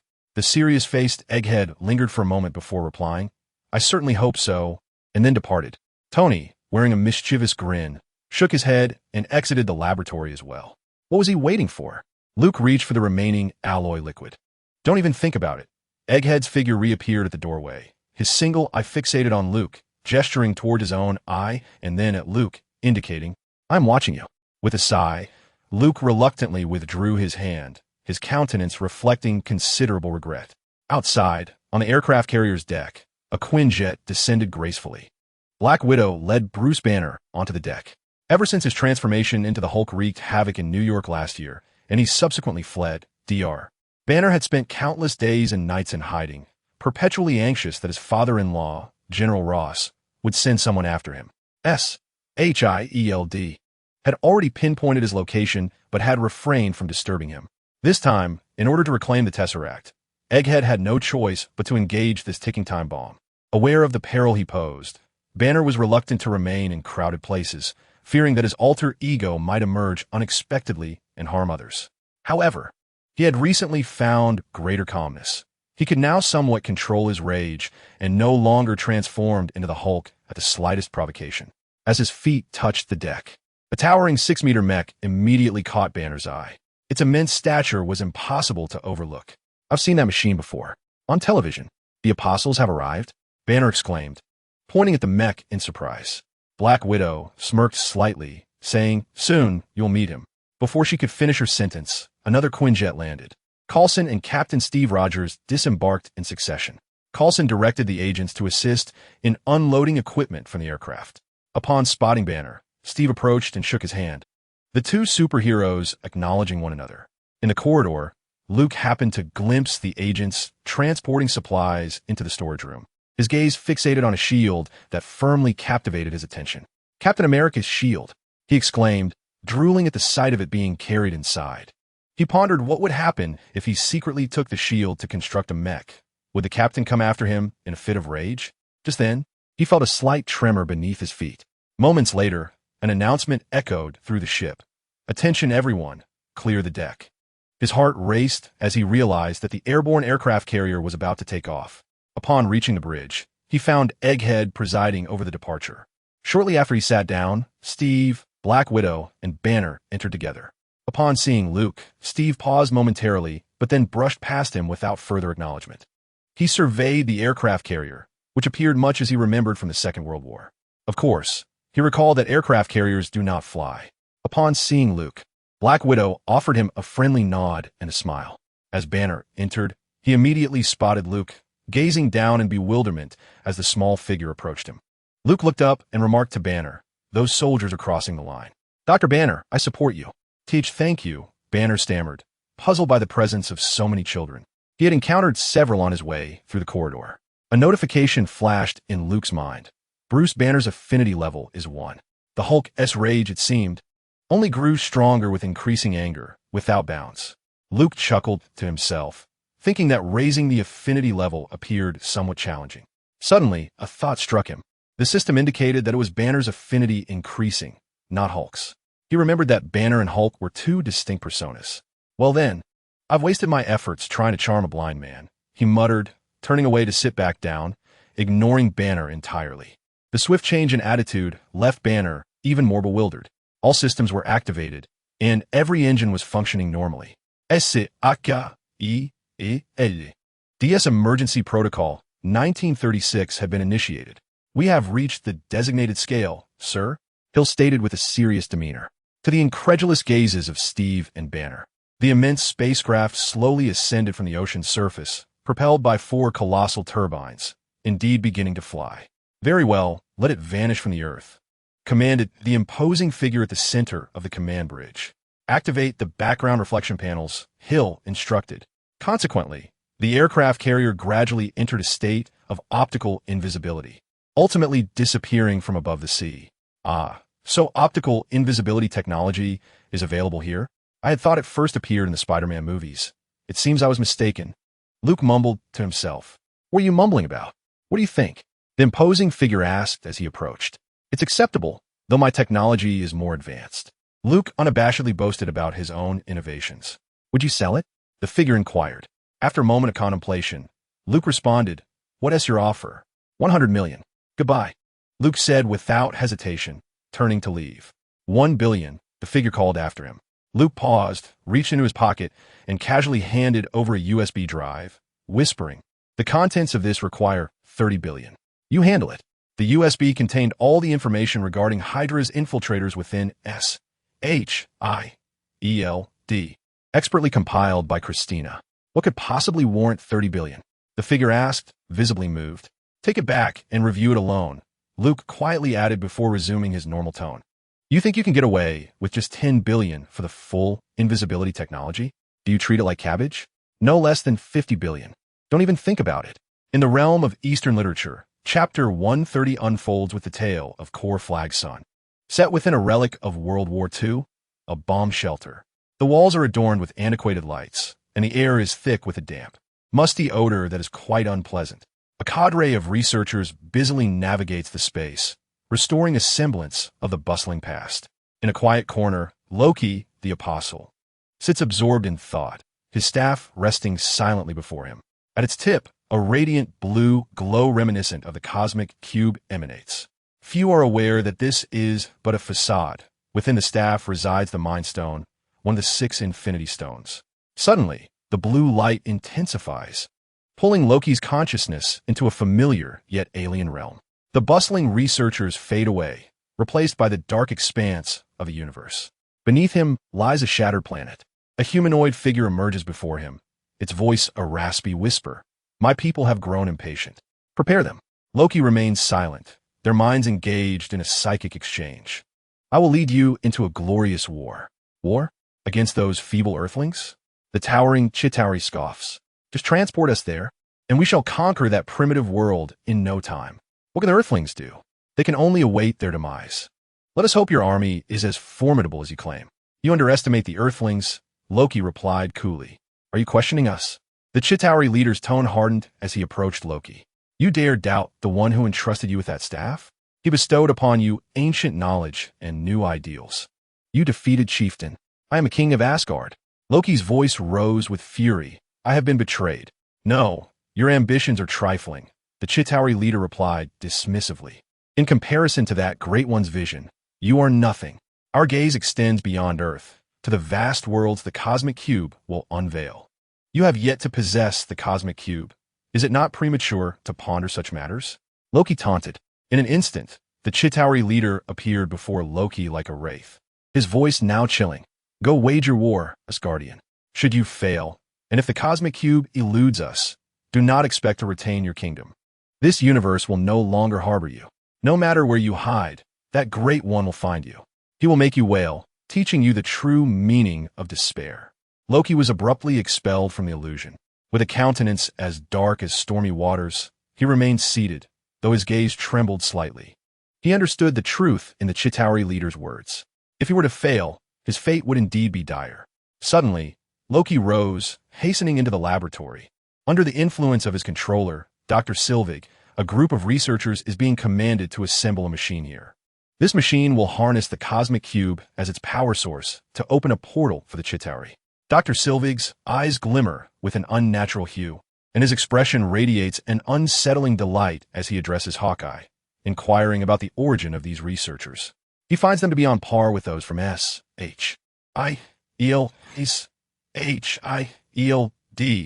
has made many enemies, Dr. Hawkeye replies, his keen eyes also shrouded in an unnatural tint, his demeanor austere. Is this what you sought? He raises a tablet displaying a rare element. Iridium, accompanied by a portrait of a dark-haired boy, Luke. Indeed, iridium, the doctor affirms with a smile. It is not native to Earth. It arrived with meteorites and can form antiprotons, which are crucial for this device. This material is in high demand. Hawkeye nods. I know where to find it. As Loki approaches, the doctor eagerly greets him, exclaiming, the cosmic cube has opened my eyes. It encompasses not merely knowledge, but the truths of the universe. This has been my lifelong pursuit. Loki nods faintly. I understand, he says, turn to Hawkeye. What have you discerned, Hawkeye Barton? Hawkeye, with a stern expression, corrects him. Please refer to me as Kato. What? Loki queries, perplexed. My nickname is Kato, Hawkeye replies as he strides toward his equipment, deftly retrieving his specialized compound bow. Calmly, he states, I require bait. There is but one location for iridium. I wonder if you have heard of the Apostles? Apostles? Loki's expression shifts slightly at the mention. On the bridge of the S.H.I.E.L.D. helicarrier, sharing a room with his most admired figure is a dream come true for countless individuals. Today, Coulson realizes this dream. That is the collector's edition. It took me years to amass these. Standing beside the tall and imposing Captain America, Coulson enthusiastically recounts his collection of Captain America trading cards. Oblivious to the discomfort this conversation has caused Steve Rogers, Coulson, like a fervent fan, continues, the cards are in excellent condition, though the corners show slight wear. If it wouldn't be too much trouble, I hope you might sign one after this battle. Of course, Steve replies with a resigned nod. Coulson beams with joy, having fulfilled a significant wish. He feels that once the battle concludes, he will seek more opportunities to bond with his idol. Just as Coulson is about to say more, a nearby communications officer suddenly interjects, we have detected Loki's whereabouts. This announcement immediately captures the attention of everyone on the bridge. Where? Coulson swiftly inquires. Queens, New York, 63rd Street. He does not intend to hide, the officer responds, astonished. Before the gathered audience, a map of the area swiftly materialized on the large screen, magnifying until it ultimately revealed a 3-story building. Gazing at this structure, the expressions of at least half of those present shifted subtly. Luke was among them. Just moments ago, hearing about 63rd Street in Queens, New York, had sparked a sense of familiarity. Now, upon closer inspection, he recognized that this 3-story edifice was none other than his recently reconstructed warehouse, now repurposed as a research institute. On the screen, Loki, wielding a scepter, strode in with an air of indifference. The one-eyed creature, Egg, had already cast its gaze upon Luke. Black Widow and Coulson also turned their attention to him. Captain America and Banner exchanged puzzled looks, questioning why everyone seemed to focus on this child. Indeed, what was keeping this young boy here? Could it be that he was also a participant in the operation? Noticing the confusion in the eyes of Steve and Banner, Egg spoke in a low tone. Time is of the essence, so I shall keep this brief. His name is Luke, the pilot and creator of the Apostle mech. Of course, you may also refer to him as the Apostle. Banner's mouth fell agape in disbelief. This child was the Apostle? Surely, this was a jest. Steve's reaction was no less astonished. He had thought himself well-versed in life-s experiences. Yet, since boarding this aircraft carrier, he realized he had been mistaken. He was aging, unable to keep pace with the times. Was it truly a realm now dominated by children? Steve's knowledge of the Apostle was scant, but he had spent considerable time observing the colossal robot outside. At that moment, he had mused that had the Allies possessed such technology during the war, victory would have been a far more straightforward affair. Egg did not allow the two men more time to digest their shock. His expression grew grave as he stated, Loki's objective appears to be Luke's warehouse. What lies within, I suspect, no one knows better than its owner. Immediately, all eyes shifted to Luke, their gazes fixating upon him. The young boy's face twisted in concern as he scrutinized his phone. Christina had just reported an invasion at the Research Institute. His mind raced, contemplating Loki's intentions while simultaneously recalling the narrative. According to the original plot, Loki should now be preparing to unlock the door, specifically for Iridium. No wonder Loki had come knocking. A bittersweet smile crept across Luke's face as he recognized the butterfly effect at play. His artificial sun required a substantial amount of rare elements, leading him to amass a significant collection of iridium, rhodium, and palladium, with iridium being the most elusive as it is not produced on Earth. This element was also crucial for Loki. Without iridium, Dr. Selvig could not complete the machine to open the temporal gateway. Having pieced it all together, Luke succinctly conveyed his deductions regarding the deeper thoughts concealed within his heart. Regardless of the circumstances, the narrative had already shifted due to his actions. However, Loki's plans remained unchanged. This raised the question, if he could halt Loki from acquiring the iridium element at this juncture, could it further alter the course of events? Without the iridium, Loki would be unable to open the portal, the Chitauri army would be unable to invade, and consequently, the Battle of New York would never transpire. Should he take the risk? Luke pondered. After all, if he could secure even a single Infinity Stone, it would be deemed a victory. Loki had already delivered the Mind Stone to his home. Such a splendid opportunity could not be overlooked. As for the war, it would be preferable to avoid it. He was not devoid of compassion. Witnessing a catastrophe that could result in countless casualties, which he could preemptively obstruct, left him with no justification to allow it to unfold. Did this war hold any benefits for him? Certainly not. Are you suggesting that Loki requires a rare element? Egghead inquired, his brow furrowed. Beyond that, I cannot conceive of anything else that might entice him. This is undoubtedly not a coincidence. The iridium of the entire East Coast, indeed the entirety of the United States, is currently in my possession, Luke replied with a shrug. Upon hearing this, Egghead decisively nodded and commanded, there is no time to lose. Everyone, except for Dr. Banner, mobilize immediately. Captain America and Black Widow prepared accordingly. As Luke leaped from his chair, ready to activate his mech suit, he was halted by Egghead's voice. Egghead whispered in his ear, "Thank you." Luke paused momentarily, a slight smile gracing his lips, and without a word, he exited to find Four Roses. Under the cover of night, the G-Zero warlord led the charge, followed by four whirlwinds, with a Quinjet trailing behind, swiftly making their way towards Queens, New York. At the headquarters of the Avengers, once Luke and Four Roses departed, only the artificial intelligence remained to oversee the premises, alongside a handful of S.H.I.E.L.D. scientists and a small contingent of S.H.I.E.L.D. guards. Had Egghead known that not only was a thermonuclear fusion ignition experiment underway, but they were also in the process of creating an artificial sun, he would have undoubtedly dispatched tenfold the forces to secure the area. Faced with Loki's brazen entrance, the mere foot soldiers barely managed to create a commotion before meeting their demise.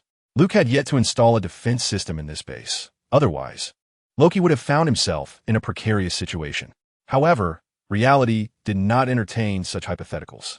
Loki effortlessly made his way inside. You are trespassing on the territory of the Avengers. Please vacate immediately, or you shall bear the consequences.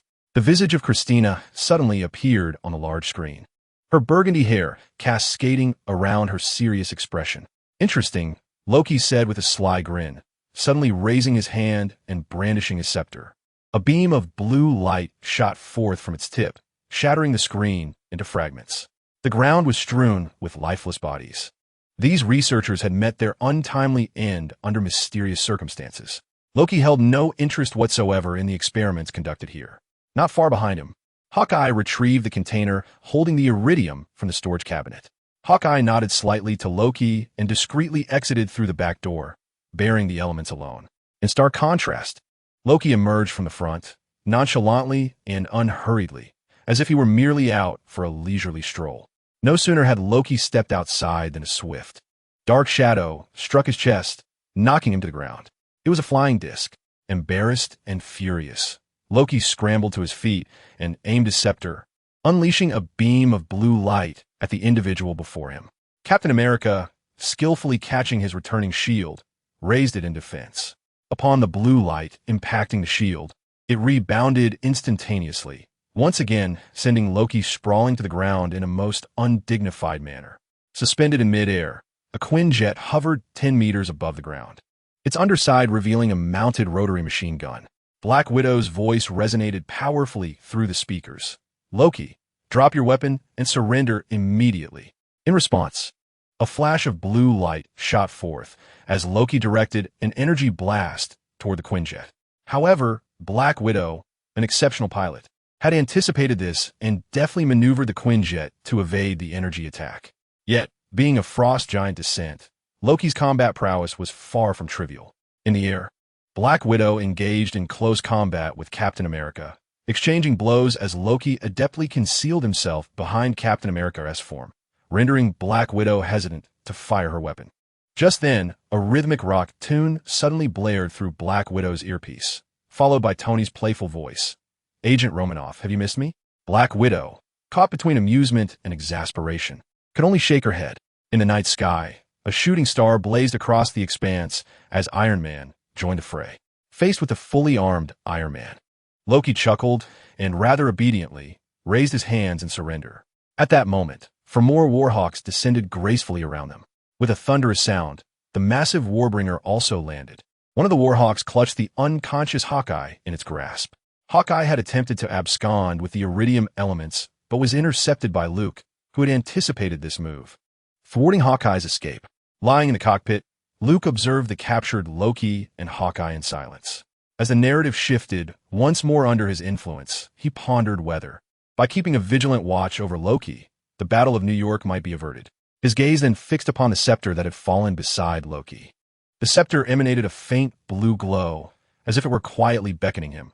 Come and take me. Luke found himself unable to divert his attention any longer. Chapter 132, God of Thunder vs. Young Rascal the Quinjet, escorting Loki, was en route back. Luke piloted the Warbringer, closely trailing behind. He willingly undertook the formidable task of transporting Loki's scepter. Resisting the temptation to shatter the scepter and seize the gem was indeed a considerable challenge. However, knowing the scepter was the sole key to closing the portal opened by the Tesseract, he managed to restrain himself. The spider sense was fervently warning him. The situation was dire. It seems that even though he has altered the plot, it proves utterly futile. The agitation within him appears to have intensified, perhaps even more than before the changes. What aspect still harbors a flaw? Has the matter truly not reached its conclusion? Where remains the oversight? Luke reclined in the cockpit, his brow furrowed, his thoughts in disarray. To be well-versed in the narrative is both a blessing and a curse for a traveler from another world. When the storyline veers off course without discernible reason, while others remain blissfully unaware, the traveler is left in despair, fearing the loss of his very hair. On either side of the warlord's aircraft, two stormfighters served as escort, gliding steadily through the skies. Ahead, past the Cohen-style fighter jets, bolts of lightning abruptly illuminated the night sky. Yet there was not a single cloud in sight. Inside the cockpit of the Cohen-style fighter, Loki sat quietly, his hands bound behind him. Steve cast a serious glance in his direction before approaching Tony, lowering his voice to express his concern. Something feels off. What is it? Did the reindeer surrender too easily? Tony replied dismissively, still clad in his armored suit, having merely lowered his faceplate. I sense it is not so simple. This fellow possesses considerable strength, Steve murmured. Having faced Loki directly, he felt certain that Loki's abilities surpassed expectations. Your observational skills are commendable for someone of your age, Tony shrugged, acknowledging the truth in Steve's words. Yet, he remained uncertain of Loki's true intentions. The thunderous rumblings outside grew increasingly pronounced. Lightning struck repeatedly, resembling silver dragons piercing the cloudless sky. Black Widow furrowed her brow, questioning where did the lightning come from. The instruments indicated clear skies ahead, suggesting no thunderstorms should be present. Loki appeared somewhat perturbed. He craned his neck to observe the tempestuous spectacle ahead, his eyebrows arching in intrigue. Are you afraid of the lightning? Steve inquired of Loki. Loki weakly replied, I do not fancy the one who will soon summon the thunder. No sooner had he spoken than another clap of thunder reverberated, followed by a faint thud atop the aircraft, as if something had landed upon it. Tony's expression shifted dramatically. He promptly removed his faceplate and opened the cockpit door, eager to investigate. However, as soon as the door swung open, a figure leaped down, striding into the cockpit and striking Tony down with a single blow. Then, seizing Loki without a word, the assailant prepared to leap from the aircraft, hammer in hand. With a resounding clang, a towering 12-meter mech descended, entering the cockpit. The hammer-wielding assailant raised his weapon, ready to strike, but the mech swiftly bent low, lunging forward with a step that resembled a devil's dance. A downward punch. Once more, a resounding clash echoed as the blow landed squarely upon the assailant's groin. The attacker let out a pained howl, collapsing to one knee. Meanwhile, the three men, Loki, Steve, and Tony, could not help but flinch in unison. As the Black Widow piloted the aircraft, she turned to witness the unfolding scene, a subtle smile curling at the corners of her lips. Without hesitation, she secured the cabin door. After a brief moment of bewilderment, Tony raised his palm cannon, aiming it at the newcomer. Do not move unless you wish for floral adornments atop your head. He uttered these words while still feeling an unsettling chill beneath him. The 12-meter-high mech door swung open with a whoosh, and Luke clapped his hands, stepping out. Steve instinctively took a half-step back, his eyelids twitching once more. Meanwhile, the intruder remained half-kneeling on the ground, gasping in astonishment, unable to utter a sound for quite a while. Truly, Asgardians possess remarkable resilience, Luke mused, raising an eyebrow at Thor, the god of thunder, with a rather peculiar expression on his youthful face. Upon witnessing the numerous bolts of lightning earlier, he had already surmised that this individual was arriving. He also understood the subsequent developments.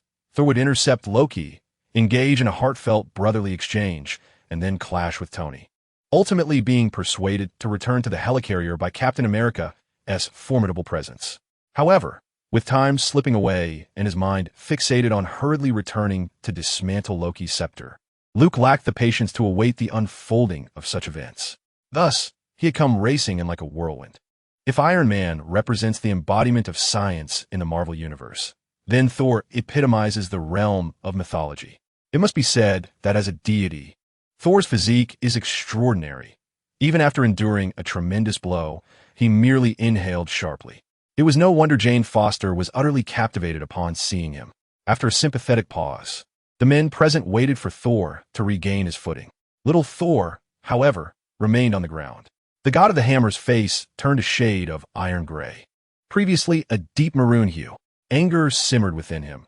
Yet upon noticing that his assailant was but a child whose height did not even reach his thigh, Thor's fury dissipated instantly. He adhered to his proud principle. One does not strike women or children. Let me take Loki. You have no idea what you are doing. Thor barked, striding towards Loki. Halt, or I shall fire, Tony warned, his palm glowing ominously. Still aboard the aircraft, Black Widow interjected, glancing over. Tony paused, lowering his arm. He lifted his visor and regarded Thor with utmost seriousness. I care not who you are. This individual is a criminal. If you insist on taking him away, you become our adversary. I have matters to discuss with him. This concerns us Guardians and does not involve you. Thor's voice thundered with authority. Of course it concerns us. He has taken many lives and conspired with unclear motives. Should you act rashly again, I shall hold you accountable. Tony lowered his visor once more, raising his hand again. The Tesseract does not belong to you. It is an artifact of Asgard. Allow me to take Loki, and I shall depart with the Tesseract as well. Luke, who had remained silent until now, was not pleased with this development, delaying his return to dismantle the scepter, and now he still wishes to take the cosmic cube? Speak further, and I shall render you unconscious. Luke threatened with a small fist, lacking any sense of intimidation. Thor regarded him with amusement, laughing heartily. I am Thor Odinson, Prince of Asgard. Child, if you can indeed knock me out, then I shall. Without a moment's hesitation, Luke produced an adamantium brick. Street Fighter brick attack. Thor immediately collapsed, his expression serene.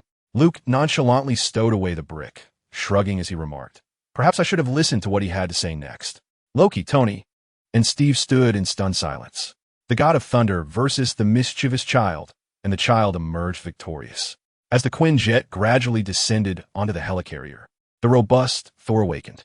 For an ordinary person, sleeping for half a day would not be surprising. Black Widow had experienced Luke's formidable tactic. The little one seemed to possess a unique method of incapacitating others. Loki was escorted aboard, his submissive demeanor raising suspicions among S.H.I.E.L.D. personnel. Yet, no one knew the true extent of his schemes. Loki was confined within a reinforced glass cell originally intended for Hulk. Fury sternly interrogated Loki regarding the whereabouts of the cosmic cube. However, Loki merely smiled enigmatically, uttering nonsensical remarks. Fury recognized that Loki was merely stalling for time. Whatever was about to transpire was surely imminent. He ordered everyone to find ways to continue searching for clues regarding the cosmic cube, while instructing Black Widow to extract information from Loki. Her proficiency in interrogation was unmatched, employing countless strategies that left others defenseless. Meanwhile, within the laboratory, a dispute arose between Captain America and Tony. Each held firm opinions regarding the other's demeanor and approach. Captain America believed Tony was too reckless and self-serving, neglecting the greater good. Tony disparaged Captain America as outdated, likening him to a circus monkey in costume. Banner remained calm, choosing not to take sides, embodying a zen-like detachment. Luke shook his head, reflecting that this was precisely why he never intended to involve himself in the Avengers' chaotic affairs. None of them were easy to deal with. Even in the face of a looming threat, they could still bicker. It appeared that his choice was justified. The little short-legged league. No, he corrected himself. The Young Hero League was far more harmonious. Disinterested in the quarrels of these three gentlemen, Luke focused intently on examining Loki's scepter laid out on the lab table. The laboratory was equipped with an array of advanced instruments, and the detailed readings were displayed across the screens. Yet, none of this concerned him. He was solely intent on discovering how to dismantle the scepter and retrieve the Mind Stone contained within. At that moment, he yearned to play the role of a monkey, seeking ways to pry open the coconut. The individuals present had no inkling of the immense value this scepter held. Banner, much like himself, was engrossed in the study of the scepter, yet Banner merely regarded it as an extraterrestrial weapon, blinded by the limitations of his knowledge. Even Loki, the very individual in possession of the scepter, remained oblivious to the astonishing secrets it harbored.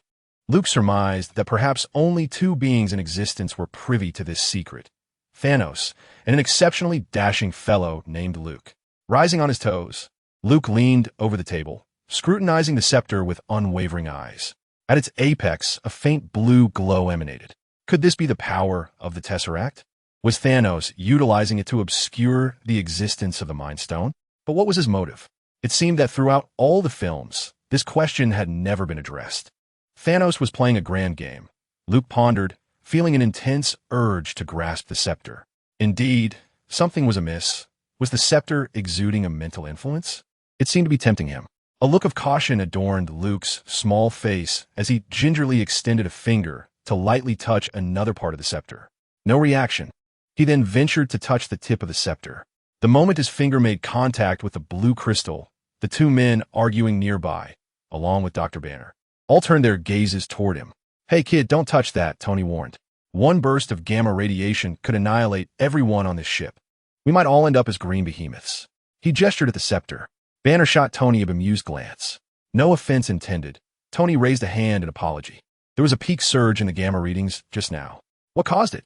I'm conducting wavelength and phase analysis. Perhaps I can uncover something, Banner exclaimed, astonished by the instrument's readings, as his fingers danced across the keyboard. Captain America remained silent, wishing to voice, "Can we speak in English, please?" Oblivious. Luke withdrew his small hand. He had clearly seen a ripple of blue, akin to water, emanate from the scepter's tip, intertwined with a barely perceptible hue of pale yellow light. This reaffirmed his conviction that the Mind Stone was concealed within. It would not be until years later that the Avengers would discover the Mind Stone, which had quietly resided within this very scepter. During Avengers, Age of Ultron, Tony and Banner had installed the Mind Stone into Ultron's vibranium form, thus giving birth to Vision. The pale yellow gem on Vision's forehead was indeed the Mind Stone. Yet, the dilemma persisted. While he was certain the Mind Stone lay within, the issue remained: he could not extract it. Unless he completely destroyed the scepter, shattering it would naturally release the Mind Stone. That was a last resort. Luke had no intention of resorting to such measures unless absolutely necessary. The scepter had great utility. Without it, the portal opened by the Tesseract could not be closed. For only a scepter imbued with the power of the Space Stone could breach the protective barriers surrounding the Tesseract. He faced the formidable challenge of extracting the Soul Stone without causing any damage or drawing attention, all while being scrutinized by 3 pairs of watchful eyes. He was determined not to let anyone else know of his intentions. To the other 3 individuals in the laboratory, Luke merely appeared to be a curious onlooker, occasionally poking at the staff without exhibiting any overtly inappropriate behavior. No gamma ray burst as Tony had alluded to transpired. Tony was merely attempting to frighten the children with idle threats. The instruments indicated that the object was remarkably stable, and neither he nor Banner could ascertain its true nature, which was far beyond the current technological capabilities of Earth. As Luke pondered this conundrum, his phone suddenly vibrated in his pocket. Upon retrieving it, his expression shifted dramatically. Christina had reported that the research facility had been breached once more, and the iridium had been stolen. This time, it was a blatant theft. The SHIELD had dispatched multiple teams, securing the facility after their departure, yet a woman had managed to make off with the items. Indeed, it was a solitary woman.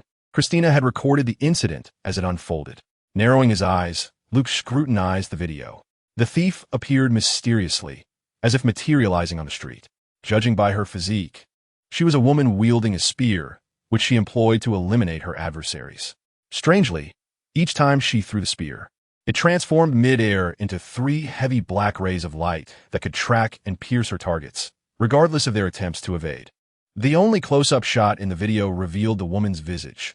Clad in black armor, her skin was a striking blue, with demon-like horns protruding from her forehead. She was evidently not human. Could she be a deviant?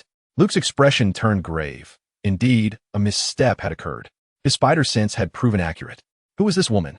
Clearly, she was an anomaly within the storyline, one that had never appeared in the first Avengers film. Yet, her appearance felt eerily familiar.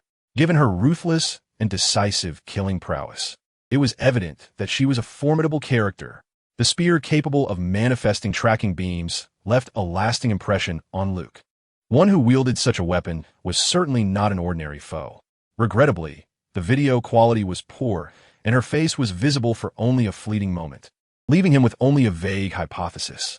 After a moment of contemplation, Luke spoke. "Assistant, will this impact our progress?" Christina provided a glimmer of hope. "The remaining iridium is sufficient for a thermonuclear fusion reaction." "Excellent. Immediately halt all research projects and mobilize supercomputers worldwide to expedite the fusion reactor development.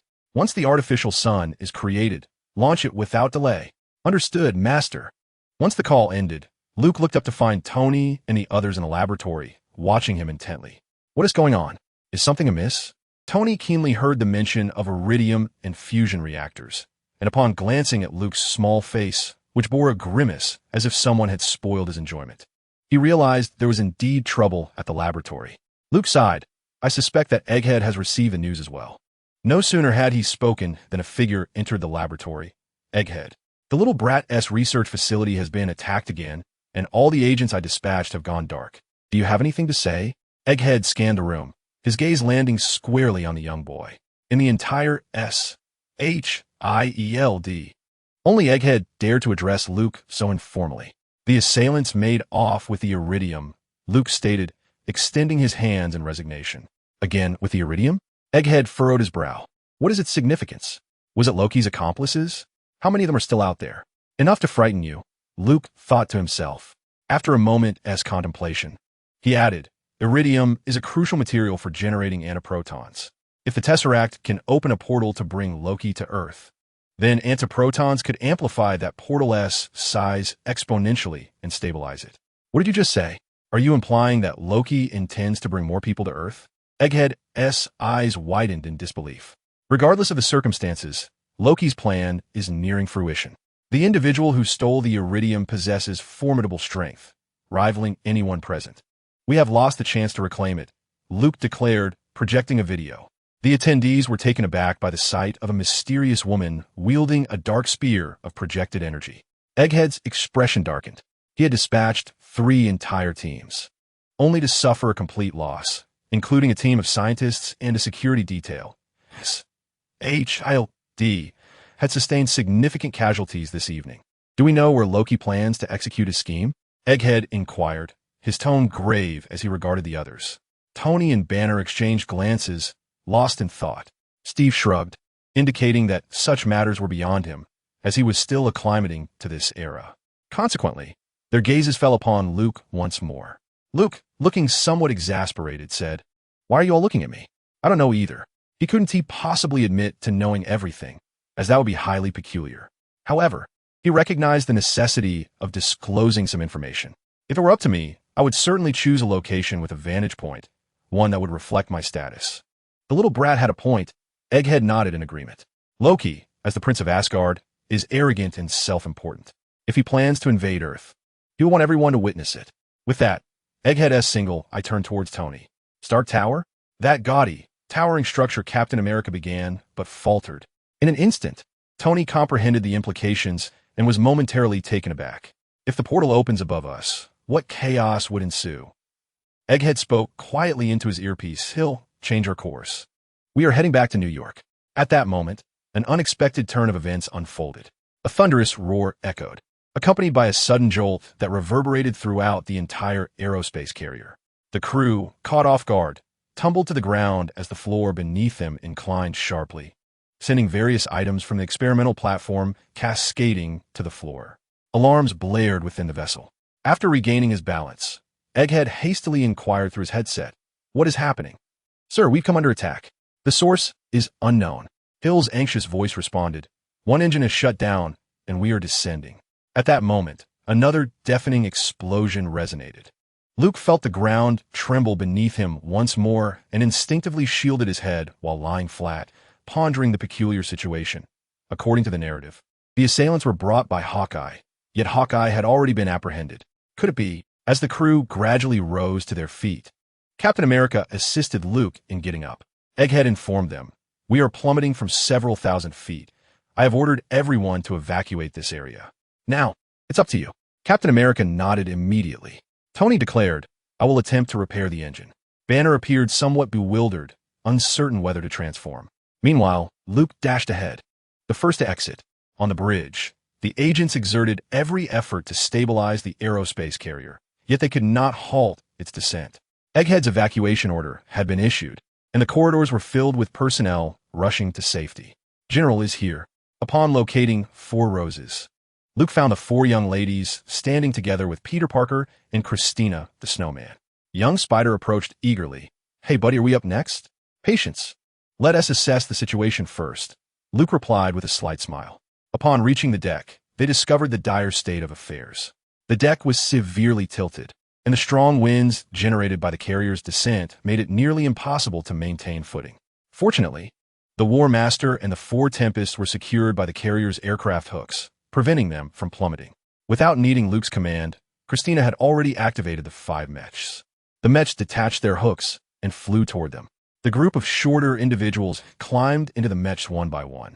Simultaneously, Iron Man soared out of the carrier, accompanied by Captain America to inspect the damaged engine. Thor, concerned primarily for Loki, rushed to the place where Loki was confined, fearing he might escape. To his dismay, this muscle-bound individual fell for one of Loki's well-worn tricks and found himself trapped in the cell as Loki made his escape. Coulson rushed from the lab, cradling a prototype laser gun. Various combat teams lay in ambush throughout the carrier, yet no one appeared to be attempting to infiltrate it. Unlike the original narrative, this time was not Hawkeye leading a rescue mission, but a woman wielding a spear. Luke, now a war master, had already spotted the assailant, recognizing her as the same woman who had stolen the iridium from the video. The woman strolled leisurely upon the deck, undeterred by the fierce winds that swept across it. In her hand, she wielded a uniquely designed spear that emitted a faint glow. Her expression remained impassive as she spoke, sending a shiver down Luke's spine. I am the Dark Knight's neighbor star, one of the Black Order. I have come at the behest of Lord Thanos to escort you. The Apostle. Lord Thanos has specifically requested your presence. To meet Thanos? Now, I apologize for the interruption. I must take my leave. Luke yearned to turn and flee. Given his current abilities, challenging Thanos was an absurd notion. He recalled how Thanos had mercilessly defeated the Hulk in Avengers: Infinity War, and he anticipated a similar fate for himself. The woman before him, identifying herself as the Dark Knight's neighbor star, was one of Thanos' minions dispatched to Earth to seize the Infinity Stones. Why had she appeared now? It was still the era of Avengers. Assemble. Had she mistakenly entered the wrong scene? Observing the graceful figure advancing toward him, Luke dared not underestimate her. He remembered that Thanos had sent 4 individuals to Earth during Avengers: Infinity War. One was a gaunt old man who had easily overpowered Doctor Strange and Spider-Man before abducting Strange. Another was a hulking brute who had been defeated by Tony Stark in his blood-edged battle armor and the neighboring hero. There was also a pair of formidable combatants, and it was evident that this woman was one of them, having been repelled by Captain America, Black Widow, Falcon, Vision, and Scarlet Witch. Each of these adversaries could single-handedly overpower any of the Avengers. The Avengers had merely managed to delay defeat through sheer numbers, ultimately resulting in Thanos claiming all the Infinity Stones. Luke was uncertain of the specifics regarding the Black Order, but he was well aware of Thanos' notorious reputation. If this woman was indeed a high-ranking officer under Thanos' command, it implied that she had come with his explicit authorization. A troubling thought crossed his mind. How could Thanos possibly know about him? What could be the source of this knowledge? Meeting Thanos was out of the question, regardless of his intentions. Luke had no intention of surrendering. Then let us fight, he declared. As one of the Black Order, she appeared somewhat underwhelming in the films, her combat skills seemingly inferior to Black Widow's. However, he noted the peculiar spear she wielded, which warranted caution. Suddenly, the War Master's eyes gleamed, and a massive sword hilt materialized in his armor grasp. A surge of plasma blue flames erupted from the hilt, dissipating into the wind, obscuring the blade itself.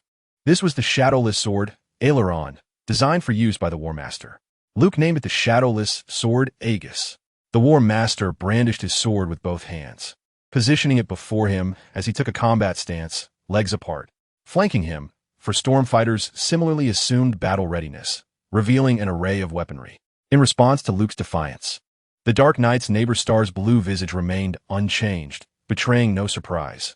Lord Thanos has foreseen everything. Your choices lie entirely in the hands of the formidable Thanos. With a dismissive scoff, Luke regarded him with disdain. He acknowledged Thanos' immense power. A mere flick of his finger could extinguish his existence in an instant. Yet, Thanos was not omnipotent, a fact that this outsider understood better than anyone else. Attack! Luke commanded through the communication channel. Suddenly, the Warlord and 4 Stormfighters unleashed a barrage of fire, a relentless hail of bullets and missiles enveloping the approaching figure of the Dark Knight Proxima. Amidst the explosive flames, she gracefully leaped several meters high, swiftly descending upon a group of adversaries, her spear weaving a tapestry of phantoms in the air. Anaka and Obia simultaneously drew their plasma sabers, rushing forward to intercept her. The sound of clashing metal resonated through the air as the 4 Stormfighters, in perfect synchrony, encircled the slender form of the Dark Knight Proxima. Abruptly, one of the Stormfighters was sent hurtling away. Anaka, struck by a spear, the overwhelming force toppling her to the ground. When Anaka rose, her armor bore scratches, yet its structure remained intact. The Dark Knight Proxima observed this with a flicker of surprise crossing her features. Soudainement sans signe danger. She executed a swift backflip, retreating just as a massive gash appeared on the deck beneath her.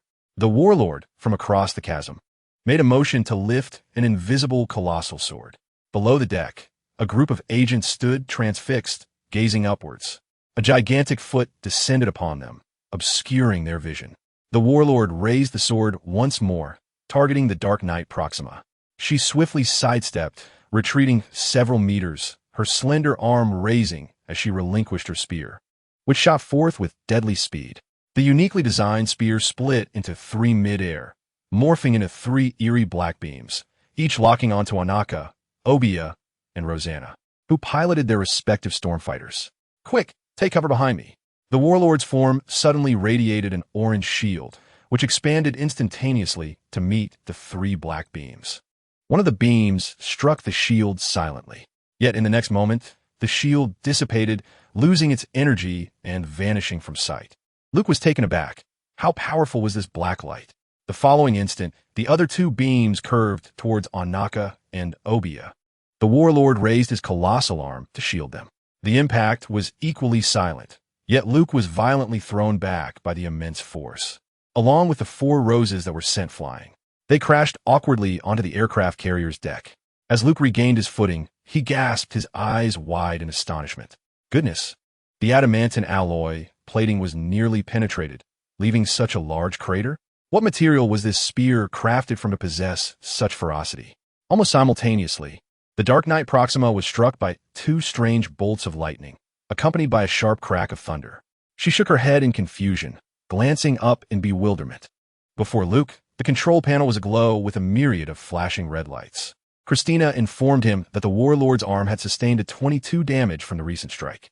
Fortunately, the previous components had been replaced with superior materials. Had they remained the old, decrepit iron, this arm would likely have malfunctioned by now. "Everyone step back," Luke commanded, his gaze sharpening as he raised his intangible mecha sword with sudden ferocity. He had refrained from attacking earlier, fearful that a miscalculated strike might send this starship to the depths. Yet, with a formidable adversary before him, he hesitated. Should he unleash this blow? The vessel would surely sink. Let it sink. After all, the egghead won't know it was I who brought it down. Luke mused as he turned to look. From his vantage point, he could see Tony, clad in Mark VI armor, laboriously repairing the turbo engine not far away. Just as he pondered whether to devise a diversion or engage in aerial combat, the figure of the Knight Proxima raised her hand, manifesting her spear anew. However, she did not launch another assault. Instead, she spoke with a calm demeanor. "Apostle, Lord Thanos has instructed me to convey a message. Reflect carefully, for this is not your war." Having delivered her words, she leaped gracefully from the deck of the starship, vanishing from sight as a peculiar alien shuttle whisked her away. Although somewhat perplexed, Luke felt a sense of relief. The enemy's strength was far beyond his expectations. In comparison, the female general under Thanos in the films seemed woefully inadequate. Were they not the same being? Luke pondered with growing confusion.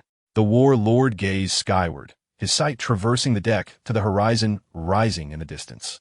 The starship had descended to a mere few thousand meters, perilously close to crashing into the ocean. In stark contrast, the distant skyline of New York City glittered with lights. Suddenly, a brilliantly radiant blue beam shot up into the night sky. From afar, the column ascended straight into the clouds. As Luke's jaw nearly dropped in astonishment, a colossal spatial tunnel slowly unfurled above the city. At this moment, the sun had yet to rise, and the pre-dawn darkness was particularly profound. Under this cloak of obscurity, innumerable tiny black dots surged forth from the spatial tunnel, a deluge of them. The sheer quantity was staggering, perhaps exceeding what one might witness in a film by tenfold. Like a tsunami, like a swarm of locusts, countless Chitauri forces breached Earth's atmosphere, swiftly scattering at high altitude and spreading towards neighboring cities. The East Coast War had officially commenced. Chapter 136. A dismal situation upon the choppy waters of New York's Upper Bay, the starship finally made a precarious landing, sending up towering waves. In the cell where Loki was imprisoned, Egghead arrived only to discover that Loki had already escaped. On the ground lay Coulson, teetering on the brink of death. Upon seeing Egghead, Coulson weakly uttered, "I apologize, sir. I let that plague slip away." Hold on. The medical team will arrive shortly. Lu Dan half-squatted before Carlson, who he could see was nearing his limit. No, I should rest. Sir, you should let someone else take over. Carlson's breath grew increasingly faint. You cannot rest. I'm fine, sir. If we do not give them a reason to unite, they will never understand. With those words, Carlson's gaze lost its focus. Lu Dan fell silent. After a pause, he slowly rose, his expression impassive. Agent Carlson had fallen. In the communication channels of the ship, Lu Dan's voice resonated. Loki has killed him. The medical team is no longer able to assist. Upon hearing this news, everyone was momentarily stunned. To the team, Carlson was a kind-hearted man, principled, amiable, and adept in handling matters. The news of his demise filled even Tony with an indescribable sorrow. Then, a wave of suppressed fury surged in their eyes, ready to erupt. A more dire report soon followed. Hill's voice broke through the channel. Sir, the spatial portal has been breached. The enemy has entered in overwhelming numbers. Thor was missing. Yet, the remaining Avengers, Captain America, Iron Man, Banner, Black Widow, and the awakened Hawkeye, accompanied by a group of young allies outside, remained steadfast. The power upon which Lu Dan relied was still intact. It is time for vengeance. Lu Dan's slightly hoarse and somber voice echoed in everyone's ears. Tony was the first to soar out through a gap in the hull. Jarvis, prepare Mark 7, he commanded, his eyes brimming with restrained rage. Sir, that suit is not yet ready, Jarvis cautioned. It doesn't matter. Iron Man sped towards his stronghold. In the distance, atop Stark Tower, a brilliant beam of light continuously supported the portal. He had to shut it down. On the deck of the aircraft carrier, the Quinjet, carrying Captain America, Banner, Black Widow, Hawkeye, Peter Parker, and the snowman Christina swiftly took off. Ahead of them flew the G-0 War Master and 4 Windstorm mechs. The situation was far worse than anticipated. In mere minutes, the skies over New York were filled with countless Chitauri soldiers. These soldiers, piloting hovering shuttles, swarmed through the streets of New York, unleashing gunfire and mercilessly slaughtering. The sun was about to rise, yet most citizens remained at home. Many were abruptly awakened from their dreams by the sudden onslaught of cannon fire and explosions. As people drew back their curtains, the world had transformed into something unfamiliar. Every street and alley was teeming with aliens, firing indiscriminately into the roads. Traffic was paralyzed in an instant. Countless flames erupted amid screams and the piercing sounds of destruction, illuminating every corner of the city. In the cockpit, Luke wore an expression of grave seriousness. The flutter of a butterfly's wings can indeed stir the winds that give rise to a tempest in the Pacific. Now, the hurricane has arrived, and the number of Chitauri has surged to more than tenfold the original storyline, far exceeding the limits that the Avengers can handle. In the film, even facing a standard number of Chitauri, the Avengers struggled immensely. Now, confronted with 10 times that number, the battlefield has swiftly expanded beyond Manhattan, with New York teetering on the brink of collapse. Raising his gaze to the clusters of Chitauri departing into the skies, it is likely they are heading to neighboring cities. These Chitauri are far more astute than their cinematic counterparts. There is no time to dwell on the reasons now. Finding Loki and devising a way to close the portal is paramount. At this moment, Luke is remarkably composed, his thoughts unusually lucid. He understands that if the portal is sealed, all Chitauri will lose their combat capabilities. These Chitauri are connected to their mothership in the cosmos through a form of remote control. The scepter was taken by Loki. He should have secured it in his storage space at that moment. Damn it! Luke curses inwardly, regretting his oversight. Fortunately, it is not too late to retrieve it. Loki, that weakling, poses no challenge for him to snatch the scepter back. What truly concerns Luke is the blue-skinned alien woman who refers to herself as the Dark Star. She is the greatest variable in this conflict, having been personally dispatched by Thanos. Luke has a premonition that the encounter on the aircraft carrier was merely a warm-up, and he will inevitably face this woman again. Ahead lies Stark Tower. You all spread out, form teams around the rooftop, and clear the area. Wait for my command. Luke instructed over the private channel. Yes, General. The 4 Roses piloted their 4 combat mechs, the Storm, breaking away from the formation. Meanwhile, at the top of Stark Tower, Tony, who had just returned, encountered Loki. The Mark 6 armor had been severely damaged while repairing the aircraft carrier's engine, rendering it inoperative. Without his suit, Tony was no match for Loki, especially with the Mind Scepter in Loki's grasp. However, Tony had his own plans. After a brief skirmish, he was decisively bested and ruthlessly thrust off the towering structure. As Tony plummeted, a large hand caught him midair. Luke had arrived, piloting the Warbringer. The Warbringer landed thunderously atop Stark Tower, lifting Tony high before him. "I don't need you to save me. I have my armor," Tony said, meeting Luke's eyes with a sigh of relief, though he added a word of thanks. "No need for thanks," Luke replied, watching as the Mark 7 flew around and then returned. "Put me down," Tony insisted, tapping the Warbringer's massive fingers, a gesture that stirred some rather unpleasant memories. Luke, surprisingly accommodating, released his grip and disregarded Tony, striding directly toward the open hatch. "Oh," Tony exclaimed in surprise. To comprehend the situation, one must recognize that the Warlord towers an imposing height of 6 meters, rendering Tony's fall akin to plummeting from a 2-story building. Fortunately, the Mark 7 was there to catch him just in time. The brand-new Iron Man made a dazzling entrance. Tony, at a loss for words, cast a glance at the mischievous child who had nonchalantly entered his skyscraper, only to see Luke wave his finger without looking back, signaling, "Leave this to me." Without hesitation, Iron Man lifted his head, propelling himself upward with 2 jets of fire, soaring into the sky. Above, the void of the cosmos lay opposite the passage, teeming with the relentless influx of the Chitauri army continuing to invade Earth. The war mode had been activated. Within the confines of the armored suit, the blue interface before Tony abruptly morphed into a blood-red display, and all weapons simultaneously discharged. Blinding fireballs erupted in a series of explosions above the skyscraper, soon engulfing Tony in a tsunami of Chitauri soldiers. On the rooftop, Luke glanced upward momentarily before silently stepping inside, where he encountered Loki. "Loki, hand over the scepter," Luke stated, his expression serious as he extended his hand. For reasons unknown, upon seeing Luke enter, Loki felt a sudden chill beneath him. The superheroes had joined the fray, battling fiercely down the entire block. Outside the skyscraper, a mere glance upward revealed a sky densely populated with dark figures, an endless flow of chaos. Suddenly, Loki broke into a grin, turning to Luke with a congenial smile. "It seems we have yet to introduce ourselves. I am Loki, son of Odin, the true heir to the throne of Asgard. Should you choose to serve me from this moment forth, once I ascend to the throne, Earth shall be yours to rule, and you shall have a place in Asgard as well." Luke paused, a bemused smile crossing his face as he replied, "That sounds appealing, but can you truly trust the words of the god of mischief?" Upon hearing this, Loki's expression shifted slightly, yet his smile remained intact. "It appears there has been some misunderstanding between us. Clearly, Thor has mentioned me to you. Perhaps he did not recount how he betrayed me?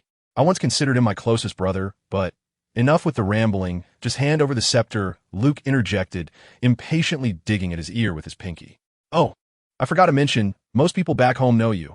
You are quite infamous there." "Oh." Loki's interest was piqued, and he inquired with a grin. "You're not from Earth? Where do you hail from? Vanaheim? Or Alfheim? As long as you are from one of the 9 realms, I can grant you kingship in that world, provided you support me." Luke interrupted once more. "Back home, everyone refers to you as the god of laughter. Ever heard of that?" Loki's smile began to fade, replaced by a flicker of anger as he slammed the scepter down heavily, exclaiming, "Wretched mortal, you dare mock your god? Wretched? I feel my spirit has been wounded," Luke retorted, whistling and rolling his eyes. "Humph, ants shall either submit beneath my feet." Suddenly, a blinding bolt of white lightning struck down fiercely from above Loki's head, catching him utterly unprepared. He froze, his body stiffening as he glanced up in horror, only to find nothing above him. "Where's Thor?" Loki had been acquainted with Thor for over a millennium. No one knew the nuances of lightning strikes better than he. Gripping his staff, he scanned his surroundings with heightened vigilance, yet the figure he dreaded to see did not emerge. Confusion clouded Loki's mind. Just moments ago, he had released Thor, but he was certain that Thor would not perish easily within that transparent cage. He anticipated that Thor had returned to trouble him. Observing Loki's bewilderment, Luke could not suppress a chuckle. "Are you mocking me?" Loki's expression darkened, his pride deeply wounded by such condescension, especially when he perceived these lowly beings daring to belittle him. "How dare you, insignificant human!" Before he could finish his thought, another bolt of lightning struck him directly. Loki's hair stood on end, and he felt a chill run down his spine as he fixed a penetrating gaze on Luke. If he could not discern the source of the problem, then he was no longer the god of mischief. It's you. How could you possess such tricks? Loki's intense glare bore into Luke, as if attempting to unravel hidden secrets from his face. A child wielding the power of the Thunder God. Could he be? Suddenly, Luke felt his hair stand on end. A mental shield expanded from within him, and an orange-yellow barrier abruptly forced a figure behind him away. That figure was none other than Loki. Yet before him, the panicked Loki wore a peculiar smile, gradually dissipating from sight. To think that the one I've been conversing with all along was merely a clone. Luke felt somewhat speechless, realizing that indeed he was dealing with the god of mischief. Loki relished deceiving his adversaries with this tactic, particularly enjoying toying with Thor. Unfortunately, for the simple-minded Thor, Loki's ploy had always worked flawlessly against him. However, Loki had not anticipated that this trick would falter against an unassuming child. Not long ago, aboard the aircraft carrier, Coulson had been ambushed and slain from behind by Loki employing this very ruse. Now rebuffed by the mental shield, Loki regained his footing, his expression grave as he scrutinized the formidable barrier surrounding Luke. Being well-versed in magic, he could sense the immense power contained within it. Luke nonchalantly remarked, "A clone? I can do that too." As soon as the words left his lips, Luke's form shimmered slightly, his silhouette blurring, and soon 4 identical figures appeared around him, before, behind, to the left, and to the right. 5 identical Lukes stood in a row, grinning at Loki. Astonishment filled Loki. He was unable to discern which one was Luke's true self. "You two possess magic?" Loki's heart gradually sank. This child proved to be far more formidable than he had initially anticipated. Moreover, it appeared he still had untapped machines at his disposal. Magic? Indeed, it was magic. With a flick of his right hand, a long staff abruptly materialized in Luke's grasp as he grinned mischievously, asking if Loki was familiar with the waltzing staff. Observing the 5 identical Lukes across from him mimicking the same gesture, Loki felt an unsettling premonition stir within him. Suddenly, Loki raised his scepter. Gritting his teeth, he unleashed a blue energy bolt that shot fiercely toward the Luke at the center of the group. Upon impact, the Luke's figure instantly vanished. Just then, the remaining 4 Lukes simultaneously lunged their staffs toward him. Loki attempted to evade, yet an inexplicable force held him fast. For Lukes wielded 4 staffs, with only one being genuine. The real Luke effortlessly swung the waltzing staff, lifting Loki high into the air before forcefully slamming him down onto the ground in the opposite direction. Astonished, Loki struggled to break free, but the waltzing staff remained glued to him. Once more, Luke lifted him, sending him soaring over his head and crashing down again. Hud, hud, hud. Thud. Luke continued to merrily toss Loki back and forth upon the ground without pause. After a brief while, Loki was left disoriented and dazed. Finally, Luke ceased his antics, leaving Loki sprawled on the ground, silent and gazing up at the sky, contemplating the meaning of life. In a moment of absurdity, Luke hummed a cryptic tune before stooping to retrieve Loki's discarded scepter. With the scepter in hand, he paid no further heed to Loki, stowed the staff away, and vanished in a puff of smoke, returning to his mechanical contraption. Just as Luke departed, Loki managed to rise to his feet when, abruptly, a massive green figure smashed through a shuttle, leaping heavily into the space.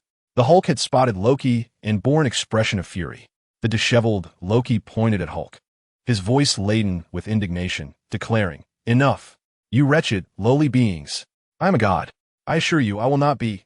Moments later, Hulk scoffed disdainfully, "Such a weak god," before turning away and leaving. Thus, Loki was left lying in a pit, his eyes vacant as he stared blankly at the ceiling, utterly questioning the essence of his existence. As the War Master ascended into the sky, he swiftly made his way toward the pinnacle of the tower. By destroying the portal generator at the tower's apex, he could swiftly close the spatial rift and terminate the Chitauri invasion. However, the generator was shielded by the Tesseract, rendering any attack futile. Only Loki's scepter, imbued with the same power as the Tesseract, could breach this formidable force field. The generator was tantalizingly close, and the surrounding space had been thoroughly cleared by the 4 Roses. The 4 Roses are engaged in a fierce battle against the incessant reinforcements of the Chitauris pouring in from above. Just as Luke was about to descend, a sudden flash of black light caused his eyelids to flutter uncontrollably. The psychic shield activated instantaneously. An orange aura enveloped the War Lord entirely. only for the black light to strike the shield with precision, shattering it into fragments. Simultaneously, two tempests piloted by Anaka and Amiton in the sky were also struck by separate beams of black light. The two aircraft were immediately sent flying by an exceedingly bizarre force. However, the two young women managed to regain control of their machines, and it appeared that the tempests had sustained minimal damage. Joining forces with the other two, the Four Roses launched a coordinated assault on the airborne adversary. Witnessing this, Luke exhaled a sigh of relief. The four tempests, having undergone the latest modifications and utilizing a considerable amount of the most basic hardening agents to enhance their ultra-faux Edmund alloy, possessed a rigidity that nearly rivaled true Edmund alloy. His gaze was fixed upon the graceful silhouette hurtling toward him from the sky, the Dark Knight Proxima. Despite the advanced technology and materials of the modified tempests, they could barely entangle this extraterrestrial woman, yet they were still incapable of preventing her from wielding that ghostly spear. Once again, three beams of black light shot towards Luke from afar.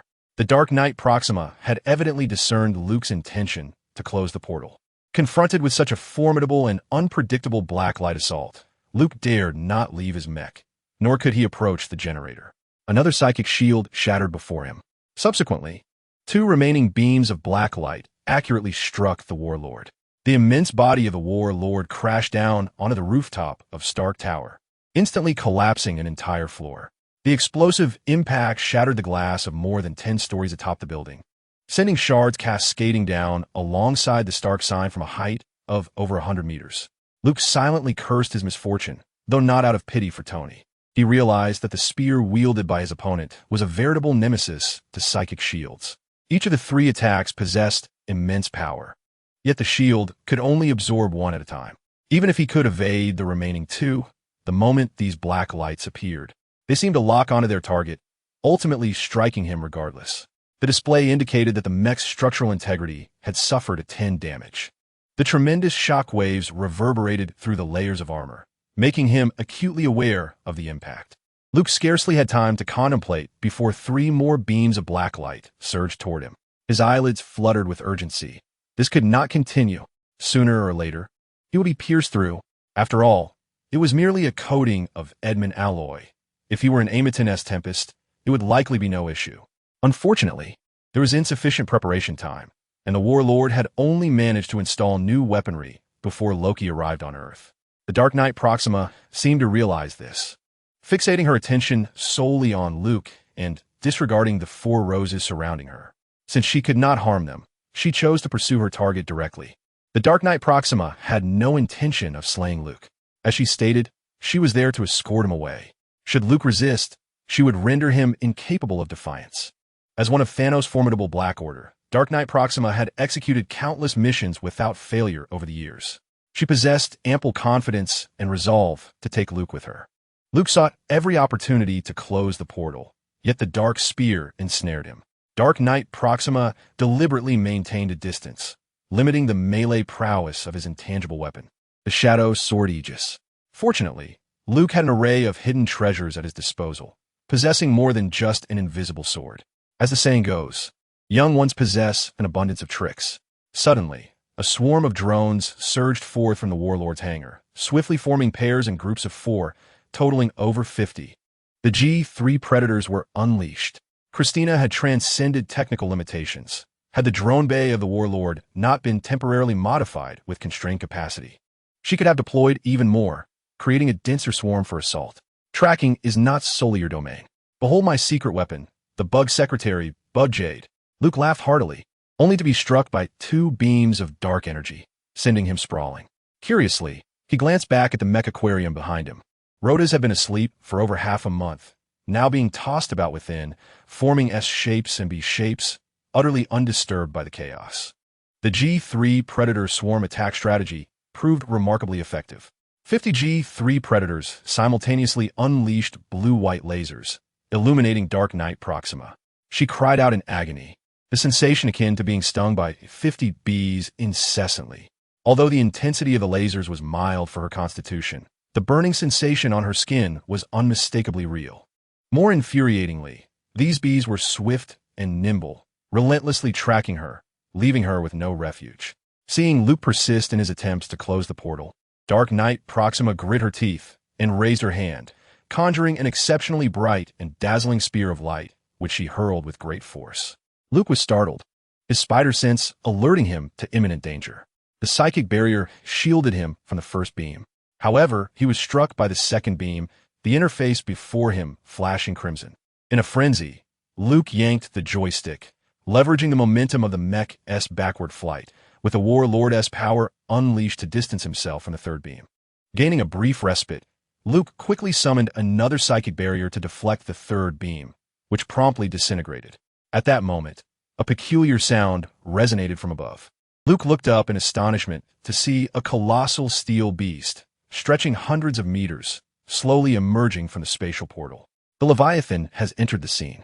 Luke gaped, unable to suppress the overwhelming sense of awe as he beheld a colossal creature, reminiscent of those seen only in films, looming above him. This being was akin to a Chitauri mothership, not only carrying soldiers, but also exhibiting a terrifying agility, effortlessly floating and maneuvering through the air, clearly possessing anti-gravity technology. Just as Luke had alerted the Four Roses to be cautious of this monstrous entity, his mouth fell agape once more. A series of eerie sounds echoed through the sky. Following the arrival of this Leviathan, 3 more emerged sequentially from the spatial portal, materializing above New York. Yet, this was merely the beginning.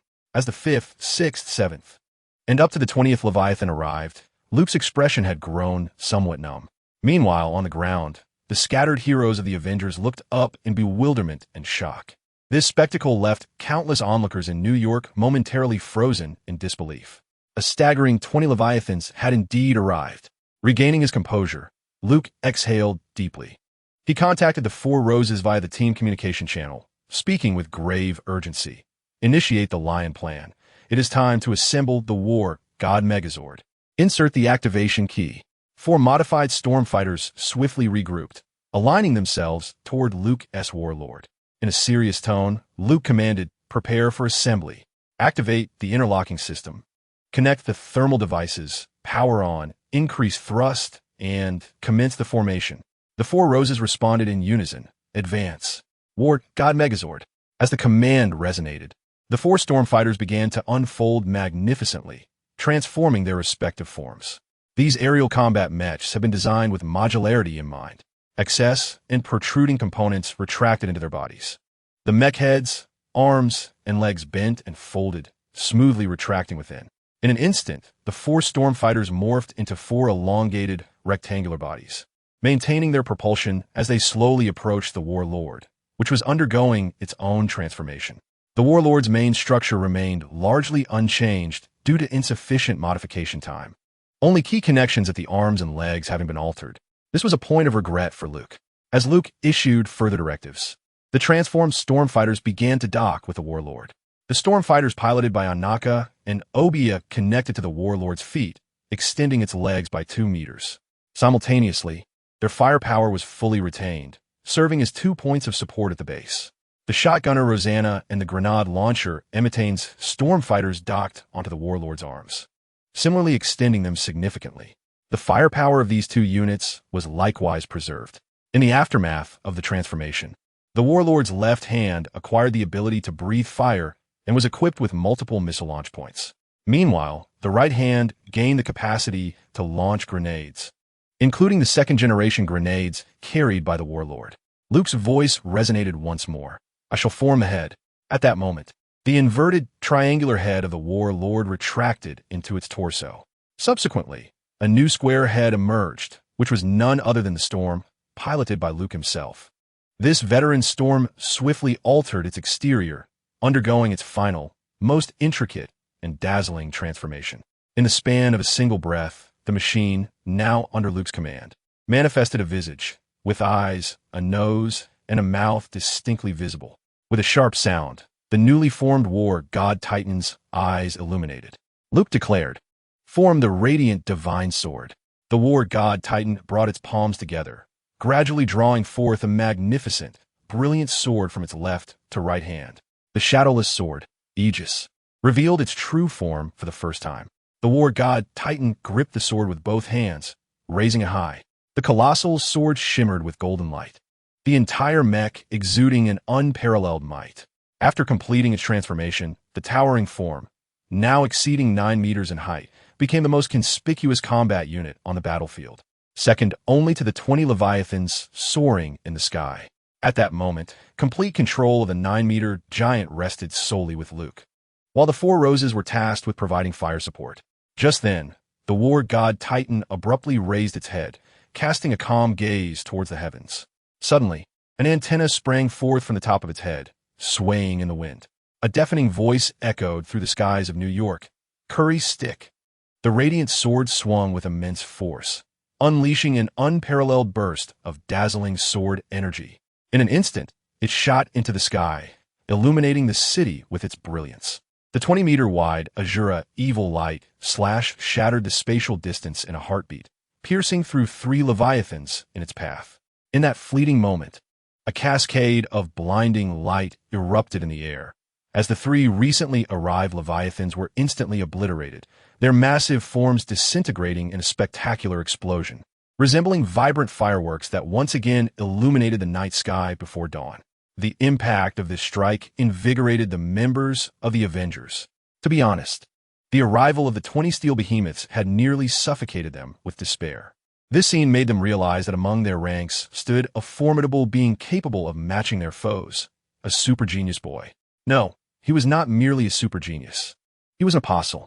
In that instant, the title was wholeheartedly embraced by all Avengers. Captain America, Iron Man, Black Widow, Hawkeye, they all lifted their gazes to behold that magnificent steel figure. He was truly deserving. He was a member of the Avengers. Luke's accomplishments seemed to inspire someone else as well. Just then, dark clouds suddenly gathered in the sky, and the winds began to stir. Amidst the leaden clouds, thunder roared and fragments of lightning incessantly illuminated the heavens. Atop a towering spire, the thunder god Thor, having rushed to the scene after breaking free, bore witness to the formidable might of Luke's blade, a spectacle that both astonished and ignited his warrior spirit. He raised his enchanted hammer, Mjolnir, high above, as the immense power of thunder surged violently within him, accumulating like a tempest. In an instant, a colossal bolt of thunder, reminiscent of an ancient cataclysm, descended from the dense, dark clouds, striking the hammer with unrelenting force.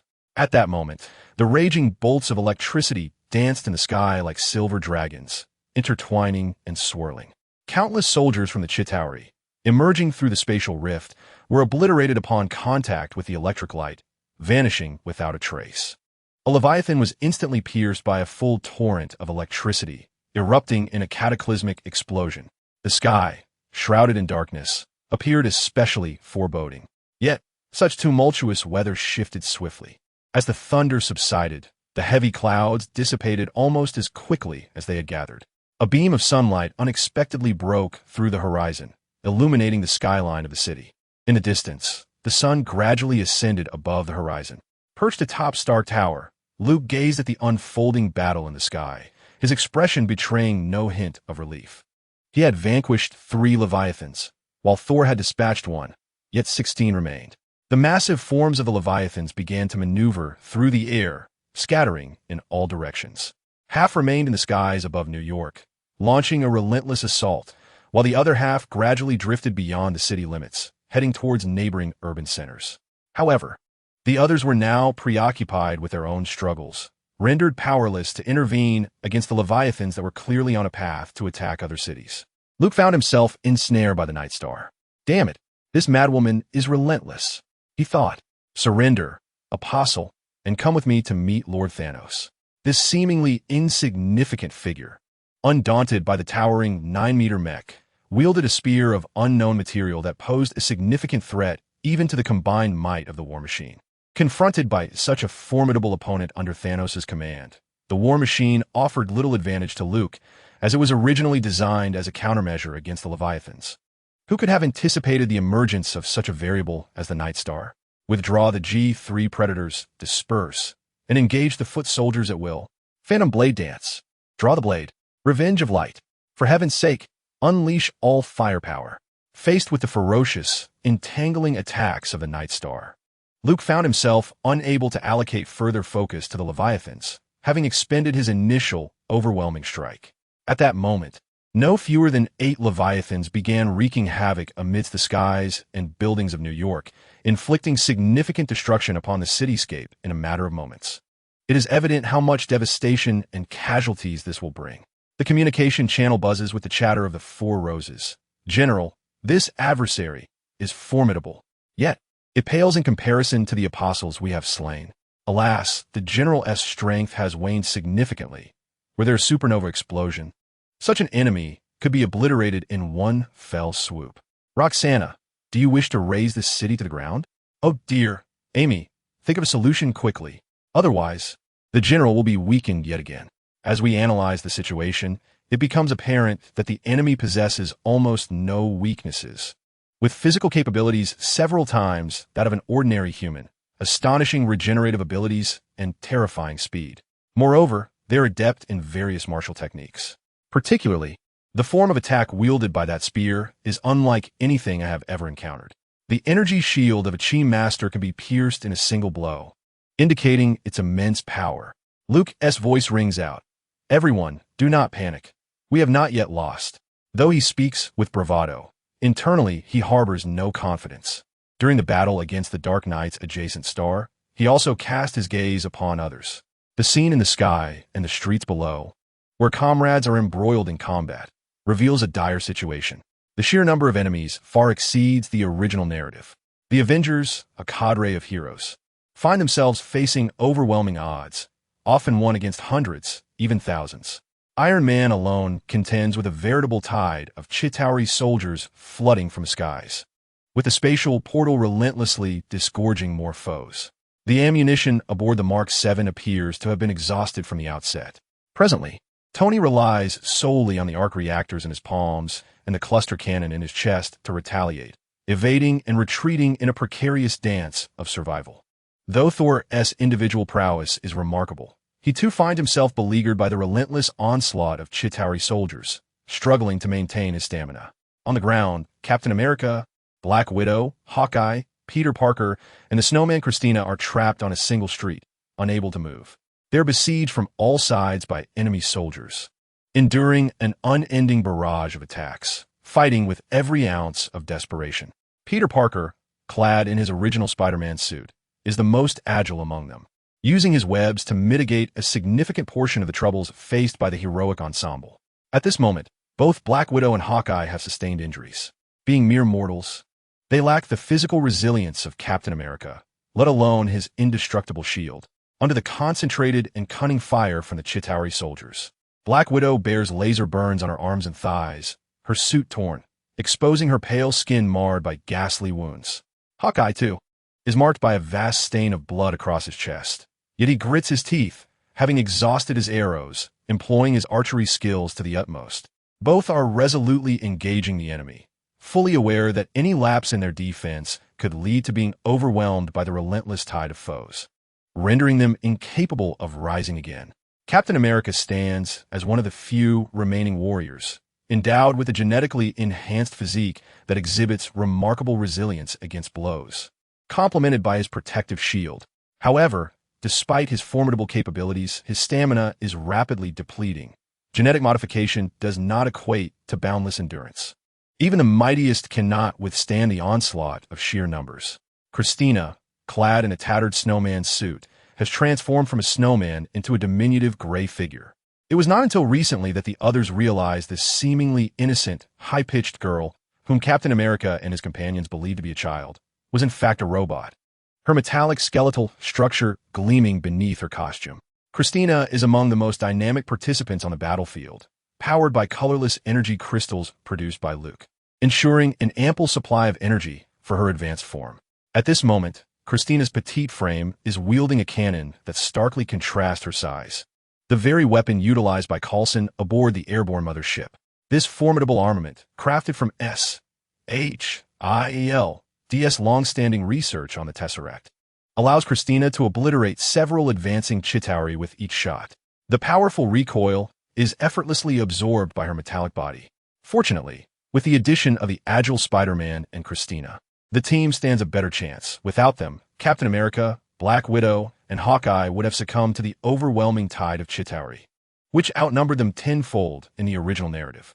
However, they too are nearing their limits. Among the somber faces present, perhaps the most elated is the Hulk, who revels in the chaos, finding ample targets to demolish. Currently, he rides atop a rampaging Leviathan, releasing his pent-up fury with unbridled force. Soon, Hulk slams the creature to the ground through sheer brute strength, leaving a trail of burning vehicles and buildings in his wake, amidst cries and pleas for help. Yet, the superheroes are preoccupied with fending off the relentless enemy assault, unable to rescue those in distress. In the distance, American fighter jets soar in formation, intercepting the Chitauri attempting to escape New York.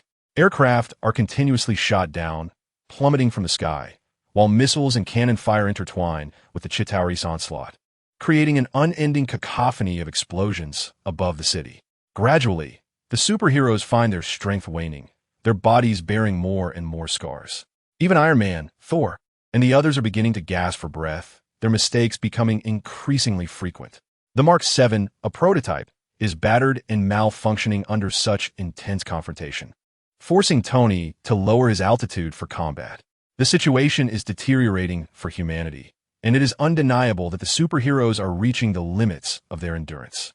In the midst of chaos, the towering mech, standing at a remarkable 9 meters, remained a formidable force, engaged in combat with a woman who was evidently the commander of the enemy forces. Despite their fierce struggle, neither seemed able to gain the upper hand. This indicated that the trump card, which the onlookers had relied upon so heavily, had lost its efficacy. The tide of defeat began to reveal itself, and a chilling dread enveloped the hearts of all present. The overwhelming might of the extraterrestrial foes surpassed anything they had ever anticipated. Faced with such adversaries, Earth's defense appeared pitifully inadequate. How could humanity possibly emerge victorious? Some even found themselves wishing for the direst of outcomes, hoping that the American forces would resort to nuclear strikes in this very location. At the very least, it would halt the alien expansion, rendering the sacrifices of those present somewhat meaningful. This sentiment was not isolated. Even Black Widow, Hawkeye, and Captain America found themselves harboring similar thoughts. They understood that if the situation continued as it was, their demise was inevitable. It would be wiser to prolong the confrontation, trusting that the U.S. government would make the right decision. Luke anxiously awaited the outcome, fending off the attacks from the dark adversary while simultaneously seeking ways to retaliate, his mind racing as each second felt like an eternity. Just then, a voice like celestial music resonated, belonging to Christina. "Master, the core of the apocalyptic pearl has been completed." Without hesitation, Luke commanded, "Launch immediately." A bright point gradually ascended from a location not far from the city. In the tumultuous battlefield, this beacon was not particularly conspicuous, yet it caught the attention of a few. Black Widow, Hawkeye, and Captain America felt a sinking sensation in their hearts. They thought to themselves, "Is it here? Has it finally arrived?" They could scarcely fathom the consequences of such an action. Nevertheless, it seemed that they had little choice left. For them, whatever transpired next would no longer concern them. They had fulfilled their mission. No one chose to close their eyes in that moment. They lifted their gazes, their sights fixed upon the bright points streaking across the sky, silently awaiting the arrival of the final moment. As the luminous point reached its zenith, the anticipated blinding light did not manifest, nor did the expected nuclear detonation occur. Instead, the light hovered in the air, defying expectations. Black Widow and the others stood in stunned silence. This was clearly not the launch of a nuclear weapon. What could it possibly be? Suddenly, the bright point burst forth, radiating not with destructive force, but with an intensity that was both powerful and gentle, illuminating every corner of the city in an instant. At that moment, the sun on the horizon had only just begun to rise, yet the entirety of New York City was engulfed in daylight. All were astonished, gazing at this object, now magnified a millionfold in brightness, instinctively shielding their eyes from the blinding sunlight. With mouths agape in disbelief, they wondered, is that the sun? A celestial body that appeared almost indistinguishable from the sun they knew. It was merely its altitude that made it evident it resided within the atmosphere rather than beyond the celestial sphere. In fact, it hovered even lower than the recently opened spatial conduit. Just as bewilderment enveloped everyone present, atop Stark Tower, the the towering 9-meter mech suddenly raised its luminous saber, apricot. Luke's voice reverberated throughout the venue. The brilliance of his saber erupted in a sudden blaze, a resplendent golden radiance swiftly converging at the blade's tip. Subsequently, a robust golden beam shot straight into the heavens, striking the very sun with precision. The holy flames surged within the shaft, dancing and transmitting energy. As Luke's inner sanctified power surged forth like a torrential flood, infusing every ounce of holy light into the sun itself.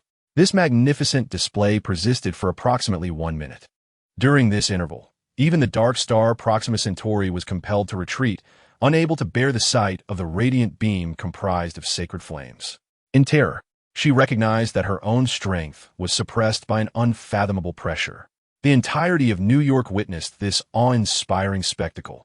A sun that had suddenly manifested illuminated the city, followed by a golden beam linking the earth to the sun, which gradually began to emit golden light. This celestial glow seemed to embody an air of solemn majesty, invoking an instinctive urge to prostrate in reverence. The divine essence of the golden light moved some trembling devotees who had sought refuge in their homes to tears of joy, their eyes brimming with emotion. Suddenly, the golden beam fractured. The 9-meter mech gently lowered its now dimmed saber. At that moment, the Apocalypse Pearl had truly fulfilled its purpose. Just then, the transformed golden sun erupted forth with radiant brilliance, enveloping all of New York City in an endless golden shimmer. The soft golden glow cascaded over the sky and the ground, touching every individual. To their astonishment, all who beheld this miracle discovered their wounds healing at a visibly rapid pace. Furthermore, each person felt an unprecedented surge of power coursing through their being. The weary heroes, one after another, rose anew.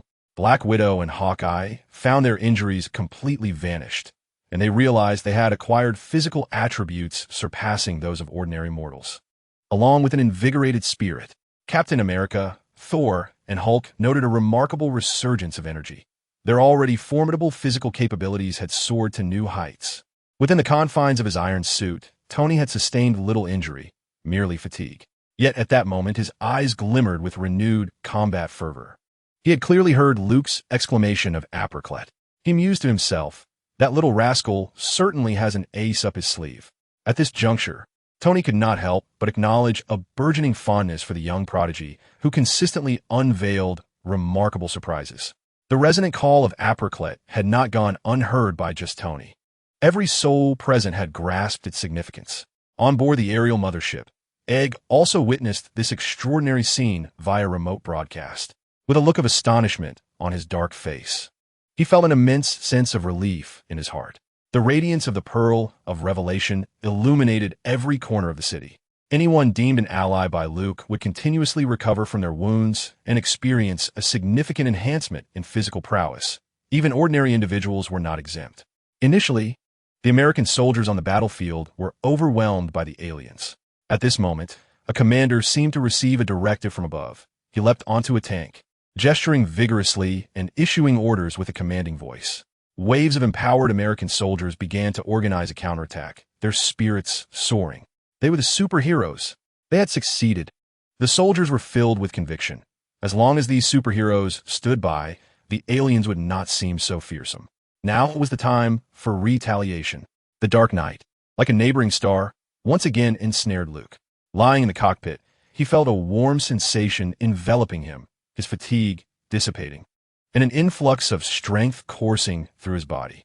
Unfortunately, his primary mode of combat was through mech suits, and the enhancement from Apocryph was nearly negligible. Faced with the relentless Dark Knight Star, Luke was already exasperated.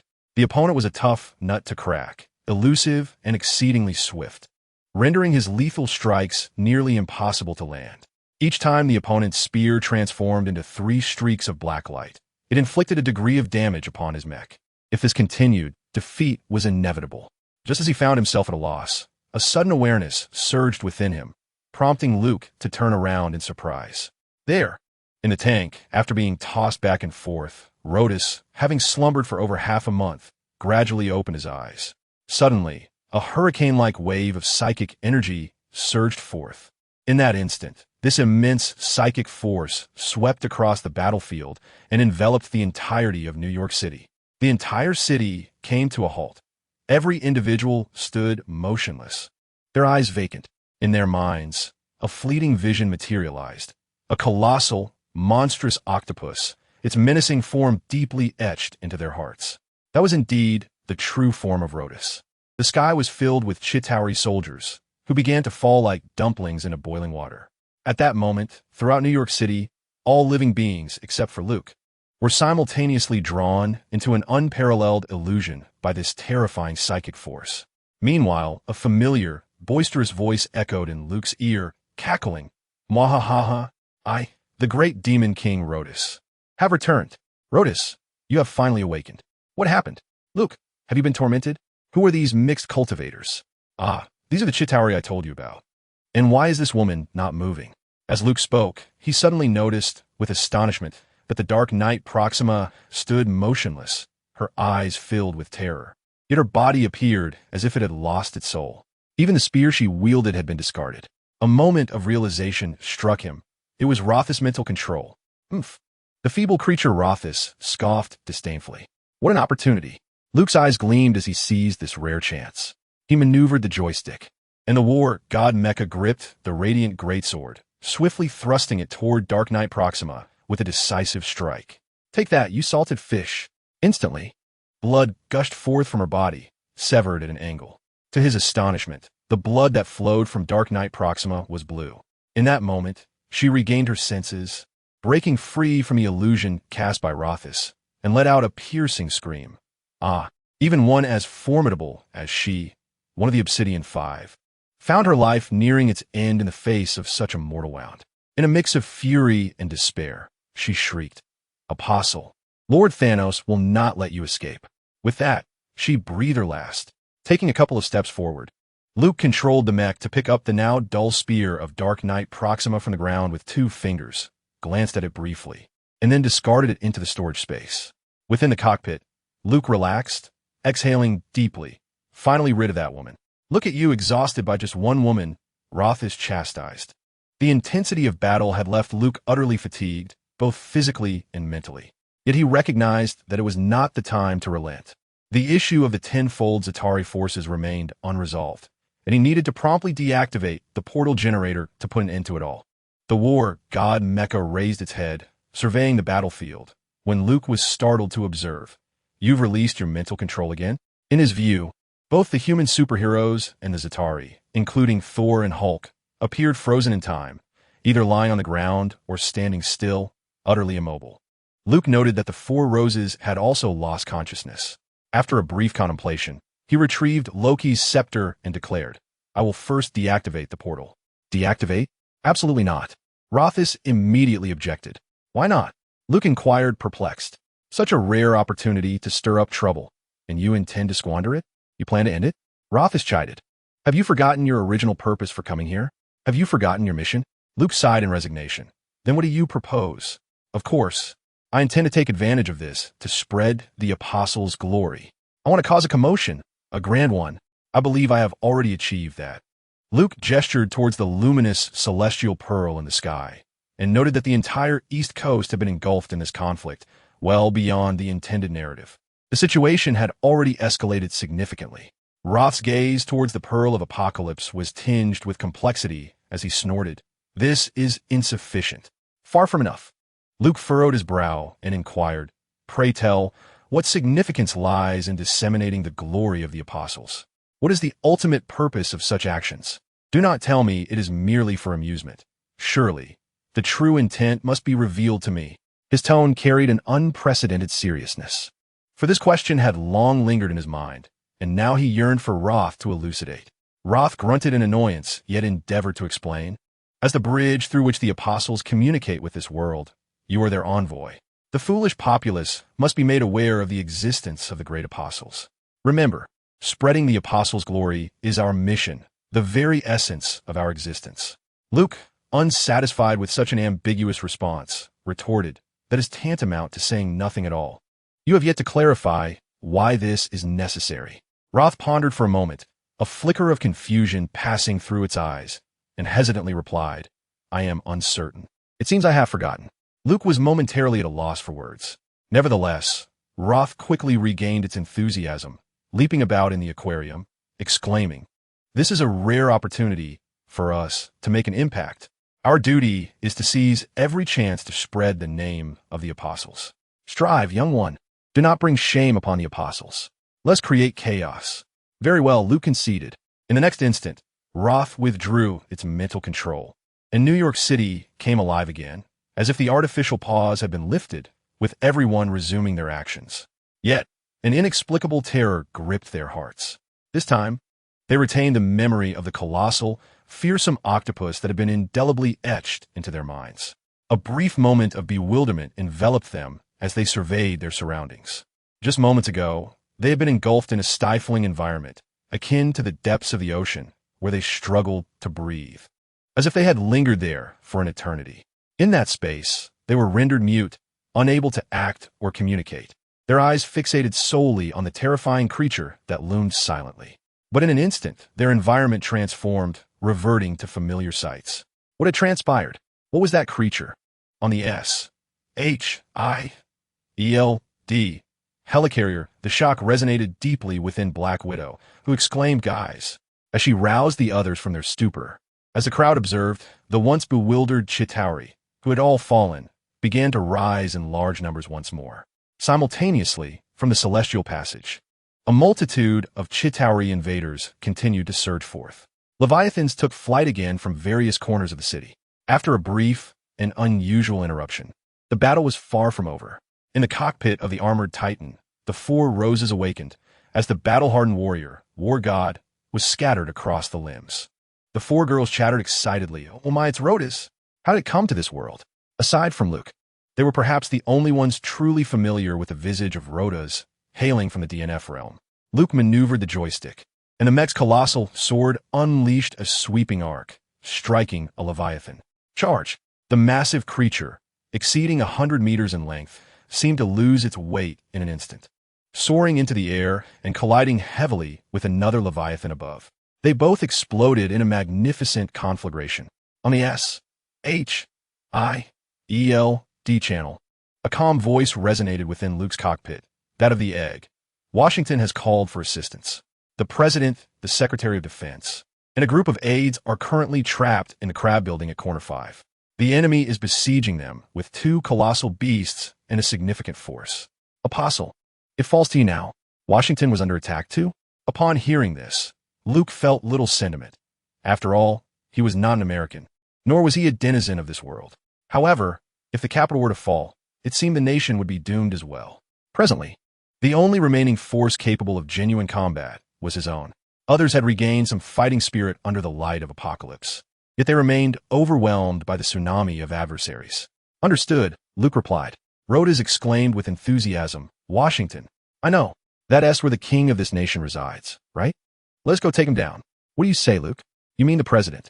"While I share your indifference towards the American president, it would be prudent not to eliminate him. Such actions are not conducive to establishing a reputation. Have you forgotten the principle of sustainable chaos I mentioned?" Luke advised with a hint of exasperation. "How unfortunate." Rotos' head drooped in disappointment. "Do not fret. We are here to save the world. That reputation shall be ours." Luke chuckled, then guided the mech to land atop Stark Tower. Stepping out of the mech, he grasped Loki's scepter. Atop the tower, the Tesseract continued to emit blue beams into the sky, maintaining the spatial passage. The machine's creator, Dr. Selvig, had long since awoken, yet he was unable to halt the Tesseract's energy flow. There is no alternative.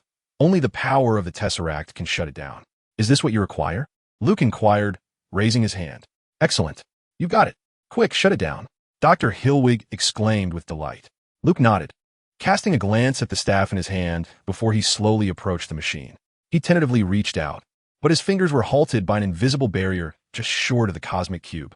Gripping the staff with both hands, he raised it and cautiously drew nearer to the barrier. Suddenly, an ominous feeling surged within him, an inexplicable sense of dread that compelled him to stop in his tracks. It was his spider sense. It seemed to warn him that shutting down the machine and closing the portal at that moment would plunge him into peril. What could be the reason behind this? Luke furrowed his brow, replaying the events of the first Avengers film in his mind. Ultimately, one factor stood out: the nuclear missile that had yet to be launched.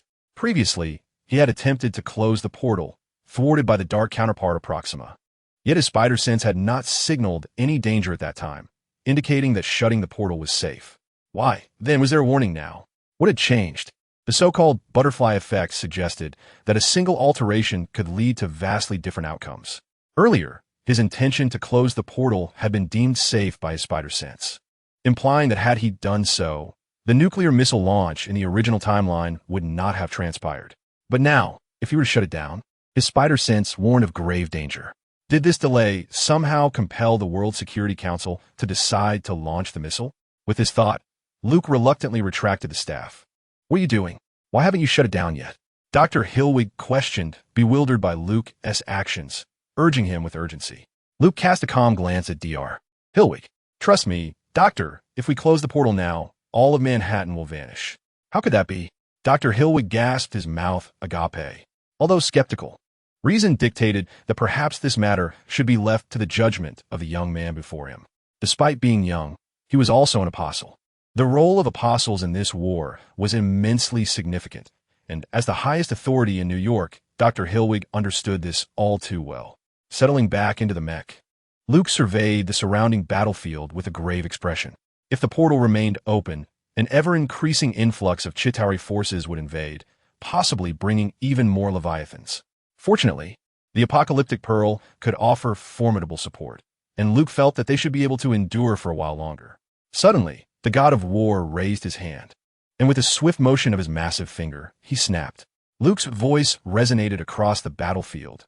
Night falls. In an instant, the sky transformed. The once golden apocalyptic pearl morphed into a dark orb, the gentle golden glow vanishing, replaced by piercing beams of dark laser light, unleashed without warning.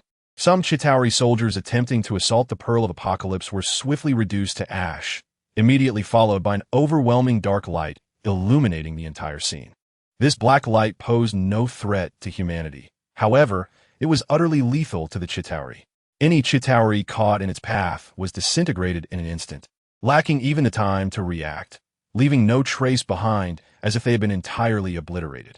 The black light emanated a sacred aura, exuding an air of inviolable majesty, akin to divine retribution descending upon the sinful invaders. The golden light bestowed a new lease of life upon New York, granting extraordinary powers to every human it touched. Conversely, the black light spread throughout the city, heralding the annihilation of the enemies in its reach. In an astonishing turn of events, the Chitauri invaders were completely swept away from New York. Above, more foes continued to pour in through the spatial rift. Yet any that came into contact with the black light were instantly eradicated. The city of New York fell into silence, with the only discernible sound being the crackling of the black light. The superheroes gazed at this scene in a daze, their expressions reflecting a complex mix of emotions. The terrifying power displayed by the Pearl of Darkness instilled a sense of trepidation in the hearts of all present. Captain America, shield in hand and breathless, looked skyward. Beside him stood Black Widow, Hawkeye, Spider-Man, and the Snowman Christina. "Fortunately, this weapon is in the hands of our own," Steve murmured. "Though that kid can be unreliable at times, we must admit that he is indispensable in critical moments," Hawkeye remarked. "Without Luke in this battle, we cannot fathom the consequences we would be facing," Black Widow added with a slight smile. Thor and Iron Man soon descended from the skies, joining the group, followed by the Hulk, who leapt through the buildings, searching for foes, but eventually crashing down in frustration. The Avengers collectively gazed upward as the towering war machine slowly vanished into the horizon, heading towards Washington. Approximately 10 minutes later, the Pearl of Darkness transformed back into the Pearl of Light, no longer emitting the terrifying dark rays, but instead radiating a gentle golden glow that enveloped everyone, rejuvenating their spirits once more. The Avengers, having gained a brief yet precious respite, once again clashed with the renewed onslaught of the Chitauri forces. In the skies, War Machine sped towards Washington at a supersonic cruise of 18 Mach. "Luke, let us head back. There are too few enemies here." Lotus expressed his dissatisfaction, feeling uneasy about their gradual withdrawal from the main battlefield. "We must save the president. Didn't you hear? Why save him? He can't even be killed. Stop thinking solely about violence." Spreading the glory of the apostles is not the only way to make an impact. We can instill fear, yet we also possess the choice to inspire reverence. Humph! It is only the feeble who ponder the opinions of mere ants, Rotos remarked with a snicker. You speak the truth. My current strength is indeed insufficient, Luke conceded, his tone laced with irritation. Were it not for your constraints preventing me from freely utilizing the magic box, my prowess would have far surpassed this by now.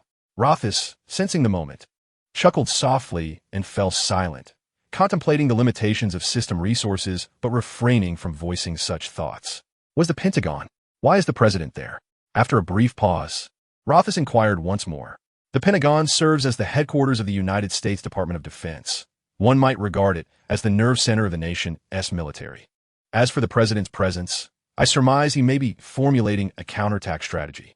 Along the way, Luke encountered several small, scattered squads of the Chitauri, all of whom were ruthlessly dispatched by his G3 predators. The command center of the military? Rotos' small eyes darted around, seemingly lost in thought, before abruptly asking, Luke, do you aspire to grow stronger? Is that even a question? Haven't I been striving for that all along?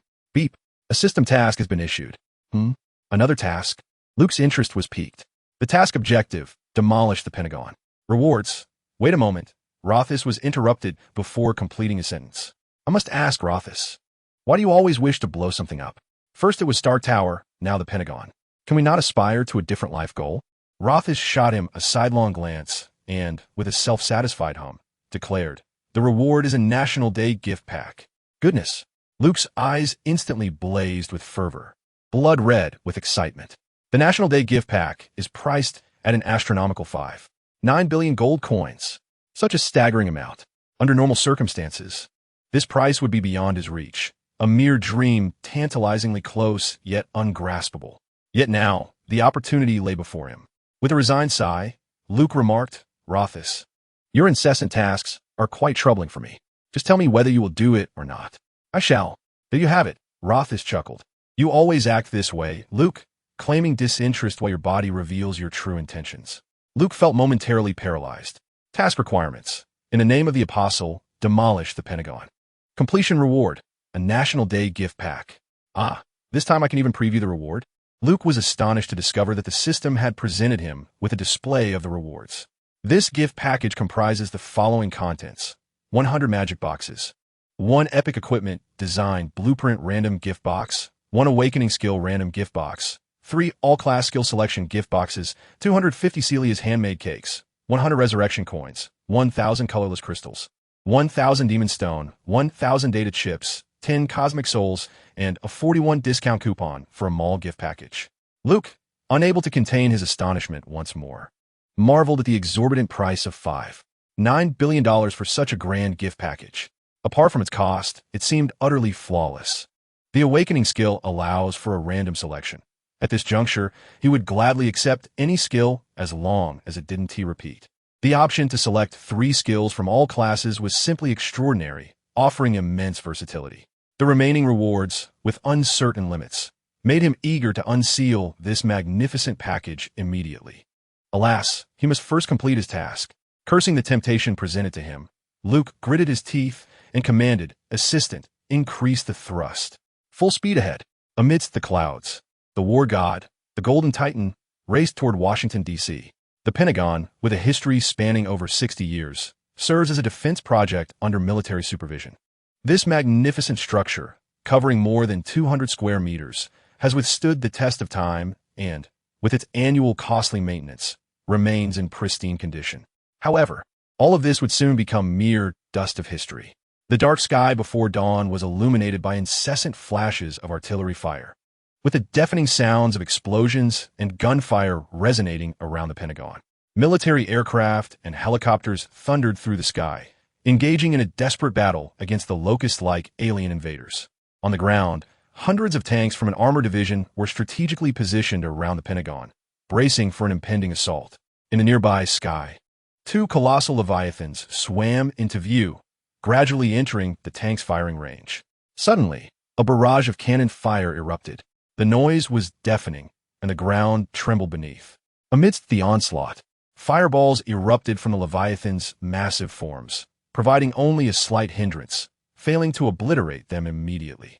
A division of tanks continued to fire frantically, attempting to prevent the monstrous beings from encroaching upon the Pentagon's vital grounds. Countless aircraft filled the sky, entangled with the Chitauri army, as wreckage from both sides transformed into fiery fireballs, plummeting indiscriminately. Some of these fireballs even crashed into the Pentagon. Not only the Pentagon, but several surrounding buildings were engulfed in flames, thick smoke billowing into the air. A grim scene reminiscent of the apocalypse unfolded before the eyes. In the underground shelter of the Pentagon, the President of the United States, along with the Secretary of Defense and a multitude of aides and officials, gazed anxiously at the images streaming in, their faces etched with concern as they listened to the staggering casualty figures reported by their advisors. Some of the more timid officials trembled uncontrollably, their fear palpable, much to the disdain of the generals who regarded them with scorn. Yet, the countenances of the generals were equally grim. Most had participated in numerous conflicts: the Gulf War, the Iraq War, the Afghanistan War, and even the Vietnam and Korean Wars, each having their own harrowing experiences. However, engaging in battle with extraterrestrial beings? This was an unprecedented ordeal. The formidable military might of the aliens, far surpassing Earth's technological capabilities and exhibiting an impeccable organizational prowess, sent shivers down the spines of the generals. In less than an hour of combat, hundreds of aircraft and tanks had been annihilated, entire battalions erased from existence, leaving nothing but devastation in their wake. Were it not for the nearby garrison, which had valiantly surged forth to temporarily halt these extraterrestrial fiends, the Pentagon would likely have already succumbed to invasion. Yet were those two colossal entities? Could they possibly be overcome? Oh God, how infuriating! Where were the Avengers? Both the President and the Secretary of Defense anxiously awaited their arrival. A distress signal had been dispatched, yet assistance remained elusive. They were aware that the Avengers were engaged in a fierce battle against a larger contingent of aliens in New York. However, this was the Pentagon, the very heart of the nation's military might. If it fell, what would be left of America? What purpose would New York serve? Beside the President lay a secure briefcase, already unlocked, revealing the nuclear launch button before him. The code, a sequence of 8 zeros, had been entered. Now, all that remained was for the President to press the button. No, there was still a chance. Wait 10 more minutes, no 5. If help did not arrive by then, the unthinkable would have to be enacted. The missile launch would not target Washington directly, but had been aimed at several other cities along the East Coast, all similarly under siege, with New York being the primary objective. Conventional forces had proven inadequate to thwart these alien invaders. The assembled dignitaries unanimously concurred. It was now time to wield humanity's most potent weapon. Time slipped away, each second a reminder of their impending doom. As the deadline approached, it became increasingly clear that assistance was unlikely to arrive. The President's trembling hand hovered perilously close to the button. Suddenly, a staff member shouted in alarm, startling the President to the brink of pressing it. With a reflexive jerk, he withdrew his hand, and instinctively, he and the Secretary of Defense turned to the monitor. There, amidst the chaos, a colossal humanoid robot descended from the sky like a fierce lion, crashing into the ranks of the Chitauri with ferocity. In its grasp was an enormous sword. A mech? A sword? An apostle. It was an apostle. At that moment, someone exclaimed with uncontainable joy. Who on this planet, besides the apostles, would pilot a mech and wield a sword as their weapon? The apostles have come to save us. We are rescued. Officials clamored, embracing one another in celebration, with some unable to restrain their tears of joy. They had been on the brink of terror moments ago, with nuclear missiles nearly launched. The President of the United States sighed deeply in relief. He exchanged a glance with the Secretary of Defense, both sharing a knowing smile. They were well aware of the apostles' formidable strength. Those precious confidential documents had revealed many secrets unknown to the average person. If one were to rank the superheroes on Earth by their combat prowess, the apostles would undoubtedly hold the top position, while outsiders often claimed that the apostles were evenly matched with Iron Man. Only a select few understood that a war machine of the apostles' caliber could not unleash its full power in combat against Iron Man. It was akin to a lion sparring with a rabbit, unable to exert its full strength. The true battlefield for such a massive war mech was precisely the environment they found themselves in now. Once it unleashed its full potential, the world would come to recognize the true might of the apostles, just as they were witnessing at that very moment. In the sky, the god of war, the Titan, swung its sword, sending a multitude of Chitauri soldiers plummeting from the air in a dazzling display of golden light. From a distance, it resembled a giant swatting away a swarm of moths, indifferent to their futile struggles, merely needing to wave a torch. The Titan wielded the Aegis, a shadowless sword measuring 10 meters in length, whose plasma blade could effortlessly adjust its dimensions. To accommodate the Titan's size, the energy required to power this sword was staggering. Fortunately, Luke possessed an abundance of colorless crystals. To maintain the Aegis in its luminous 10-meter form, each minute consumed one of those crystals. The terrifying power exhibited by the apostles surpassed their previous display. There was no doubt that during the earlier confrontation with Iron Man, the apostles had held back their strength. A general in the Air Force, visibly excited, spoke with glimmering eyes, expressing deep admiration for this aerial dominator. The apostles' might instilled tremendous confidence in the assembled elite. The battlefield dynamics had evidently shifted in favor of humanity with the arrival of the apostles, allowing them to finally set their minds at ease. The President of the United States smiled as he locked away the nuclear codes, his demeanor returning to its usual calm and composed state. He stood up, beckoning everyone to quiet down and sit together to discuss a counteroffensive strategy. The apostles would handle the enemies outside for them. The aircraft in the sky and the tanks on the ground received orders to coordinate with Luke in battle. With Luke's presence, the majority of Chitauri firepower was restrained, enabling the military to unleash a relentless barrage, resulting in substantial losses for the Chitauri. Luke then shifted his focus towards two Leviathans. The mech thunderously descended upon one of the Leviathans, and the Titan's eyes gleamed with intensity. The phantom blade danced. The 10-meter-long lightsaber danced with an ethereal glow, executing 24 strikes in the blink of an eye. The war god, towering like a colossus, effortlessly leaped onto another Leviathan without a glance at the first. Shadow blade dance. Luke mirrored the action. Colorless crystals within the mech's core burned at an accelerated pace, consuming 2 of these colorless gems for each execution of the shadow blade dance. It was only after Luke had turned and soared away that the 2 Leviathans crashed to the street below with a thunderous roar. Their massive bodies fragmented into dozens of colossal pieces. An explosion erupted, instantly engulfing the street in flames. With the 2 Leviathans dispatched, the pressure on the American forces was significantly alleviated. The aerial battle between American fighter jets and the Chitauri soldiers in their shuttles raged on, with no cessation in sight unless the portal was closed. The war god, standing 9 meters tall, gradually descended into the central square of the Pentagon. The President of the United States, accompanied by the Secretary of Defense and a cadre of advisors, braved the risk of falling aircraft to meet him. Apocalypse, you are a hero to the American people. Not only have you saved us, but you have also rescued all of humanity. The President began, yet before he could finish, the war god raised his enormous hand to interrupt. Mr. President, this area is perilous. I strongly advise everyone to evacuate the Pentagon immediately. In 5 minutes, I will commence bombardment. Bombardment? The President's expression turned to one of disbelief, thinking he had misheard. You mean the Pentagon? Indeed, Mr. President. I can state with absolute certainty that a high-threat Chitauri operative has infiltrated this building. I possess evidence indicating he plans to detonate an antimatter bomb here. Should he succeed, half of America could vanish. What did you say? The gravity of the statement left not only the President astonished, but also the Secretary of Defense and his advisors, all of whom were taken aback. An antimatter bomb? They were not fools. They understood the implications. Although no nation on Earth had the capability to create such a device, theoretically, its destructive power was indeed, as the war god had described, sufficient to obliterate half, if not all, of America. What is happening? The President murmured, lost in thought. In that moment, these dignitaries were at a loss. They did not question Luke's words, for there was no reason for the war god to deceive them on such a matter. This meant that at this very moment, an alien operative intent on mutual destruction was preparing to initiate a decapitating strike. Quickly, contact the helicopters and deploy 2 squadrons for escort.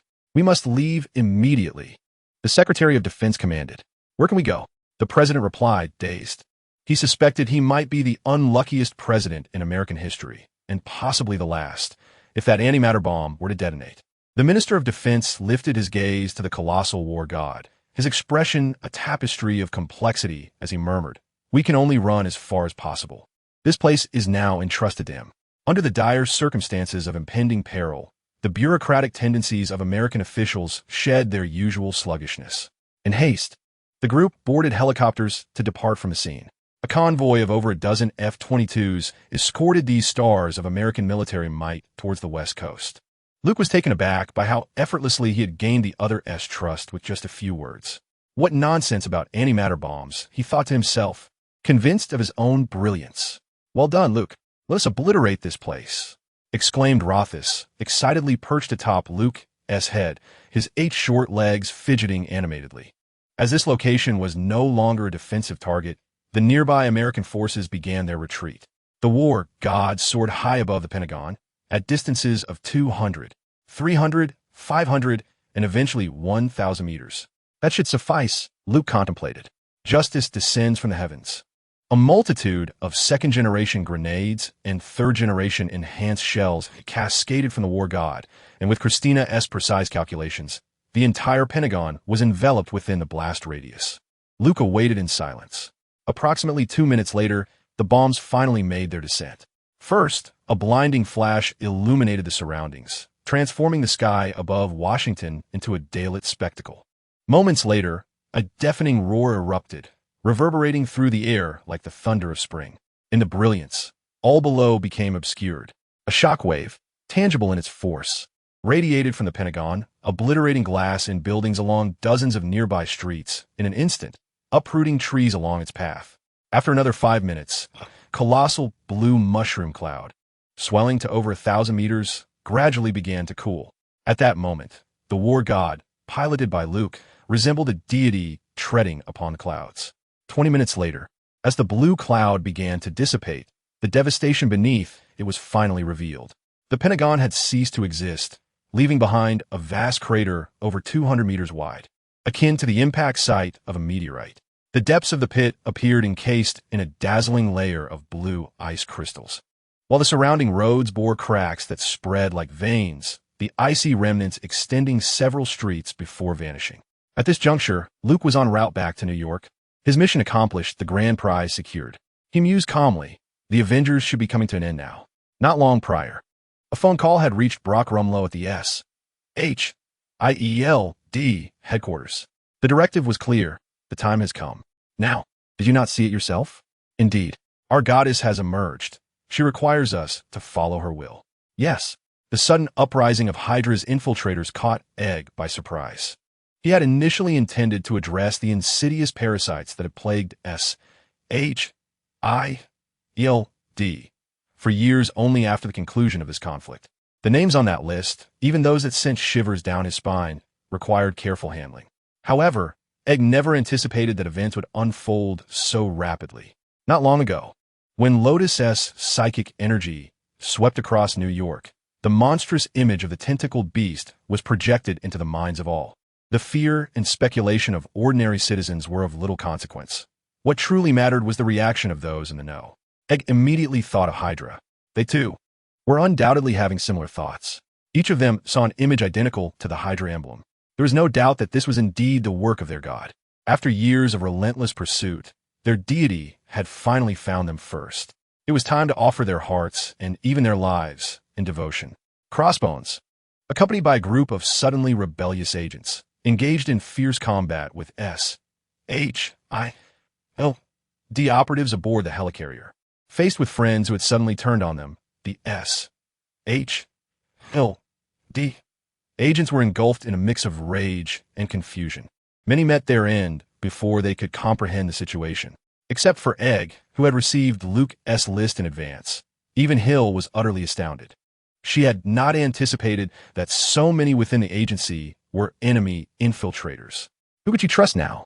Her gaze turned toward Egg. Surely, the director remained a trustworthy ally. Chaos reigned aboard the helicarrier. Gunfire echoed incessantly, interspersed with cries of battle and explosions. S.H.I.E.L.D. agents desperately fought to thwart Hydra's attempts to seize control of the ship, but their efforts were futile. Over the years, Hydra had deeply infiltrated every department of S.H.I.E.L.D., with members lurking in nearly every corner. It was only at this moment that Egg and his colleagues truly grasped the extent of SHIELD's vulnerabilities. Ironically, they had always considered themselves protectors, unaware that they could not even safeguard themselves. Suddenly, Hill shouted, "Director, 3 fighter jets have taken off from the deck. They are armed with nuclear warheads." "What did you say?" Egg's single eye widened in shock. He gaped, momentarily stunned, before swiftly seizing a communication device to contact the Avengers.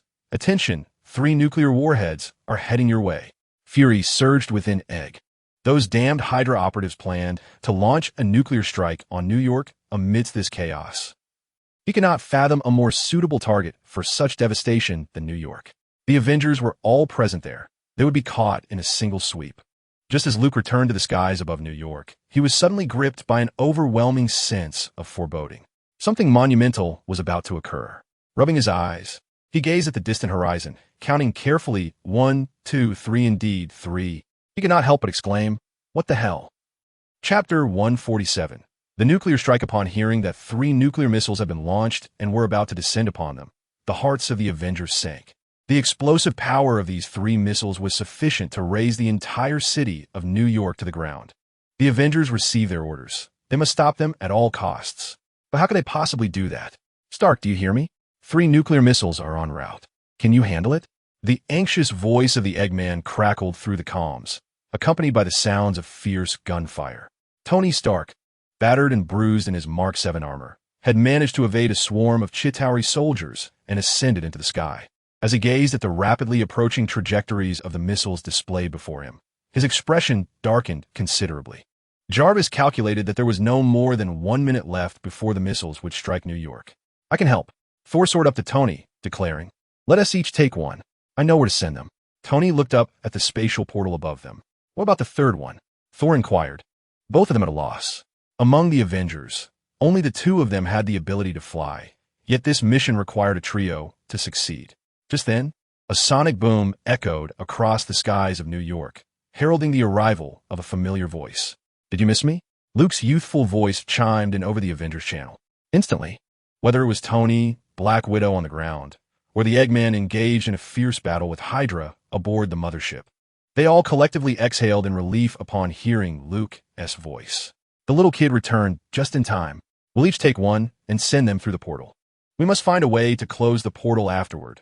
Otherwise, the aftermath of the nuclear explosions will still come through." Tony spoke rapidly. "I have a way to close it. Aunt Natasha, I'm coming to get you. Be ready," Luke replied over the channel. The mighty Hulk descended with a thunderous crash to the ground.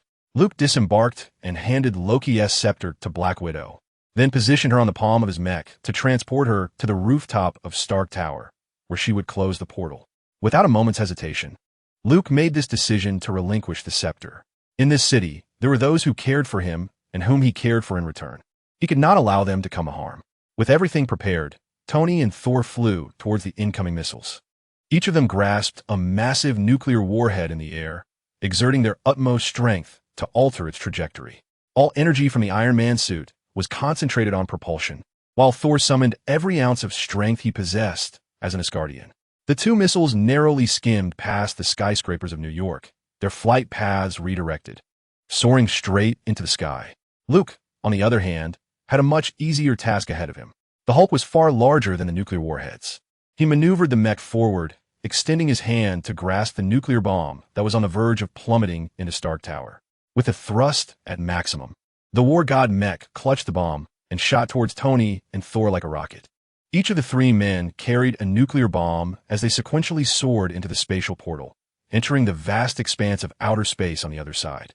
Luke observed a sudden transformation in the surrounding environment. The infinite darkness of space was illuminated by countless stars, and at the portal's entrance loomed 5 colossal Chitauri motherships.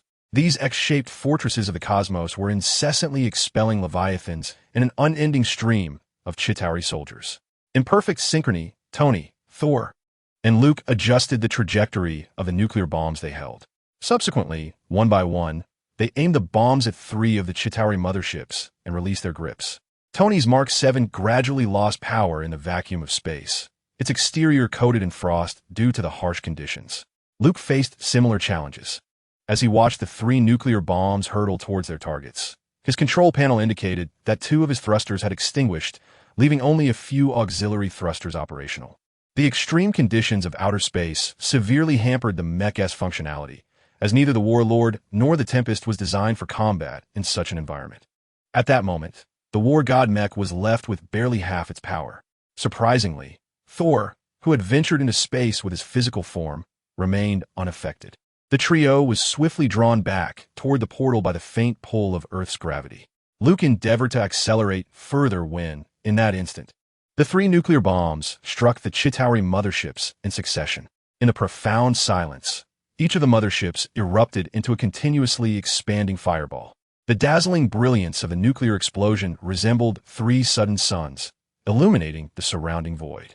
The searing fireballs rapidly expanded, engulfing the 3 motherships almost instantaneously, before consuming all nearby Chitauri and expanding outward. Even those on the ground gazed upwards, witnessing the nuclear fireballs within the portal. At this rate, the force of the explosion would soon traverse the portal and reach Earth. Everyone held their breath, awaiting the return of the 3 men. However, they were delayed in their emergence. "Shut it down," Captain America, Steve Rogers, spoke gravely into the channel, addressing Black Widow. With the nuclear explosion nearing their location, there was no time left to wait. "Please, please," Black Widow murmured, her gaze fixed on the sky, aware that the moment to act had arrived. She raised her scepter and thrust it decisively towards the Tesseract. The tip of the scepter pierced through the barrier, striking the Tesseract. Instantly, the Tesseract's relentless energy supply ceased, and the blue beam shooting skyward vanished in the blink of an eye. The energy-depleted spatial portal swiftly began to close. Black Widow lifted her gaze, pleading, "Please, please." 2 small black dots appeared in succession at the gradually narrowing mouth of the passage and swiftly traversed it, arriving at the side of Earth. It was Tony and Thor. Thor, bearing the unconscious Tony upon his shoulder, landed thunderously beside Captain America. Their eyes were once again drawn to the entrance of the passage, which was on the verge of closing. Time was running out. Thor's expression was exceptionally grave. Luke gazed at the rapidly diminishing window ahead, gritting his teeth. Every ounce of thrust had been expended, yet it was still insufficient. The speed remained too slow. If this continued, even if they managed to pass through, the mighty God of War would not make it intact. The machine was simply too large and would be severed in 2. At this moment, the 4 Roses also recognized the severity of the situation. "General, don't mind us. Separate the machine," Amy calmly stated. "General, time is of the essence," Anaka added. "General, hurry," Rosanna cried over the channel. Obia echoed, "General." At that moment, Luke's only slim chance lay in detaching the head of the God of War from the main body. Only then could he pilot this Tempest back. However, this option was not within Luke's consideration. Suddenly, the God of War decelerated and then, astonishingly, came to a halt. A sigh escaped Luke's lips over the channel as he remarked, "I will not abandon you again." The last vestige of the window closed. Before Luke, an impenetrable darkness enveloped him, leaving only the boundless void of space. Behind him, however, light intensified as the God of War was engulfed by the expanding nuclear fireball. Chapter 148. Luke's funeral. Countless Chitauri lost their mental connection, collapsing in droves. Chitauri in the air fell like raindrops, plummeting to the ground. Leviathans thundered down upon skyscrapers, obliterating them. This scene unfolded not only in New York but simultaneously across several cities on the East Coast, abruptly concluding the battle along the entire coastline. "We have won." Steve Rogers exhaled deeply, his emotions a tangled web. On the rooftop of Stark Tower, Black Widow stood transfixed, staring at the empty sky, speechless for a long while. Tony had awakened. The superheroes gathered together, yet upon learning that Luke had not returned in time, silence enveloped them all.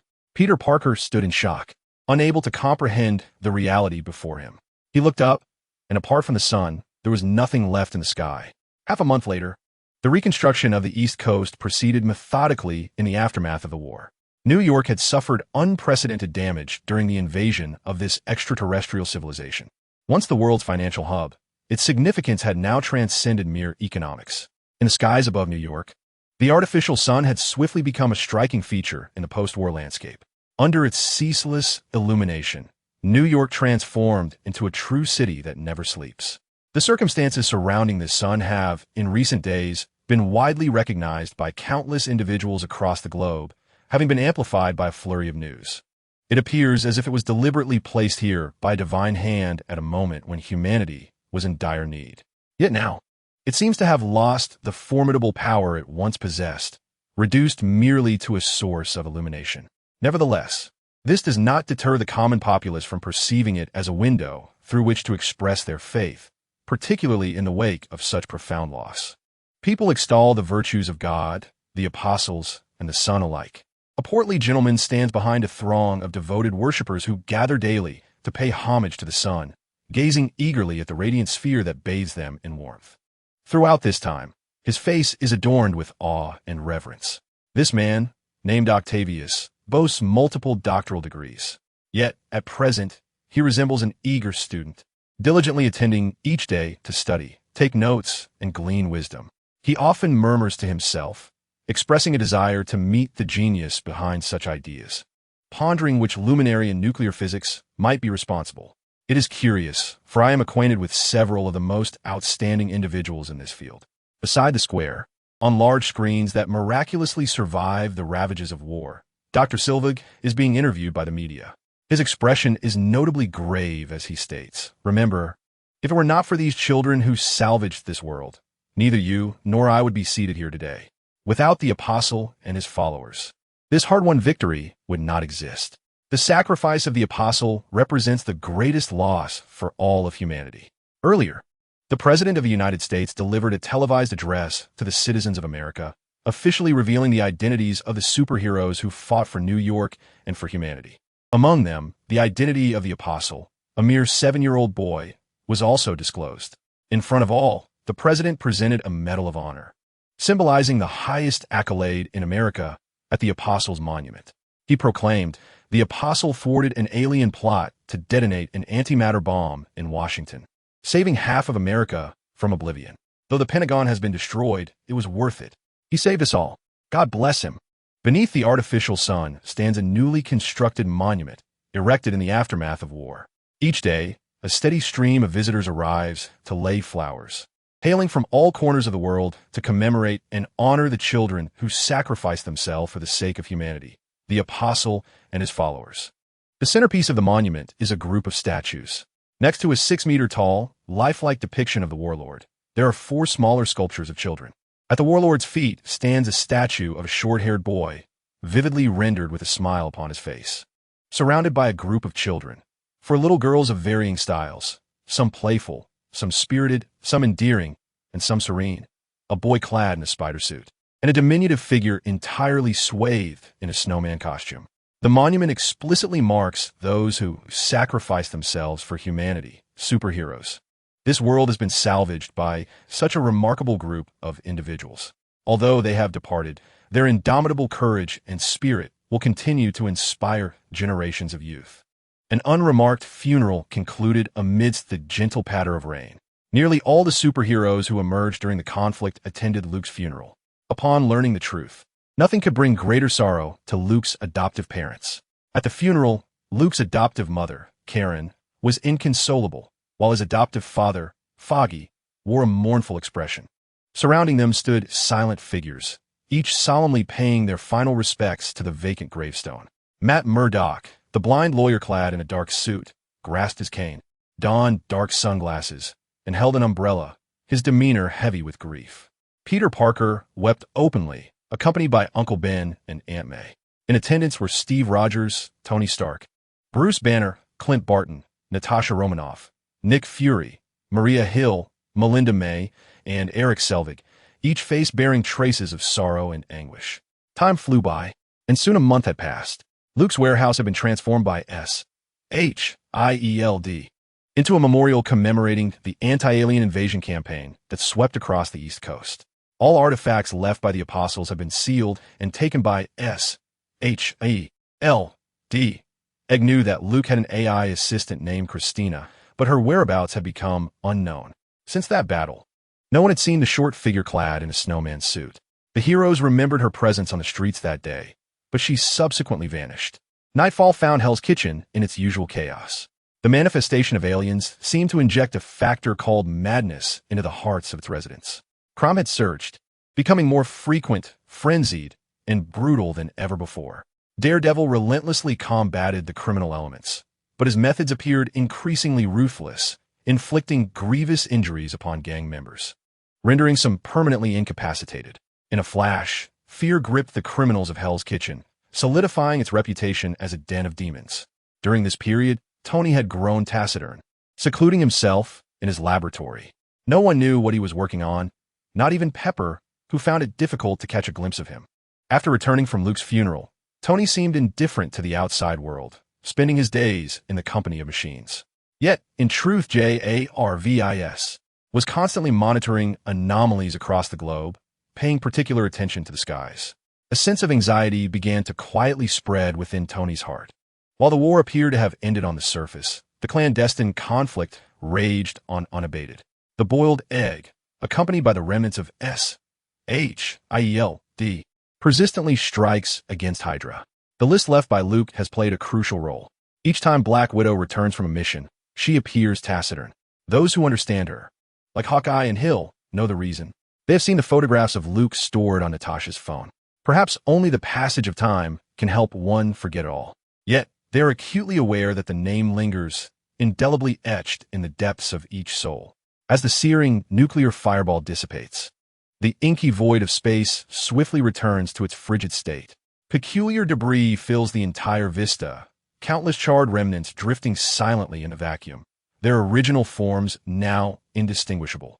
The varied sizes of wreckage densely obscure the light of distant stars, rendering this nuclear explosion zone a patchwork of colors and adding an air of desolation to the lonely expanse of space. Amongst the debris lies a 9-meter-tall mech, perhaps the most intact entity in this area, though that is a relative term. The mech drifts aimlessly alongside the wreckage, exhibiting no signs of activity, resembling a lifeless object. However, it is precisely this stillness that has allowed Luke and others to evade the countless patrol teams dispatched by the Chitauri over the past 12 hours. With 3 Chitauri motherships obliterated simultaneously, larger debris than the 9-meter mech is abundant both near and far. The war god mech appears unremarkable amidst this wreckage. Luke has intentionally deactivated unnecessary systems to minimize heat emission. Currently, only the life support system, radar, and artificial intelligence remain operational within the mech. Christina is conducting a comprehensive diagnosis of the damaged war god. Luke knows the situation is not optimistic. At least we are still alive. The previous moments were indeed perilous. The power of nuclear weapons is truly terrifying. Even now, the memory of the simultaneous nuclear fireballs from the 3 detonated bombs sends shivers down Luke's spine. Luke, is this the power of humanity's nuclear weapons? Rotos remarks, a serious tone creeping into his voice. You see, just in America alone, there are hundreds, if not thousands, of these things. That's why I always say, while causing trouble is one thing, we must avoid courting death. Right now, we are in no position to withstand nuclear weapons. With a sigh, Luke responds, that being said, it seems we have inadvertently ventured deep into the enemy's lair. Let's not dwell on the futile. We should first consider how to return. The closure of the spatial passage indicates that returning might not be feasible in the near term. This place is likely the Chitauri's homeland or a frontline outpost. First, a method to escape this place must be devised, followed by the discovery of a route back to Earth. Christina concluded her diagnosis, and the results were revealed. Luke glanced at the data, and indeed, the dual impact of a nuclear explosion and the harsh conditions of outer space had left the machine in a dire state. The diagnostic report indicated that only the outer layer of Edmund alloy remained intact. However, the internal structure and various systems were nearly all compromised. The overall structure of the mech had sustained a 61 damage, teetering on the brink of collapse. This was not even at the epicenter of the nuclear blast. He had managed to withstand some of the impact with his psychic shield, or the damage would have been far more severe. The main propulsion system had utterly failed, and of the numerous auxiliary systems, only 5 remained operational. The cloaking system had malfunctioned, rendering the optical invisibility device inoperative, necessitating repairs or replacement. The G3 Predator Swarm system was also inoperative, as was the interlocking system, meaning the war god mech could not separate and could only maintain its combined form. Furthermore, all 4 Stormwind fighters' weapons were beyond his control. Many other devices had either failed or had been completely incinerated in the nuclear fireball. Under such circumstances, the fact that the mech could still function was nothing short of miraculous. In the communication channel, the four Roses were chattering animatedly, with three of the girls speaking while one merely listened, as Obia rarely contributed. The four Roses delivered even more disheartening news to Luke. "General, I'm afraid we have exhausted all our ammunition," Amitan reported, her tone filled with concern and regret. Luke could see that their willingness to stay with him deeply moved the four Roses, yet they felt powerless to assist their general in any meaningful way, which left them feeling ashamed. Luke sighed upon hearing this. "Do not dwell on it. This is not your fault. Facing an enemy force tenfold in number, depleting ammunition during such intense combat is quite normal," he reassured them, though he had to admit that this was indeed troubling news. The environment they found themselves in was far from safe, surrounded by Zetarians, with two intact Zetarian motherships nearby. Periodically, patrols would sweep past them, suggesting the Zetarians were searching for something. Could it be me? Luke pondered. With the mech severely damaged, ammunition nearly exhausted, and deep within enemy territory, he found himself in a seemingly insurmountable predicament. It appeared that only the mech sword and a few missiles remained viable options. Luke took stock of the ammunition on the Warlord and found a similar situation.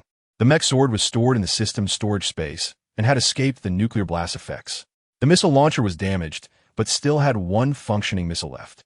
These were his only remaining hopes. Yet, the thought of the severe damage to his machine once again furrowed his brow in concern. As it stands, the ability of the mech to continue combat remains uncertain. It is confirmed that contact with the mechanical assistant's main program has been severed. At this moment, Christina reports, "Master, we are lost. I require a star chart."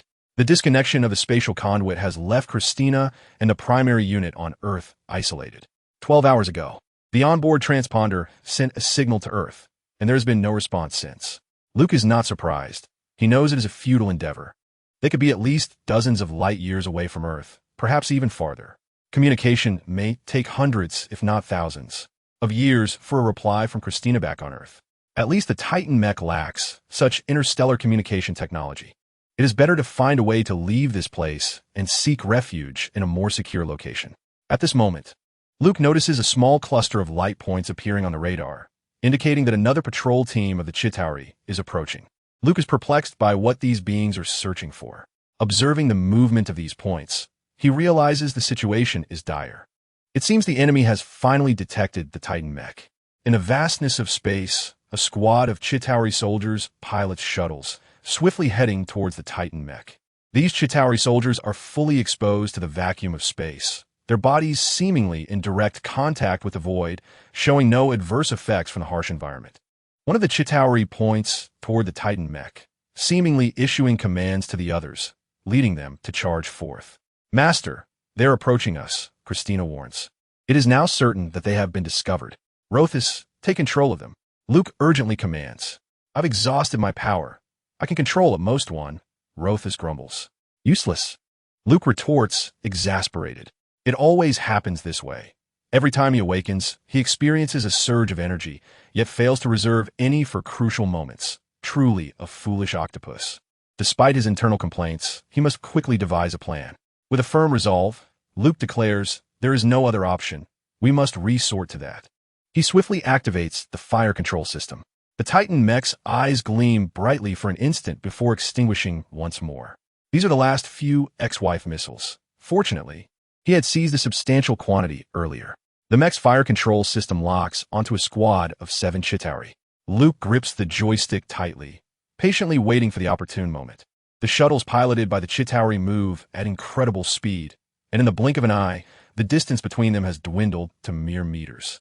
The lead Chitauri silently gestures, signaling the others, and the Chitauri shuttles unleash a barrage of concentrated fire, a flurry of energy projectiles hurtling towards the Titan mech. Suddenly, the previously motionless Titan mech springs to life. With a slight adjustment of its posture, several bright projectiles are launched from its shoulder, streaking through space with fiery trails as they hurtle towards the Chitauri. The Chitauri were in a state of panic, desperately seeking refuge. However, the pursuing missiles showed no mercy, relentlessly homing in on them and striking true. Victory was assured, Luke mused inwardly. To date, his beloved missiles had not exhibited any malfunctions. He recalled a time when a dud was fired during the War Machine S deployment, causing great embarrassment.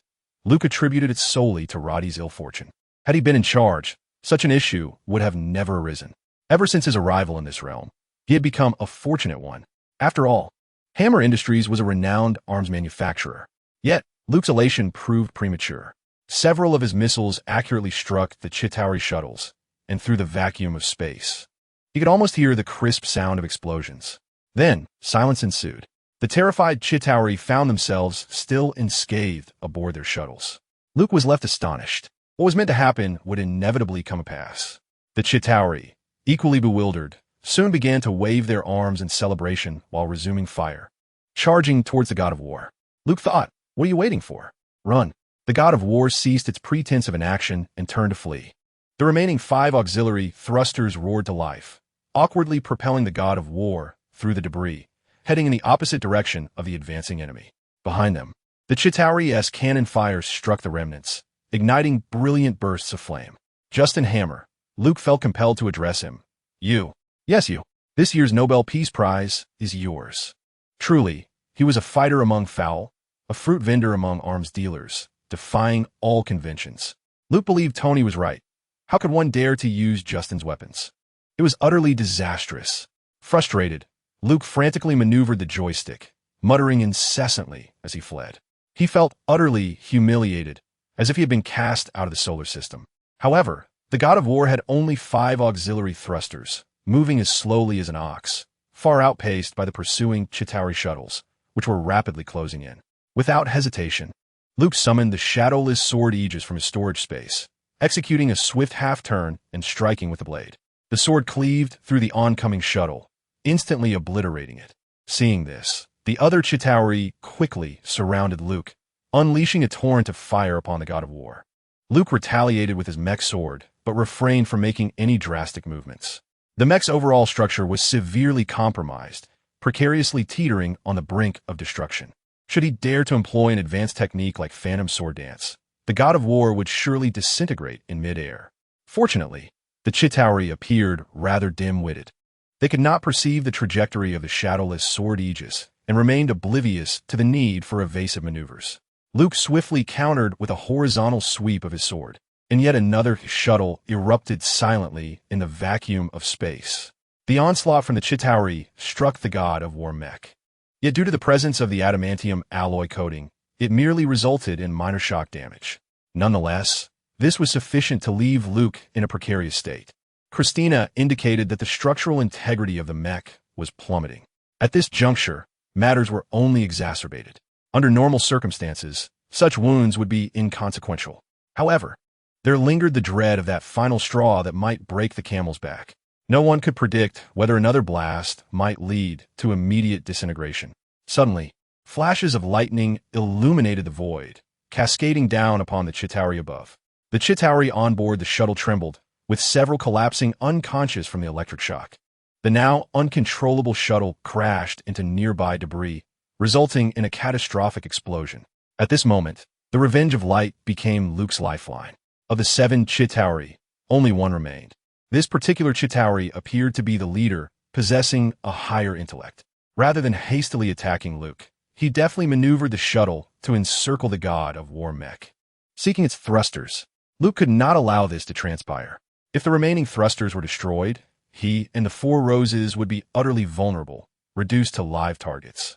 With a sweeping strike of his sword, followed by a diagonal slash, he found that the Chitauri adeptly maintained distance. Seizing the moment, Luke attempted a forward thrust. However, the controls failed to respond. Damn it, he cursed, frustrated by the critical malfunction. The damage to the mech's drive system severely hindered its operational capabilities. Had he known this would occur, he would have prepared differently. Regardless, after devising a means to shake off the Chitauri, Luke resolved to find a suitable location for repairs, at the very least to ensure the drive system would not frequently jam. For now, he was reliant solely on the mech's combat abilities. If he could not execute even the simplest combat maneuvers, he would be left defenseless against assaults. This cunning Chitauri evidently identified the last remaining thruster on the god of war. The shuttle immediately unleashed its full firepower. The god of war abruptly halted midair, contorting into an unusual angle, its head facing the Chitauri's assault. Suddenly, an orange psychic shield materialized, enveloping the mech's head. This shield, centered around Luke, encapsulated only the upper portion of the mech after its fusion, fortuitously protecting against the Chitauri's attack. Surprised, are we? Luke chuckled, observing the seemingly dazed Chitauri. Without hesitation, he maneuvered the controls, and the god of war gripped the shadowless sword, launching a powerful forward thrust. This time, the mech did not falter. A silent explosion of light erupted, and the Chitauri was finally vanquished. However, Luke dared not linger. Engaging all auxiliary thrusters, he fled toward the distant expanse like a slow-moving ox. Behind him, more Chitauri had discovered his presence, with squads rapidly approaching. The formidable war god mecha, known as Jin Gang, had deactivated its propulsion and weapon systems, retracting its mech sword. At that moment, it lay concealed within a dense asteroid belt. Surrounding Luke was a chaotic swirl of asteroids, forming a meteor field stretching at least several dozen kilometers, effectively disrupting the Chitauri's radar searches and providing him with a rare hiding spot. Luke, lying in the cockpit, was drenched in sweat as he exhaled deeply. Relieved to have finally evaded his Chitauri pursuers, it had not been an easy feat glancing at the data displayed before him. He noted that the structural integrity of the war god mecha had deteriorated significantly during the chase, now over 70 damaged. Had it not been for the layer of Edmund alloy, it would have likely disintegrated entirely. In its current state, the war god resembled a fragile shell encasing loosely packed earth. Without its iron exterior, the contents would have collapsed long ago. Despite this, after enduring relentless attacks during the pursuit, the left leg of the war god mecha had become entirely non-functional, incapable of any movement. Fortunately, recognizing the importance of his hands, Luke diligently protected them, occasionally using his head to deflect incoming fire. His subsequent actions would rely solely on those hands. From his vantage point, he could see in the distance two intact Chitauri motherships slowly altering their course, adjusting their positions, and gradually maneuvering through space. Surrounding these vessels were countless Chitauri troops regrouping, with Leviathans circling nearby. Uncertain of the Chitauri's plans following their failed invasion of Earth, Luke speculated that, devoid of the Tesseract and with Loki captured, they would likely be returning to Asgard. It seemed the Chitauri would no longer be able to assault Earth. Thanos' next direct attack would have to wait another 9 years. As Luke contemplated this, his gaze shifted to another direction within the asteroid belt, where a grayish planet came into view. He could discern a thin atmosphere enveloping its edges, suggesting it was likely a Chitauri world. Luke surmised that even if this were not the Chitauri's home planet, it must serve as a fortress or stronghold, given the multitude of Chitauri motherships congregated there. Having lost 3 motherships to Earthlings in a single strike, the Chitauri had undoubtedly suffered considerable losses. With this thought, Luke felt a slight sense of equilibrium return to his mind. "Master, the repair plan has been calculated," came Christina's calm voice. "Very well, let me take a look," he replied. Perhaps due to its separation from the main program, Christina, the AI integrated within the war god mecha, retained her intelligence, but seemed devoid of the emotional components of her personality. This left Luke with a sense of regret. The Christina before him could only be regarded as a mere artificial intelligence program, rather than his true Christina. She presented him with several repair options for the warlord mech. Given the extensive damage, discussing major repairs under the current conditions seemed impractical. Thus, he could only select a few critical systems for minor repairs. An efficient repair plan was of utmost importance. After all, they had no safe haven and were forced to hide temporarily within the asteroid belt, lacking the necessary equipment and components for mechanical repairs. This significantly amplified the difficulty of the task. Gazing at the warlord, which was battered and resembled a dilapidated sieve, Luke sighed in resignation, uncertain of how much he could actually restore. In contrast to the warlord, the 4 storms were in much better shape, having been constructed from hardened materials, including their internal components. The immediate goal was to separate the god of war mech and repair the power systems of the 4 storms, allowing them to regain mobility. However, this presented another challenge. The issue of ammunition remained unresolved. Anaka and Obio were relatively fine, as both excelled in mech combat and still possessed their plasma sabers. However, Rosanna, and Imogen relied on heavy firepower and were nearly incapacitated in a fight. Luke felt that if all else failed, he would have to opt for Plan B. Retain 2 storms, dismantle the other 2, and use the extracted components to repair the Warlord. The most critical task remained to restore the Warlord's power system and transmission structure, as the primary combat capability relied on it. The main thrusters beneath the Warlord were completely inoperative, while only 3 auxiliary thrusters remained on its back. Currently, they could barely manage to propel the God of War mech in a lopsided manner, executing simple maneuvers. More complex actions were beyond reach, especially after losing 2 auxiliary thrusters during the recent escape. The lack of interchangeable parts posed the greatest challenge. Luke furrowed his brow. In this desolate place, where could he acquire resources to repair the mechs? Was he to resort to raiding the Chitauri? Surprisingly, this idea had a certain feasibility, Luke mused. However, given the current state of the God of War mech, a direct confrontation would be unwise. He needed to devise a plan for a flanking maneuver. A stealthy attack from behind. Subterfuge was the best strategy. Just then, a small blip appeared on the activated radar.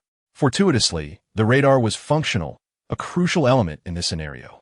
Luke observed the solitary blip approaching and felt a spark of curiosity. Could it be another Chitauri patrol? Assistant, analyze. Christina's analysis soon provided an answer. Master, based on the weapon loadout and the size ratio of the target, it is distinctly different from the Chitauri combat units in our database. There is a 90% probability that this is a Chitauri transport ship. A transport ship?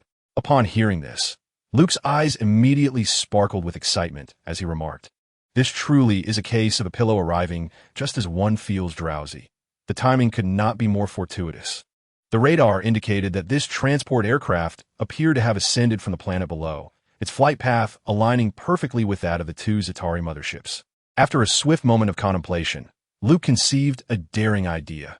He would hijack this transport plane. Regardless of its cargo, he found himself in dire need of anything. Equipment, components, resources, even raw metals. Anything that could assist in the repair of his mech was worth the risk. It must be said, this asteroid belt served as a natural refuge.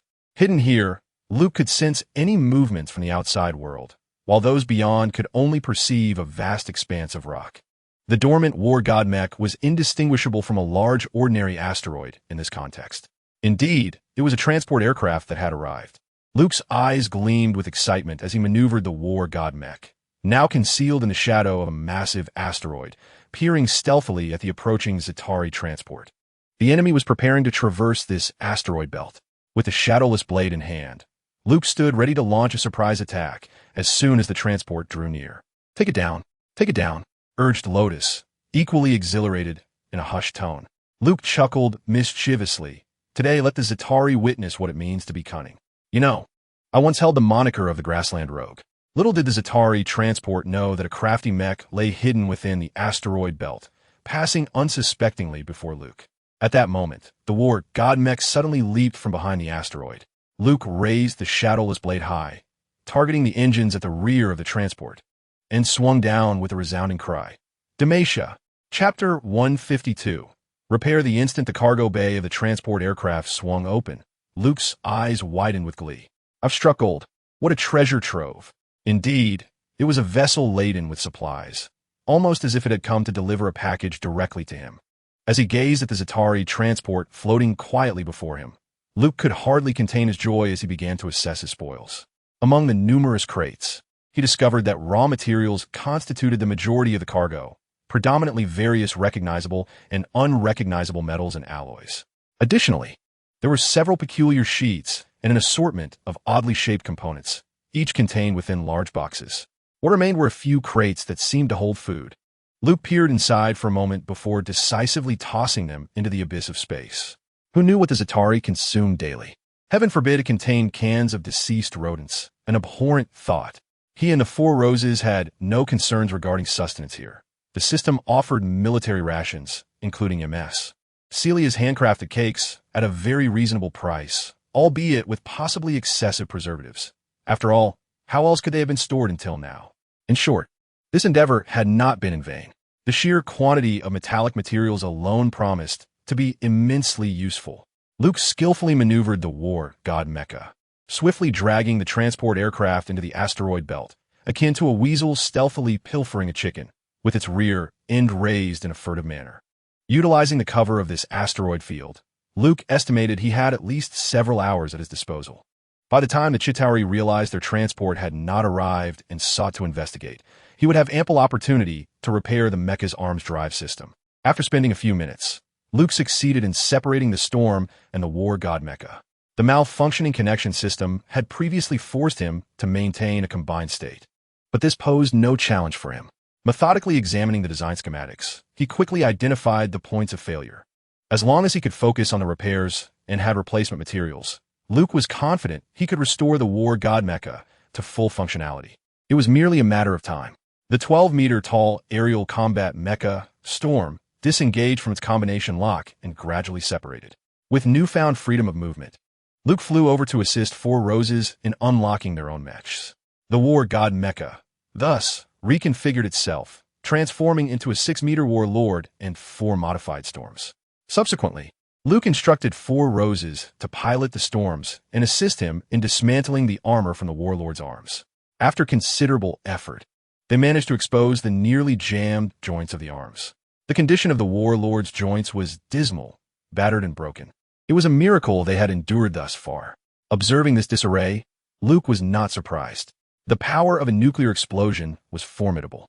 Even in the vacuum of space, the force would be significantly diminished. It was not something to be recklessly withstood. Who would dare to tempt fate against a nuclear blast? It became evident that even celestial technology could not withstand humanity's ultimate weapon. Of course, material strength remained paramount. The modified storms from Four Roses had resisted the onslaught of the nuclear fireball, marking a triumph for the most basic hardening agents. Given the current dire conditions, improvisation was essential. Thoughts of material hardening treatments were best left aside.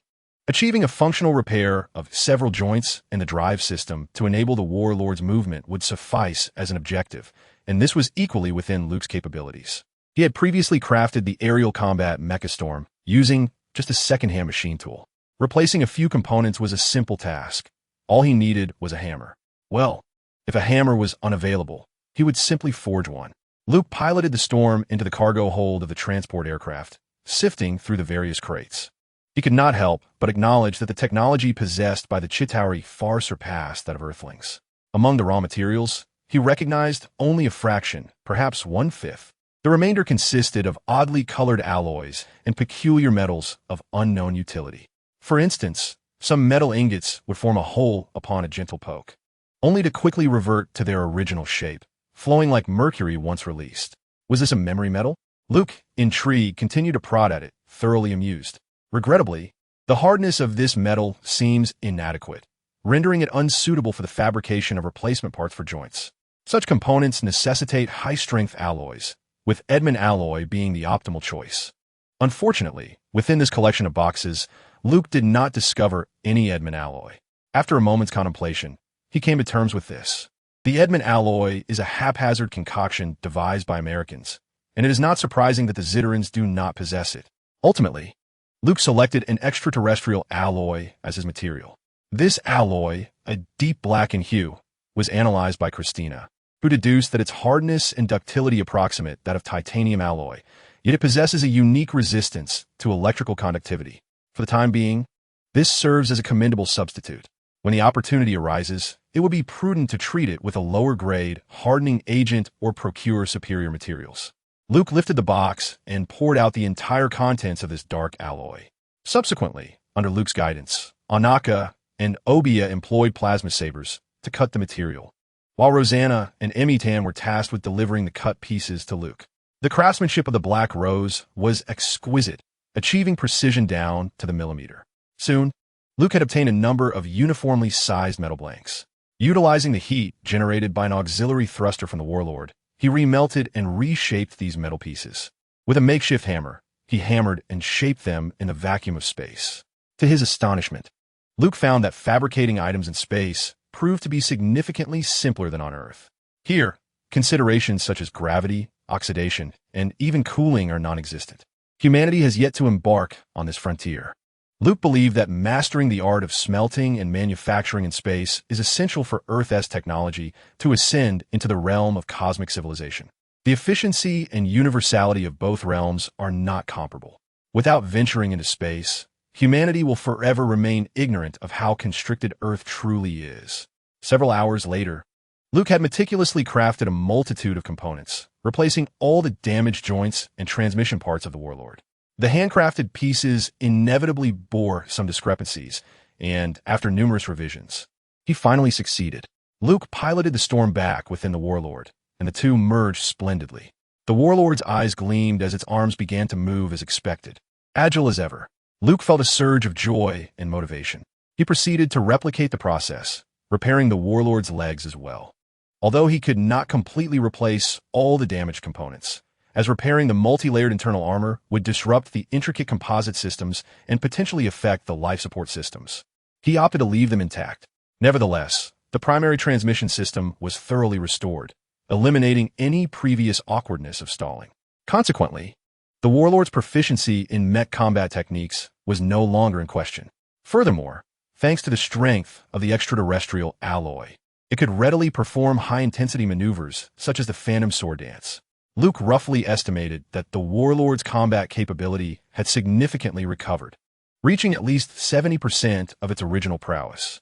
Having tasted success, Luke planned to ambush another Chitauri transport vessel. He intended to repair the primary propulsion system of the Warlord next, a task of equal significance. The materials he had previously gathered were nearly exhausted. During his repairs, Amaton reported that several more Chitauri transport ships were passing nearby the asteroid belt. It appeared these vessels were delivering supplies to the two Chitauri motherships. This suggested that the motherships had sustained some damage from the recent nuclear explosion. Calculating the time, the next transport ship should be arriving soon, and the grass was once again stirring with anticipation. Chapter 153. Traditional tactics behind Luke as he focused intently on the asteroid cluster, seemingly prepared to remain there indefinitely. Rotos chided him. Luke, do your parents know how sneaky you are? Is this really appropriate? It's not like you. Be quiet. Luke waved his hand dismissively, not turning his head. You've tarnished the name of the apostles, Rotos huffed. Be quiet, Luke suddenly exclaimed with excitement, saying, Here they come. Everyone be ready. Received. Came the responses from the Four Roses over the channel. At this moment, the Four Roses piloted their modified Stormhawks, hiding among a nearby cluster of asteroids, forming a pincer movement with Luke's Warlord. A Chitauri transport ship gradually came into view, evidently unaware that it had entered trap. Just then Luke shouted, maneuvering the Warlord to leap out from behind a massive asteroid. We're on them. Fire. Simultaneously, Anaka shouted, Charge. Amaton declared, Our actions are just. Rosanna proclaimed, Justice will prevail. And Obia cried out, Whoa. The Four Roses eagerly piloted their Stormhawks from their hiding spots, caught in the ambush. The Chitauri transport ship had no chance to accelerate away, quickly finding itself dismantled by the group, with its occupants unceremoniously jettisoned into the void of space. It turned out that without protective gear, the Chitauri could not endure the harshness of the vacuum. The unfortunate Chitauri never imagined that a routine transport mission could lead to such dire consequences. Subsequently, 5 weasels, 1 large and 4 small, dragged the fresh prize back to their den. Luke and the Four Roses expertly began to tally their spoils, dismantling valuable equipment and components from the transport ship to install on the damaged Warlord. The remaining, temporarily unnecessary resources were stored away for future use. The materials acquired were sufficient to repair the 4 main engines of the Warlord, restoring its combat capabilities entirely. 2 hours later, with the Warlord and the Four Roses once again concealed among the asteroids, a voice called out, Luke, everything is repaired. Why return again? Your values have become questionable. Our objective should be to confront those formidable adversaries. The Apostles' glory must not be tarnished. Rotos urged with evident discontent. Stop talking, Luke exclaimed, brandishing the shadowless sword, his face aglow and eyes sparkling as he shouted, Long live Demacia. Follow me. Thus, Luke and his companions executed a series of ambushes on 4 Chitauri transport ships, finally capturing the Chitauri's attention. When the Chitauri returned, they were accompanied by a large search party. The big fish have arrived.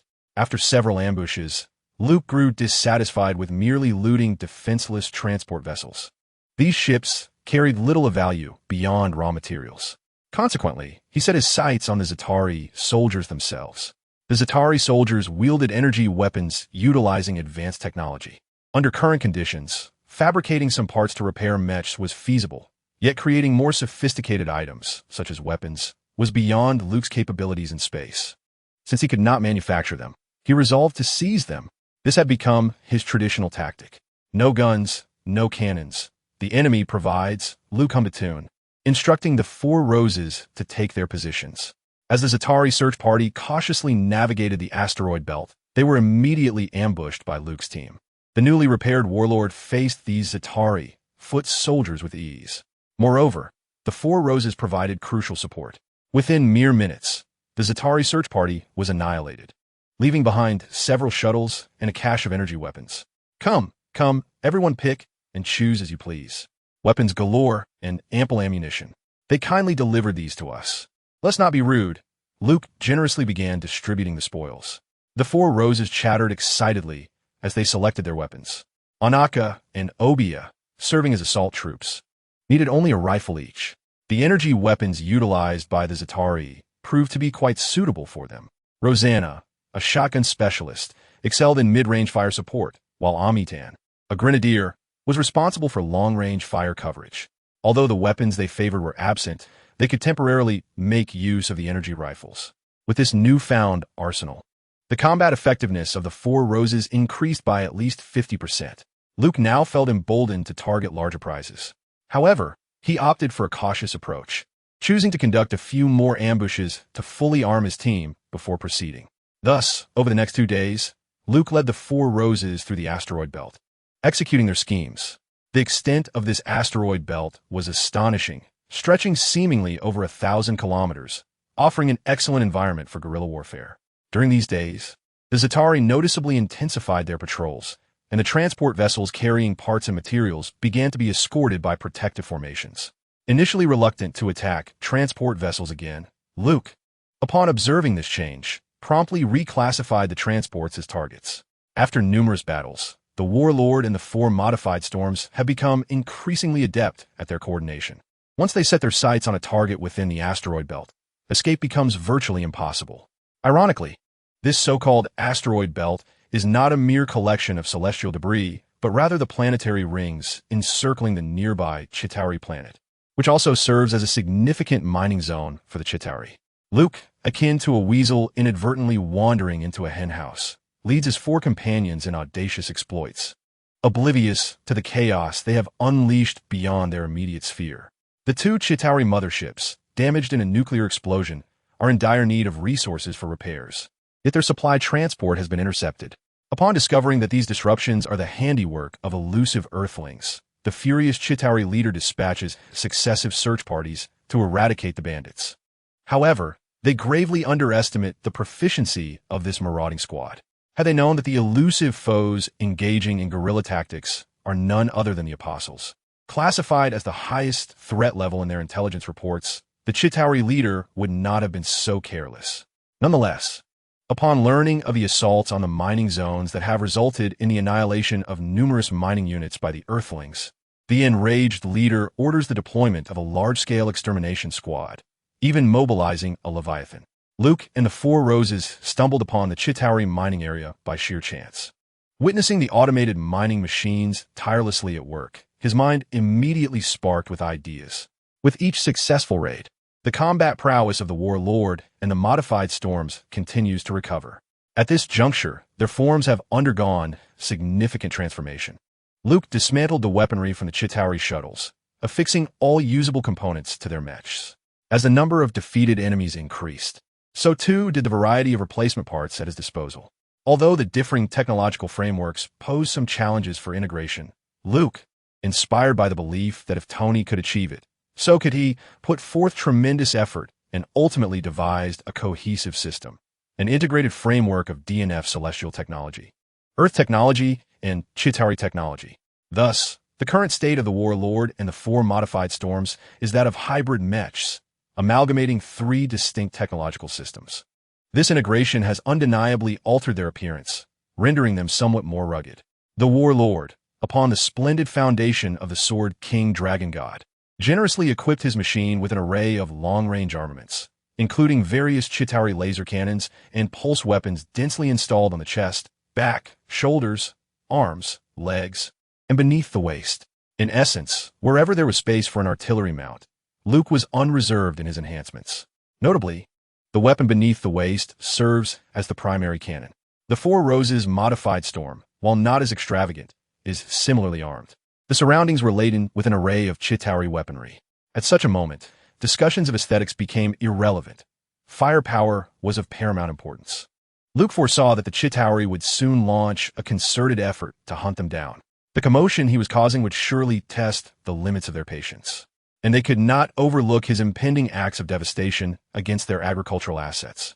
At that moment, Luke, accompanied by 4 Rose-class ships, concealed himself nearby, observing the unfolding scene intently.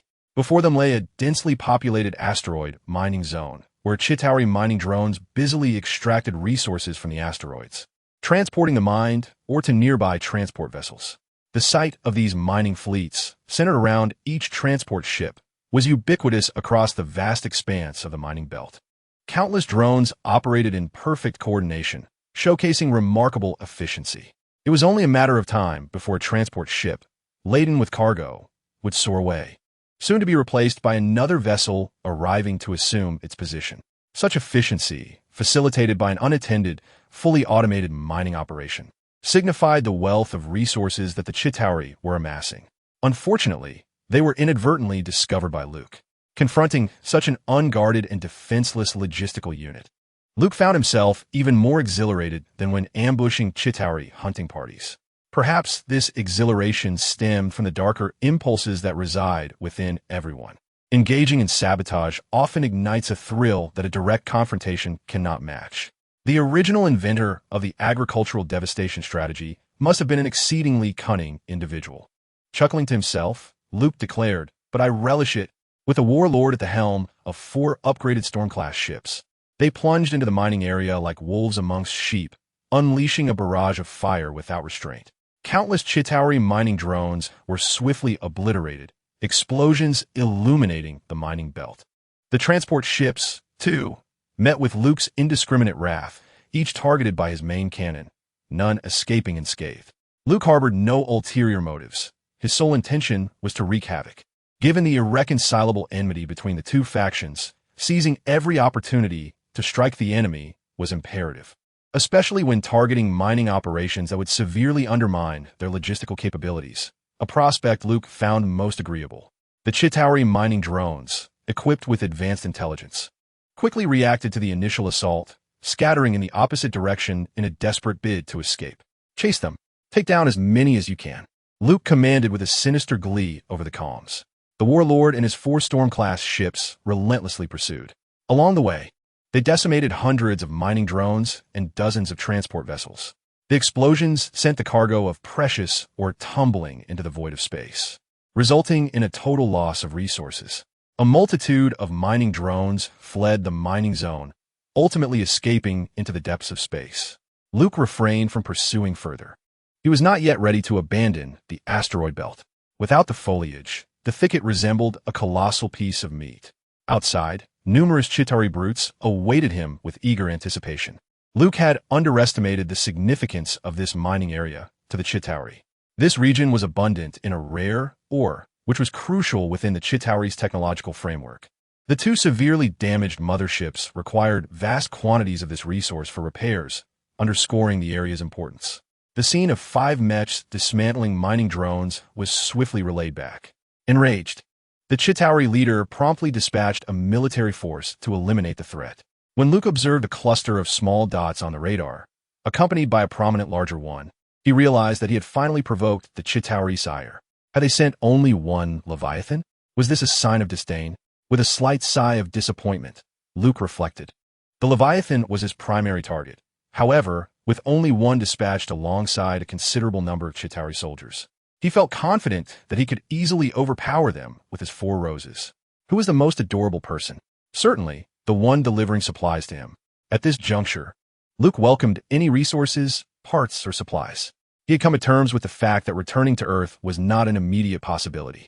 Given the Chitauri's technology, they required the cosmic cube to open a portal back home, a testament to the vast distance involved. Therefore, his first priority was to devise a means to survive in the enemy's stronghold. As for whether he would seek Asgard's assistance to use the Bifrost to return to Earth, or concoct another plan, that was a matter for another time. The Chitauri's extermination squad had decisively entered the asteroid belt, finally resolved to ascend the mountain and eradicate the bandits. Recent skirmishes had enlightened the Chitauri about Luke's methods. His guerrilla tactics, characterized by raiding and relocating, had become a source of exasperation for their search teams.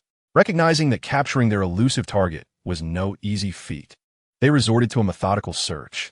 The Chitauri's extermination squad spread out extensively, determined not to overlook any asteroid that could serve as a hiding spot. Vowing to flush Luke out, they miscalculated by underestimating the strength of their target. Their intelligence suggested that the perpetrator was merely a handful of scattered Earthlings employing cowardly ambush tactics. Thus, the Chitauri deduced that these were likely a few soldiers who had inadvertently traversed a spatial rift into this realm. This misconception explained their lack of urgency following the assault on their transport, as they had only dispatched a few small teams to hunt down Luke. The Chitauri initially believed it would take considerable effort to locate their target. Little did they know, Luke was already waiting for them. Without needing them to seek him out, he and the Four Roses had proactively emerged. The primary cannon fired first, signaling the commencement of battle. Immediately, Luke unleashed a merciless strike of the Shura evil light slash. The radiant sword aura spanned several meters, traversing the vacuum and reaching its target in an instant. The densely packed formation of Chitauri soldiers was instantly disrupted, with a long gap appearing as if they had been erased by an eraser, vanishing completely into the void of space. A moment of chaos ensued among the Chitauri ranks. Yet, compelled by an indomitable will, they charged fearlessly towards Luke and the Four Roses. A multitude of shuttles surrounded Luke and his comrades, and a torrential barrage of gunfire enveloped several mechs. Luke and his team felt as if they had returned to the battlefield of New York. The warlord stood firm, unflinching, as an orange glow suddenly illuminated his form. The psychic shield.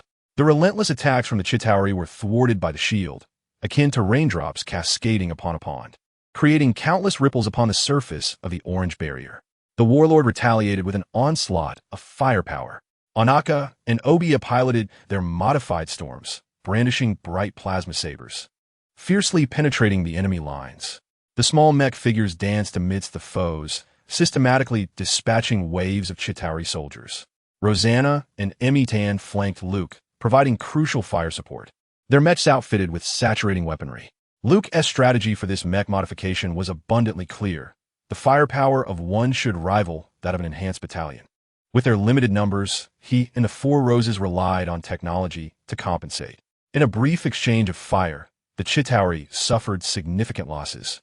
Luke's Shura evil light slash alone accounted for 1/5 of their forces, with another fifth decimated within mere minutes. Nearly half of their strength had been obliterated.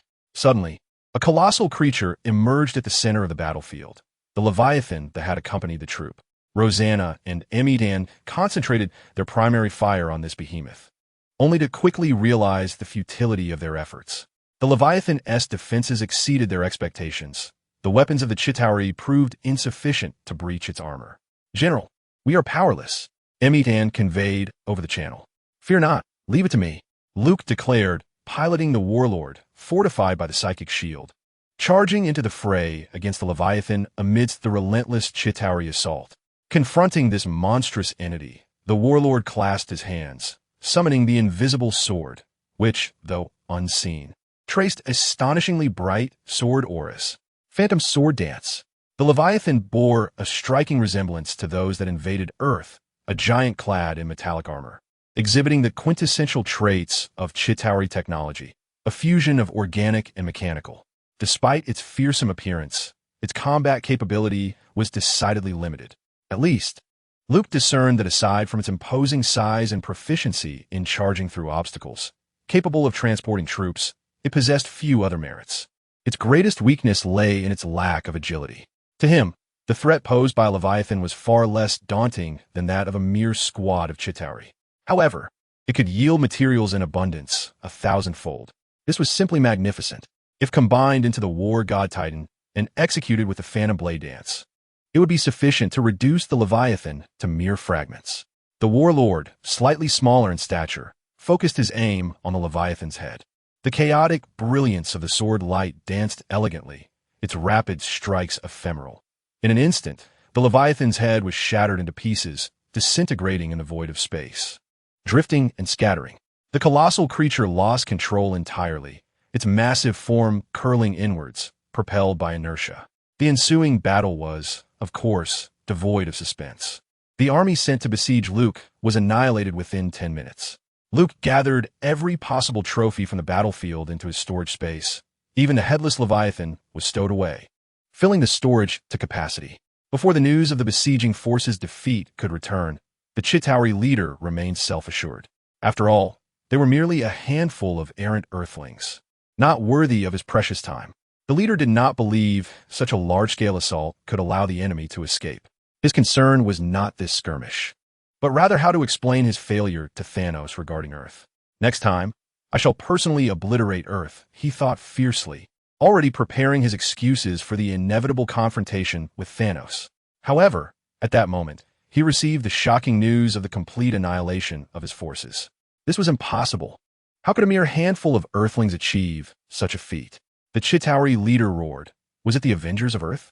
The mere thought of such a possibility twisted his expression into one of fury. He craved vengeance. He immediately commanded half his forces to pursue once more, insisting that they capture these Earthlings alive, to subject them to the utmost torment. Deploying half his forces equated to sending a mothership into the fray, a clear indication that the obliteration of his army had finally roused the Chitauri leader to a state of alarm.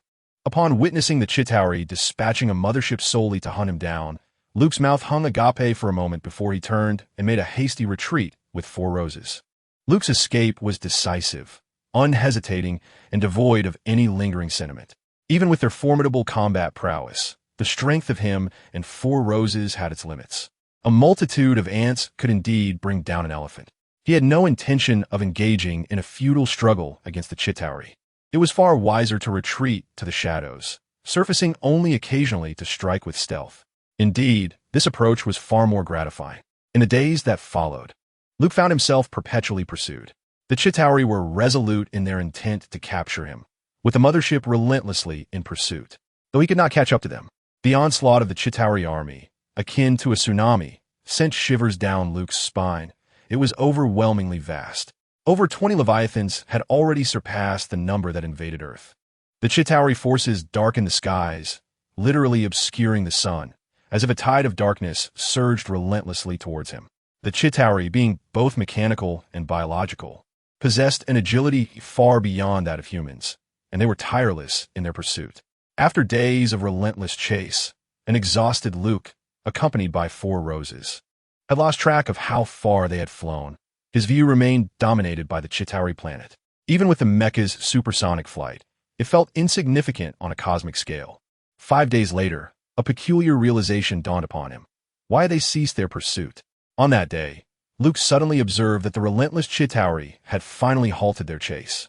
The ominous tide that had shadowed him was no longer visible. Aboard the Chitauri mothership, the leader commanded, "No need to pursue further.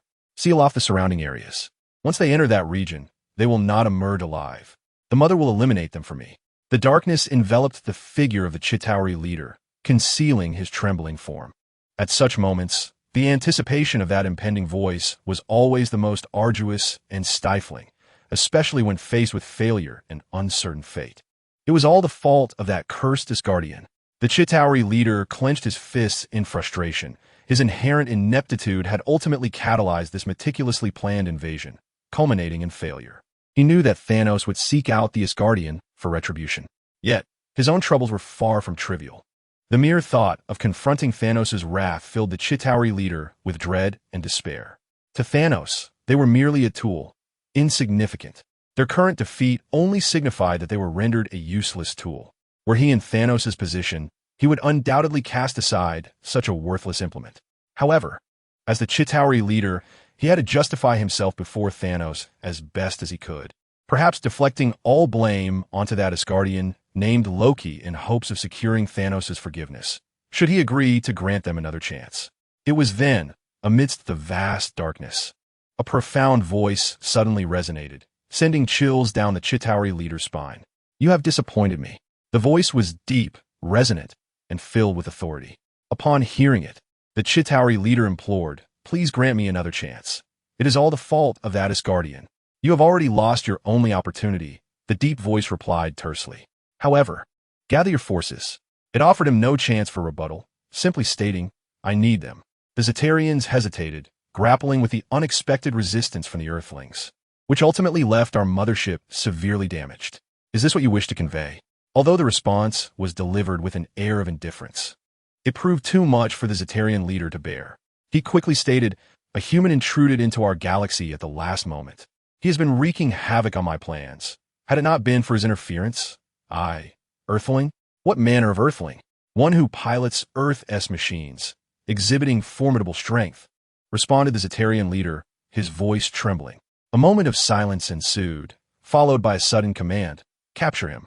This is your new assignment." Upon hearing this, the Xetarian leader was filled with elation. "As you wish." The voice faded away, allowing him to relax momentarily before issuing orders. "Deploy the second mothership as well. We must confine those Earthlings to that region." The surrounding space was alien to Luke and his companions. No matter where they flew, it felt the same. The shrouded Xetarian planet loomed ominously, a constant reminder that they were far from their familiar world. Despite the abundance of resources in the surrounding asteroid belt, Luke pondered why the Xetarians had not exploited it. As they navigated through a myriad of asteroids, far more densely packed than the previous Xetarian mining belt, doubt began to creep into his mind. The Xetarians had ceased their pursuit, yet the oppressive stillness of the current expanse instilled a measure of wariness in him. All indications suggested that something was amiss.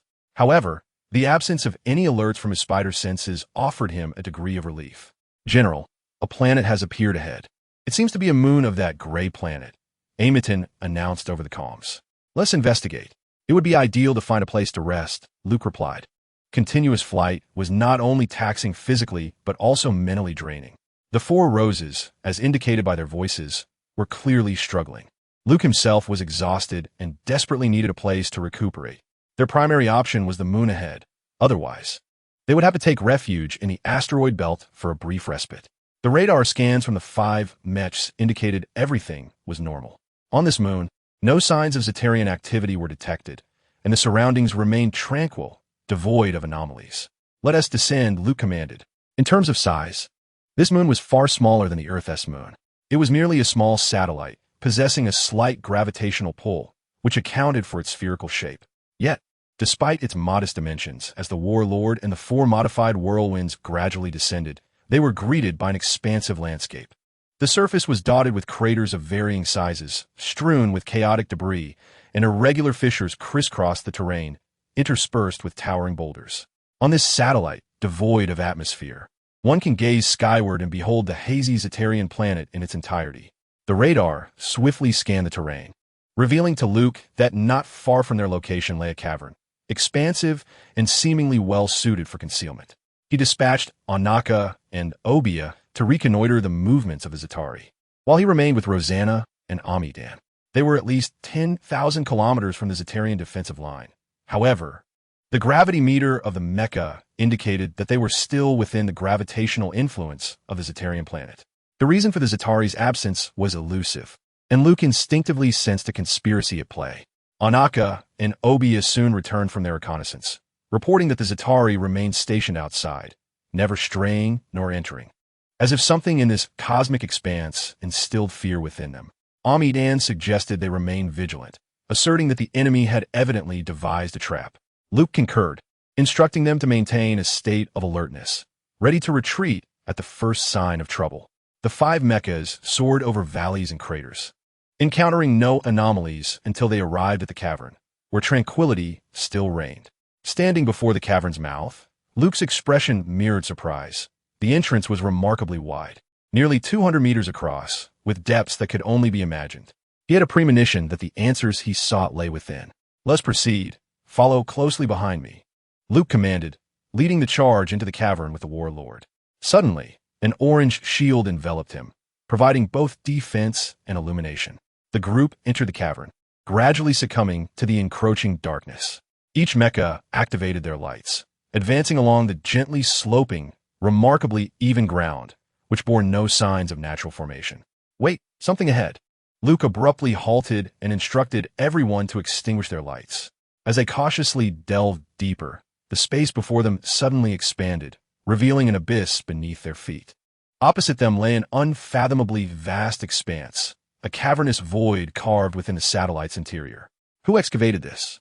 Or rather, what did this? The answer loomed before them as Luke and the Four Roses gazed in astonishment at the colossal being floating in midair. In unison, they gasped, "The Celestial Leviathan?" The Celestial Leviathan is an immense creature that dwells in the skies of the ocean, said to have originated from Terra. To the untrained eye, it may appear to be a colossal whale, but in truth, it is an airborne Leviathan. Legend has it that its immense form could even surpass that of an entire continent. Luke vividly recalls the numerous ancient ruins nestled upon the back of this magnificent creature, where a sect devoted to ancient civilizations, known as the GBL, established their temple, the GBL Temple, as their headquarters. Meanwhile, Rotos, the reigning sovereign of the demon realm's oceans, was blissfully slumbering in his abode. Little did he know, upon awakening, he found himself inexplicably cast upon the back of the Leviathan, suspended between heaven and earth. Gradually weakening away from the water, Rotos realized he must devise a solution. Utilizing his telepathic abilities, he attempted to command the Leviathan to ascend into the celestial oceans. However, before he could realize his plan, he was swiftly dispatched by a horde of adventurers. "Adventurer, woof woof. Rotos, who have I wronged?" Luke and the Four Roses stood side by side at the edge of a cliff, their astonished gazes fixated upon the Leviathan before them. "No, this cannot be the Leviathan," Amy Dan asserted confidently. "The true Leviathan is far larger." "A diminutive Leviathan?" Rosanna pondered hesitantly. "Brawn without brains," Anaka retorted acerbically. "This is clearly the creature known as Leviathan." Luke and Obia nodded in agreement. Upon closer inspection, it was evident that this was indeed not the Leviathan. Its appearance was strikingly reminiscent of the Leviathans outside. Yet the distinction lay in the fact that those Leviathans, manipulated by the Chitauri, were heavily modified. As previously mentioned, the hallmark of Chitauri technology is its amalgamation of mechanical and biological elements. Those Leviathans bore heavy metallic armor and likely possessed internal metallic structures, rendering them no longer purely biological. In contrast, the Leviathan before them was devoid of any metal. It was merely a creature of flesh. Externally, it bore an astonishing resemblance to a whale, which is why they initially mistook it for the Leviathan. Another striking difference was its sheer enormity. "Isn't it astonishingly large?" Luke exclaimed, echoing the sentiments of the Four Roses. The Leviathan before them was at least several dozen times larger than those manipulated by the Chitauri. The smallest ordinary Leviathan measured over 100 meters in length, with the longest ones Luke had encountered reaching several hundred meters. As for the creature before them, Christina had already calculated its measurements. 527 meters. It is indeed colossal. Luke marveled once more. At that moment, the warlord and the four modified windrunners lay sprawled on their backs, gazing up. The sheer scale of this super Leviathan exuded an overwhelming aura of intimidation, hovering above them and instilling a profound sense of pressure in the hearts of all present. Is this truly the Chitauri's reliance? The Zetarians refrained from pursuing, likely due to the presence of this colossal Leviathan. Luke quickly discerned the situation. The Zetarians' overt actions were clearly intended to utilize this super Leviathan against him. Were they so confident? As this thought crossed his mind, Luke couldn't help but scrutinize the magnificent creature, eager to ascertain its true strength, which even the Zetarians dared not approach. "Rotos, what is your perspective?" Luke inquired suddenly. Although it was not a celestial behemoth, Rotos held significant authority on the matter, having once commanded a creature undoubtedly more formidable than this Leviathan, thus providing a benchmark for comparison.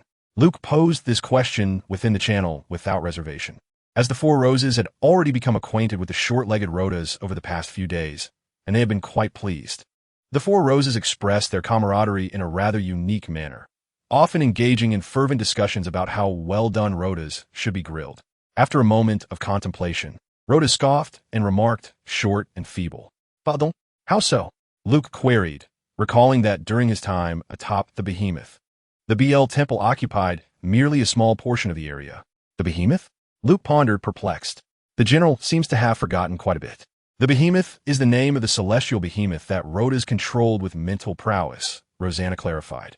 Oh, the size of the celestial behemoth must surpass that of this Leviathan by several hundred times, Amundsen stated. Luke nodded in agreement, reflecting that it made sense. To accommodate the considerable bulk of the short-legged Rotos, the celestial behemoth's dimensions must exceed tens of thousands of meters, carrying an entire continent on its back. How immense must it be?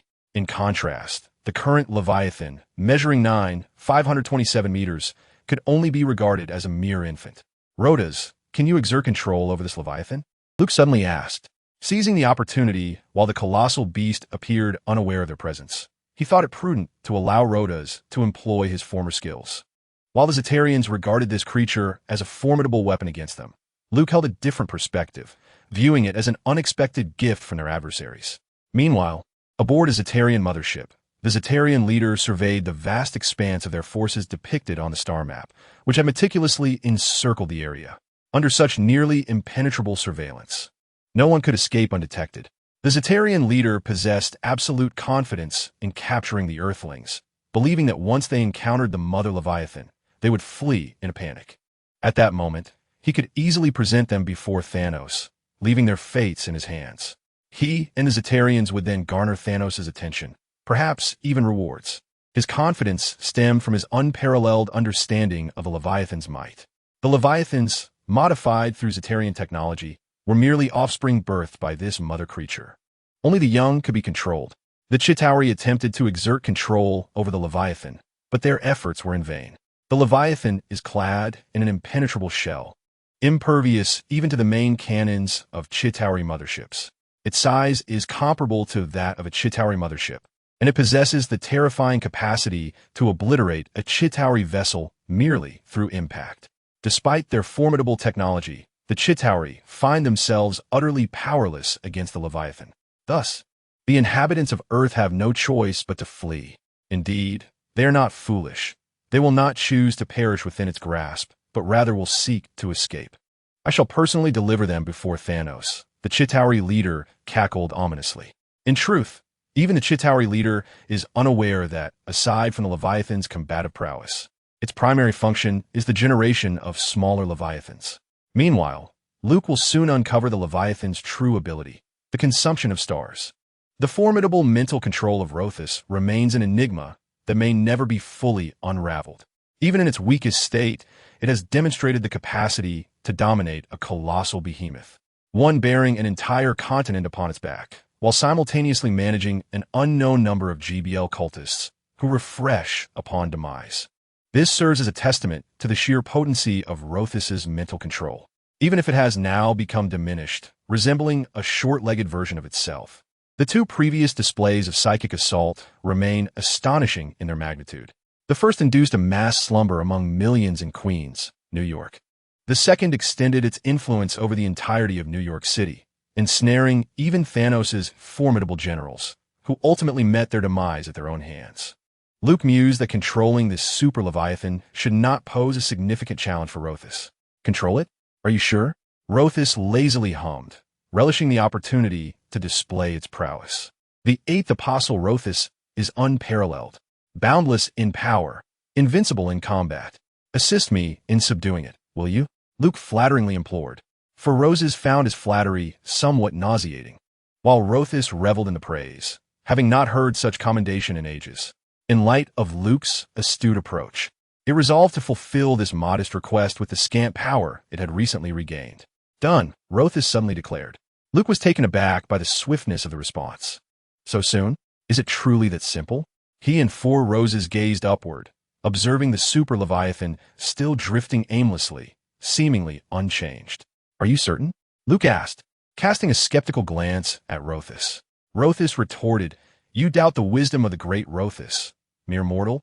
Prove it to me, Luke boldly challenged, hands on his hips, refusing to show any sign of intimidation. Rotos huffed, dismissing further banter. In the next moment, the colossal creature above them stirred, turning to glide toward them. Luke was taken aback. Had it not been for Rotos leading the way, he might have thought they had been discovered by the colossal beast.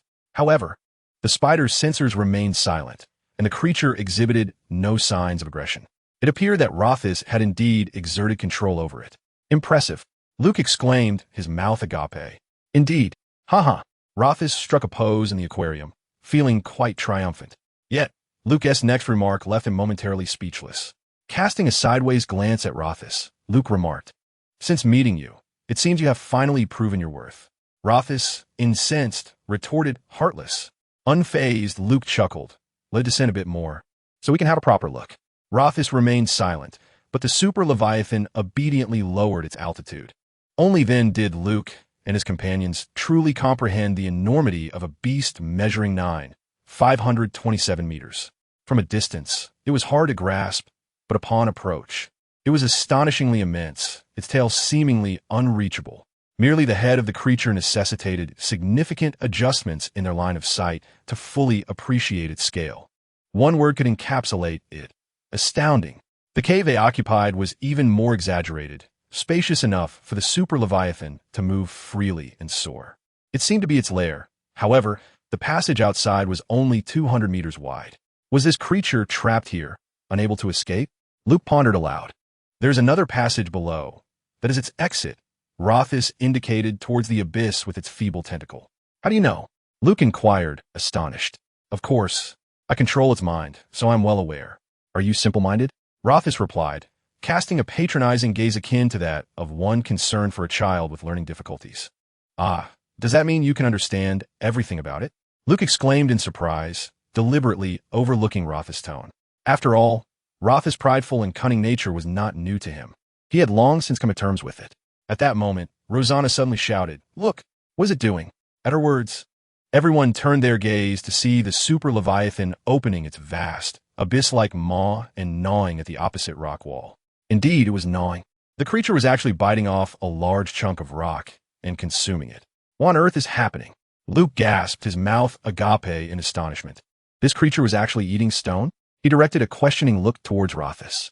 Clearing its throat, Rotos hopped over to the communicator and began to explain in a somewhat theatrical manner. First, it is not called the Super Leviathan. It is referred to as the Leviathan Matriarch. Leviathan Matriarch? Anaka, operating the storm, raised her hand in inquiry. "Rotos, are you saying it is female?" "Indeed." Rotos huffed. "The Leviathans you saw earlier are all its offspring. And no, don't ask me how it does that." "How does it manage to do that?" Anaka inquired immediately. "I must admit, I am equally curious," Rotos chuckled. "I have no idea." Rotos retorted with irritation. "Can't you concern yourselves with more pressing matters? Foolish mortals. Ridiculous wisdom." He added with disdain, "Vulgar." "Go on, please," Luke said nonchalantly, chuckling. Through a mental connection, I discovered it possesses a degree of intelligence, akin to that of the colossal celestial beast. Of course, compared to my own intellect, this intelligence is utterly insignificant. In its thoughts, there exists but one word: hunger. Hunger consists of two words, doesn't it? Who taught you mathematics? Luke questioned, intrigued. Silence. "Stop interrupting me." Rotos expressed his displeasure towards Luke's incessant interjections, finding it exceedingly annoying. He doubted whether his sister had made the right choice, pondering the erratic nature of his thoughts. Rotos explained with exasperation, "This progenitor perpetually experiences hunger. In its memories, I found no instance of it being satiated.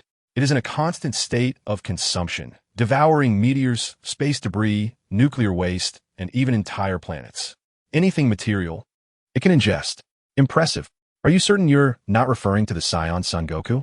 Luke exclaimed in astonishment. Rotos rolled his eyes in succession, scoffing. "Do not act so astonished. Consider your limited perspective. This is nothing. I am acquainted with beings who can consume even more. Your eyes are many. Yet you are the most formidable," Luke remarked, convinced that in the realm of eye-rolling, Rotos could overshadow even the Marvel Universe.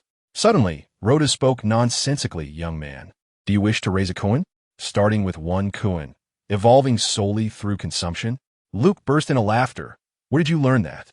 With a profound gaze that suggested their superficiality, Rotos looked down upon Luke and the four roses. "Do you think it merely consumes? What else would it do?" Luke asked, intrigued. "In fact, the ability to consume is a talent in itself. Take Goku, Luffy, Natsu, and Kagura. Who among them is not a voracious eater? Generally, those who can eat well are also formidable fighters. There's no denying it. Mortal's wisdom. Rotos scoffed disdainfully, dismissing the notable figures Luke mentioned as mere insignificance. Luke longed to defend them, as they were esteemed figures in his view, but was met with Rotos' dismissive retort. Rotos then queried, "Do these individuals excrete?" Huh? Luke was momentarily thrown off guard. To consume without excretion is to squander resources. Nature abhors such insatiable behavior. If the individuals you speak of truly existed, they would become a common enemy to all beings in the universe. To only consume without excreting would disrupt the balance of all things. Wait, hold on. Luke hastily interrupted Rotos, who was becoming increasingly verbose. Let us not delve into where you acquired such peculiar philosophies. Let us refrain from discussing excretion, shall we? It's not as if you're overflowing with wisdom. Why not discuss something uplifting? The wisdom of mortals. Rotos, with an air of arrogance, proclaimed, "I am the sovereign of the seas." Luke found himself at a loss for words. Rotos interjected, "Are you suggesting that this Leviathan matriarch, besides its insatiable appetite, also excretes?" Amitan, always the most composed and intellectually agile among them, responded, "Indeed, clever girl."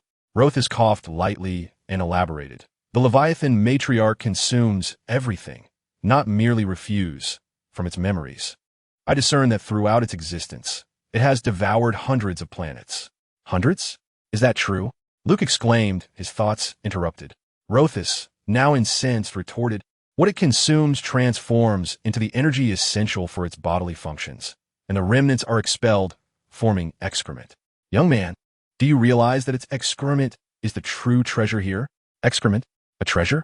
Luke was bewildered, his worldview shaken. Although the mechanics remained elusive to him, he could assert with certainty that any material ingested by the creature will be digested by its unique physiology, separating into energy and waste. The energy is absorbed without any wastage, while the residue consists of the most fundamental material structures in the universe, simpler than any elemental composition you might know. Moreover, the conversion ratio is exceedingly low and rare. I must say, young man, you have stumbled upon fortune. The excrement of the Leviathan matriarch would serve as an exceptional manufacturing material. Is that really the case? Luke's eyes sparkled with newfound clarity. Where there is consumption, there is excretion. Indeed, this made sense. He reasoned that if Rotos deemed it valuable, it must hold merit. Despite Rothos's occasional unreliability, his discernment was undeniably keen, being the embodiment of the Apostle Rotos. Thus, Luke hesitated no longer. He steered the warlord and directed it towards the tail of the Leviathan matriarch. The four roses followed suit. After soaring for over a minute, they finally reached the rear of the colossal beast. Luke then spent another 10 minutes discerning which of the two closely situated orifices was the true opening. With a flash of light, the shadowless sword, Aegis, was grasped in his hand. After a moment's contemplation, he hastily returned it to his storage space and retrieved the titanium alloy giant sword he had crafted earlier. Let the endeavor commence. Wow, heavens above! The general is digging through the beast's excrement. Rotos exclaimed, momentarily freezing in his excavation. He realized the absurdity of his situation. Had he become a dung collector? Anaka gravely remarked, "This is the most humiliating moment for the general." Rotos laughed heartily. "As long as the general lives, the dung will not cease." Amitan offered a calm assessment. "For the greater good, the general has made many sacrifices." Obia nodded earnestly. Upon seeing the scene, Luke, with an air of irritation, remarked, "You four, stop merely observing and making snide comments. Come here and lend me a hand." Upon hearing this, Rosanna immediately placed her hand to her forehead and replied in a delicate tone, "General, I have a headache. I feel lightheaded." Luke cast a sidelong glance at her and retorted, "Your life support system was personally inspected by me." Anaka, fidgeting, timidly interjected, "General, I have well, you know." Luke was left speechless, replying, "You are only 7 years old. For goodness sake." Amitan, attempting to slip away, calmly analyzed, "I believe we are on enemy territory. We should exercise caution and send someone to keep watch." Luke waved his hand dismissively. "Let Obia go." Obia nodded eagerly and promptly dashed away in a flurry. The remaining 3 girls, with downcast expressions, reluctantly flew over to assist Luke with the task at hand. Though they were shielded by their mechs and situated in the vastness of space, the unpleasantness of the task was not lost on them. The thought of having to reach into the rear of a colossal space beast to extract something dark and solid was overwhelming. The psychological burden on the three young girls was steadily increasing. At that moment, Rotos suddenly remarked, "I forgot to mention, this Leviathan matriarch has been living here for millennia, and there is a considerable amount of waste accumulated beneath the abyss. You need not concern yourselves with extracting anything fresh." The group collectively reacted with disbelief, prompting Rotos to promptly silence himself in the fish tank. Regardless, Luke managed to obtain a sample and began to scientifically validate Rotos' claims. The experimental results were astonishing and conclusive. Christina's analysis revealed that the hardness of the Leviathan's waste was remarkable, boasting a strength comparable to that of pure Edmund alloy, not the counterfeit kind. This was indeed extraordinary. The prospect of extracting Edmund alloy from such a source made Luke want to burst into laughter. However, he soon discovered that the true marvel lay ahead. The original hardness was already comparable to genuine Edmund alloy, and when Luke combined the lowest grade hardening agent with the Leviathan's excrement, the resulting new material exhibited an extraordinary level of strength. Luke gazed in astonishment at the data presented by Christina. Upon first seeing the figures, he was utterly dumbfounded, questioning whether he was misreading the results. After the waste was treated with the most basic hardening agent, its hardness exceeded that of Edmund alloy, achieving a remarkable threefold increase over true Edmund alloy. The magnitude of such hardness was utterly preposterous. This defied logic. Luke was elated beyond measure. The Zitterans had indeed bestowed upon him a magnificent gift. First, they provided parts, then weapons, and now the Leviathan matriarch. How exceedingly gracious of them! Luke felt a sense of embarrassment at their hospitality and thought to himself that, given their warm welcome, he should certainly linger a while longer. Wouldn't you agree? It is abundantly clear that this marks yet another triumph for the most rudimentary hardening agent. The astonishing hardness achieved can be attributed to the remarkably high reinforcement ratio of this basic hardening agent applied to the excrement. Upon its arrival from the world of DNF to the Marvel Universe, this hardening agent displayed a distinctive characteristic. The simpler and more singular the elemental structure, the more potent the effects of the hardening treatment. During the initial experimentation with the hardening agent, it was discovered that ordinary steel, once treated, could reach a hardness of 500, while titanium alloy achieved 368. The secondary adamantium alloy only saw an increase of approximately 90.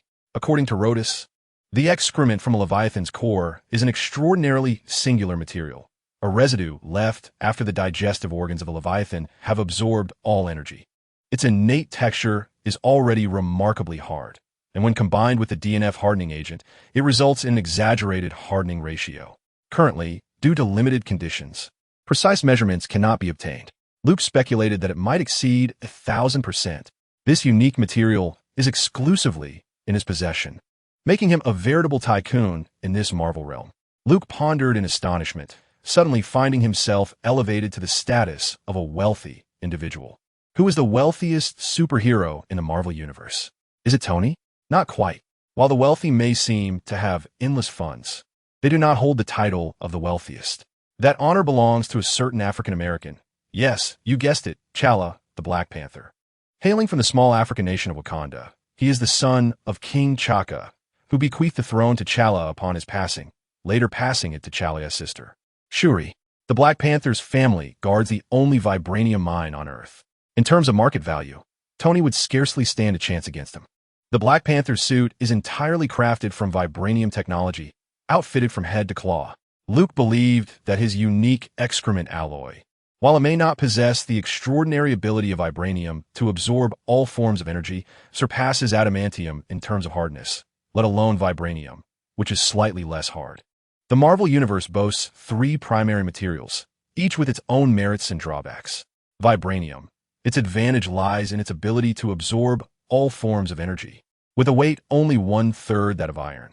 However, it is susceptible to ultrasonic high-frequency vibrations. Adamantium. Its strength is unparalleled, maintaining its shape indefinitely and exhibiting extreme heat resistance. It cannot be reused. URU metal.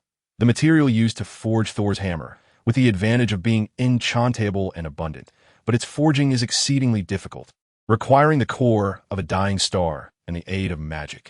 Just half a year ago, these materials were the objects of his deepest desires. Furthermore, there are several other special materials in the Marvel Universe. For instance, carbon nanotube steel, the material used for Deadpool's dual swords, inherently toxic, capable of suppressing regenerative factors, proving lethal to superheroes with healing abilities. Additionally, the material used for Magneto's helmet possesses special properties that shield against Professor X's mental attacks. Moreover, the Marvel Universe is vast, and who knows what peculiar and strange metals lie deep within its cosmic depths. However, what truly astonishes Luke is the Hulk shorts. Now, that is genuinely impressive, capable of adapting in size, impervious to fire and water, unbreakable, a garment that could last a lifetime, surely crafted from a remarkably exquisite material. In comparison, the properties of fecal alloy seem trivial. Leviathan alloy, or fecal alloy, boasts certain advantages. It is exceedingly hard, produced in substantial quantities, and remarkably cost-effective. Stones, after all, are abundant throughout the universe. One could simply allow the Leviathan's core to devour planets at will. Furthermore, the hardness of fecal alloy has the potential for even greater enhancement. There exist lower, intermediate, and superior grades of hardening agents above the most basic ones, leaving the ultimate hardness limit of fecal alloy unpredictable. As for its drawbacks, Luke suspects there must be some, though he has yet to uncover them. Further experimentation and practical testing are required. Regardless, with fecal alloy at their disposal, reliance on adamantium will diminish significantly. The strength of all future matches will surely be extraordinarily formidable. This implies less dependence on psychic shields as well. The advantages are simply overwhelming. While Luke was joyfully indulging in his thoughts, Rosanna suddenly interjected, "General, are you suggesting we create mech from feces?" She asked pitifully, "Oh dear, that seems rather embarrassing." Luke cleared his throat and replied, "If you don't mention it, no one will know." "But we know," Anako exclaimed. "Just the thought of fighting while seated upon a pile of excrement. Oh my heavens, I feel as though life has lost its color." "Indeed, everything is black," Luke chuckled awkwardly. "Listen, we are a family, right? Of course. We shall follow the general to the ends of the earth." The three young women responded without hesitation. Luke nodded, his tone unusually serious as he persuaded them. The battlefield must continuously evolve. With such remarkable materials at hand, I need not explain how much our combat capability will improve. It is a sure path to becoming legendary warriors. As the saying goes, what is most important in a family? It is unity, is it not? What do you think? Your thoughts are rather dangerous, young man. Rotos interjected. Luke shot him a sidelong glance. "You, with your bushy eyebrows, have also betrayed the cause. Did you bring up feces first?" "It's all Rotos' fault," Anaka retorted indignantly. "I couldn't agree more." Rosanna supported her. "Shall we roast it?" Anaka suggested mischievously. Agreed. Rosanna chimed in. Amid calmly analyzed, crispy, with a chicken flavor. Rotos felt exasperated. He had only meant well, yet alas, he found himself bowing to the whims of these miscreants. Luke smiled as he listened to the banter among the young women and Rotos. In the vastness of space, having these companions ensured he would not feel lonely. Regrettably, both Spider-Man and Christina's main programs remained on Earth, without the chatter of the little spider. And deprived of Christina's daily inquiries upon waking, whether the preference lies with coffee or tea, there exists a curious sense of nostalgia. Let's find solace here for the time being. The Chitauri must believe we are trapped in this place. Perhaps they think we have already been consumed by the Leviathan Mother.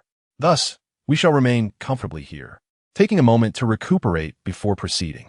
A brief respite, a chance to upgrade, and a strategy of waiting in ease while the Chitauri foolishly linger outside. Luke smirked mischievously at this thought.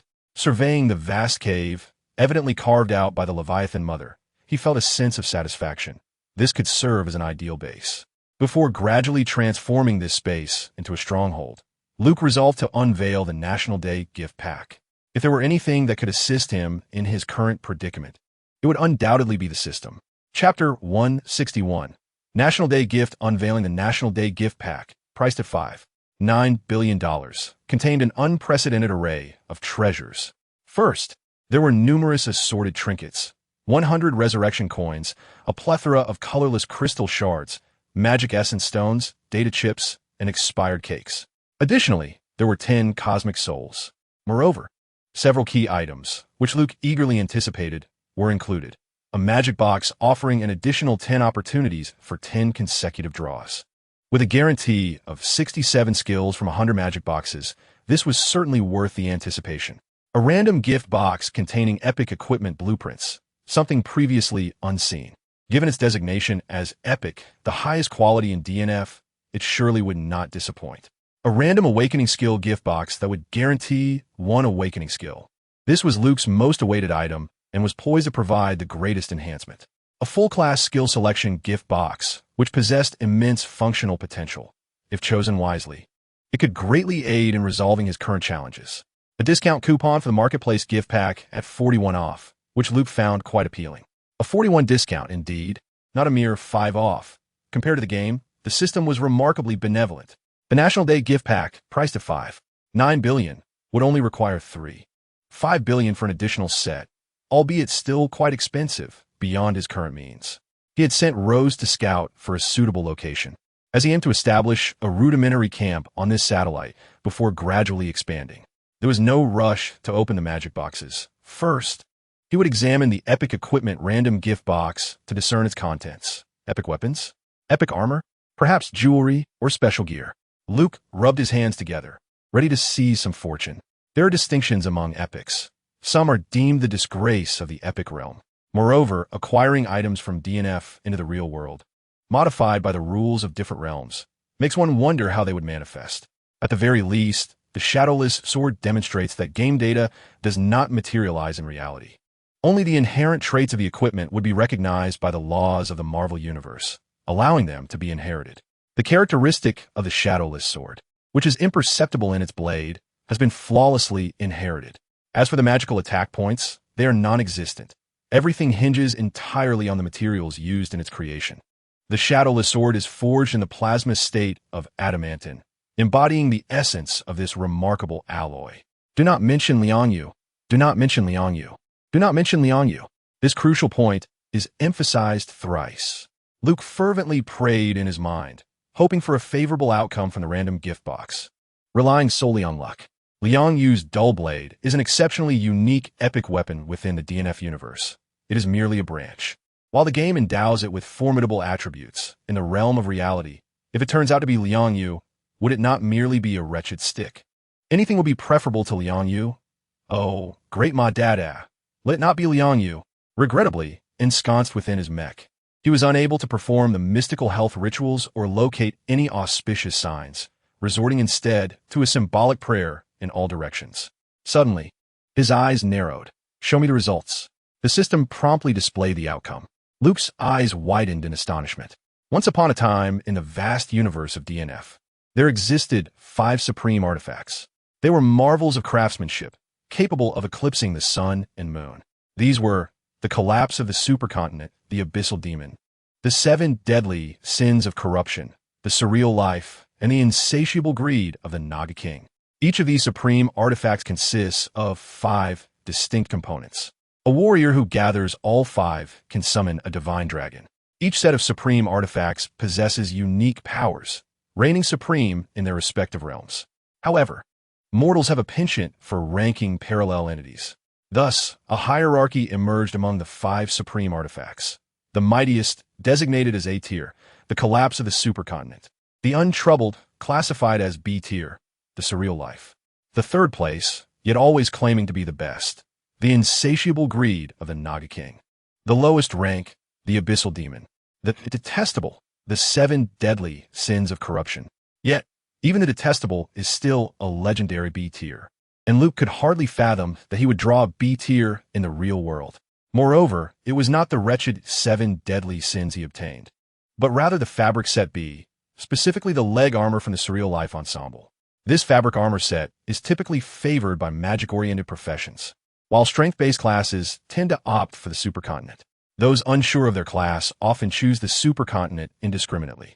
In any case, the Surreal Life lacks the renown of the supercontinent. However, it resonates deeply with Luke. In his previous life, Luke had numerous high-level characters, yet the ones he excelled with predominantly wore fabric armor. Hence, he was well acquainted with the skills of most fabric classes, such as the mechanic, and the mechanic. He had always felt an inexplicable connection to Fabric Set B. Daily, amidst his fatigue, he would grind in the abyss, often acquiring the fabric armor most frequently. This explains why his secondary character, the Sword God, donned fabric armor. Perhaps it was a matter of love for the game. Luke found the entire Fabric Set B, even its name, to be profoundly poetic. The delusions of a paranoid's battle robe, the unwavering narcissist's leg guards, the masquerading boots of personality, the shattered shoulder pads from a parallel universe, the Death March belt. 5 extraordinary artifacts coalesce into one ensemble, aptly named the Insanity Set. Gazing at the design blueprint presented by the epic random gift box, Luke found himself momentarily speechless. The materials specified in the blueprint were an eclectic mix that left him utterly bewildered. Required materials: 1 special item, 3 star cores, 10 remnants of a narcissist, 1,600 cosmic souls, 500 yards of premium fabric, and 1,000 golden crystal shards. Is not the cosmic soul meant for absorption? How can it be utilized as a material?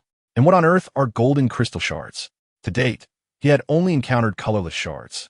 And there were the red ones, which he had inadvertently created himself. Could it be that golden crystal shards are also derived from the colorless ones? Luke pondered, finding this hypothesis somewhat plausible. Where might one procure premium fabric? That remains unclear. It seems such materials exist in DNF. But that aside, what do the remaining materials signify? A special item? Could it be any more vague? Star cores? Does it refer to the core of a planet? Luke found himself at a loss to comment on the remnants of a narcissist. These bizarre materials left him utterly perplexed. Moreover, another issue loomed. His earlier assumption had proven true. Items from the DNF world, upon entering the Marvel realm, would undergo significant modifications dictated by the rules. And this unwavering narcissist's leg guards were no exception. Attributes were entirely non-existent. Strength, intelligence, defense, various skill attack bonuses. None were present. Were it not for the solitary attribute that remained, this so-called epic equipment would merely resemble a pair of ordinary trousers, albeit perhaps with remarkable elasticity. The sole attribute displayed on the design blueprint read, immunity to all mental attacks. Is it worthwhile to craft? Luke was left with a myriad of questions. Chapter 162. The Extraordinary Equipment of Reality. Yuan Fong, what is your perspective? Whenever confronted with a perplexing issue regarding the system, Luke would invariably consult Rotos. A decision that rarely failed him. Rotos, nestled in his aquarium, stirred from his slumber and lazily lifted his eyelids. Speak your tale. Luke rolled his eyes and inquired, what on earth are these materials? A special item? Star cores? Remnants of a narcissist? Do such materials even exist in this world? Moreover, the epic equipment we are to forge, doesn't it seem devoid of purpose? The wisdom of mortals, Rotos declared with a haughty snort. These are tools once wielded by the mightiest of humanity. Each one harbors immense energy, even as they traverse the dimensional barriers and endure assaults from foreign rules. They retain the vast majority of their power, merely expressing it in an alternate form. Are you suggesting that they have compromised with the rules? Reduced to but a single attribute? Is immunity to all mental attacks not sufficiently formidable? Donning this, you could even become immune to my mental assaults, remarked Rotos, hands on hips, with a smirk. I was already immune. We are one and the same. Lest you forget, Luke replied nonchalantly, clearly unimpressed. Due to the system's peculiarities, Rotos' mental control proved ineffective against him. I refer to the intensity of the attack. Even at my peak, if I encountered an adversary adorned with this equipment, my mental assaults would falter. Its purpose is to liberate you from all mental and psychological influences, even that mind stone you mentioned last time. Upon finishing, Rotos closed his eyes, shrouded in mystery. Is it truly that formidable? Luke exclaimed, astonished. Not even afraid of the mind stone? His expression then soured as he pondered. But how am I to gather these materials? Where do I even begin? Apart from the cosmic soul and the golden crystal shards, he had little inkling regarding the other materials. Since they have manifested, it is certain that such items exist in this world, Rotos asserted with conviction. Do not underestimate the power of the system, young one. You know nothing of strength. Dare to challenge me, and I shall have Amy and the others roast you. You are of no further use. Luke cast a sidelong glance at Rotos. Ahem, Rotos cleared his throat. Let me elucidate this special item. It refers to any extraordinary item within this realm known as Marvel. crafted from this very essence. It must possess immense power. For instance, the Infinity Stones meet this criterion. The Infinity Stones? Luke's expression turned to one of surprise, realizing what was meant. You want to use the Infinity Stones as materials to craft a pair of pants? He was momentarily at a loss for words, uncertain of the worthiness of such an endeavor. Although he currently lacked one, he felt he had already secured a Mind Stone. If all went according to plan, Christina had procured it for him. He had specifically instructed her to do so. Initially, the Avengers were entirely oblivious to the true contents of Loki's scepter. In the original narrative, following the Battle of New York, the scepter was carelessly discarded by S.H.I.E.L.D., only to be covertly relocated by Hydra from S.H.I.E.L.D.'s own warehouse. This set the stage for the subsequent plots of Captain America, The Winter Soldier, and Avengers: Age of Ultron. Luke had long prepared multiple contingencies, wary of any deviations that might prevent him from acquiring the Mind Stone or the Space Stone himself, thus entrusting Christina to accomplish it on his behalf. She was fully aware of his grand design. At this juncture, if all went as planned, the Space Stone would remain out of reach, but the Mind Stone, he mused, was certainly in Christina's possession. This was one of the reasons he had so readily handed the scepter to Black Widow to close the door. On one hand, he genuinely wished to shield those he cared for from any entanglements, even at the cost of personal losses. On the other, he trusted that Christina would secure the scepter. Lastly, his spider sense had been remarkably quiet at that moment. Given these conditions as a premise, why not choose to become a universally recognized superhero when such a splendid opportunity presented itself? Upon his next return, he could have achieved a state of perfection. Who would dare to speak against a superhero who had saved the world? Luke believed he had played his cards exceptionally well. So far, his plans had unfolded smoothly, warranting a commendable score of 85 out of a maximum of 85. While Luke's thoughts wandered, he heard Rotos continue, depending on the special item you select as the core. The epic equipment you ultimately forge will possess considerable flexibility in its capabilities. If you choose the Mind Stone, the resultant equipment will confer both immunity to mental attacks and the power of mind control associated with the Mind Stone.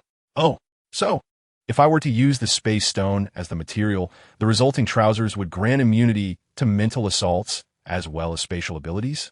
Luke inquired. Precisely. Moreover, the equipment you create will be bound to your soul. No one, but you can wield the item you crafted with your own hands.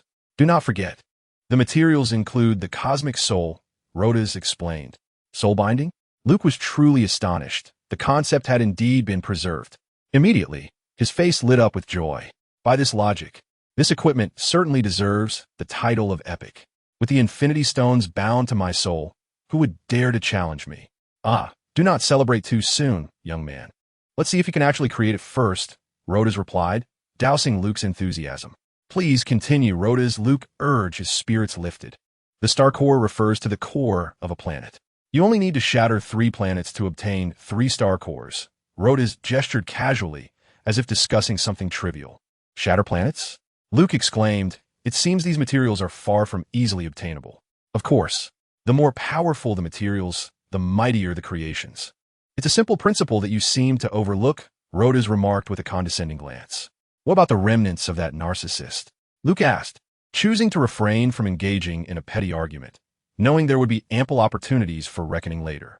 It is a crystallization of concentrated mental energy, which you must find a way to collect. The prerequisite is that the collector must be a quintessential narcissist. How to gather it is not my concern. You must devise your own method. Rotos waved dismissively, ready to drift back to sleep. Narcissist? Luke suddenly thought of someone. One last question, he said, raising a finger.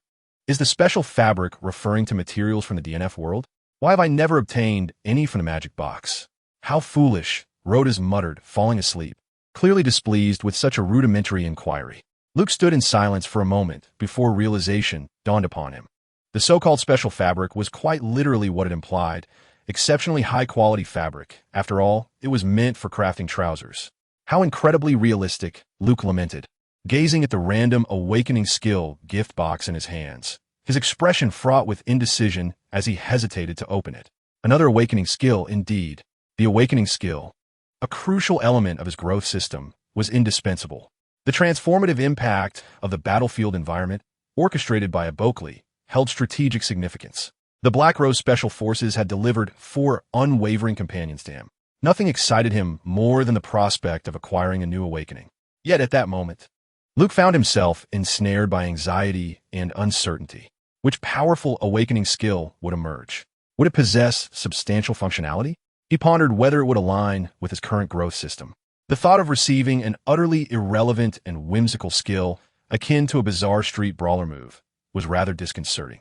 From a practical standpoint, Luke most yearned for an awakening that would seamlessly integrate with his existing growth system, undoubtedly propelling his strength to new heights. Presently, his skills were primarily derived from 3 job classes: the gunslinger, the male blade master, and the female sorceress, alongside a few abilities from various older mentors. He quickly assessed in his mind that any awakening from the blade master class would be acceptable, as they were all formidable. For instance, the storm style of the supporting class sword saint or the 7th demon of the phantom demon cry, known as the fearsome god Rashu, which sounded exceedingly impressive and wielded immense power in the game. He wondered how effective it would be in reality.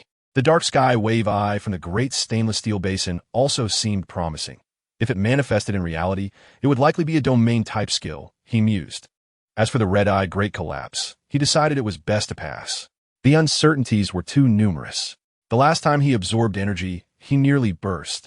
And the red-eyed awakening also focused on absorption, the core philosophy being to consume. Until he grasped the underlying principles, Luke resolved to maintain a safe distance from red-eyed skills. Safety first. Even if he drew one, it might prove useless. If he were to express his preference, it would undoubtedly be for the first awakening of one of the 8 prestigious gunslinger classes. He had already acquired those of the male ammunition and female mechanic, leaving 6 gunslinger classes remaining. In terms of genuine value, only 4 stood out. Wong the Great Gun Satellite Ray and Wong the Little Sister's Ancient Particle Cannon were both absolute high-tech marvels. Drawing either of these would be a significant windfall. The female ammunition's EMP magnetic storm device could also be advantageous, functioning as an oversized grenade. However, its production cost was likely high, being a disposable electromagnetic attack with a relatively narrow application range. As for the male eel and female mantis, they were best left aside. Their awakening skills were ostentatious, yet impractical, merely small pistols firing BUBB. Male and female roaming, but we look so good. Male and female street brawlers. Watch your words in the sewers. Lest you be cut down. Planner. The red-eyed is too powerful. Let us tone down the sword soul. Regarding the matter of Gaibwa, Luke mused that luck would hardly favor him. Given the nature of the system, such formidable gifts would certainly not be bestowed upon him at this juncture. He had discerned that this damned system seemed to harbor its own schemes, delving deep into its convoluted machinations. Rotos, it appeared, was merely an accomplice. The shadowy puppeteer behind it all was becoming increasingly apparent to Luke. Nevertheless, pondering such matters proved futile. He was already ensnared in this treacherous vessel. Instead, he resolved to contemplate the future and prepare for unforeseen circumstances. For instance, he could direct his resources towards the vast repository of knowledge within his mind. Knowledge, after all, is a form of thought, and thoughts are impervious to bullets. Luke acknowledged his own cunning nature. Among the female magic users, the summoning card of the Apostle Caecilius was undoubtedly the strongest, without exception. If he could summon a manifestation of Caecilius, it would be far more reliable than the hapless Rotos. However, Luke feared the possibility of drawing duplicate skills. After all, there were only a limited number of awakening skills, and the likelihood of encountering duplicates was quite substantial. Although skill levels could accumulate and enhance effects upon advancement, nothing was as pragmatic as acquiring a new skill. Alas, overthinking was of no avail. Since it was a random gift box, the outcome was beyond his control. Shaking off the chaotic thoughts and suppressing his anxious feelings, Luke closed his eyes, gritted his teeth, and drew. Moments later, he opened his eyes in astonishment. What? This skill. Skill book. Transformation into Baena. The female mage's advanced class, one of the 4 little battle mages, known as the Fighting Lowly, growing stronger with each battle. Dragon Tooth and Walt Stick were her fundamental skills. Upon awakening, the Fighting Lowly was referred to as Baena, the battle goddess, successfully evolving from a little girl into a mature lady. This outcome was reluctantly acceptable. Regrettably, the male and female gun awakening he desired most did not materialize. However, at least he had not drawn a ridiculous skill. Luke recalled that the fighting lowly's first awakening was indeed powerful.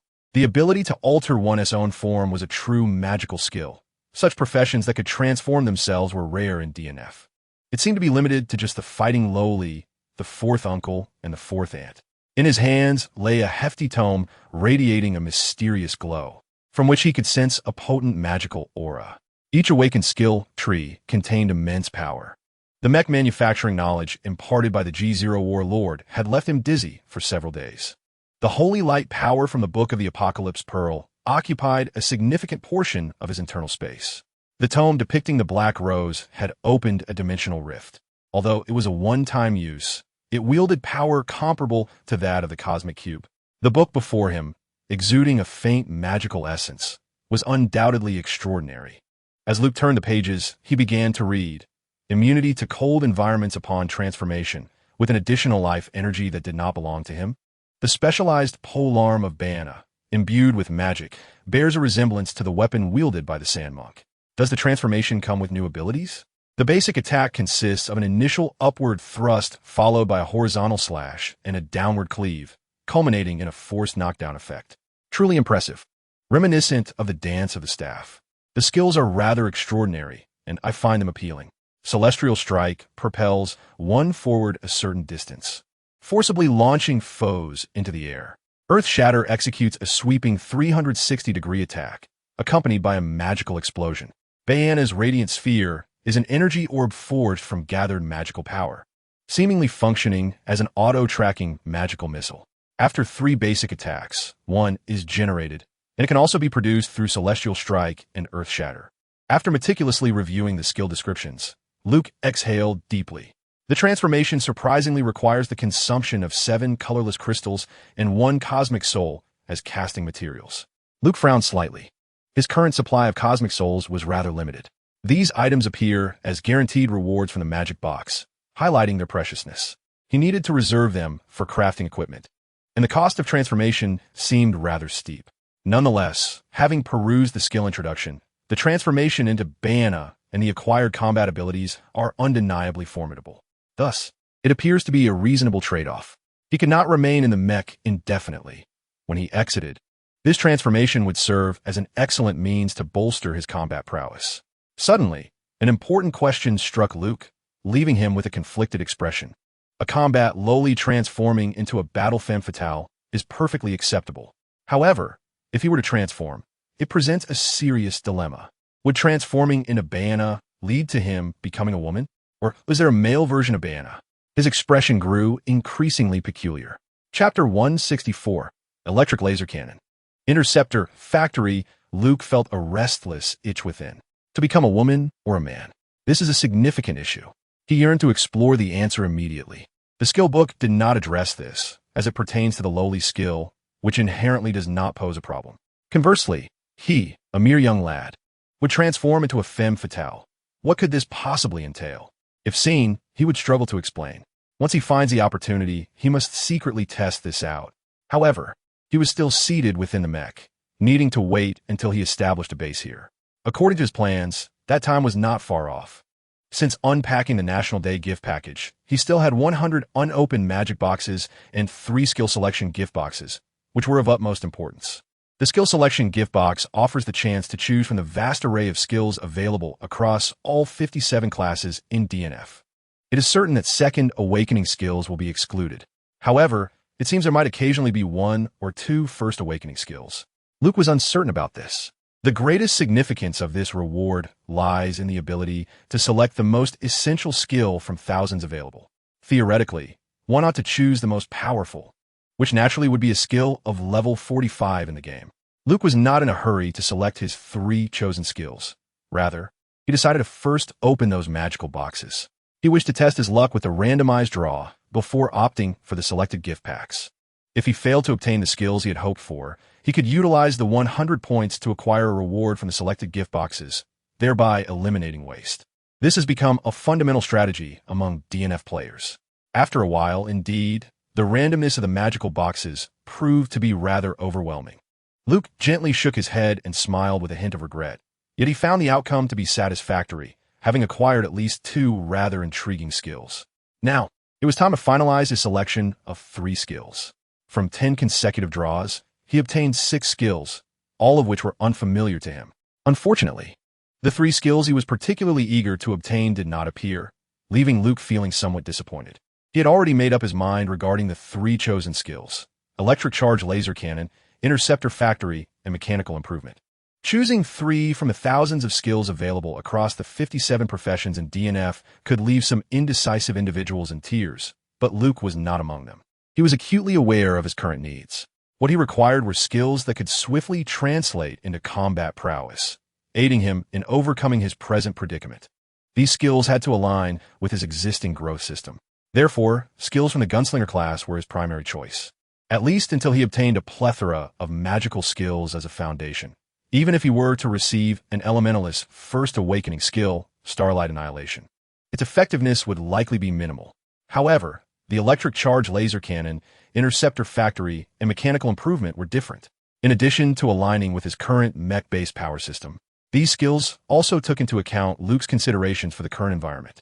Electric charge laser cannon, a blueprint designed to create an energy weapon powered by colorless small crystal blocks, which unleashes a powerful laser beam upon charging.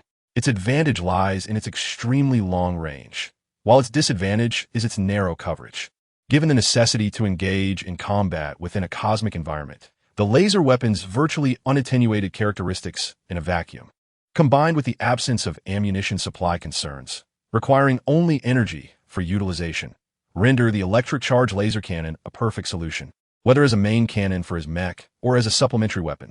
It could even be constructed on a grand scale, using a planet as a foundation, to serve as a planet-destroying cannon, primarily targeting the 2 lurking Chitauri motherships. This notion is not difficult to realize. The amplification of equipment is a task that Christina has mastered. Once she obtains the blueprint, she should be able to complete it swiftly. Interceptor Factory, a facility designed to produce interceptors continuously, powered by colorless small crystal blocks. In Luke's vision, he intends to enhance the Interceptor Factory to create something akin to the Terran carriers from StarCraft, continuously producing small aircraft to replenish an unending supply of troops on a battlefield, capable of mobile operations while also forming a hornet's nest-like cluster, exhibits an extraordinary tactical flexibility. This strategy was devised by Luke in response to the Chitauri's human wave tactics. In terms of quantity, he was determined to demonstrate to his adversaries who truly possesses the greater numbers. To realize these 2 concepts, ground-based annihilation cannons and human motherships, Luke subsequently finalized a 3rd skill, mechanical enhancement. In the game, mechanical enhancement serves as a buff skill for engineers. Past experiences have taught him that, influenced by the constraints of reality, such skills, when transposed into the Marvel Universe, often manifest in the form of knowledge. Upon reviewing the skill description, he confirmed his suspicions. Mechanical enhancement elaborated on the more comprehensive mechanical modification techniques of celestial engineers, encompassing the most cutting-edge and advanced technological philosophies. This could easily be regarded as a comprehensive treatise on mecha engineering. In the past, although Luke understood how to construct machines such as the Tempest, G0 Warlord, and G3 Predator, the relevant knowledge provided by these blueprints rendered him an expert in mechanical engineering, knowledge that even Tony Stark envied. However, Luke was acutely aware of his limitations. Compared to a true genius like Tony, whose erudition spanned vast domains, his expertise in mechs was narrowly confined to a singular aspect.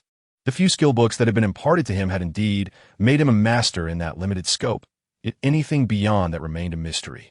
His existing knowledge resembled a source of water without origin or a tree without roots, a precarious edifice lacking a solid foundation. It was akin to someone capable of solving the Goldbach conjecture, yet unable to tackle a simple quadratic equation. This created a rather awkward predicament. Mild modifications to mech presented no challenge to him. For instance, implementing a transformation feature based on existing designs was entirely within his capabilities. However, creating something from scratch exceeded his proficiency. Relying solely on this limited skill set would undoubtedly prove inadequate. Profound technical expertise and a solid foundational knowledge were necessary to innovate and draw parallels. Mechanical enhancement would serve to fill this gap in his knowledge. Henceforth, his foundational knowledge would become as robust as Tony's, enabling him to design an entire set of mark armor from the ground up. Thus, the 3 self-selected skills were established. In truth, Luke was not entirely without hesitation. The operational potential of the self-selection gift box was immense. He had contemplated whether to upgrade the psionic shield, as each level would double its range and strength, inevitably leading to a divine technique. Ultimately, the decision against the psionic shield was straightforward. Luke believed that now was not the time for retreat. A defensive strategy was not applicable. What he required was to carve a bloody path out of the Chitauri star system and charge forth, rather than languishing in that cursed place indefinitely. Completing the G-series of mechanics was an option.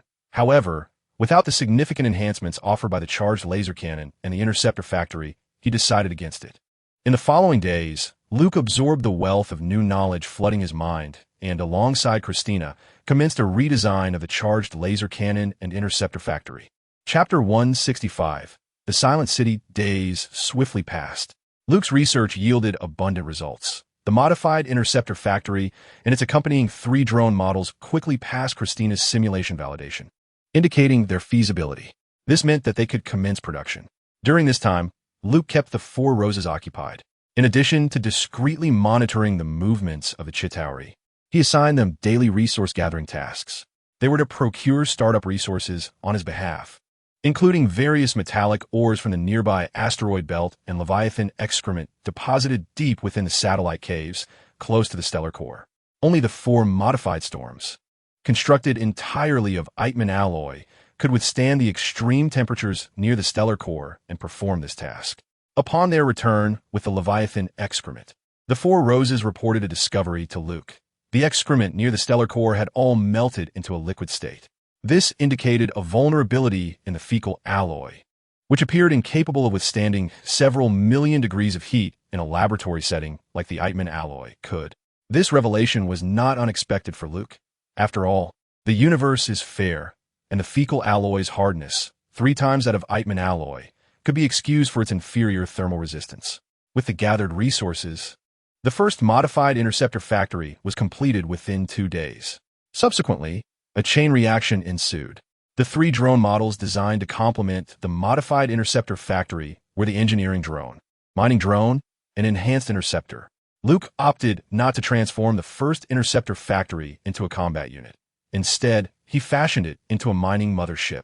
He had long coveted the efficient mining operations of the fully automated drone swarms utilized by the Chitauri in the asteroid belt. Now, he had his own mining mothership, and it was time to set it to work. Luke did not allow the mining mothership to venture far. He initiated mining operations in a nearby asteroid belt abundant in resources. Christina estimated that this belt could sustain an enormous mining fleet for years of uninterrupted, round-the-clock operations. According to Rotos, these resources were regarded as food reserves by the Leviathan Mother, having thrived in the Chitauri galaxy for thousands of years. The Leviathan Mother once inhabited a much more expansive star region, rich in even greater quantities of asteroid belts, all of which had been consumed. Rotos mentioned that even without their arrival, within 2,000 years, the Leviathan Mother would begin to migrate in search of new food sources. Indeed, prior to that, it would voraciously consume all the planets within the Chitauri star system, including the misty Chitauri homeworld. The appetite of the Leviathan core is insatiable. A modified interceptor factory, capable of traversing the cosmos, began its relentless operation in the mining sector, working around the clock. The variety of ores collected was extensive, meticulously gathered according to Luke's specifications, and once fully loaded, they would be dispatched back to the base. Moreover, during the collection process, the mothership continuously produced new mining drones internally, seamlessly integrating them into the mining fleet, thereby exponentially enhancing its efficiency. In situations akin to that of the slaughtering farmer, even if all mining drones were to be obliterated by Luke's mining mothership, as long as the mothership could escape, it would swiftly manufacture new mining drones from the pre-stored materials and relocate to continue its operations elsewhere. Luke could proudly declare that no one could undermine his harvest. Out of his mischievous delight, with each new mining drone produced, the mothership would announce, SUV ready.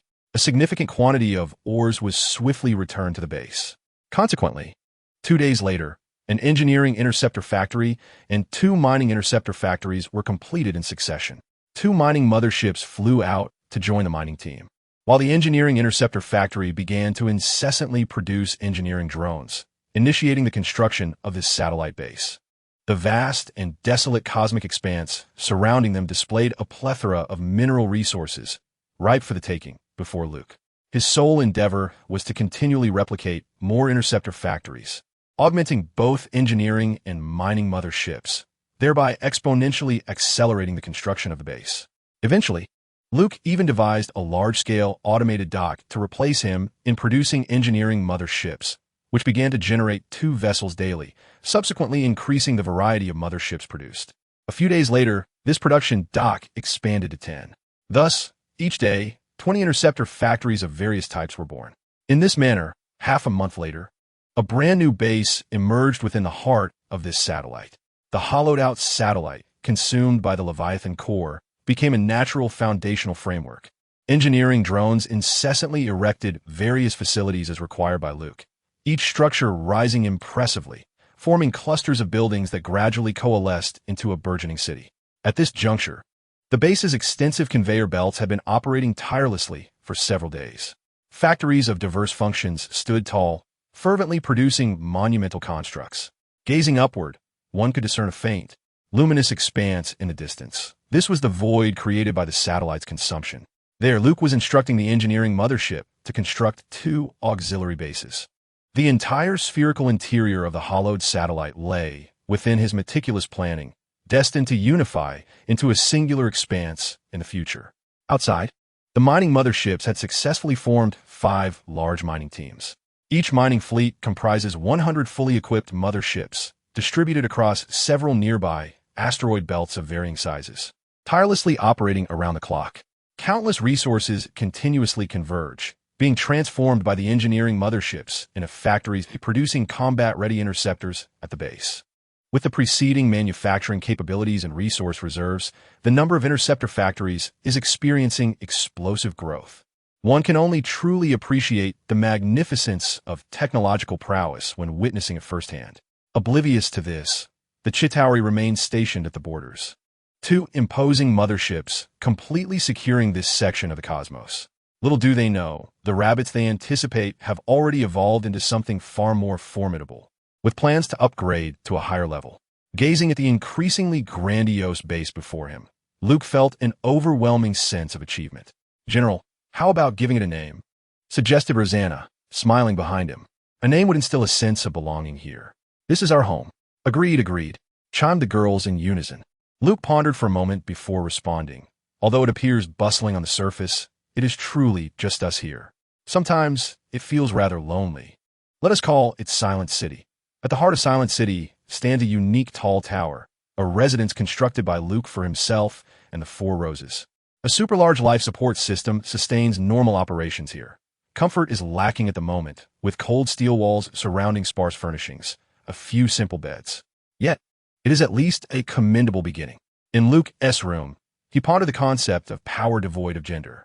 To delve deeper into this matter, one must possess extensive knowledge of the apostles.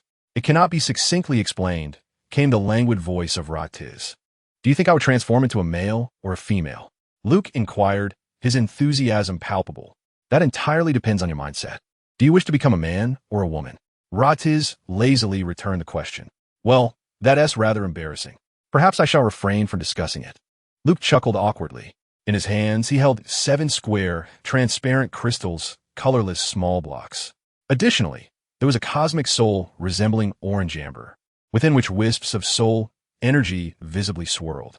Such transformations must remain a secret from the 4 chatty girls outside. Otherwise, he could become a subject of their ridicule. Thus, he stealthily locked himself in his room, whispering to himself, "Come forth. Moon prism power, transform." No, that's the wrong line. Bayana, transform. Chapter 166. Bayana's transformation. The surroundings were eerily quiet, with only Luke's fluctuating breaths breaking the silence, creating a slightly strange atmosphere. Before him stood a mirror, reflecting a dramatically altered version of himself, his mouth agape, breath quickening, as he stared in awe at his own image in that moment. To his astonishment, He had indeed transformed into a being of a different gender. It was evident that his entire physique radiated a noble golden hue. It appeared as though he was a corporeal manifestation of concentrated energy, taking the form of a humanoid figure. His countenance was flawless, utterly impeccable. His figure was slender and elongated, with proportions that were undeniably perfect. Cascading down his shoulders were two delicate tails of orange hair, each emanating a golden luminescence akin to that of his skin. Every inch of this body was devoid of any blemishes. Why did Luke know this? Because he realized, to his utter disbelief, that after his transformation, he was inexplicably devoid of clothing. It had vanished without a trace. When the figure in the mirror appeared, the aura of unparalleled nobility stirred something within him, even causing his own heart to race. This was the essence of a higher life form, naturally exuding an enchanting presence. Clearly, this visage was not of an ordinary human. Only those bright, shimmering eyes, sparkling like the stars, reflected Luke's astonishment and excitement. After a moment of stunned silence, Luke hesitantly reached out to touch himself. Good heavens, is this real? He gasped, utterly flabbergasted. The tangible sensation in his hand sent his mind into a whirl. No, definitely D. This was not a question of choice, but one of certainty. The tactile feedback was unmistakable. After a brief pause, Luke, still in disbelief, ventured his hand downward. Goodness, this is astonishingly lifelike, he mused, feeling a wave of disorientation wash over him. At that moment, he seriously doubted that if this form were not entirely composed of energy, he would undoubtedly be bleeding from his nose. Gazing into the mirror at his exquisitely beautiful face, adorned with a most peculiar expression, Luke's emotions grew increasingly complex. Yet his hands remained restless. Touching oneself isn't illegal, is it? Luke mumbled with a twinge of guilt. Nearby, Lotus pondered seriously before replying. Only if it's in a game. Luke felt overwhelmed, struggling to catch his breath. It must be the lack of ventilation in this room. Yes, that is certainly it.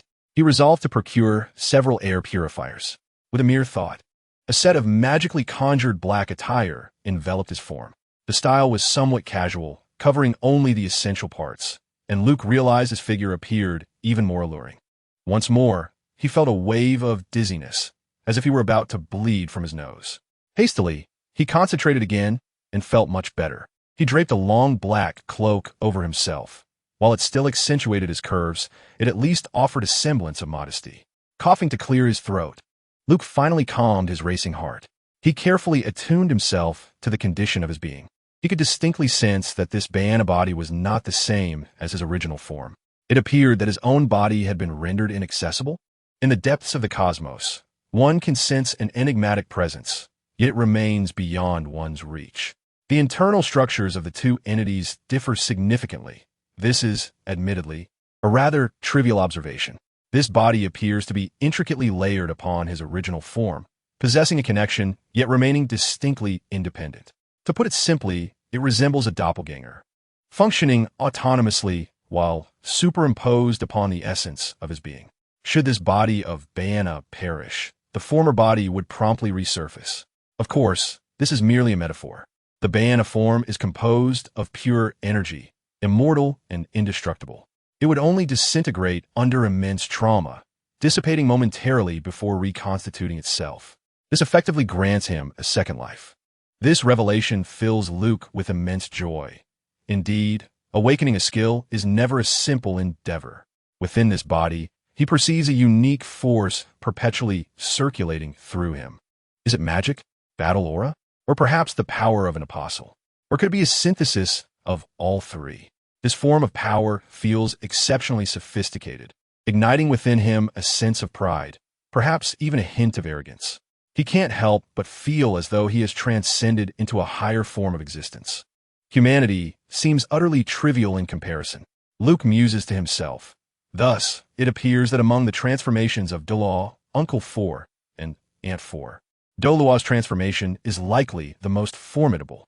The power of the apostle is evidently more advanced, while Uncle 4's transformation draws upon demonic energy, and Aunt 4's taps into original sin. The latter two seem to pale in comparison to the apostle's might. As Luke contemplates these matters, he cannot resist extending his delicate, graceful claws to explore the secrets of his own body. Unbeknownst to him, this transformation has triggered a series of unforeseen repercussions across distant star realms. Asgard, the domain of deities, is the epicenter of power among the 9 great worlds. Under the reign of King Odin, the gods of Asgard vow to safeguard the peace and tranquility of these realms. Recently, Thor, the god of thunder, who had just participated in the Battle of New York on Earth, has been tirelessly traversing the other worlds, addressing a succession of emergencies. The tranquility that had persisted for millennia across the 9 worlds has been disrupted, with each realm becoming increasingly tumultuous, as if influenced by a mysterious force lurking in the shadows. Odin dispatches Thor to investigate, yet each endeavor yields no results. Thor constantly yearns for his beloved Jane Foster on Earth, engaging in daily conversations with Heimdall on the Rainbow Bridge. Today is no exception. The magnificent Rainbow Bridge radiates with brilliance, and in an instant, Thor strides forth, confidently wielding his mighty hammer. He has just returned from the realm of the dwarves. Heimdall, the imposing guardian with his formidable stature and resplendent armor, stands resolutely with his sword, his gaze fixed intently upon Thor. A closer look reveals that within Heimdall's luminous eyes flows a dazzling galaxy, for he is the god of dawn in Asgard, endowed with the divine ability to hear all and see all. Unlike any other day, Thor returned, and Heimdall took the initiative to speak. Thor, I have seen the person you seek. Who is the person I am searching for? Thor replied with a hearty laugh, casually toying with his hammer as he strolled over. How has your day been, Heimdall? Heimdall responded calmly. It is the child from Midgard. At this, Thor's smile swiftly faded, and he asked in astonishment, What? You have seen Luke? He is not. No, it is evident that he is still alive. I firmly believe in what I have witnessed, Heimdall asserted with unwavering conviction. Thor paused for a moment, a smile re-emerging, though tinged with confusion. What is happening, Heimdall? Why had you not seen him before? And now, Heimdall fell silent for a brief moment. There seems to be a force surrounding him that obscured his presence. When you asked me to search for him, I traversed the vast starry seas beyond the 9 realms, yet I could not find a trace of him. Hence, we presumed he had perished. Thor nodded, a sense of urgency in his voice as he inquired, Can you ascertain his whereabouts? Heimdall's tone grew slightly grave. Just moments ago, I caught a fleeting glimpse of him. However, in the next instant, he vanished from my sight once more. But I am certain of his location. I can transport you to him. No, Thor exclaimed joyfully. I must immediately relay this news to my friends. They will be overjoyed.